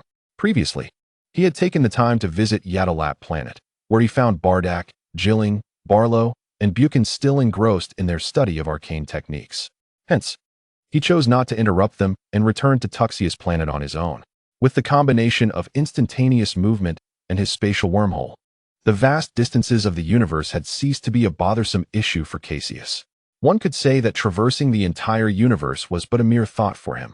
Cassius did not seek out Eric and the others, but instead headed straight to the training area. At that moment, the training area buzzed with activity, as the Scions engaged in various forms of training. Compared to 6 months prior, their strength had improved significantly. As Cassius walked through, he absorbed the lively atmosphere. His spirits lifted. Soon, he arrived at the Special Forces training ground, where dozens of young Scions were engaged in spirited sparring. Upon noticing Cassius, the young Scions paused their activities and greeted him in unison. Acknowledging them with a slight nod, Cassius continued to observe their training progress. The once rudimentary training ground had transformed, featuring numerous towering structures. These were the gravity training rooms that Cassius had commissioned for the Special Forces, which had now been completed and put into use. Each room was equipped with advanced gravity training capabilities, capable of generating up to 500 times normal gravity. Upon entering, Cassius noticed that the training was set at only 20 times gravity, prompting him to nod in approval before leaving. Observing these young Scions adhering to a structured training regimen and not overexerting themselves, Cassius felt a profound sense of satisfaction. Unbeknownst to Cassius, his standing among the Scions of Tuxius Planet had risen considerably compared to that of the former King Vegeta, particularly among those Special Forces members he had personally trained. Cassius was regarded with both reverence and kindness, akin to a deity. He also took a moment to check on Abel, Legia, and Talon, providing them with some guidance in their training as they were once members of Cassius's team. Chapter 126. The Future of the Scions Walking Along the Technologically Advanced Pathways. The passing Scions were busy procuring food. Although the food on Tuxius Planet was primarily produced by the mechanical creations of the Sibo people, there still existed some trade within the living quarters. Suddenly, a petite figure ahead caught Cassius's attention, his eyes brightening as he approached. "Cassius King, you have returned. Where's Bardak?" Janae exclaimed joyfully upon seeing him. "Bardak is still on Yadalat Planet, working to master the curse of Kinasha. He will require some time before he can return," Cassius replied with a smile. After a brief chat, Cassius bid farewell to Janae and returned to the royal palace. After resting for a while, he made his way to Eric's home. "Falair, how have you been lately?" Cassius inquired playfully, his tone lighthearted. "Oh, Cassius, it's you. What brings you back? Where's Jilling? Isn't she always following you?" Falair asked with surprise, her expression quickly shifting to delight. "The arcane techniques on Yadalat Planet are challenging to learn. Jilling and the others will be there for quite some time," Cassius responded with a chuckle. He recalled how the original character, the pure-hearted Sun Wukong, had taken a year to master instantaneous movement, even with the assistance of the Yadalat people. Cassius surmised that Jilling and her companions would require a significant duration to achieve the same. "And Eric? Why isn't he at home?" "Oh, he has been training in the gravity chamber. Recently, the internal affairs of the Scions have mostly stabilized. He has not been as troubled as usual, merely immersing himself in training." "Let me call him," Falair said, leading Cassius inside while she went to fetch Eric. Cassius, feeling quite at home, settled onto a sofa and began to enjoy some fruit. Eric's home felt like his own, and he experienced no sense of restraint or alienation. Before long, Eric appeared, wiping sweat from his brow with a damp towel, a look of joy on his slightly tanned face. Cassius observed that in the 6 months since they last met, Eric's combat power had impressively risen to 50,000, making him one of the stronger Scions. This development suggested that once the Scions mastered more sophisticated training methods, their elite combat capabilities would steadily improve. However, Cassius was acutely aware that such advancements could become arduous once they hit a plateau. "Cassius King, how was your time on Yadalat Planet?" Eric eagerly inquired. "It was quite good. I gained a lot," Cassius replied with a smile, summarizing some key events from his journey. Upon hearing Cassius casually mention defeating the mech army and raising his power level to 400,000, Eric's expression was one of sheer astonishment. The mention of Cassius facing the pursuit of Quila caused a bead of cold sweat to form on Eric's brow, and he instinctively clenched his fists. Quila was indeed a terrifying entity, even more fearsome than Frieza. As a fully matured member of the Frozen Demon clan, his regular combat power was an astounding 1.5 billion. No need to worry. Thanks to my ability to teleport, escaping remains within my grasp. However, given the vast disparity in our strengths. My abilities were rendered ineffectual in his presence, which was somewhat of a miscalculation, Cassius stated with vigor, though a hint of helplessness flashed across his face when recalling the failure of his time-space soul. Clearly, the Saiyans are still far from being able to contend with the frozen demon clan, that wretched Frieza. Eric sighed heavily, fully grasping the terror posed by the frozen demons. These beings loomed as significant obstacles in the path of the Saiyans, and without their elimination, the Saiyans could never truly rise. Regarding this journey, I have contemplated the future of the Saiyans. Previously, our reckless slaughter and conquest of planets under Frieza's command has left a tarnished reputation for us in the universe. This will have far-reaching implications for the fate of our warrior race, deepening our sins. To avoid the dire consequence of our transgressions leading to a hellish afterlife, we must rectify the Saiyans' brutal reputation in the cosmos. Upon hearing this, Eric furrowed his brow deeply. A hellish afterlife? What must we do? Naturally. We shall engage in what the Saiyans do best, battle. Have you not noticed that the Saiyans on Tuxia's planet have grown somewhat restless due to the prolonged lack of combat? If this continues unaddressed, it could lead to significant turmoil, Cassius asserted confidently. Are you suggesting? Eric asked, his curiosity piqued. He realized that Cassius had increasingly embodied the qualities of a leader, essential for a chief of the Saiyans, possessing a far-reaching vision and charisma. Indeed, the Galactic Patrol. The Galactic Patrol represents a coalition of justice within the universe, tasked with maintaining balance across the cosmos. While they may not rival the frozen demons, they indeed play a crucial role in stabilizing and protecting certain planets. As for us Saiyans, we can proudly wave the banner of justice and collaborate with the Galactic Patrol to confront those troublesome individuals. This not only satisfies our desire for battle, but also helps to rehabilitate the reputation of Saiyans within the cosmos. Cassius smiled, laying bare his entire plan. In truth, this situation mirrors the tasks executed under Frieza's command, the only difference being that one involved the conquest of planets while the other focuses on their protection. In the realm of Dragon Ball, death does not signify an end, but rather a passage through Yama's judgment, determining one's fate based on their deeds in life. Whether they ascend to heaven or descend into hell, the Saiyans of yore, having committed numerous heinous acts under Frieza, are undoubtedly destined for the latter. In the original narrative, the kind of exaggerated power escalation exhibited by Sun Wukong often felt forced and unnatural. Even thus, when formidable beings like Caxius, Frieza, or Cell were subjected to Tuxi harbored a torment hinge of envy. In the infernal realms, devoid of any means to resist. Perhaps only upon transcending to a divine level can one escape the clutches of the underworld's laws. However, Caxius understands the arduous journey to attain divinity. Thus he too must remain bound by this rule for an extended period. Moreover, Caxius harbors no desire for the Saiyans to descend into hell. Hence, he aims to cultivate the Saiyans of Tuxia's star into a chivalrous, respect race, akin to their counterparts in the Sixth Universe. The very space around him covered under his power, producing sounds that grated on the teeth. Chapter 127, Galactic Patrol. However, the relationship between the Galactic Patrol and us Saiyans is far from amicable. Eric furrowed his brow. How can we know unless we try? Caxius replied with a confident smile. With the formidable strength of Saiyans to uphold cosmic justice, he doubted the Galactic Patrol would refuse their assistance. Well, it seems Caxius must make a trip then, Eric remarked. The distance from Tuxia's star to the Galactic Patrol's headquarters is considerable, but with Caxius's instantaneous movement abilities, it is quite manageable. Furthermore, as the leader of the Saiyans, only he can negotiate with the Galactic Patrol on behalf of the entire Saiyan race. The next day, a ray of sunlight ascended from the eastern horizon of Tuxia's star. Shrouded in a veil of mist, the morning sun resembled a vast fiery disk, yet it carried no oppressive heat. After inquiring about the location of the Sai Bao People's Galactic Patrol headquarters, Caxius executed a spatial teleportation. The headquarters is situated in the heart of the galaxy, overseen by the Grand Cassius. Given the unpredictable nature of the Galactic Patrol's headquarters, a colossal spaceship, Caxius could only search within a general vicinity. In an instant, Caxius appeared in the vicinity of his target, and the vacuum of space immediately unsettled him. With a sudden surge of overwhelming energy, he enveloped himself. Saiyans cannot survive in the vacuum of space. This state can only be sustained for a few minutes. Gazing into the pitch-black expanse, He spotted a dazzlingly luminous spaceship suspended against the night sky. That must be it. Cassius's amber eyes gleamed as he accelerated toward the massive metallic vessel.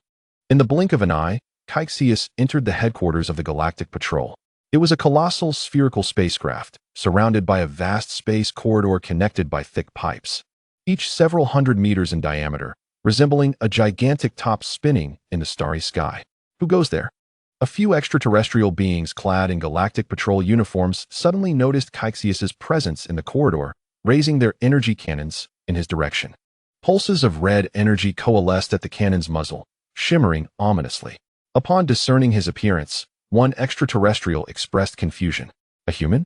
Isn't that a race from a distant, obscure planet? How did they arrive here? Felix, be careful. The energy detector has registered this individual's combat power at 15,000. A nearby Galactic Patrol officer exclaimed in alarm. Dark red lightning danced with ominous clouds. Cassius's energy surged to 400,000, and despite his mastery over Ki, some faint energy inevitably leaked. Of course, this energy was intentionally exposed by Cassius to bolster his negotiating stance, as he had come to parley with the head of the Galactic Patrol. What? Are you mistaken? How could such a feeble race as humans possess such formidable combat power? Could he not be human? Staring in disbelief, the Galactic Patrol officer, aiming his energy cannon at Cassius, stammered.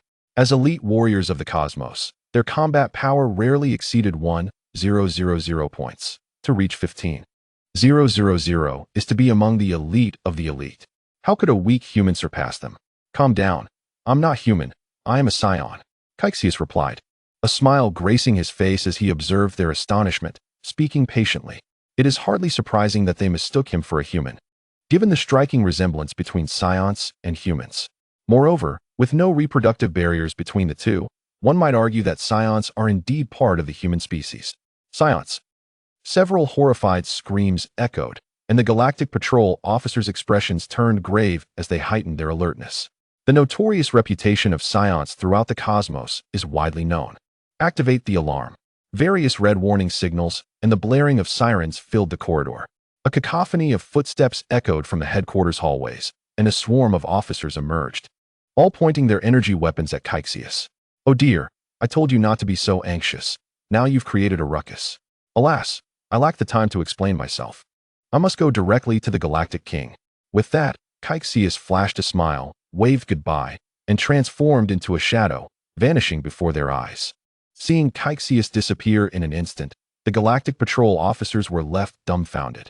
Chaos ensued as the blaring alarms intensified, and the entire Galactic Patrol headquarters descended into pandemonium. The Saiyan has vanished. Quickly, informed the Galactic King. An evil Saiyan has invaded the Galactic Patrol headquarters. Elevate the threat level to the highest. Wait, weren't Saiyans exterminated? One officer inquired, perplexed. Ah, who cares? They must be some stragglers. These wicked Saiyans couldn't possibly have perished so easily, a leading officer replied, his expression fraught with urgency. According to the readings from the detector, the Saiyans' combat power is around 15,000, and currently, there are no experts in the headquarters capable of confronting him. We must swiftly inform the Galactic King and summon nearby strong allies for support. Let us hope it is not too late. If the headquarters is breached, it would spell disaster for us in the Galactic Patrol, and the planets we protect would be vulnerable to invasion. In a room filled with control panels, a gigantic head adorned with a crown and resembling a jellyfish with multiple tentacles, the Galactic King was reprimanding a young officer. Gak, why has the task I entrusted to you not yet been completed? You are always so careless. The Galactic King glared down with his enormous head, his octopus-like tentacles flailing about. Your Majesty, I truly could not locate that Saiyan child who arrived in a spaceship to invade Earth. I believe he poses no threat to Earth. Otherwise, I would have discovered him already. Furthermore, my spaceship broke down, and had it not been for friends on Earth repairing it, I would not have returned. Could you perhaps provide me with a better ship? The purple-skinned Gak pleaded with his innocent golden eyes. Ahem, let us consider this matter resolved. It is fortunate that you returned, the Galactic King coughed lightly. Indeed, Galaxy King. After my observations, I propose that we include Earth within the protective domain of the Galaxy Patrol. The technology of the Earthlings is quite commendable and holds some value. Reflecting on the friends I made on Earth, Jekka suggested. Chapter 128, Alliance. Oh, what has prompted this change in your disposition? Did you not express your intent to eradicate all humans on Earth before your visit, citing their vile character? What has led to this alteration in your stance? The Galaxy King gazed at Jekka with a look of astonishment, a flicker of curiosity and amusement in his eyes. One must admit, this perspective starkly contrasts with Jekka's previous intentions prior to visiting Earth. My apologies, it seems I have stumbled upon something intriguing, a sudden voice echoed in the room. As an unfamiliar figure materialized within the bright chamber. Who goes there? Jekka immediately sensed the anomaly within the control room, and in a state of alarm, shouted out, drawing his energy pistol and positioning it before the Galaxy King. It is a human? No, what manner of human is this? Upon discerning the appearance of the figure before him, Jekka exclaimed, shaking his head in disbelief. It is impossible. Humans do not possess such formidable combat prowess. Jekka's keen eyes seldom missed details, yet he felt no indication of how this individual appeared before him. No, Jekka, he is not a human, if I am not mistaken. He should be a Saiyan. The Galaxy King stared wide-eyed, his lower half adorned with several tentacles that waved in the air. Is this what a Saiyan looks like? They resemble humans remarkably. However, was it not said that Saiyans are inherently ruthless and malevolent? Why do I not sense any aura of evil from him? Upon hearing the Galaxy King's words, Jekka suddenly realized, clapping his hands in understanding. So this is the appearance of a Saiyan, he whispered to the Galaxy King. I am uncertain. Let us observe his actions first, the Galaxy King replied, shaking his head. Greetings, Galaxy King, I am Cassius, the newly appointed leader of the Saiyans from Tuxius. I have come to discuss a potential collaboration with you today. Cassius's golden eyes sparkled subtly, his tone calm and lacking the rebelliousness typically associated with Saiyans, instead exuding a gentle aura. Oh, what is it that you wish to collaborate on with the Galaxy Patrol? The Galaxy King sensed the somewhat mild energy emanating from Cassius, furrowing his brow as he waved his tentacles to dismiss Jekka, who stood protectively before him. We Saiyans revel in combat, yet we do not seek destruction for its own sake. Thus, I propose that if we collaborate with the Galaxy Patrol, for instance, in apprehending some particularly troublesome criminals, we can safeguard the planets. Cassius casually approached, pulling a nearby chair from a flying device, sitting down to engage the Galaxy King directly. Why should I trust you? The Galaxy King's tone was still laced with suspicion as he responded curtly, merely by refraining from wreaking havoc upon the Galaxy headquarters. You can sense my power. If I were to unleash my might here, everything would be obliterated. Moreover, the combat strength I have displayed is but the tip of the iceberg. Perhaps we could overlook the past actions of the Saiyans and allow them to execute tasks here just as the Galaxy Patrol does, which would be advantageous for both parties. Cassius's tone was resolute, and with his current strength, he could easily dismiss certain organizations. The Galaxy King's brow furrowed deeply. Cassius's assertive words instilled a profound sense of pressure within him. After contemplation, he concluded that allying with the Saiyans would not jeopardize the Galaxy Patrol. Rather, it might create a mutually beneficial scenario. So you wish for the Saiyans to join the Galaxy Patrol? No, we merely seek a collaborative relationship. The Saiyans and the Galaxy Patrol belong to distinct factions and are independent. We will only operate under the name of the Galaxy Patrol when executing tasks. Of course, should you encounter formidable foes, we Saiyans will assist in resolving your troubles. Cassius declined the Galaxy King's proposal. Very well, I can agree to your terms. But how will you ensure that the Saiyans do not engage in indiscriminate slaughter? The Galaxy King pondered, still haunted by the Saiyans' notorious reputation for brutality. I will regulate the conduct of my subordinates. If any Saiyan under my command engages in unwarranted slaughter, I will personally eliminate them. Cassius's expression hardened slightly, yet he resolutely declared, I hope you can uphold your word. Otherwise, our collaboration will be terminated immediately. The Galaxy King discerned the determination in Cassius's voice and refrained from further discourse. Very well. I shall subsequently dispatch our technological personnel to establish contact with the Galaxy Patrol organization. Currently, the primary operational area for us Saiyans is the Eastern Galaxy. All you need to do is relay the tasks distributed across the Eastern Galaxy to us. Upon finishing, Cassius vanished before the Galaxy King could respond, leaving behind a stunned Galaxy King and Jekka. After a considerable time, they finally regained their senses. Galaxy King, are we truly to collaborate with the Saiyans? Could this be a ploy on their part? Jekka voiced his concerns anxiously. The Saiyans have a notoriously dreadful reputation throughout the galaxy. I cannot believe they would contribute to peace. However, if the Scions can refrain from causing chaos and instigating trouble, our work will be significantly easier. I simply did not anticipate that any Scions had survived, having not perished alongside Planet Vegeta. At that moment, a distress signal from the Galaxy Patrol was received. As nearby powerful individuals made their entrance, a defense team composed of 5 members, each exhibiting combat power exceeding 10,000, arrived. Where are the Scions? A gruff voice demanded.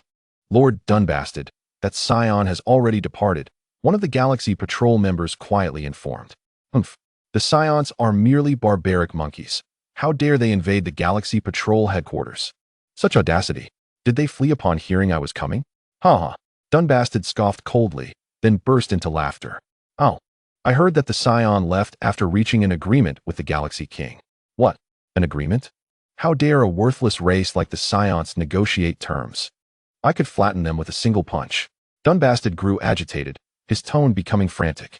His companions nodded in agreement, their disdain for the Scions deeply rooted. When the Scions were at their peak, they regarded them with contempt. Now, as the defeated remnants, they were even less worthy of consideration.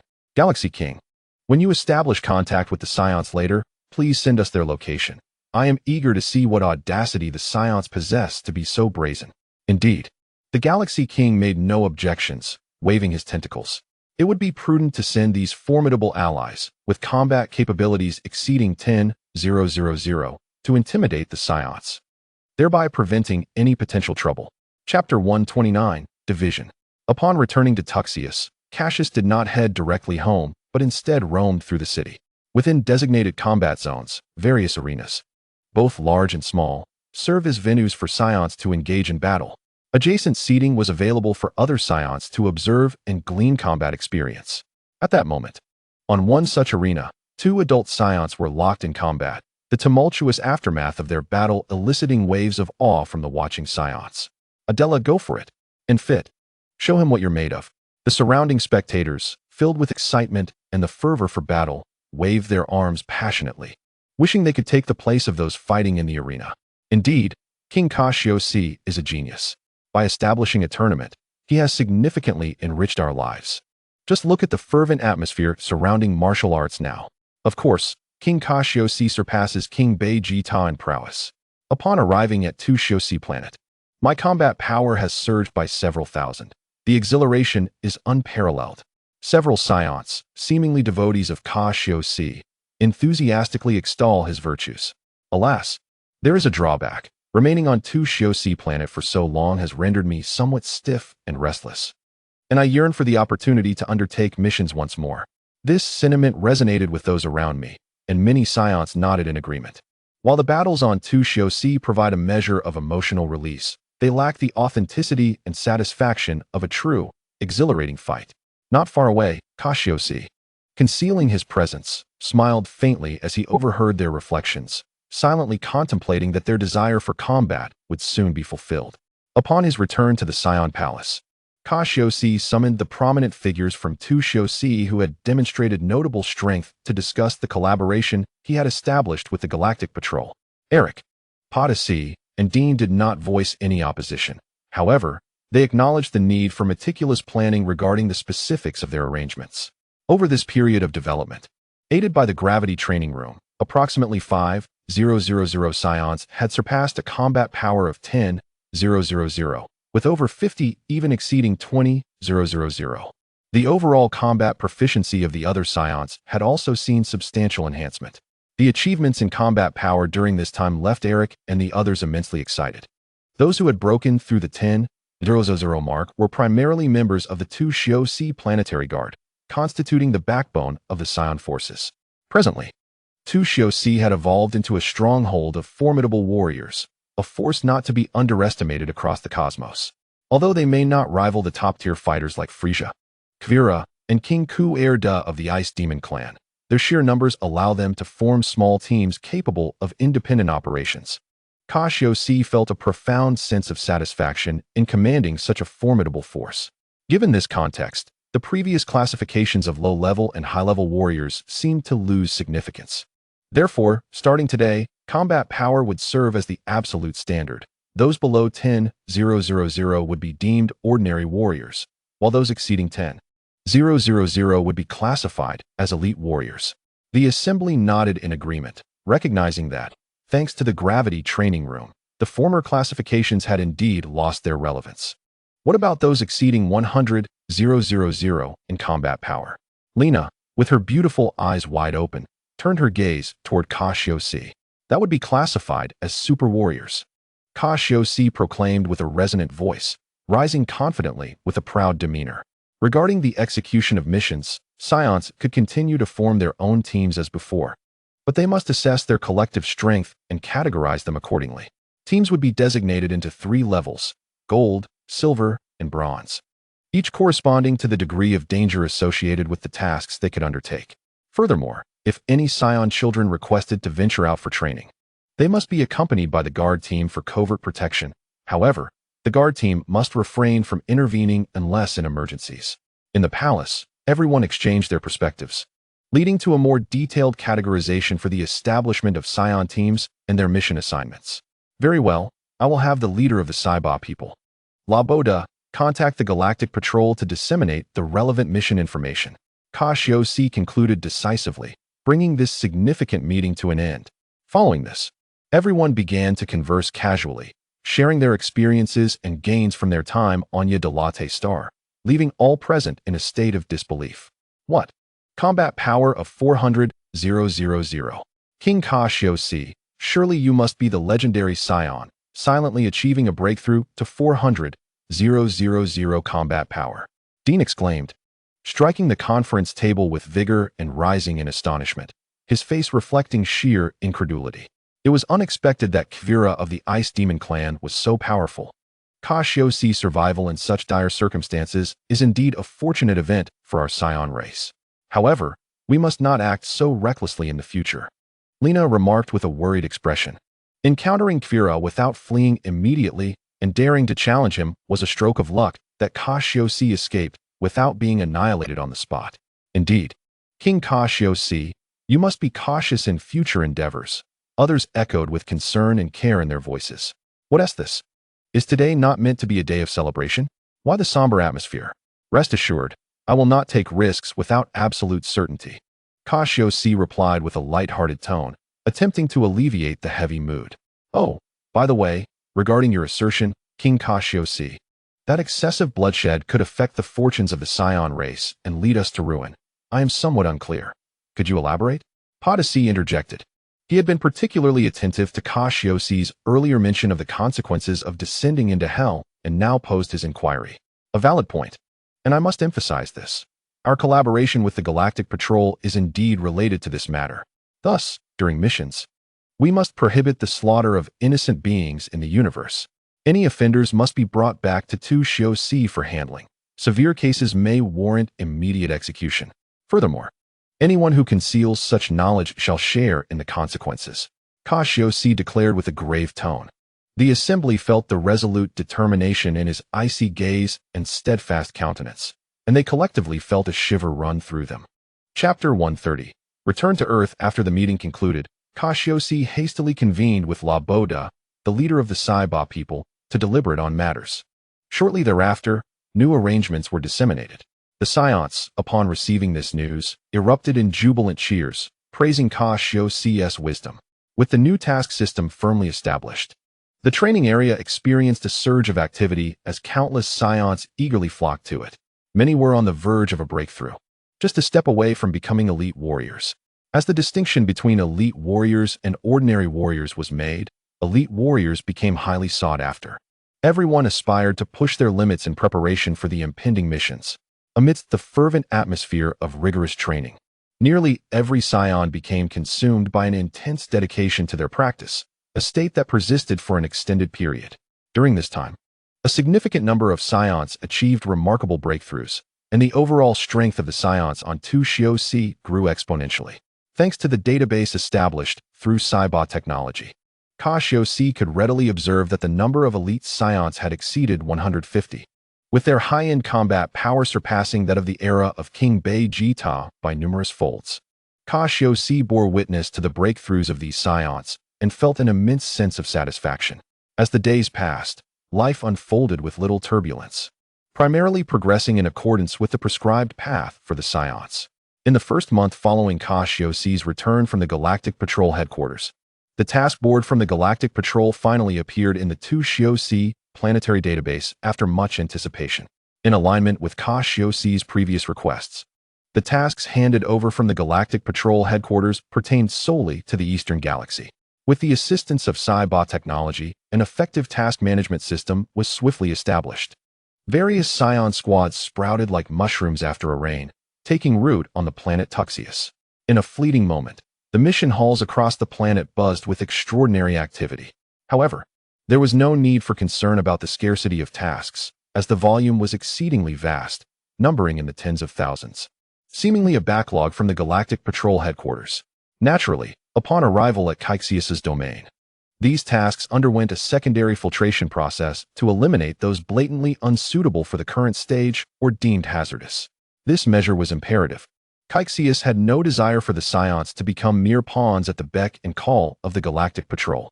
The Saiyans maintained their independence throughout this collaboration, possessing the right to select their missions. To avoid being used as tools, Cassius specifically requested that Eric and the Saiyan forces allocate personnel to form a task review team, dedicated to scrutinizing missions dispatched from the Galactic Patrol headquarters. Once the Task Management Office commenced its release of missions, the impatient Saiyans promptly flocked to the office.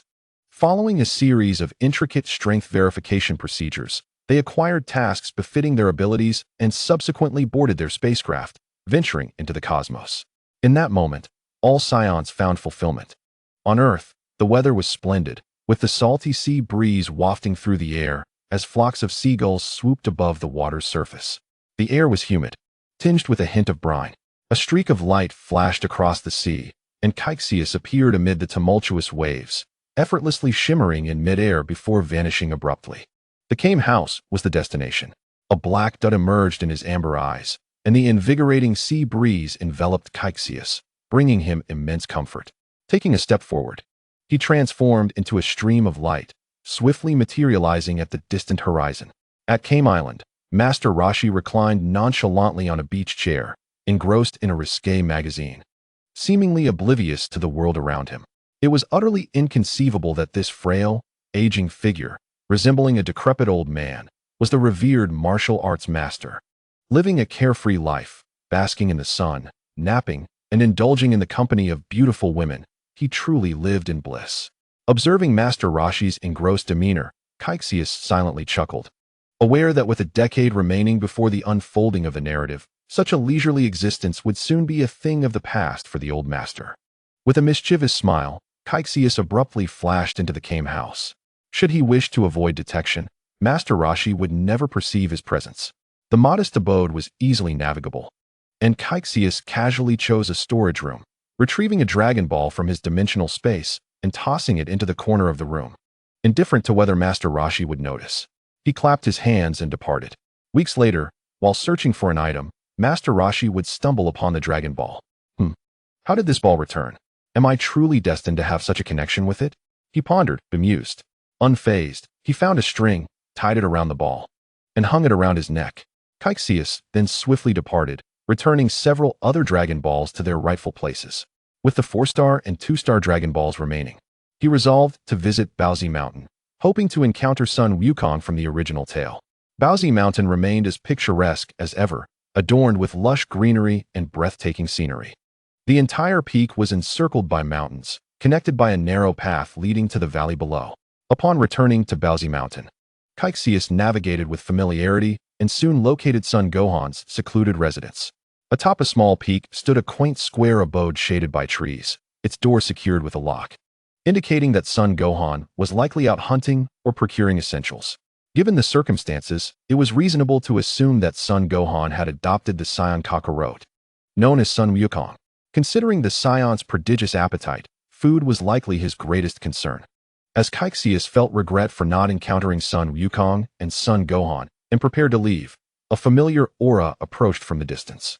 A gentle smile graced his face as he recognized Son Gohan's presence. Sure enough, shortly thereafter, a kindly Son Gohan, clad in traditional attire and sporting a grizzled beard, approached. holding the hand of a child with a tail. Despite his advanced age, Son Gohan's slightly clouded eyes sharply detected Cassius from afar. Have we met before? Chapter 131. The first meeting with Sun Wukong. Cassius did not conceal his aura.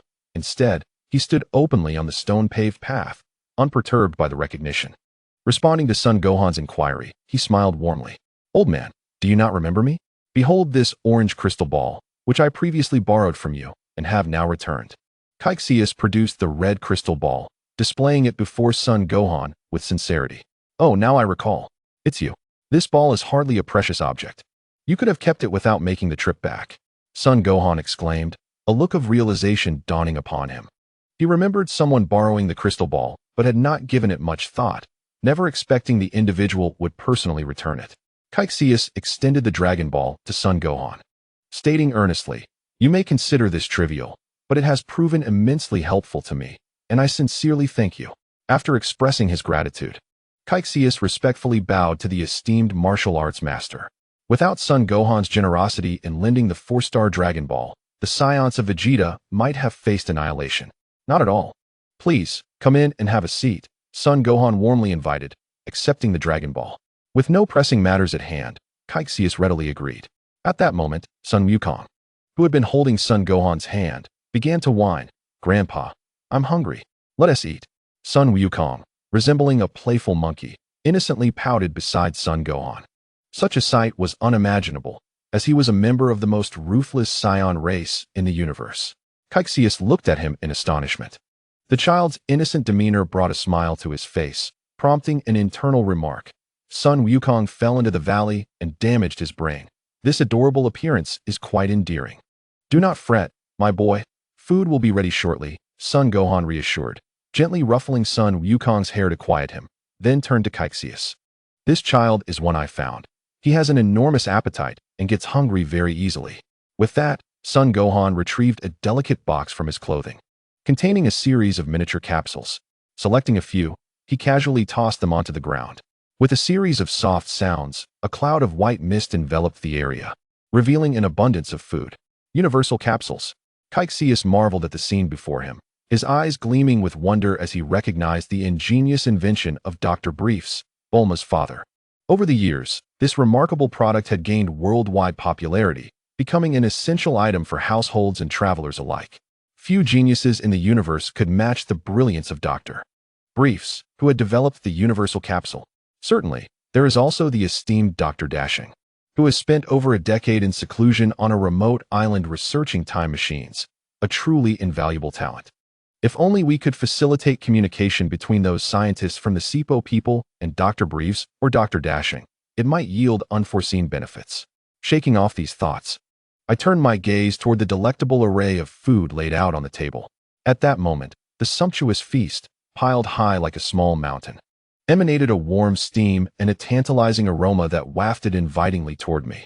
Upon seeing the table brimming with food, the enticing scent of meat wafted through the air, causing Sun Wukong's small frame to light up with excitement. His innocent eyes sparkled as he lunged toward the mountain of food, indulging heartily.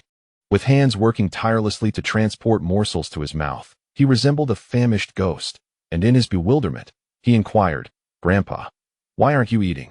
Sun Wukong looked up at Cassius with an innocent expression, clutching a large roasted leg of lamb, tearing into it with fervor.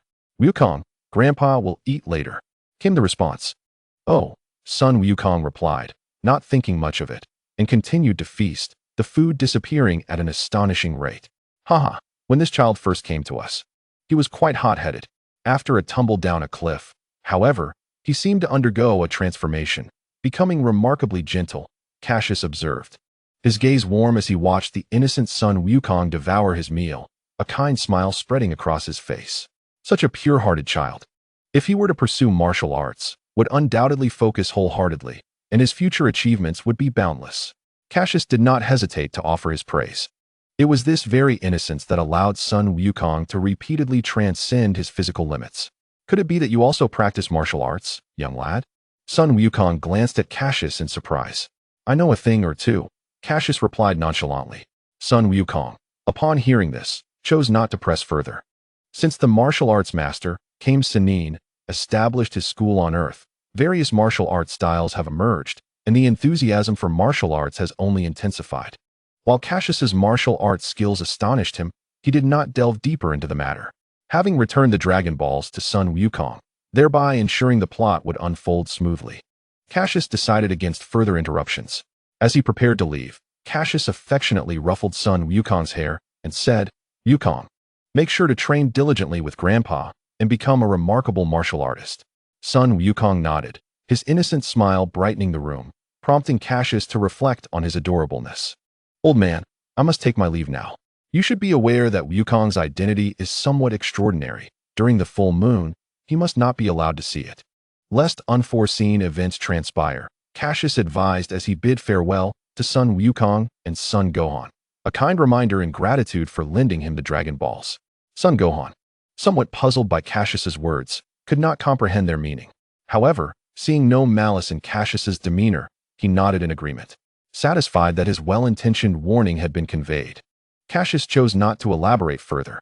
As for whether Sun Gohan could evade future calamities, he felt powerless to influence that, even whether Sun Wukong could. Like in the original tale, grow to become a Super Saiyan was not something he particularly concerned himself with. One moment in paradise, the next in hell. Without experiencing trials or the tests of the environment, everything remains uncertain.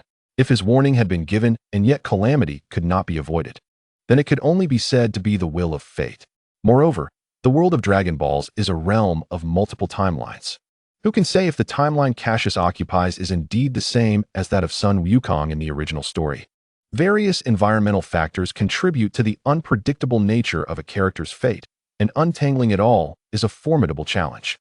All Cassius can do is strive to rewrite certain destinies within the confines of his limited abilities. Chapter 132, The Considerate Young Man After Departing from Bowsy Mountain. Cassius did not immediately set off for West City, but instead visited a nearby small town. There, he procured a variety of fresh seafood from the market, which he packaged and stored in his dimensional space before instantaneously transporting himself to the sacred land of Korin. In the vast, boundless forest, a white stone tower resembling a celestial staircase jutted skyward, piercing the clouds. It had been quite some time since Cassius last laid eyes on Korin Tower, and its majesty still left him in awe as he gazed at the tower shrouded in layers of mist.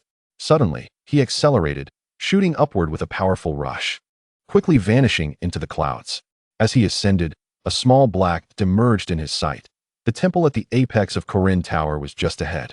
With a surge of speed, Cassius propelled himself like an arrow released from a bow, and in the blink of an eye, he landed on the platform above the temple, floating gracefully as he stepped onto the sacred land of Korin. Inside the tower, the cat sage lay comfortably on a recliner, soundly asleep, drool trickling from his fluffy, plump mouth, clearly lost in a delightful dream. At that moment, he was completely oblivious to Cassius's arrival. Cassius chuckled softly as he approached, gently patting the cat sage awake. The cat sage stirred, blinking in surprise at the sight of Cassius, his eyes widening in recognition. "Cassius, what brings you here?" After many years, the cat sage was taken aback to see Cassius again.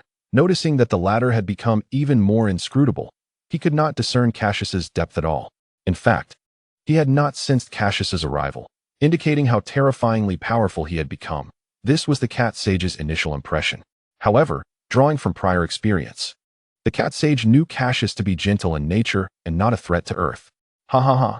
Korin, you may not know, but I visited once before. I'm back to return the Dragon Balls. How have you been?" Cassius exclaimed with a hearty laugh, focusing on the cat sage. "Oh, you were the one who used the Dragon Balls before." The cat sage responded in astonishment, recalling the scene of the dragon's appearance and suddenly realizing the truth.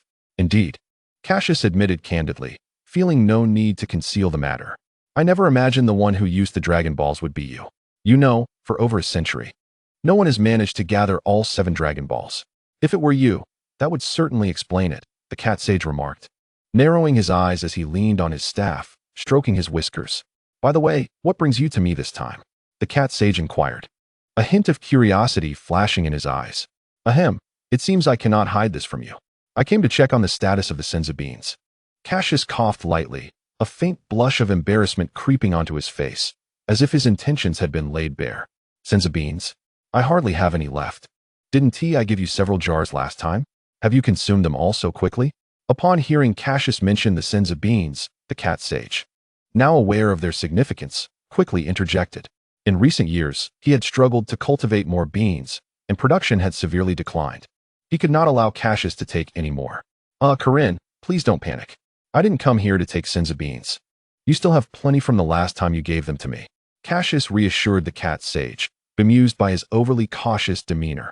He had been carefully preserving the several jars of senzu beans acquired from the cat sage, and aside from a little consumption over the years, he still had tens of thousands in his dimensional space. However, who would ever complain about having too many of such miraculous healing herbs that could save lives in critical moments? Although the cat sage acknowledged Cassius's words, he had increased his planting efforts over the years, but he feared that his harvest of senzu beans remained minimal. Thus, Cassius does not hope to obtain more Saiyan from the cat sage. What brings you to Kai Lin Ta, then? With your current martial arts realm? Even I cannot comprehend it, and there is little left for you to learn here. The cat sage, leaning on his cane, took a few steps, scrutinizing Cassius with curiosity about his intentions. Let's not discuss that for now. Have some fresh sea fish first to cleanse your palate. The corners of Cassius's mouth stiffened, and with an awkward smile, it seemed as though his secret had been exposed, prompting him to swiftly change the subject. Immediately, an invisible wave spread through the air, and in an instant, a door filled with rich spatial energy materialized in the void. From within, a large basket of fresh sea fish descended. Kai Lin Xianren, look at these fresh sea fish. They are a gift I brought for you. Having stayed in Kai Lin Ta for so long, you must surely miss this taste. Cassius exclaimed, pointing at the lively fish scattered around. Ha ha ha. Cassius, you are indeed a thoughtful young man. I've always had high hopes for you since you were young. The cat sage laughed heartily, casting aside his cane, his eyes wide with excitement as he eagerly approached the fish, inhaling their uniquely enticing scent. For the cat sage, a being of feline lineage, such a fragrance was an irresistible temptation. Having not left Kai Lin Ta for centuries, he had nearly forgotten the taste of fish. Thus, upon encountering such a delicacy, he was naturally overwhelmed with emotion. Noticing that Cassius was still watching, he quickly regained his composure and adopted a serious demeanor, placing his hands behind his back. Ahem, I see your good intentions. It is rare for you to remember that I love fish. Might I see the Saiyan you have cultivated? Seizing the moment while the cat sage was in good spirits, Cassius promptly stated his request, utilizing the psychological principle of softening the heart when receiving favors. Cassius deftly navigated the cat sage's affections. Then follow me. Oh, and don't forget to bring these fish to my room. The cat sage glanced at Cassius but offered no further comment. As cultivating Saiyan was not a difficult task, he nodded in agreement. Cassius, quick and nimble, immediately stored the baskets of fish into a separate dimensional space. Subsequently, under the cat sage's guidance, he effortlessly arrived at his room. Placing the fish inside, the cat sage, satisfied with the fish now secured, wore a smile of contentment. Chapter 133. Cultivation of Saiyan following the cat sage. Cassius traversed the winding corridor outside the tower, arriving at the second floor of the Kai Lin Ta, a spherical structure. This was the cat sage's living quarters, more spacious than the first floor, with a delicately crafted water bottle resting on a stone pedestal in the center. This was the very place in the original story where the cat sage trained Sun Wukong. Cassius observed briefly, quickly recalling scenes from the original tale that matched the present situation. At that moment, he noticed a row of 3 large water tanks positioned at the center of the room. Remembering an old saying about emotions not being allowed to soar, he inquired curiously, "What are these 3 water tanks, and what do they show?" The 2 tanks on the sides hold ordinary water, while the middle tank is for observing the lower realms. The cat sage replied casually, swallowing a whole fish. From the cat sage's expression, Cassius sensed that these tanks did not possess the ability to reveal the past and future. They were merely legends. Forget about those. Did you not wish to see the Saiyan? Then follow me. They are cultivated on the upper level. The cat sage, despite his rotund form, swiftly ascended to the 3rd level of Kai Lin Ta, with Cassius closely trailing behind. Upon entering, Cassius noticed that the ceiling was covered with several large transparent glass panels forming a dome. Sunlight streamed through the translucent dome, illuminating a pile of green stalactite stones at the center, from which glistening liquid dripped into a collector below. That is the Chao Shin Shui. The Saiyan requires it for nourishment to yield a harvest. However, the condensation of Chaoshan Shui is not easy. It can only yield a small jar per year, which is why the production of Xiando has always been limited, the cat sage explained as he observed Cassius gazing longingly at the Chaoshan Shui. Listening to the cat sage's explanation, Cassius remained intrigued and approached to inspect the Chaoshan Shui. Through the narrow opening of the bottle, he beheld the Chaoshan Shui, crystal clear with a faint purple glow. Bringing it to his nose, it smelled no different from ordinary water. Of course, Cassius did not believe it was akin to regular water. This was a substance condensed from divine energy, capable of unlocking potential, yet for ordinary mortals, it was highly toxic. Do not touch that Chaoshan Shui. It is lethal to mortals. The cat sage observed Cassius' eager intent and kindly warned him. Here, look, this is the Xiando you wanted to see. The cat sage led Cassius to a sunlit flower bed. There, a small plot of land, about 1 or 2 square meters, had been cultivated, surrounded by pots containing Xiando. Compared to ordinary bean plants, the stalks of Xiando were significantly shorter, with emerald green leaves adorned with drops of dew, as if they were alive. Under the sunlight, they emitted a vibrant green sheen, with purple flowers blooming at each fork, some already forming pods. Visually, the yield appeared rather meager. The Xiando are all here. Given the difficulty of condensing Chaoshan Shui, even if we expand production, it cannot be increased, the cat sage said, diligently watering the Xiando with the precious Chaoshan Shui. The Xiando, nourished by the divine water, unfurled joyfully, as if expressing their delight. Each time the cat sage recalled the jars of Xiando taken by Cassius, he felt a pang of regret, for they were the fruits of his labor accumulated over centuries. Suddenly losing them all to Cassius left him with only a few hundred Xiando harvested in recent years. Nonetheless, these were gifts he had willingly given, and it served no purpose to lament. Cassius would not return them. Sensing the cat sage's tone of resignation, Cassius beamed brightly. Having already reaped substantial benefits from the Xiando, he had no intention of returning what was rightfully his. No worries, Kai Lin Xianren. If you cultivate for a few more years, you'll have plenty of Xiando, Cassius reassured him with a smile. Easy for you to say, the cat sage replied, casting a dismissive glance at Cassius. Hee. Next time I will bring you more sea fish as a token of gratitude for the Xiando you once provided me. Cassius chuckled. Yes, that would be appreciated. No, ahem. The cat sage's eyes lit up at the mention of sea fish, and he quickly added, only to feel that he had lost his dignified composure, promptly closing his mouth. Cassius, understanding the cat sage's wishes, readily agreed, knowing that fulfilling such requests was a trivial matter for him. Witnessing the cultivation of Xiando firsthand intensified Cassius' eagerness for mass production. As the leader of the Saiyan people on the Two-Shio planet, he understood the significance of Xiando. With so many Saiyans under his command, the need for Xiando could arise at any moment. If the cultivation method of the Xiando could be widely disseminated, then the Tuxius star could utilize Xiando as a strategic reserve or reward. The crux lies in the fact that for the Saiyans, a race of warriors, the aid of Xiando would undoubtedly enhance their prowess. However, to realize this ambition, the cultivation environment for Xiando and the elusive Chaoshan Shui present a significant challenge, one that ordinary technological means may struggle to replicate. Without Chaoshan Shui, the cultivation of Xiando is an insurmountable task, and this thought caused Cassius's brow to furrow once more. Yet, he soon cast aside these concerns and departed from the Xiando cultivation site, engaging in discussions regarding martial training with the cat sage. Although Cassius's combat prowess had long surpassed that of the cat sage, and he had even forged his own path in martial arts, he believed that the cat sage's centuries of experience and insight would provide invaluable perspectives, allowing for mutual exchange and growth. The adage "a single leaf can obscure the view of Mount Tai" rings true.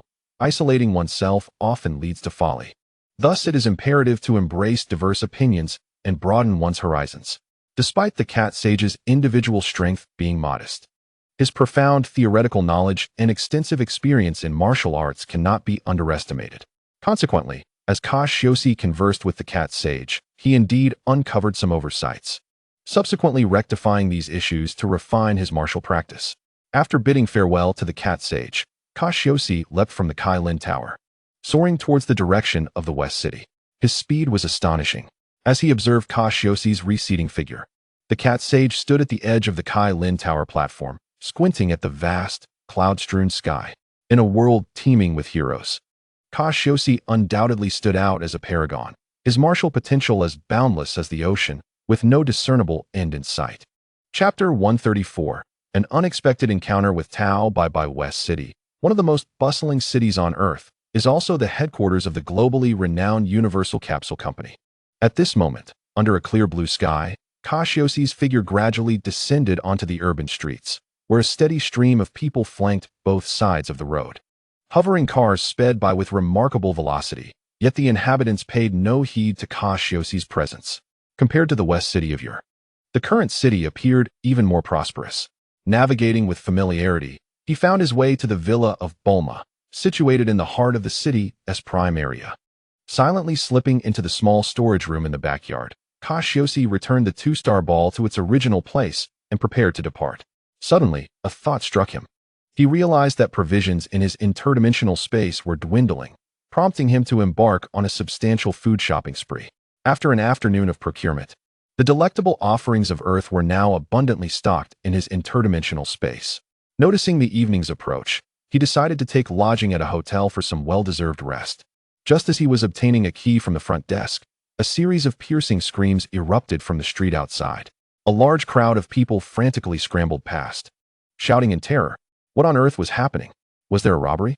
After all, while West City was prosperous, it was not immune to crime, particularly from the trio of notorious bank robbers. Although he speculated briefly, Cassius had no intention of intervening, as the fates of these earthlings bore no relevance to him. While he upheld a sense of humanity, as a Saiyan, he regarded these earthlings as weak and inconsequential.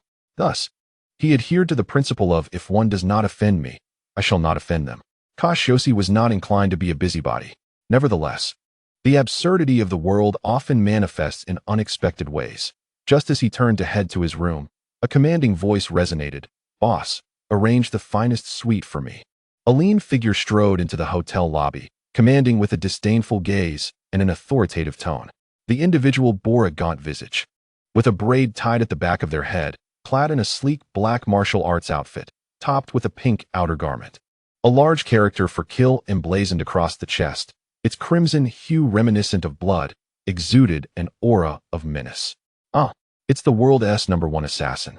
Tao Bai. Upon recognizing the visitor, the hotel manager's face drained of color, transforming into a ghastly pallor, his body trembling involuntarily. Please don't kill me. I'll arrange it right away. Wait, ensure all guests are evicted from the hotel. I dislike sharing my space. Tao Bai's voice was cold and unyielding. Why yes. Of course. The manager, momentarily taken aback by the command, hesitated as he glanced at Tao Bai's countenance, but upon receiving a fierce glare, he hastily complied, trembling with urgency. So, Tao Bai is quite the arrogant one, demanding the expulsion of all guests. Such hubris is understandable, considering he is one of the few formidable fighters on Earth. Cassius observed Tao Bai from the side, his expression serene and unperturbed.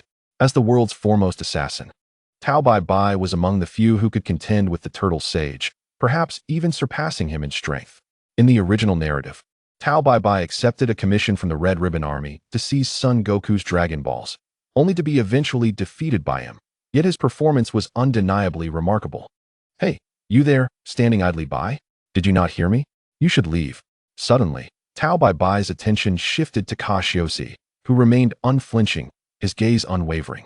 As the unrivaled assassin on Earth, Tao Bai had long exuded an air of invincibility. However, this arrogance seemed misplaced, as Cassius found his demeanor rather distasteful. Ha ha ha, how laughable. You dare to show your fangs as a weakling before a strong one. Who gave you such audacity? Cassius's expression darkened, an aura of formidable power subtly emanating from him as he rebuked loudly. No matter how audacious or invincible Tao Bai appeared on Earth, his combat power was merely 150. In Cassius's eyes, he was but an insignificant insect. Tao Bai's brows knit slightly, veins bulging on his forehead. He regarded Cassius with disdain, perceiving him as an ant. Such condescension was typically reserved for others, not the other way around. Witnessing Cassius's insolence and boldness, Tao Bai's expression darkened considerably. Little brat, it has been ages since anyone dared to be so brazen before me. Those who have dared have already become fodder for the worms. If you see yourself as a strong one, do not blame me for making you wish for death. Tao Bai Bai's tone was venomous, and a chilling intent erupted from him, causing the surrounding air to drop several degrees, a faint scent of blood wafting through the atmosphere. Observing Tao Bai Bai's self-important display of intimidation, Cassius couldn't help but roll his eyes, finding it rather comical. Imagine a frail child attempting to demonstrate their might before an adult. It is indeed a ludicrous spectacle, truly embarrassing, to remain unyielding before my presence. It seems you possess some degree of strength, Tao Bai Bai remarked, slightly surprised by Cassius's calm demeanor, though the murderous aura emanating from him remained undiminished, intensifying instead. Trash belongs in the trash can, not here to flaunt and self-congratulate. Cassius glanced at Tao Bai Bai and then, with a single finger, pointed towards him. The sharpness of his fingertip carried a ferocious gust of wind, its speed akin to a cheetah lunging for its prey, accompanied by a terrifying momentum that howled through the air. With a sudden impact, the fingertip met Tao Bai Bai's form, causing his expression to shift dramatically as disbelief washed over him. A finger-sized wound suddenly appeared on his body, continuously gushing forth blood. Immediately after, an immense force struck him, akin to the weight of Mount Tai pressing down, leaving Tao Bai Bai devoid of any resistance. His body was abruptly propelled out the door, transforming into a shooting star that vanished beyond the horizon. With Cassius's combat prowess, even a casual strike could render Tao Bai Bai either dead or severely injured. Without several months of recuperation, standing again would be a distant dream. This was merely the result of Cassius showing mercy, otherwise, in the blink of an eye, Tao Bai Bai would have been reduced to mere pulp. With the trouble resolved, boss, let us proceed as planned, Cassius remarked with a smile, casting a benevolent glance at his employer. Chapter 135, Taking in Launchy the boss, trembling, emerged to witness Cassius effortlessly vanquishing the world's #1 assassin, Tao Bai Bai, with beads of cold sweat forming on his forehead. Who exactly is this young man? Even the world-renowned assassin, Tao Bai Bai, could not withstand a single round against him. Contemplating this, the boss felt a profound sense of awe towards Cassius. At that moment, Cassius noticed a young girl approaching the inn. The girl, clad in tattered garments, had deep blue hair and appeared to be merely 8 or 9 years old. Her delicate features suggested she would grow into a breathtaking beauty in the future. Despite the season being late autumn, with the weather growing colder, her attire seemed woefully inadequate. Moved by the girl's pitiful appearance, Cassius felt a pang of compassion. He waved her over, and upon seeing his kind demeanor, the girl hurriedly ran to him. Upon her arrival, Cassius unfastened his coin pouch and handed it all to her. "Little girl, what is your name? Why are you alone on the street, dressed so poorly?" he inquired gently as he placed the pouch into her arms. "I am Launchy. Bandits killed my parents, and I have no home anymore," she sobbed. "Launchy?" Cassius paused at the name, then scrutinized the girl's exquisite face and her slightly curled deep blue hair. At this age, she indeed matched the character from the original story. How fortunate he was to encounter Launchy.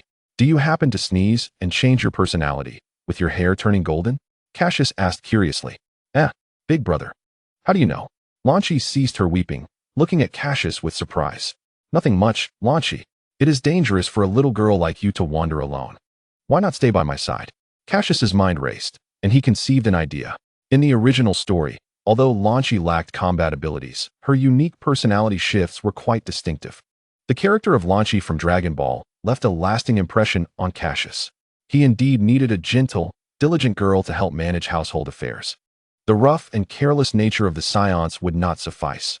Launchy was an excellent candidate. "Big brother, will you take me in?" Launchy's blue-haired eyes welled up with tears, her fair face looking pitifully at Cassius. It was unexpected that Launchy was such a weepy girl. No wonder she would grow into a soft-hearted woman. However, her readiness to trust others was a flaw. It seemed the existence of the golden-haired Launchy, who could switch personalities, was a form of self-protection. "Yes, if you wish. You can stay with me from now on," Cassius nodded, smiling gently as he patted her head to soothe her. Launchy's bright eyes gazed at Cassius, and she shyly smiled. Lowering her head, "Let us go and purchase you some clothing. Your current appearance does not befit my status," Cassius said, observing her with a smile. He led Launchy to a nearby clothing store to procure several outfits.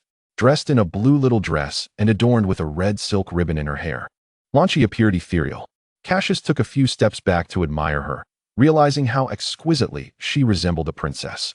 "This dress suits you perfectly. You look stunning," Cassius praised without reservation. "Yes," Lanchi beamed with satisfaction as she stood before the mirror, admiring her reflection. Cassius continued to shop, gathering an array of clothing in various styles and sizes. The attendant, sweating profusely, recorded the purchases with a mix of pain and joy. Considering the garments were for Lanchi, Cassius opted not to use the dimensional space, but instead packed them into a universal capsule. After acquiring nearly 100 outfits, he handed the capsule to Lanchi, who held it tightly in her hands, placing it into her bag with a look of gratitude in her eyes.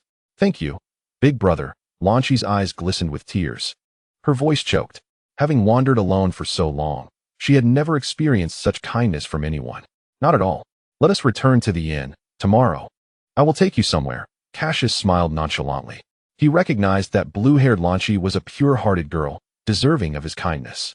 As night fell, upon returning to the inn, Cassius arranged a room for Lanchi. The night passed in silence. The following day, Cassius followed the procedure to check out of the room, then accompanied Lanchi out of the inn. With an exclamation, he leapt into the air, cradling Lanchi as they swiftly soared towards the Kai's tower. Given Lanchi's current combat power, Cassius certainly could not take her to the Tushu's planet. Moreover, he was concerned about her living alone outside. So he decided to have her train under the guidance of the cat sage for a while. More importantly, placing Lanchi with the cat sage, with her innate cleverness, might allow her to learn the method of cultivating senza beans. The lazy cat sage, with Lanchi's free labor, would likely not tend to the beans himself and might even share the cultivation techniques with her. After flying for a short while, they spotted the towering Kai's tower connecting heaven and earth in the distance. "Wow, what is that building?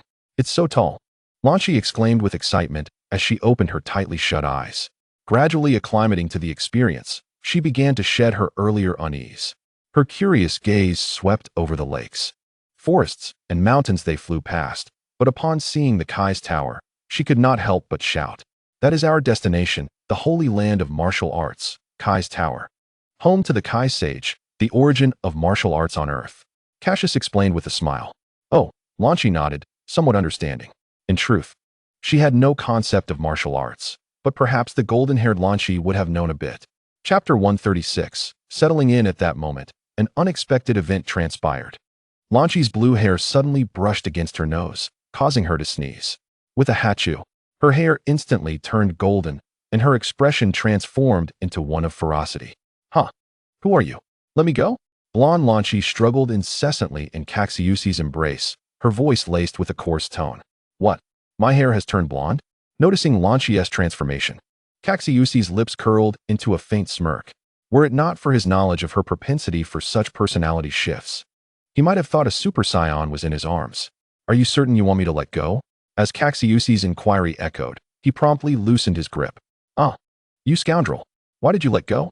A flicker of panic crossed Lanchi's eyes as she plummeted like a shooting star, her heart racing with terror at the sensation of freefall. "Should I hold on or not?" Cassius's voice rang in her ears, and just as she was about to collide with the ground, Lanchi felt herself lifted with surprising lightness. "Who are you? Why are you holding me?" Her voice trembled, losing its earlier assertiveness. At that moment, the blonde Lanchi lamented her other self, pondering whom she had encountered. Would she be sold off? "Ha ha ha, fear not. I shall take you to a splendid place," Cassius chuckled, observing the trembling and frightened Lanchi. He then ascended vertically, soaring parallel to Kailanta. "Ah, you scoundrel!" Lanchi clutched Cassius's clothing tightly, letting out a piercing scream as the cold wind whipped around her, sending her into a state of fright. Before long, Cassius appeared atop Kailanta, cradling Lanchi. At this moment, Mao Xianren had been observing Cassius's situation through a water tank. He gazed at Cassius and the young girl beside him, speechless. The blonde Lanchi, her limbs weakened and hair disheveled, collapsed onto the ground and began to wail. "Cassius, what have you done? Why did you bring a little girl?" Mao Xianren inquired, somewhat at a loss. "This girl is named Lanchi. I intend for her to stay with you for a while. By the way, she has two states. With blue hair, she is gentle and virtuous, capable of attending to your needs and even taking care of Xixiando. With blonde hair, well, she becomes quite violent, so please train her well," Cassius explained, chuckling as he recounted Lanchi's basic situation to Mao Xianren. "Well, since you are Cassius, I suppose I must assist you," Mao Xianren squinted. A glimmer of inscrutable brilliance in his eyes as he stroked his whiskers with his plump paws. And I won't let you help for nothing. This shall serve as your reward. Cassius produced a box of universal capsules. Inside are fresh sea fish, diverse in variety. That is quite splendid. Mao Xianren extended his pink tongue to lick his paw, deftly snatching the capsules from Cassius's hand. Truth be told, he found solitude atop Kailantar rather dull. Although there were Tiangshan and Bobo, they seldom visited him unless they had nothing else to do. Thus, if this little girl wished to stay, it could serve as a form of training. Moreover, Cassius mentioned she could assist with his daily needs. Was that not akin to having free labor? How delightful! Once Lanchi was settled, Cassius departed from Earth. In a distant part of the tranquil universe, within the eastern galaxy, the vacuum exuded an eerie depth. Surrounded by burning spacecraft and floating debris, forming a harrowing tableau. A grand war was fervently unfolding. Leaning against a yellow-hued planet, countless spacecraft breached the atmosphere, relentlessly engaging in combat against foes from beyond the cosmos.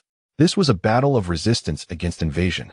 The yellow-painted vessels belonged to the indigenous civilization of the planet, while the adversaries were interstellar pirates. These cosmic marauders wreaked havoc throughout the universe, their advanced equipment rendering them nearly invincible. Once a planet fell within their sights, its inhabitants often faced extermination, only to be packaged and sold to planet traffickers. The battlefield situation was evidently dire. The yellow vessels suffered catastrophic losses, often needing 100 to match a single interstellar pirate ship. The overwhelming advantage of advanced equipment could not be compensated for by sheer numbers. Countless formidable cosmic pirates, clad in battle gear, leapt from their ships, unleashing energy cannons that fired lasers, mercilessly annihilating the indigenous forces. The vacuum seemed to emit a chilling wail, the ruthless explosions reverberating across the battlefield. Severed limbs and dismembered bodies floated in the void, stark reminders of the war's cruelty. Yet, in the face of such overwhelming odds, the natives exhibited no signs of fear. Their eyes blazed with fury. To protect their home planet, they disregarded the specter of death, charging forward with unwavering determination, their fierce spirit seemingly intent on eradicating the invading pirates. "Ah, weak natives, easily crushed, perish." A pirate captain cackled. "Ha, we can fetch a good price for this planet. Captain, when we sell it, don't forget to get us some fine equipment." A squad of interstellar pirates executed their tactics with ruthless efficiency, dispatching an indigenous warrior trying to engage them in a final stand. Their lips curled into cruel smiles as they discussed the fate of the planet, their eyes betraying a chilling indifference to life. "Ho ho ho, once we finish off these natives, I shall take you to the universe's largest auction house for a bit of enjoyment. There, women from all races await. As long as you have the coin, your happiness is assured." A grotesque alien named Ruizi, adorned with numerous spikes, sneered with a hint of lustful fantasy, as though envisioning delightful possibilities. "Really? I've never been. Let the captain take us to broaden our horizons. Haha." A rookie pirate exclaimed with eagerness. "Newbie, I've accompanied the captain several times. The women there are simply exquisite." A seasoned pirate with red skin remarked disdainfully, casting a condescending glance at the starry-eyed rookie. Hee. The rookie, teased by the veteran, shyly smiled before plunging back into the fervor of slaughter. Chapter 137. An unexpected visitor at that moment. While the natives and interstellar pirates clashed, they remained unaware of a group of figures closely observing their skirmish from a distance. Clad in crimson battle suits, with tails wrapped around their waists, these warriors were equipped with the latest technology from the Saibo people, boasting exceptional flexibility and formidable combat capabilities. The glossy red fabric shimmered vibrantly. Is this the place? The battle down there resembles child's play, utterly pathetic. I lack any desire to engage. A robust Saiyan, with a broad silhouette, stroked his chin disdainfully as he surveyed the conflict below. "Bolino, if you are unwilling to engage, we shall step in." A lean Saiyan remarked with ill intent. "That is entirely unnecessary, Anges. It would be a shame to receive a mission and not indulge. My bones would rust from disuse." Bolino retorted, waving his hand dismissively, his irritation directed at Anges. "These combatants below are far too weak compared to us. Speaking of which, our combat prowess has surged remarkably over the past 2 years. I was once a low-level warrior, and now my power exceeds 6,000. Had you told me this before, I would have never believed it," one of the Scions mused. "Greetings, Do not speak so hastily. We are still mere ordinary Saiyans. Our combat power has not surpassed 10,000, and we are not elite warriors.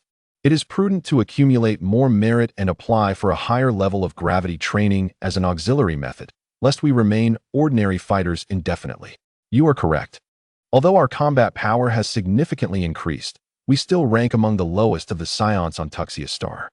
I have heard that Eric and his companions have already surpassed 30,000 in combat power. Truly remarkable. Well then, let us focus on completing the task at hand without overthinking. We have finally received this mission, and it is imperative we execute it well, or we may not have another opportunity in the future. One Saiyan redirected the conversation back to their current situation, and in order to fulfill their mission, they all concentrated intently. The Tulki's inhabitants below were under attack by cosmic marauders, and their task was to eliminate all invading space bandits. Attention! Everyone must show no mercy to the thieves during combat, while ensuring that innocent lives are not harmed. Any reckless killing is strictly forbidden by King Cassius. Begging for mercy afterward will be of no avail. Yes, yes. A dozen Saiyans, faces stern, eagerly rubbed their fists, ready for action. The marauders below were not particularly formidable, and the battle would surely be effortless. Nonetheless, they felt exhilarated. On Cassius Star, the endless coastline stretched out, waves crashing together in a serene light blue hue. Suddenly, an ear-splitting explosion reverberated through the sky, casting a vast shadow as a spaceship emblazoned with the Galactic Patrol insignia descended slowly, hovering above the sea. The thunderous noise shattered the tranquility of the ocean's surface, the engine's roar and the continuous jets of air creating towering waves that surged dozens of meters high. This luxurious silver spacecraft, resembling a boisterous beast, sank into the depths of the sea, with a substantial portion still protruding above the surface. Once the vessel came to a halt, several sturdy figures emerged from atop the ship. Cough, cough, cough. Is this Cassius Star? It does not seem all that impressive. By the way, where are those Saiyans? Why haven't they come to greet us? Don Bastard scoffed, visibly displeased. In his eyes, Saiyans were a rude and uncultured race. Their failure to welcome him was utterly disrespectful. Don Bastard, cease your complaints. We did not inform the Saiyans of our arrival, so it is only natural they remain unaware. Dabaka shot a weary glance at Don Bastard. After surveying the surroundings, he noted that this was indeed a rather pleasant planet. At that moment, the alien scout, Incanna, holding a detection device, announced the readings from the instrument. Cassius Star has 10 times the standard gravity, with 67 of its area covered by oceans, 21 by land, and the remainder consisting of extreme climate zones. Overall, it is highly suitable for habitation. 10 times gravity? That is quite similar to the former Vegeta star. They certainly know how to choose. Dabaka expressed some surprise, and then felt the gravity of Cassius Star, confirming it was indeed approximately tenfold. Generally, environments inhabited by races with strong average abilities exhibit significant gravity. However, for beings like them, whose combat power exceeds 10,000, this level of gravity was merely a trivial matter. Incanna, hurry and locate the Saiyans. We represent the Galactic King and must establish contact with them promptly. We also need to assert our dominance. Understood. Incanna nodded, promptly adjusting the detector. As 3 electronic beeps sounded, a flurry of Saiyan data appeared on the display screen. Overwhelming in its density, resembling garbled text that made one dizzy. Among them were some astonishing readings that fluctuated unpredictably. Suddenly, several readings skyrocketed, exceeding the detector's limits, resulting in a loud bang as the device overloaded and emitted smoke, ultimately burning out. What happened? Incanna, why did the detector burn out? Dabaka inquired, his expression filled with confusion. I am unsure. It may be a device malfunction, Incanna waved dismissively. From his perspective, he could not possibly believe that the Saiyans had approached 30,000 in combat power. He would rather attribute it to a technical failure. The others shared his sentiments, dismissing the notion as a mere device malfunction. Did we detect the location of the Saiyans? To the east, there are numerous energy signatures. That should be the gathering place of the Saiyans. Let us proceed there together. Incanna pointed toward the east, where he had detected a higher concentration of energy readings. Very well, let us move forward together. Everyone prepare. We will arrive in approximately 10 minutes. Dabaka called out, then ascended into the air, swiftly heading eastward. The others followed closely behind, advancing toward the Saiyan congregation. As the group progressed towards the Saiyan gathering place, the energy detection system on the Saiyan side had already noticed their presence. These monitoring technologies were invented by the Sibo people under the direction of Cassius, aimed at establishing an orbital surveillance mechanism to prevent invasions. At that moment, the alarm within the Saiyan Defense Force headquarters blared urgently, its buzzing echoing throughout the command center. The Saiyan guards patrolling various parts of Tuxeus Star, engaged in their daily training, paused momentarily upon receiving the alarm. Their expressions shifted to a mix of surprise and intrigue, as they had not anticipated an invasion of Tuxeus Star. Soon, however, a glimmer of joy crossed their faces. An invasion was precisely the opportunity they sought to accumulate merit. Thus, the Saiyans swiftly took to the skies, racing toward the command center. What is going on? Eric exited the training room and entered the command center, pushing open the large door with a grave expression directed toward the personnel in charge. Report, Lord Eric. Several energy sources with combat power exceeding 10,000 have entered Tuxeus Star. Preliminary assessments indicate they may be invaders, though further verification is required. A well-built male Saiyan emerged, his uniform accentuating his athletic physique. This Saiyan, named Lokim, was personally assigned by Cassius to monitor all activities on Tuxeus Star and respond promptly to any invasions. Combat power exceeding 10,000? Eric's gaze turned skeptical. Such meager strength dared to invade? This is no jest. Indeed, after their arrival on Tuxeus Star, they did not wreak havoc, but instead headed straight towards us. We could send someone to make contact with them, Lokim suggested softly. Can we switch to their real-time monitoring? We need to confirm further. Upon hearing Lokim's words, Eric refrained from hastily ordering their extermination, remaining cautious instead. Given his current combat power, dealing with those whose strength barely exceeded 10,000 posed no threat, and he had no reason to worry about damage to Tuxeus Star. Moreover, the Saiyans on Tuxeus Star were exceptionally powerful at this moment, arguably at the pinnacle of strength in their history. Certainly, just moments ago, I commanded the Saiyans to activate the Apocalypse system, and we have now pinpointed their location. This is the live footage transmitted to us. Please take a look. As he spoke, Luo Jim waved his hands, transferring a multitude of virtual images onto a large circular platform, where three-dimensional visuals swiftly revealed the situation with the Galactic Patrol. This is the emblem of the Galactic Patrol. What brings them here? Why didn't they consult us? AI-like instantly recognized the insignia, feeling a sense of relief, yet still harboring some doubts. So, they are not our enemies then? At that moment, Lena entered, a smile dancing on her lips, her arms crossed confidently. After receiving the alert, Lena, a former member of AI-like's team, had rushed over as well. As a comrade who once revolted alongside Cassius, she had naturally ascended into the core of power among the Saiyans. Her combat strength had also surged, now reaching 25,000. Lena, your timing is impeccable. Please handle the negotiations with them. I entrust this matter to you, AI-like remarked, sensing no imminent danger.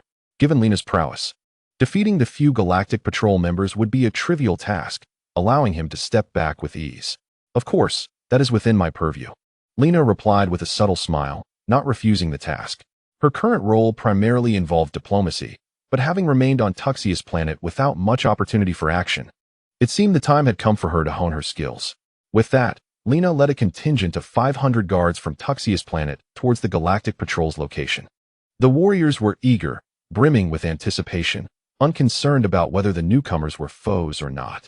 Having joined the Tuxeus Planet Guard, they were all elite fighters, ready to face the world. However, sending 500 individuals to confront a few powerful Galactic Patrol members seemed somewhat excessive. Yet, since the patrol had arrived without prior notification, it was their misfortune. After all, what reason could they have to come to Tuxeus Planet? One could only hope they would remember to notify in the future. Meanwhile, the figures of the Galactic Patrol soared swiftly through the sky, leaving trails of white energy in their wake. They passed over forests and mountains, traversing untouched, primitive lands devoid of civilization. Just as they were focused on reaching the Saiyan gathering place, several hundred black dots suddenly appeared ahead, catching them off guard. A flock of birds? No, it is the Saiyans. Finally, we have spotted the Saiyans. This group must be here to welcome us, Dunbayside exclaimed, his eyes lighting up with excitement as he accelerated toward them, eager to display his might. This fellow dares to approach us alone? The Saiyan guards, led by Lena, exchanged bewildered glances at Dunbaside's boldness. They could not help but think that he must be foolish to confront hundreds of them alone. Everyone, be cautious. An alien is charging toward us. Maintain safety, Shalina called out, prioritizing the avoidance of conflict and casualties. She recalled Cassius's advice to resolve matters with minimal or no loss while safeguarding Saiyan interests, a principle she held dear. In mere moments, the two groups were nearly face to face. Suspended in the air, exchanging glances. Galactic Patrol, what brings you here? Lena inquired with a smile, adopting a courteous tone. We are dispatched by the Galactic King. We have come to assess your qualifications for collaboration, Dunbaside bellowed, his voice brimming with arrogance and disdain for the Saiyans. Oh, so, you are seeking trouble. Lena's previously gentle demeanor turned icy, her eyes flashing with a rare ferocity. As a former Saiyan warrior, her innate desire for battle was unyielding. Indeed, we are here for a confrontation. What of it? Dunbaside retorted, puffing up his chest defiantly. Well then, everyone has heard that the opposing side is here to cause trouble. What shall we do? Lena's lips curled into a cold smile. Let us teach him a lesson. With a rallying cry, the hundreds of Saiyans instinctively formed a circle, encircling Dunbaside tightly. Confronting a single Galactic Patrol member with hundreds of Saiyans, many of whom were elite fighters, left no room for escape for Dunbaside, even if he had wings. Observing Dunbaside's encirclement, Dabaka suddenly felt a wave of unease wash over him. The situation appeared dire for Dunbaside, who might just receive a thorough beating. What good is their number? Only through strength can one communicate, Dunbaside scoffed, regarding the surrounding guards with disdain. Noting their combat powers were merely in the hundreds, with the highest only in the thousands. Watch closely. The atmosphere shifted dramatically, with a series of furious roars. The Saiyans unleashed their energy, surging forth like a tidal wave. Abundant energy converged into a searing ocean, expanding outward, leaving Dunbaside's expression frozen in shock. What? 7530, 8965, 10597. 12940. What kind of monstrous legion is this? Dunbaside exclaimed in terror, turning to the distant Dabaka for help. Dabaka, hurry and save me. I fear I might perish. Dunbaside, I can barely protect myself. How can I save you? Dabaka stammered, drenched in cold sweat as he surveyed the encroaching Saiyans. The overwhelming aura emanating from them made it clear they were formidable opponents, nearly his equals. Were they here to stir trouble and assert dominance? He could only pray for survival. Cursed fate. How could there be so many powerful warriors among the Saiyans? If only I had known, I would never have come here. Dunbaside, you have brought me to doom. Dabaka gasped, eyes wide in disbelief. The terrifying pressure radiating from the Saiyans sent shockwaves through the Galactic Patrol. An undeniable display of power. Brothers, do not be hasty. This is a misunderstanding, do you believe me? Dunbaside forced a smile, his parched throat trembling as he attempted to placate them. Oh, now your eyes appear sincere. Were you not here to cause trouble? Lena emerged from the crowd, floating before Dunbaside with a cold, challenging gaze. The surrounding Saiyans eyed him hungrily, eager for the confrontation. With a wave of her hand, the Saiyans surged forward, engulfing the Galactic Patrol in a sea of bodies. At this moment, within the vast spiral structure of the Galactic Police headquarters at the center of the Milky Way, the Galactic King, adorned with numerous tentacles reminiscent of jellyfish, sat upon his flying seat. He listened intently as his subordinate, clad in the uniform of a Galactic police officer, reported on the significant events that had recently transpired within the galaxy. The Frost Demon Clan's influence in the Northern Galaxy has further expanded, leading to the large-scale subjugation of star domains, with countless inhabited planets enslaved, the officer recounted. The detestable Frost Demon Clan, the malignant tumor of the cosmos, those restless fiends. The Galactic King's eyes flashed with disdain as he uttered these words with a tone of deep-seated animosity. By the way, what news do we have regarding the Saiyans? Have they remained docile? The Galactic King abruptly shifted the topic, casually inquiring about the Saiyans. He, often preoccupied with myriad affairs, had not extensively monitored the collaborative efforts with the Saiyans. Your wisdom regarding the collaboration with the Saiyans is indeed commendable. The mission in the Eastern Galaxy has been executed with remarkable efficiency. The overall situation there has stabilized, with minimal incursions from interstellar marauders. The role played by the Saiyans has been nothing short of extraordinary, the the galactic police officer reported after reviewing the progress in the Eastern Galaxy mission. Oh, it seems the Saiyans have indeed transformed under the current king of the Saiyans. They are performing admirably, the galactic king expressed, a look of surprise gracing his features, accompanied by a hint of admiration in his gaze. No wonder the galactic king was astonished. The Saiyans had previously been notorious, a reputation so foul that many would avoid them at all costs, never imagining they could become protectors. Indeed, perhaps we should delve deeper into our cooperation with the Saiyans, the officer suggested, evidently in favor of strengthening ties with them. Indeed, the galactic king rested his tentacle on his chin, entering a contemplative state. Given the current conditions in the northern galaxy, deepening cooperation with the Saiyans appeared to be the most prudent choice for ensuring the region's safety. As a champion of justice, the galactic king diligently endeavored to uphold peace, yet the incursions of the Frost Demon clan remained a persistent threat.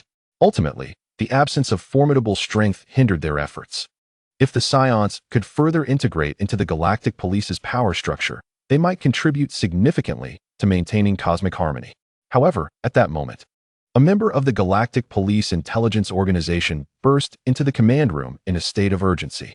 "My Lord Galactic King, dire news. Duan Bayside and Dabaka have been captured by the Saiyans." What? The Galactic King's expression shifted dramatically upon hearing this news. For Duan Bayside and his companions were among the elite warriors, each boasting combat prowess exceeding 10,000.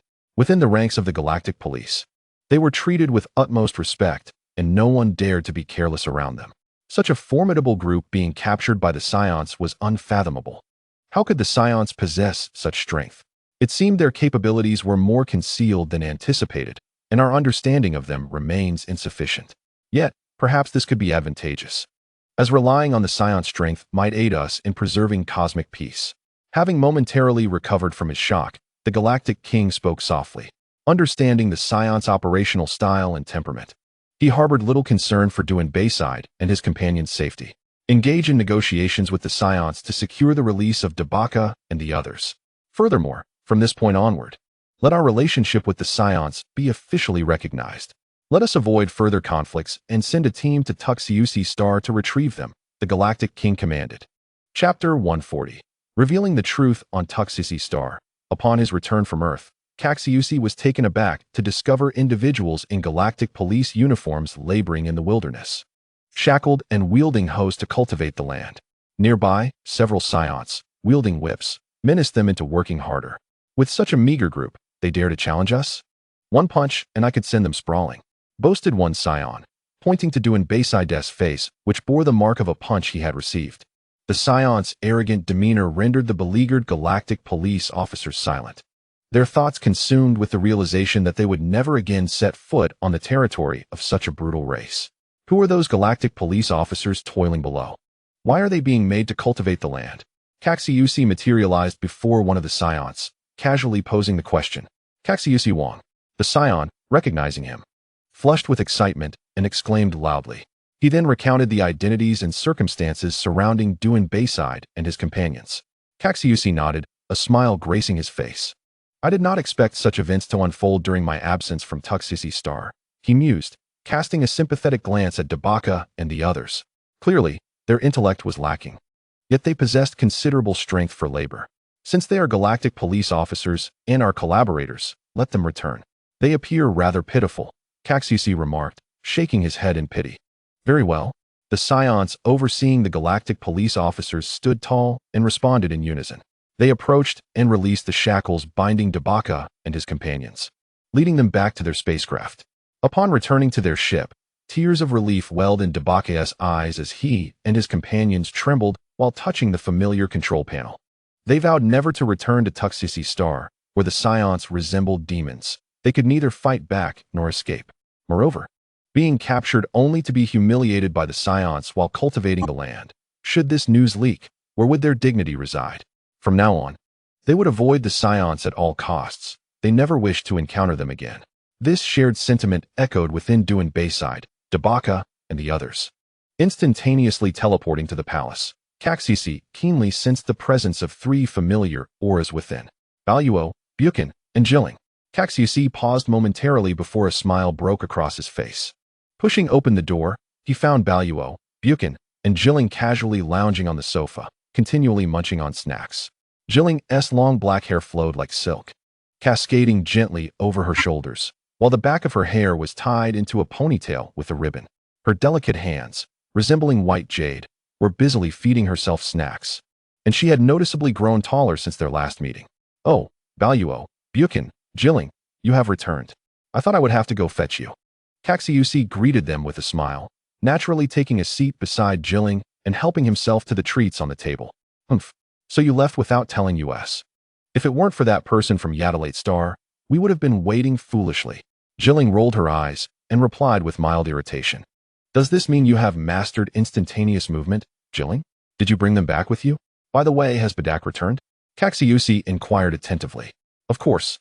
Do you think we could have returned without him? Mastering instantaneous movement took me considerable time." Jilling replied, her bright eyes fixed on Cassius. "Ah, so you've learned instantaneous movement? And what about you, Baluo and Buchan? What have you learned?"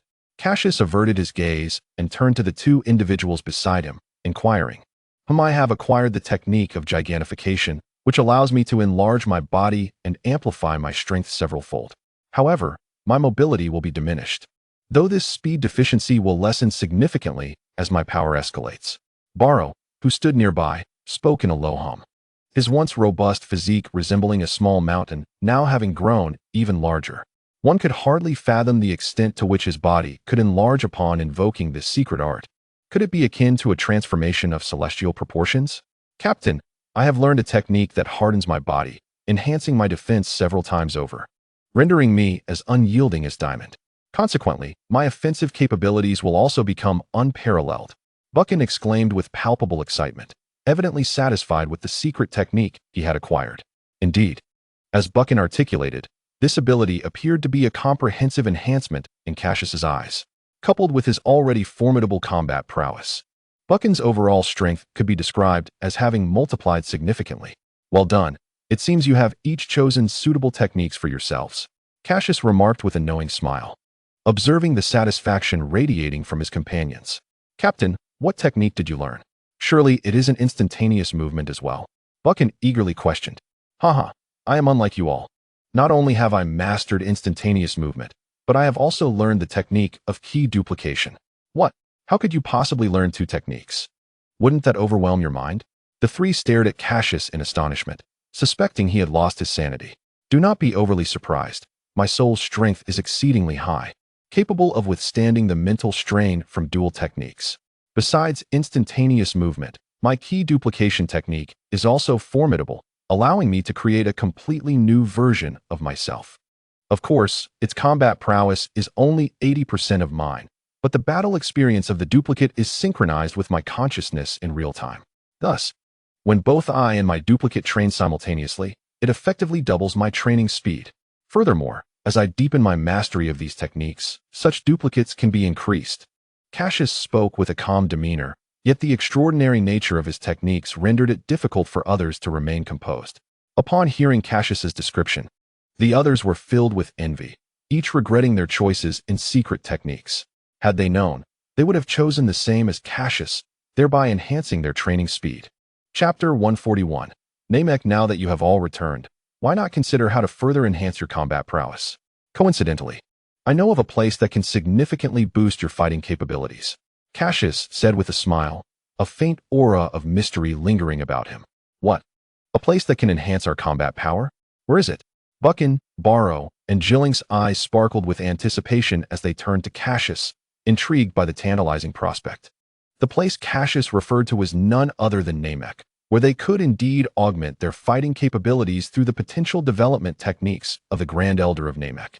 Renowned as the safest and most effective means of increasing combat power within the Dragon Ball universe. In the original narrative, Krillin and Gohan experienced a staggering increase in their fighting power to over 10,000 after undergoing potential development with the Grand Elder of Namek, transforming from relatively weak fighters with a power level of 1,000 into formidable beings capable of commanding the universe.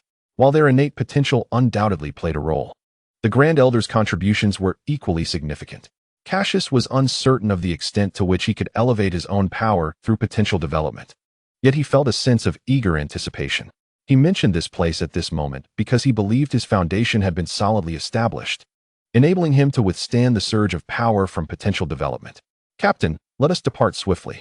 If the Grand Elder of Namek truly possesses such formidable abilities, it would be magnificent. The others encircled Cassius, their faces brimming with expectation. The mention of enhancing their combat power ignited an innate fervor within the Saiyans, and Cassius's words stoked their enthusiasm further.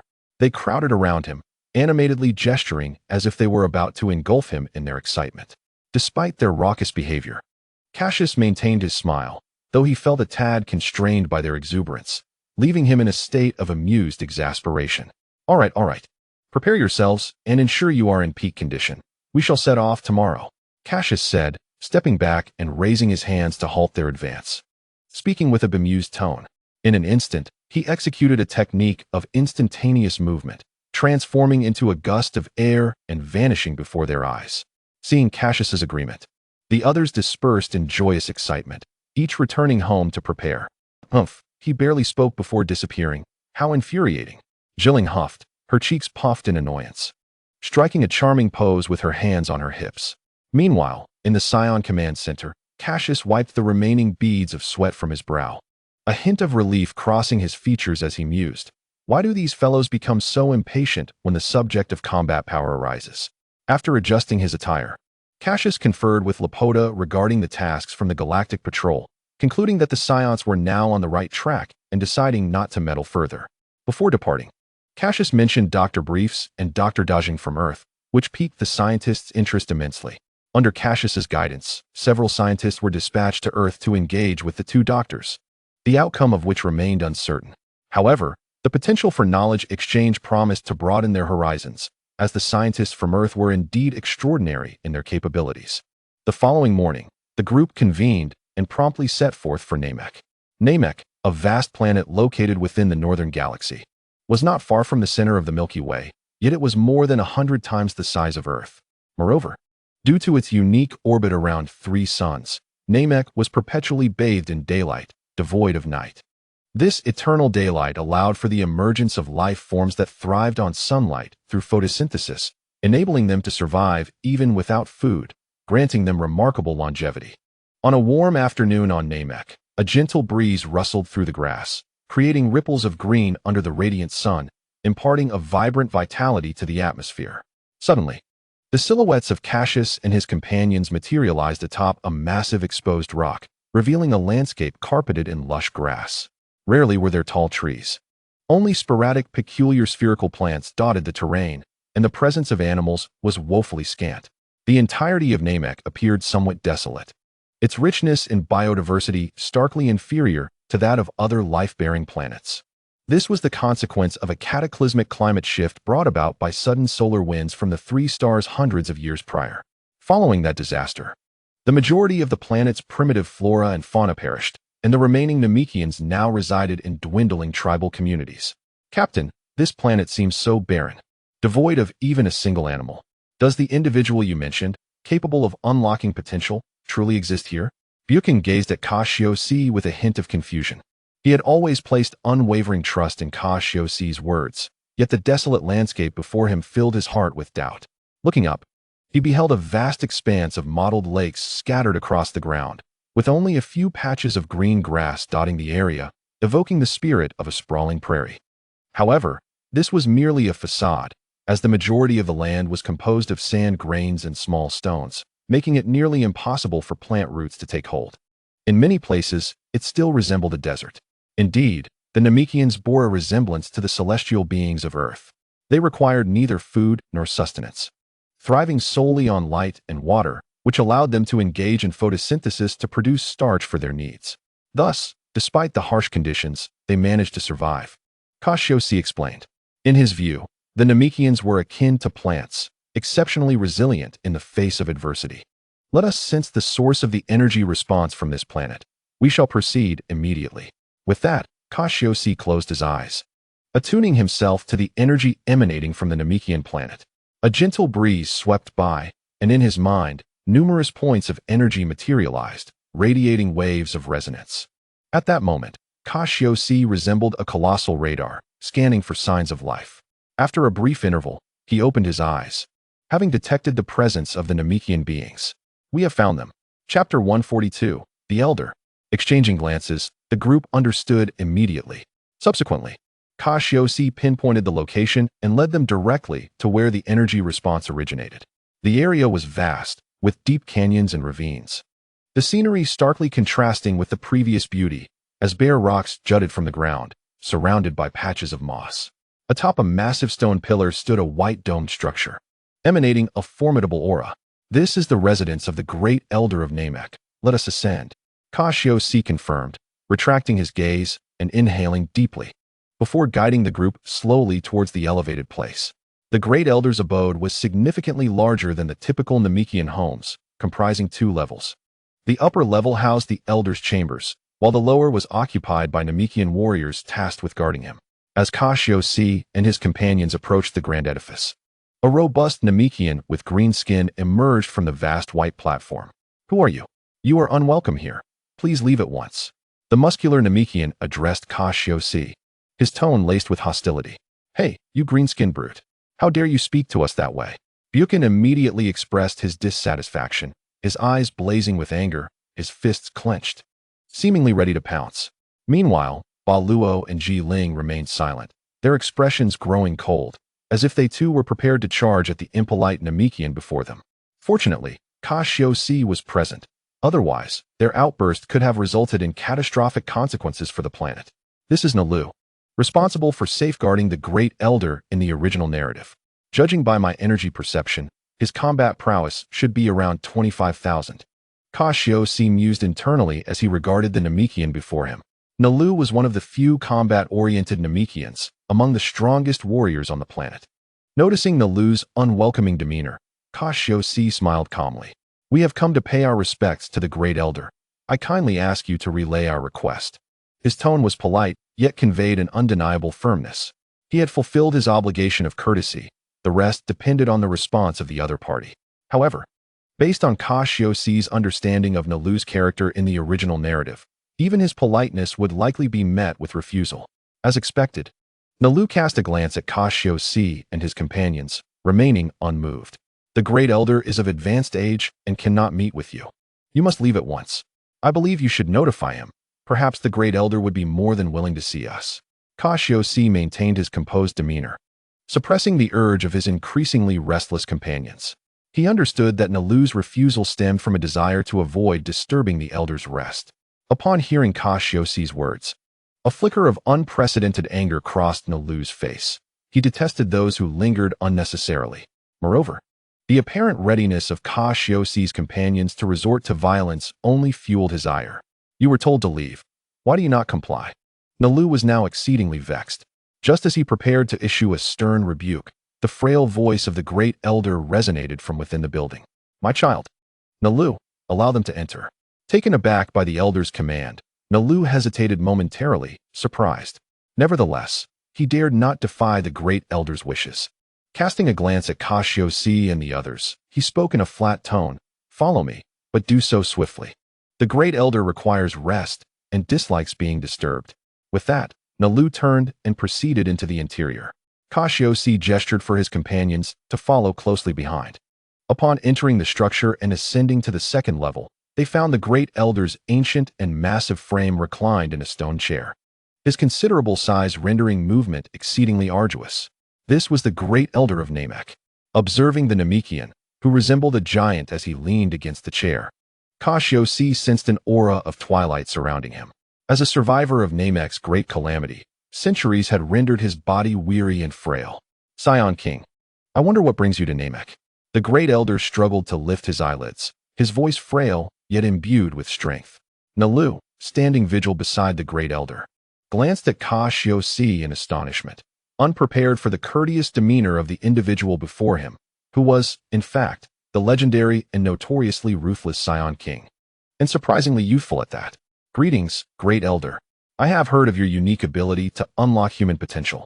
We have come seeking your assistance to enhance our combat prowess. Cassius's expression remained serene, exuding the essence of royalty. Very well. The Great Elder nodded slightly, seemingly unfazed by Cassius's knowledge of his capabilities. Wait, no? Great Elder, You are already advanced in age. Wielding your powers carelessly will significantly deplete your strength. Nalu interjected urgently, his expression filled with concern. At this moment, the Great Elder was exceedingly frail, unable to move freely. Exerting his magical powers would only drain his vitality, jeopardizing his life. Fear not, my child. Unlocking potential is my special ability and will not exhaust my strength. I can endure for several more decades. The Great Elder chuckled, shaking his head. However, Nalu hesitated, ultimately acquiescing to the Great Elder's wishes and stepping aside. Now, who shall go first? The Great Elder raised his arm with great difficulty, gesturing towards Cassius and his companions. I shall go first. Cassius stepped forward, striding confidently before the Elder, bowing respectfully. Great Elder, please. The Great Elder smiled and nodded, his large hand spreading open above Cassius's head, nearly enveloping it entirely. As soon as he made contact, a look of unprecedented astonishment flickered across the Great Elder's face, followed by a moment of contemplation. Saiyan King, I sense within you an unfathomable potential, as well as an enigmatic energy residing in your mind. Let me see just how much of your potential I can draw forth. As he spoke, the Elder's palm emitted a dazzling light, beginning to awaken the latent abilities within Cassius. Chapter 143, A Battle Power of 1,000,000. With a swish, a golden beam erupted from the Elder's hand, and an extraordinary force enveloped Cassius. He felt an immense surge of heat erupting from his chest, swiftly spreading throughout his entire body. Each cell seemed invigorated, brimming with vitality, and a profound sense of euphoria coursed through him. As the golden light from the Elder's hand grew even more radiant, Cassius's aura ascended dramatically. A powerful force emerged from an unknown source, transforming into swirling golden flames that encircled Cassius, igniting fiercely. Cassius became enveloped in these flames, his aura continuously rising. 450,000, 520,000, 650,000. Cassius's energy surged as the Elder guided his potential to fruition. In this moment, the expressions of Baro, Buchan, and Ji Ling, who stood nearby, turned pale, awestruck by the overwhelming pressure emanating from Cassius.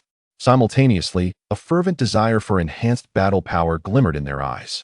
Nairu, with his green skin, struggled to withstand Cassius's overwhelming aura, displaying a face of astonishment. 800,000, 920,000. Cassius's strength continued to escalate, and suddenly the flames surrounding him erupted, unleashing a magnificent aura that soared skyward.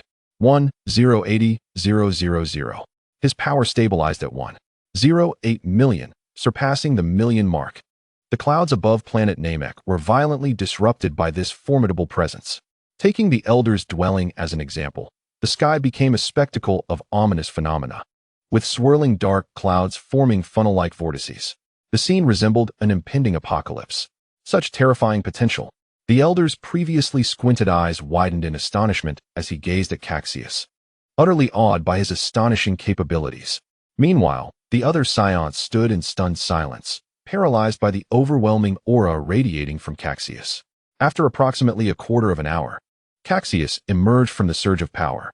He gently clenched his fists and flexed his joints, creating a symphony of crisp sounds throughout his body. It felt as though he had been reborn, a sensation of indescribable comfort enveloping him.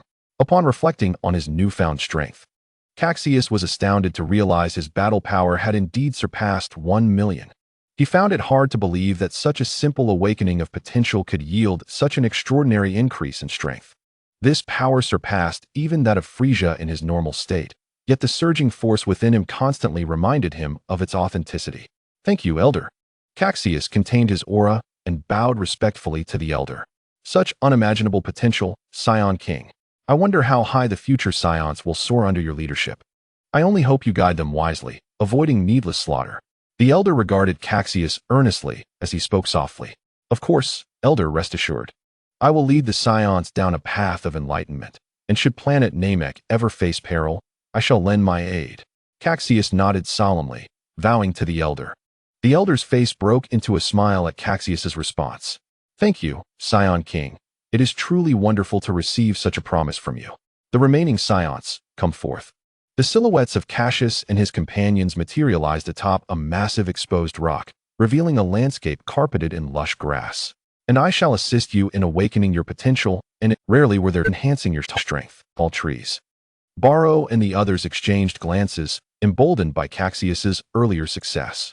They had no doubts about the elder's abilities, and upon hearing his words, they eagerly stepped forward. During their potential awakening, they did not reach the staggering heights of Cassius. Yet they still astonished the Namekians. When the elder's generous hand finally left their heads, Jiling's battle power reached 500,000, Barrow's hit 480,000, and Buchan's soared to 530,000. With their newfound strength, Cassius and his companions had accomplished their objectives on planet Namek. However, upon seeing the enormous Dragon Ball behind the Elder, even larger than Earth's Dragon Balls, Cassius's eyes gleamed with a plan. Elder, that crystal sphere behind you is the Namekian Dragon Ball, is it not? Might I borrow it for a time? Cassius pointed towards the Dragon Ball. Oh, Cassius explained. How did you know about the Dragon Balls? In his view, the Namekians were akin to plants, exceptionally resilient in the face of adversity. The Elder inquired, a hint of surprise flashing in his half-open eyes. Well, Elder, there is a planet called Earth, where a Namekian known as the Guardian resides, possessing similar Dragon Balls, albeit smaller than those here. I see. The Elder's expression shifted to one of understanding as he extended his hand to retrieve the enormous Dragon Ball from behind his seat and handed it to Cassius. Take it. Nairu, go collect the Dragon Balls from around the village and ensure they are returned safely. I trust they will be used wisely. The Elder, possessing a keen insight into the hearts of men, recognized that Cassius sought the Dragon Ball for no nefarious purpose, and thus generously bestowed it upon him, hoping to foster goodwill. Thank you, Elder.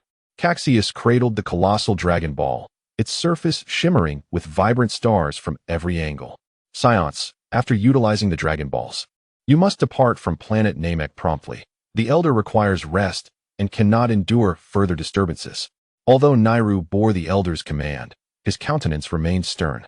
Naturally, Cassius replied with a smile, nodding slightly. For him, this venture to planet Namek had already yielded immense benefits, and to linger further would indeed be ungrateful. After some time, with Nairu, the Elder's guardian, facilitating their exit, Cassius and his companions successfully acquired the 7 Namekian Dragon Balls. As these 7 Dragon Balls, each the size of a human head, came together, they instantly radiated a golden glow, pulsating with a low hum, each flicker resonating like a dragon's roar. Now that the Dragon Balls are assembled, it is time to summon the dragon. Naira glanced at Cassius before focusing intently on the 7 Dragon Balls. Chapter 144, Wishing on Purunga. Arise, Shinran. Nairu called out in the Namekian language. As his words faded, the 7 Dragon Balls seemed to activate, erupting in blinding golden light, their frequency escalating rapidly. The sky became shrouded in dark clouds, overwhelming the entire expanse and casting a shadow over the world.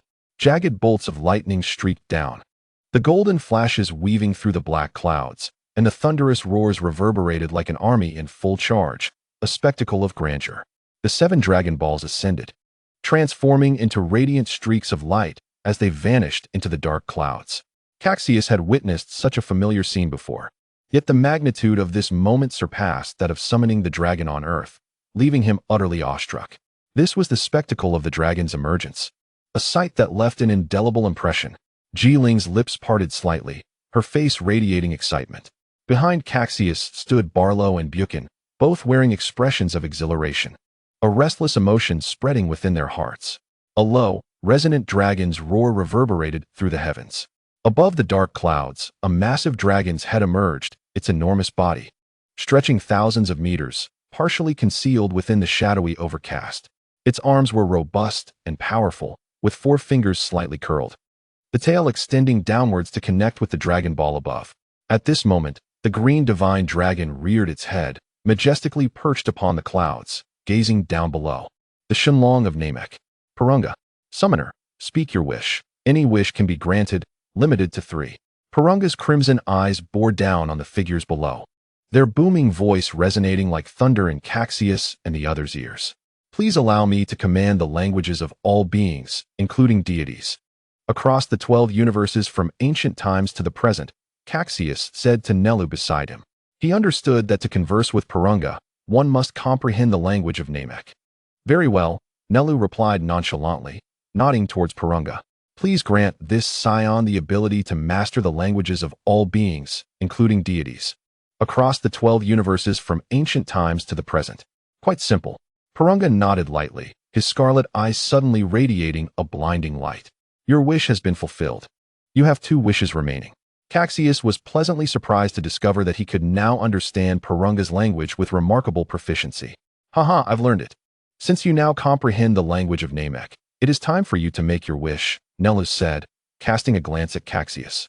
Aware that his involvement was no longer necessary, and he turned to leave for the elder's residence. Cassius nodded slightly, feeling it would be inappropriate to trouble Nelu further. For my second wish, please let me know the coordinates of all stars in the 12 universes, Cassius declared. Certainly. Purunga's eyes glowed crimson once more. And after a brief moment, Cassius found a multitude of stellar coordinates materializing in his mind, only to vanish just as swiftly. This vast amount of information was compressed, allowing Cassius to instantly retrieve the coordinates of any star he wished to reach, preventing the overwhelming burden of processing all the data within his mind. For my third wish, I wish to know how a Saiyan can awaken their bloodline to become a Super Saiyan, Cassius said with determination. Simplistic in nature, your wishes have all been granted. Until we meet again. With that, Purunga began to ascend into the sky. As he soared upward, the 7 Dragon Balls scattered across the corners of Namek. The sky regained its tranquil azure hue, with radiant sunlight casting a gentle, harmonious aura. Feeling the information bestowed by the dragon regarding awakening the Saiyan bloodline, Cassius displayed a gleeful expression, his mind immersed in contemplation. Just as Cassius was lost in thought, Ji Ling approached him, her voice tinged with curiosity. Brother Cassius, what were you discussing with the dragon earlier? What wishes did you make? Thump. Cassius playfully tapped Ji Ling on the head. What do you mean by discussing? I was making wishes. Ji Ling and the others were unable to comprehend the language of Namek, thus unaware of the specifics of Cassius' wishes. By the way, since our powers have surged so dramatically today, we should take the time to train diligently. Otherwise, we risk becoming restless and unable to control our newfound strength perfectly. Cassius remarked to the group. Their powers had multiplied several times today, although the elder's guidance in unlocking potential was gentle. Mastering such a sudden influx of power was no simple feat. The others nodded in agreement with Cassius' sentiment. Thus, under Cassius' leadership, they activated instant transmission to depart, seeking an abandoned planet to train. Bola Star, a planet perpetually enveloped in flames and lava, boasted temperatures high enough to melt steel. However, compared to their previous training grounds, this planet featured immense gravity, estimated to be around 100 times that of Earth. Moreover, the surface of the planet was exceptionally hard, akin to diamond. Such harsh conditions and gravity posed no burden for Cassius and the others, whose combat power reached several 100,000. Nevertheless, training in this environment required overcoming challenges, serving as an excellent choice to temper their surging strength. Wow, Captain, this planet is scorching. As the hot wind blew, Buchan began to sweat profusely, tugging at his combat suit and futilely fanning himself. Isn't that obvious? Cassius retorted, casting a bemused glance at Buchan. Shifting his focus, Cassius stated, this planet is exceptionally suited for our training. Once we fully master our explosive powers, we shall return to Tux's star. Yes, Captain. Indeed. Barlow and Ji Ling replied earnestly. And then the group dispersed, each seeking a suitable spot to commence their training. Now, it is my turn. This surge of power indeed leaves my body feeling inflated. Cassius nodded, observing the departing figures of his companions, before vanishing from his location to begin his own training. Key clone technique, arise. A glimmer ignited in Cassius' eyes. Subsequently, a sphere of energy resembling Cassius' likeness condensed together. Excellent. Today you shall accompany me in practice, refining my bodily strength, Cassius said, patting the clone's shoulder with courtesy.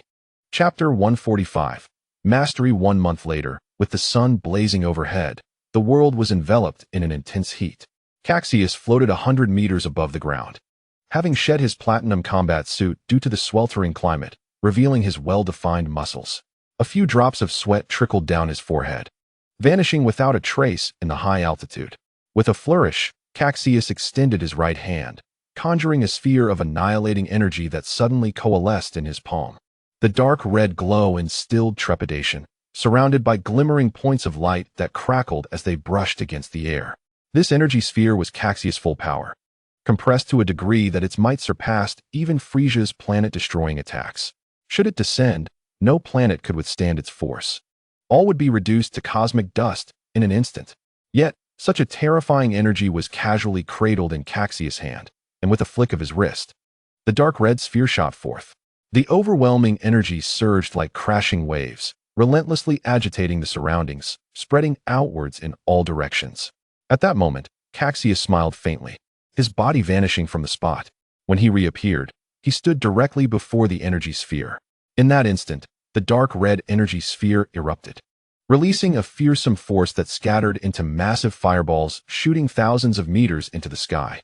The sky seemed to shatter, momentarily fracturing, as an astonishing energy radiated from the explosion's epicenter, accompanied by an overwhelming power that surged forth. In that moment, the entire planet seemed to tremble in fear. Cassius stood undaunted, letting out a fierce shout, and immediately, white flames erupted around him. The dense energy enveloped and protected Cassius. As the aftermath of the explosion dissipated, the view gradually became clear. In the center of the explosion, a young man stood unharmed in midair. The previously devastating energy capable of annihilating planets remarkably inflicted no harm upon him. Such formidable power is indeed commendable. Cassius patted the slightly soiled hem of his battle suit, a hint of satisfaction gracing his brow. Subsequently, he continued to immerse himself in the mastery of strength. A robust physique is undeniably an essential component for the path ahead. In this exceptionally harsh environment, Cassius relentlessly executed various foundational physical exercises, throwing punches, diving, and kicking. Engaging in fervent training alongside his doppelganger, he reaped double the experience, absorbing knowledge like a sponge. The battles against himself proved instrumental in recognizing and understanding his flaws. Each encounter unveiled his inadequacies, prompting him to gradually rectify them. As days turned into weeks, Cassius sensed the energy within him flowing with increasing fluidity and freedom, nearly to the point of effortless control, signifying his adept mastery of immense combat power exceeding 1,000,000. Clenching his fists, a vast reservoir of energy circulated effortlessly within his palms, and a radiant smile blossomed on his face as he reveled in this colossal strength. These 2 months of training were indeed worthwhile. In the next moment, sensing 3 distinct presences on this planet, Cassius's form abruptly vanished. Shortly thereafter, he gathered several individuals together. Jiling, Baluo, and Bukin had also swiftly mastered their powers. Although their combat prowess had not reached Cassius's level, they completed their training ahead of him. Upon their assembly, Cassius recognized their command over their abilities and briefly elucidated matters before departing. Upon returning to Shiosi planet, Cassius parted ways with them, embarking on a journey of relaxation. Strolling through the bustling city streets, he marveled at the thriving commerce and was pleasantly surprised to spot a familiar item, the universal capsule. Previously, Cassius had discussed with the Saiyans the prospect of communicating with Earthlings, and to his astonishment, they had swiftly replicated the design of the universal capsule conceived by Dr. Briefs. Thanks to this convenient technology, the Saiyan product had become a sensation across the star systems surrounding Shiosi planet, its influence ever expanding. The bustling cargo ships at the spaceport attested to this phenomenon, many indigenous inhabitants of nearby planets, having received assistance from the Saiyans, recognized that the Saiyans were no longer the ruthless beings of yore and were eager to engage with them. The emergence of the universal capsule, a remarkable invention, transformed Shiosi planet into the most sought-after trade hub in the region. Consequently, the Saiyans amassed tremendous wealth in a short span. This capsule can accommodate a villa. I'll take 100, exclaimed a flamboyant being from a neighboring planet within a luxurious store selling universal capsules.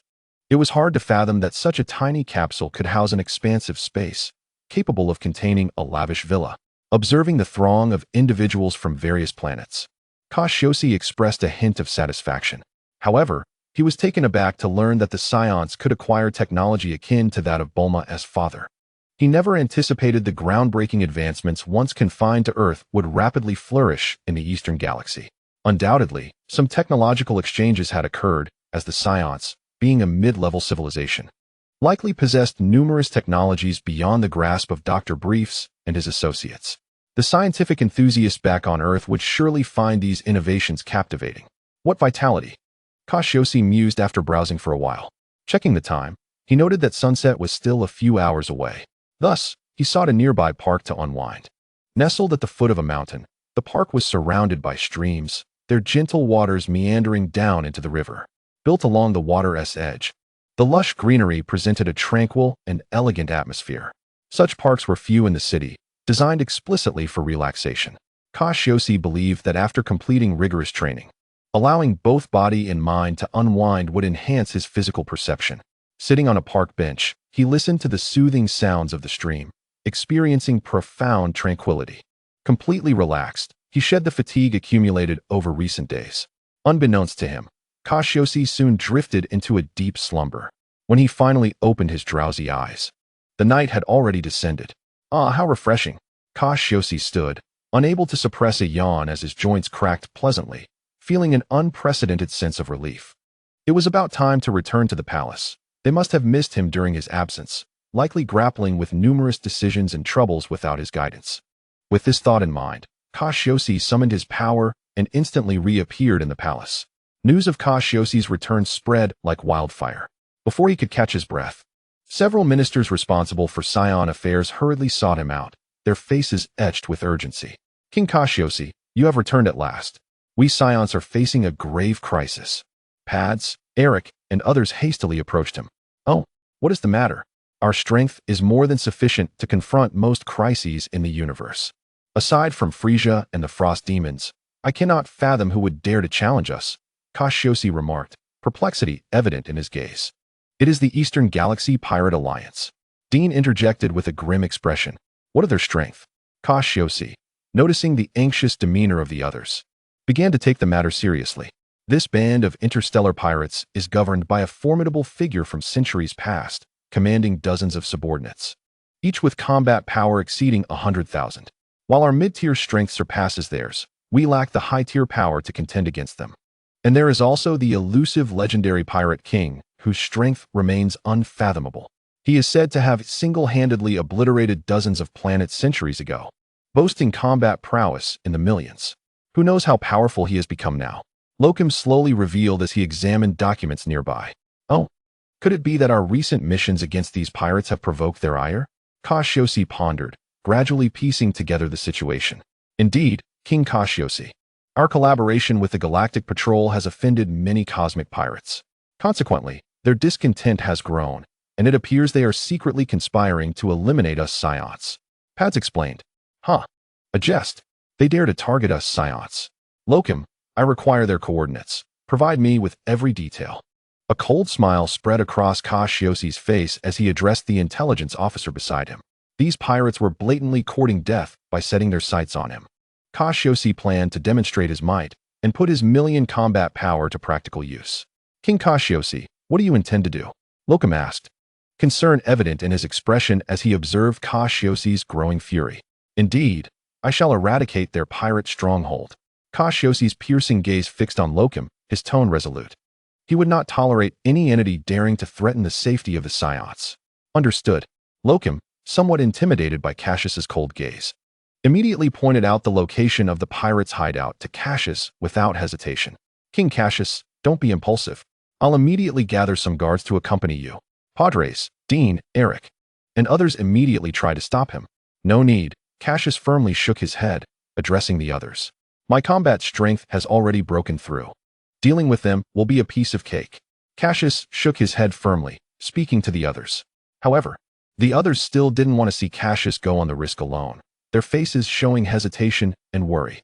No need to persuade me further. I'll take Below, Buchan, and Ji Ling with me to train. There's no danger on this trip. Cassius sat on his throne, waving his hand to dismiss the others. Yes, realizing that Cassius was determined to go, the others stopped trying to dissuade him and could only bow and retreat. Inside a room, Cassius summoned Below and the others to discuss the plan to wipe out the pirates. Ha ha ha. Captain, please let me lead the vanguard. I'll teach these damned pirates a lesson they won't dare covet my Saiyans again. Buchan's face flashed with unprecedented ferocity, a hideous grin spreading across his lips as he laughed loudly. However, his laughter sounded utterly chilling. Buzz, Captain, give the order. We're heading to the pirate stronghold immediately, Below said in a muffled voice, uttering no harsh words. But his face was filled with malice. It's often these silent killers who inspire the most fear. Brother Cassius, let's go quickly and wipe out these despicable bastards. Ji Ling's face was also frosty. Clearly, she had no fondness for pirates and wished she could exterminate them all. Seeing the righteous indignation on everyone's faces, Cassius felt a surge of satisfaction. Of course, those despicable pirates. Tomorrow we'll wipe them out of the universe. However, the main reason I brought you here is to give you some real combat experience. I'll handle the Pirate King myself. Cassius nodded, telling the group, a little reminder is necessary, otherwise, losing a kill is quite unpleasant. Okay, Brother Cassius, we'll leave the Pirate King to you. The rest is up to us, Ji Ling said somewhat speechlessly. Brother Cassius is good in every way, except he's too serious and stubborn. Then you all should rest well today. Tomorrow morning, we'll set off early to completely eliminate these threats. Cassius ignored Ji Ling's complaints and turned to instruct the group. Watching them leave, Cassius instantly teleported to the roof of the palace, gazing up at the starry sky. To be honest, Cassius wasn't worried about those small fry with known combat strength of hundreds of thousands. Instead, he was worried about the legendary Pirate King. After all, there hadn't been any news of his battles for so many years. He was an opponent completely unknown. No one knew the true extent of his fighting power. Cassius always harbored a greater sense of apprehension towards such a mysterious figure. The unknown is always somewhat terrifying, which was why Cassius had chosen him as his opponent. Just what kind of person was the Pirate King? Cassius murmured to himself. His eyes reflected countless stars, the deep and mysterious starry sky, slowly rotating within them. Hey, why think so much? I already have 1,000,000 fighting power. What's there to be afraid of? Cassius slapped his forehead, then thought for a moment. Back then, he dared to confront Kfira when his fighting power was less than 500,000. Now, he's just an ancient relic from a few hundred years ago, and besides, his fighting power has already reached 1,000,000. What's there to fear? Chapter 147 Planetary Auction Eastern Galaxy. Pirate Lair, a series of steel fortresses linked together form a formidable interstellar fortress. These fortresses are all constructed of super-strong alloys, their surfaces adorned with countless menacing cannons. These cannons are all pointed outwards. The sheer density of firepower would deter even a powerful alien with tens of thousands of combat strength from making a move here. This is the lair of space pirates. As a major force in the Eastern Galaxy, this place is teeming with skilled pirates, each one unruly and ruthless. Furthermore, under the protection of the Pirate King, they maintain close ties with various powers throughout the universe, and weapons and inhabited planets from various dark organizations are traded here. In short, this is a chaotic and murky area. Driven by greed, various forces intertwine here, creating a breeding ground for crime. Here, not only are there various entertainment venues and black market arms trading, but some pirates also auction off their looted goods, spaceships, and even planets. The ruler here is undoubtedly the shrewd and powerful Pirate King, Losbard. Anyone who comes here, no matter how arrogant they are outside, must suppress their arrogance and tuck their tails between their legs. At this moment, inside an auction house in the pirate's lair, an auction is in full swing, with a massive stage large enough to hold 100,000 people. What is being auctioned now is slaves plundered from various planets. The slave trade is second only to planetary trafficking in terms of profit. These slaves are often sold by the planet, and the beautiful women with delicate features are the favorites of some of the universe's wealthiest individuals. These slaves are mostly homeless people whose home planets have been conquered by pirates. On the stage, the slaves all have heavy, numb, and lifeless expressions, clearly devoid of vitality, seemingly resigned to their tragic fate. As the spectators in the stands bid again and again, more and more slaves are successfully sold. As each deal was completed, a joyful smile spread across Losbard's face in a secluded, luxurious room on a high platform. Ha ha ha, these guests are truly wealthy. Think of the profits they'll generate for us. Not bad. Not bad. The quality of the slaves this time is quite high too. Losbard leaned back against a soft sofa, a tall glass of red wine in his hand. He raised it, tilted his head back, and downed it in one gulp, the crimson liquid trickling from the corner of his mouth. His narrow, dark eyes gleamed with cunning and excitement. Yes, sir. Next up is the planet auction. We have over 100 planets to auction this time. We can make a fortune. Color's deep black eyes flashed with a venomous glint as he licked his lips and spoke to Pirate King fearsome. Speaking of planet auctions, this is the most important money-making part of the auction. The reason why the space pirate stronghold is so prosperous and popular is that at least half of its success is supported by interplanetary trade. In a corner of the auction hall, Cassius and his group had quietly taken their seats behind the stands. They had been in the auction hall for a while. Through observation, Cassius noticed that there were quite a few powerful individuals gathered here, as well as patrol teams with tens of thousands of combat strength maintaining order. Of course, besides pirates, there were also bodyguards from dark forces or even leaders of their respective factions. The Pirate King hadn't shown himself yet. However, the aura emanating from that place was quite strong. Cassius looked up, his keen senses immediately sensing something, and his amber eyes turned towards the location of fearsome. Without alerting anyone, Cassius, as he delved deeper, gained a better understanding of the nature of space pirates. In this realm, not only does it serve as the lair of pirates, but it also resembles a dark marketplace of the cosmos, where various forces intertwine intricately, such that a mere tug on one thread could set the entire web in motion. It can be said that the Pirate King, fearsome, stands at the pinnacle of cosmic power, one of the few to do so. The depths of this place are indeed profound. Yet this is not the sanctuary you covet for the Saiyans. Cassius sneered, contemplating his purpose today, to dismantle the pirate stronghold. Soon, he would see whether this Pirate King would make an appearance. If not, they would storm in and annihilate them. Cassius's gaze sharpened, fixating on the auction stage. With the final batch of slaves traded, the planetary auction was about to commence. The host on the platform, microphone in hand, called out loudly for the Pirate King fearsome to preside over the event. In an instant, a towering figure, exuding an aura as deep as an abyss, appeared upon the stage. Clad in heavy scales and dark combat attire, his powerful limbs and the menacing greenish-black skin, coupled with a head that seemed carved from muscle, made him resemble a small mountain. The moment Pirate King fearsome appeared, a wave of dark malevolence swept through the crowd, constricting their throats and leaving them breathless. Ha ha! Esteemed guests, please indulge in the auction. The planets we have plundered are of the highest quality, be it for mining or medicinal purposes. We have it all, and I assure your satisfaction. Feikel'Uasabade's gravelly voice resonated like a great bell, invigorating the cosmic merchants present. The name of the Pirate King, rarely revealed, heralded the promise of extraordinary planets for auction. As soon as he finished speaking, a cacophony of bidding ensued, as if the crowd had plunged into madness. Money appeared worthless as they raised their bids without hesitation. I want the planet Mbaka, don't compete with me. Ha ha ha, it's the Pirate King. I desire all 3 planets. Just to catch a glimpse of him. TCH, you pitiful paupers, don't dare to contest with me. I'll buy 10 planets. The cosmic magnates, flushed with excitement, clamored passionately, their bidding paddles never ceasing as they shouted in fervor. Ha ha ha, bid on, bid on.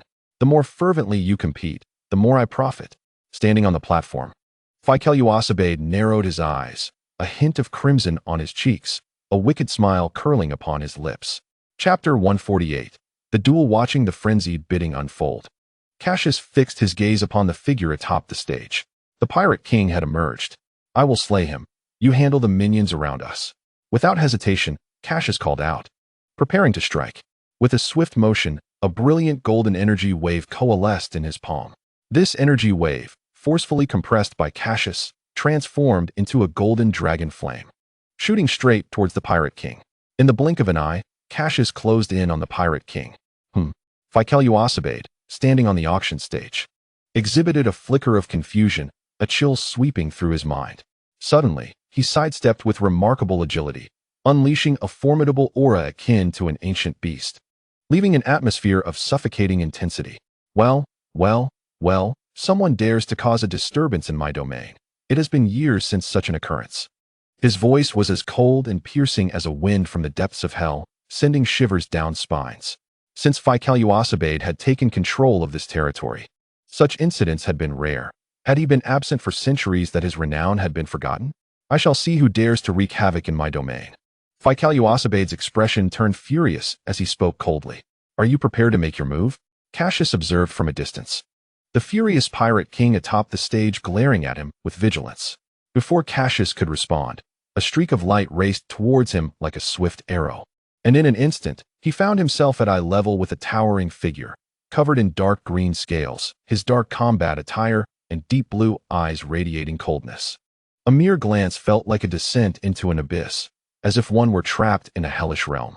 The aura of this individual inexplicably struck Cassius with a sense of apprehension, his expression becoming grave. Is this truly the legendary Pirate King? His aura is indeed formidable. Cassius scrutinized the man before him. I thought someone dared to attack me. Turns out it's the most brainless and barbaric race in the cosmos, the Saiyans. Fearsome eyes glinted with unabashed mockery as he regarded Cassius, a broad sardonic grin spreading across his face.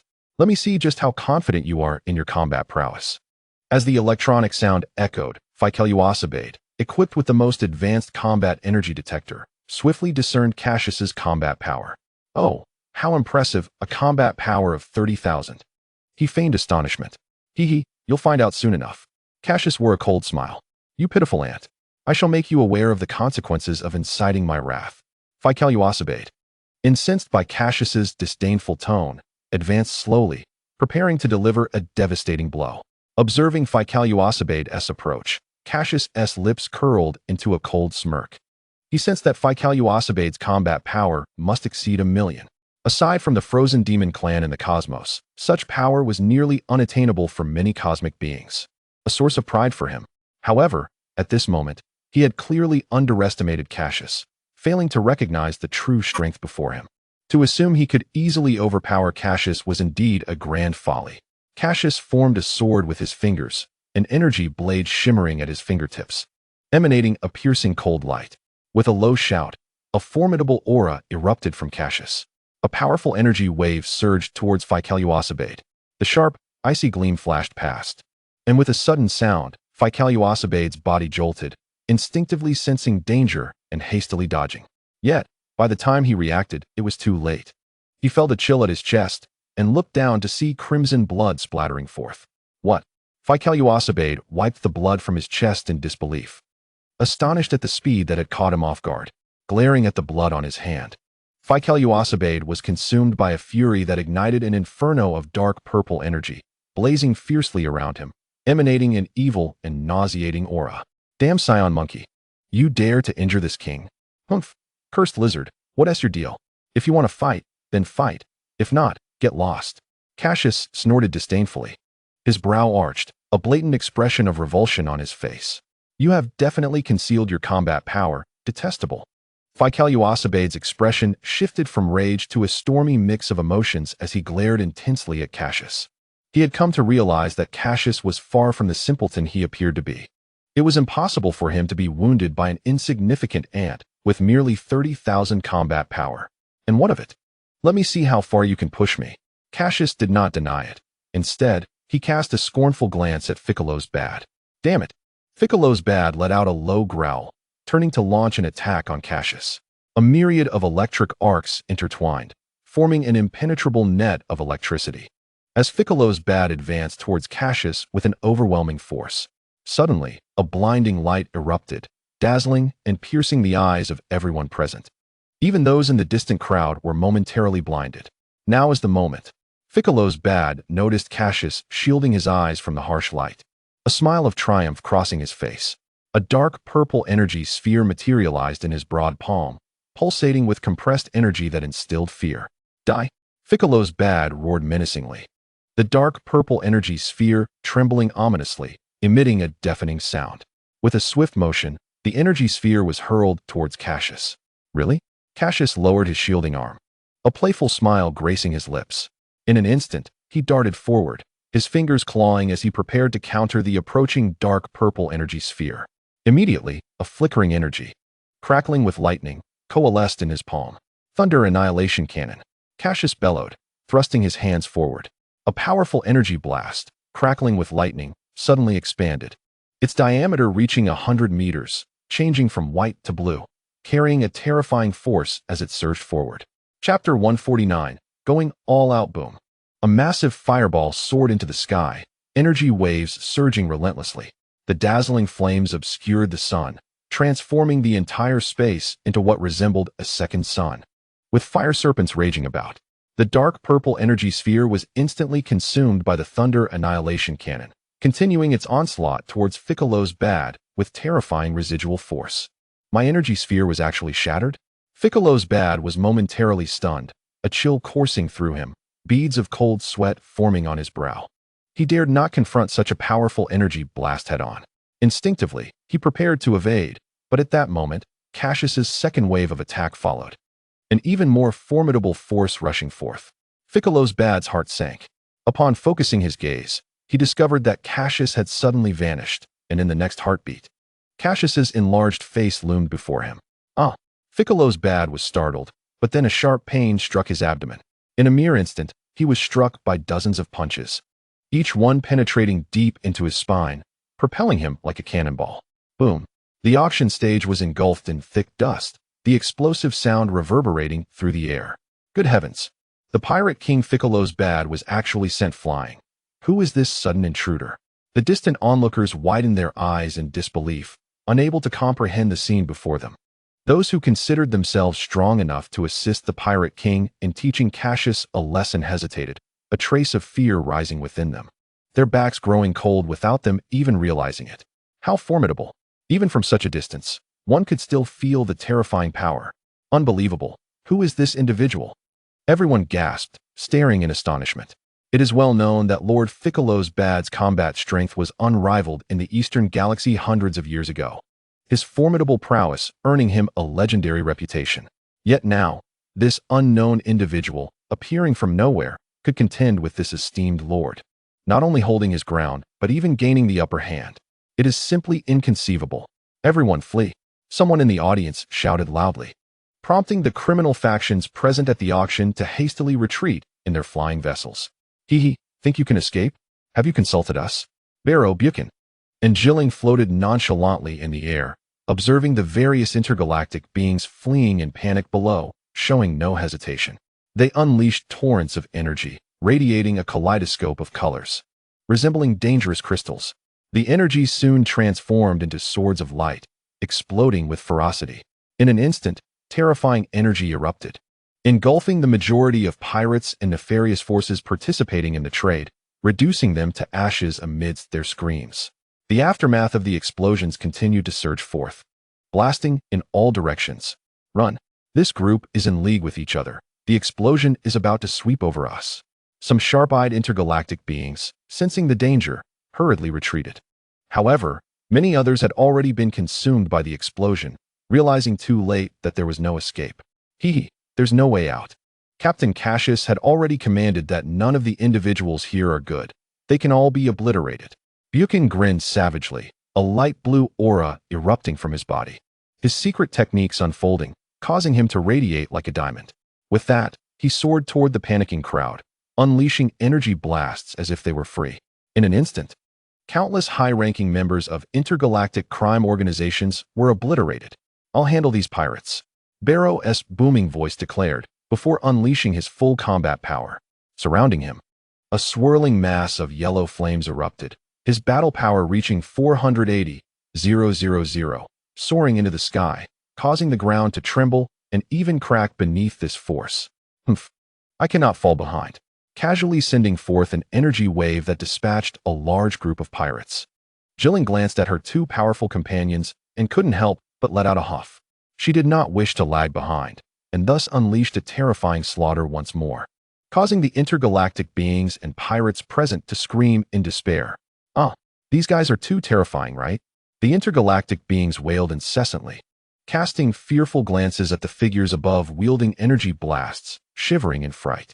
They had completely lost the excitement they felt upon arrival, replaced instead by terror and regret. Had they known such events would unfold, they would never have come here. Damn it! Piccolo's Bad climbed to his feet, roaring in fury. In that fleeting moment, he had sensed a hint of death, a feeling he had not experienced in centuries. Saiyan, I am truly angered. I will peel your skin, extract your bones, and suck your marrow. Piccolo's Bad's voice was low, his face shrouded in darkness. In an instant, a chilling and brutal aura surged forth, the deep, dark energy fluctuations exceedingly domineering, far beyond what he had exhibited previously. Faced with such an enraged adversary, Cassius dared not be complacent, immediately unleashing a powerful aura in defense. The two energies clashed in the air, creating a swirling vortex of energy. This vortex churned violently, akin to two spheres colliding, emitting a low rumble. Finally ready to show your true strength? Cassius's pupils contracted as he warily regarded Piccolo's bat. After their previous energy clash, Cassius had confirmed the strength of his opponent. The heavy, suffocating sensation told him that Piccolo's bat was far from a simple foe. This was perhaps the most formidable opponent he had encountered, second only to the Ice Demon clan. However, his encounters with the Ice Demons had been fleeting, never a serious engagement. Now, he could finally engage in a full-blooded battle against a foe of equal caliber. As this thought crossed his mind, Cassius's visage broke into a smile. Not retreating, but rather stepping forward, his blood surging with fervor. An evenly matched adversary only served to enhance his delight in battle. It is through relentless combat and the trials of life and death that the latent bloodline of a Saiyan is stirred. This revelation was bestowed upon Cassius by Shenlong Belengia. Chapter 150. A battle of equals with a swift glance exchanged between Cassius and Fei Colossi Bade. They simultaneously launched their attacks. Their movements were as swift as lightning, traversing space in an instant as they engaged in combat. For warriors of their caliber, mere seconds sufficed for hundreds of collisions, and their battleground extended to nearly 100 kilometers. Thunder crackled in midair, and the void trembled with each exchange. Each encounter sent ripples through the fabric of space, culminating in a fierce and imposing aura that intensified with every strike. Boom! The space quaked violently as Cassius's fist connected with the dark green scales of Fei Colossi Bade's armor. The resilient scales absorbed the impact, akin to an iron fist striking a great bell, radiating visible ripples. Humph! Fei Colossi Bade snorted disdainfully, a glint of merciless malice flashing in his eyes. He lunged forward, leaving a phantom in midair, resembling a ferocious beast, swift as lightning, launching a ferocious assault, his fists raining down like fallen stars. Bang! Bang! Bang! The ripples in the air thickened, as Fei Colossi Bade's overwhelming power stirred up tumultuous waves with each punch. Ha ha ha! Now that's more like it. Cassius laughed heartily, retaliating with a flurry of punches that struck with tremendous force, yet the formidable defense of his opponent felt akin to hitting an iron wall, thwarted by the thick layers of scales. Whoosh! The two figures darted through space like streaks of light, their speed surpassing the limits of the naked eye. In a mere second, they collided with vigor dozens of times, each clash stirring up gales that swept across the land, creating an awe-inspiring spectacle. On the battlefield, Cassius relentlessly battled Fei Colossi Bade, energy surging and dispersing wildly. The area within 100 kilometers was filled with chaos. Rampant cyclones and errant energy forming terrifying whirlwinds that obliterated everything in their path. The defense provided by that tortoiseshell was utterly absurd, without breaching it. No effective harm could be inflicted. Cassius furrowed his brow, contemplating silently. Does this little brat now comprehend my might? With that level of strength, you're merely scratching the surface. Fei Colossi Bade's countenance twisted into a cruel smile, veins bulging on his bald head. His fierce demeanor making him resemble a demon freshly emerged from hell. Cassius regarded him with a steely gaze, his breath oddly calm. He understood that their earlier skirmish was merely a probing of each other's abilities, far from unleashing their true powers. Humph! I shall soon strip you of that tortoise shell. Observing Fei Colossi Bade's arrogant expression, Cassius smiled, then assumed a serious stance, an overwhelming aura radiating from him. Previously, Cassius had only utilized his combat skills, exerting a mere 500,000 units of battle power, not yet revealing his full strength. Upon witnessing this transformation, Fei Colossi Bade's expression darkened, his dark green visage taking on an air of gravity. How could a Saiyan reach such heights? Fei Colossi Bade marveled inwardly, though his exterior remained composed. Whoosh! Cassius raised a finger, a glimmer coalescing at its tip, rapidly shooting toward Fei Colossi Bade. With a swift sidestep, the light grazed Fei Colossi Bade's face, leaving a faint scar that oozed a trickle of blood. Damn it! Before his opponent could react, Cassius vanished from his position, launching a sudden attack at lightning speed. As Cassius's assault approached, Fei Colossi Bade struggled to evade, the confidence that once adorned his features now replaced by a flicker of impatience. The air crackled with explosive sounds akin to popping beans. Cassius plunged down like a missile, heading directly toward Fei Colossi Bade, who felt a surge of danger. Die! Just as Cassius's fist was about to connect, Fei Colossi Bade bellowed, his expression darkening as he unleashed a colossal iron fist toward Cassius. Dodge! Realizing that his opponent had channeled all his strength into this punch, Cassius's expression shifted as he deftly sidestepped the counterattack, retreating with agility. Not so fast. You won't escape. A chilling voice echoed in his ear. Fei Colossi Bade's dark green figure materialized behind him, his dark battle attire glaringly apparent. Cassius's expression changed slightly, astonished by his opponent's speed, which now seemed leagues beyond their earlier encounters. In this critical moment, Cassius's eyes sparkled with determination as he swiftly adjusted his posture, crossing his arms tightly in front of his chest to brace for defense. Thud! A dull thump reverberated as his body shook violently, a fierce whirlwind erupting and spreading outward. A wave of sweetness surged in Cassius's throat, as if his lungs were gripped tightly, rendering him momentarily breathless. A peculiar flush crept onto his face. I shall not allow you to have it easy either. Cassius steeled himself, forcing down the metallic taste of blood, and countered Fei Colossi Bade's iron fist. His fingers clawed, gathering energy into a beam as thick as a thigh, aimed squarely at Fei Colossi Bade, releasing it with full force. Cursed! Fei Colossi Bade's expression shifted wildly, too late to evade. He could only endure the assault upon his chest, becoming like a kite severed from its string, careening aimlessly through the air. Ha ha ha, what a thrill! Cassius laughed heartily, the iron-tasting blood in his mouth igniting the blood within him. An indescribable power began to quietly nourish his being.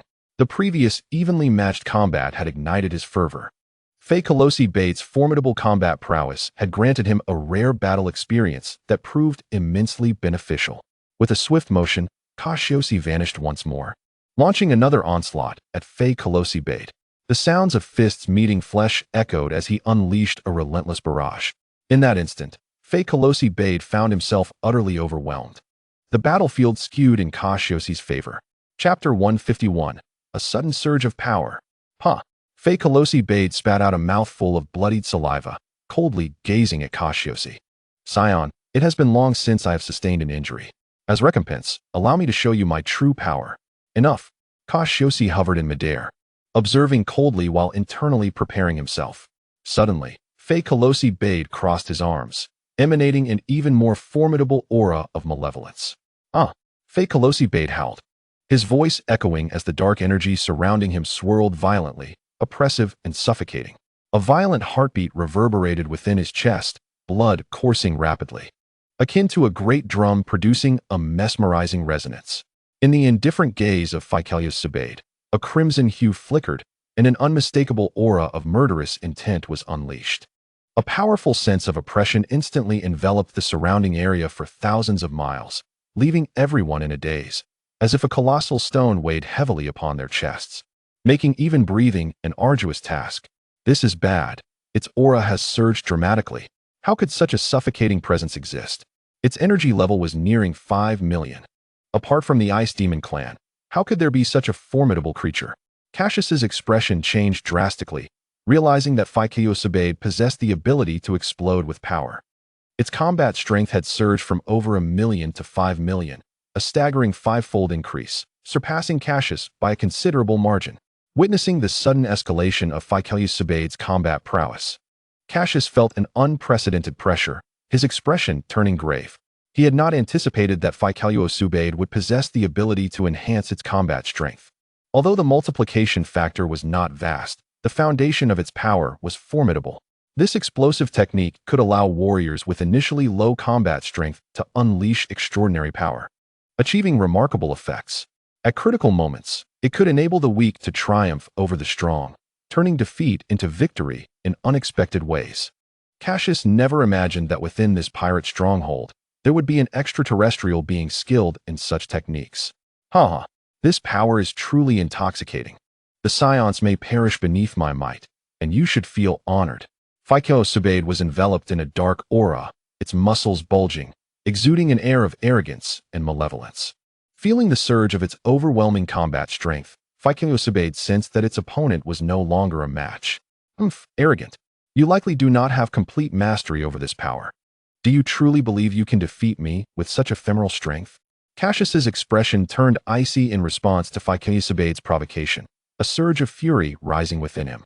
Suddenly, Fearsome ceased its laughter, its expression becoming serious as it regarded Cassius. Indeed, its combat strength, augmented by explosive techniques, felt somewhat superficial, and its control over that power was not entirely fluid. Surprised that Cassius had discerned this, Fearsome remained undeterred, confident in the immense combat strength it wielded. Your explosive technique is remarkably simple. I can do it too. With that, Cassius let his fists drop to his sides, uttering a soft exclamation, as if activating a switch.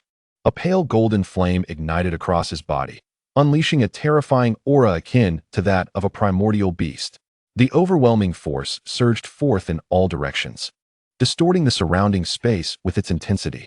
Golden arcs of electricity crackled behind him, elevating Cassius to a godlike stature. At that moment, the energy emanating from Cassius had vastly surpassed his previous state, miraculously reaching 2 million. Furthermore, his mastery over this energy was unparalleled, with no sense of obstruction whatsoever. Curse it, this guy has hidden cards. The color drained from Fearsome face, its expression turning cold as it gazed at Cassius, taken aback by the unexpected turn of events. Fearsome had initially believed that its earlier combat strength was the pinnacle of its abilities, only to be confronted with the revelation that its adversary also possessed methods to enhance their own power. At this moment, a singular thought consumed Fearsome to eliminate this threat entirely. Resolute, Fearsome charged towards Cassius, unleashing a barrage of energy orbs, the thunderous explosions resonating throughout the sky. A dark purple light and a golden glimmer intertwined like slender ribbons, flashing against the backdrop of the starry sky. The two figures clashed in a relentless dance, both pushing their speed to the limit, traversing thousands of miles. Waves of immense shock waves and dazzling points of light flickered as they momentarily retreated before colliding once more. With a resounding boom, a weighty force surged through Cassius, piercing through his chest. He coughed up a mouthful of blood, his body tumbling backward as if it were a meteor, crashing heavily to the ground and leaving a deep fissure in the earth, his feet rooted like stone pillars. He channeled his entire strength into the ground, causing the earth to buckle as if trampled by a multitude of titanic beasts. The earth groaned, raising a cloud of dust, as the once solid ground cracked beneath the strain. Meanwhile, Fearsome, having been struck back by Cassius's punch, flew 100 meters before regaining its balance. It gazed at the enormous pit in the ground, a flicker of intense killing intent and wariness flashing in its eyes. It had not anticipated that this warrior, whose energy seemed inferior, could endure for so long under its onslaught, revealing astonishing potential. Without hesitation, Fearsome dove from the sky, unleashing a lethal beam of energy. Saiyan, perish. Faikyousubade's voice rang out, a ray of energy infused with the essence of death hurtling forth. What kind of joke is this? Cassius roared at the approaching figure of Fearsome, blood staining his teeth. Currently, Cassius's battle attire was tattered, barely clinging to his form. With a thunderous explosion, the earth sank several hundred meters, debris flying as if weightless, tumbling through the air. Various stones rained down like artillery shells, pummeling the distant ground into a pockmarked landscape. The entire planet trembled violently, and those extraterrestrial beings who had not yet fled were paralyzed with fear. A chill coursed from their feet to their heads, as they were engulfed by an overwhelming sense of dread. As the dense smoke gradually dissipated, a colossal pit exceeding 10,000 meters in diameter emerged before them. Gazing upon the ravaged earth, Fearsome wore a mad grin, laughing maniacally. Ha! No one survives my strike. Cursed Saiyans.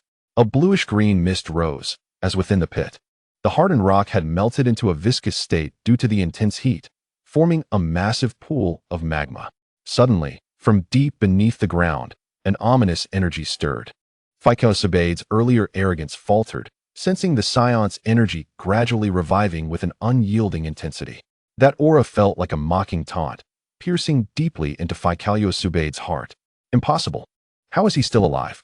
Just then, the magma pool began to rumble ominously, shaking violently as if something was about to erupt.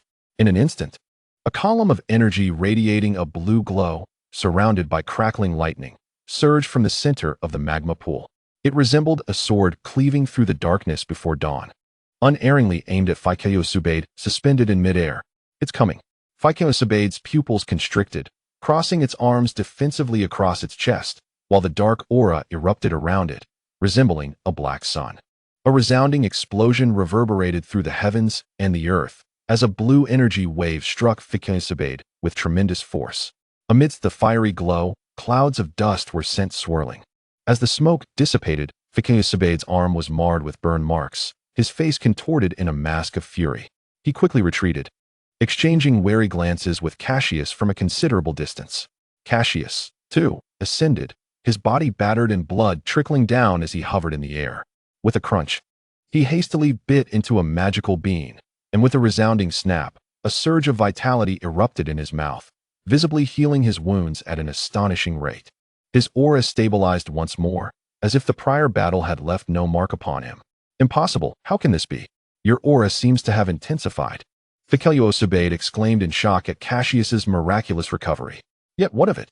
Defeating you once means I can do it again. After regaining his composure, Fearsome's voice turned low and sinister, his expression returning to one of cold calculation.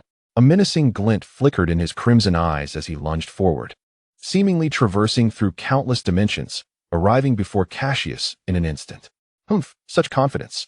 Cassius scoffed, his amber eyes keenly scrutinizing Fearsome's movements. He sensed that, at this moment, Fearsome was indeed somewhat anxious. With a roar, Cassius's pale golden aura ignited and expanded, fiercer than before. It surged like a fierce flame, as if it sought to incinerate all in its path. This development was far from favorable for Fearsome. Faced with Cassius's escalating power, his eyes brimmed with bloodlust. Disbelief twisting his features as he bellowed, "Impossible! In this universe, no one can defeat me." As he spoke, he unleashed an even more ferocious energy, a chilling aura enveloping the entire planet. Thick, dark clouds loomed over half the planet, causing the temperature to plummet sharply, creating an atmosphere laden with dread. As the battle raged on, the two combatants flickered through the air, sometimes soaring high above the ground, other times crashing down upon the tumultuous seas, accompanied by thunderous roars. Beams of dangerous, distorted energy erupted across the planet. A menacing dark purple energy wave materialized, exuding a malevolent glow. It rushed forth like a tiger's roar, its terrifying density unlike any energy encountered before, more concentrated and perilous. Its target was evidently Cassius, suspended in midair, confronted by the onslaught of this colossal energy wave. Cassius dared not underestimate it. He steadied himself, positioning his hands for a counterattack, striving to withstand the incoming force. Super Thunder Annihilation Energy Wave. His fingers clawed outward, and a sapphire blue energy wave, several hundred meters in diameter, formed within his grasp before hurtling toward Fearsome. With a resounding crash, the two energies collided, the point of impact releasing an overwhelming force that threatened to rend the very fabric of reality. The ground beneath seemed to transform into a roiling sea, waves crashing violently. Spitting blood, Cassius staggered back, his spirit somewhat dulled, panting heavily as he turned pale. The energy wave in his hands suddenly waned. With a crack, the dark purple energy beam surged forward, swiftly gaining the upper hand. Akin to a primordial beast, it tore through Cassius's energy wave with relentless force. The terrifying dark purple beam cascaded downward, unleashing a tempest of turbulent energy. Cassius was like a tiny vessel in a vast ocean, tossed about chaotically by the raging waves. Another sound, akin to a nuclear explosion, erupted, plunging the realm into chaos, blurring the distinction between sky and earth. In the midst of the haze, countless energy beams rained down, throwing the entire planet into turmoil. As the smoke cleared, Fearsome gasped for breath, inhaling the acrid scent of lingering smoke. He carefully surveyed the area where Cassius had once occupied, only to find it utterly vacant. He was convinced that under such a cataclysmic assault, no one could have survived. That person must be dead. However, just as he prepared to turn and deal with the troublesome Burrow, Buchan, and Jilling, a sudden wave of intense danger flashed through his mind, causing him to shudder involuntarily. An icy, bone-chilling aura enveloped him. Not good, Fearsome bellowed, abruptly turning around, his scales prickling in alarm. Chapter 153. Annihilation. Behind him, a cold figure descended slowly, emanating an unprecedented sense of peril. In midair, the battered Cassius's eyes glimmered with an eerie mental energy, a force belonging to the very fabric of time and space manifesting suddenly. Temporal fracture, he uttered emotionlessly, as if devoid of feeling. In an instant, a golden realm descended, enveloping the surroundings. Time appeared to freeze, and all existence paused in its tracks. Countless deep, dark rifts in space tore open, resembling a multitude of watchful eyes, flickering with a terrifying glint. With a whoosh, blades of space materialized, aimed directly at the motionless fearsome. These space blades resembled silent, indifferent assassins, devoid of any ostentation, yet containing an aura of horror. Bad news. Fearsome's mind screamed in panic, his eyes darting wildly. Filled with a primal fear. At that moment, he felt like a lamb awaiting slaughter, desperate to flee, yet his body remained paralyzed. Go! Cassius's eyes widened. And with a sweeping motion of his hands, all the space blades surged into action, slicing toward Fearsome's body. As chunks of his form fell away, Fearsome was consumed by an unprecedented despair, disbelief etched in his gaze. No! A piercing cry of defiance escaped his lips as the space blades swiftly severed his grotesque head. Suddenly, as silence enveloped the area, the surroundings turned eerily still, with only the sound of his heartbeat echoing. Upon surveying the landscape, the once familiar terrain was unrecognizable. Mountains and highlands were flattened, leaving behind a desolate wasteland, radiating heat and desolation. Furthermore, due to the violent clash between Cassius and Fearsome, the planet's core was shaken to its very foundations. Now, the energy within the core began to erupt violently, causing tectonic shifts, hurricanes, tsunamis, and other cataclysmic phenomena to unfold. It was clear that this planet would soon be engulfed by the molten rock from its core, gradually transforming into an uninhabitable wasteland. The countdown to the planet's annihilation had commenced. At this moment, the extraterrestrials who had yet to flee began to panic. Unless a savior emerged, they too would likely perish alongside their planet. I must leave at once. Surely Barrow and the others have concluded their business. Cassius gazed upon the astonishing celestial phenomenon, a chill coursing through him as the destructive power harbored within the planet became all too apparent. He swiftly activated his instantaneous movement ability, eager to reunite with his companions and make their escape. Are we to be obliterated? Came a faint, trembling voice from a small alien child with green skin, who clung to a female alien's side. Fear not, dear child, for your mother is here, the female alien said, embracing the child tightly, her eyes reflecting a blend of affection and gentleness as she softly reassured him. Upon hearing the voice, Cassius teleported and immediately beheld a group of slaves trapped within a colossal cage, their faces etched with despair. These individuals had already been auctioned off, but had yet to be delivered. With the impending destruction of the planet, their buyers were either perishing or fleeing, indifferent to the fate of these captives. Well, since I have come across you, I shall rescue you, Cassius resolved, stepping forward and addressing the slaves in their native tongue. I am a Saiyan, and having encountered you, I am determined to liberate you. Join hands and form a circle. After I reunite with my comrades, I will lead you to safety. The slaves, initially astonished by Cassius speaking their language, sensed his goodwill. They quickly responded, grasping each other's hands and forming a circle. That's the spirit. Cassius smiled, then summoned his companions and, after swiftly dispatching a few formidable aliens, ensured that the remaining ones lacked the ability to escape the planet. He intended to leave with his group. Beside the cage, his companions, Buckin and others, excitedly recounted their battles, boasting of their prowess and claiming to have vanquished several space pirates. Yet, it was Cassius's combat that piqued their interest the most. The residual energy from his fight sent shivers down their spines. Wow, Captain, you were incredible. Your battle with that pirate king was simply breathtaking. I thought several times that you might perish. Buckin exclaimed, overflowing with enthusiasm. Buckin, perhaps it would be wise to remain silent if you cannot control your words. Cassius replied, casting a bemused glance at Buckin, who scratched his head in embarrassment. Captain, did you bring us here to rescue these slaves? Barrow inquired with a resonant voice, gesturing towards the multitude of captives within the cage. Brother Cassius, this planet is on the brink of destruction. We cannot simply stand by and watch. Ji Ling added compassionately, her heart aching for the enslaved individuals. though her nature was wild and unyielding in battle. Witnessing the plight of these unfortunate captives stirred a deep sense of empathy within her. Indeed, I have resolved to save them.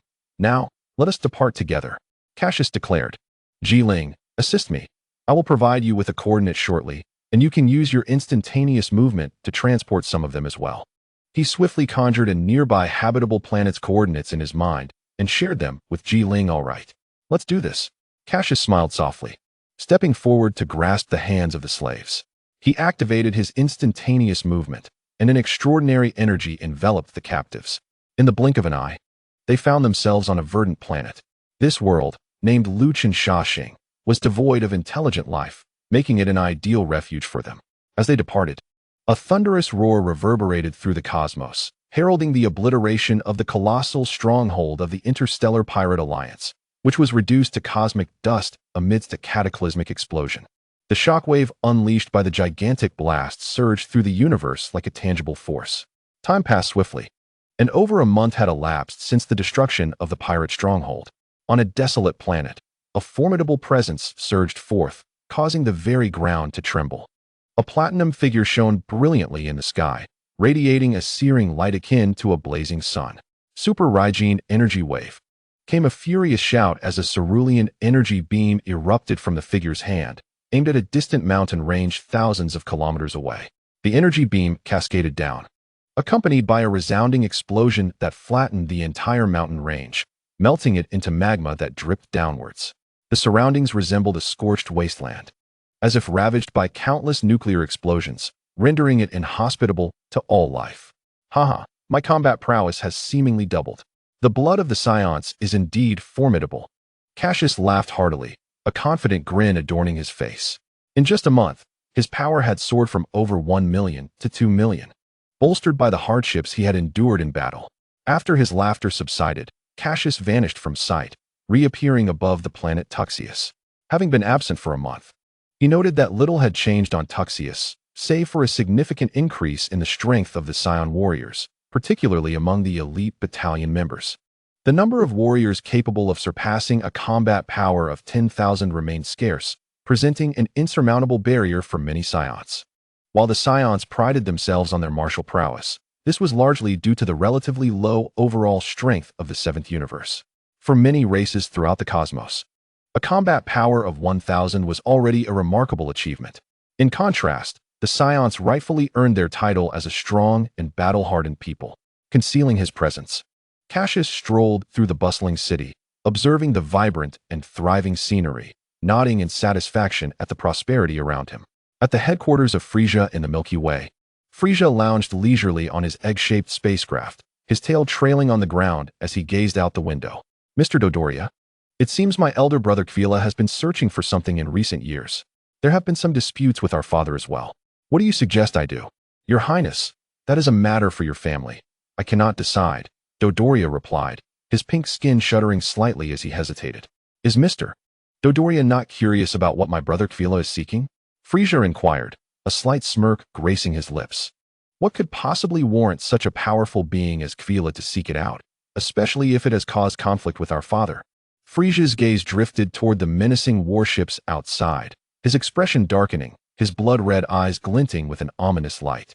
Ever since Kvila's mech forces were vanquished by an unknown power, his influence had not only remained intact, but had audaciously expanded, which was rather perplexing.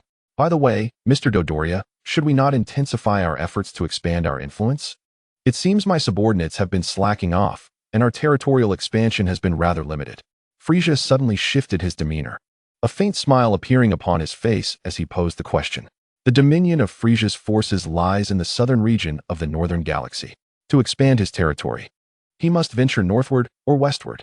As for the Galactic Patrol Organization at the center of the galaxy, he harbors no fear of them. Ah, yes indeed. My subordinates have recently shown a lack of diligence. I shall urge them to continue broadening our sphere of influence. The pink flesh on Dodoria's face quivered as he cast a nervous glance at Frieza, speaking in a trembling voice. However, my lord, if we are to continue our expansion, our manpower may prove insufficient. Dodoria raised his gaze, his eyes wide with dread as he addressed Frieza. Is that so? Frieza stroked his chin, his fingers tapping rhythmically on the armrest of the spacecraft, as he contemplated silently. Then let us issue some recruitment notices, and additionally, extract a few personnel from the First Legion to form several small teams to venture toward the Eastern Galaxy. The First Legion is his most elite force, comprising powerful warriors. Drawing them out to temporarily form new squads is evidently the wisest choice. Yes, my lord, I will make the arrangements immediately. Dodoria did not object, nodding in agreement before turning to leave. At that moment, Frieza's sharp voice pierced the air. By the way, also assign some individuals to thoroughly investigate what my brother Kuei La is searching for. I must know the answer clearly. Instinct told Frieza that whatever Kuei La sought concealed a tremendous secret. Yes, Dodoria's body quivered slightly, a jolt of realization coursing through him. He was acutely aware of the implications behind Frieza's words. Should Kuei La's pursuit possess the potential to challenge King Cooled, the order within the galaxy would inevitably be upended, igniting a fierce struggle for dominance. At that time, half the galaxy might be engulfed in an unprecedented and vast interstellar war. Yet, with Frieza himself showing such keen interest, it was clear he intended to intervene and claim a share of the spoils. Thus, this matter would be an internal affair of their Frost Demon clan. Any misstep could result in utter annihilation. Since Chiu Yi's demise, Dodoria had become exceedingly cautious, especially towards the powerful forces. However, with Frieza's orders now issued, he had no choice but to comply, lest he face Frieza's wrath. The cold and ruthless Frost Demon clan cares little for the loyalty of their subordinates. To them, the underlings are merely tools. Observing the back of his loyal subordinate as Dodoria departed, Frieza suppressed his wicked smile. His expression turned icy as he gazed out at the desolate and solemn scenery beyond the window, murmuring to himself, Kuei La, what exactly are you seeking? Is the value of that object truly so urgent to you? Chapter 155. Lan Shi on the Kai Lin Tower. Earth. The howling winds roared past, as Cassius darted through the clouds like a swift flash of lightning. Below him, the verdant mountains and peaks raced by, and in the blink of an eye, he arrived at the sacred Kai Lin site in the northern hemisphere. The Kai Lin Tower, a majestic structure connecting heaven and earth, came into view, and Cassius smiled slightly. With a long tail of flame trailing behind, he executed a sharp turn, ascending 90 degrees into the sky, quickly shrinking into a black dot before vanishing beyond the horizon. Atop the Kai Lin Tower, the cat sage stood before a water tank, observing the scene below when suddenly a gust of wind swept past him, heralding the arrival of a figure. Cassius, when did you arrive? The cat sage inquired, displaying no astonishment at Cassius' sudden appearance. Oh, I just arrived on Earth not long ago to take a look, Cassius replied with a light chuckle. He glanced around but did not see Lan Shi's figure, puzzlingly asking, Cat Sage, where's Lan Shi? I haven't seen her. The cat sage stroked his beard, leaning on his cane as he casually picked up a fish to eat. Ah, Lan Shi, I sent her on the Nimbus to the lower realm to buy fish. She should be back shortly. Cassius was momentarily taken aback by the cat sage's nonchalant tone, thinking to himself, you really treat Lan Shi like a free maid, don't you? By the way, has she thought about escaping in her golden-haired form? Cassius questioned. Having some understanding of the violent nature of Lan Shi in her golden-haired state, if all went as expected, she must be constantly contemplating her escape. Of course, how could she not? However, whenever golden-haired Lan Shi attempts to flee, it isn't long before blue-haired Lan Shi returns on the Nimbus, and after a few rounds, she has no chance to escape, the cat sage said with a hint of amusement in his squinted eyes. Haha, that truly aligns with her character. Cassius couldn't help but laugh heartily, even imagining the scene of golden-haired Lan Shi, feeling relieved to have escaped far from the Kai Lin Tower, only to realize that no matter how she fled, blue-haired Lan Shi would always return on the Nimbus, bringing her back to square one. The thought of this scene brought a smile to Cassius' face. While Cassius and the cat sage were engaged in casual conversation, it wasn't long before a cute and innocent-looking Lan Shi suddenly returned on her Nimbus, sporting a backpack filled with universal capsules. Ah, big brother, when did you come back? Lan Shi exclaimed joyfully upon seeing Cassius leaping off the Nimbus. I just arrived too. You look much prettier than before. Cassius noted that Lan Shi appeared more cheerful than ever, reaching out to ruffle her sky-blue hair. At this moment, Lan Shi's features were remarkably delicate, her height nearing Cassius' shoulder. Feeling Cassius' gentle touch, Lan Shi squinted her eyes, purring contentedly like a little cat. Oh, It seems your strength has improved significantly during our time apart. Lan Shi, your combat power is nearly at 50 now. Cassius praised, sensing Lan Shi's newfound strength. The average Earthling's combat power was typically in single digits, with only a select few martial artists managing to reach double digits. A combat power of 50 like Lan Shi's was indeed a rare and exceptional existence among Earthlings. Not at all. It's all thanks to the teachings of the Cat Sage. Lan Shi quickly waved her hands, attributing the credit to the Cat Sage, her fair face slightly reddening with embarrassment. Lan Shi was still quite young, and her golden-haired state was undoubtedly well suited for cultivation. She was destined to become an exceptional martial artist in the future. Indeed, being able to receive the Cat Sage's guidance is a rare fortune on Earth, the Cat Sage remarked. Golden-haired Lan Shi is indeed remarkable. Cassius replied with a smile before asking, Lan Shi, besides training at the Kai Lin Tower, what else have you been doing?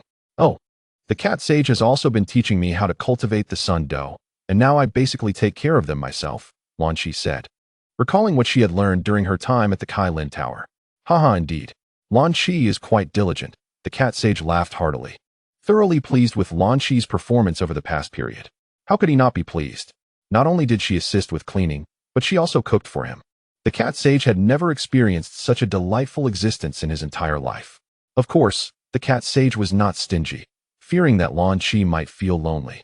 He gifted her a nimbus of her own.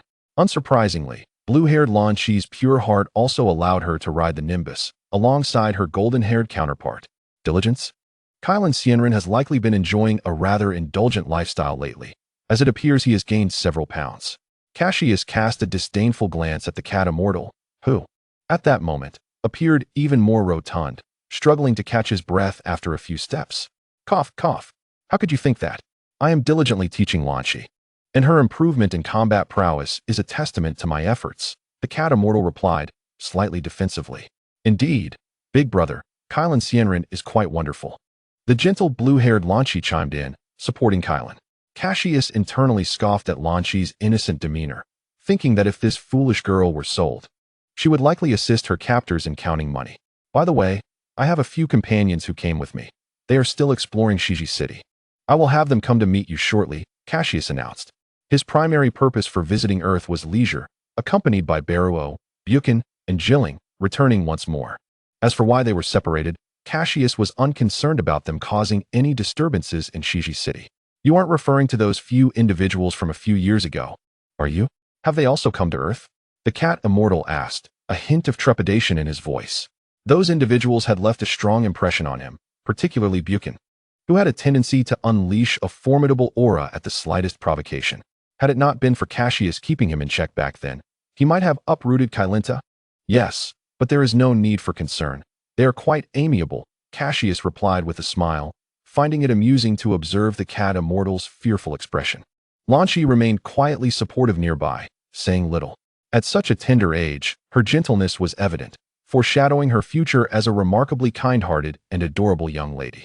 Chapter 156. News of the Spirit Tree Fruit in the Northern Galaxy, headquarters of Quila. Makalo, have there been no leads on the Spirit Tree Fruit until now? Quila's voice was exceptionally cold, as he was growing impatient with the lack of information. My Lord Quila, I have dispatched all available personnel to search for news regarding the Spirit Tree Fruit. We have now identified several planets suspected to harbor the Spirit Tree Fruit. Makalo, clad in battle attire, bowed his head in submission, speaking in a subdued tone. Oh, where? Share the intelligence you possess, Quila responded, his interest piqued. Yes. Makalo lifted his head and gestured to two members of the mech squad beside him. They were new recruits, one named Dushio and the other Ankami, both formidable fighters in the cosmos. One of them nodded and activated a technological device on his arm, projecting a vast holographic image into the air.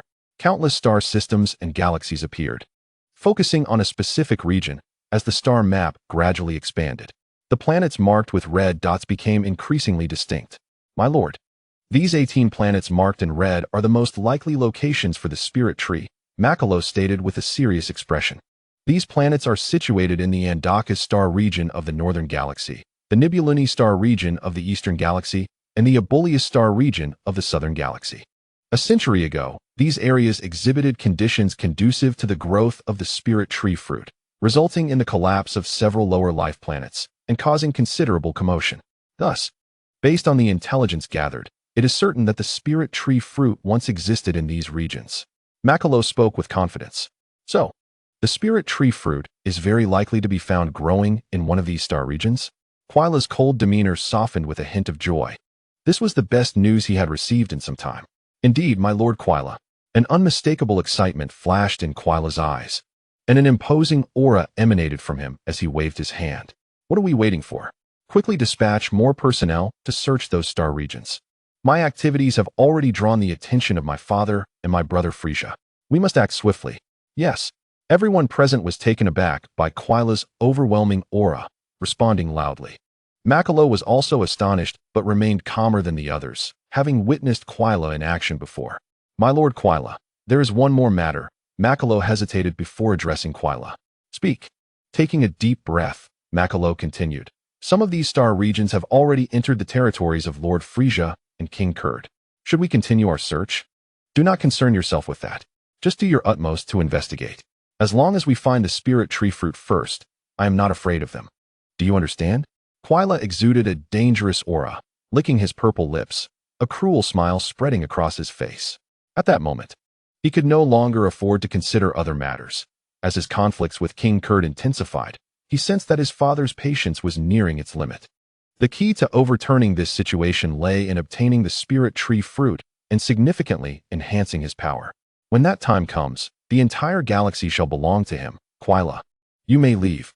With a wave of his hand, Quila turned to walk away. Yes, yes. The trembling beings left behind were drenched in sweat, feeling as if a weight had been lifted as they hurriedly exited. Even remaining beside Quila was an oppressive experience. Upon leaving Quila's palace, Dushio and Ankami inhaled the fresh air outside, finally dispelling the suffocating pressure they had felt. In the current mech squad, only Makalo could maintain a semblance of composure in Quila's presence. Captain Makalo, what are our next plans? Dushio inquired. The locations suspected to contain the spirit tree fruit are too sensitive, situated within the territories of Frieza and King Kurd. Currently, these factions are not harmonious, and venturing there might lead to misunderstandings. Therefore, we must exercise caution. Dushio and Ankami were wary of the potential consequences. If they were caught, it would mean certain death. We can send warriors from our legion to investigate the northern and southern galaxy regions, while we personally head to the eastern galaxy. The Nibuluni star region in the eastern galaxy has the highest likelihood of containing the spirit tree fruit with the least risk. If we find it, it would be a significant achievement. After contemplating for a moment, Makalo promptly replied. Clearly, he wished to avoid entanglements with Frieza and King Kurd. Calculating his options, he opted for the path in the eastern galaxy that presented the lowest risk and the highest potential reward. Understood. Yes. Dushio and Ankami nodded, smiles gracing their faces. Compared to the star regions under the control of Frieza and King Kurd, the more distant eastern galaxy was evidently safer, and they preferred to take their time.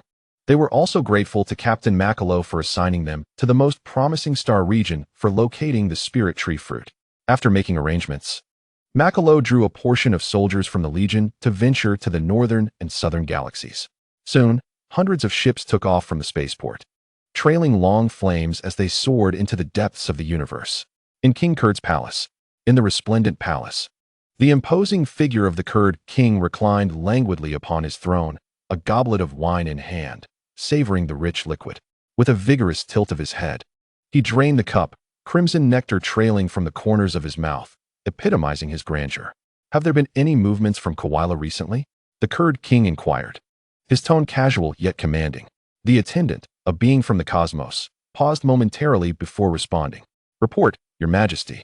Since the clash with the Quila Legion, Lord Quilia's forces have retreated and are currently in a standoff with us.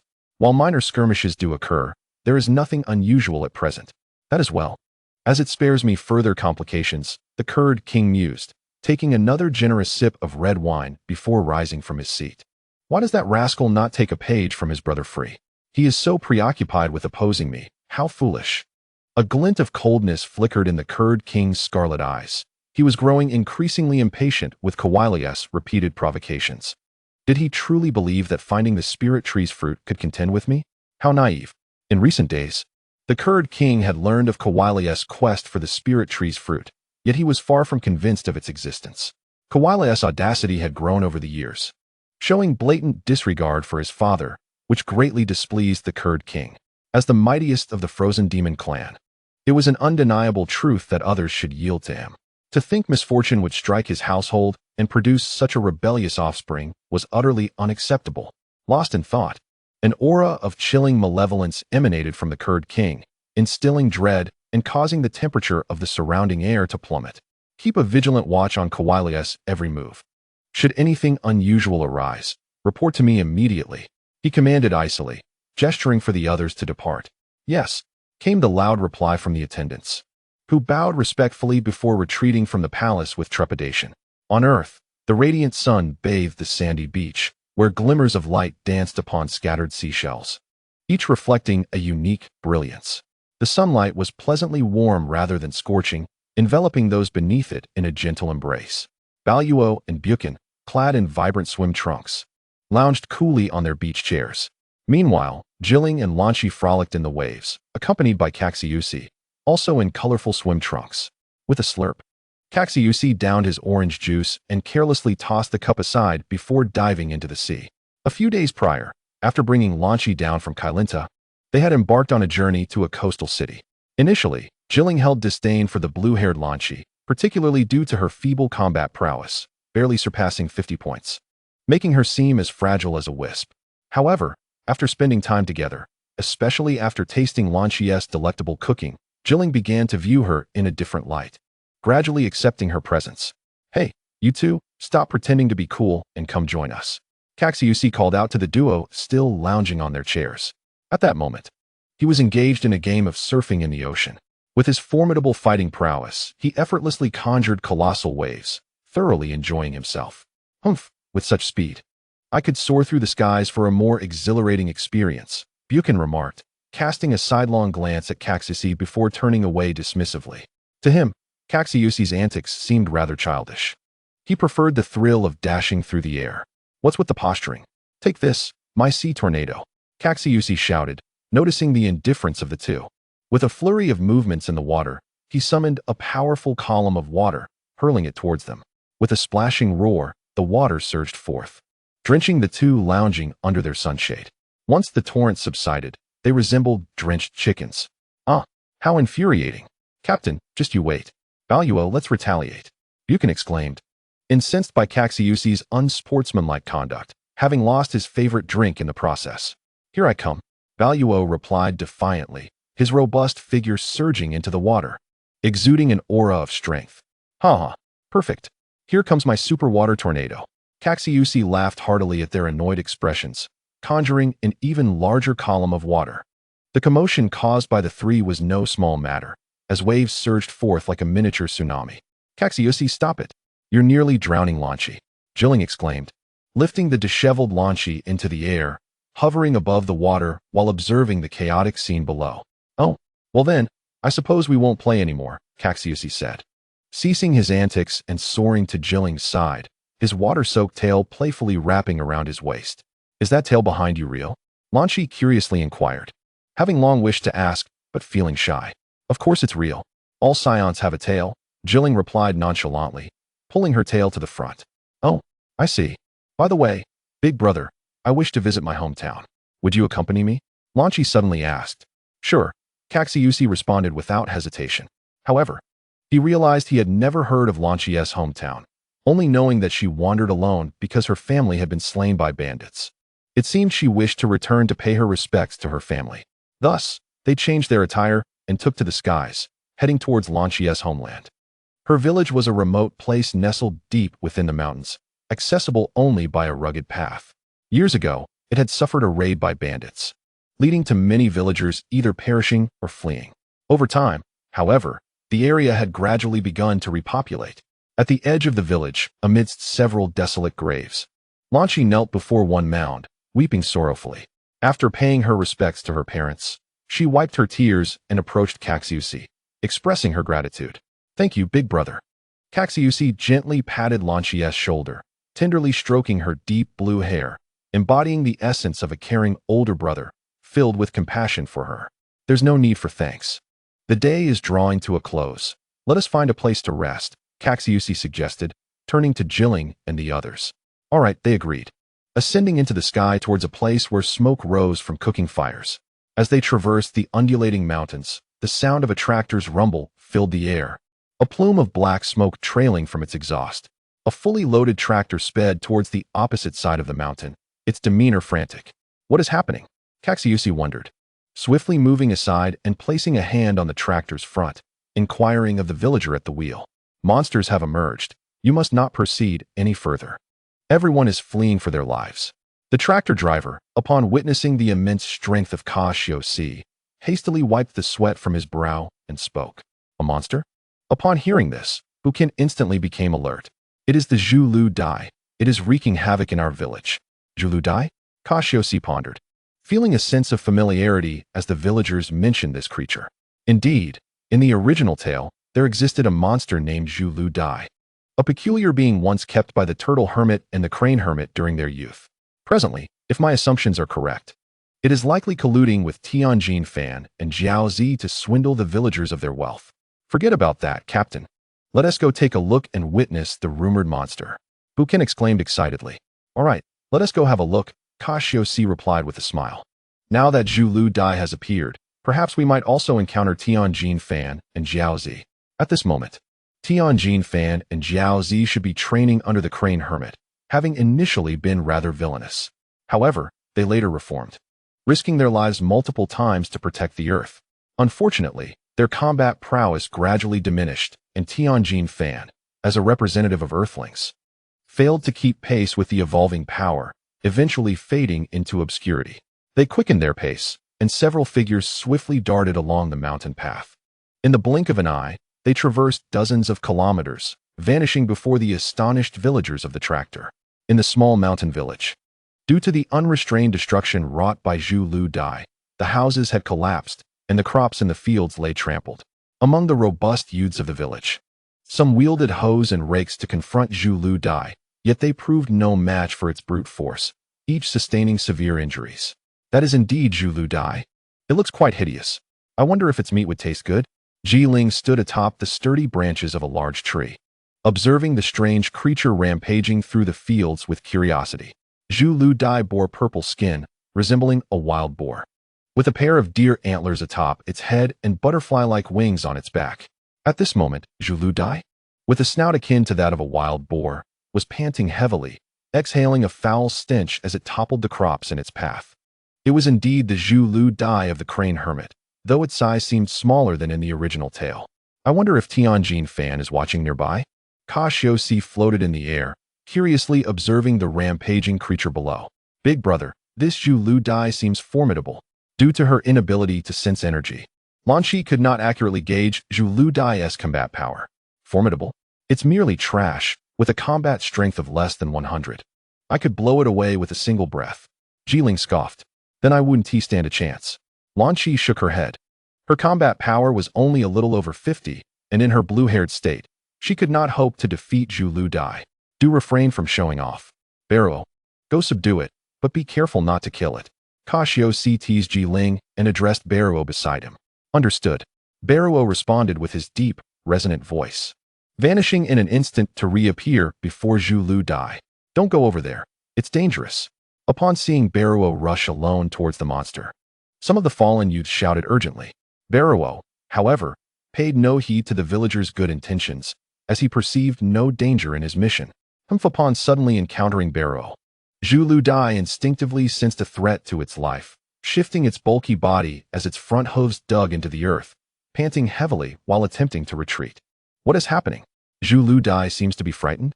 Some villagers observed the anomaly, puzzled. No way. How could such a powerful creature fear a single person? Indeed, look. The villagers squinted their eyes, realizing that Zhu Lu Dai was genuinely apprehensive. Do not think of escaping. Barrow's booming voice rang out, instilling fear in the fleeing Zhu Lu Dai. Zhu Lu Dai's nerves were taut, overwhelmed by an unprecedented pressure. Its butterfly wings fluttered violently, releasing delicate dust into the air. Cough, cough, cough. The sudden cloud of dust obscured Barrow's vision, causing him to cough involuntarily. A glint of ferocity flashed across his face. How dare this creature attempt to ambush him? a transgression utterly unforgivable. Boom! A surge of searing energy coalesced in his hand and was hurled towards Zhu Lu Dai. A beam of light cut through the air, striking its target in an instant. A tremendous explosion echoed, followed by a heart-wrenching scream. Zhu Lu Dai collapsed into a blood-filled crater, half of its body obliterated, convulsing involuntarily. With a combat power of 480,000, Barrow's casual strike could obliterate an entire mountain range. Dealing with a creature with less than 100 combat power was a mere trifling task. Observing the once mighty Zhu Lu Dai, now felled with a single blow, the villagers stood dumbfounded, their expressions frozen in disbelief. They pinched their thighs to confirm it was not a dream. Incredible. Is he the legendary martial artist? I have heard martial artists possess extraordinary abilities, capable of traversing heaven and earth. Yes, he must be a martial artist passing through our village. The villagers fervently debated Barrow's identity, elated at his decisive action against Zhu Lu Dai. In their understanding, only a martial artist could wield such power. Alas, did he truly have to kill Zhu Lu Dai? I had hoped to keep it. Such a peculiar creature is a rarity. Cassius sighed as he gazed at the lifeless Zhu Lu Dai in the pit. However, he felt no surprise. If it were dead, so be it. What else could be done? Just as Cassius sighed, two figures suddenly appeared in the distance. Chapter 159, Tianjin Fan and Jiaozi Zhu Lu Dai. My master S. Zhu Lu Dai has been slain? Who are you to dare commit such an act? The two figures' expressions changed dramatically, hastily reprimanding. Tianjin Fan was in a foul mood. Just days ago, his master had tasked him with raising Zhu Lu Dai, and now it had unexpectedly escaped. He and Jiao Zi had pursued it, only to discover that it had already been killed. Tianjin Fan's icy gaze fixed upon Cassius and the others. Realizing that with Zhu Lu Dai dead, both he and Jiao Zi would face punishment. The thought of returning home to face the consequences left Tianjin Fan in a state of utter despair. Nevertheless, having trained under the Crane Hermit, he instinctively sensed the exceptional nature of his adversaries. Tianjin Fan. Cassius scrutinized the bald youth before him. At this moment, Tianjin Fan was still a minor, not particularly tall, with relatively low combat power. Currently, Tianjin Fan's combat strength was approximately 30, for a boy under 10. Such power was already remarkable. Cassius marveled at this, acknowledging that among Earthlings, Tianjin Fan's abilities were among the best for his age. Explaining why he had caught the Crane Hermit's attention and been taken under his wing. I killed it, what of it? Barrow retorted coldly, glaring at Tianjin Fan and Jiao Zi with disdain. For such weaklings to speak arrogantly before a strong opponent was simply foolish. With a fierce glare, he released an invisible pressure, creating a whirlwind that swept toward the two. Tianjin Fan and Jiao Zi's expressions shifted dramatically, as if they were bearing an immense burden. Their chests heaved slightly, and they staggered back a few steps, cold sweat immediately beading on their brows. How infuriating! Who on earth are these people? How can they be so formidable? Tianjin Fan struggled to steady himself, his gaze toward Barrow, filled with shock and trepidation. That person is truly terrifying, he thought. Jiaozi tugged at Tianjin Fan's sleeve, feeling an overwhelming sense of danger, and fearfully uttered, I don't want to fight. Indeed, Tianjin Fan replied, casting a serious glance at Jiaozi. He nodded, recognizing that their opponent was no ordinary foe. Barrow, a towering figure resembling a small mountain, was undoubtedly a master. Tianjin Fan sensed that the aura emanating from Barrow could rival that of his master, Xianren, and might even surpass it. However, he dismissed the possibility. After all, his master was a martial arts master renowned alongside the Turtle Hermit, the so-called god of martial arts. Barrow, temper your presence, Cassius said softly as he approached. If he did not intervene, both Tianjin Fan and Jiaozi could very well fall victim to Barrow's wrath. Understood, Barrow replied. And his imposing aura abruptly vanished as he quietly followed Cassius. Is this Zhu Lu Dai yours? Cassius inquired, fixing his gaze on Tianjin Fan and Jiaozi, his tone measured. Yes, Tianjin Fan gritted his teeth and responded immediately. Ah, so this monster belongs to you. It was this creature that devastated our village. You owe us reparations. Upon hearing that Zhu Lu Dai had an owner, the villagers erupted in indignation, hurling curses. Tianjin Fan felt a surge of despair, but remained silent. Under normal circumstances, he would have dismissed these villagers entirely, for as a martial artist, he harbored his own pride. As its master, You must bear some responsibility for its actions. Do you not agree? Cassius remarked with a gentle smile. What do you want? Jiaozi and I have no money to compensate, Tianjin Fan replied, hesitating slightly. Fear not. I will designate a challenger for you. If you can defeat her, I shall cover the villagers' reparations, Cassius said, pointing to Lanqi. Her? I accept, Tianjin Fan declared. Casting a glance at Lanqi, who stood timidly behind Cassius, her pale complexion evident. A wicked thought crossed his mind, and he readily agreed, thinking it unwise to pass up an opportunity. Big brother, I can't. I don't want to fight, Lanqi protested, glancing at Tianjin Fan, who was preparing for battle. You are not to fight him. Rather, it is the other personality within you, the golden-haired Lanqi, who will take to the field, Cassius explained to her with a smile. Ah, how did I not realize? Lanqi paused, understanding that Cassius wished for her other persona to engage in combat. She then plucked a small tuft of her blue hair and waved it near her nose, causing a sudden tickle. Achoo! With a sneeze. Her hair transformed into a golden hue, and her previously innocent appearance morphed into one of ferocity, her entire demeanor shifting dramatically. Where am I? Has the other me finally decided to leave that dreadful place? Golden-haired Lanqi surveyed her unfamiliar surroundings, her mood instantly lifting. Hello, golden-haired Lanqi. Cassius greeted her, observing her transformation with interest. You wretched being. You're the one who abandoned me in that dreadful place. Golden-haired Lanqi recognized Cassius, a flicker of familiarity igniting in her mind. Suddenly, she recalled that he was the very person responsible for sending her to Kylan Tower. Is he here to capture me and return me to that dreadful place? No. Golden-haired Lanqi screamed internally. Ugh, seeing you never brings good fortune, she muttered, her initial excitement fading upon seeing Cassius. How have you fared during your training in Kylan Tower? It is time for a test. You've seen that person, have you not? Defeat him, or you know the consequences, Cassius said, gesturing towards Tianjin Fan with a smirk. Without warning, golden-haired Lanqi shivered, recalling the moment she was cast from the sky by Cassius. Cold sweat trickled down her brow. Understood. She huffed, striding towards Tianjin Fan. You little brat, do not blame me for being merciless when I defeat you. Tianjin Fan's brow twitched, his expression darkening at her words.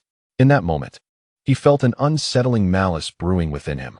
Were it not for the formidable presence behind Lanqi, he would have eliminated anyone who dared to speak to him in such a manner, regardless of gender.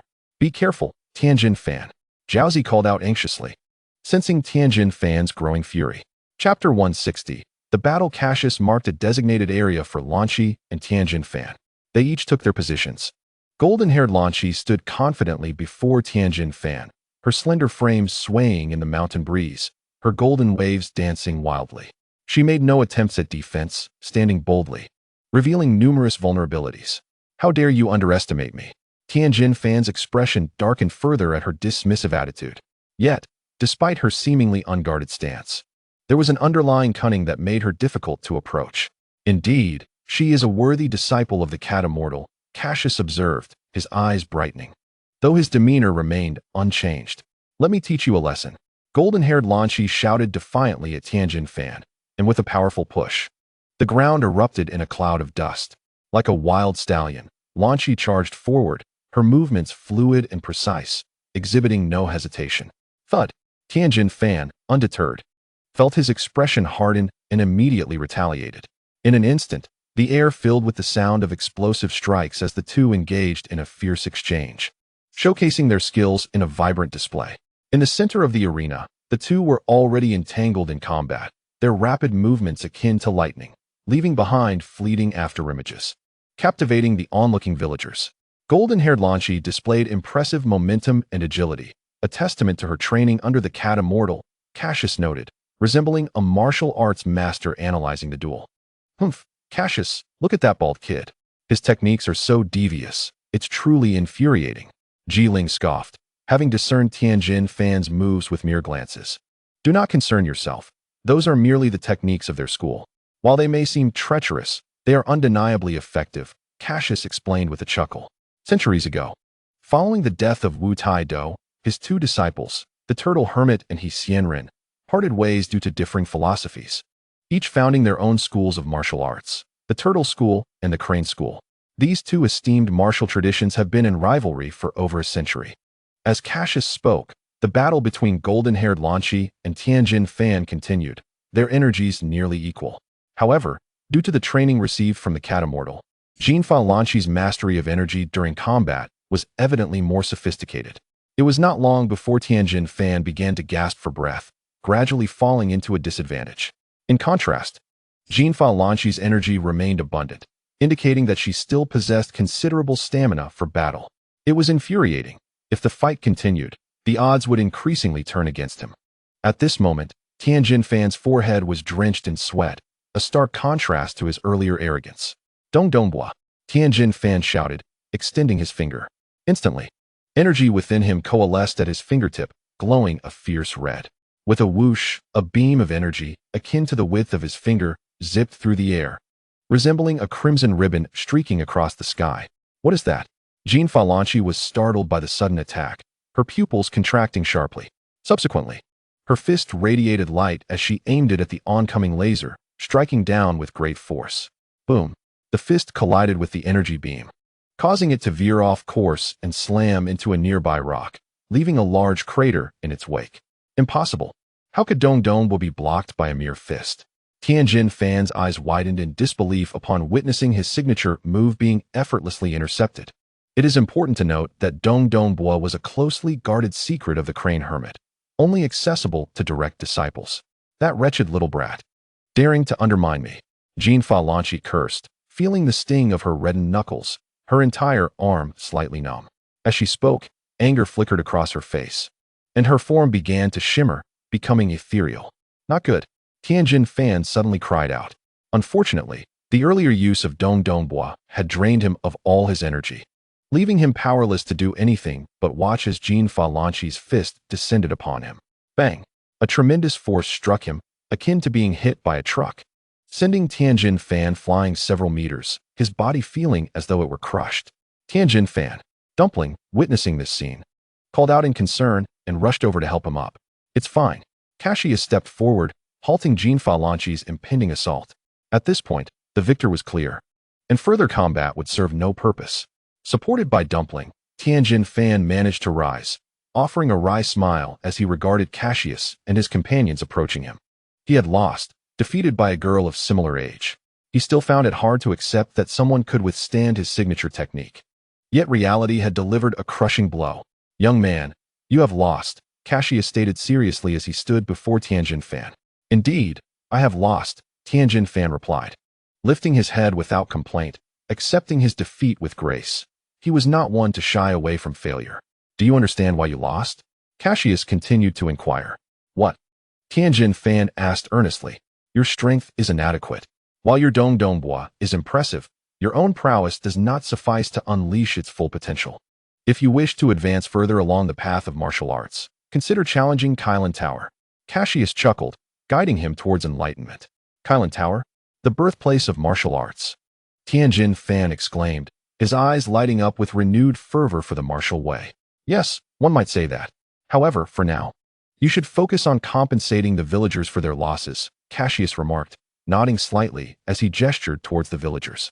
Yes, Dumpling and I will assist the villagers in repairing their homes, Tianjin Fan affirmed with a solemn nod. Very well, let us depart. Observing Tianjin Fan's determined demeanor, Cassius felt assured. He turned to his companions, calling out to them before taking to the sky, seeking a place to rest in a more populated area. As Cassius and his companions vanished into the horizon, Tianjin Fan gazed on with a sense of longing.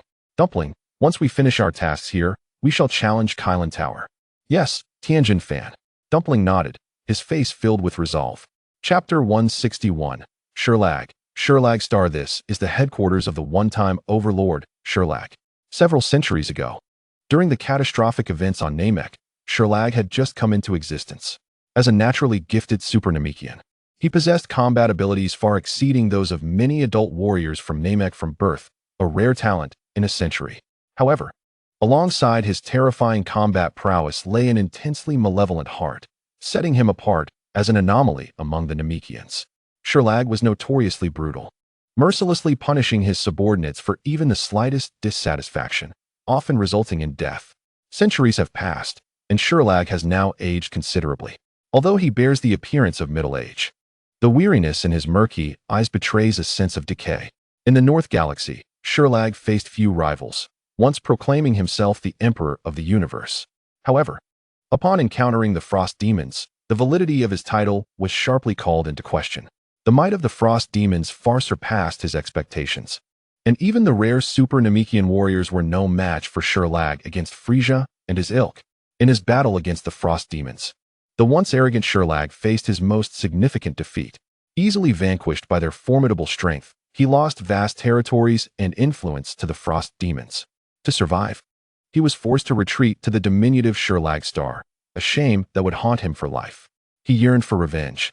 Yet the overwhelming power of the Frost Demons and his own waning strength rendered such aspirations unattainable. Great King Sherlag, we have just received word that the Frost Demon, Quila, is in search of the legendary Spirit Tree Fruit, an excited, dark-skinned alien reported to Sherlag. The Spirit Tree Fruit? Sherlag's murky eyes suddenly brightened. Could it be that fabled fruit capable of absorbing all the essence of a planet and coalescing into a singular entity? Sherlag spoke with a sense of urgency. If it were indeed the fruit said to absorb the life essence of an entire planet, consuming it would undoubtedly prolong his life significantly.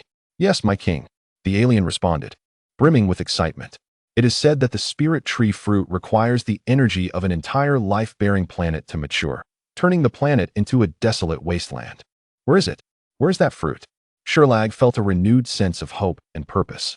Your Majesty, it is as follows.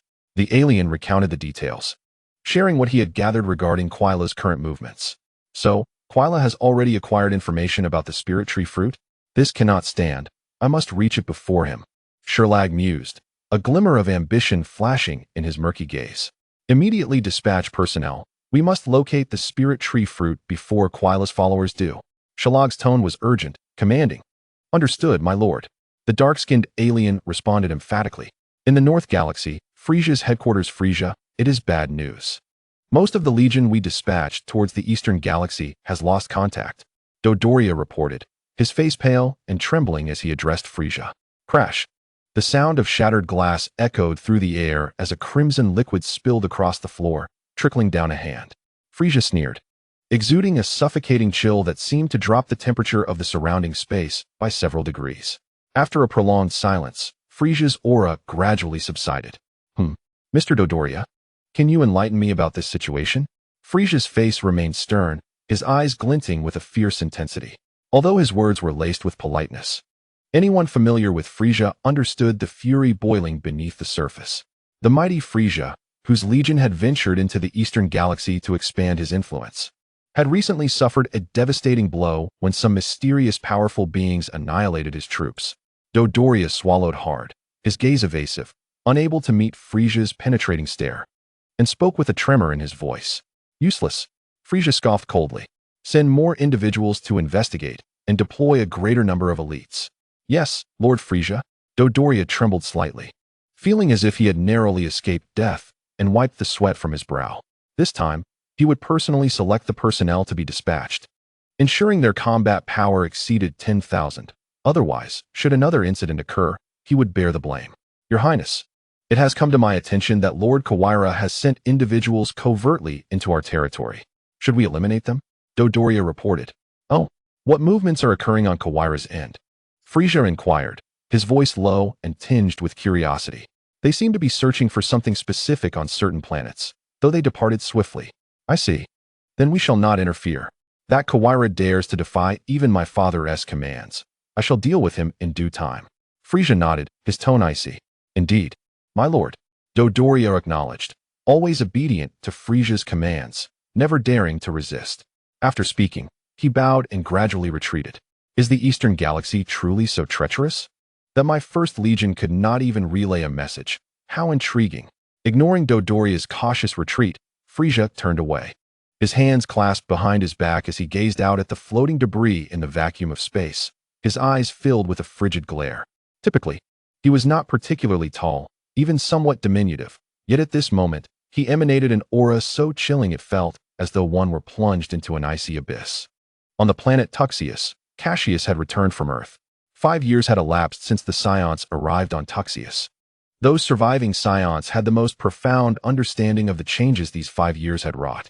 With their living conditions continually improving, the Saiyan population began to rise steadily. Moreover, as newborns continued to grow, the number of Saiyans would only increase. The overall strength of the Saiyans had also undergone a remarkable transformation, thanks to the favorable training environment on Cassius, allowing their potential to be fully realized. The current Saiyans not only regained their former vitality compared to the peak period of Planet Vegeta, but had surpassed it significantly. Chapter 162, Discovery, the Spirit Tree Fruit. Meanwhile, after a lengthy journey through space, members of the new mech battalion, Makalo, Dushio, and Ankami, were drawing near to their destination in the eastern galaxy's Nibeluni star region. A series of electronic alerts chimed, echoing through the central control room of the spacecraft. Nibeluni star region approaching. Please prepare for arrival. As the alerts continued, the mech battalion members gradually awakened from their slumber, emerging from their pods and stretching their limbs, their joints cracking with each movement. Are we finally arriving? After such a long hibernation, I feel as if my bones are rusting. Dushio flexed his wrists while donning his battle suit. Captain, I just received news that there were no traces of the Spirit Tree Fruit found by the investigation teams in the northern and southern galaxies. If that's the case, the Spirit Tree Fruit is most likely to be found here. Should we set out to investigate immediately? Ankami, having climbed out of his pod, tapped his communicator and organized the recent intel. Absolutely, Makalo replied, his eyes gleaming with excitement as his throat felt dry, prompting him to hastily sip water. Issue an order at once. The ship shall proceed at full speed. No sooner had he finished speaking than a flash of light streaked across the dark depths of space, as the ship sped through the cosmos like a comet. 3 days later, on a yellow-brown planet near the center of the Nibeluni star region. Look, what is that? Dushio exclaimed, pointing at a towering, umbrella-like structure protruding from the planet's surface.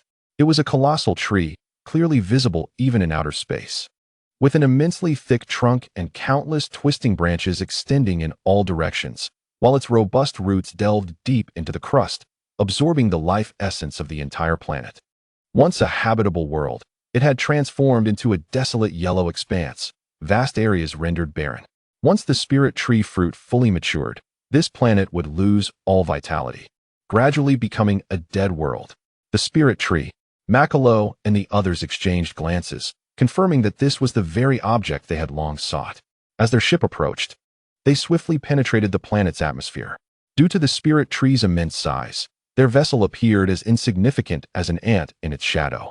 The Spirit Tree, with its expansive canopy, stretched high above, becoming increasingly verdant under the planet's energizing nourishment.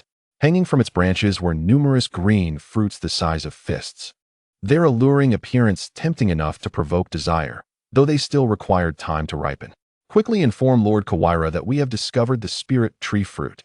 Yes, in the northern galaxy, report to Lord Kawaira. The mech battalion has found the Spirit Tree Fruit on a planet in the Nibeluni star region of the eastern galaxy. A purple-skinned alien rushed into the palace, kneeling before Kawaira in a flurry. Upon hearing this, Kawaira sprang from his throne, his sandstone armor shimmering with a brilliant white light. Ha! Excellent, splendid work. Prepare the ship immediately. I shall go personally. Kawaira laughed heartily, his booming voice resonating throughout the palace as he waved his hand, issuing orders to the surrounding aliens. Yes, the aliens sprang into action, quickly preparing the ship for their journey to the eastern galaxy. On the planet Sherlag, as Kawaira's mech battalion discovered the Spirit Tree Fruit, Sherlag had also learned of this news through unknown channels. The Spirit Tree Fruit has finally been found. Kawaira, you young fool, how naive you are to think I haven't been monitoring you all along. The one to obtain the Spirit Tree Fruit shall undoubtedly be me. Sherlag cackled madly, clutching the intel in his hands, feeling rejuvenated by the exhilarating news, his frail body seeming to regain its youth. The legendary Spirit Tree Fruit, once consumed, would surely restore his vitality and youth. With sufficient longevity, he would regard the Frost Demon clan with disdain. Sherlag envisioned this and promptly commanded his forces to mobilize towards the eastern galaxy. Due to the proximity of Shilaj Shing to the eastern galaxy, barring any unforeseen circumstances, it is certain that one can arrive ahead of Quila. Meanwhile, within the palace of King Kurd, the legendary fruit of the Spirit Tree has indeed been discovered by Quila. How amusing it is to consider him a wayward son. Observing the reports from his subordinates, A glint of cold light flickered in King Kurd's crimson eyes, and a slight smile curled upon his purple lips, revealing a rather intriguing expression. On the other side, the mech troops stationed on the planet, awaiting the ripening of the spirit tree fruit, remained blissfully unaware that news of their discovery has already leaked. Various powerful factions have begun to stir, while they remain engrossed in pleasant thoughts, fantasizing about the rewards promised by Quila. Upon receiving Quila's recent message instructing them to guard the fruit diligently, their spirits soared even higher. However, before anything else, they must ensure the safety of this spirit tree fruit. Otherwise, any loss could invoke the wrath of Quila, a fury they are ill-equipped to withstand. The mere thought of Quila's anger sent shivers down their spines, especially concerning such a significant matter as the spirit tree fruit. Where no leniency would be afforded, losing their lives would be a minor consequence. Thus, they remained vigilant, steadfastly guarding the area surrounding the spirit tree. However, the sheer size of the spirit tree made it impossible to cover every angle. The fruit was still somewhat immature, and by the time Quila arrived, it should be nearly ripe. Observing the still slightly green fruit, Dushio remarked with a smile, "When Quila consumes the spirit tree fruit, his power will surge, and he shall become the ruler of the entire universe, granting us a share of the glory." Ankami envisioned a future of commanding the elements, excitement surging within her. "Perhaps Quila will even bestow some of the fruit upon us," Makalo added, licking his lips, his green slit pupils gleaming like those of a wild beast. The spirit tree fruit holds immense benefits for beings like them.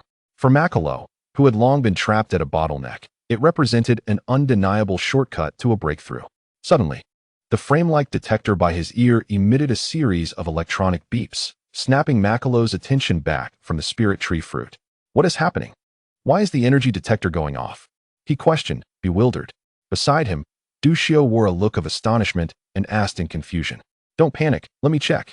Ankami tapped the energy detector beside her ear, and soon the lens displayed a series of combat power readings. To the northwest, 50 kilometers away, there is a life form with a combat power of 20,000. Ankami pointed in a direction. "Oh, a little mouse, is it? Then Ankami, you shall take care of it. Remember to keep the noise down," Makalo replied, glancing at the readings on his lens with a nonchalant smile, directing Ankami to handle the situation.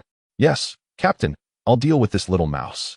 Without hesitation, Ankami signaled to Makalo and soared into the air like a cannonball, disappearing from sight in an instant.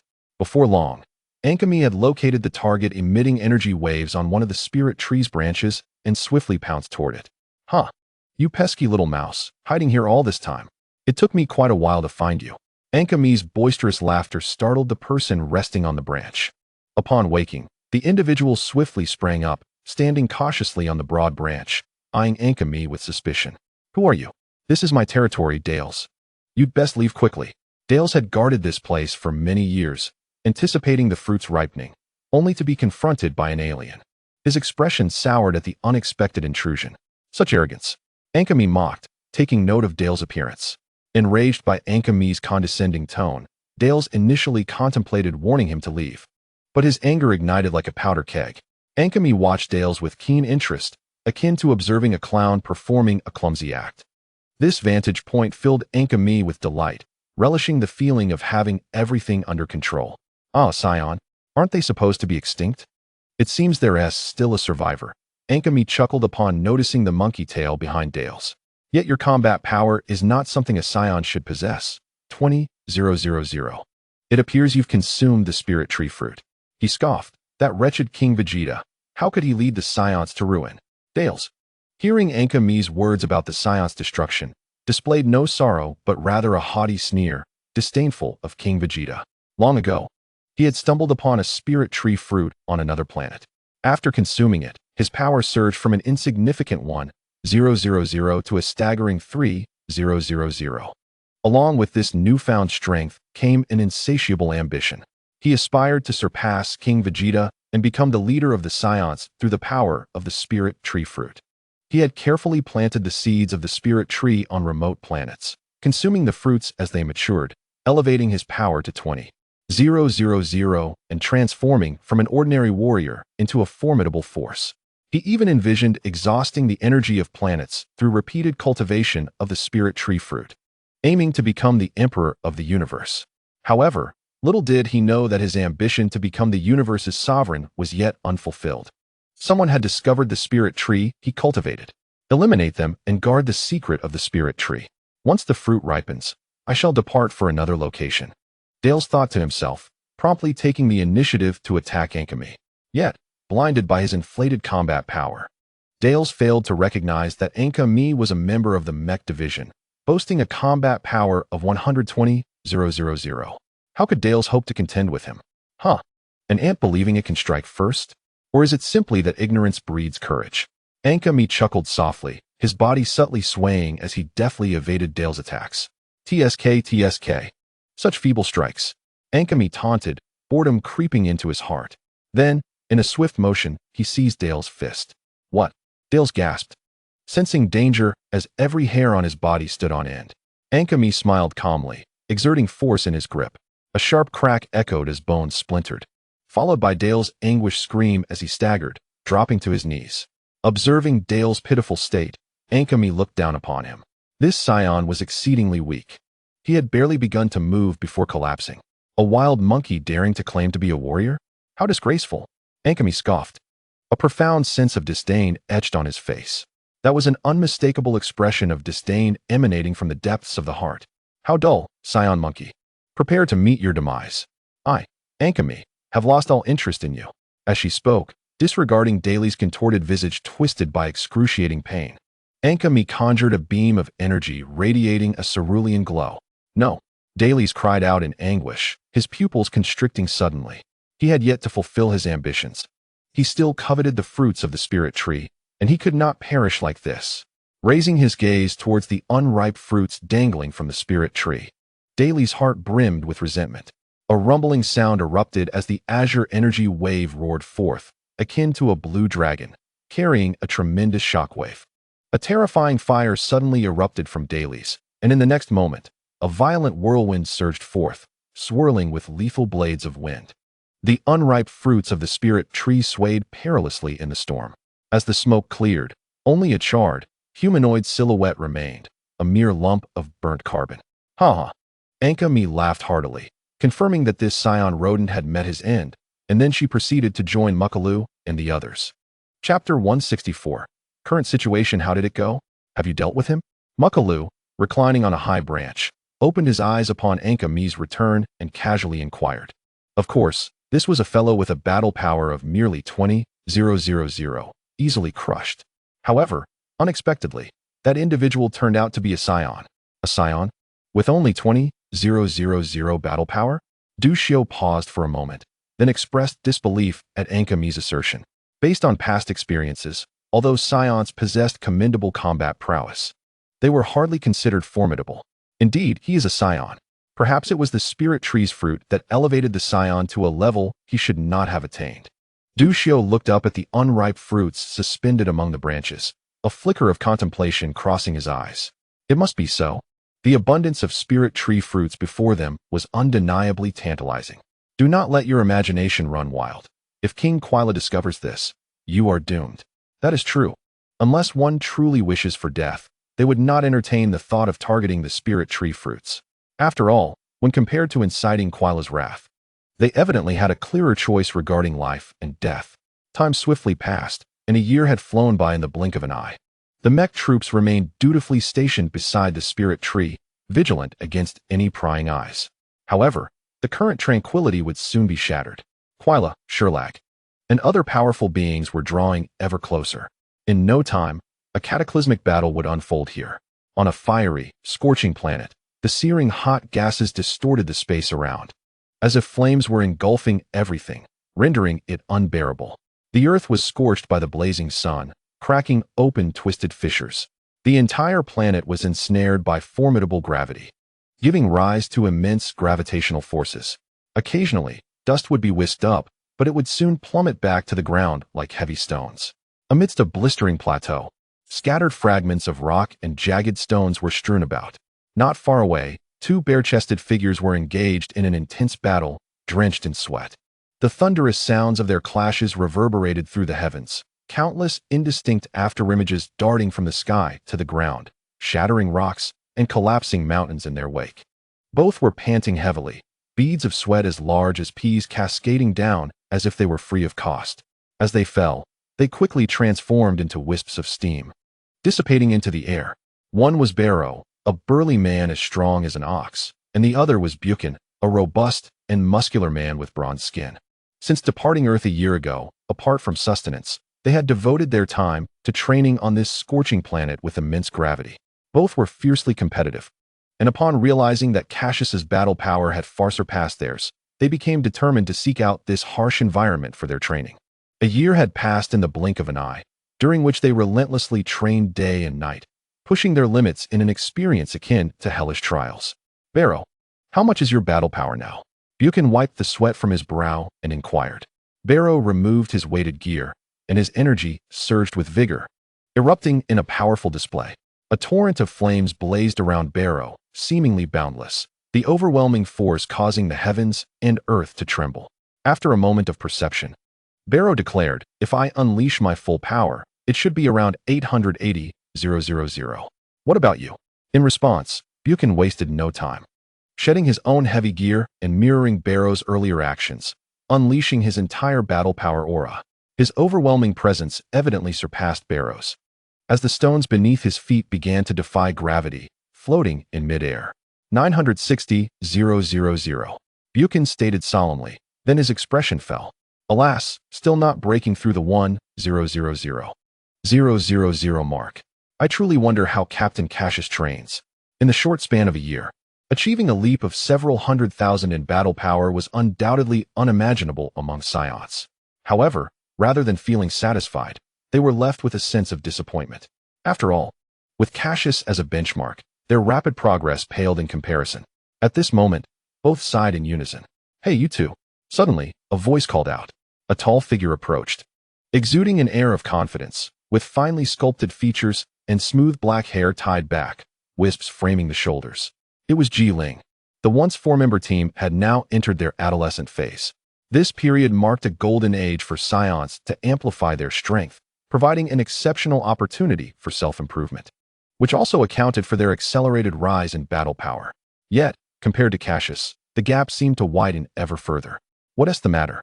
Buchan flew to Ji Ling's side, inquiring with curiosity.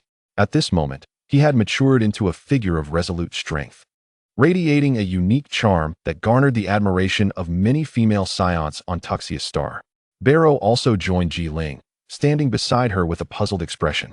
He now resembled a formidable bodyguard, his massive frame imparting an inexplicable sense of security. "Humph, you both should accompany me in training and battling. Have you two been sparring alone while I just sit here watching?" Ji Ling glared, her lips pursed in displeasure. Perhaps you should have the captain train with you. We two brutes might not be suitable." Buchan replied awkwardly. "Indeed, it's not convenient for us." Ji Ling, "Perhaps you should seek the captain," Barrow echoed in a deep voice. "Humph, you want me, with my battle power of 930,000, to fight against that fellow whose power is nearing 5,000,000? Ji Ling retorted indignantly. Buchan and Barrow exchanged glances, momentarily speechless, caught off guard by Ji Ling's rebuttal. Boom. Just as the two were at a loss for words, a terrifying pressure, capable of shaking the very planet, descended without warning, causing the entire planet to tremble violently, leaving the group in shock. This formidable aura belongs to Brother Cassius. Ji Ling's expression changed dramatically, filled with astonishment. Looking back, she saw Barrow and Buchan struggling to withstand the overwhelming pressure. Before this immense force, they felt as if they were caught in a tempest, where even a momentary lapse in focus could lead to their demise. A few individuals exchanged glances, each perceiving the horror reflected in the other's visage, and thus they hastily made their way toward the direction of Cassius. Chapter 165. The final push. Thousands of kilometers away, a vast expanse lay before them, its terrifying aura mercilessly sweeping through the surroundings. The howling winds ground everything to dust, while tornadoes ravaged the skies. Suddenly, the earth gave way with a mournful cry, and a massive pit, several hundred meters in diameter, formed abruptly. At the center of this chasm, a humanoid figure of golden flames blazed fiercely. Cassius, bare-chested, his light golden hair standing on end, was enveloped in an aura of power, with countless grains of sand rising from the ground and hovering in midair. After a while, he reined in his energy, and the overwhelming pressure dissipated, restoring tranquility to the scene. Frustratingly, he was just a step away from achieving the Super Saiyan state. Floating in the air with his chin resting on one hand, Cassius wore a contemplative expression. Although he had not succeeded in breaking through to the Super Saiyan level, it felt as though he was on the brink. A smile graced his lips. In that state, his combat power had reached an approximate intensity of 30 million. While it paled in comparison to the 50-fold enhancement of a Super Saiyan, it was still formidable.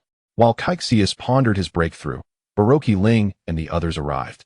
Astonished at the sight of Cassius suspended in midair. "Captain, was that incredible energy you just released? How could it be so powerful? Have you become a Super Saiyan?" They had all heard Cassius mention the existence of the Super Saiyan. This transformation was unique to the Saiyan race, capable of unleashing an extraordinary 50-fold increase in power.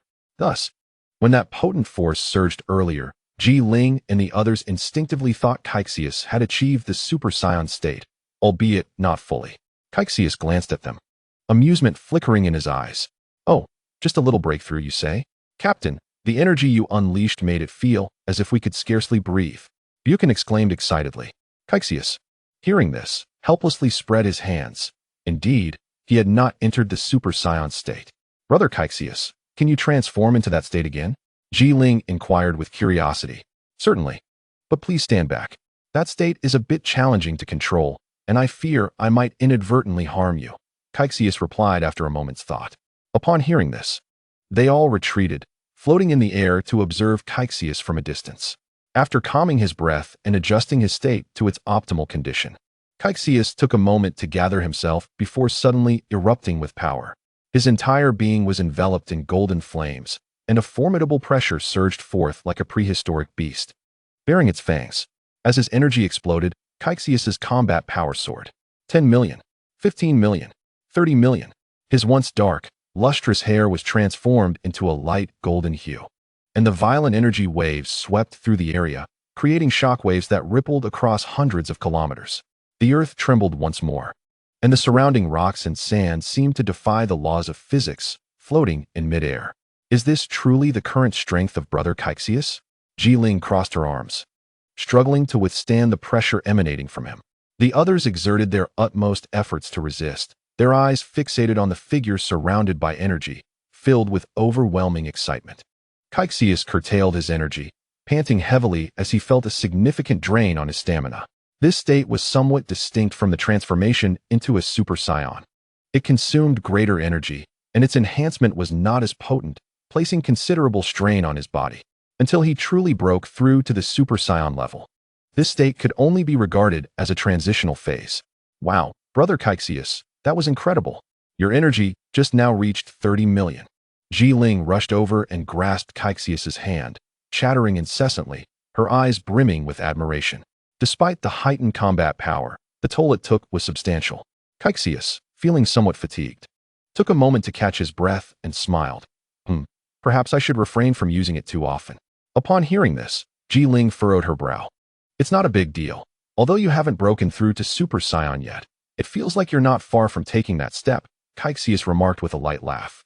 At that moment, Cassius appeared to be at a bottleneck, so close to a breakthrough yet seemingly distant, requiring a catalyst to take that step. In the original tale, Sun Wukong achieved his transformation due to overwhelming rage following Krillin's death at the hands of Frieza.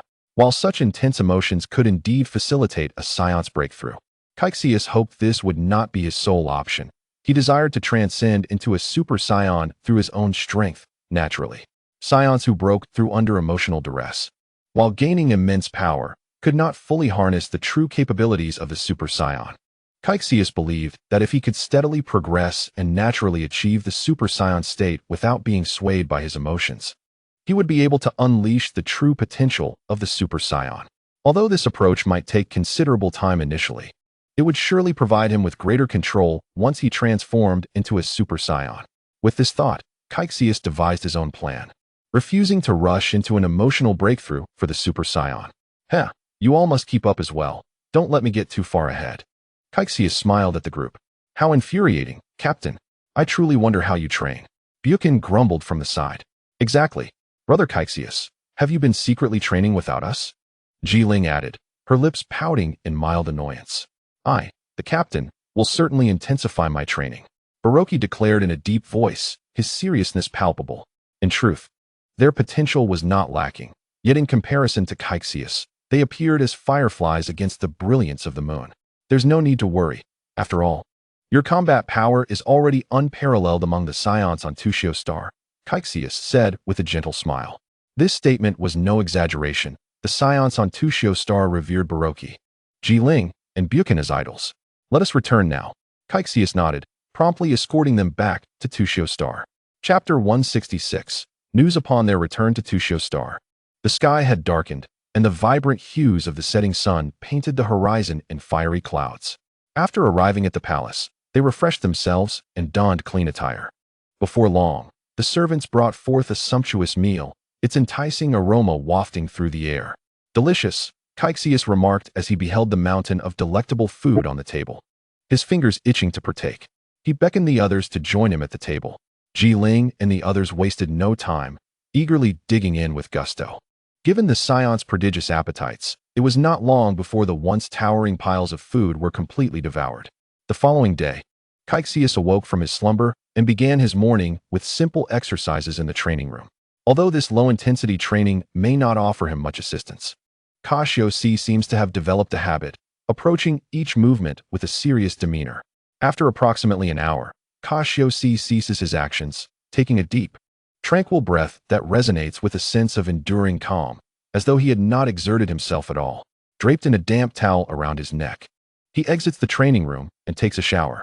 Upon arriving at the dining hall, he finds a sumptuous breakfast prepared by his subordinates. The enticing aroma of the delectable food prompts his stomach to rumble, stirring his appetite intensely. Where have Ai Liku and the others been during this time? Cassius inquires, chewing on his breakfast as he turns to a nearby female Saiyan servant. Reporting to you, King Cassius. Lord Ai Liku and Lord Padasi have encountered a bottleneck in their training and have gone outside in search of opportunities to break through. The young and charming female Saiyan servant, named Sai Li, responds earnestly. Due to her commendable aptitude and striking appearance, she was chosen to serve King Cassius in his daily needs, alongside several other female Saiyans. Oh, Cassius nods in acknowledgement before returning his attention to the food on his plate. With Cassius's assistance, Ai Liku and the others have nearly reached a combat power of 100,000. However, they have recently encountered a bottleneck, and their combat power has stagnated for quite some time. Cassius understands that this is due to Ai Liku and the others having reached their limits. Breaking through has become exceedingly challenging. Back on Vegeta Star, achieving a combat power above 10,000 was already a significant accomplishment.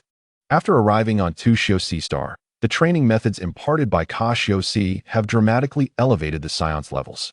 Nonetheless, Cassius is acutely aware that there are inherent limitations to their bloodlines, which have been overlooked due to the overall enhancement of their strength.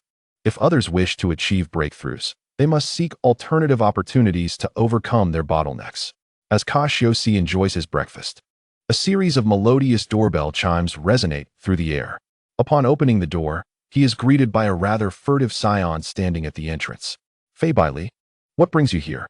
Why aren't you training? Cassius questions. The Saiyan at the door is none other than Ai Liku's disciple, Fei Li.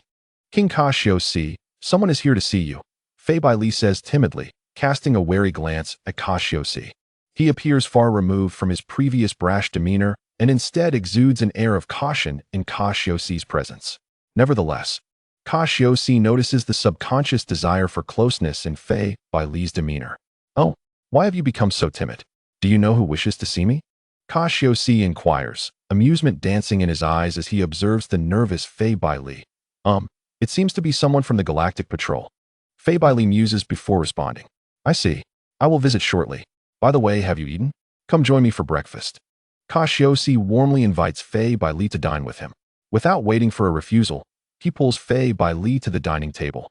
After finishing his breakfast, Cassius promptly teleports to the Galactic Patrol Investigation Center. As the portal opens and closes, he steps through. King Cassius, Locum exclaims, his eyes lighting up upon seeing Cassius and hastily approaching to pay his respects. Where are the Galactic Patrol personnel? Cassius replies with a slight nod before inquiring. In the adjacent reception room, Lokim gestures towards the space and leads Cassius inside.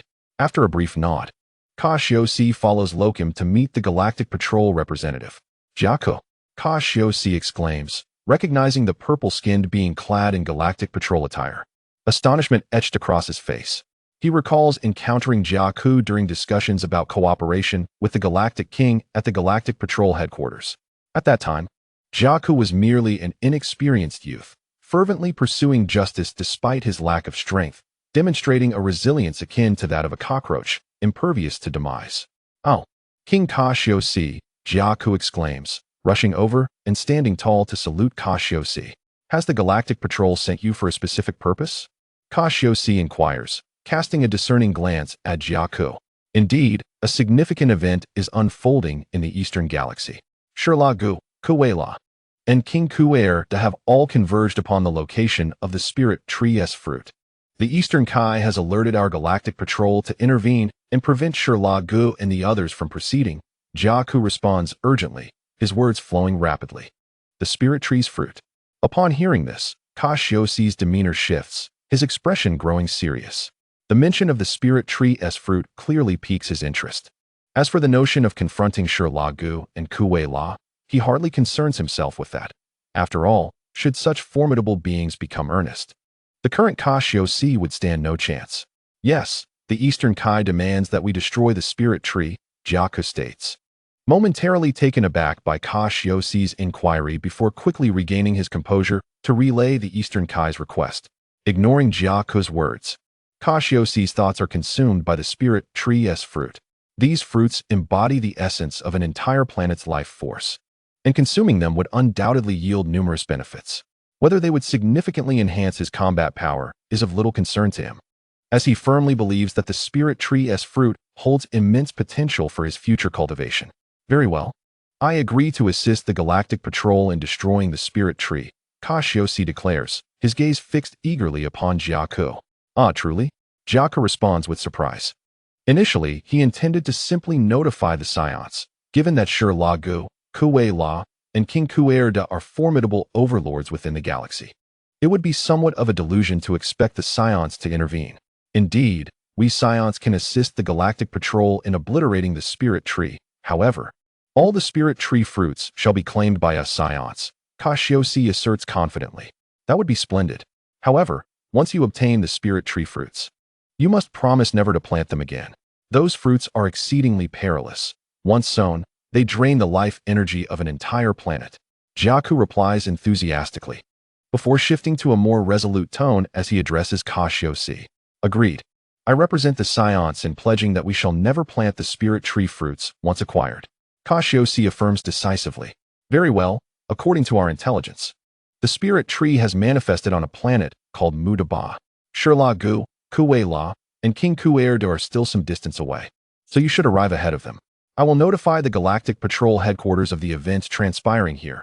Jaco informs Cassius without hesitation, revealing the location of the Spirit Tree. "Understood.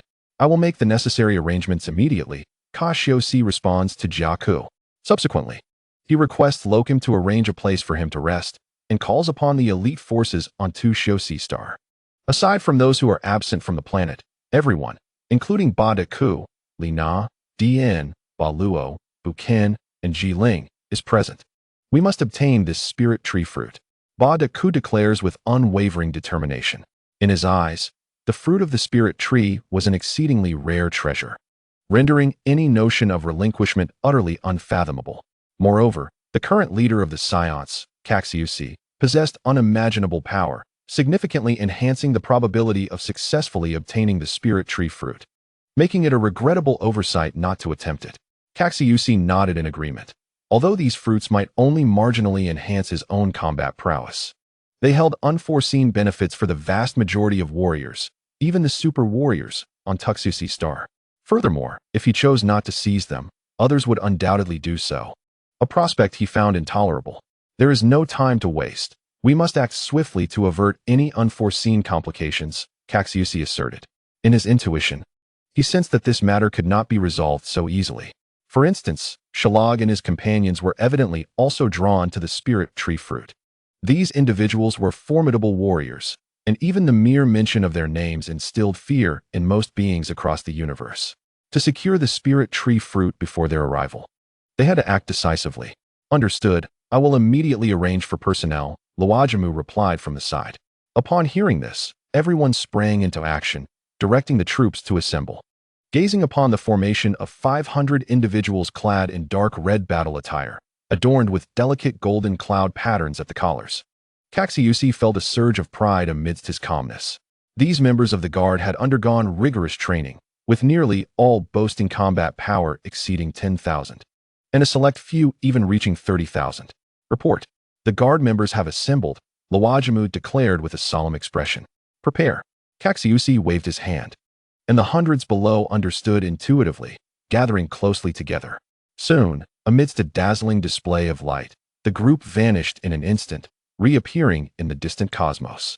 On Mudiba star, an immense canopy of trees loomed beyond the atmosphere, stretching out like colossal umbrellas, greedily absorbing light from the universe.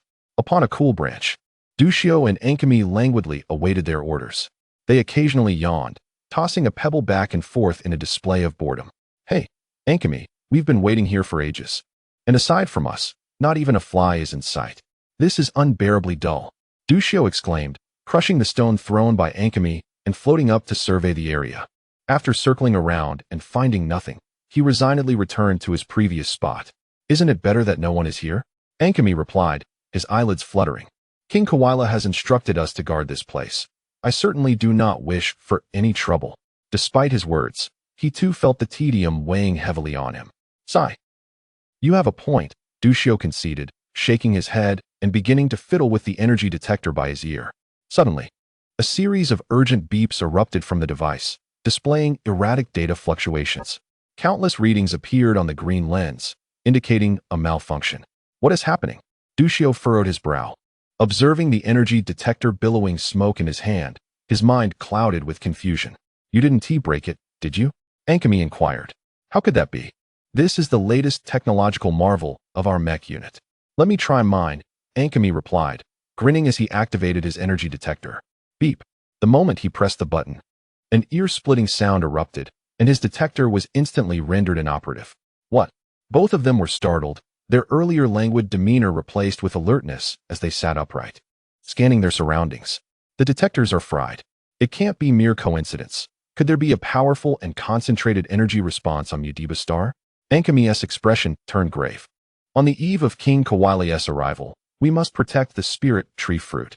Inform Captain Mikaluo that the energy response capable of destroying our detectors must be at least 100,000, not to mention that string of vexing data.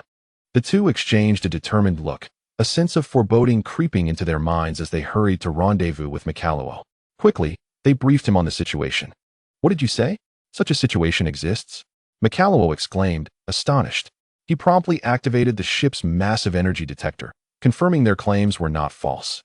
This is bad. We are in a precarious situation. The newcomers possess formidable combat power, with several exhibiting energy signatures equal to our own.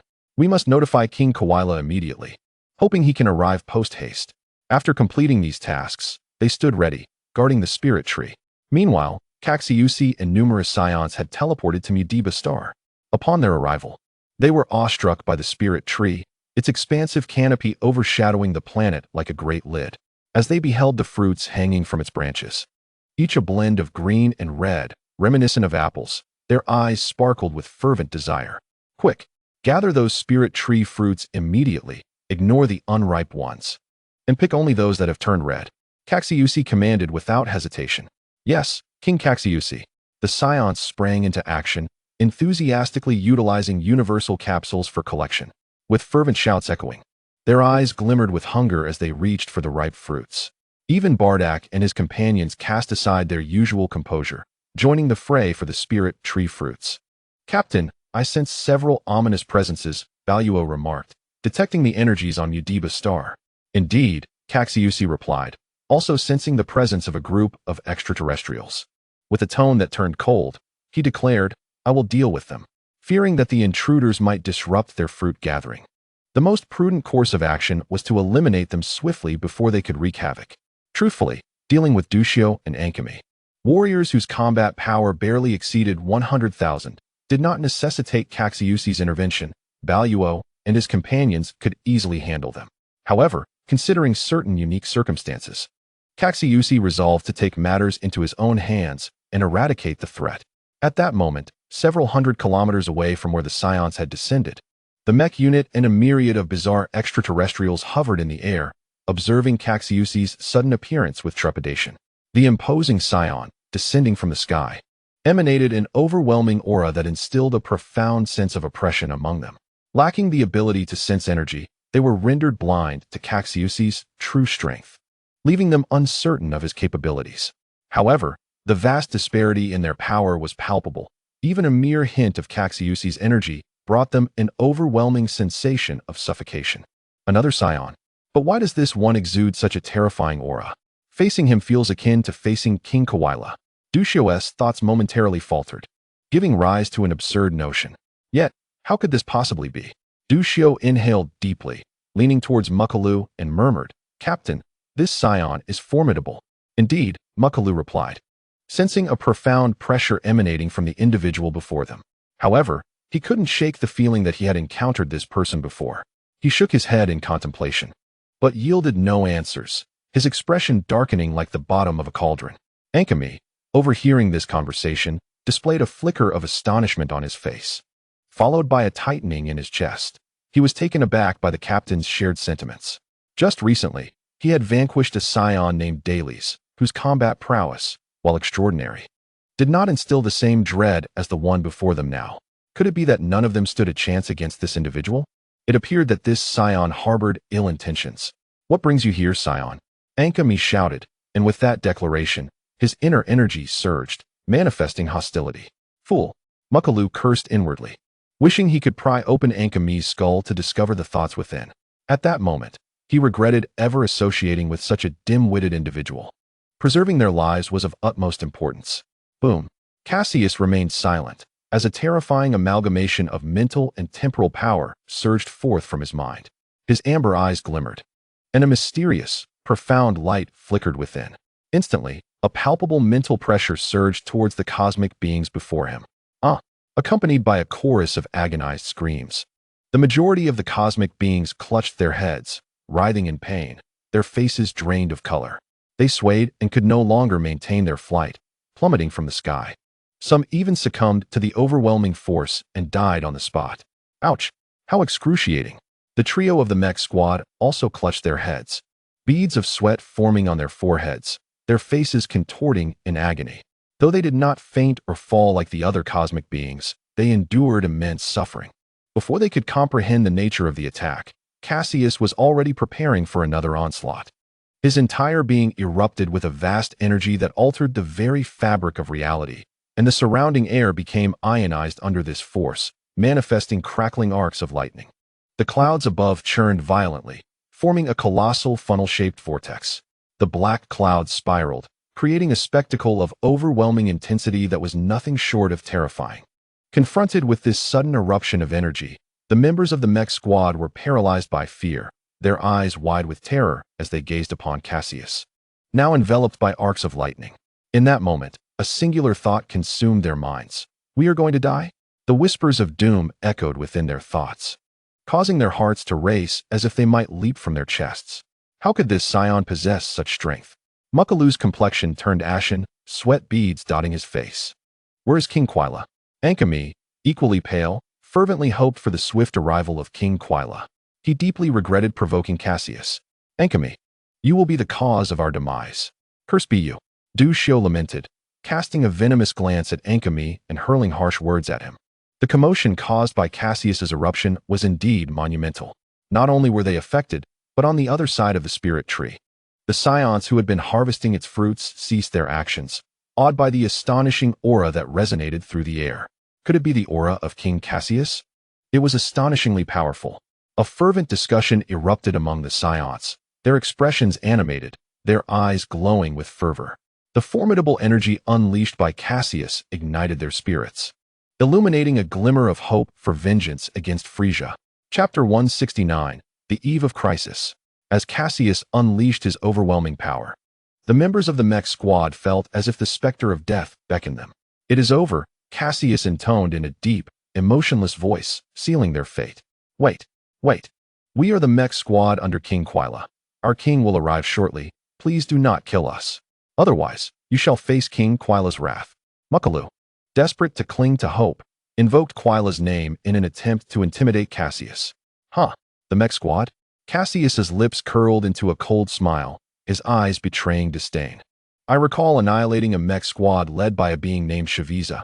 I never anticipated Quila would regroup so swiftly."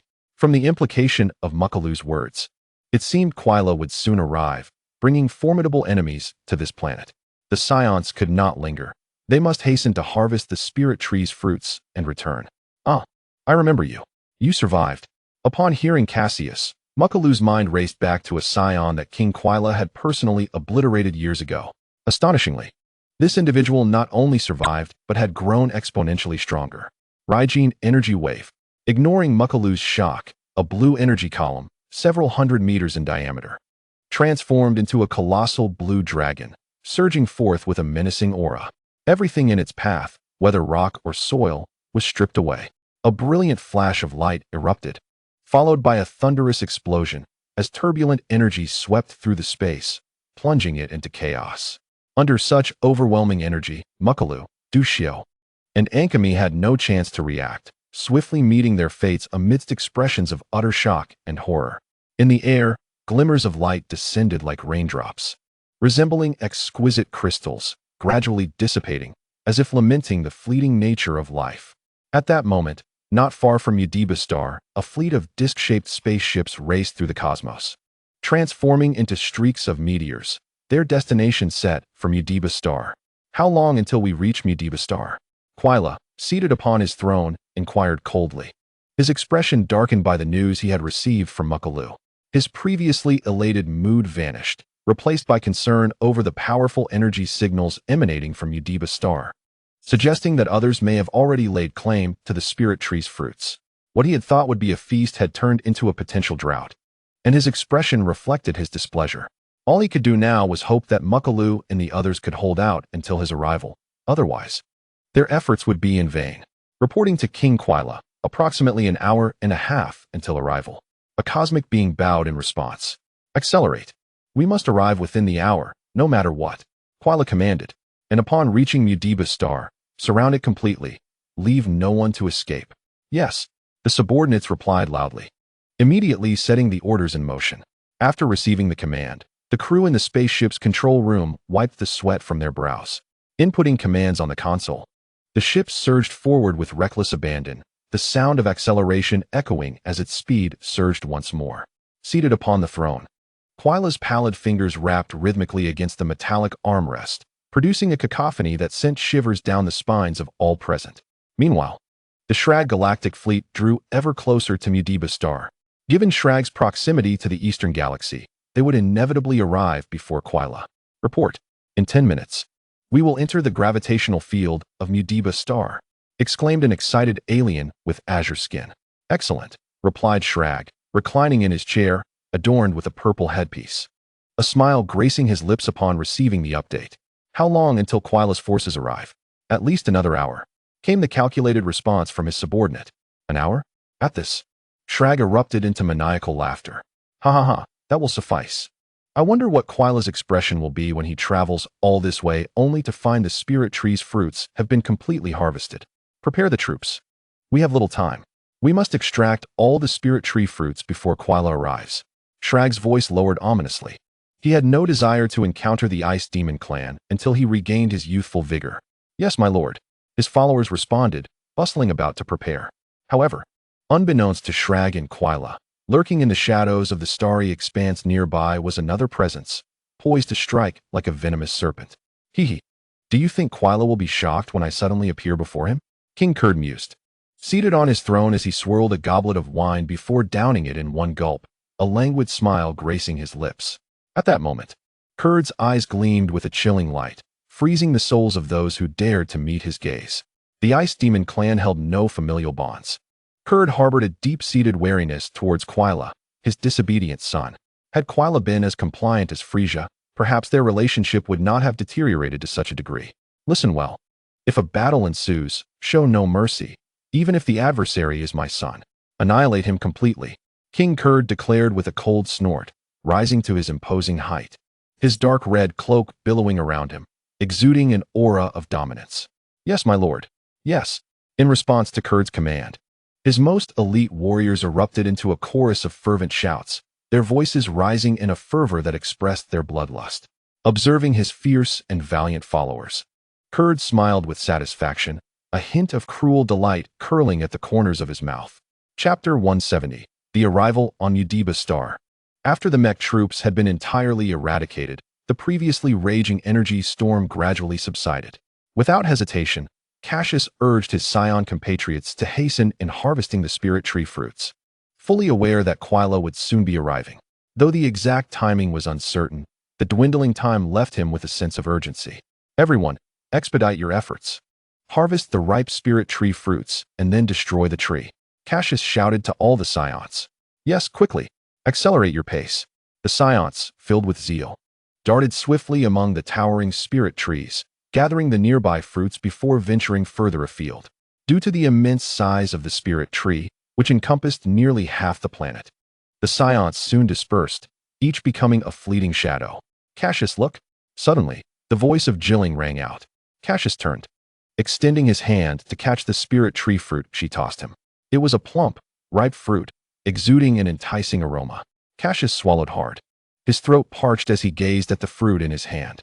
I shall taste the essence of the spirit tree, he said with a faint smile, bringing the fruit to his lips and taking a bite.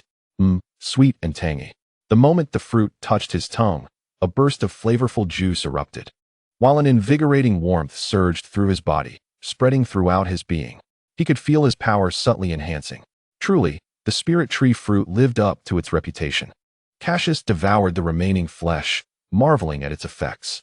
The true power of the spirit tree fruit lay in its latent potential. The energy-laden warmth merged with his body, not dissipating but rather being stored within each cell, revitalizing his very essence. After consuming several more fruits, Cassius sensed his strength swell incrementally. The spirit tree fruit absorbed the life essence of the entire planet, serving as a potent source of nourishment for the body, while enhancing combat prowess was merely a secondary benefit. Upon reflection, Cassius concluded that the primary purpose of the spirit tree fruit was to replenish life energy, with the enhancement of combat abilities being a lesser concern. To achieve significant increases in strength through the fruits alone would require a vast quantity. For a warrior like Cassius, whose power level had reached 5 million, the number of fruits needed for a substantial elevation in ability was unfathomable. However, this did not imply the fruits were without merit. On the contrary, their benefits were immense. Consuming the spirit tree fruit and absorbing the planet's life essence allowed it to permeate every cell, nurturing the body. In the long run, this was exceedingly advantageous. It was clear that Quila's aspirations to leverage the spirit tree fruit for a drastic boost in strength were unrealistic. Yet, should he consume the fruit and diligently train, such an outcome might still be attainable. As time passed, the Saiyans had collected an indeterminate number of fruits. These spirit tree fruits piled high, gathered together and meticulously packed into universal capsules.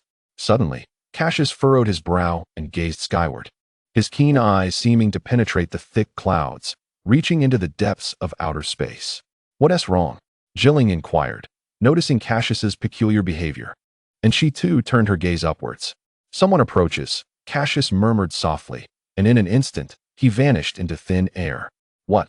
Jilling's mouth fell open as she realized Cassius had disappeared, leaving her alone to stare into the sky. As time elapsed, a malevolent aura drew nearer, almost upon them. This presence felt as profound as an unfathomable abyss of darkness. Who could that be? How can such an evil and powerful aura exist? Jilling's expression stiffened, fear washing over her for the first time. No, we must gather everyone quickly. Forget the spirit tree fruits. Jilling's complexion shifted as she abandoned her focus on the fruits, shouting at the top of her lungs to rally the others. Meanwhile, as Cassius approached the outer reaches of space, he sensed the ominous presence intensifying. Yet, this aura was far from the chilling and formidable nature of Quila. The only explanation, then, is that this aura does not belong to Quila, but rather to the formidable Namekian, Shalagu, summoned by Jeka. Shalagu? Cassius cast a cold glance upward, his face betraying an icy demeanor. He promptly utilized spatial movement to reappear beside Jilling. Jilling, assemble everyone.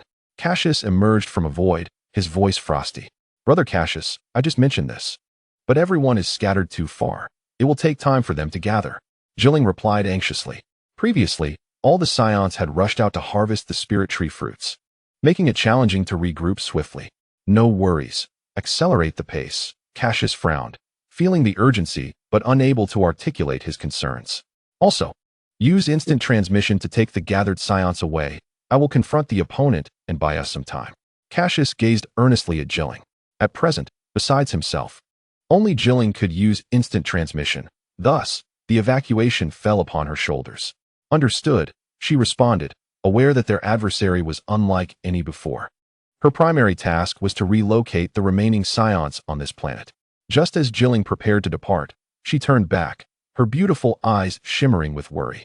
Brother Cassius, are you confident?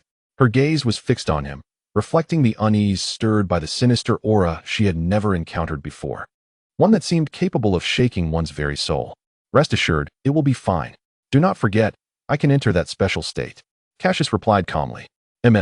Jilling nodded gently at his words before soaring away.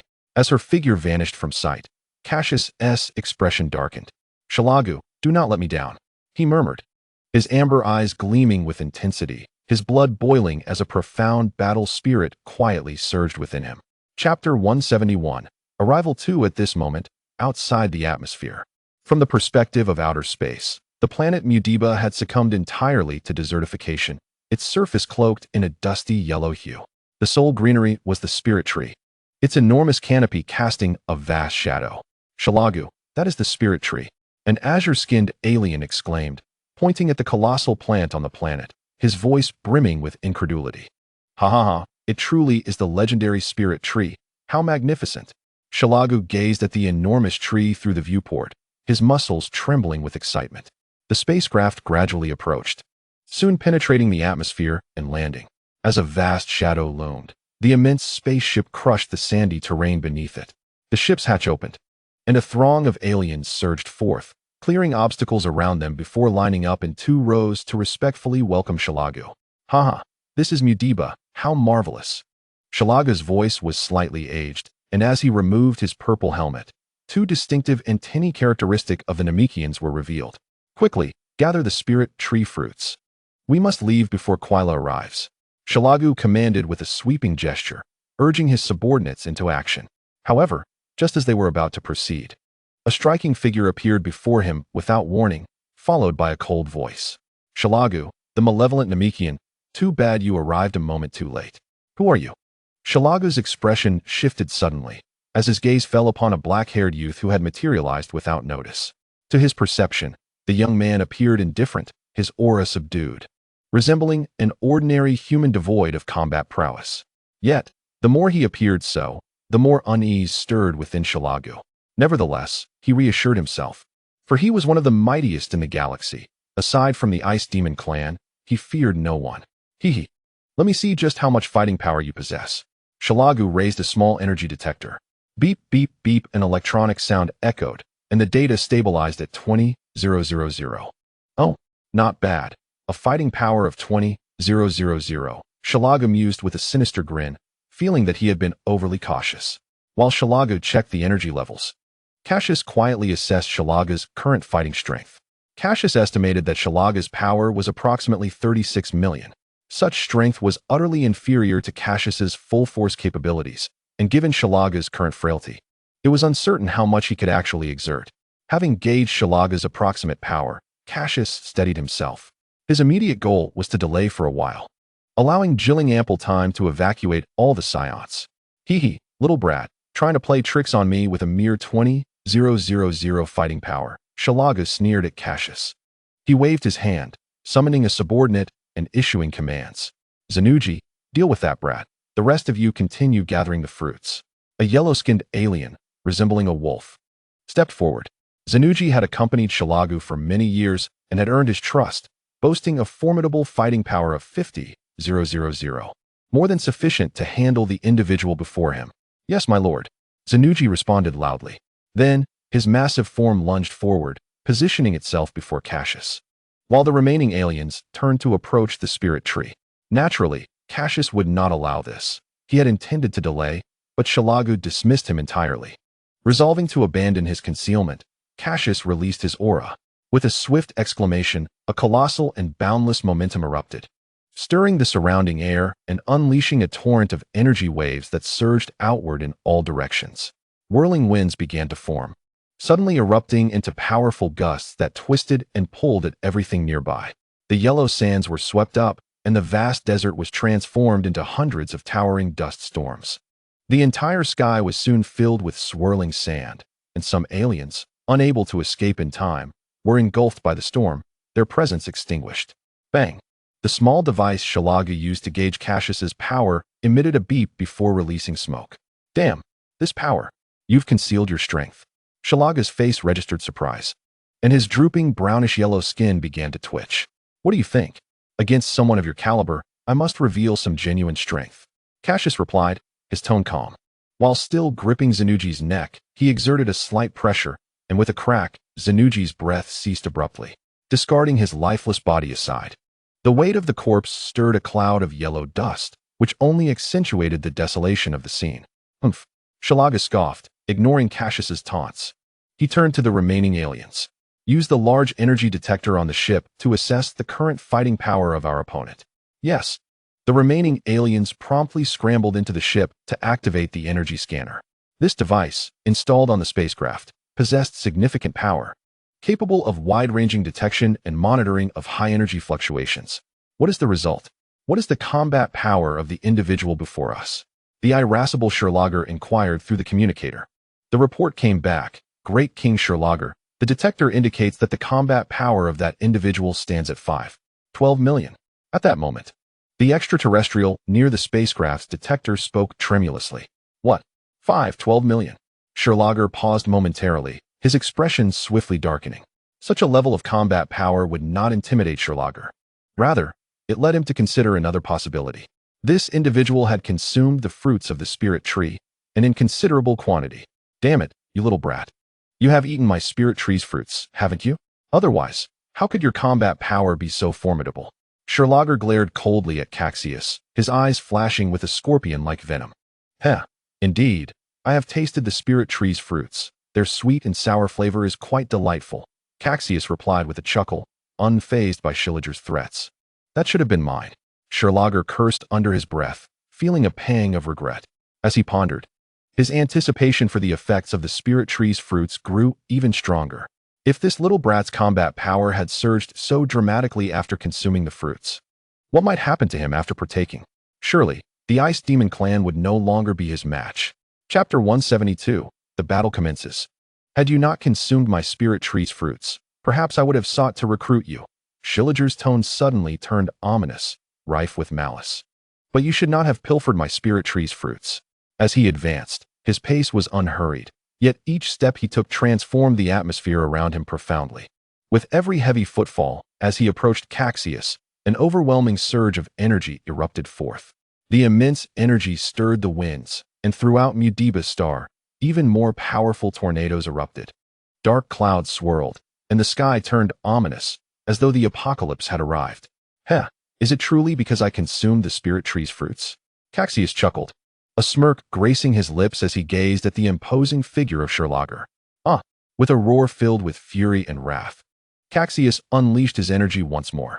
The surging energy seemed to have been activated, pouring forth in a torrent of wrath. Without any hesitation, Cassius immediately assumed his strongest state to confront the challenge. A thunderous roar erupted, golden flames enveloped him, and his hair shimmered with a faint glow. An aura even more formidable than before was released. Meanwhile, on a nearby spacecraft, the energy detectors of Shillager's fleet emitted a series of alarming electronic beeps, and the data on the screen began to skyrocket. 10 million, 15 million, 18 million. The numbers climbed relentlessly, seemingly without end, terrifying the extraterrestrials aboard the spacecraft.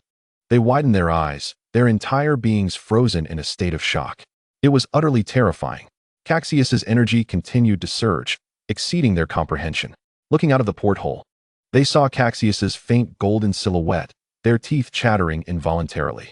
Dark clouds loomed overhead, rumbling with thunder and flashes of lightning. The ground beneath them seemed to emit a mournful groan, and fine dust hung suspended in the air. 20 million. 25 million. Mudiba's star began to tremble violently, the crust appearing unable to withstand the pressure and starting to crack and sink. The booming sound sent shivers down their spines, the entire planet quaking under this force. 28 million. 30 million. The frantically oscillating numbers finally stabilized at 30 million combat power, marking Cassius's most potent battle state. Though it paled in comparison to Schilliger's 36 million combat power, considering Cassius's youthful age, this disparity was not insurmountable. Observing the transformation in the youth before him, whose formerly black hair now shimmered in a pale gold, and whose hair stood slightly erect, Schilliger's expression darkened. He could distinctly sense that the opponent's combat power had undergone a monumental change. The anomalies manifesting across the planet clearly indicated the other's extraordinary capabilities. At this juncture, Sherlager could no longer deny that the opponent's strength far surpassed what had been previously exhibited. Now, what is your combat power? Schilliger's voice turned icy, exuding an immense malevolent aura. Report, Great King. 30 million combat power. The extraterrestrial's voice trembled as he spoke through the communicator, under the impact of such overwhelming energy. Even breathing had become an arduous task. 30 million. Upon hearing this, Schilliger's face stiffened, his eyes igniting with palpable killing intent and trepidation. Damn it. How many of my spirit tree's fruits did you consume? They should have all been mine. You must pay with your life to assuage my wrath. A formidable wave of energy surged forth, creating a powerful shockwave. Boom. Anger radiated from Schilliger's eyes as he launched a fierce punch toward Cassius. However, Cassius was already prepared. At the moment of the attack, he swiftly recoiled, his palms raised defensively before his chest. He then launched a counterattack from an astonishing angle. Bang, bang, bang. The two engaged in a relentless exchange, countless afterimages appearing and quickly vanishing throughout the sky. Crack. A sound that made one's teeth ache resonated as the golden flames clashed with Schilliger's energy, the two forces compressing the air and producing a deafening explosion. Cassius and Sherlager battled fiercely, colliding and rapidly separating, their conflict raging from the sky to the ground, from mountains to plains. A terrifying energy storm wreaking havoc upon the planet. The entirety of Mudiba's star seemed to be entering a countdown to destruction, with various cataclysmic phenomena manifesting frequently. Schilliger's subordinates, witnessing this scene, cowered in fear, utterly overwhelmed by the power displayed in the clash of the two. They even forgot Schilliger's orders regarding the harvest of the spirit tree's fruits. How terrifying! Where did this monster come from, capable of standing against Great King Sherlager? The extraterrestrials gasped in astonishment, their fear escalating, their faces paling. If this continued, the entire planet would soon be annihilated. What should we do? I don't want to die. Moreover, the Ice Demon Clan's Quila will arrive here shortly. We are doomed. The extraterrestrials suddenly remembered Quila's army following closely behind, their expressions instantly falling, turning grim. Beads of sweat forming on their foreheads. If Quila arrived, escape would be impossible, like a cooked duck unable to take flight. At this moment, all excitement from their arrival on Mudiba's star had dissipated. Elsewhere, Ji Ling's figure materialized instantaneously. She had just dispatched a group of Scions. Now, the remaining Scions had congregated together. The aura of King Cassius is so powerful, and that malevolent energy is equally formidable, even from a distance. My soul feels a shiver of fear. The remaining Scions gathered together, sensing the clash of the powerhouses exceeding 30 million combat power in the distance, each expressing their astonishment. Not good. The aftershocks from King Cassius's battle will soon reach us. Suddenly, sensing the imminent approach of a fierce battle, a slightly stronger Scion shouted loudly, "Stop looking. Quickly. Hand in hand, follow me to leave at once." A crisp voice echoed as Ji Ling anxiously urged from midair. "Ah, yes, yes." With a flash of light, the Scions vanished into thin air. Chapter 173, The Fierce Battle. Good. All the Scions have been evacuated. Cassius observed the situation while engaged in combat with Sherlager. Upon seeing Ji Ling successfully transfer all the Scions, Cassius finally felt free to unleash his full potential. with the intensity of the battle generating shockwaves. Ripples formed in the air, and portions of space even had the air drawn away, creating localized vacuums. A series of thunderous explosions erupted, reminiscent of countless missiles detonating midair. Suddenly, a hand, as hard as steel, stretched across numerous realms and seized Schilliger's wrist. What? Schilliger's pupils constricted in shock, veins bulging on his forehead. He swiftly exerted force, twisting his body to fling Cassius away. Boom! Sharp blades of wind materialized, glistening with a crystalline sheen. Cassius's platinum combat suit was instantly shredded by this force. Numerous wounds appeared on Cassius's body, blood seeping forth. And the intense pain compelled him to emit a cry of anguish. Damn it! Cassius's amber eyes coldly regarded Sherlager, uttering a chilling remark. Schilliger's combat power exceeded Cassius by 6 million, and although his body had grown frail with age, he still held a distinct advantage over Cassius. Thud! A brownish-yellow fist struck with immense force, the overwhelming power immediately impacting Cassius's chest. Uft! A crimson spray of blood erupted from his mouth, and Cassius's body soared backward like a kite severed from its string, tracing an arc through the air. At that moment, Sherlager seized the opportunity to pursue, appearing beside Cassius, shadowing him as he flew. Then, a blinding light erupted from his hand, coalescing into an energy sphere. Swish! The energy sphere was launched by Sherlager, accompanied by a piercing sound, hurtling directly toward Cassius. As Cassius beheld the energy sphere drawing near, he swiftly adjusted his stance. A thin yet remarkably resilient energy membrane enveloped his hand, striking the energy sphere with great force. Instantly, the sphere bent at a right angle and plunged toward the ground. Boom, boom, boom. A tremendous explosion resonated. A massive mushroom cloud ascended from the site of the explosion, reaching thousands of meters into the sky. The violent shockwaves stirred up clouds of yellow sand, creating a thick smoke screen that astonished onlookers. What terrifying power! Cassius steadied himself, feeling a lingering dread. Gazing at the devastation wrought by the energy sphere below, he felt a shiver run down his spine. Had he not reacted swiftly, he too might have been obliterated by that energy sphere. Damn that guy, making me expend so much energy. Sherlager panted heavily, a hint of fatigue flashing in his eyes. Despite his earlier ferocity, he was merely a decrepit old man nearing his end. The battle with Cassius had drained his stamina significantly. Humph, tired so soon. Now it's my turn, Cassius coldly remarked, observing Sherlager's evident weariness from afar. Swish! Cassius's figure vanished in an instant. When he reappeared, he was already behind Sherlager. Where is he?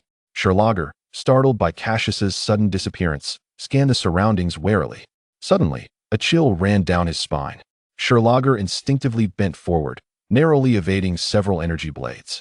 However, a heavy punch cut through the air, its speed unimaginable. The fist, akin to a mountain, glimmered with an intense light as it descended. Bang! A surge of power struck Sherlager from behind, causing his body to arch like a shrimp, rapidly retreating.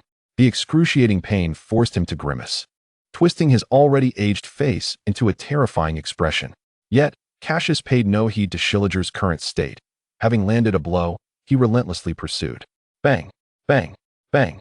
Cassius's fists rained down like a machine gun, each strike accompanied by brilliant flashes of light, as the sky darkened and brightened erratically. The overwhelming energy continued to batter the air, ionizing the gases and summoning powerful thunderbolts. Boom! Dark clouds above unleashed bolts of lightning, crackling with a sizzling sound. Cassius and Sherlager clashed once more, their silhouettes intertwining against the backdrop of the colossal spirit tree, at times appearing amidst the dim sky. Lightning struck intermittently, igniting the spirit tree and triggering a series of explosions, intense heat igniting it into flames, as the ground began to collapse and magma surged forth. Below, the subordinates who had accompanied Sherlager were paralyzed with fear, curling into tight balls, terror etched on their faces as they cowered behind cover. These extraterrestrial beings gazed anxiously at the two figures battling in the sky. Though they could not discern the details of their conflict, they remained transfixed, silently hoping for a swift resolution to the struggle. What a terrifying battle! Even from such a distance, I feel as though my body is about to fracture. The suffocating intensity of this combat is overwhelming. I hope King Sherlager can swiftly eliminate that foe. Lord Quila's forces are imminent. Some extraterrestrial beings began to fervently pray within their hearts. If this stalemate continues, even if King Sherlager manages to vanquish that adversary, they would still be unable to escape Quila's pursuit. Right. Quickly, we must safeguard the spaceship and be prepared to flee this planet at all times. Otherwise, if the battle impacts the ship, we would be doomed. Suddenly, some extraterrestrial beings realized the critical importance of their escape vessel. Ah yes. Quickly, guard the spaceship. With this reminder, the extraterrestrial beings ceased to focus on the battle above. Seeing the spaceship tilting due to the ground's fissures, panic filled their hearts as they shouted, "Protect the spaceship! Hurry! Safeguard the spaceship!" The extraterrestrial beings moved frantically, for these vessels represented their hope for survival, the key to escaping this planet. Chapter 174. The Fierce Battle, Part 2. The intense combat raged on for several more minutes, expanding in scale. A violent energy storm engulfed the entire planet of Mudba, plunging it into chaos. On a nearby planet, Ji-Ling successfully relocated the last group of Saiyans. "Everyone, stay here for now. The battle on Cassius's side should conclude soon," Ji-Ling gently reassured, though her brow bore an indelible worry and weariness. She pondered whether their captain could triumph over such a terrifying foe. Buchan hovered in midair, expressing concern. Wang Barlow also crossed his arms, a deep worry etched across his face. "Let us go. We must return. Perhaps we can be of assistance," Ji-Ling resolutely declared, disregarding her physical exhaustion. She retrieved a fairy bean, chewing it, and instantly a surge of immense vitality flowed through her, rejuvenating her entire being. Even though she was acutely aware of the formidable opponent facing Cassius, she yearned to return and fight alongside him. Barlow and Buchan nodded heavily, a deep rumble emanating from their throats. "Wait, Lord Ji-Ling, please take me with you," a Saiyan implored, observing Ji-Ling and the others' actions. As a warrior race, Saiyans never retreated from battle out of fear. Death on the battlefield was their only fate. "Take me as well. I too wish to assist King Cassius." Other Saiyans echoed fervently. "Be silent. After exerting such effort to bring you here, you wish to return? You have seen how powerful King Cassius' adversary is. Even we cannot guarantee our survival upon return. What purpose would your return serve? You would only hinder King Cassius. It is better for you to remain here in safety." Ji-Ling's brow twitched as she raised her voice in reprimand, a rare display of anger from her. The other Saiyans fell silent, contemplating her words. Had it not been for their evacuation, King Cassius could have fled alone long ago. Why expend such effort to thwart a formidable foe? They all, being elite warriors of the Tiu's planet, were struck by this realization and fell into silence. Enough with the foolishness. King Cassius's opponent is exceedingly powerful. We cannot assist him and would only hinder him. Let Ji-Ling and the others go. Bardak, who had remained silent for a long time, finally spoke up. Indeed. Ji-Ling cast a grateful glance at Bardak and nodded in acknowledgement. His intervention allowed her to maintain her composure. Ji-Ling had her own thoughts. Confronting such a formidable presence recklessly was indeed unwise. However, after years of following Cassius and being deeply influenced by him, she understood that sometimes action is required, and at other times, restraint is prudent. On planet Mudba, the battle raged on. To keep pace with Shalag's fighting rhythm, Cassius began to harness the energies of time and space. However, this exertion drained his stamina, leaving him increasingly fatigued. Although Shalag's combat prowess surpassed that of Cassius, his aging body could not keep up with the demands of battle. As the conflict continued, signs of fatigue began to manifest in him. Nonetheless, Sherlag, with his superior strength and extensive combat experience, proved to be an equal match for Cassius, resulting in a stalemate. The intensity of the battle escalated. Both combatants were bloodied, their injuries growing more severe. With a resounding crash, Cassius seized an opportunity and delivered a powerful punch to Shalag's chest. In response, Sherlag quickly raised his arm to block, the sheer force reverberating through his body, causing him to plummet towards the ground. Die! Kamehameha! With a thunderous roar, a colossal beam of energy surged skyward, hurtling towards Sherlag. Alarmed, Sherlag's pupils constricted.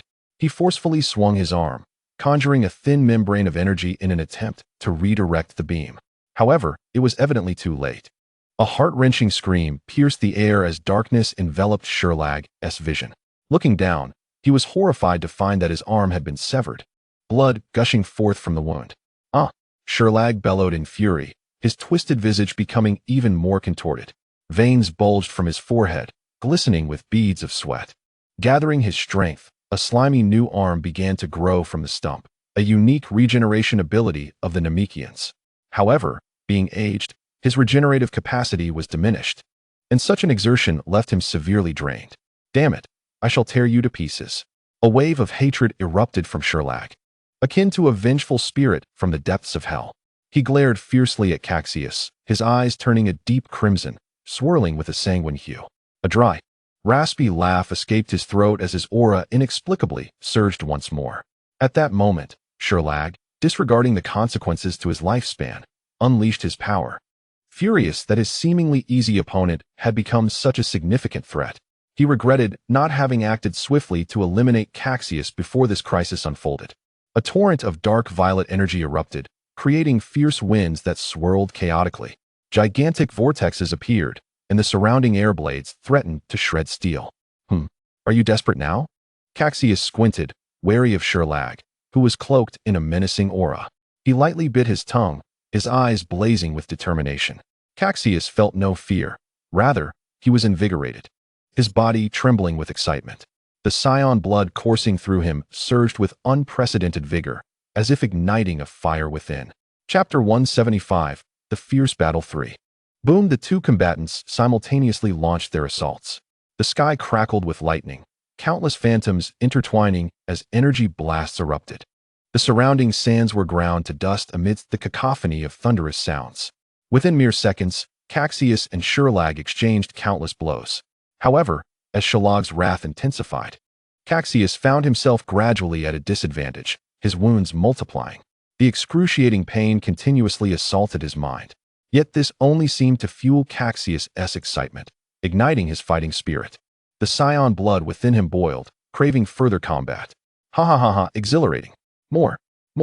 Cassius laughed maniacally, reveling in the clash with Sherlag, each injury igniting a spark in his mind, awakening his latent potential as trillions of cells within him sprang to life, extracting every ounce of energy.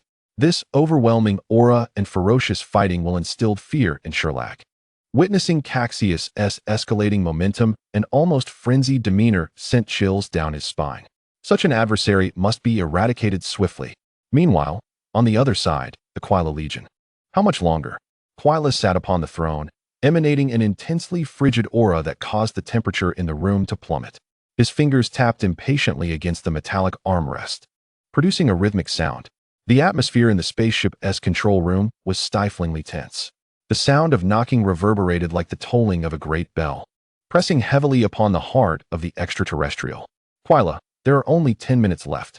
In the control room, a quivering alien rose to report, his face etched with terror. His trembling hands fumbled with the buttons on the spacecraft. Beep, beep, beep. Warning, warning. Super energy fluctuations detected. Evacuate, evacuate. As the spaceship drew ever closer to Mudiba star, the immense energy fluctuations on the planet were also detected by the ship's energy sensor. The flashing red warning light shattered the oppressive atmosphere within the vessel. What is happening? Quila demanded coldly. His originally pale visage took on a nightmarish hue under the flickering red light, his crimson eyes gleaming with a chilling intensity. Report, King Quila. The energy detector on the ship has sensed a powerful energy reaction on Mudiba star. The alien beneath him hastily scoured the ship and replied after a brief moment. What is the energy intensity? There are two energy fluctuations, both exceeding 30 million combat power. Ho! Upon hearing this, Quila's expression darkened, and he rose abruptly, his face shifting between stormy and calm, emanating an even colder aura. 30 million combat power. Ha ha ha, splendid. A wicked smile suddenly blossomed on Quila's face as he stroked his chin. I have never heard of anyone in the Eastern Galaxy possessing over 30 million combat power. This must be the strength gained from consuming the spirit tree fruit. However, this damned little mouse from the Eastern Galaxy dares to consume my spirit tree fruit. It is truly courting death. Quila's eyes narrowed, his purple lips curling upward, exuding an aura reminiscent of an ancient beast. This aura surged forth like a tidal wave, sweeping outward in all directions. The personnel below emitted muffled sounds under the pressure of this aura, rendering everyone inside the spacecraft trembling. Continue advancing. I want us there in 5 minutes. But if we accelerate further, the ship may not withstand it, the pilot hesitantly spoke. An irritable query escaped Quila's lips. His sinister gaze fixed upon the pilot, as if it could pierce through him, obliterating his very essence. Yes, under the immense pressure, the pilot dared not retort.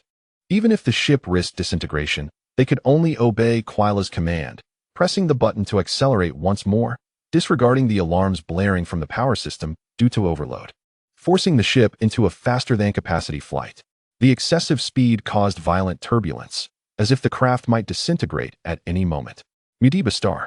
Yellow sands filled the air, and the charred remains of the spirit tree branches crashed down.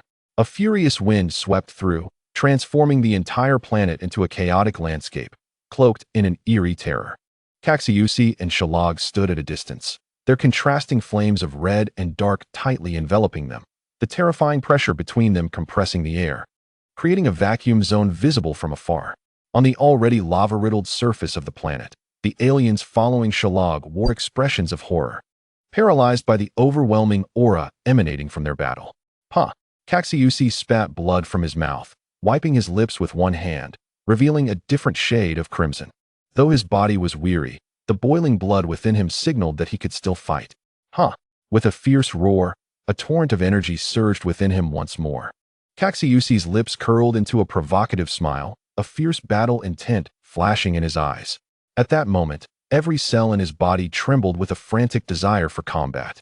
Waves of golden energy surged forth like an unending tide. Whoosh! Cassius transformed into a golden meteor, streaking across the sky, leaving a long golden tail behind. He lunged toward Shalag with a speed that was almost imperceptible. Accompanied by a series of sonic booms, he reached Shalag in the blink of an eye.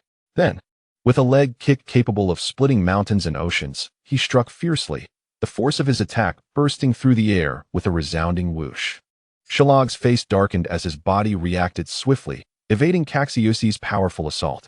However, the forceful kick still sliced through the air like a blade, leaving deep gashes visible to the bone across Shalag's face. Curse it!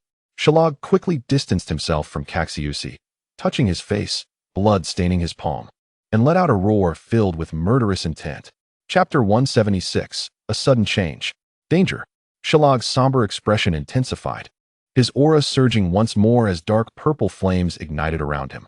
The sky crackled with thunder, the heavy clouds parting before his overwhelming force, revealing a cylindrical beam of light descending. Come and fight. Cassius did not hesitate, launching a fist with ferocity. Boom!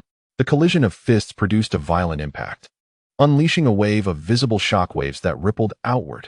In an instant, the two engaged in battle once more, the sounds of their clashes echoing throughout the universe. Their fists intertwined in a flurry, creating whirlwinds that cleaved through the space around them. In a matter of seconds, the number of punches exchanged became uncountable. Each collision was followed by a swift separation, their speed so great that the naked eye could hardly capture their movements. The sky bore no trace of their forms. Only the continuous sonic booms attested to the ongoing struggle. Boom!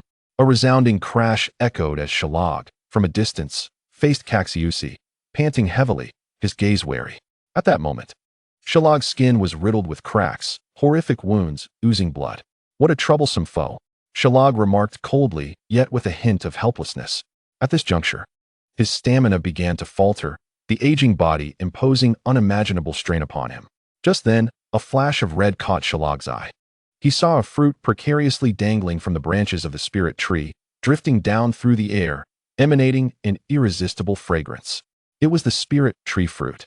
Shalag's pupils dilated, and in a sudden burst of white light, he transformed into a bolt of lightning, racing toward it. Oh no! Cassius exclaimed inwardly, transforming into a flash of light in pursuit, desperate to prevent Shalag from seizing the spirit tree fruit. Unfortunately, he was too late. The red fruit had already fallen into Shalag's hands. As Shalag swallowed the spirit tree fruit whole, pure life energy erupted within him, nourishing every cell in his body. A mist of vitality enveloped Shalag, bathing him in a soft glow. This is the sensation of youth. The spirit tree fruit has truly restored my vitality.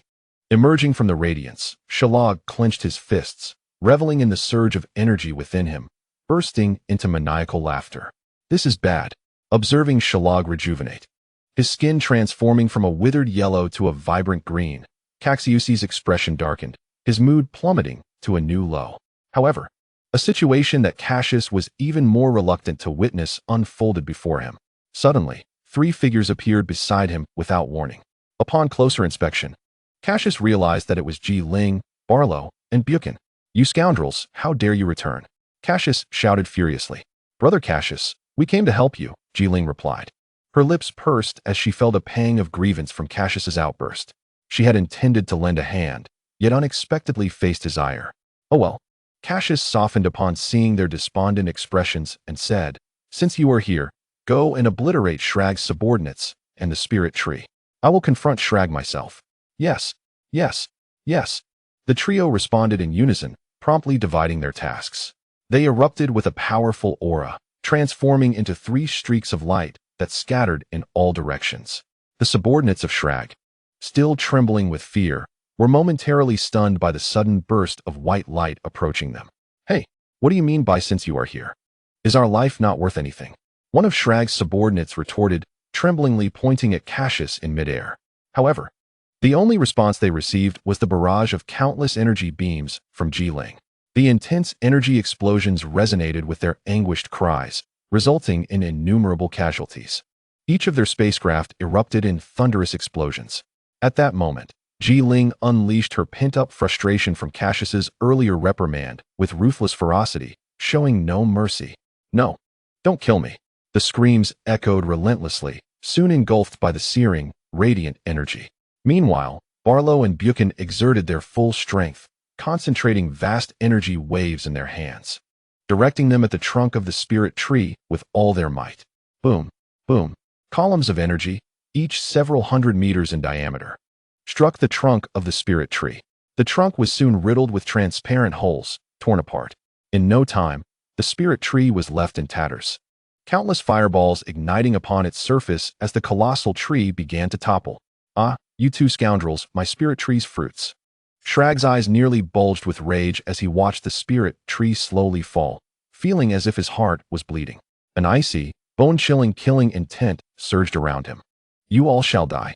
Shrag cursed through gritted teeth, swinging his arm to unleash a blood-red energy blade towards Buchan and Barlow. "Not good." Cassius's expression changed as a flash of lightning coursed through him, swiftly positioning himself in front of the 2. He raised his leg high, enveloped it with a layer of resilient energy membrane, and then stomped down. Boom. The blood-red energy blade was suddenly redirected, crashing towards the ground at a 90-degree angle. The sharp energy blade drilled fiercely into the earth, creating a deep chasm. Clouds of dust enveloped the area, resulting in chaotic scenes. "You seek death." Shrag's gaze was filled with a cruel glint as he lunged forward, piercing through countless dimensions to appear directly before Cassius. Bam! A heavy punch descended. Cassius felt a jolt throughout his body, followed by the sound of snapping bones. He spat out crimson blood, his body hurtling like a cannonball towards the ground. Bang! A tremendous explosion echoed as Cassius's body penetrated the crust, forming a massive circular pit hundreds of meters deep.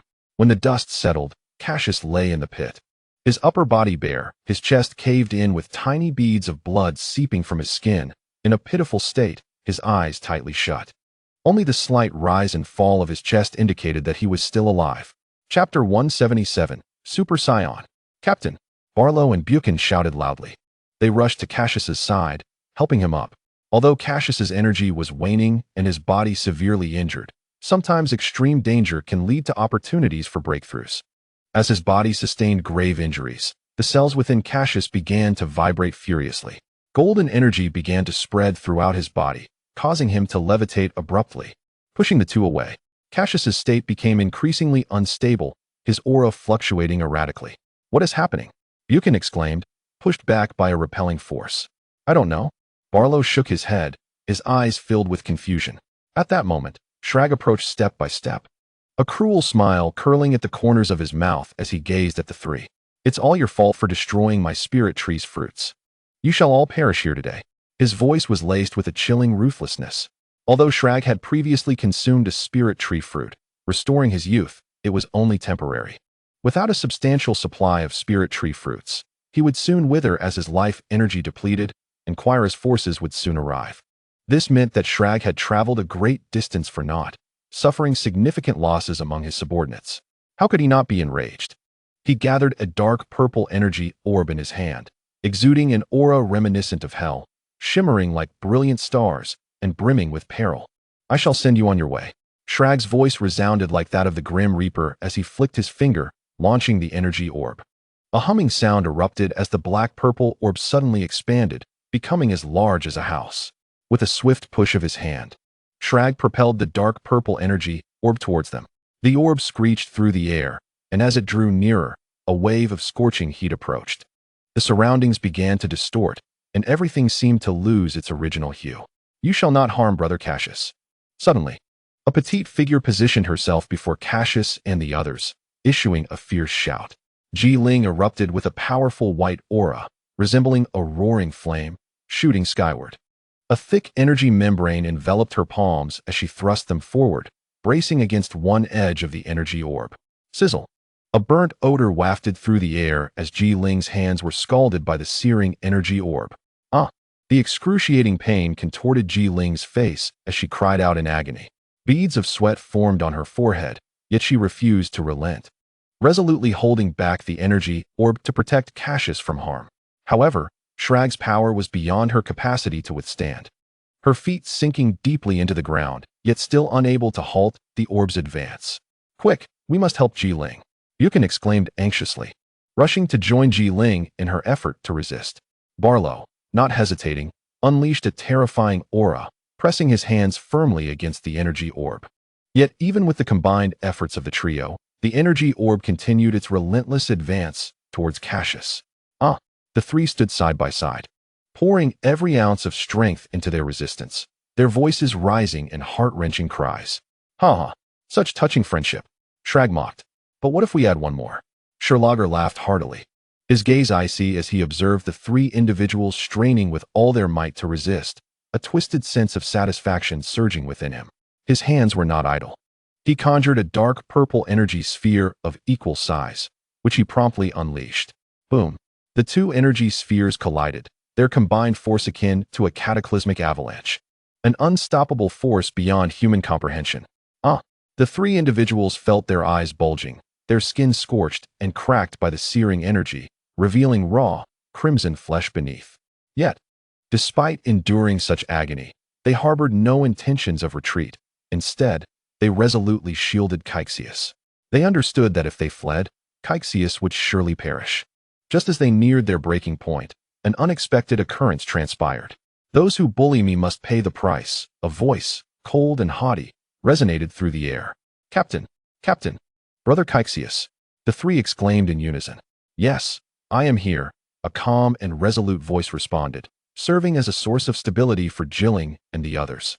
In an instant, Cassius transported the three figures away, appearing again before the energy sphere. He extended a hand towards the terrifying energy ball, gently grasping it.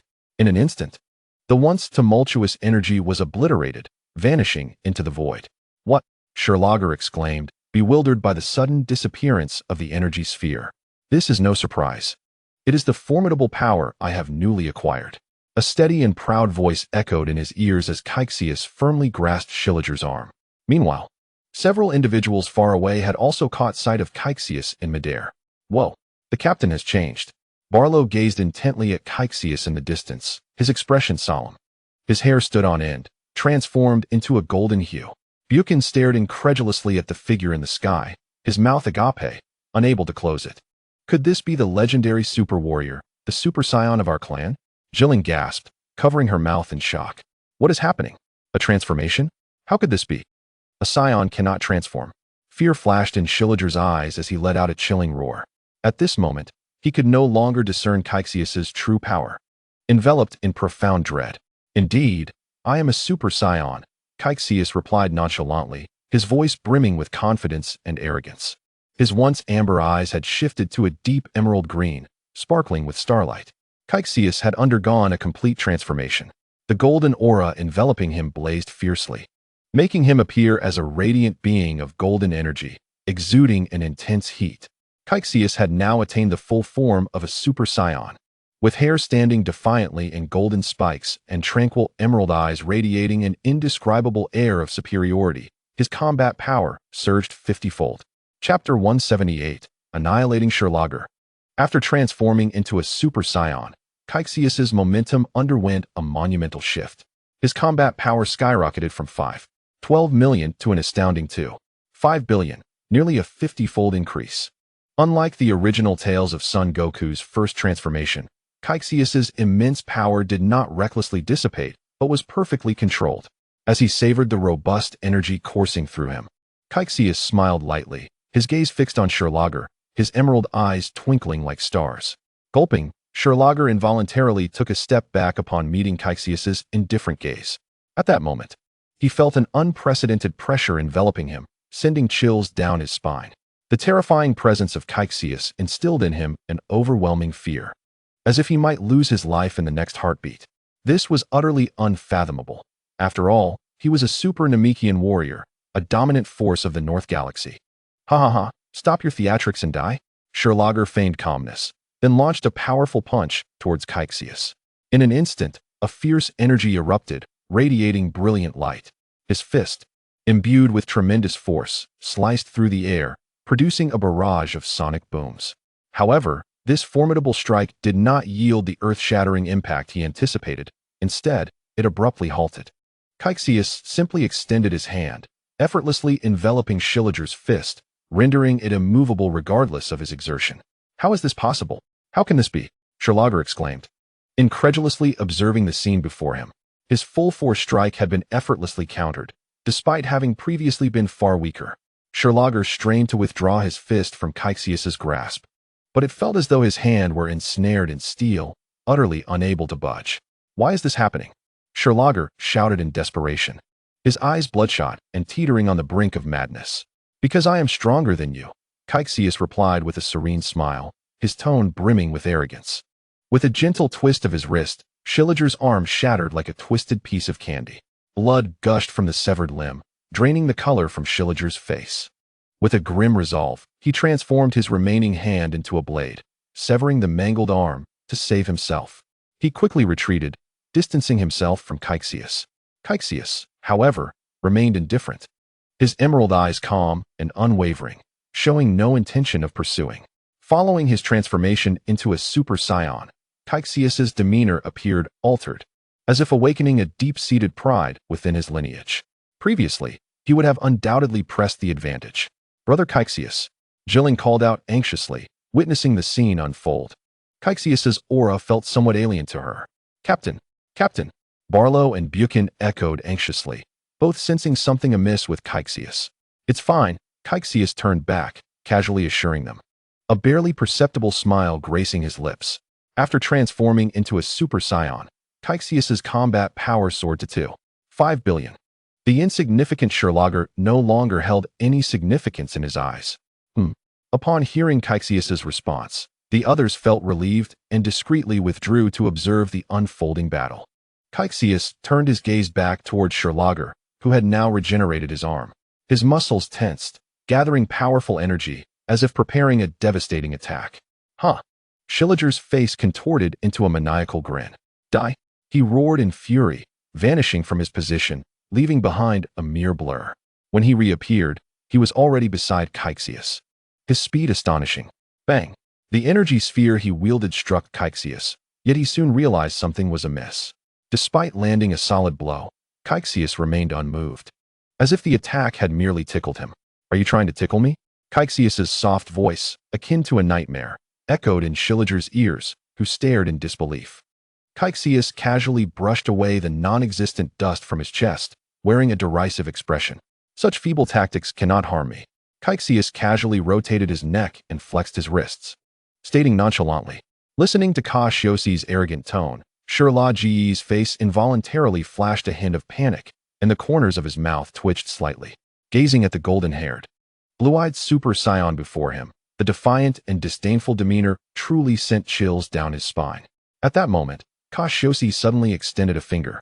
A glimmering light danced at his fingertip, and in an instant, a beam of energy surged forth. The energy beam pierced through Sherlock's chest without any hindrance.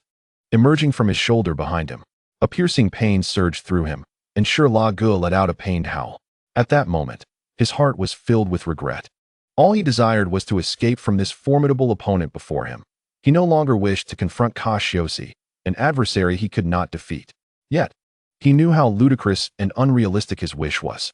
If you lack a trump card, then you might as well perish, Cassius coldly declared. He then aimed a kick at Gu's abdomen, infused with a chilling energy that sliced through the air and struck fiercely. With a resounding thud, Gu was sent soaring into the air, completely defenseless, like a fish at the mercy of its captor. Cassius's fingers curled into a claw, gathering a sphere of azure energy in his palm. Around this energy sphere, arcs of electricity crackled and danced. The terrifying power contained within was sufficient to obliterate an entire planet in an instant. Cough, cough, ha ha ha. I never expected to meet my demise on such an unremarkable planet. Suspended in midair, Gu forced his eyes open, looking down at Cassius, who was poised to unleash his attack, a bitter smile escaping his lips. Super lightning, annihilation, energy wave. He bellowed, like a death sentence.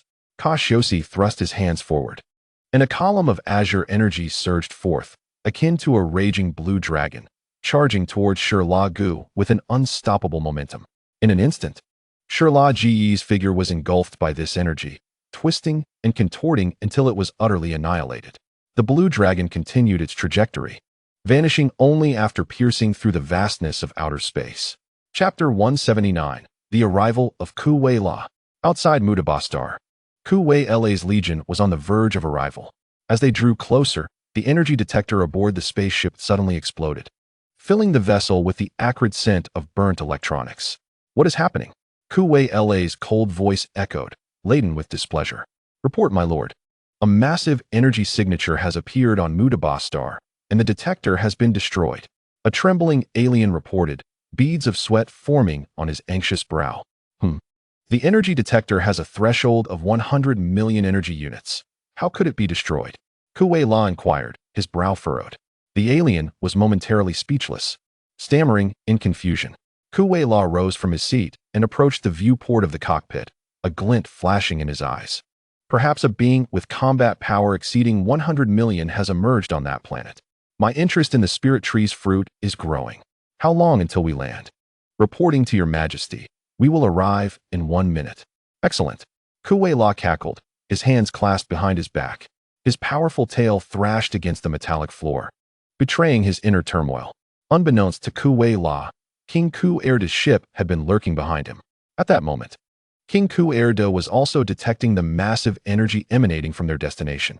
However, due to the vast distance, the energy intensity appeared diminished to approximately 10 million. Maintaining a cautious distance, King Erda had been tailing them, plotting his strategy. Ha ha ha. This wayward son, La, has unwittingly delivered me delightful news. Ha ha ha. King Erda squinted his eyes, reclining on his metallic throne, a goblet in hand, seemingly in high spirits. Acquiring the spirit tree's fruit would further augment his power, and soon he could dominate not just the North Galaxy, but the entire Milky Way. All would bow before him. Lost in these fantasies, a satisfied smile crept across King Erda's lips. Mutabastar. With Gu's demise, a fierce battle came to an end. Cassius stood high in the sky, surveying the battered surface of the planet, frowning slightly. This planet cannot endure high-intensity combat. Even a slight exertion could lead to its complete collapse. We must depart swiftly.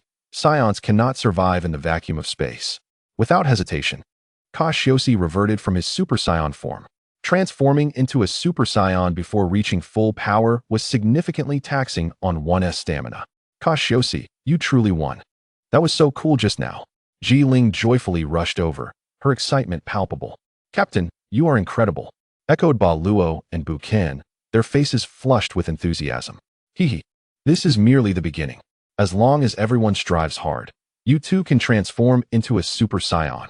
Cassius remarked with a slight smile, addressing the group softly. Really? Ling and the others inquired with delight, their spirits uplifted. Of course, you all possess Saiyan blood. Cassius nodded at them, his tone resolute. By the way, has the spirit tree been completely destroyed? Yes, Captain. Ba Luo and I unleashed energy waves upon the spirit tree's trunk and roots. Some immature spirit tree fruits were also incinerated in the flames. It is confirmed that there is no possibility of its survival. Bukin excitedly reported from the side. Well done. This means only our Saiyan clan possesses the spirit tree's fruit now. Haha. Cassius nodded in satisfaction, praising the two. However, just as they were reveling in their victory, a far more sinister and frigid aura suddenly enveloped the distant sky. This presence was even more domineering and chilling than Sherlock's. From afar, the rubble beneath Cassius and the others began to tremble ominously. What is happening? Why is there such a powerful aura still lingering? Sherlock has clearly been slain. Ji Ling's expression shifted dramatically, feeling as though she had plunged into a frigid abyss, the chill permeating her very being.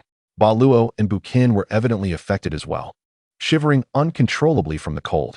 This aura belongs to Ku Wei La. Cassius lifted his gaze to the darkened sky, a grave expression overtaking his face.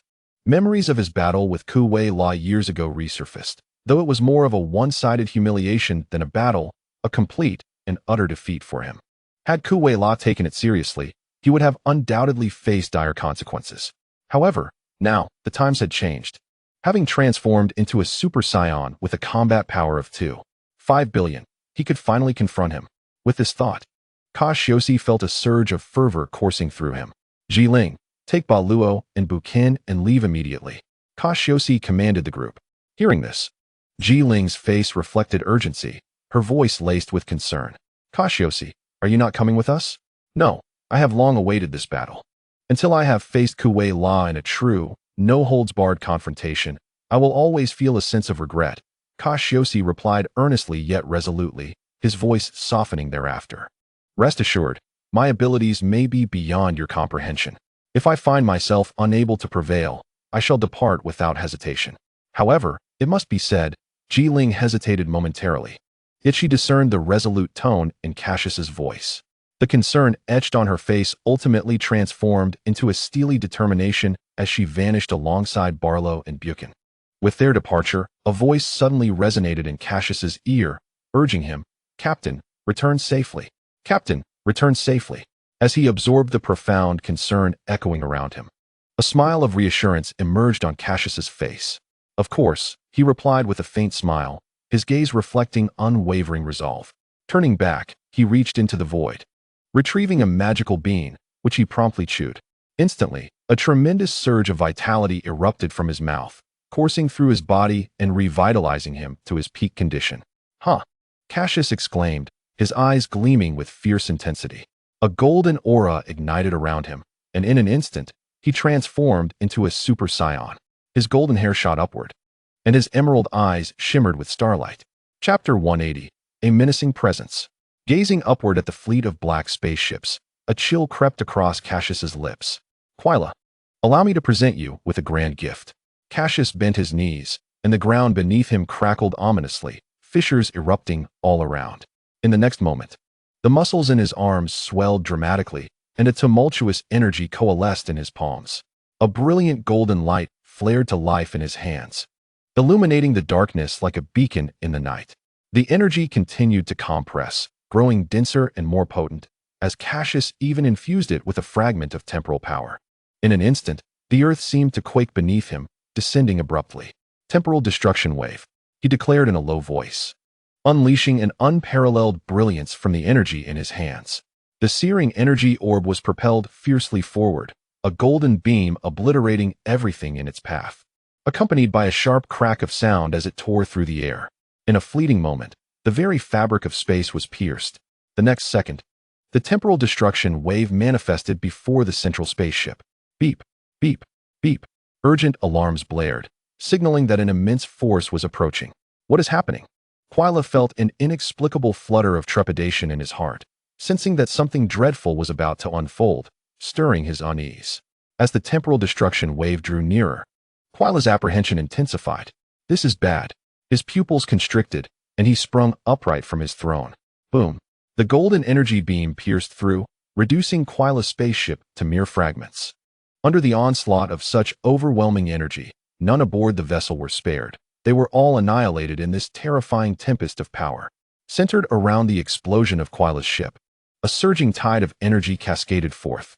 In an instant, Countless spaceships erupted in a series of explosions, resulting in the near-total annihilation of Quila's forces. Debris and charred remains rained down like a storm. How infuriating! How infuriating! Clara hovered in midair, her face contorted in rage as she beheld the scene before her, issuing furious cries. In that moment, she appeared utterly disheveled, her sandy armor riddled with cracks, and her chest marred with wounds. Who dares to attack me? Quila's voice brimmed with fury and resentment. Little did he expect that upon his arrival, he would suffer such a devastating blow, with nearly all his forces decimated, and himself enduring significant losses. Casting his gaze downward, he beheld countless massive craters dotting the landscape, with magma bubbling to the surface. What is happening? Where is the spirit tree? Why is there no trace of it? Confusion flickered within Quila as he searched the surroundings, yet he found no sign of the spirit tree. His expression shifted as he hovered in the air, the urgency of his situation becoming increasingly apparent. Had he not rushed to Mudbastar for the fruit of the spirit tree? Yet now, who could explain to him where that enormous spirit tree had vanished? And what of Dushio, Makaluo, and Nkami, those tasked with safeguarding the spirit tree? Where were they now? Just as Quila was engulfed in bewilderment, a golden figure materialized before him. Quila, do you still recognize me? A cold and haughty voice rang out, as Cassius hovered in the air, his piercing gaze fixed on Quila. Who? Quila, distressed at the lack of clarity in his situation, was momentarily taken aback by the audacity of the voice that dared to confront him. As he scrutinized the figure, he noted a man with golden hair and azure eyes, enveloped in a golden aura, standing hundreds of meters away. A Saiyan? Quila mused, spotting the furry tail behind his adversary, his mind racing with confusion. He had not anticipated encountering another Saiyan after having slain one previously.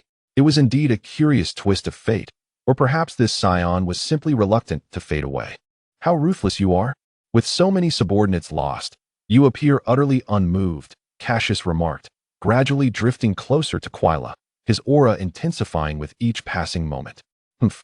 Those worthless beings are easily replaceable whenever I desire, Quila replied, maintaining a stoic expression, his purple lips curling in disdain.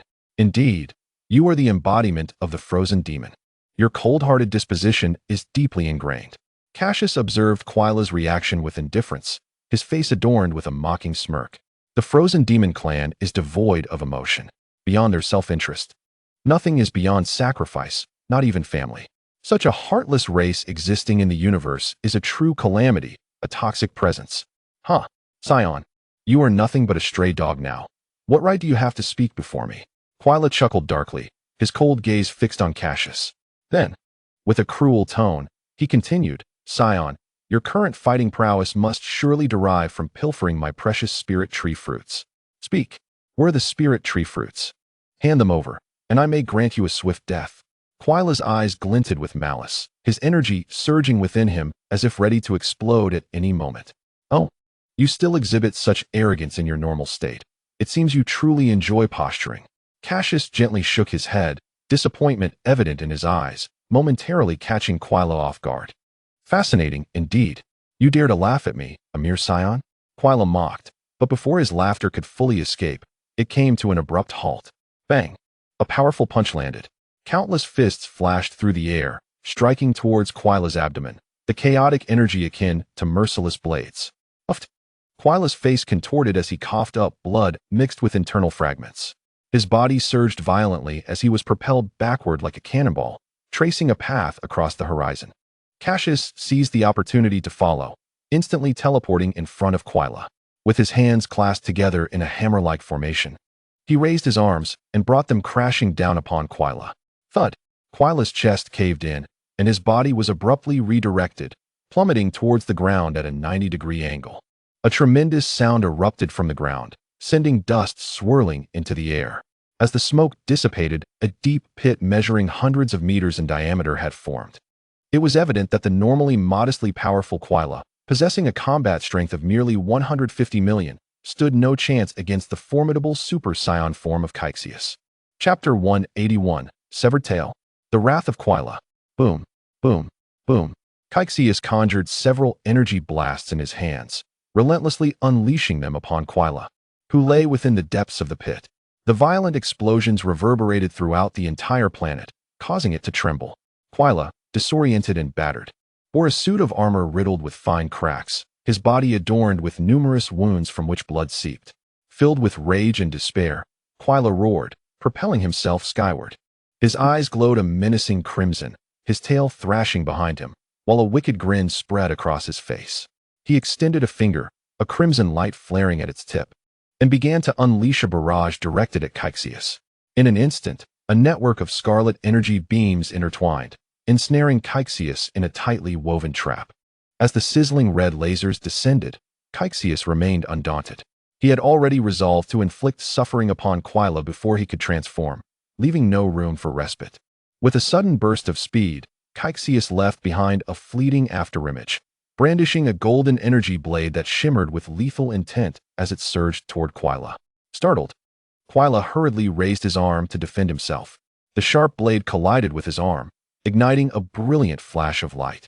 Pain coursed through Quila as his expression twisted in agony, a deep gash appearing on his arm. "Curse you! I shall rend you limb from limb." Quila bellowed in fury. It became clear to Quila that in his current state, he was no match for Cassius. To triumph over his adversary, he had to transform into his ultimate form. Simultaneously, a question raced through his mind. How could a Saiyan possess such strength? Suddenly, Quila paused, as if a realization struck him. The golden-haired warriors of the Saiyans? Could this be the legendary Super Saiyan spoken of in his clan? Yet, how could that be? The Super Saiyan was merely a tedious myth. No ordinary Saiyan could wield such power. Quila vehemently dismissed his own conjecture. This was just a tale, a joke he had always laughed off.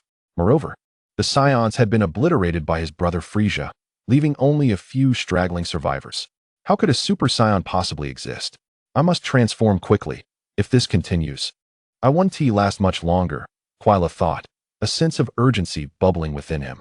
Once he succeeded in transforming into his ultimate form, his power would soar to an astonishing 4.7 billion, at which point he could toy with his opponent. "Hey, what's wrong? Are you dawdling while fighting me?" A cold, haughty voice pierced the air. Cassius's emerald eyes fixated on Quila as a radiant sphere of light illuminated in his hand. "This is bad." Quila's instincts flared as he glanced at Cassius, only to witness a surge of energy capable of slicing through space hurtling toward him. Its sharp gleam sending a chill down his spine. Instantly, he tensed, twisting his body with superhuman reflexes to evade the attack. "Damn it!" Quila roared. A smirk crept across Cassius's face as he vanished in an instant. Before Quila could comprehend the sudden turn of events, Cassius reappeared behind him, a fierce iron claw gripping Quila's arm, rendering him unable to escape, no matter how hard he struggled. With a swift motion, spiraling energy blades formed, severing space with a howling sound. Just as they were about to strike Quila, he clenched his teeth, a flash of white light erupting as he broke free from his constraints. However, his movements were slightly delayed. With a sickening sound, his powerful tail was severed. Quila howled in agony, his eyes reddened and bloodshot, reflecting his torment. "Oh, not bad. That strike was intended for your neck," Cassius remarked with a disdainful smile, his expression tinged with surprise.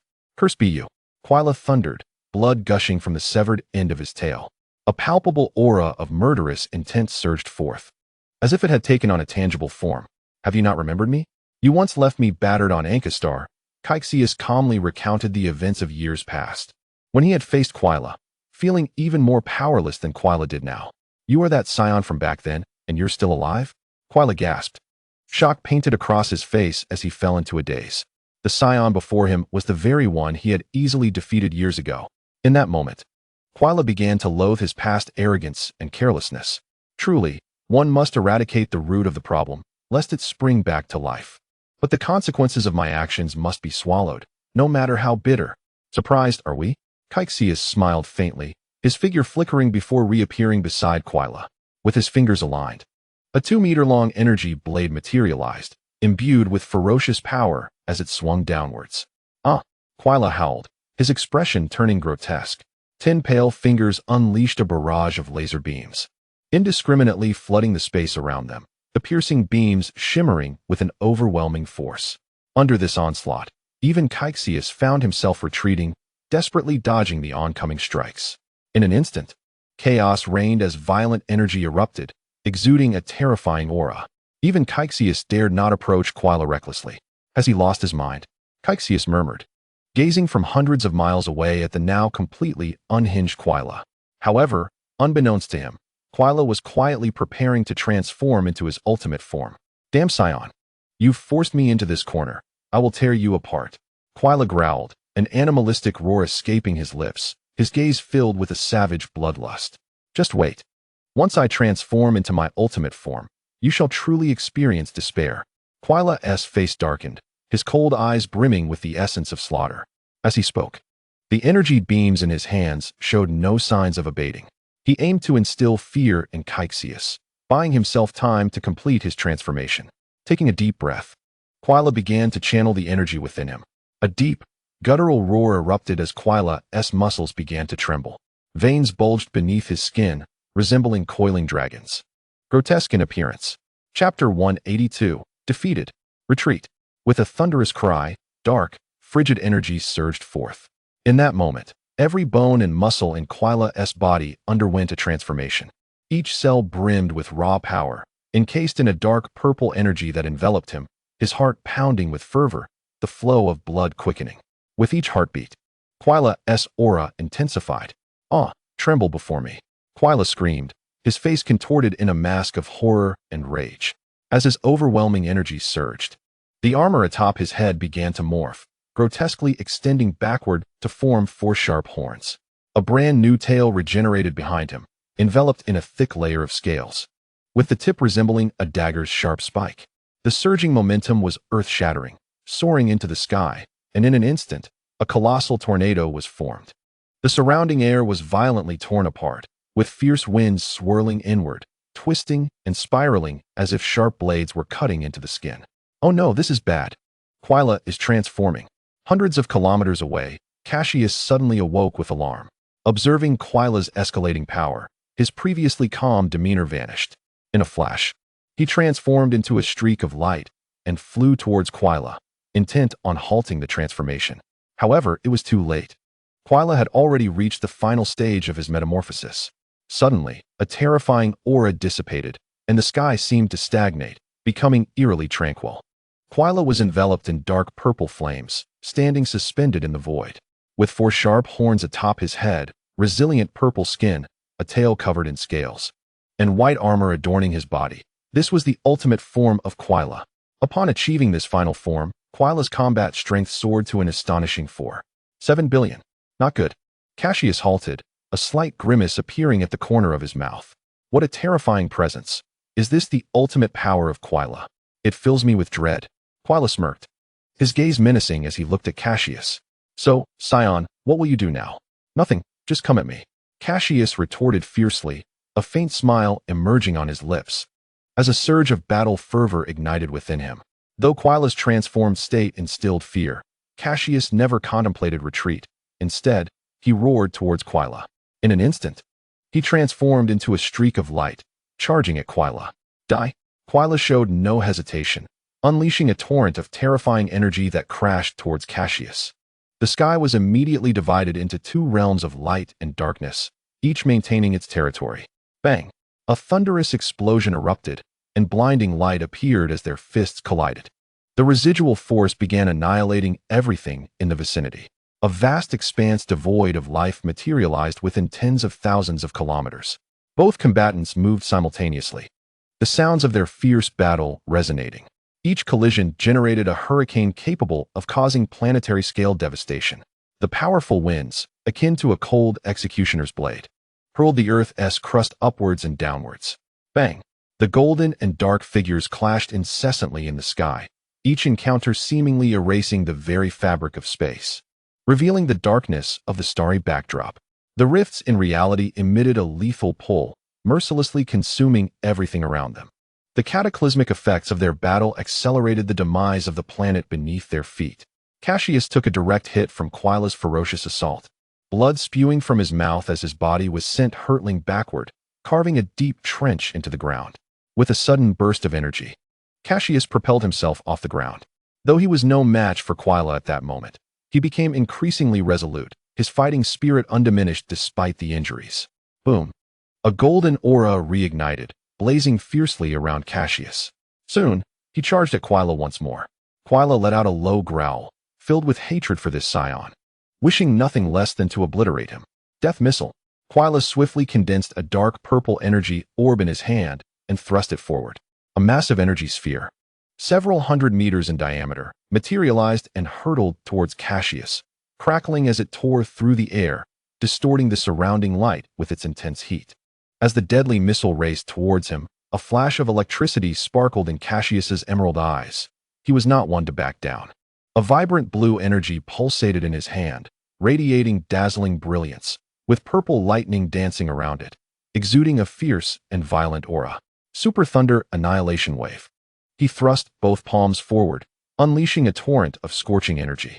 It surged upward like an enraged blue dragon, filled with pride and overwhelming power. Boom! The two energies collided, unleashing a cataclysmic force. Cassius let out frantic shouts, draining every ounce of energy from his cells and pouring it into the energy wave. However, faced with Quila's combat strength of 4.7 billion, this effort was insufficient to turn the tide. Quila observed Cassius with ease, a cruel smile playing on his lips. Die. With a slight increase in the energy released, the death missile's momentum doubled. Under this sudden immense pressure, Cassius's expression twisted in agony, trapped in immense suffering. I can't hold on, he gritted through clenched teeth. Suddenly, a wondrous golden energy radiated from his mind, enveloping him swiftly. A portal of void materialized behind him, and Cassius's body was drawn back into it. With Cassius no longer supplying continuous energy, the furious blue dragon was instantly shattered by the death missile, transforming into countless sparkling lights that dissipated into the ether. The dark purple death missile surged forward, engulfing Cassius's position. Haha, this is the fate of those who defy me. Quila laughed heartily, watching as Cassius was consumed by the missile. To avoid any surprises, he took a moment to confirm that Cassius had indeed been obliterated. Chapter 183. A father's love and a son's filial piety. Having eliminated Cassius, Quila cast a cold gaze around him. At this moment, Mudiba Star had completely succumbed to chaos. Countless lava rivers erupted from the crust, while the sky roiled with thunder and dark clouds. Humph, it's all this damned Saiyan's fault that I gained nothing. Viewing the chaotic scene before him, Quila snorted, a surge of anger flashing across his face. Turning his tone icy, he declared, "This planet has no further need to exist." With that, Quila's form flickered and he appeared in outer space. Gazing down at the scarred planet beneath him, a cruel smile curved his purple lips. Raising one hand above his head, a crimson energy sphere, hundreds of meters in diameter, swiftly coalesced in his grasp. As Quila continuously infused it with energy, it expanded further. In an instant, the energy sphere swelled several times in size.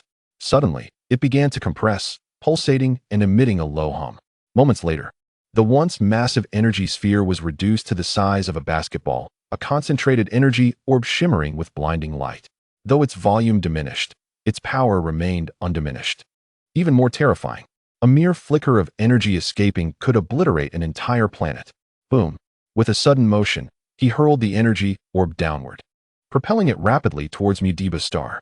It tore through the atmosphere, producing a deafening noise as it sliced through the air, leaving a long tail of flames in its wake. As the energy projectile penetrated the surface of Mudiba Star, the entire planet's exterior instantaneously fractured into countless luminous fissures, resembling shattered glass, and began to crack. In the next moment, Mudiba Star expanded at an astonishing speed, until the gravitational pull of its core could no longer restrain the drifting plates. A thunderous explosion reverberated throughout the cosmos, with a force akin to a tangible shockwave surging deep into the universe. Ha ha ha! Quila, witnessing Mudiba Star transformed into a celestial firework, erupted into maniacal laughter. Suddenly, as Quila laughed frantically, several spacecraft materialized behind him. The King of Kurd had arrived. Allah la la, my dear son, what is happening? The imposing figure of the King of Kurd abruptly appeared behind Quila, speaking in a mocking tone laced with malice. Then his expression darkened, and he coldly stated, "I have heard you still contemplate opposing me. Such an unfilial child you are. You have secured the spirit tree's fruit, have you not? Hand it over quickly, lest you incur your father's wrath." Upon hearing that familiar voice, Quila swiftly turned, a glint of murderous intent flashing in his gaze as he regarded the King of Kurd. At this moment, Quila remained in his ultimate form. and he felt no fear in facing the king. Hee, how surprising that my father wishes to play the role of the Yellow Sparrow. I am truly touched. Quila's frigid expression betrayed his disdainful tone. He had not anticipated that his father, the king of Kurd, would arrive, and with such insidious intent to seize his treasure.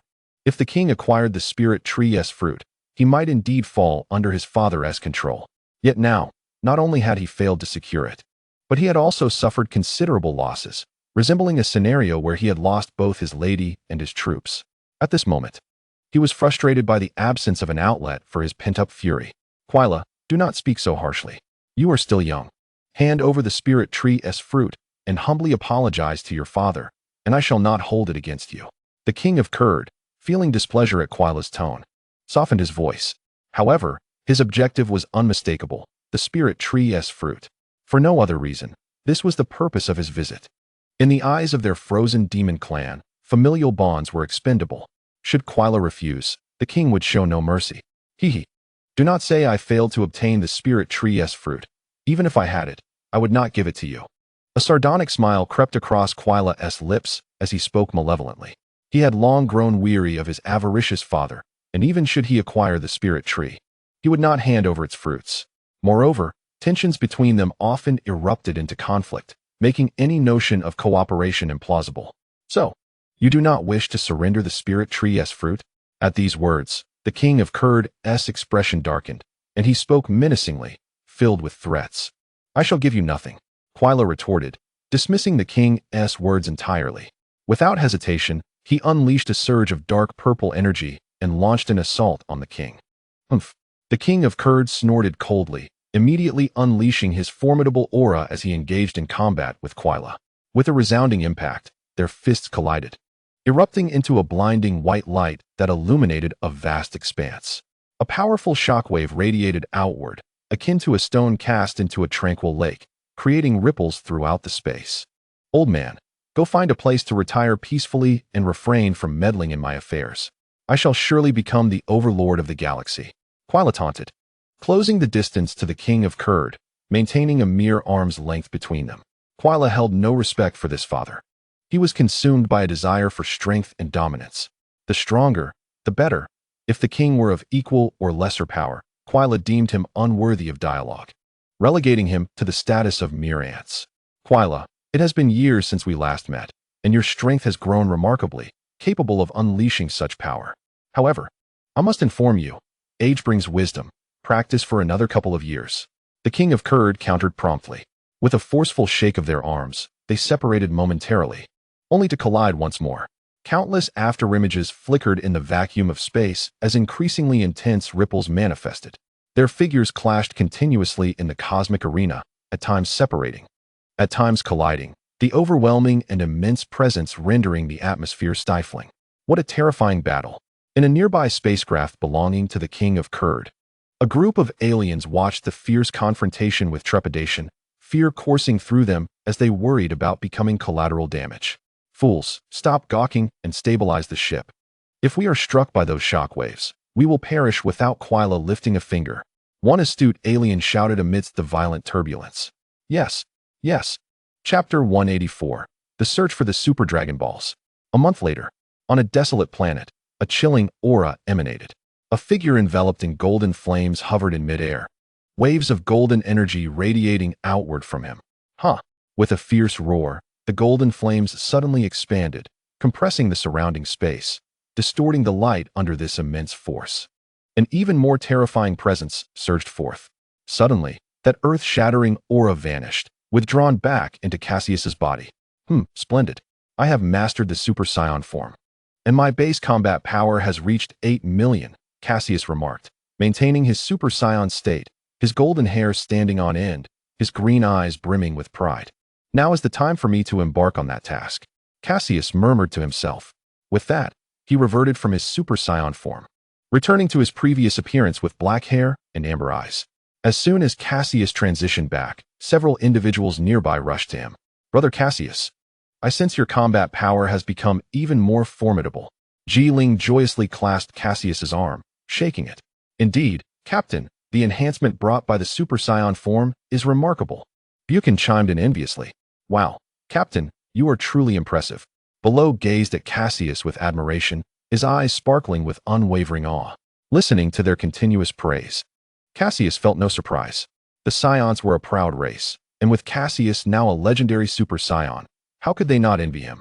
Rest assured, with my assistance, you too shall transform into Super Saiyans in the future.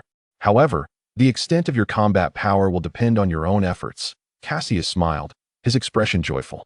Upon hearing this, the group became even more exhilarated, surrounding Cassius with cheers. All right, let's head back for now. I have something else to attend to.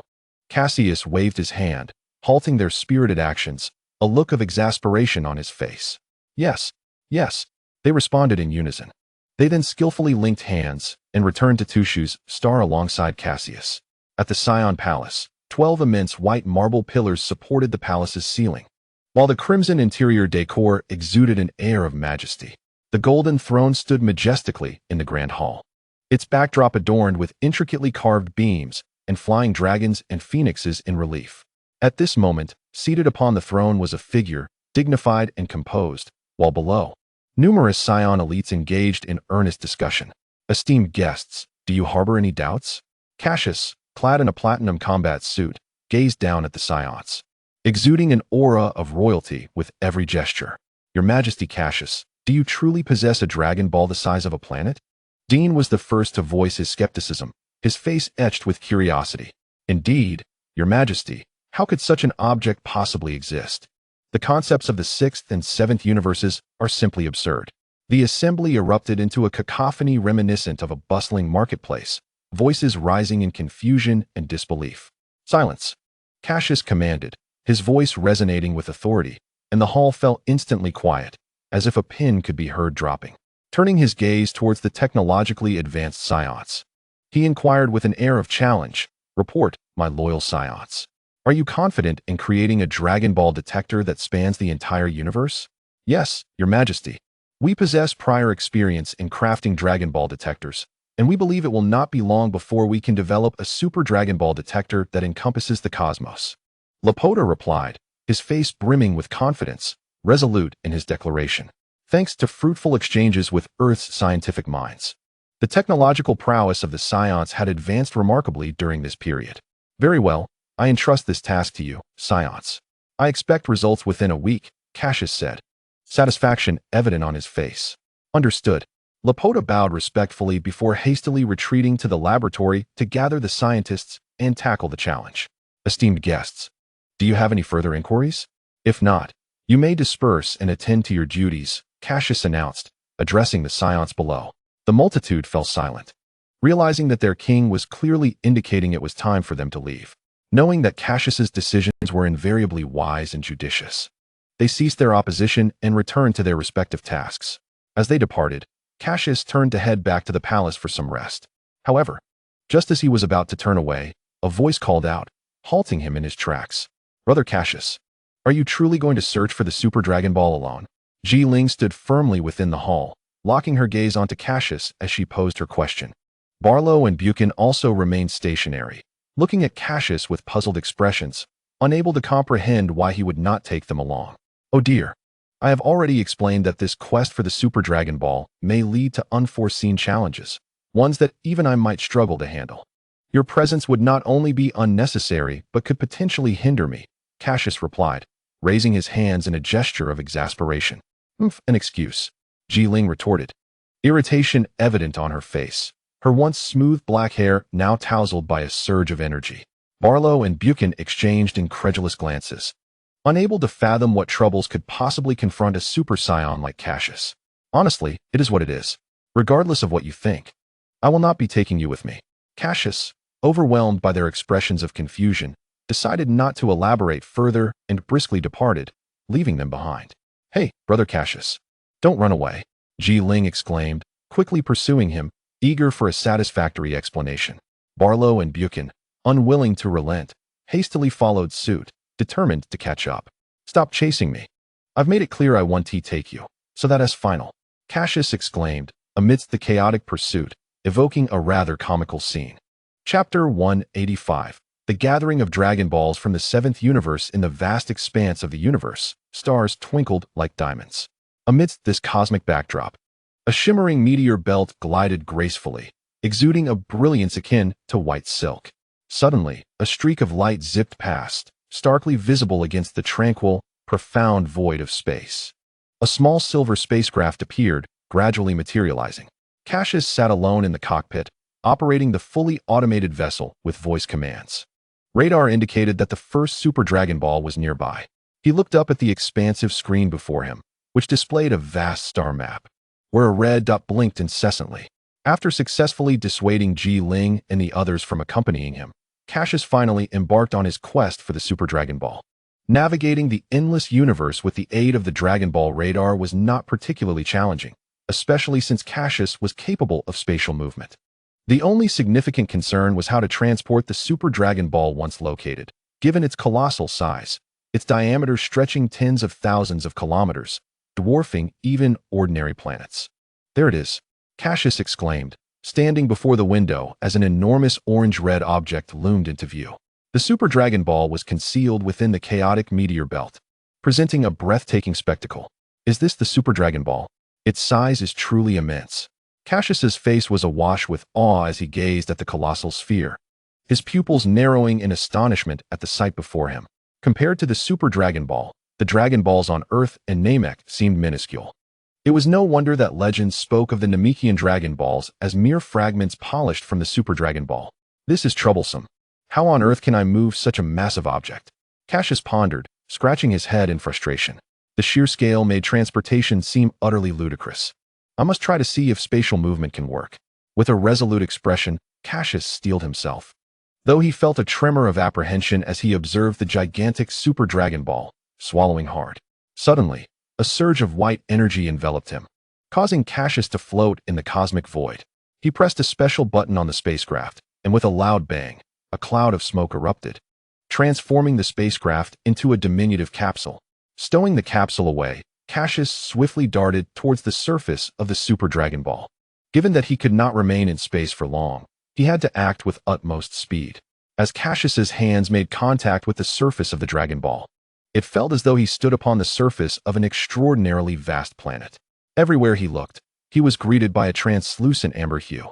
Glancing upward, he could even discern several golden-red stars embedded within the Dragon Ball. It was truly a marvel to behold. Cassius marveled at the sight before him, and then summoned all his strength to channel his immense energy onto the surface of the Dragon Ball. As his energy surged forth, beads of sweat began to form on his forehead. Gradually, a thin layer of energy enveloped the Dragon Ball, shimmering with a radiant glow. The Super Dragon Ball emitted a low hum, as if it had subtly shifted position. "It must succeed," Cassius exclaimed, sensing the shift in energy with renewed fervor. The energy output surged, and with a swift whoosh, the spatial movement was initiated. In the vast and boundless darkness of the universe, devoid of any stars for millions of kilometers, an expanse of emptiness and silence prevailed. Suddenly, the cosmic fabric writhed and warped, revealing a golden radiance that flickered into existence. In the next instant, a colossal orange-red crystal celestial body tumbled forth from the void. Cassius's countenance turned remarkably pale, his breath coming in heavy gasps. He promptly released the spacecraft, inhaling deeply. Inside the vessel, Cassius hastily consumed a magical bean, and the surge of vital energy erupted within his mouth, coursing through his limbs, allowing him to regain his composure. Gazing out the porthole at the enormous Dragon Ball, Cassius smiled. At last, he had succeeded. Only 3 Super Dragon Balls remained in the 7th universe, and then he would venture to the 6th universe. After a hearty laugh, Cassius pondered his next steps. Following a brief respite, he set forth on his journey once more. Repeating the previous procedure, he successfully gathered 2 more Dragon Balls. The 3 massive Dragon Balls aligned perfectly within the vast emptiness of the cosmic expanse. As they drew near each other, they resonated, emitting a low humming sound. Without pause, Cassius swiftly began his search for the last remaining Dragon Ball in the 7th universe. With the aid of the Dragon Ball radar, he quickly located the final Super Dragon Ball in a desolate and unfamiliar region of space. Its surface was enshrouded in a thick layer of dust, resembling a rocky planet. "At last, I have found you," Cassius exclaimed, a powerful aura radiating from him as he ignited with fervor. He then flipped his palm, condensing a golden blue energy wave. With a slight curl of his fingers, he launched the energy wave towards the Super Dragon Ball at an incredible speed. Boom! The rocky surface of the Super Dragon Ball trembled violently, fissures cracking open like bottomless chasms. With a series of sharp sounds, the rocks could not withstand the tremendous energy impact and began to accelerate away, revealing vibrant orange hues within. For brilliantly radiant red stars, akin to molten gold, shone brightly from every angle. This was the 4-star ball.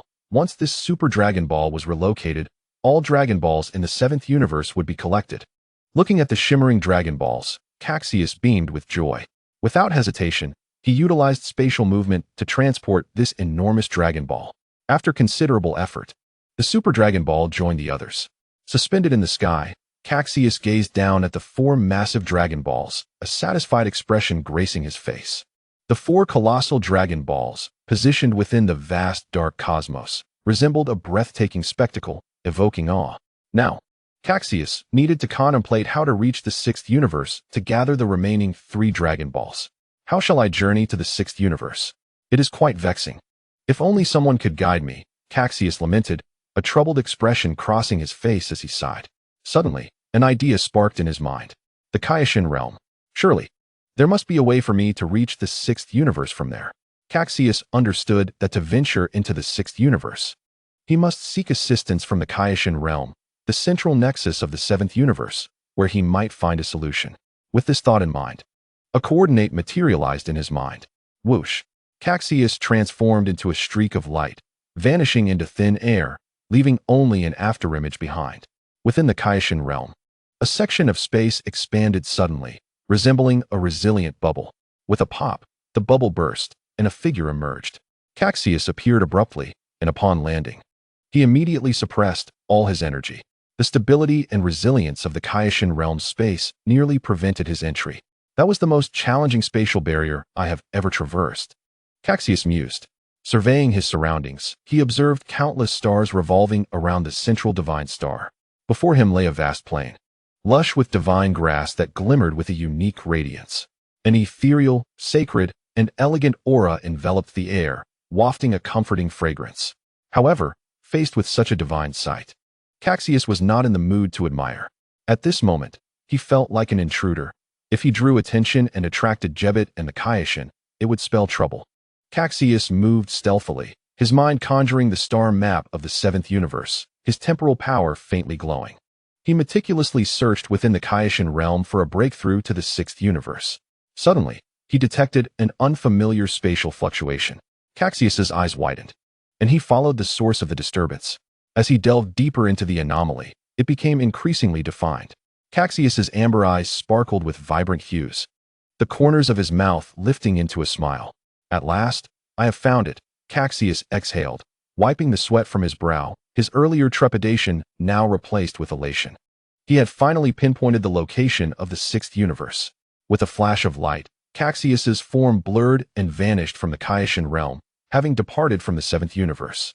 In the 6th universe, the Wuyu star system emerged.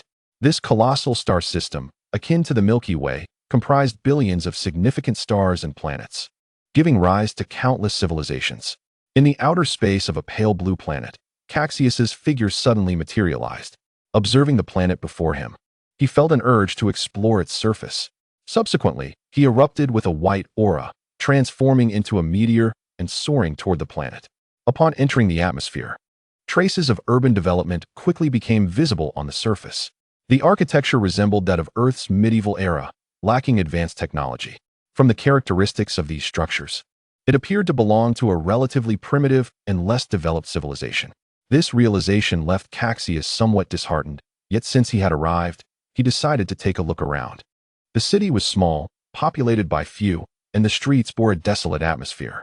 The scant pedestrians hurried along with an air of urgency, creating an unsettling ambience. These passers-by belonged to a subspecies of humanity, with physiques similar to humans, but skin of icy blue and slightly pointed ears. Hey, wait a moment. What is happening here? Why the rush? Cassius approached one individual and inquired. Thanks to his previous wish to Belungi, communication posed no barrier. After a brief exchange, Cassius learned that this planet was called Chui Lan Xing, and its indigenous inhabitants were generally peaceful, sharing certain lifestyle traits with Earthlings. However, at this moment, the planet was under siege by a self-proclaimed king of the universe named Borinoka. The entire populace was fleeing for their lives. Understanding the plight of this planet left Cassius momentarily speechless. It was evident to him that this planet was merely a primitive civilization, entirely lacking the technology for spacecraft. Thus, regardless of their attempts to escape, these people could only remain on their planet. Subsequently, Cassius sensed something and was astonished to discover that the highest energy response on this planet barely reached 500, whereas the rumored king of the universe, Borinoka, possessed a combat power nearing 10,000. The disparity in strength was indeed substantial. No wonder they were fleeing. Cassius helplessly shook his head, reflecting, "Consider yourselves fortunate to have encountered me. In light of your shared humanity, I shall extend my hand to aid you." With a serene smile, he prepared to act, performing a good deed. Meanwhile, amidst the ruins of a desolate city, the thunderous sound of cannon fire echoed.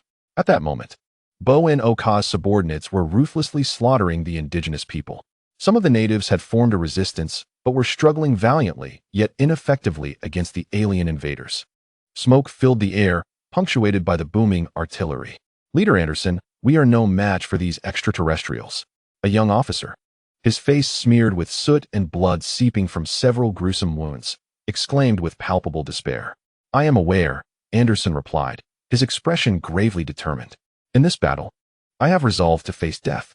I implore my brothers to fight valiantly and delay as long as possible to allow our compatriots a chance to escape." The leader, named Anderson, nodded gravely, his face a mask of steadfastness and courage. His subordinates looked at him with resolute expressions, as though he were an unwavering anchor amidst the chaos. "Yes, sir," they responded in unison, their voices brimming with conviction. They each armed themselves and turned to charge into battle. "I must also take my leave," Anderson murmured, watching the backs of his departing comrades. Without hesitation, he seized his weapon and swiftly approached the battlefield. As numerous officers joined the fray, the resistance fighters seemed to be infused with a miraculous vigor, their spirits greatly uplifted. "Brothers, let us fight," Anderson roared, cleaving through an alien foe with ferocity. He immediately led the charge, embodying a fierce disregard for life and death. "Kill! Follow the leader and drive these cosmic marauders away," the officers shouted, their eyes ablaze with determination as they brandished their weapons in fervent unison. For a moment, the aliens found themselves pushed back by the valiant natives. Yet, the gap between the natives and the extraterrestrials was too vast to be bridged solely by audacity. The aliens, having regrouped, retaliated with fierce momentum. The natives' courage quickly became a source of mockery, as they were swiftly overwhelmed and left in disarray. "Ha ha ha! You primitive natives dare to flaunt your bravado?" One alien cackled. "Captain, do not spare these savages. Eliminate them all. Lord Borinoka awaits our good news. Once we sell this planet, we can enjoy a life of luxury." As the aliens laughed with abandon, a figure shrouded in white energy suddenly appeared in midair. "Oh, how cruel," Cassius remarked, a glint of cold light flashing in his eyes as he observed the aliens mercilessly slaughtering the natives. A gentle wave of his arm sent forth countless energy orbs cascading down like rain. The energy orbs descended silently, sparkling with luminescence as they landed before each alien.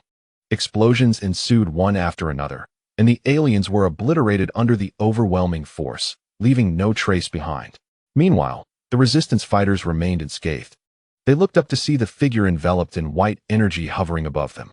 Cassius cast his gaze downward, revealing amber eyes gleaming like stars, piercing through the hearts of the onlookers with a sacred sharpness. The resistance fighters were immediately struck by Cassius's gaze, their faces paling as they gasped for breath. They then witnessed the figure in the air smile gently before vanishing from sight. "Who is he?" Anderson, bloodied and clutching his chest, felt an overwhelming sense of dread wash over him. Faced with the earlier presence, he could not muster even a flicker of resistance. "I do not know, but it seems he has saved us," a nearby officer murmured, staring blankly at Cassius's retreating silhouette. Meanwhile, Cassius made his way directly towards Borinoka's spaceship, which hovered in the atmosphere, resembling a medium-sized vessel. Sensing the energy response within at approximately 10,000, Cassius smiled nonchalantly. "What a pathetic creature," he mused, a hint of derision on his lips as he lost interest in the so-called king of the universe. What he had initially assumed to be a formidable being capable of concealing its power turned out to be nothing more than a petty tyrant on a remote planet. Such a being dared to call himself the king of the universe. It was truly laughable. Just as Cassius prepared to send both the being and the ship flying, the spacecraft's hatch suddenly opened. A tall alien appeared before him, confronting Cassius with an air of arrogance. "Hey, who are you? Why are you blocking my spaceship? Do you not know that I am the king of the universe, the ruler of this galaxy? The king of the universe?" Cassius tilted his head, adopting a somewhat flippant tone. "Indeed, I am Bo-No-Ka, the king of the universe. If you know what is good for you, get out of my way." Despite the imposing aura that Bo-No-Ka emanated, a hint of apprehension flickered within him at Cassius' calm demeanor. Years of being in a position of authority had led him to unconsciously adopt a commanding tone. "Oh, how frightened I am, king of the universe," Cassius replied, shaking his head with mockery. "You dare speak to me in such a manner? Are you courting death?" Bo-No-Ka seethed with rage. As he spoke, he conjured an energy orb in his hand, prepared to dispose of Cassius. Come, kill me," Cassius teased, making a face of ridicule. "Brat, with such arrogance, you will regret it," Bo-No-Ka thought to himself, feeling a surge of confidence at Cassius' unguarded stance. Though he uttered threats, his actions remained unwavering. The energy orb shot forth, producing a piercing sound as it sped toward Cassius. Unfazed, Cassius made no attempt to evade. If such a feeble energy could harm him, then he would deserve to have his name reversed. The explosion erupted amidst swirling smoke. However, adhering to the principle of no harm when smoke is present, Cassius emerged unscathed, even feeling a sense of refreshment. With a dismissive gesture, he brushed off non-existent dust from his combat suit. "Is this it? I would consider it too weak even for a massage." With a disdainful curl of his lips and a gaze that pierced the air, he regarded Bon-No-Ka with contempt. His languid tone inevitably incited a desire to deliver a reprimanding blow to Cassius. Then, shifting his focus toward Bon-No-Ka, he declared, "Now it is my turn." As he spoke, Cassius erupted with a formidable aura, engulfed in a blazing inferno of energy. A powerful cyclone abruptly formed, resembling a flurry of razor-sharp blades slicing through the surroundings. Observing the unfathomable energy fluctuations emanating from his opponent, Bon-No-Ka was instantly gripped by terror. A torrent of regret flooded his mind as he cursed himself for provoking Cassius. Yet, he did not remain silent, pleading with a sycophantic demeanor. "Ah, my lord, please listen to me. This is a misunderstanding. Do not strike. I am truly a good person. I came here to provide a better life for these natives, I swear." Bon-No-Ka's frantic cries were laced with fear, his body involuntarily retreating. At that moment, he was utterly broken, his muscles trembling with dread, rendered powerless by Cassius' intimidating presence. However, Cassius paid no heed to his pleas. Ragen's destruction wave. A resounding boom echoed as a cerulean dragon-shaped energy column surged forth with ferocious momentum, swiftly engulfing Bon-No-Ka. His form twisted and vanished within the torrent, along with the vessel behind him, disintegrating into cosmic dust. "What nonsense are you babbling? Take that to my Ragen's destruction wave," Cassius remarked softly, gazing at the remnants of Bon-No-Ka now reduced to particles. Chapter 188. The Daily Life of the God of Destruction. In the sixth universe, the realm of the God of Destruction was awash with dark purple lightning flickering amidst dense clouds. Upon a vast platform stood a colossal tree, surrounded by numerous peaks and lakes. Encircling the lakes was a belt of violet-hued grass, where a figure sat upon the ground. This individual had long silver-gray hair styled in twin braids, and a radiant halo floated at her neck, her curvaceous silhouette unmistakably marking her as a woman. Holding a scepter, she gazed at a crystal ball above her, a serene smile gracing her face. The crystal ball vividly displayed Cassius' actions upon entering the sixth universe. Every move meticulously monitored by this woman. "Ah, I never expected someone from the seventh universe to arrive in the sixth universe. It has been centuries since such an event," she mused. "However, he does not appear to be a villain. Perhaps it is best to leave him be." Bajuos chuckled softly, seemingly in control of the situation, intently observing Cassius as one would a captivating film. At that moment, a purple figure rushed towards her from a distance. It was a creature with elongated ears and a rotund body, bouncing joyfully while clutching a plump bird egg. "Look, Bajuos, this is a Barange bird's egg I just found." Hurry and cook it for me, implored Xiangpa, the god of destruction, his face alight with anticipation. My dear Xiangpa, you have sneaked down to the lower realms again? Did I not warn you? One can only consume one barrage egg per year. If you continue this way, the barrage birds will soon become extinct. And then you shall have none to eat, Bajuos replied, exasperation evident as she rubbed her forehead, gazing at Xiangpa's pleading expression. Just this once, just this once. Please cook it for me. Xiangpa licked his lips, eyes brimming with eagerness. Like his brother Bylus, Xiangpa's temperament was capricious. Yet he exuded a naivete that made him easily manipulated. As long as one did not provoke him, he could be treated like a child, easily deceived. Oh, I truly have no choice, Bajuos sighed, shaking her head with a hint of an imperceptible smile. She stood up, preparing to fulfill Xiangpa's request. After all, as the attendant of the god of destruction, her duty was to comply. Extending her delicate, alabaster fingers, she gently tapped the void. A small pot filled with water appeared, flames igniting beneath it, swiftly bringing it to a boil with bubbling vigor. Xiangpa, place the egg in, she instructed. Yes, without a moment's hesitation. Xiangpa dropped the barrage egg into the pot, eagerly awaiting its cooking. The moment it submerged, he fixated on the pot, anxious for the moment it would signify readiness. Bajuos, how much longer? He implored, his impatience palpable. Almost done, Bajuos replied with a soft chuckle. Before long, the barrage egg was cooked. Xiangpa quickly reached in, peeling away the shell with urgency, devouring it ravenously while exclaiming, Bajuos, the barrage egg truly is the most delectable food in existence. Do you think we should head to the 7th universe and tease Bylus? He has surely never tasted such exquisite food. Upon hearing this, a vein pulsed on Bajuos' forehead, her eyes narrowing.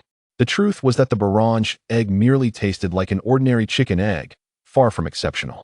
Bajuos had merely deceived Xiangpa, as presenting it to the discerning Bylus would surely shatter Xiangpa's illusions, exposing her ruse. Ah, dear Xiangpa, that would not be wise. The barrage birds are nearing extinction. If you were to take their eggs to the 7th universe, our numbers would dwindle even further. Thus, it is imperative to safeguard them, ensuring that no one discovers their existence. Bajuos suggested, her tone laced with beguilement. Is that so? Xiangpa pondered, his mind momentarily clouded as he considered her words. Indeed. My lord Xiangpa, Bajuos promptly affirmed. Yes, you are right. Such delicious food should be mine to enjoy alone. Finally grasping the notion, Xiangpa bit down fiercely on the barrage egg, swallowing it whole as if guarding his treasure. In that instant, Xiangpa was thoroughly charmed. Observing Xiangpa's gullibility, Bajuos stifled a laugh behind her hand. Well then, my lord Xiangpa, remember to exercise after consuming the barrage egg, or you shall become quite plump. A rotund figure is most unappealing. She urged him to train, eager to send him away. Ah, I understand. Must I really exercise just for one barrage egg? How tiresome. Xiangpa's earlier joy dissipated, replaced by reluctance at the mere thought of exercising, a nightmare for him. Go now, or I shall grow to dislike you, Bajuos insisted. Fine, fine. Xiangpa replied, his spirit drained. As Xiangpa departed, a gentle smile graced Bajuos' delicate features. With a graceful sweep of her scepter, the surroundings returned to their pristine state, untouched by any chaos. Subsequently, she once again seated herself by the lakeside, quietly observing the condition of Cassius. The crystal orb atop her staff emitted a radiant flash, revealing the scene within. To her astonishment, Pattis softly exclaimed as she beheld Cassius maneuvering an orange-red crystal orb, approximately the size of a planet. The image displayed him levitating amidst the cosmos. With a gentle utterance, a mysterious golden energy surged forth, enveloping the colossal crystal tightly. In the blink of an eye, both the planet and Cassius vanished without a trace. Remarkably, that force seemed to touch the very fabric of time and space. Moreover, the little fellow appeared to be transporting the Super Dragon Ball crafted by the dragon god, Salama. Chapter 189, The Gaze of Pattis. A flicker of strange luminescence sparkled in Pattis's bright eyes, momentarily breaking the timeless calm of her visage with a hint of surprise, albeit just a fleeting one. Over countless years, having witnessed the ebb and flow of time, she had encountered all sorts of individuals.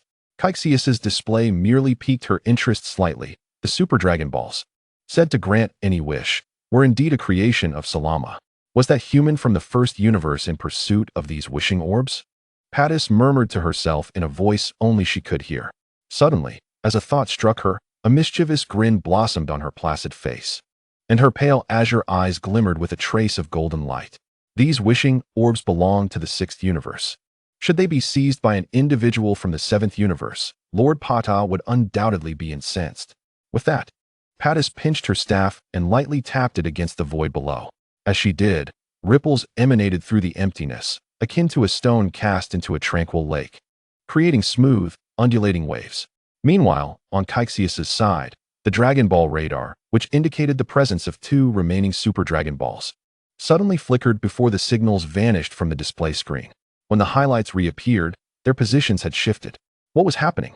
Is the Dragon Ball radar malfunctioning? Cassius furrowed his brow at this anomaly. It is crucial to note that even a minor displacement on the radar signifies traversing countless star systems. If the radar were to fail now, he would need to conduct repairs. He tapped the radar with his palm and shook it, yet to no avail. Thus, he pressed the restart button. Generally, a reboot resolves most issues. However, this time it proved disappointing.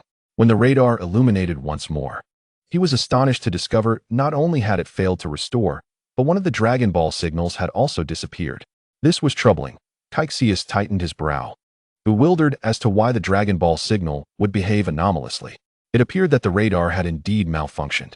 Reluctantly, he decided to investigate the location indicated on the radar, reasoning that his spatial mobility would not be wasted, and it would allow him to ascertain whether the radar truly malfunctioned. Thus, he closed his eyes, envisioning all the star systems of the sixth universe. Just as he prepared to initiate his spatial movement, the cosmic space before him quivered, and a bizarre spatial ripple surged towards him like a colossal wave, abruptly interrupting Cassius. This was the power of time and space. Cassius's expression turned pale with fear. Who could it be? His countenance shifted through various emotions. The energy of time and space was his domain.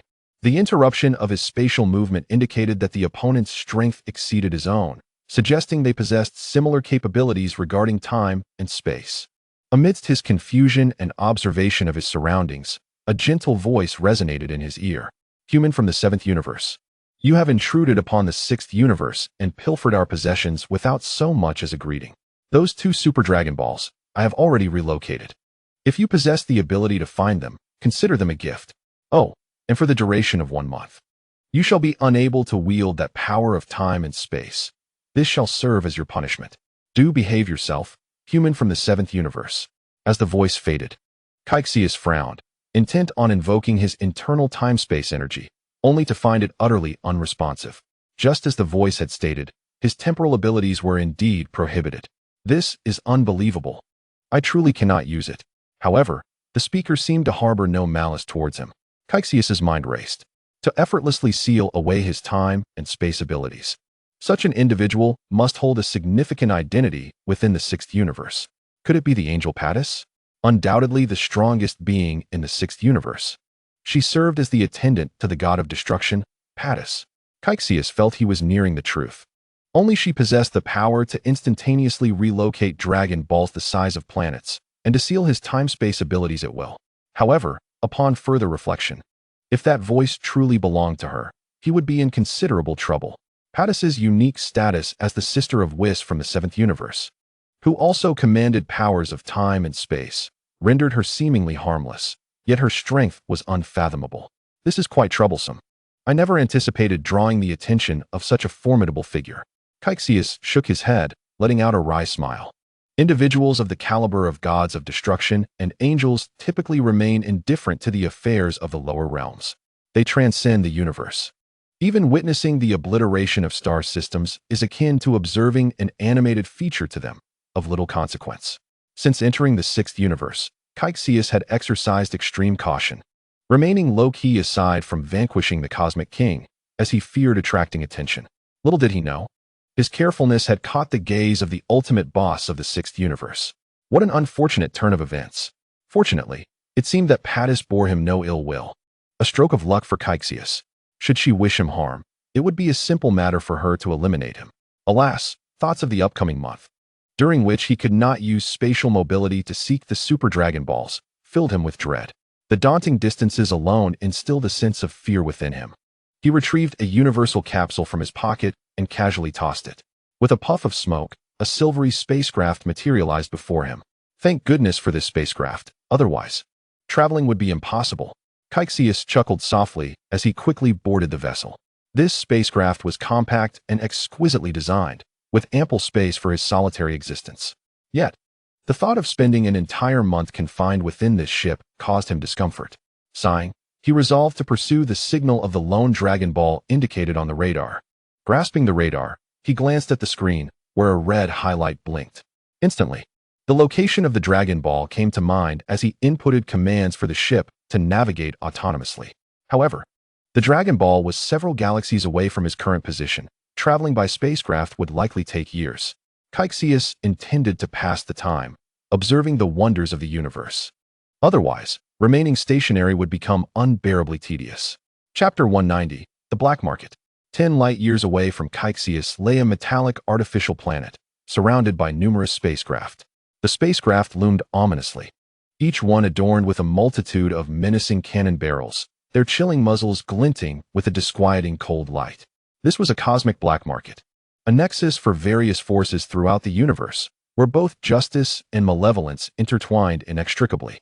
Driven by myriad interests, a chaotic blend of beings congregated here, forming a veritable haven for illicit activities. The dominion of this black market was held by a figure known as Tivoli, a name nearly synonymous with notoriety across the Milky Way, his combat prowess unfathomable. At this moment, countless spacecraft were arriving in droves, each one more splendid and advanced than the last, a spectacle of grandeur. Yet upon arrival, all were compelled to temper their arrogance and tread cautiously. These extraterrestrial beings were here for trade, some dealing in planets and slaves, while others sought to purchase celestial bodies and various resources. However, without exception, they were bound to adhere to the rules of this domain. Suddenly, within the dim void surrounding the metallic artificial planet, ripples began to form.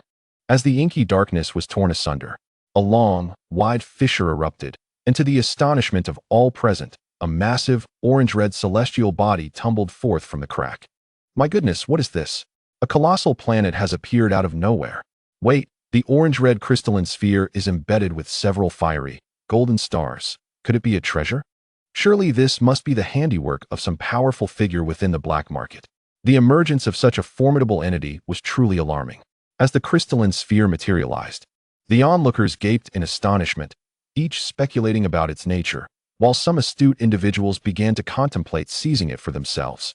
Yet, being adjacent to the heart of the black market, the dominion of Tivoli would not permit such an act of thievery.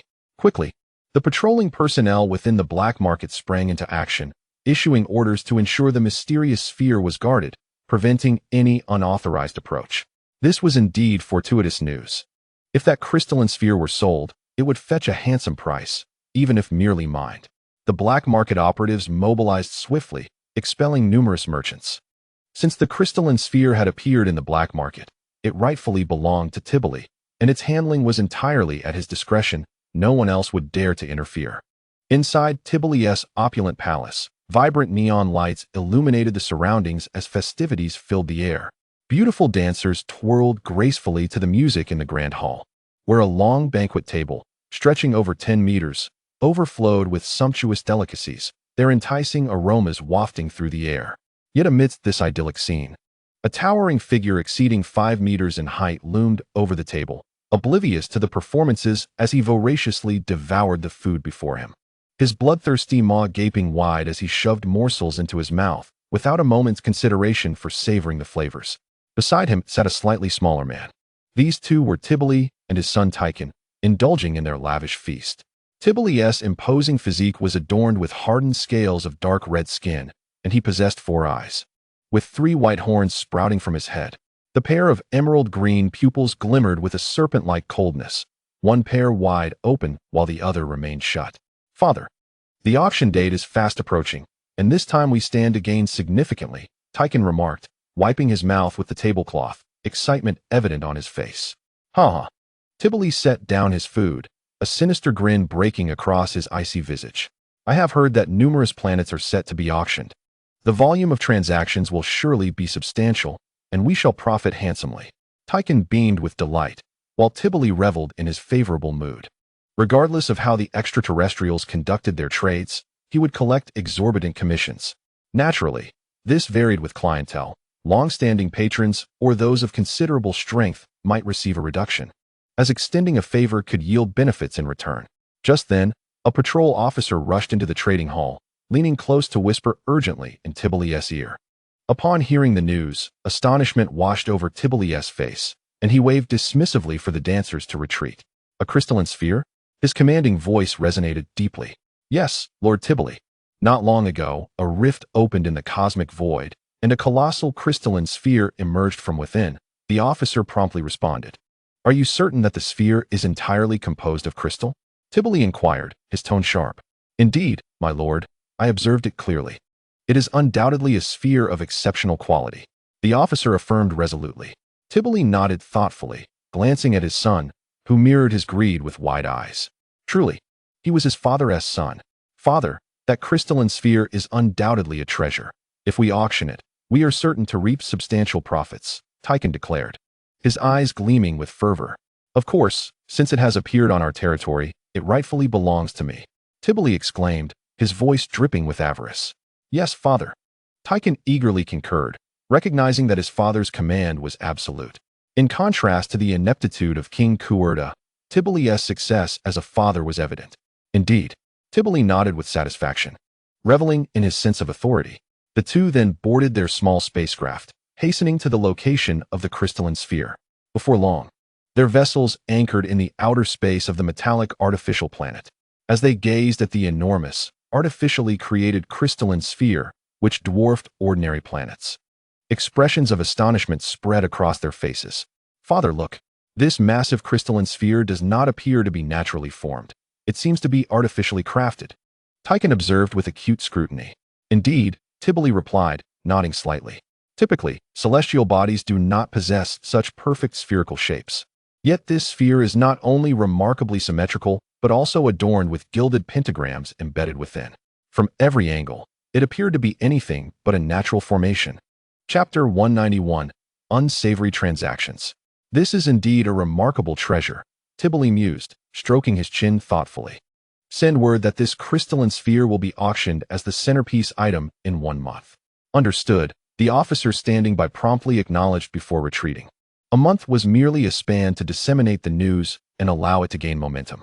The greater the number of individuals informed, the more lucrative the auction would be. Following Tibble's directive, the word of the mysterious crystalline sphere spread like wildfire throughout the cosmos. As time flew by, a month elapsed in the blink of an eye. Extraterrestrials, drawn by the news, flocked to the black market, and soon the artificial metallic planet was teeming with visitors. Beings from nearby star systems converged, while those from farther reaches hurried to join the throng upon receiving the tidings. As the auction day approached, the number of attendees remained uncertain, but those already present engaged in their own transactions while awaiting the commencement of the event. Many individuals arrived here aboard small aircraft to witness firsthand the grandeur of the colossal crystal sphere. They had never before beheld such an immense crystal star, and they were instantly captivated by the Super Dragon Ball's smooth and exquisite form. Meanwhile, deep within the vast cosmos, a silvery spacecraft darted swiftly through the starlit expanse, resembling a radiant comet that streaked across the dark night, leaving a long trail of luminescence in its wake.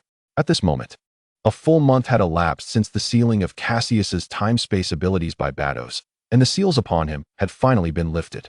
During this month, Cassius had taken great pleasure in admiring the dazzling scenery along the way, treating it as a leisurely journey to rejuvenate his spirit. However, after such prolonged exposure to such views, monotony began to set in. The Dragon Ball radar emitted a series of electronic synthesized sounds as it activated. Cassius glanced at the radar, noting that the signal from the Dragon Ball remained stationary, showing no signs of movement. Its location had not changed. It appeared to be firmly in place. Yet, from Bados's previous tone, it was evident that acquiring the Dragon Ball would not be a straightforward endeavor. It could very well be a den of danger. Cassius contemplated this calmly, not out of fear, for he was resolute in his determination to obtain the Dragon Ball. He was not one to shy away from challenges. In fact, Saiyans inherently thrived on them. The more formidable the challenge, the more exhilarated they became. often reveling in the triumph over adversaries or the surpassing of their own limits, experiencing profound satisfaction both physically and mentally. Alas, it seemed the Dragon Ball radar had encountered a malfunction, as it only displayed a single Dragon Ball signal, with the whereabouts of the other remaining a mystery. Cassius sighed and shook his head. Subsequently, he stowed away the spacecraft and employed spatial movement to reach the location of the Super Dragon Ball. With a flash, Cassius's figure materialized. He gazed upwards, where a radiant sphere, reminiscent of the sun, illuminated the metallic planet. Upon closer inspection, he discerned the enormous orange-yellow crystal sphere beside the artificial metallic planet, Super Dragon Ball. Upon witnessing the familiar sight before him, a smile crept onto Cassius's face. The vivid orange-red crystal sphere was indeed the Super Dragon Ball he sought. However, he quickly composed himself, transforming his expression into one of seriousness. A pressing question loomed before him. How could he procure the Super Dragon Ball under the watchful eyes of the crowd? Batos had placed the Super Dragon Ball here, undoubtedly ensuring that it would not be easily taken away. Cassius focused his senses, detecting a myriad of auras on this planet. What was amiss? The diversity of energies here was overwhelming, with power levels ranging from 10,000 to 100,000. As he scrutinized further, his brow furrowed in concern. The sheer number of powerful presences on this planet was astonishing. How peculiar that such a small planet would harbor so many formidable beings. Could it be that the overall combat prowess of the Sixth Universe was so elevated? Cassius's expression was one of disbelief as he pondered the implications. From his understanding, the Sixth and Seventh Universes were akin to twin siblings. Their overall strengths should not differ significantly. What could have transpired on this planet? Was this gathering of elites truly in pursuit of the Super Dragon Ball? Surely not. A sense of resignation washed over Cassius's face as he considered that if so many individuals sought the Dragon Ball alongside him, he might be forced into a position of slaughter. After all, given his own strength, annihilating the inhabitants here would be a trivial task. He resolved to observe the situation further before deciding on his next course of action. At that moment, within a slave auction house, the cries of intergalactic merchants echoed as batches of slaves were successfully traded. Most of these captives were strikingly beautiful women, their appealing appearances having drawn the attention of depraved cosmic tycoons who relished in keeping them as possessions. The slaves, possessing exquisite beauty and alluring figures, bore expressions of heaviness and numbness, seemingly resigned to their fates. Ha! Tiberius sat in a viewing box, emitting a hearty laugh. To him, these slaves were not lives, but rather glimmering coins. Father, the quality of these slaves is exceptionally high. The merchants are eager to bid. Tikuin greedily remarked from beside him. Indeed. The wolves we collaborate with are truly capable. Tiberius boisterously laughed. The wolves Tiberius referred to were clearly nefarious organizations with whom he had connections. These wolves were responsible for pillaging and conquering planets, subsequently leaving the spoils in Tiberius's hands. Due to Tiberius's swift transactions and secure dealings, they placed great trust in him. Naturally, aside from the exorbitant fees charged, they had little to complain about. In essence, it was a mutually beneficial arrangement. However, the true victims were the wretched slaves, not only subjected to being sold, but also witnessing their planets fall victim to colonization. Each transaction here was steeped in bloodshed and replete with innumerable sins, leaving a stain that could never be erased. Chapter 192. Action. The Wrath of Tiberius. In a corner of the auction house, Cassius's figure silently emerged behind a massive stone pillar. He had been observing the pitiful fates of the slaves for some time. It became abundantly clear to him that none of the individuals gathered here possessed good intentions. This place was, in essence, a den of robbers. The law of the jungle, where the weak are devoured by the strong, was vividly on display here. Darkness, brutality, and chaos were rampant, laid bare for all to witness. How brazen! The slave trade is openly conducted here, truly a breeding ground for evil, Cassius scoffed, a mocking expression emerging on his face, mingled with distaste. The events unfolding before him had crossed into the realm of his taboos. The crux of this so-called auction was nothing more than cannibalism. A massacre here might not be out of the question, Cassius muttered to himself. The time had come for the climactic moment of the auction, the crystal sphere. As the auctioneer raised a hand toward the sky, the crowd's gaze instinctively followed. A massive orange-red crystal sphere hovered in the cosmos. The attendees erupted in cheers. for many had come specifically for this. Securing the crystal sphere would yield substantial profits, even from mining. Thus, when they heard the announcement regarding the impending auction of the Super Dragon Ball, they became electrified, their eyes gleaming with fervor. Hurry up, this prince can hardly wait. Damn it, don't compete with me for this sphere, it's mine. Who do you think you are? Speak again, and I'll personally lead my army to obliterate your planet. You think I'm afraid? You're the one who should be trembling. What the hell? Who dares insult me? Damn it, I can't take this anymore. Long live the true God. The crowd below erupted into chaos, resembling a bustling marketplace. A group of lunatics, entirely unaware of what the Dragon Ball even was, squabbled amongst themselves. Cassius looked on in disbelief at the uproarious merchants. Continuing the dispute. I shall take the Dragon Balls, said Cassius with a slight smile as he gradually withdrew from the already tumultuous auction venue. He then sought refuge in a tranquil locale, transforming into a streak of light, vanishing in an instant. In the next moment, Cassius's figure abruptly materialized beside the Super Dragon Ball. At that time, the brilliance of the stars illuminated the surface of the Super Dragon Ball, refracting light that made it radiate a lustrous glow, resembling a miniature star. Casting a glance around, Cassius observed a circle of fully armed spacecraft encircling the Super Dragon Ball. Additionally, several personnel were diligently guarding the area. The guards were somewhat formidable. He would need to eliminate them before seizing the Super Dragon Ball. After a moment's contemplation, Cassius prepared to take action. Suddenly, he unleashed a barrage of golden laser beams from his fingertips. These beams, meticulously compressed by Cassius's immense power, were as slender as a strand of hair. They shot forth in a straight trajectory, targeting the spacecraft and the guards.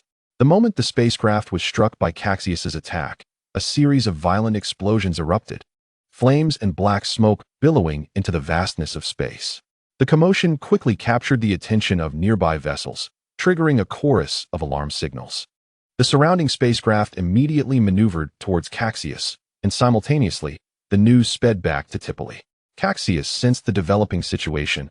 However, it was of little concern, as he had anticipated this from the outset.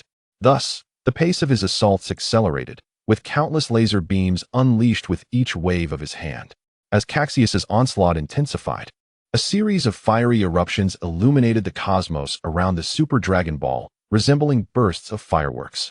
Each explosion signified the destruction of a spacecraft. Meanwhile, the auction continued unabated, with cosmic tycoons fervently competing, their bids soaring higher with each round. Observing the climbing prices, Tipoli's face flushed with excitement. For this crystal sphere was his own, and all proceeds from the auction were at his sole discretion. The higher the bids, the more exhilarated he became. This is bad, Lord Tipoli. Someone is attempting to seize the crystal sphere. Numerous guard ships have been annihilated. Just as Tipoli was reveling in the auction, a guard rushed over, shouting urgently. With a crack, Tipoli's wine glass shattered in his grip, the crimson liquid spilling onto the floor. His lips twitched, a fierce murderous intent flashing in his emerald eyes. He abruptly rose from the soft sofa, an overwhelming aura emanating from him, causing the guard to feel breathless and terrified. Are you saying someone dares to cause trouble in my territory? Tipoli seized the guard by the collar, pulling him close and coldly inquiring. Why yes. The guard trembled, his face ashen, devoid of color. Father, what are we waiting for? I shall immediately capture that audacious scoundrel for you to deal with. Ticurin rose, his tone icy. At that moment, Ticurin exuded a chilling aura. A whirlwind suddenly erupted, scattering nearby decorations and debris. Some nearby extraterrestrials were blown off balance, hurriedly ducking their heads as if wishing to hide. Good son, follow me. I wish to see who possesses the audacity to wreak havoc on my domain. Tipoli carelessly tossed aside the guard, his expression menacing as he spoke. Anyone daring to disrupt his business was effectively spitting on his authority, and for such individuals, only death could satiate his wrath. Yes, father, I can hardly wait to confront this audacious individual. How dare they interfere with our business? They must be impatient for their life. Ticurin's lips curled into a cruel smirk, a chilling murderous intent forming in his eyes. Let us go. With a sharp command, Tipoli led the way, father and son soaring into the air, flying straight toward Cassius, quickly becoming two black dots in the distance. Chapter 193, The Menacing Chi Duplication Technique. In the vast starry sky, golden lights flickered, Cassius continuously shot golden energy beams from his fingertips, obliterating wave after wave of approaching spacecraft. He understood that lingering in the vacuum of space was increasingly disadvantageous. Time was of the essence. In a swift teleportation, he appeared atop the Super Dragon Ball, his hands poised to manipulate it. However, just as he was about to unleash his time-space abilities, the surrounding space rippled ominously. An immense spatial tremor made the transfer exceedingly difficult, while two powerful presences rapidly approached. The overseers had arrived. Cassius furrowed his brow, catching sight of two streaks of light racing toward him, akin to arrows. They were two broad-shouldered extraterrestrials with dark red skin, equipped with 4 eyes and armored in scales. Their cold green eyes exuding an aura reminiscent of a frigid hell. The larger of the two possessed a battle power nearing 2 million, while the smaller one had only 95,000. Such strength was certainly formidable in the universe, yet insufficient in Cassius's eyes. He sensed their power, and a mysterious smile crossed his face. Ha! I was wondering who dared to disrupt my transaction. Turns out to be a mere child. Tippeli's eyes, sharp as a serpent's, fixed on Cassius, and he turned to his son with a laugh. Father, why waste words? Allow me to go and simply twist off his head. Ticurin grinned wickedly, tapping his ear-mounted scanner, the beeping sound echoing. A mere waste with a battle power of 50,000. Does he not know whose territory this is? Ticurin sneered as he approached Cassius, malice evident in his demeanor. Cassius sensed the thick malevolence emanating from Ticurin. Is he planning to strike at me? A cold smile crept onto Cassius's lips, his eyes glinting with brilliance. Huh! He exclaimed, unleashing a potent aura. His fingers forming a sword as a solid energy blade extended 2 meters. A dazzling light flashed, and Ticurin's body suddenly trembled. A massive head was sent flying, leaving a corpse that gushed blood from the neck. Why is my head so light? Is that my body? Ticurin's severed head lingered in the air, glancing back at his body in confusion. He then closed his eyes, never to awaken again. Witnessing this scene, Cassius calmly unleashed a burst of energy. Subsequently, a golden, translucent orb resembling a beautiful crystal enveloped Ticurin's head, which then exploded violently, annihilating it completely. My son. Tippeli gazed in disbelief at his offspring, effortlessly slain in a single blow, unleashing a cry of rage and sorrow. Witnessing his son's tragic demise before his eyes, an intense murderous intent erupted from Tippeli. You vile scoundrel, you concealed your strength. Tippeli's voice was low and menacing as he stared at Cassius. He was now consumed by rage, barely containing his anger. It was obvious. Cassius shrugged, spreading his hands, and said indifferently, I'll make you pay for my son's life. Tippeli's brutal voice roared. A cold, savage aura exploded outwards instantly. The deep, dark energy fluctuations were incredibly powerful and domineering, far surpassing anything Tychon could match. Come on then, if you dare. Cassius remained unfazed, letting the fierce wind whip his clothes around him, speaking in a light and arrogant tone. Then, a glint flashed in his eyes, and he uttered softly, Key clone technique. Instantly, a phantom slowly materialized before Cassius, and upon closer inspection, it looked exactly like Cassius. After Cassius appeared, he abruptly opened his cold, golden eyes. A powerful aura erupted from his body, surrounded by a blazing white flame. He immediately charged towards Tippeli. What? Tippeli's face paled in horror. He hadn't expected Cassius to have such a move, and he cried out in surprise. Boom! The fist's energy exploded, causing the void to tremble. With each exchange, ripples spread through the vacuum, then erupted with even greater power. In the blink of an eye, the two had exchanged blows no less than 100 times, and the fighting area had expanded to thousands of kilometers. Cassius's fist struck Tippeli's hard scales, causing him to scream in agony as scales flew off and flesh was mangled. Tippeli's seemingly powerful fists, however, struck Cassius as if tickling, causing no harm whatsoever. Whoosh! The two separated, streaking through space like 2 streaks of light. Their speed far exceeded the limits of naked eye observation. Each exchange of blows unleashed earth-shattering power. Lord Tychon was instantly killed in one move. Who was that guy fighting Lord Tippeli? He's terrifying. We don't know. The speed of the battle is so fast. We can't even see it. As the battle between Cassius and Tippeli continued, the aliens on the artificial metal planet watched in horror. They stared wide-eyed. But it was like a mirage. They couldn't see anything clearly. Quick, quick, everyone run. The aftershocks of the battle are getting stronger. We have to get out of here quickly, or it will affect us. Countless urgent shouts rang out, realizing the intensity of their battle. Sensing something was wrong, they scattered in all directions, fleeing as fast as mice before a cat. Damn it! Tipoli, thoroughly frustrated, coughed up blood, one of his white horns being forcibly broken off by Cassius's aura. Looking up, he saw Cassius watching him with great interest. That arrogant look made him feel as if he had swallowed a mouthful of blood. That guy's techniques were too bizarre. He could even create such a clone, and its strength was so great. 1,000 thoughts flashed through Tipoli's mind, and an unease immediately gripped his heart.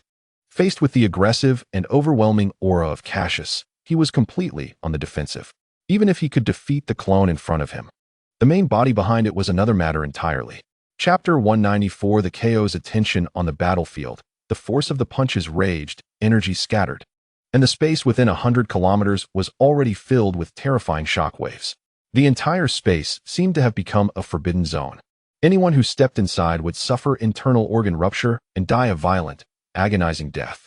Huff, huff, huff. Tipoli's heavy breathing filled the air. His strength was already nearly exhausted. His body was covered in blood, riddled with gashes, his skin torn open by the powerful force of the punches. He couldn't go on like this, or he would definitely die here, Tipoli thought to himself. Facing Cassius's seemingly tireless, energy-based clone, he felt immense pressure. Not to mention, Cassius was watching him intently, amusement on his face, as if dealing with him was effortless. Under this immense pressure, escape was impossible. Only a desperate fight offered any chance of survival. "Aya!" Tipoli roared, and with his roar, a nauseating dark aura suddenly expanded from his body. Transforming into endless, towering waves, it forcefully pushed everything around it aside. The heart began to pound violently, thump-thump, and the pair of eyes on the forehead, which had remained closed, suddenly opened. They were blood-red pupils, like two crystal agates, gleaming with a scarlet light, looking so terrifying. A deep sound suddenly spread across the battlefield. An intense sense of oppression instantly swept across the entire artificial metal planet, making everyone feel dizzy. It felt as if a 100-ton truck had crushed their chests, a sudden, overwhelming pressure, making even breathing extremely difficult. Oh, it can even increase combat power. Cassius's black hair was blown into disarray, but he still chuckled softly. I didn't expect that Tipoli's combat power could actually increase. All four eyes opened. The combat power suddenly increased from 2 million to 5 million. Not bad at all. However, Cassius's normal combat strength is currently 8 million. And his aura clone technique possesses 80 of that strength, so his 6 per million aura clone still easily overpowers him. Boom. A white aura suddenly erupted from Cassius's aura body, the sudden burst of white light as dazzling as the sun. What? This clone's strength can actually increase? Tipoli's face immediately darkened, his gaze turning to Cassius in astonishment. Cassius's strength far exceeded his expectations. Facing this unfathomable figure, he felt a deep-seated fear. He had originally thought that his full-force attack would easily defeat his opponent, but he hadn't expected his opponent to hold back. Whoosh! Cassius's cold pupils lit up, his body suddenly accelerating as he charged towards Tipoli. A white light shone from his fist, carrying the power to shatter mountains and collapse rocks as it hurtled towards him. Boom! A powerful force erupted from Tipoli's chest, the cracking of bones echoing incessantly. His chest caved in a fist's width. Puffed. Tipoli coughed up a mouthful of blood mixed with fragments of internal organs, which tumbled through the air like a kite with a broken string. His four eyes bulged out. His face contorted in agony. "Aya!" Tipoli screamed in agony. But at that moment, Cassius's tall figure soared above him. Key blast. Cassius's lips moved, his cold voice ringing out. He pressed his 5 fingers to his chest, a dazzling energy condensing in his palm, radiating a chilling aura. No. Boom. The dazzling energy pillar instantly engulfed Tipoli's figure. A deafening roar instantly reverberated through the heavens and earth. The solid, man-made metal planet's surface plummeted hundreds of meters, melted by the scorching heat. And countless wisps of magma surged forth. The entire planet shook violently, and the aliens were terrified, a chill running from their feet to their heads. Whoosh! After the energy blast dissipated, Cassius flew above the magma. Carefully observing the situation, he needed to ensure that Tipoli was completely dead. King Kai's planet. Golden clouds floated in the azure sky. A gentle breeze rustled the grass, and the entire dimension was filled with a peaceful, sacred atmosphere. the green-skinned king of the realm, with a serious expression, was intently observing the events unfolding in the lower realm. As a sovereign burdened with countless responsibilities, the tasks he had to address were indeed overwhelming. He had long desired to eradicate a malignant entity like Tibeli, yet he found himself hindered by a lack of capable subordinates, leaving his intentions unrealized. If only that human could assist him in eliminating Tibeli, it would be a most fortuitous outcome. Could it be that the nefarious Tibeli has truly met his end? The king murmured to himself. Given the intensity of the recent energy attack, it seemed implausible for Tibeli to have survived. However, an unsettling feeling lingered in his heart. Suddenly, amidst the chaotic energies of the battlefield, he sensed the chilling presence of Tibeli still lingering. Wait, that is Tibeli's aura. He is still alive. The king exclaimed loudly. Cassius was darting through the air above the lava, meticulously investigating when he suddenly gasped in surprise. Tibeli's life force was remarkably resilient. After enduring such a tremendous assault, he still managed to survive. The moment this thought crossed his mind, the lava began to bubble violently, and a dark red figure shot forth from the molten mass like an arrow. Tibeli screamed in rage, his appearance a pitiful sight, as if he had been roasted, his scales having fallen away to reveal charred flesh beneath. I will kill you. I will kill you. Tibeli's voice was filled with a near-manic fury. During the moment he was engulfed by Cassius's energy wave, he had sensed the breath of death creeping upon him. Fortunately, he had reacted swiftly, casting a layer of energy defense around himself, which spared him from obliteration.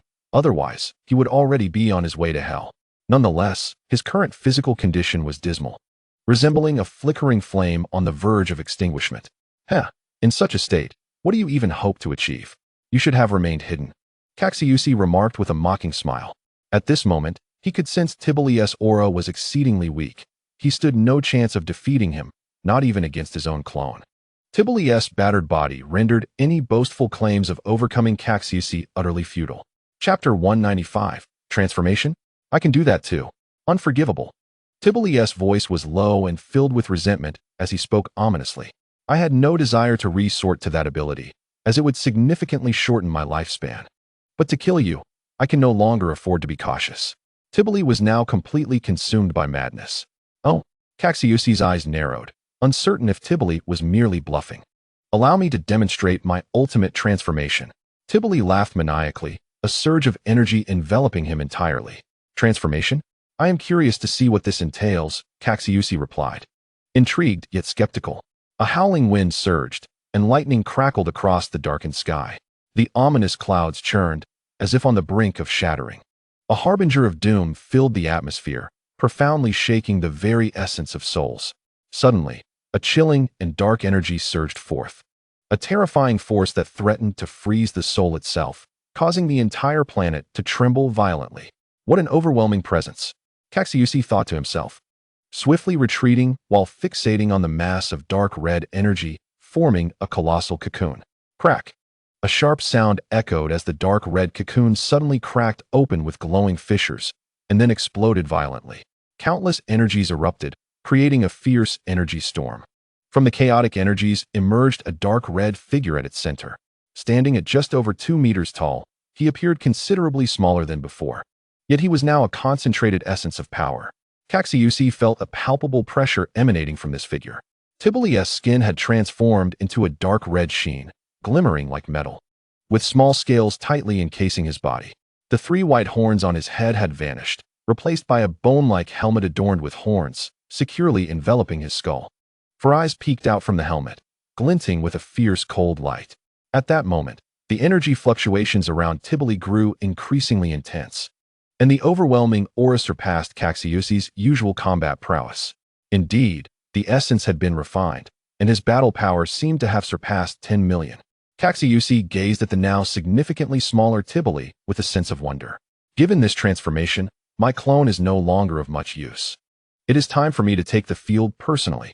A calm smile crossed Cassius's lips, and with a flicker of thought, his energy clone dissipated into motes of light scattered across the cosmos. You are stepping into the fray yourself? It matters not. I shall personally ensure your demise. Tibeli grinned cruelly, invigorated by the explosive power coursing through his muscles. This transformation into an ultimate form was immensely taxing on his lifespan, a consumption of life itself. He had been reluctant to resort to it until now. Do not speak so confidently. Let us engage in battle first, Cassius retorted with a cold chuckle. In an instant, he became a streak of light, darting through the sky. Bang! A tremendous collision reverberated as Cassius's body tensed suddenly. A crimson energy wave surged toward him from behind. Cassius swung his arm, forming a fist that glowed with intense light, and struck the incoming crimson energy wave, redirecting it into the vastness of outer space. A jolt resonated through Cassius's arm, sending a tingling sensation through his palm. However, at that moment, Tbili's figure suddenly appeared beside Cassius, pressing close as they flew together. Boom! The shadows of their fists intertwined, and a fierce wind accompanied by tremendous force erupted as the two engaged in a heated battle. Yet, post-transformation, Tbili's strength surpassed Cassius's usual combat power of 8 million. Cassius soon found himself battered and bruised. It's over. Tibili has been forced to utilize his ultimate transformation. And now it is a fight to the death. A group of extraterrestrials watched in horror as the two battled above, their faces etched with fear. Quickly, we must leave. We must flee. A chorus of terrified voices echoed from the merchants of the cosmos as they urged their subordinates to escape.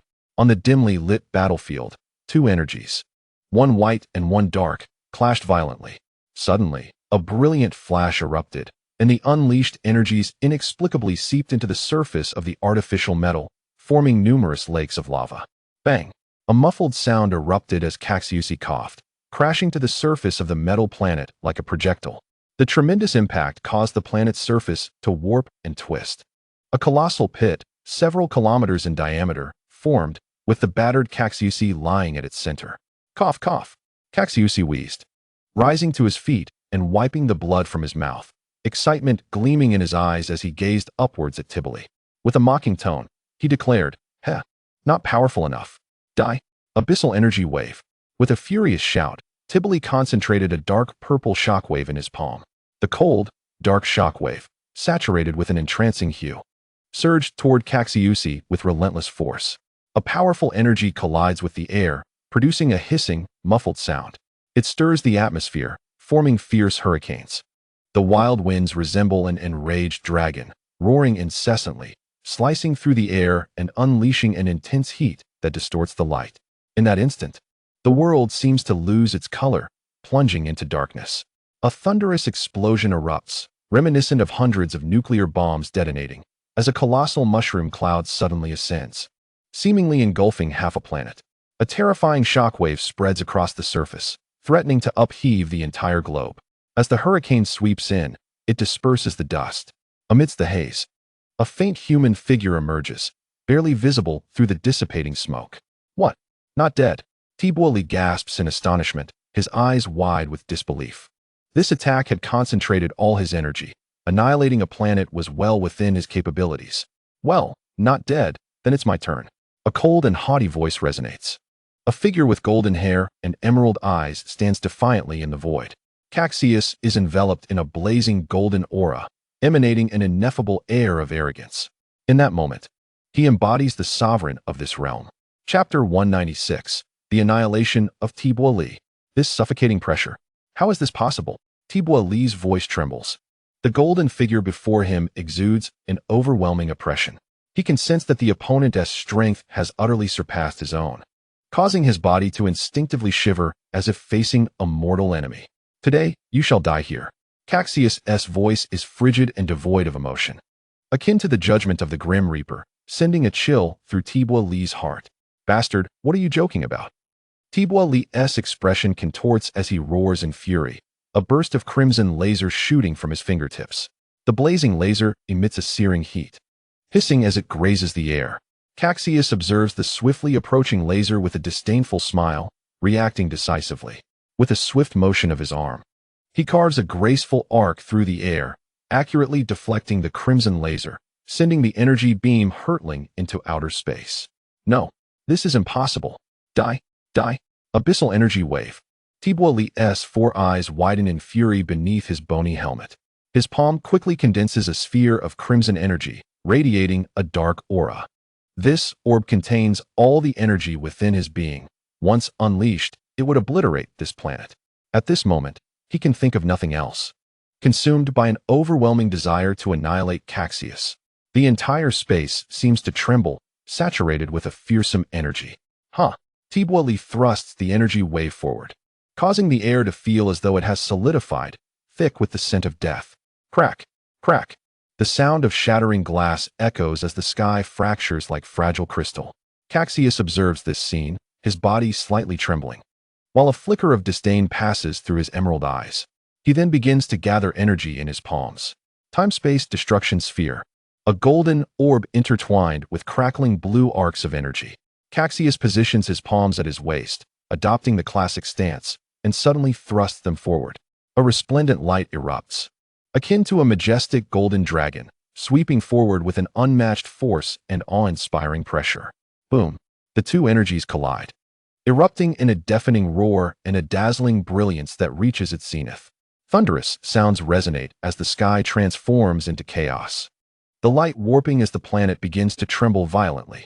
The golden dragon opens its massive maw, revealing sharp fangs, and with boundless energy, quickly engulfs the dark energy pillar. No! A heart-wrenching scream pierces the air as Tibwali, face twisted in horror and defiance, is consumed by the golden energy. Lightning dances across his form, his body charred, then torn asunder, disintegrating into nothingness amidst the torrent of energy. The golden dragon, undeterred, continues its assault on the artificial metallic planet. Crack! Without encountering any resistance, the core of the artificial planet is instantly pierced. Violent energy erupts from the other side, shooting into the depths of the cosmos. As the planet is breached, it begins to disintegrate, colossal fragments tearing apart, scattering into the vacuum of space. Countless metallic debris float in the void, while the bodies of those who failed to escape hang suspended in the cosmos, presenting a chilling sight, as if this place has transformed into an interstellar graveyard. Humph! Cassius casts a cold glance at the scene before turning to collect the Super Dragon Balls. On Kai Wangxing, Tibwali, this nefarious individual, has finally been vanquished. Kai Wang exhales deeply, observing the aftermath. Meanwhile, some fortunate survivors glance back at the disintegrating metallic planet, feelings of horror overwhelming them as they rejoice in their survival. Tibwali is finished. The black market has been destroyed, but I am still alive. A plump alien wipes the sweat from his brow, appearing utterly drained. That black-haired fellow is formidable. Having slain Lord Tibwali, upon returning to my territory, I must post his portrait to warn my subordinates not to provoke him. Nearby, his guards nod in agreement, equally astonished. By the way, has that fellow Bulosi returned alive? Suddenly, the plump alien casually inquires. Bulosi, who resides near his planetary domain, has always maintained a close friendship with him, and they had come together this time. My lord, it seems Lord Bulosi has perished here. A guard recalls with seriousness. Oh, so his territory is now leaderless. In an instant, a devious thought crosses the plump alien's mind, a sinister smile spreading across his face. Does my lord intend to attack? His guard responds with a similarly malicious expression. Yes, this time I came to purchase slaves, yet I returned empty-handed, suffering significant losses. I must recover something. With this thought, the plump alien feels a sense of balance restored. Many survivors share his sentiments. Each of these cosmic merchants is astute, with so many leaders of dark forces perishing. Their territories lie unguarded. It would be a pity not to seize this opportunity. Indeed, my lord, upon our return, we shall sharpen our swords and prepare for war. The guards immediately echo their agreement, knowing that once war commences, merit will follow, and the threshold for promotion will be crossed. Yes, splendid. Once we conquer Bulosi's territory, not only will we recover our losses, but our strength will surge exponentially, a double boon. Fight valiantly, and your rewards shall be plentiful. The plump extraterrestrial beamed with a radiant smile, while simultaneously sketching a large pancake for the guards to enjoy. As for the so-called black market, perhaps in the future, it will be supplanted by a white market or a yellow market. However, such matters are of concern only to the significant figures. They simply need to focus on their own businesses. Chapter 197. The request from the Kaioshin at that moment, after transferring the Super Dragon Ball. The previously discovered Dragon Balls erupted in a dazzling display of light alongside another Dragon Ball, accompanied by a low humming and rhythmic pulsation. It resembled the twinkling of distant stars. Yet, the last Super Dragon Ball remained elusive, shrouded in mystery. Reflecting on this final Super Dragon Ball, Cassius furrowed his brow. It was likely concealed by Bados, who, according to her previous words, desired to hinder him from easily locating the Super Dragon Balls. Cassius pondered silently. The angel race, positioned at the pinnacle of the cosmos, should not be trying to complicate his endeavors. He could not comprehend why Bados would target him. Was it truly because the god of destruction, Shangpa, would blame her if he succeeded too easily? Caxius let out a bitter laugh. Her casual actions had indeed caused him considerable trouble. Nevertheless, it was best to search for any clues, for only the final Dragon Ball remained. And he could not afford to give up now. With a resolute expression, Caxius utilized spatial movement once more and embarked on his quest for the Super Dragon Balls. In another realm, the god of destruction's domain was engulfed in boundless purple lightning, while colossal roots of the divine tree intertwined throughout the realm. A lake with a hint of purple shimmered gently as the breeze caressed its tranquil surface, creating ripples. The surrounding grass swayed gracefully with the wind. Bados sat upon the ground, her soft silver-gray hair dancing in the breeze, and her ample divine robe could not conceal her alluring figure, which exuded both elegance and strength. A subtle smile graced her lips as her bright eyes focused on the image within the crystal ball of her staff. Oh, this little being from the 7th universe is truly remarkable. He appears to be a Saiyan and exhibits a strong sense of justice. However, his energy is not sufficiently refined and requires further honing. Bados lightly covered her lips with her hand, a glimmer of amusement in her gaze. A week later, while Caxius aimlessly searched for the Super Dragon Balls in the cosmos, feeling utterly bewildered, a melodious and ethereal voice resonated in his ears. Saiyan warrior, please lend me your ear. Who is it? Caxius halted his search, his face a picture of confusion. I am the Cassius of the North Galaxy, currently communicating with you through thought. The voice continued. The North Cassius. The title flashed in Caxius's mind like a bolt of lightning. Yet, he was uncertain as to why the Cassius was interested in him, so he inquired nonchalantly, what is it that you seek from me? As the Cassius of the North Galaxy, Caxius was skeptical that the Cassius would engage in telepathic communication without reason. Ah, young man, you are of the righteous Saiyan lineage. I have been observing you since your battle with Tibeli. I see you are in search of that orange-red crystal sphere. I happen to possess information about its whereabouts and would like to propose a trade. Why not come to my Cassius planet so we can discuss this further? The North Cassius warmly invited. Very well, I shall come at once. After a brief moment of contemplation, Caxius nodded and began to locate the position of the Cassius planet, swiftly honing in on a specific location. Caxius's figure then teleported directly there. In a higher dimensional space, an endless azure sky floated above, adorned with golden clouds that drifted like a golden sea in the wind. The Cassius planet was enveloped by these golden clouds, exuding an air of tranquility and sanctity. Mere moments later, a brilliant light flickered on the Cassius planet, and Caxius's figure materialized before the Cassius. What incredible speed! The Cassius exclaimed in surprise, having anticipated that Caxius would take longer to arrive. As Caxius appeared on the Cassius planet, a powerful gravitational force immediately acted upon him. His body trembled slightly, but he quickly adjusted to the gravity without any hesitation. 30 times gravity, Caxius remarked with a calm smile. This level of gravity posed no burden for him, just as in the original tale. When Suin Wukong reached a battle power of 90,000, he could overcome 100 times gravity effortlessly. At this moment, with Caxius's battle power of 8 million, even 500 times gravity would be easily manageable. After a brief assessment of the gravity on the Cassius planet, Caxius soon noticed that it had a diameter of over 5,000 meters, covered in lush green grass. A path of blue stones was bordered by dense shrubs, far larger than the Cassius planet in the 7th universe. This is the size befitting a Cassius's divine planet, Caxius mused. The Cassius planet of the North Galaxy had been diminished in size due to the destruction wrought by the god of destruction, Bylus. It was said that the North Cassius once possessed a vast divine planet. Welcome to my realm, the North Cassius's voice resonated. Caxius turned to follow the sound and beheld a slender figure with green skin standing before him, dressed in the green attire of a Cassius, adorned with antennae reminiscent of antennae. Greetings, Cassius. May I inquire what transaction you wish to propose? Caxius asked respectfully yet assertively. Haha. I have been observing you for some time and noticed you are in pursuit of that orange-red crystal sphere. I happen to know the location of another one. The Cassian chuckled, turning his back to Cassius and walking slowly in another direction. What do you require of me, Your Excellency? Cassius felt a surge of excitement and hurriedly followed. Indeed, I am aware that you have recently dealt with the nefarious Tibble and his son. However, other malevolent forces will soon establish a black market of their own, the Cassian explained. And your intention is? Cassius furrowed his brow, recognizing the complexities of the dark forces scattered throughout the cosmos. Tracking them down would be a formidable challenge for an outsider like him, consuming considerable time and effort. Correct. But not to eradicate all dark forces in the universe, rather to eliminate a select few influential and powerful individuals. With Tibble now deceased, those individuals are likely to become restless. If we remove them, the universe may enjoy a decade or more of peace, the Cassian said earnestly.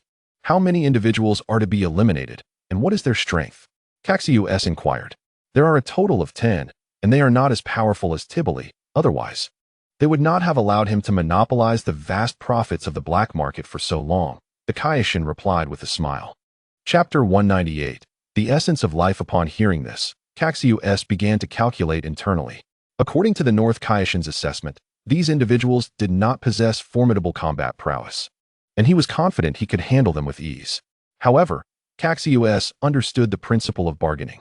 Exchanging the information of a Super Dragon Ball for his assistance seemed insufficient.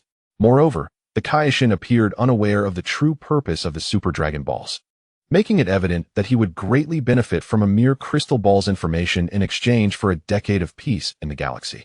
Thus, Cassius feigned deep contemplation, and after a moment, he shook his head and spoke.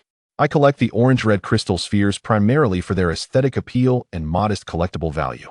However, to expect me to part with one for just a single piece of information seems rather unworthy.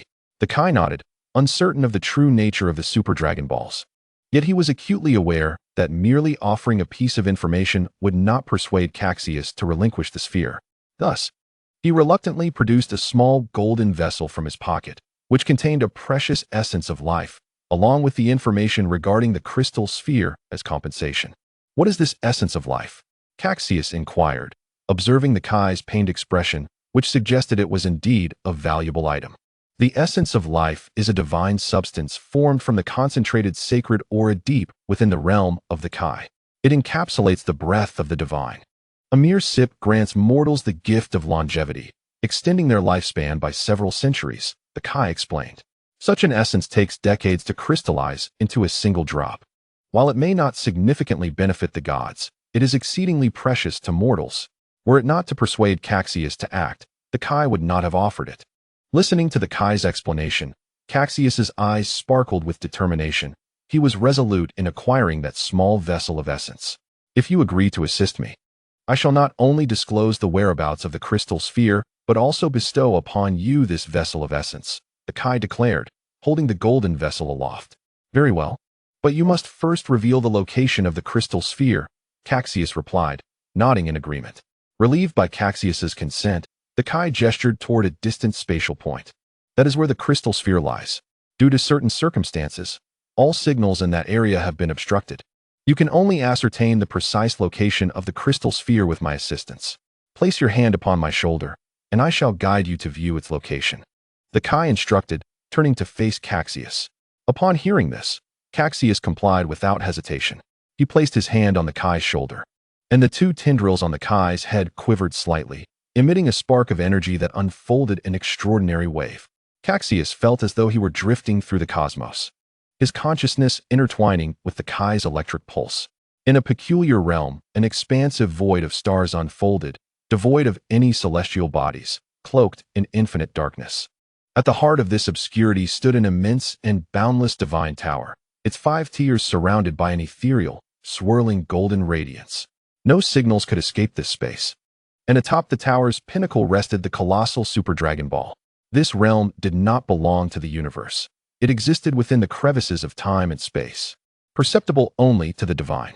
The tower and the crystal sphere had only recently manifested. If you possess the ability, you may attempt to retrieve the crystal sphere. The Kai spoke softly, eyes closed.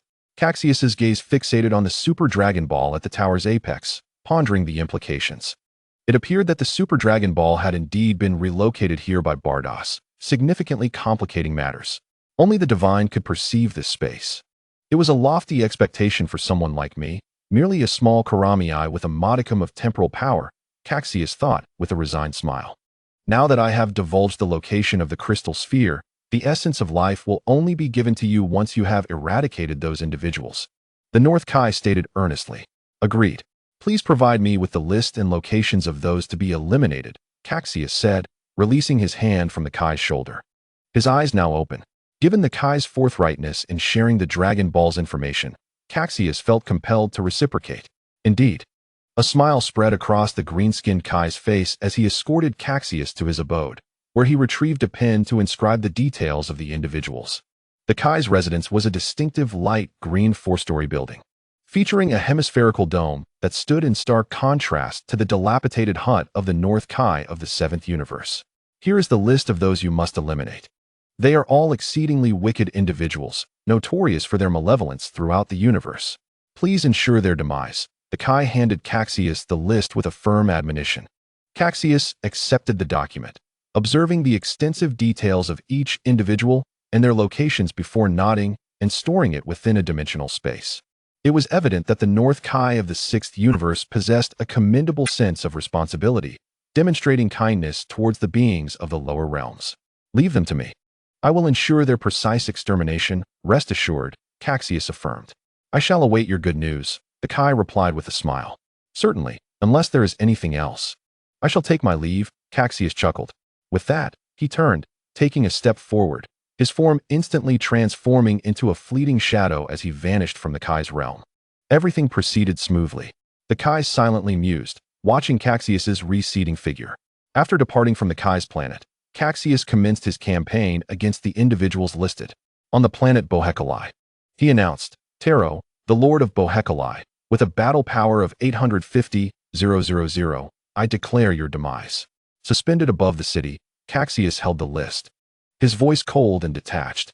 Below, Taro was already bowing under Cassius's overwhelming presence, beads of sweat forming on his brow, his face a mask of terror. No, no. Please don't kill me. I will give you anything you desire. Taro shrieked in abject fear. However, the only response he received was a ruthless golden energy wave. With a resounding explosion, dust and debris filled the air. In an instant, Cassius vanished from sight. Similar events unfolded across other planets. Xinct, I declare your demise. Find it. I announce your death. Endless, your time has come. The chilling voice resonated, accompanied by a flash of golden light. All returned to tranquility. Chapter 199, The Divine Tower Time. Like a fleeting shadow, passed swiftly. In the blink of an eye, over a dozen days had elapsed. Cassius visited a planet nearly every day, and soon the individuals on the Kai's list had all been eliminated. The news of the downfall of those formidable figures within the dark forces ignited a tremendous uproar, sending shockwaves throughout the galaxy. In the wake of Cassius's relentless assassinations, the dark forces of the galaxy began to retreat. Those once eager for confrontation quickly concealed themselves. The North Galaxy enjoyed at least a decade of peace. Upon completing his mission, Cassius was rewarded with the essence of life from the Kai. Carefully accepting the small golden vessel, Cassius's face lit up with joy as he delicately stored it within the dimensional space. This essence, with a single sip, could grant mortals several hundred years of life. This small vessel was sufficient for dozens to partake. With the essence of life secured, Cassius's sole purpose for remaining in the Sixth Universe was now the pursuit of the Seventh Super Dragon Ball. Yet, recalling the immense divine tower glimpsed in passing, Cassius knew that acquiring the final Dragon Ball would not be a simple endeavor. He prepared himself for a prolonged struggle, aware that Bardos had orchestrated such a mysterious location, making the difficulty unpredictable. In the enigmatic space between time and reality, enveloped in a profound darkness devoid of light, Cassius arrived at the scene, gazing in awe at the inscrutable divine tower. In the boundless expanse of interstellar space, devoid of any celestial bodies, a divine tower is enveloped by a shimmering golden mist that flows like water. Within this ethereal and illusory tower, layers upon layers are supported by golden pillars, seemingly floating in midair. The tower is immensely vast, capable of accommodating over 100 Earths, rendering a person standing within it smaller than the grains of sand on a beach. At its pinnacle, a resplendent orange-red crystal sphere stands majestically, akin to a precious gem.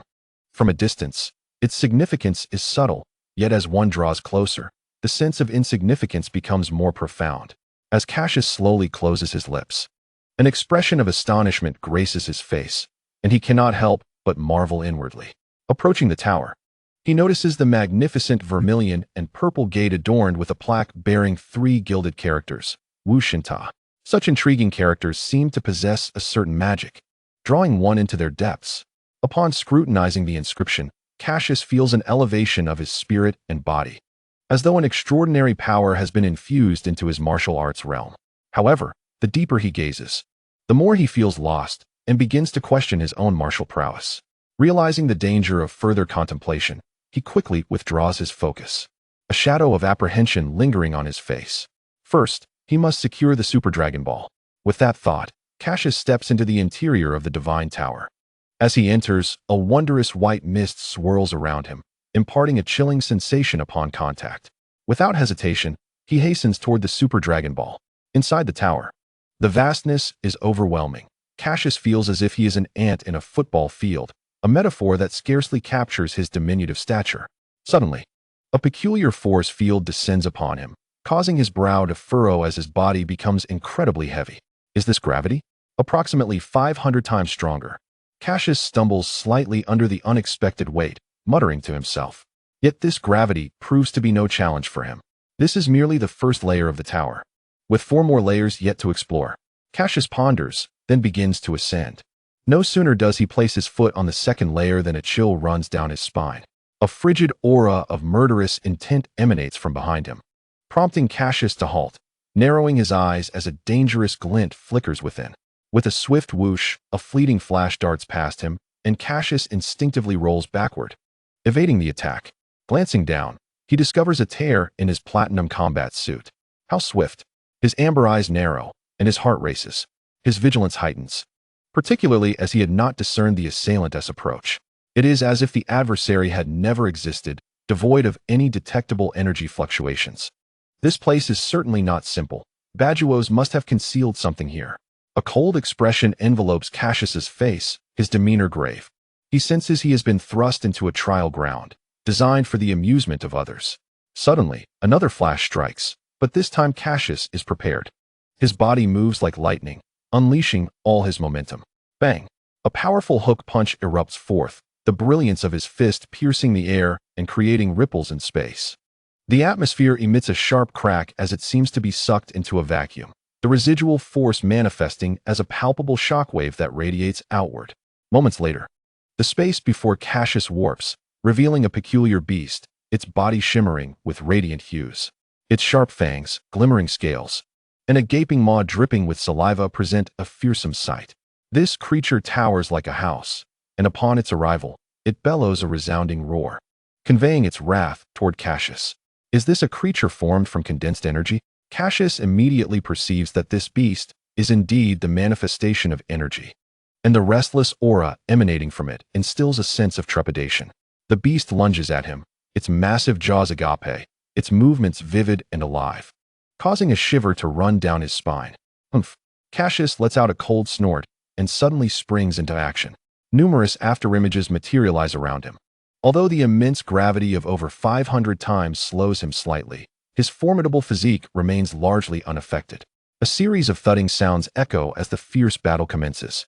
Waves of azure energy blasts, accompanied by the sound of slicing air, are hurled toward the beast.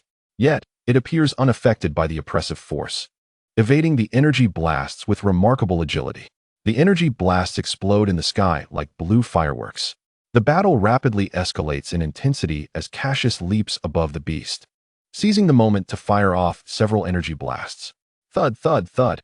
The energy blasts strike the creature's back with precision, producing a deep, resonant sound as they erupt into fiery red flames, ascending into the air. The fierce energy attack leaves the beast's scales in tatters, rendering its form increasingly ethereal. The beast howls in agony, but before Cassius can revel in his success, he senses a whistling sound approaching from behind. Upon turning, He sees the beast's whip-like tail slicing through the air. With a resounding crack, it strikes him fiercely across the back, sending him hurtling toward the ground. The force is immense, akin to being struck by a train, propelling him hundreds of kilometers away. In a moment of urgency, he retaliates with an energy blast, using the rebound to mitigate the downward force, landing gracefully as if on a swing. Turning back, he finds the beast glaring at him with furious eyes, its gaze growing increasingly savage and bloodthirsty. Its massive head emits a deafening roar, causing the surrounding space to ripple with an eerie resonance. The creature, with the power to shake mountains, charges swiftly toward Cassius. "Come at me." A glint of cold determination flickers in Cassius's eyes as he bellows. Bang! Cassius soars into the air, unleashing a fierce charge toward the beast at a speed almost imperceptible to the naked eye. Bang! Upon collision, the entire space seems to tremble, sending ripples cascading outward. Damn beast, what immense strength! Cassius curses under his breath, his arm tingling from the impact. He quickly retreats, maintaining a safe distance to observe. The divine tower exudes an air of mystery. Cassius surmises that this must be a place where Bajuos trains heirs to become destroyers. In the cosmos, those with the potential to become destroyers typically come here to receive guidance from angels, preparing them for such a destiny. Of course, this does not imply that Bajuos believes Cassius possesses divine potential. The difficulty here is certainly reduced significantly. Yet, to obtain the Super Dragon Ball, Cassius must continue his ascent. To attain what one desires, one must continue to ascend. Cassius beamed with a broad smile, his thoughts crystal clear, instantly filled with exhilaration. The creature's power was not overwhelmingly strong. Cassius had merely tested its waters before, and after a period of acclimatization, he felt capable of utterly vanquishing it. With this thought in mind, a gleam of brilliance flickered in Cassius's eyes as he observed the colossal figure of the beast soaring into the air. Without hesitation, he launched himself into a furious dive towards the monster. A tremendous crash resonated through the air as the beast's massive form was struck by an immense force, tumbling helplessly backward in a series of somersaults. Roaring in apparent indignation, the creature unleashed a furious howl, revealing its razor-sharp fangs, glinting like venomous serpents in the light. It charged at Cassius, its deafening roar echoing like a tangible force. Cassius stood his ground, his gaze filled with the fire of battle. Suddenly, he began to concentrate a brilliant blue energy in his hands, compressing it relentlessly into a ray of destruction.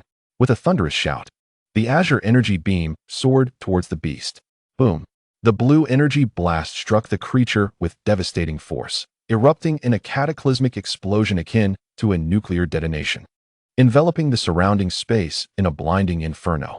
A mournful wail echoed as the creature struggled, yet ultimately dissipated within the obliterating energy column. With 3 levels remaining, Cassius pondered what formidable adversaries he might encounter next. With a solemn expression, he remarked on the profound experience. Yet soon after, a fierce determination ignited in his eyes. Regardless of the challenges ahead, he would not relinquish his pursuit of the Super Dragon Balls. Within the vast expanse of the Martial God Tower, encountering such powerful beings was undoubtedly a splendid training ground for him. Saiyans are never lacking in the will to fight. Combat serves as the spice of their existence. Influenced by this, Cassius yearned for battle. On the 3rd level, Cassius was fortunate enough to encounter yet another creature. This one resembled a colossal energy beast akin to a dragon, its body adorned with hard, dense scales, seamless and naturally formed, with claws sharp enough to slice through stone. This creature's strength surpassed that of the previous monster by several folds, requiring Cassius to exert much more effort to subdue it. After defeating this beast, Cassius continued his ascent.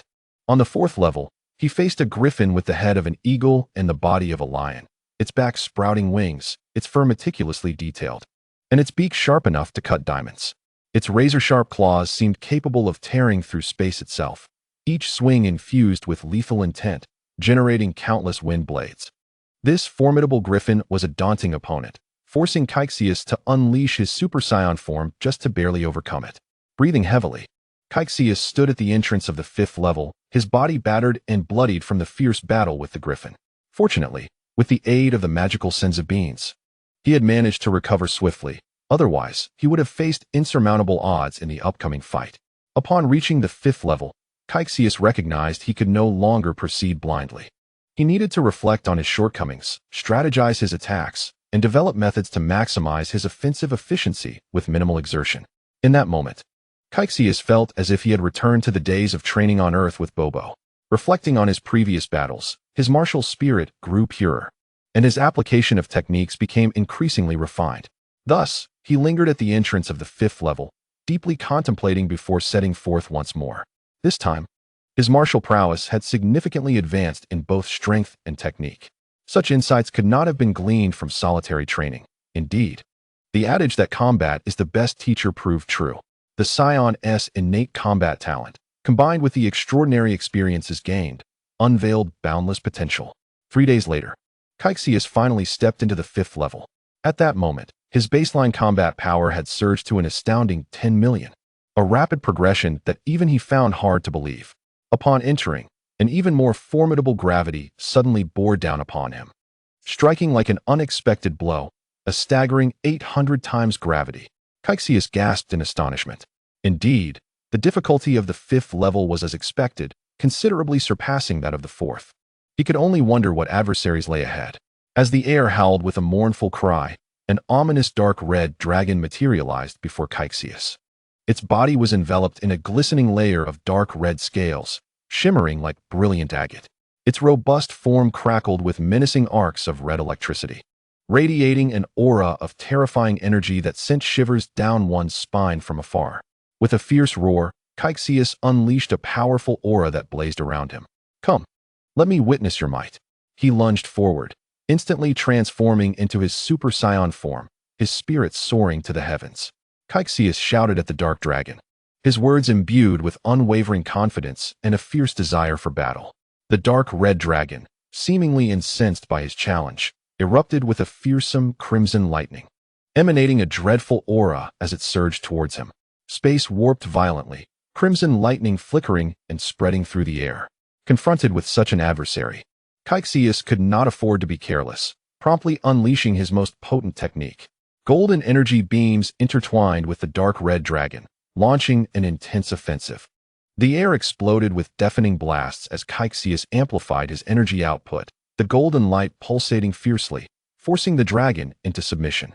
With a final, despairing cry, the dark red dragon was engulfed in a colossal energy surge, crushed and torn apart. In an instant, time and space around it seemed to freeze. Accompanied by the deafening sound of rending, the fabric of space fractured like shattered glass. Waves of shockwaves radiated outward, causing ripples to spread across the void. After a long moment, the chaotic energy gradually subsided, and tranquility returned to the space. At long last, Cassius triumphed over the final beast, nearing the pinnacle of the tower. "I have succeeded, and my baseline combat power has surpassed 10 million. Cassius gasped, his face alight with fervent excitement. This day marked his 18th birthday. In the realm of destruction, Babidi gracefully traversed the void, her staff emitting ripples as she assessed the operational status of various planets within the realm, setting their trajectories to prevent collisions with the planet of destruction.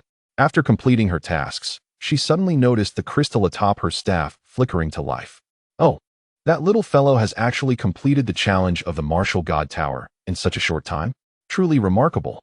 Bajuosi wore a look of mild surprise as a gentle breeze caressed his silver-gray hair, a soft smile gracing his lips. "In that case, let him take the Dragon Ball. Even if Xiangpa Darren were to learn of it, he would have little to say." Bajuosi chuckled, grasped his divine staff, and gently thrust it downward, sending delicate ripples of space swirling outward. Immediately, a brilliant light shot into the sky, and Bajuosi's figure vanished from the realm of the destroyers. Here, at the pinnacle of the tower, Cassius continued to ascend, arriving at the summit with a sense of nostalgia. Unlike the previous layers, the space at the pinnacle was once again constricted. As he gazed around, he observed an expansive area, devoid of any protruding objects, tranquil as a mirror. Raising his head, he beheld a colossal orange-red crystal sphere suspended in midair, approximately several thousand kilometers above the ground. The final Dragon Ball was right here. Obtaining it would allow him to summon the Super Shenron. Cassius could hardly contain his excitement, his eyes alight with fervent anticipation. In a flash, he left behind an afterimage, darting towards the Super Dragon Ball like a bolt of lightning. Given Cassius's speed, such a distance was but a fleeting moment. Boom! A muffled thud echoed, as if he had collided with something, and Cassius's body was abruptly rebounded. The impact felt akin to striking a membrane, gentle and not harsh. Thus, Cassius sustained no injury, merely feeling a peculiar sensation. What is this? He wondered, reaching out into the void. He soon discovered a membrane-like substance not far from the Super Dragon Ball, acting as a wall that separated him from it. After considerable exploration along this thin membrane, Cassius was unable to find a way through. Clearly, without removing this membrane, he could not procure the Super Dragon Ball. Damn it, the Dragon Ball is so close. Let me see if I can tear this membrane apart. Cassius cursed inwardly, preparing to blast it open with a ki wave. Boom! A magnificent ki wave sliced through the air, striking the surface of the membrane with tremendous force. Yet, as it neared the Super Dragon Ball, it abruptly dissipated, as if colliding with an impenetrable iron wall. The wave transformed into a scattering of energy, vanishing into nothingness. How am I supposed to obtain the Super Dragon Ball now? Cassius exclaimed, his expression darkening. He had already exerted 70% of his strength, yet the membrane remained unmoved. It was evident that Bajuosi's final test could not be resolved through sheer brute force. Calming himself, Cassius began to ponder a method to breach the membrane. Suddenly, an epiphany struck him like a bolt from the blue, illuminating his mind. The power of time and space. Bajuosi had certainly employed temporal forces to relocate the Super Dragon Ball. Therefore, this membrane obstructing his access to it was likely composed of temporal energy. A bright glimmer sparked in Cassius's eyes. Gently pressing his hand against the membrane, he began to attune himself to it. Indeed, he sensed an aura akin to temporal energy emanating from it. It was indeed composed of temporal energy. Cassius exhaled in astonishment, a confident smile emerging on his handsome face. Now that he understood the composition of this membrane, the rest would be manageable. Taking a deep breath, Cassius summoned the temporal energy within him. Instantly, a golden orb of energy surged forth, crackling as it enveloped the membrane. In the blink of an eye, the seemingly gentle yet profoundly unsettling temporal energy began to spread across the surface of the membrane. Suddenly, the membrane began to twist and dissolve. The material composed of temporal energy melting away like ice and snow. With a crack, it shattered like glass, the membrane swirling and collapsing until it transformed into luminous points, dissipating into the ether. With the membrane removed, Cassius could finally approach the Super Dragon Ball. As he caressed its smooth surface, a genuine smile spread across his face. At last, I have found you. The final Super Dragon Ball was indeed a challenge. As Cassius contemplated this, he began to move the Super Dragon Ball. Just then, applause echoed in his ears, causing him to halt and look up warily. A young girl clad in a flowing robe, her silver hair billowing, hovered above the Super Dragon Ball. A white halo floated around her neck, her silvery hair styled into a high ponytail, and her divine staff floated around her as she clapped her hands toward Cassius. Angel Bajuosi, Cassius exclaimed in shock, his heart nearly skipping a beat as he gazed at the figure suspended in midair. Oh dear, little one from the seventh universe, you appear quite astonished to see me. But fear not, I keep my promises. Since you have found the wish orbs left by the dragon god Salama through your own strength, I shall take the liberty of bestowing them upon you, Bajuosi said, floating gracefully before Cassius with her divine staff in hand. Upon hearing Bajuosi's words, Cassius's tense demeanor relaxed considerably. His greatest fear was that Bajuosi would take action against him. The strength of an angel was beyond his imagination, and even his transformation into a Super Saiyan god would be of little use. Thank you, Cassius replied respectfully. Oh, I did not expect this Saiyan from the seventh universe to possess temporal power. It is indeed rare. Moreover, in such a short time, your battle prowess has significantly increased. A gentle smile graced Bajuosi's face, but her tone shifted to a more serious note. However, I must caution you that temporal power is a highly peculiar force. If misused, it can lead to temporal chaos, resulting in dire consequences.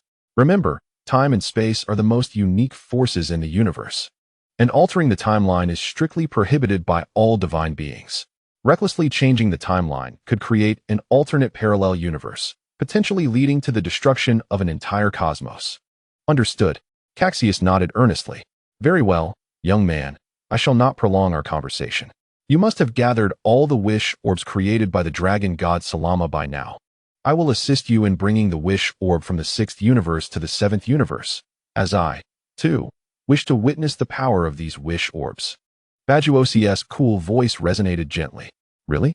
Cassius responded, momentarily taken aback, before his expression brightened. He had been fretting over how to transport the Super Dragon Balls back to the 7th universe, and now that Bajuosi was willing to assist, it was indeed fortuitous. Then, as if recalling something, Cassius turned to Bajuosi and inquired, "May I ask how to address you?" "Just call me Bajuosi," she replied calmly. "Miss Bajuosi, could you assist me in transporting the Dragon Balls I collected in the 7th universe to the 6th universe? I wish to summon the Super Shenron here." Cassius elaborated. Considering the risks of summoning the Super Shenron, he feared that the energy might alert Vis and the Destroyer Bylus in the 7th universe. With the assistance of the Angel Bajuosi in the 6th universe, and with the Destroyer Xiangpa, who was not as astute as Bylus, it would likely be more discreet. "Oh, you wish to use the Super Dragon Balls in the 6th universe?" Bajuos cast a surprised glance at Caxiusi, not expecting this young Saiyan before her to dare summon the Super Dragon in the lair of their enemies. Indeed, Caxiusi nodded. "If that is the case, come with me. I shall take you back to the 7th universe to retrieve those wish orbs." Bajuos waved her staff, slightly tapping it in the void. Instantly, a cascade of vibrant colors enveloped them, and a colorful wormhole materialized, its space twisting and winding like a sci-fi time tunnel connecting distant realms. However, Bajuos's method of traversing dimensions was evidently far more sophisticated, allowing her to bridge the gap between two universes directly. Whoosh! Moments later, in the profound darkness of the 7th universe, a particular space began to ripple, and a colorful wormhole abruptly tore open, from which emerged two figures. "Where have you hidden those wish orbs?" Bajuos inquired of Caxiusi beside her.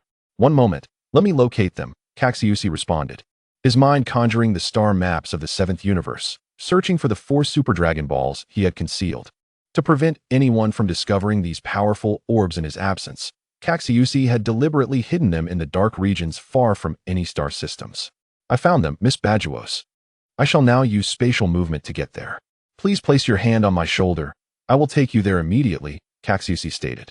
"All right," Bajuos replied with a smile, gently resting her delicate hands on Caxiusi's shoulder. Observing this, Caxiusi smiled in return, realizing that perhaps angels were not so difficult to interact with after all. He closed his eyes, the locations of the 4 Super Dragon Balls crystallizing in his mind. Whoosh! In an instant, Caxiusi and Bajuos found themselves at the concealed location of the Super Dragon Balls. Surrounded by an absence of stars, the area resembled a desolate void. In this dark and empty expanse, only 4 colossal Super Dragon Balls emitted a faint orange glow, pulsating rhythmically. "These are the wish orbs of the 7th universe. The rest is up to me." Bajuos's cool voice resonated as she waved her staff. The 4 humming Super Dragon Balls suddenly moved, as if propelled by invisible hands. With a swish, the orbs left behind massive ethereal shadows and vanished into thin air. "Let us proceed," came a calm voice. Chapter 203, Summon the Super Dragon. In the 6th universe, the 7 Super Dragon Balls finally converged. At this moment, in the vast expanse of cosmic space, the 7 enormous Dragon Balls were neatly arranged, presenting a magnificent sight. Buzz! The gathered Super Dragon Balls appeared to be drawn together by an unseen force. The frequency of their glowing intensified, each flicker resonating like a dragon's roar. "Let us commence," Bajuos stated softly, stepping back while holding her staff, her refined face revealing a hint of curiosity. Caxiusi stepped forward to stand before the 7 majestic Super Dragon Balls. Taking a deep breath, he called out in the divine tongue, "Arise, dragon." As soon as he uttered these words, Bajuos glanced at him with surprise, astonished that this young scion possessed knowledge of the divine language. Buzz, buzz, buzz.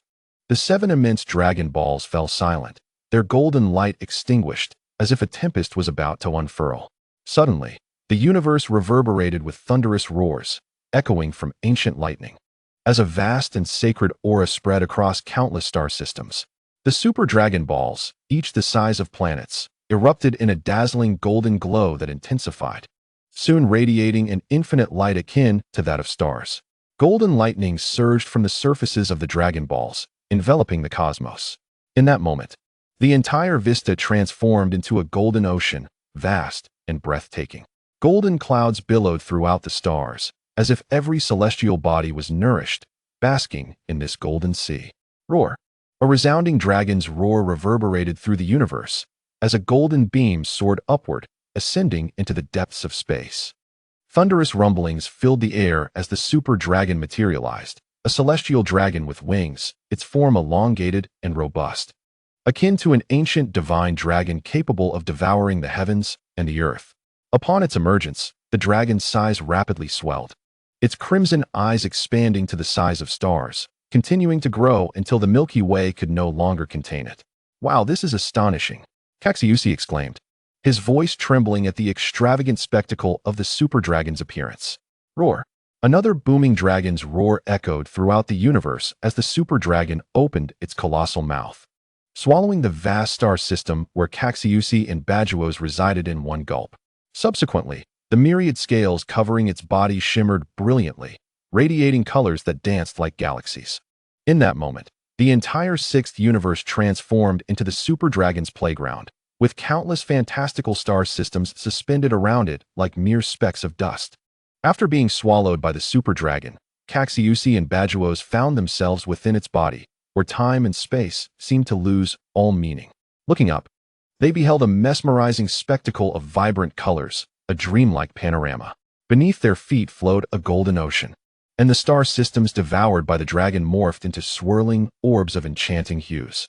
As Cassius curiously surveyed his surroundings, a radiant aura coalesced, forming the shape of a golden super dragon. Though dwarfed by its external counterpart, it remained colossal. Roar! The super dragon let out a deep, resonant growl, lowering its massive golden head to gaze down upon them with its crimson eyes, exuding an aura of divine authority. "Saiyan, speak your wish, whatever it may be. I shall grant it," the super dragon's thunderous voice announced. Cassius inhaled deeply, calming his spirit, and articulated in the divine tongue, "Dragon, grant me the ability to create wish orbs." After speaking, he awaited in stillness. Bajuos remained a silent observer, casting a bright-eyed glance at him. "That wish is exceedingly simple." Indeed, not long after, the super dragon acquiesced. Buzz! The massive dragon's eyes ignited with crimson light. As this glow surged forth, Cassius felt a divine energy rush into his being. He promptly closed his eyes, meditating and embracing the sacred aura. Uncertain of how much time had elapsed, Cassius opened his eyes once more. At that moment, a brand new ability coursed through his body, accompanied by a wealth of knowledge regarding the creation of Dragon Balls that appeared in his mind, as if it were an innate skill. "Your wish has been granted. Farewell." Cassius, the super dragon's voice echoed. Subsequently, its form began to disintegrate, transforming into shimmering motes of light, vanishing like a dream from Cassius's sight. With a cascading sound, the golden, resplendent, dreamlike realm collapsed, and all the star systems returned to their original positions, as if they had never been consumed by the dragon. A circle of colossal super Dragon Balls revolved slowly, then swiftly transformed into shooting stars, darting in different directions. Observing the 7 Dragon Balls soaring into the depths of the cosmos, Cassius smiled with satisfaction. "Young one, now that your wish has been fulfilled, you should hasten to leave the 6th universe. If you linger here for too long, I shall have no choice but to cast you back." Batos, wielding her divine staff, floated gracefully to Cassius' side and remarked, "Indeed, Miss Batos, I shall depart promptly," Cassius replied, nodding. "Ah, there is one more matter. Although I am uncertain why you wished for the creation of Dragon Balls from Shenlong, I must caution you that the miraculous power of the Dragon Balls cannot be wielded frequently. The cycle of cause and effect dictates that everything comes at a cost. I hope you will handle this wisely." With that, without awaiting Cassius' response, Batos cast a meaningful glance in his direction before enveloping herself in a radiant glow and vanishing, returning to the realm of the destroyers. Cassius stood momentarily stunned, contemplating the profundity of her words.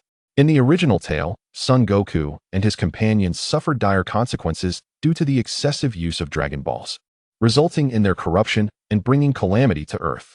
Cassius, well versed in the original story, understood this all too well. "Never mind, there is no need to overthink it. Once I create the Dragon Balls, I shall simply reduce their usage," he mused, dismissing the complexities.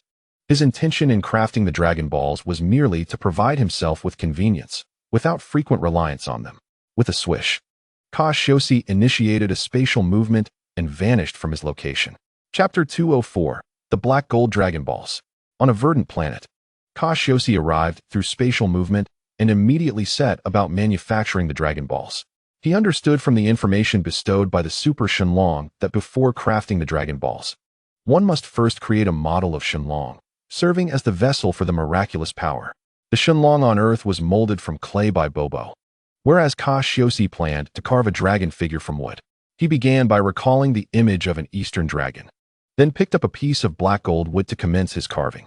A crystalline, radiant energy blade manifested at his fingertips, and with a flick of his wrist, fine wood shavings fell with each delicate stroke. Soon, the form of the dragon began to take shape, requiring meticulous detailing thereafter. An hour later, a magnificent, imposing, and sacred wooden sculpture of an Eastern dragon, exuding an aura of unparalleled nobility, emerged. This five-clawed golden dragon was indeed striking. Cassius gazed at the lifelike representation, complete with serpentine body, deer antlers, oxen snout, camel's hump, and eagle's claws, and marveled in admiration. "Haha, splendid," he chuckled, preparing to imbue the wooden sculpture with true life. Stepping back 2 paces, Cassius positioned the five-clawed golden dragon several meters ahead. With his fingers poised like a sword, he began intricate gestures in the void before him. The unique abilities granted by the Super Shenlong surged within him. Brilliant light danced at his fingertips, akin to plucked strings of a zither, emitting ripples of energy. As the brightness intensified, beads of sweat appeared on Cassius's forehead. "Go," he commanded, pointing forward. The luminous orb of energy shot forth toward the dragon sculpture. With a resounding whoosh, the energy enveloped the dragon figure, its radiance soaring to new heights, transforming it into a miniature sun, blindingly bright. A thunderous boom echoed as the dragon sculpture seemed to dissolve like melting ice, splitting into 7 orbs of energy, poised to escape into the cosmos. The Dragon Balls created by Cassius bore immense miraculous power, and a mere small planet could not contain them. They would scatter throughout the universe when wishes were made. "You shall not escape." Cassius smirked as phantom images materialized in midair, swiftly capturing the 7 Dragon Balls that were about to flee. Cradling the 7 orbs in his arms, he examined them closely. To his astonishment, while they contained 7 stars, their hue was not red but rather a silvery gray, with a lustrous black gold exterior. "My goodness, black gold Dragon Balls. Are they a more exalted variety?" Cassius marveled at the Dragon Balls in his hands, noting their distinct appearance compared to traditional ones. "Well, as long as they work, who cares about their color?" he thought, chuckling lightly, unconcerned as long as their functions remained intact. "Let us summon and test their capabilities." Taking a deep breath, Cassius gazed at the shimmering Dragon Balls in his embrace and began reciting the incantation to summon Shenlong.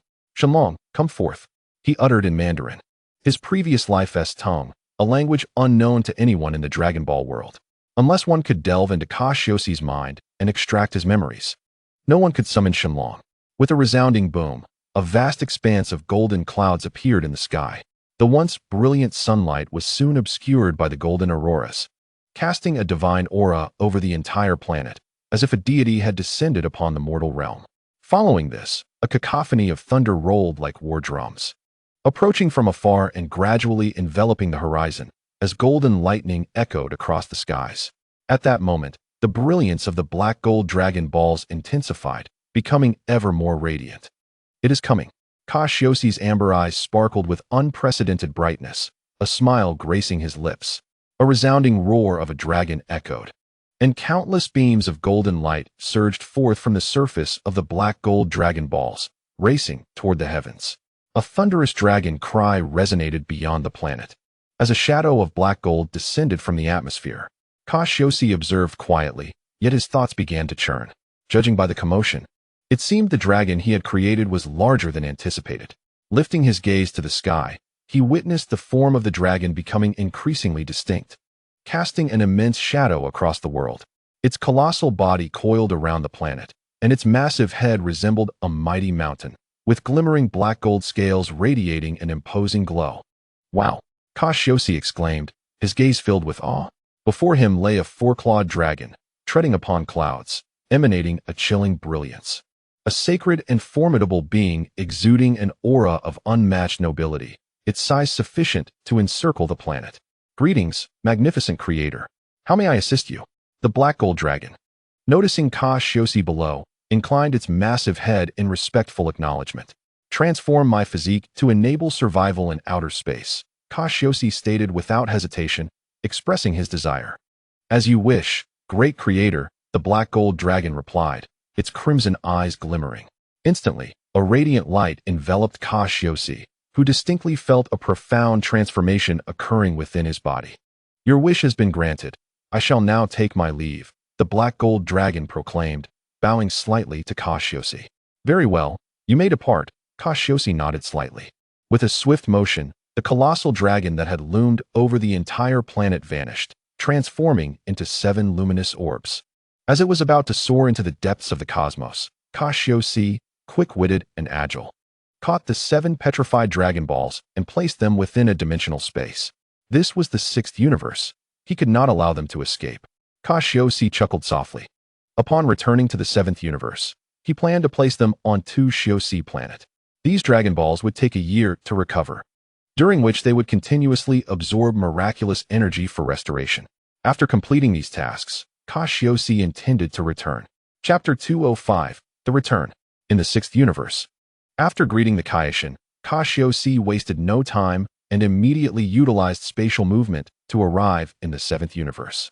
His journey to the 6th universe proved fruitful, granting him not only the ability to create Dragon Balls, but also a series of invaluable experiences along the way. In a short span, Cassius's combat power soared from 8 million to 10 million, grounded in solid fundamentals cultivated through relentless battles. More importantly, he had received a vial of life essence from the 6th universe's Cassian, which could extend a mortal's lifespan by several hundred years. Such a treasure was undoubtedly precious. Cassius felt a wave of satisfaction as he arrived at Cassius planet, noting that there had been no significant changes during his absence, except for the steady enhancement of some special forces powers. The Saiyans on Cassius planet were growing increasingly formidable, a fact that filled Cassius with a sense of achievement. He mused that during his time away, Ji Ling and the others likely remained busy, probably honing their skills in the gravity training chamber. Upon reaching Li Ku's residence, Cassius sensed the presence of 2 individuals inside, one of whom was Li Ku. After knocking on the door, a figure emerged, exclaiming, Cassius, is that you? It was Fa Li Air, her voice filled with surprise. Yes, I have returned, Cassius replied with a warm smile, then greeted Li Ku, who stood behind her. Cassius, your aura has become increasingly enigmatic, Li Ku remarked seriously. It had been a significant time since they last met, and Li Ku's combat power had surpassed 100,000, making him one of the few super warriors on Cassius planet. Well, it largely stems from certain fortuitous encounters. Cassius began to recount his experiences in the 6th universe. Upon learning that his combat power had reached 10 million, both the husband and wife were left speechless, taking considerable time to process the revelation. 10 million combat power. My goodness. This is a strength that our Saiyan lineage has never possessed, Li Ku exclaimed, his tone brimming with excitement, his eyes sparkling with fervor. Since aligning with Cassius during the rebellion, he had been certain that the Saiyan race would soar under Cassius's leadership. Each breakthrough made by Cassius reinforced his belief, yet he had not anticipated such rapid progress. In just a few years, Cassius's combat power had exceeded even his wildest expectations. If Cassius continued to grow, what fear could the Saiyan race possibly have of Frieza? Li Ku pondered. By the way, look at this. These are the Dragon Balls I created. They are currently in a petrified state because I just granted a wish, Cassius said as he retrieved the Dragon Balls from the dimensional space. So, this is the Dragon Balls. Li Ku examined them curiously, weighing one in his hands. Having heard Cassius describe their wish-granting capabilities, he found them irresistibly alluring. If word got out, it could lead to endless troubles for the Saiyans. Nevertheless, the fact that the Saiyans possessed such a sacred object filled Li Ku with immense joy. Indeed, the secret of the Dragon Balls should remain known only to a select few. It must not be leaked, Cassius nodded in agreement. Although he alone knew the incantation to summon the black gold Shenron, he was wary of the many ambitious individuals in the universe. As long as the knowledge of the black gold Dragon Balls remained with him, he had no intention of publicizing it. Next, Cassius produced a small golden vessel from the dimensional space. What is this? Li Ku inquired, intrigued by the small pot in Cassius's hand. Oh, this golden vessel contains life essence, which I obtained from the Kaioshin of the sixth universe. It is said that a single sip can extend a mortal's lifespan by several hundred years. Extending life by several hundred years. Li Ku was momentarily stunned by the revelation. However, the life essence is difficult to condense. I estimate it is only sufficient for a dozen or so individuals. Cassius explained, shaking the small vessel as he regarded Li Ku. The life essence was a culmination of divine energy, and it took several hundred years to condense just this small amount. That is quite a considerable amount, Li Ku remarked. Indeed, I plan to distribute it. Cassius continued, outlining his intentions. He intended to reserve some for his closest confidants, such as Ji Ling and Li Ku, while the remainder would be offered to the powerful warriors and gifted Saiyans on Tu Shou planet, thereby fostering loyalty. As for any surplus, Cassius contemplated hosting a martial arts tournament on Tu Shou planet in 10 to 20 years, with the life essence as a reward for the victor. That is excellent. Bestowing it as a prize for the tournament will undoubtedly inspire the Saiyans to strive for greater heights. Li Ku nodded in agreement. Cassius, you have done well. Let us proceed with this plan, Fa Lier concurred. Subsequently, Cassius summoned Ji Ling, Ba Luo, Bu Ken, Padasi, Badaku, and others. As the strongest Saiyans on Tu Shou planet, they undoubtedly deserve this privilege. Cassius Wang. Padasi approached with a serious demeanor, exuding an air of steadfast determination. Yes, Cassius acknowledged with a slight nod. Cassius Wang. Your power has grown even more formidable, Badaku said with a smile as he stepped forward. Oh, Badaku, your perception is quite keen. Cassius expressed his surprise. Since returning from Yadalate Star, my senses have sharpened significantly, and I owe much of that to your assistance. Cassius Wang. Badaku replied. Let us not dwell on that. You all are aware of the purpose of this gathering. Cassius indicated the several portions of life essence presented in glass vessels on the table. Indeed, the group replied in unison. Their gazes fixated on the direction of Cassius's finger. The life essence, shimmering with a mystical glow, elicited involuntary salivation, its alluring essence proving difficult to resist. Do not hesitate. Drink up, Cassius smiled, lifting a glass of life essence to his lips and downing it in one swift motion. There was no distinctive flavor, yet he could keenly sense gradual changes occurring within his body. Observing this, the others followed suit, eagerly consuming the life essence.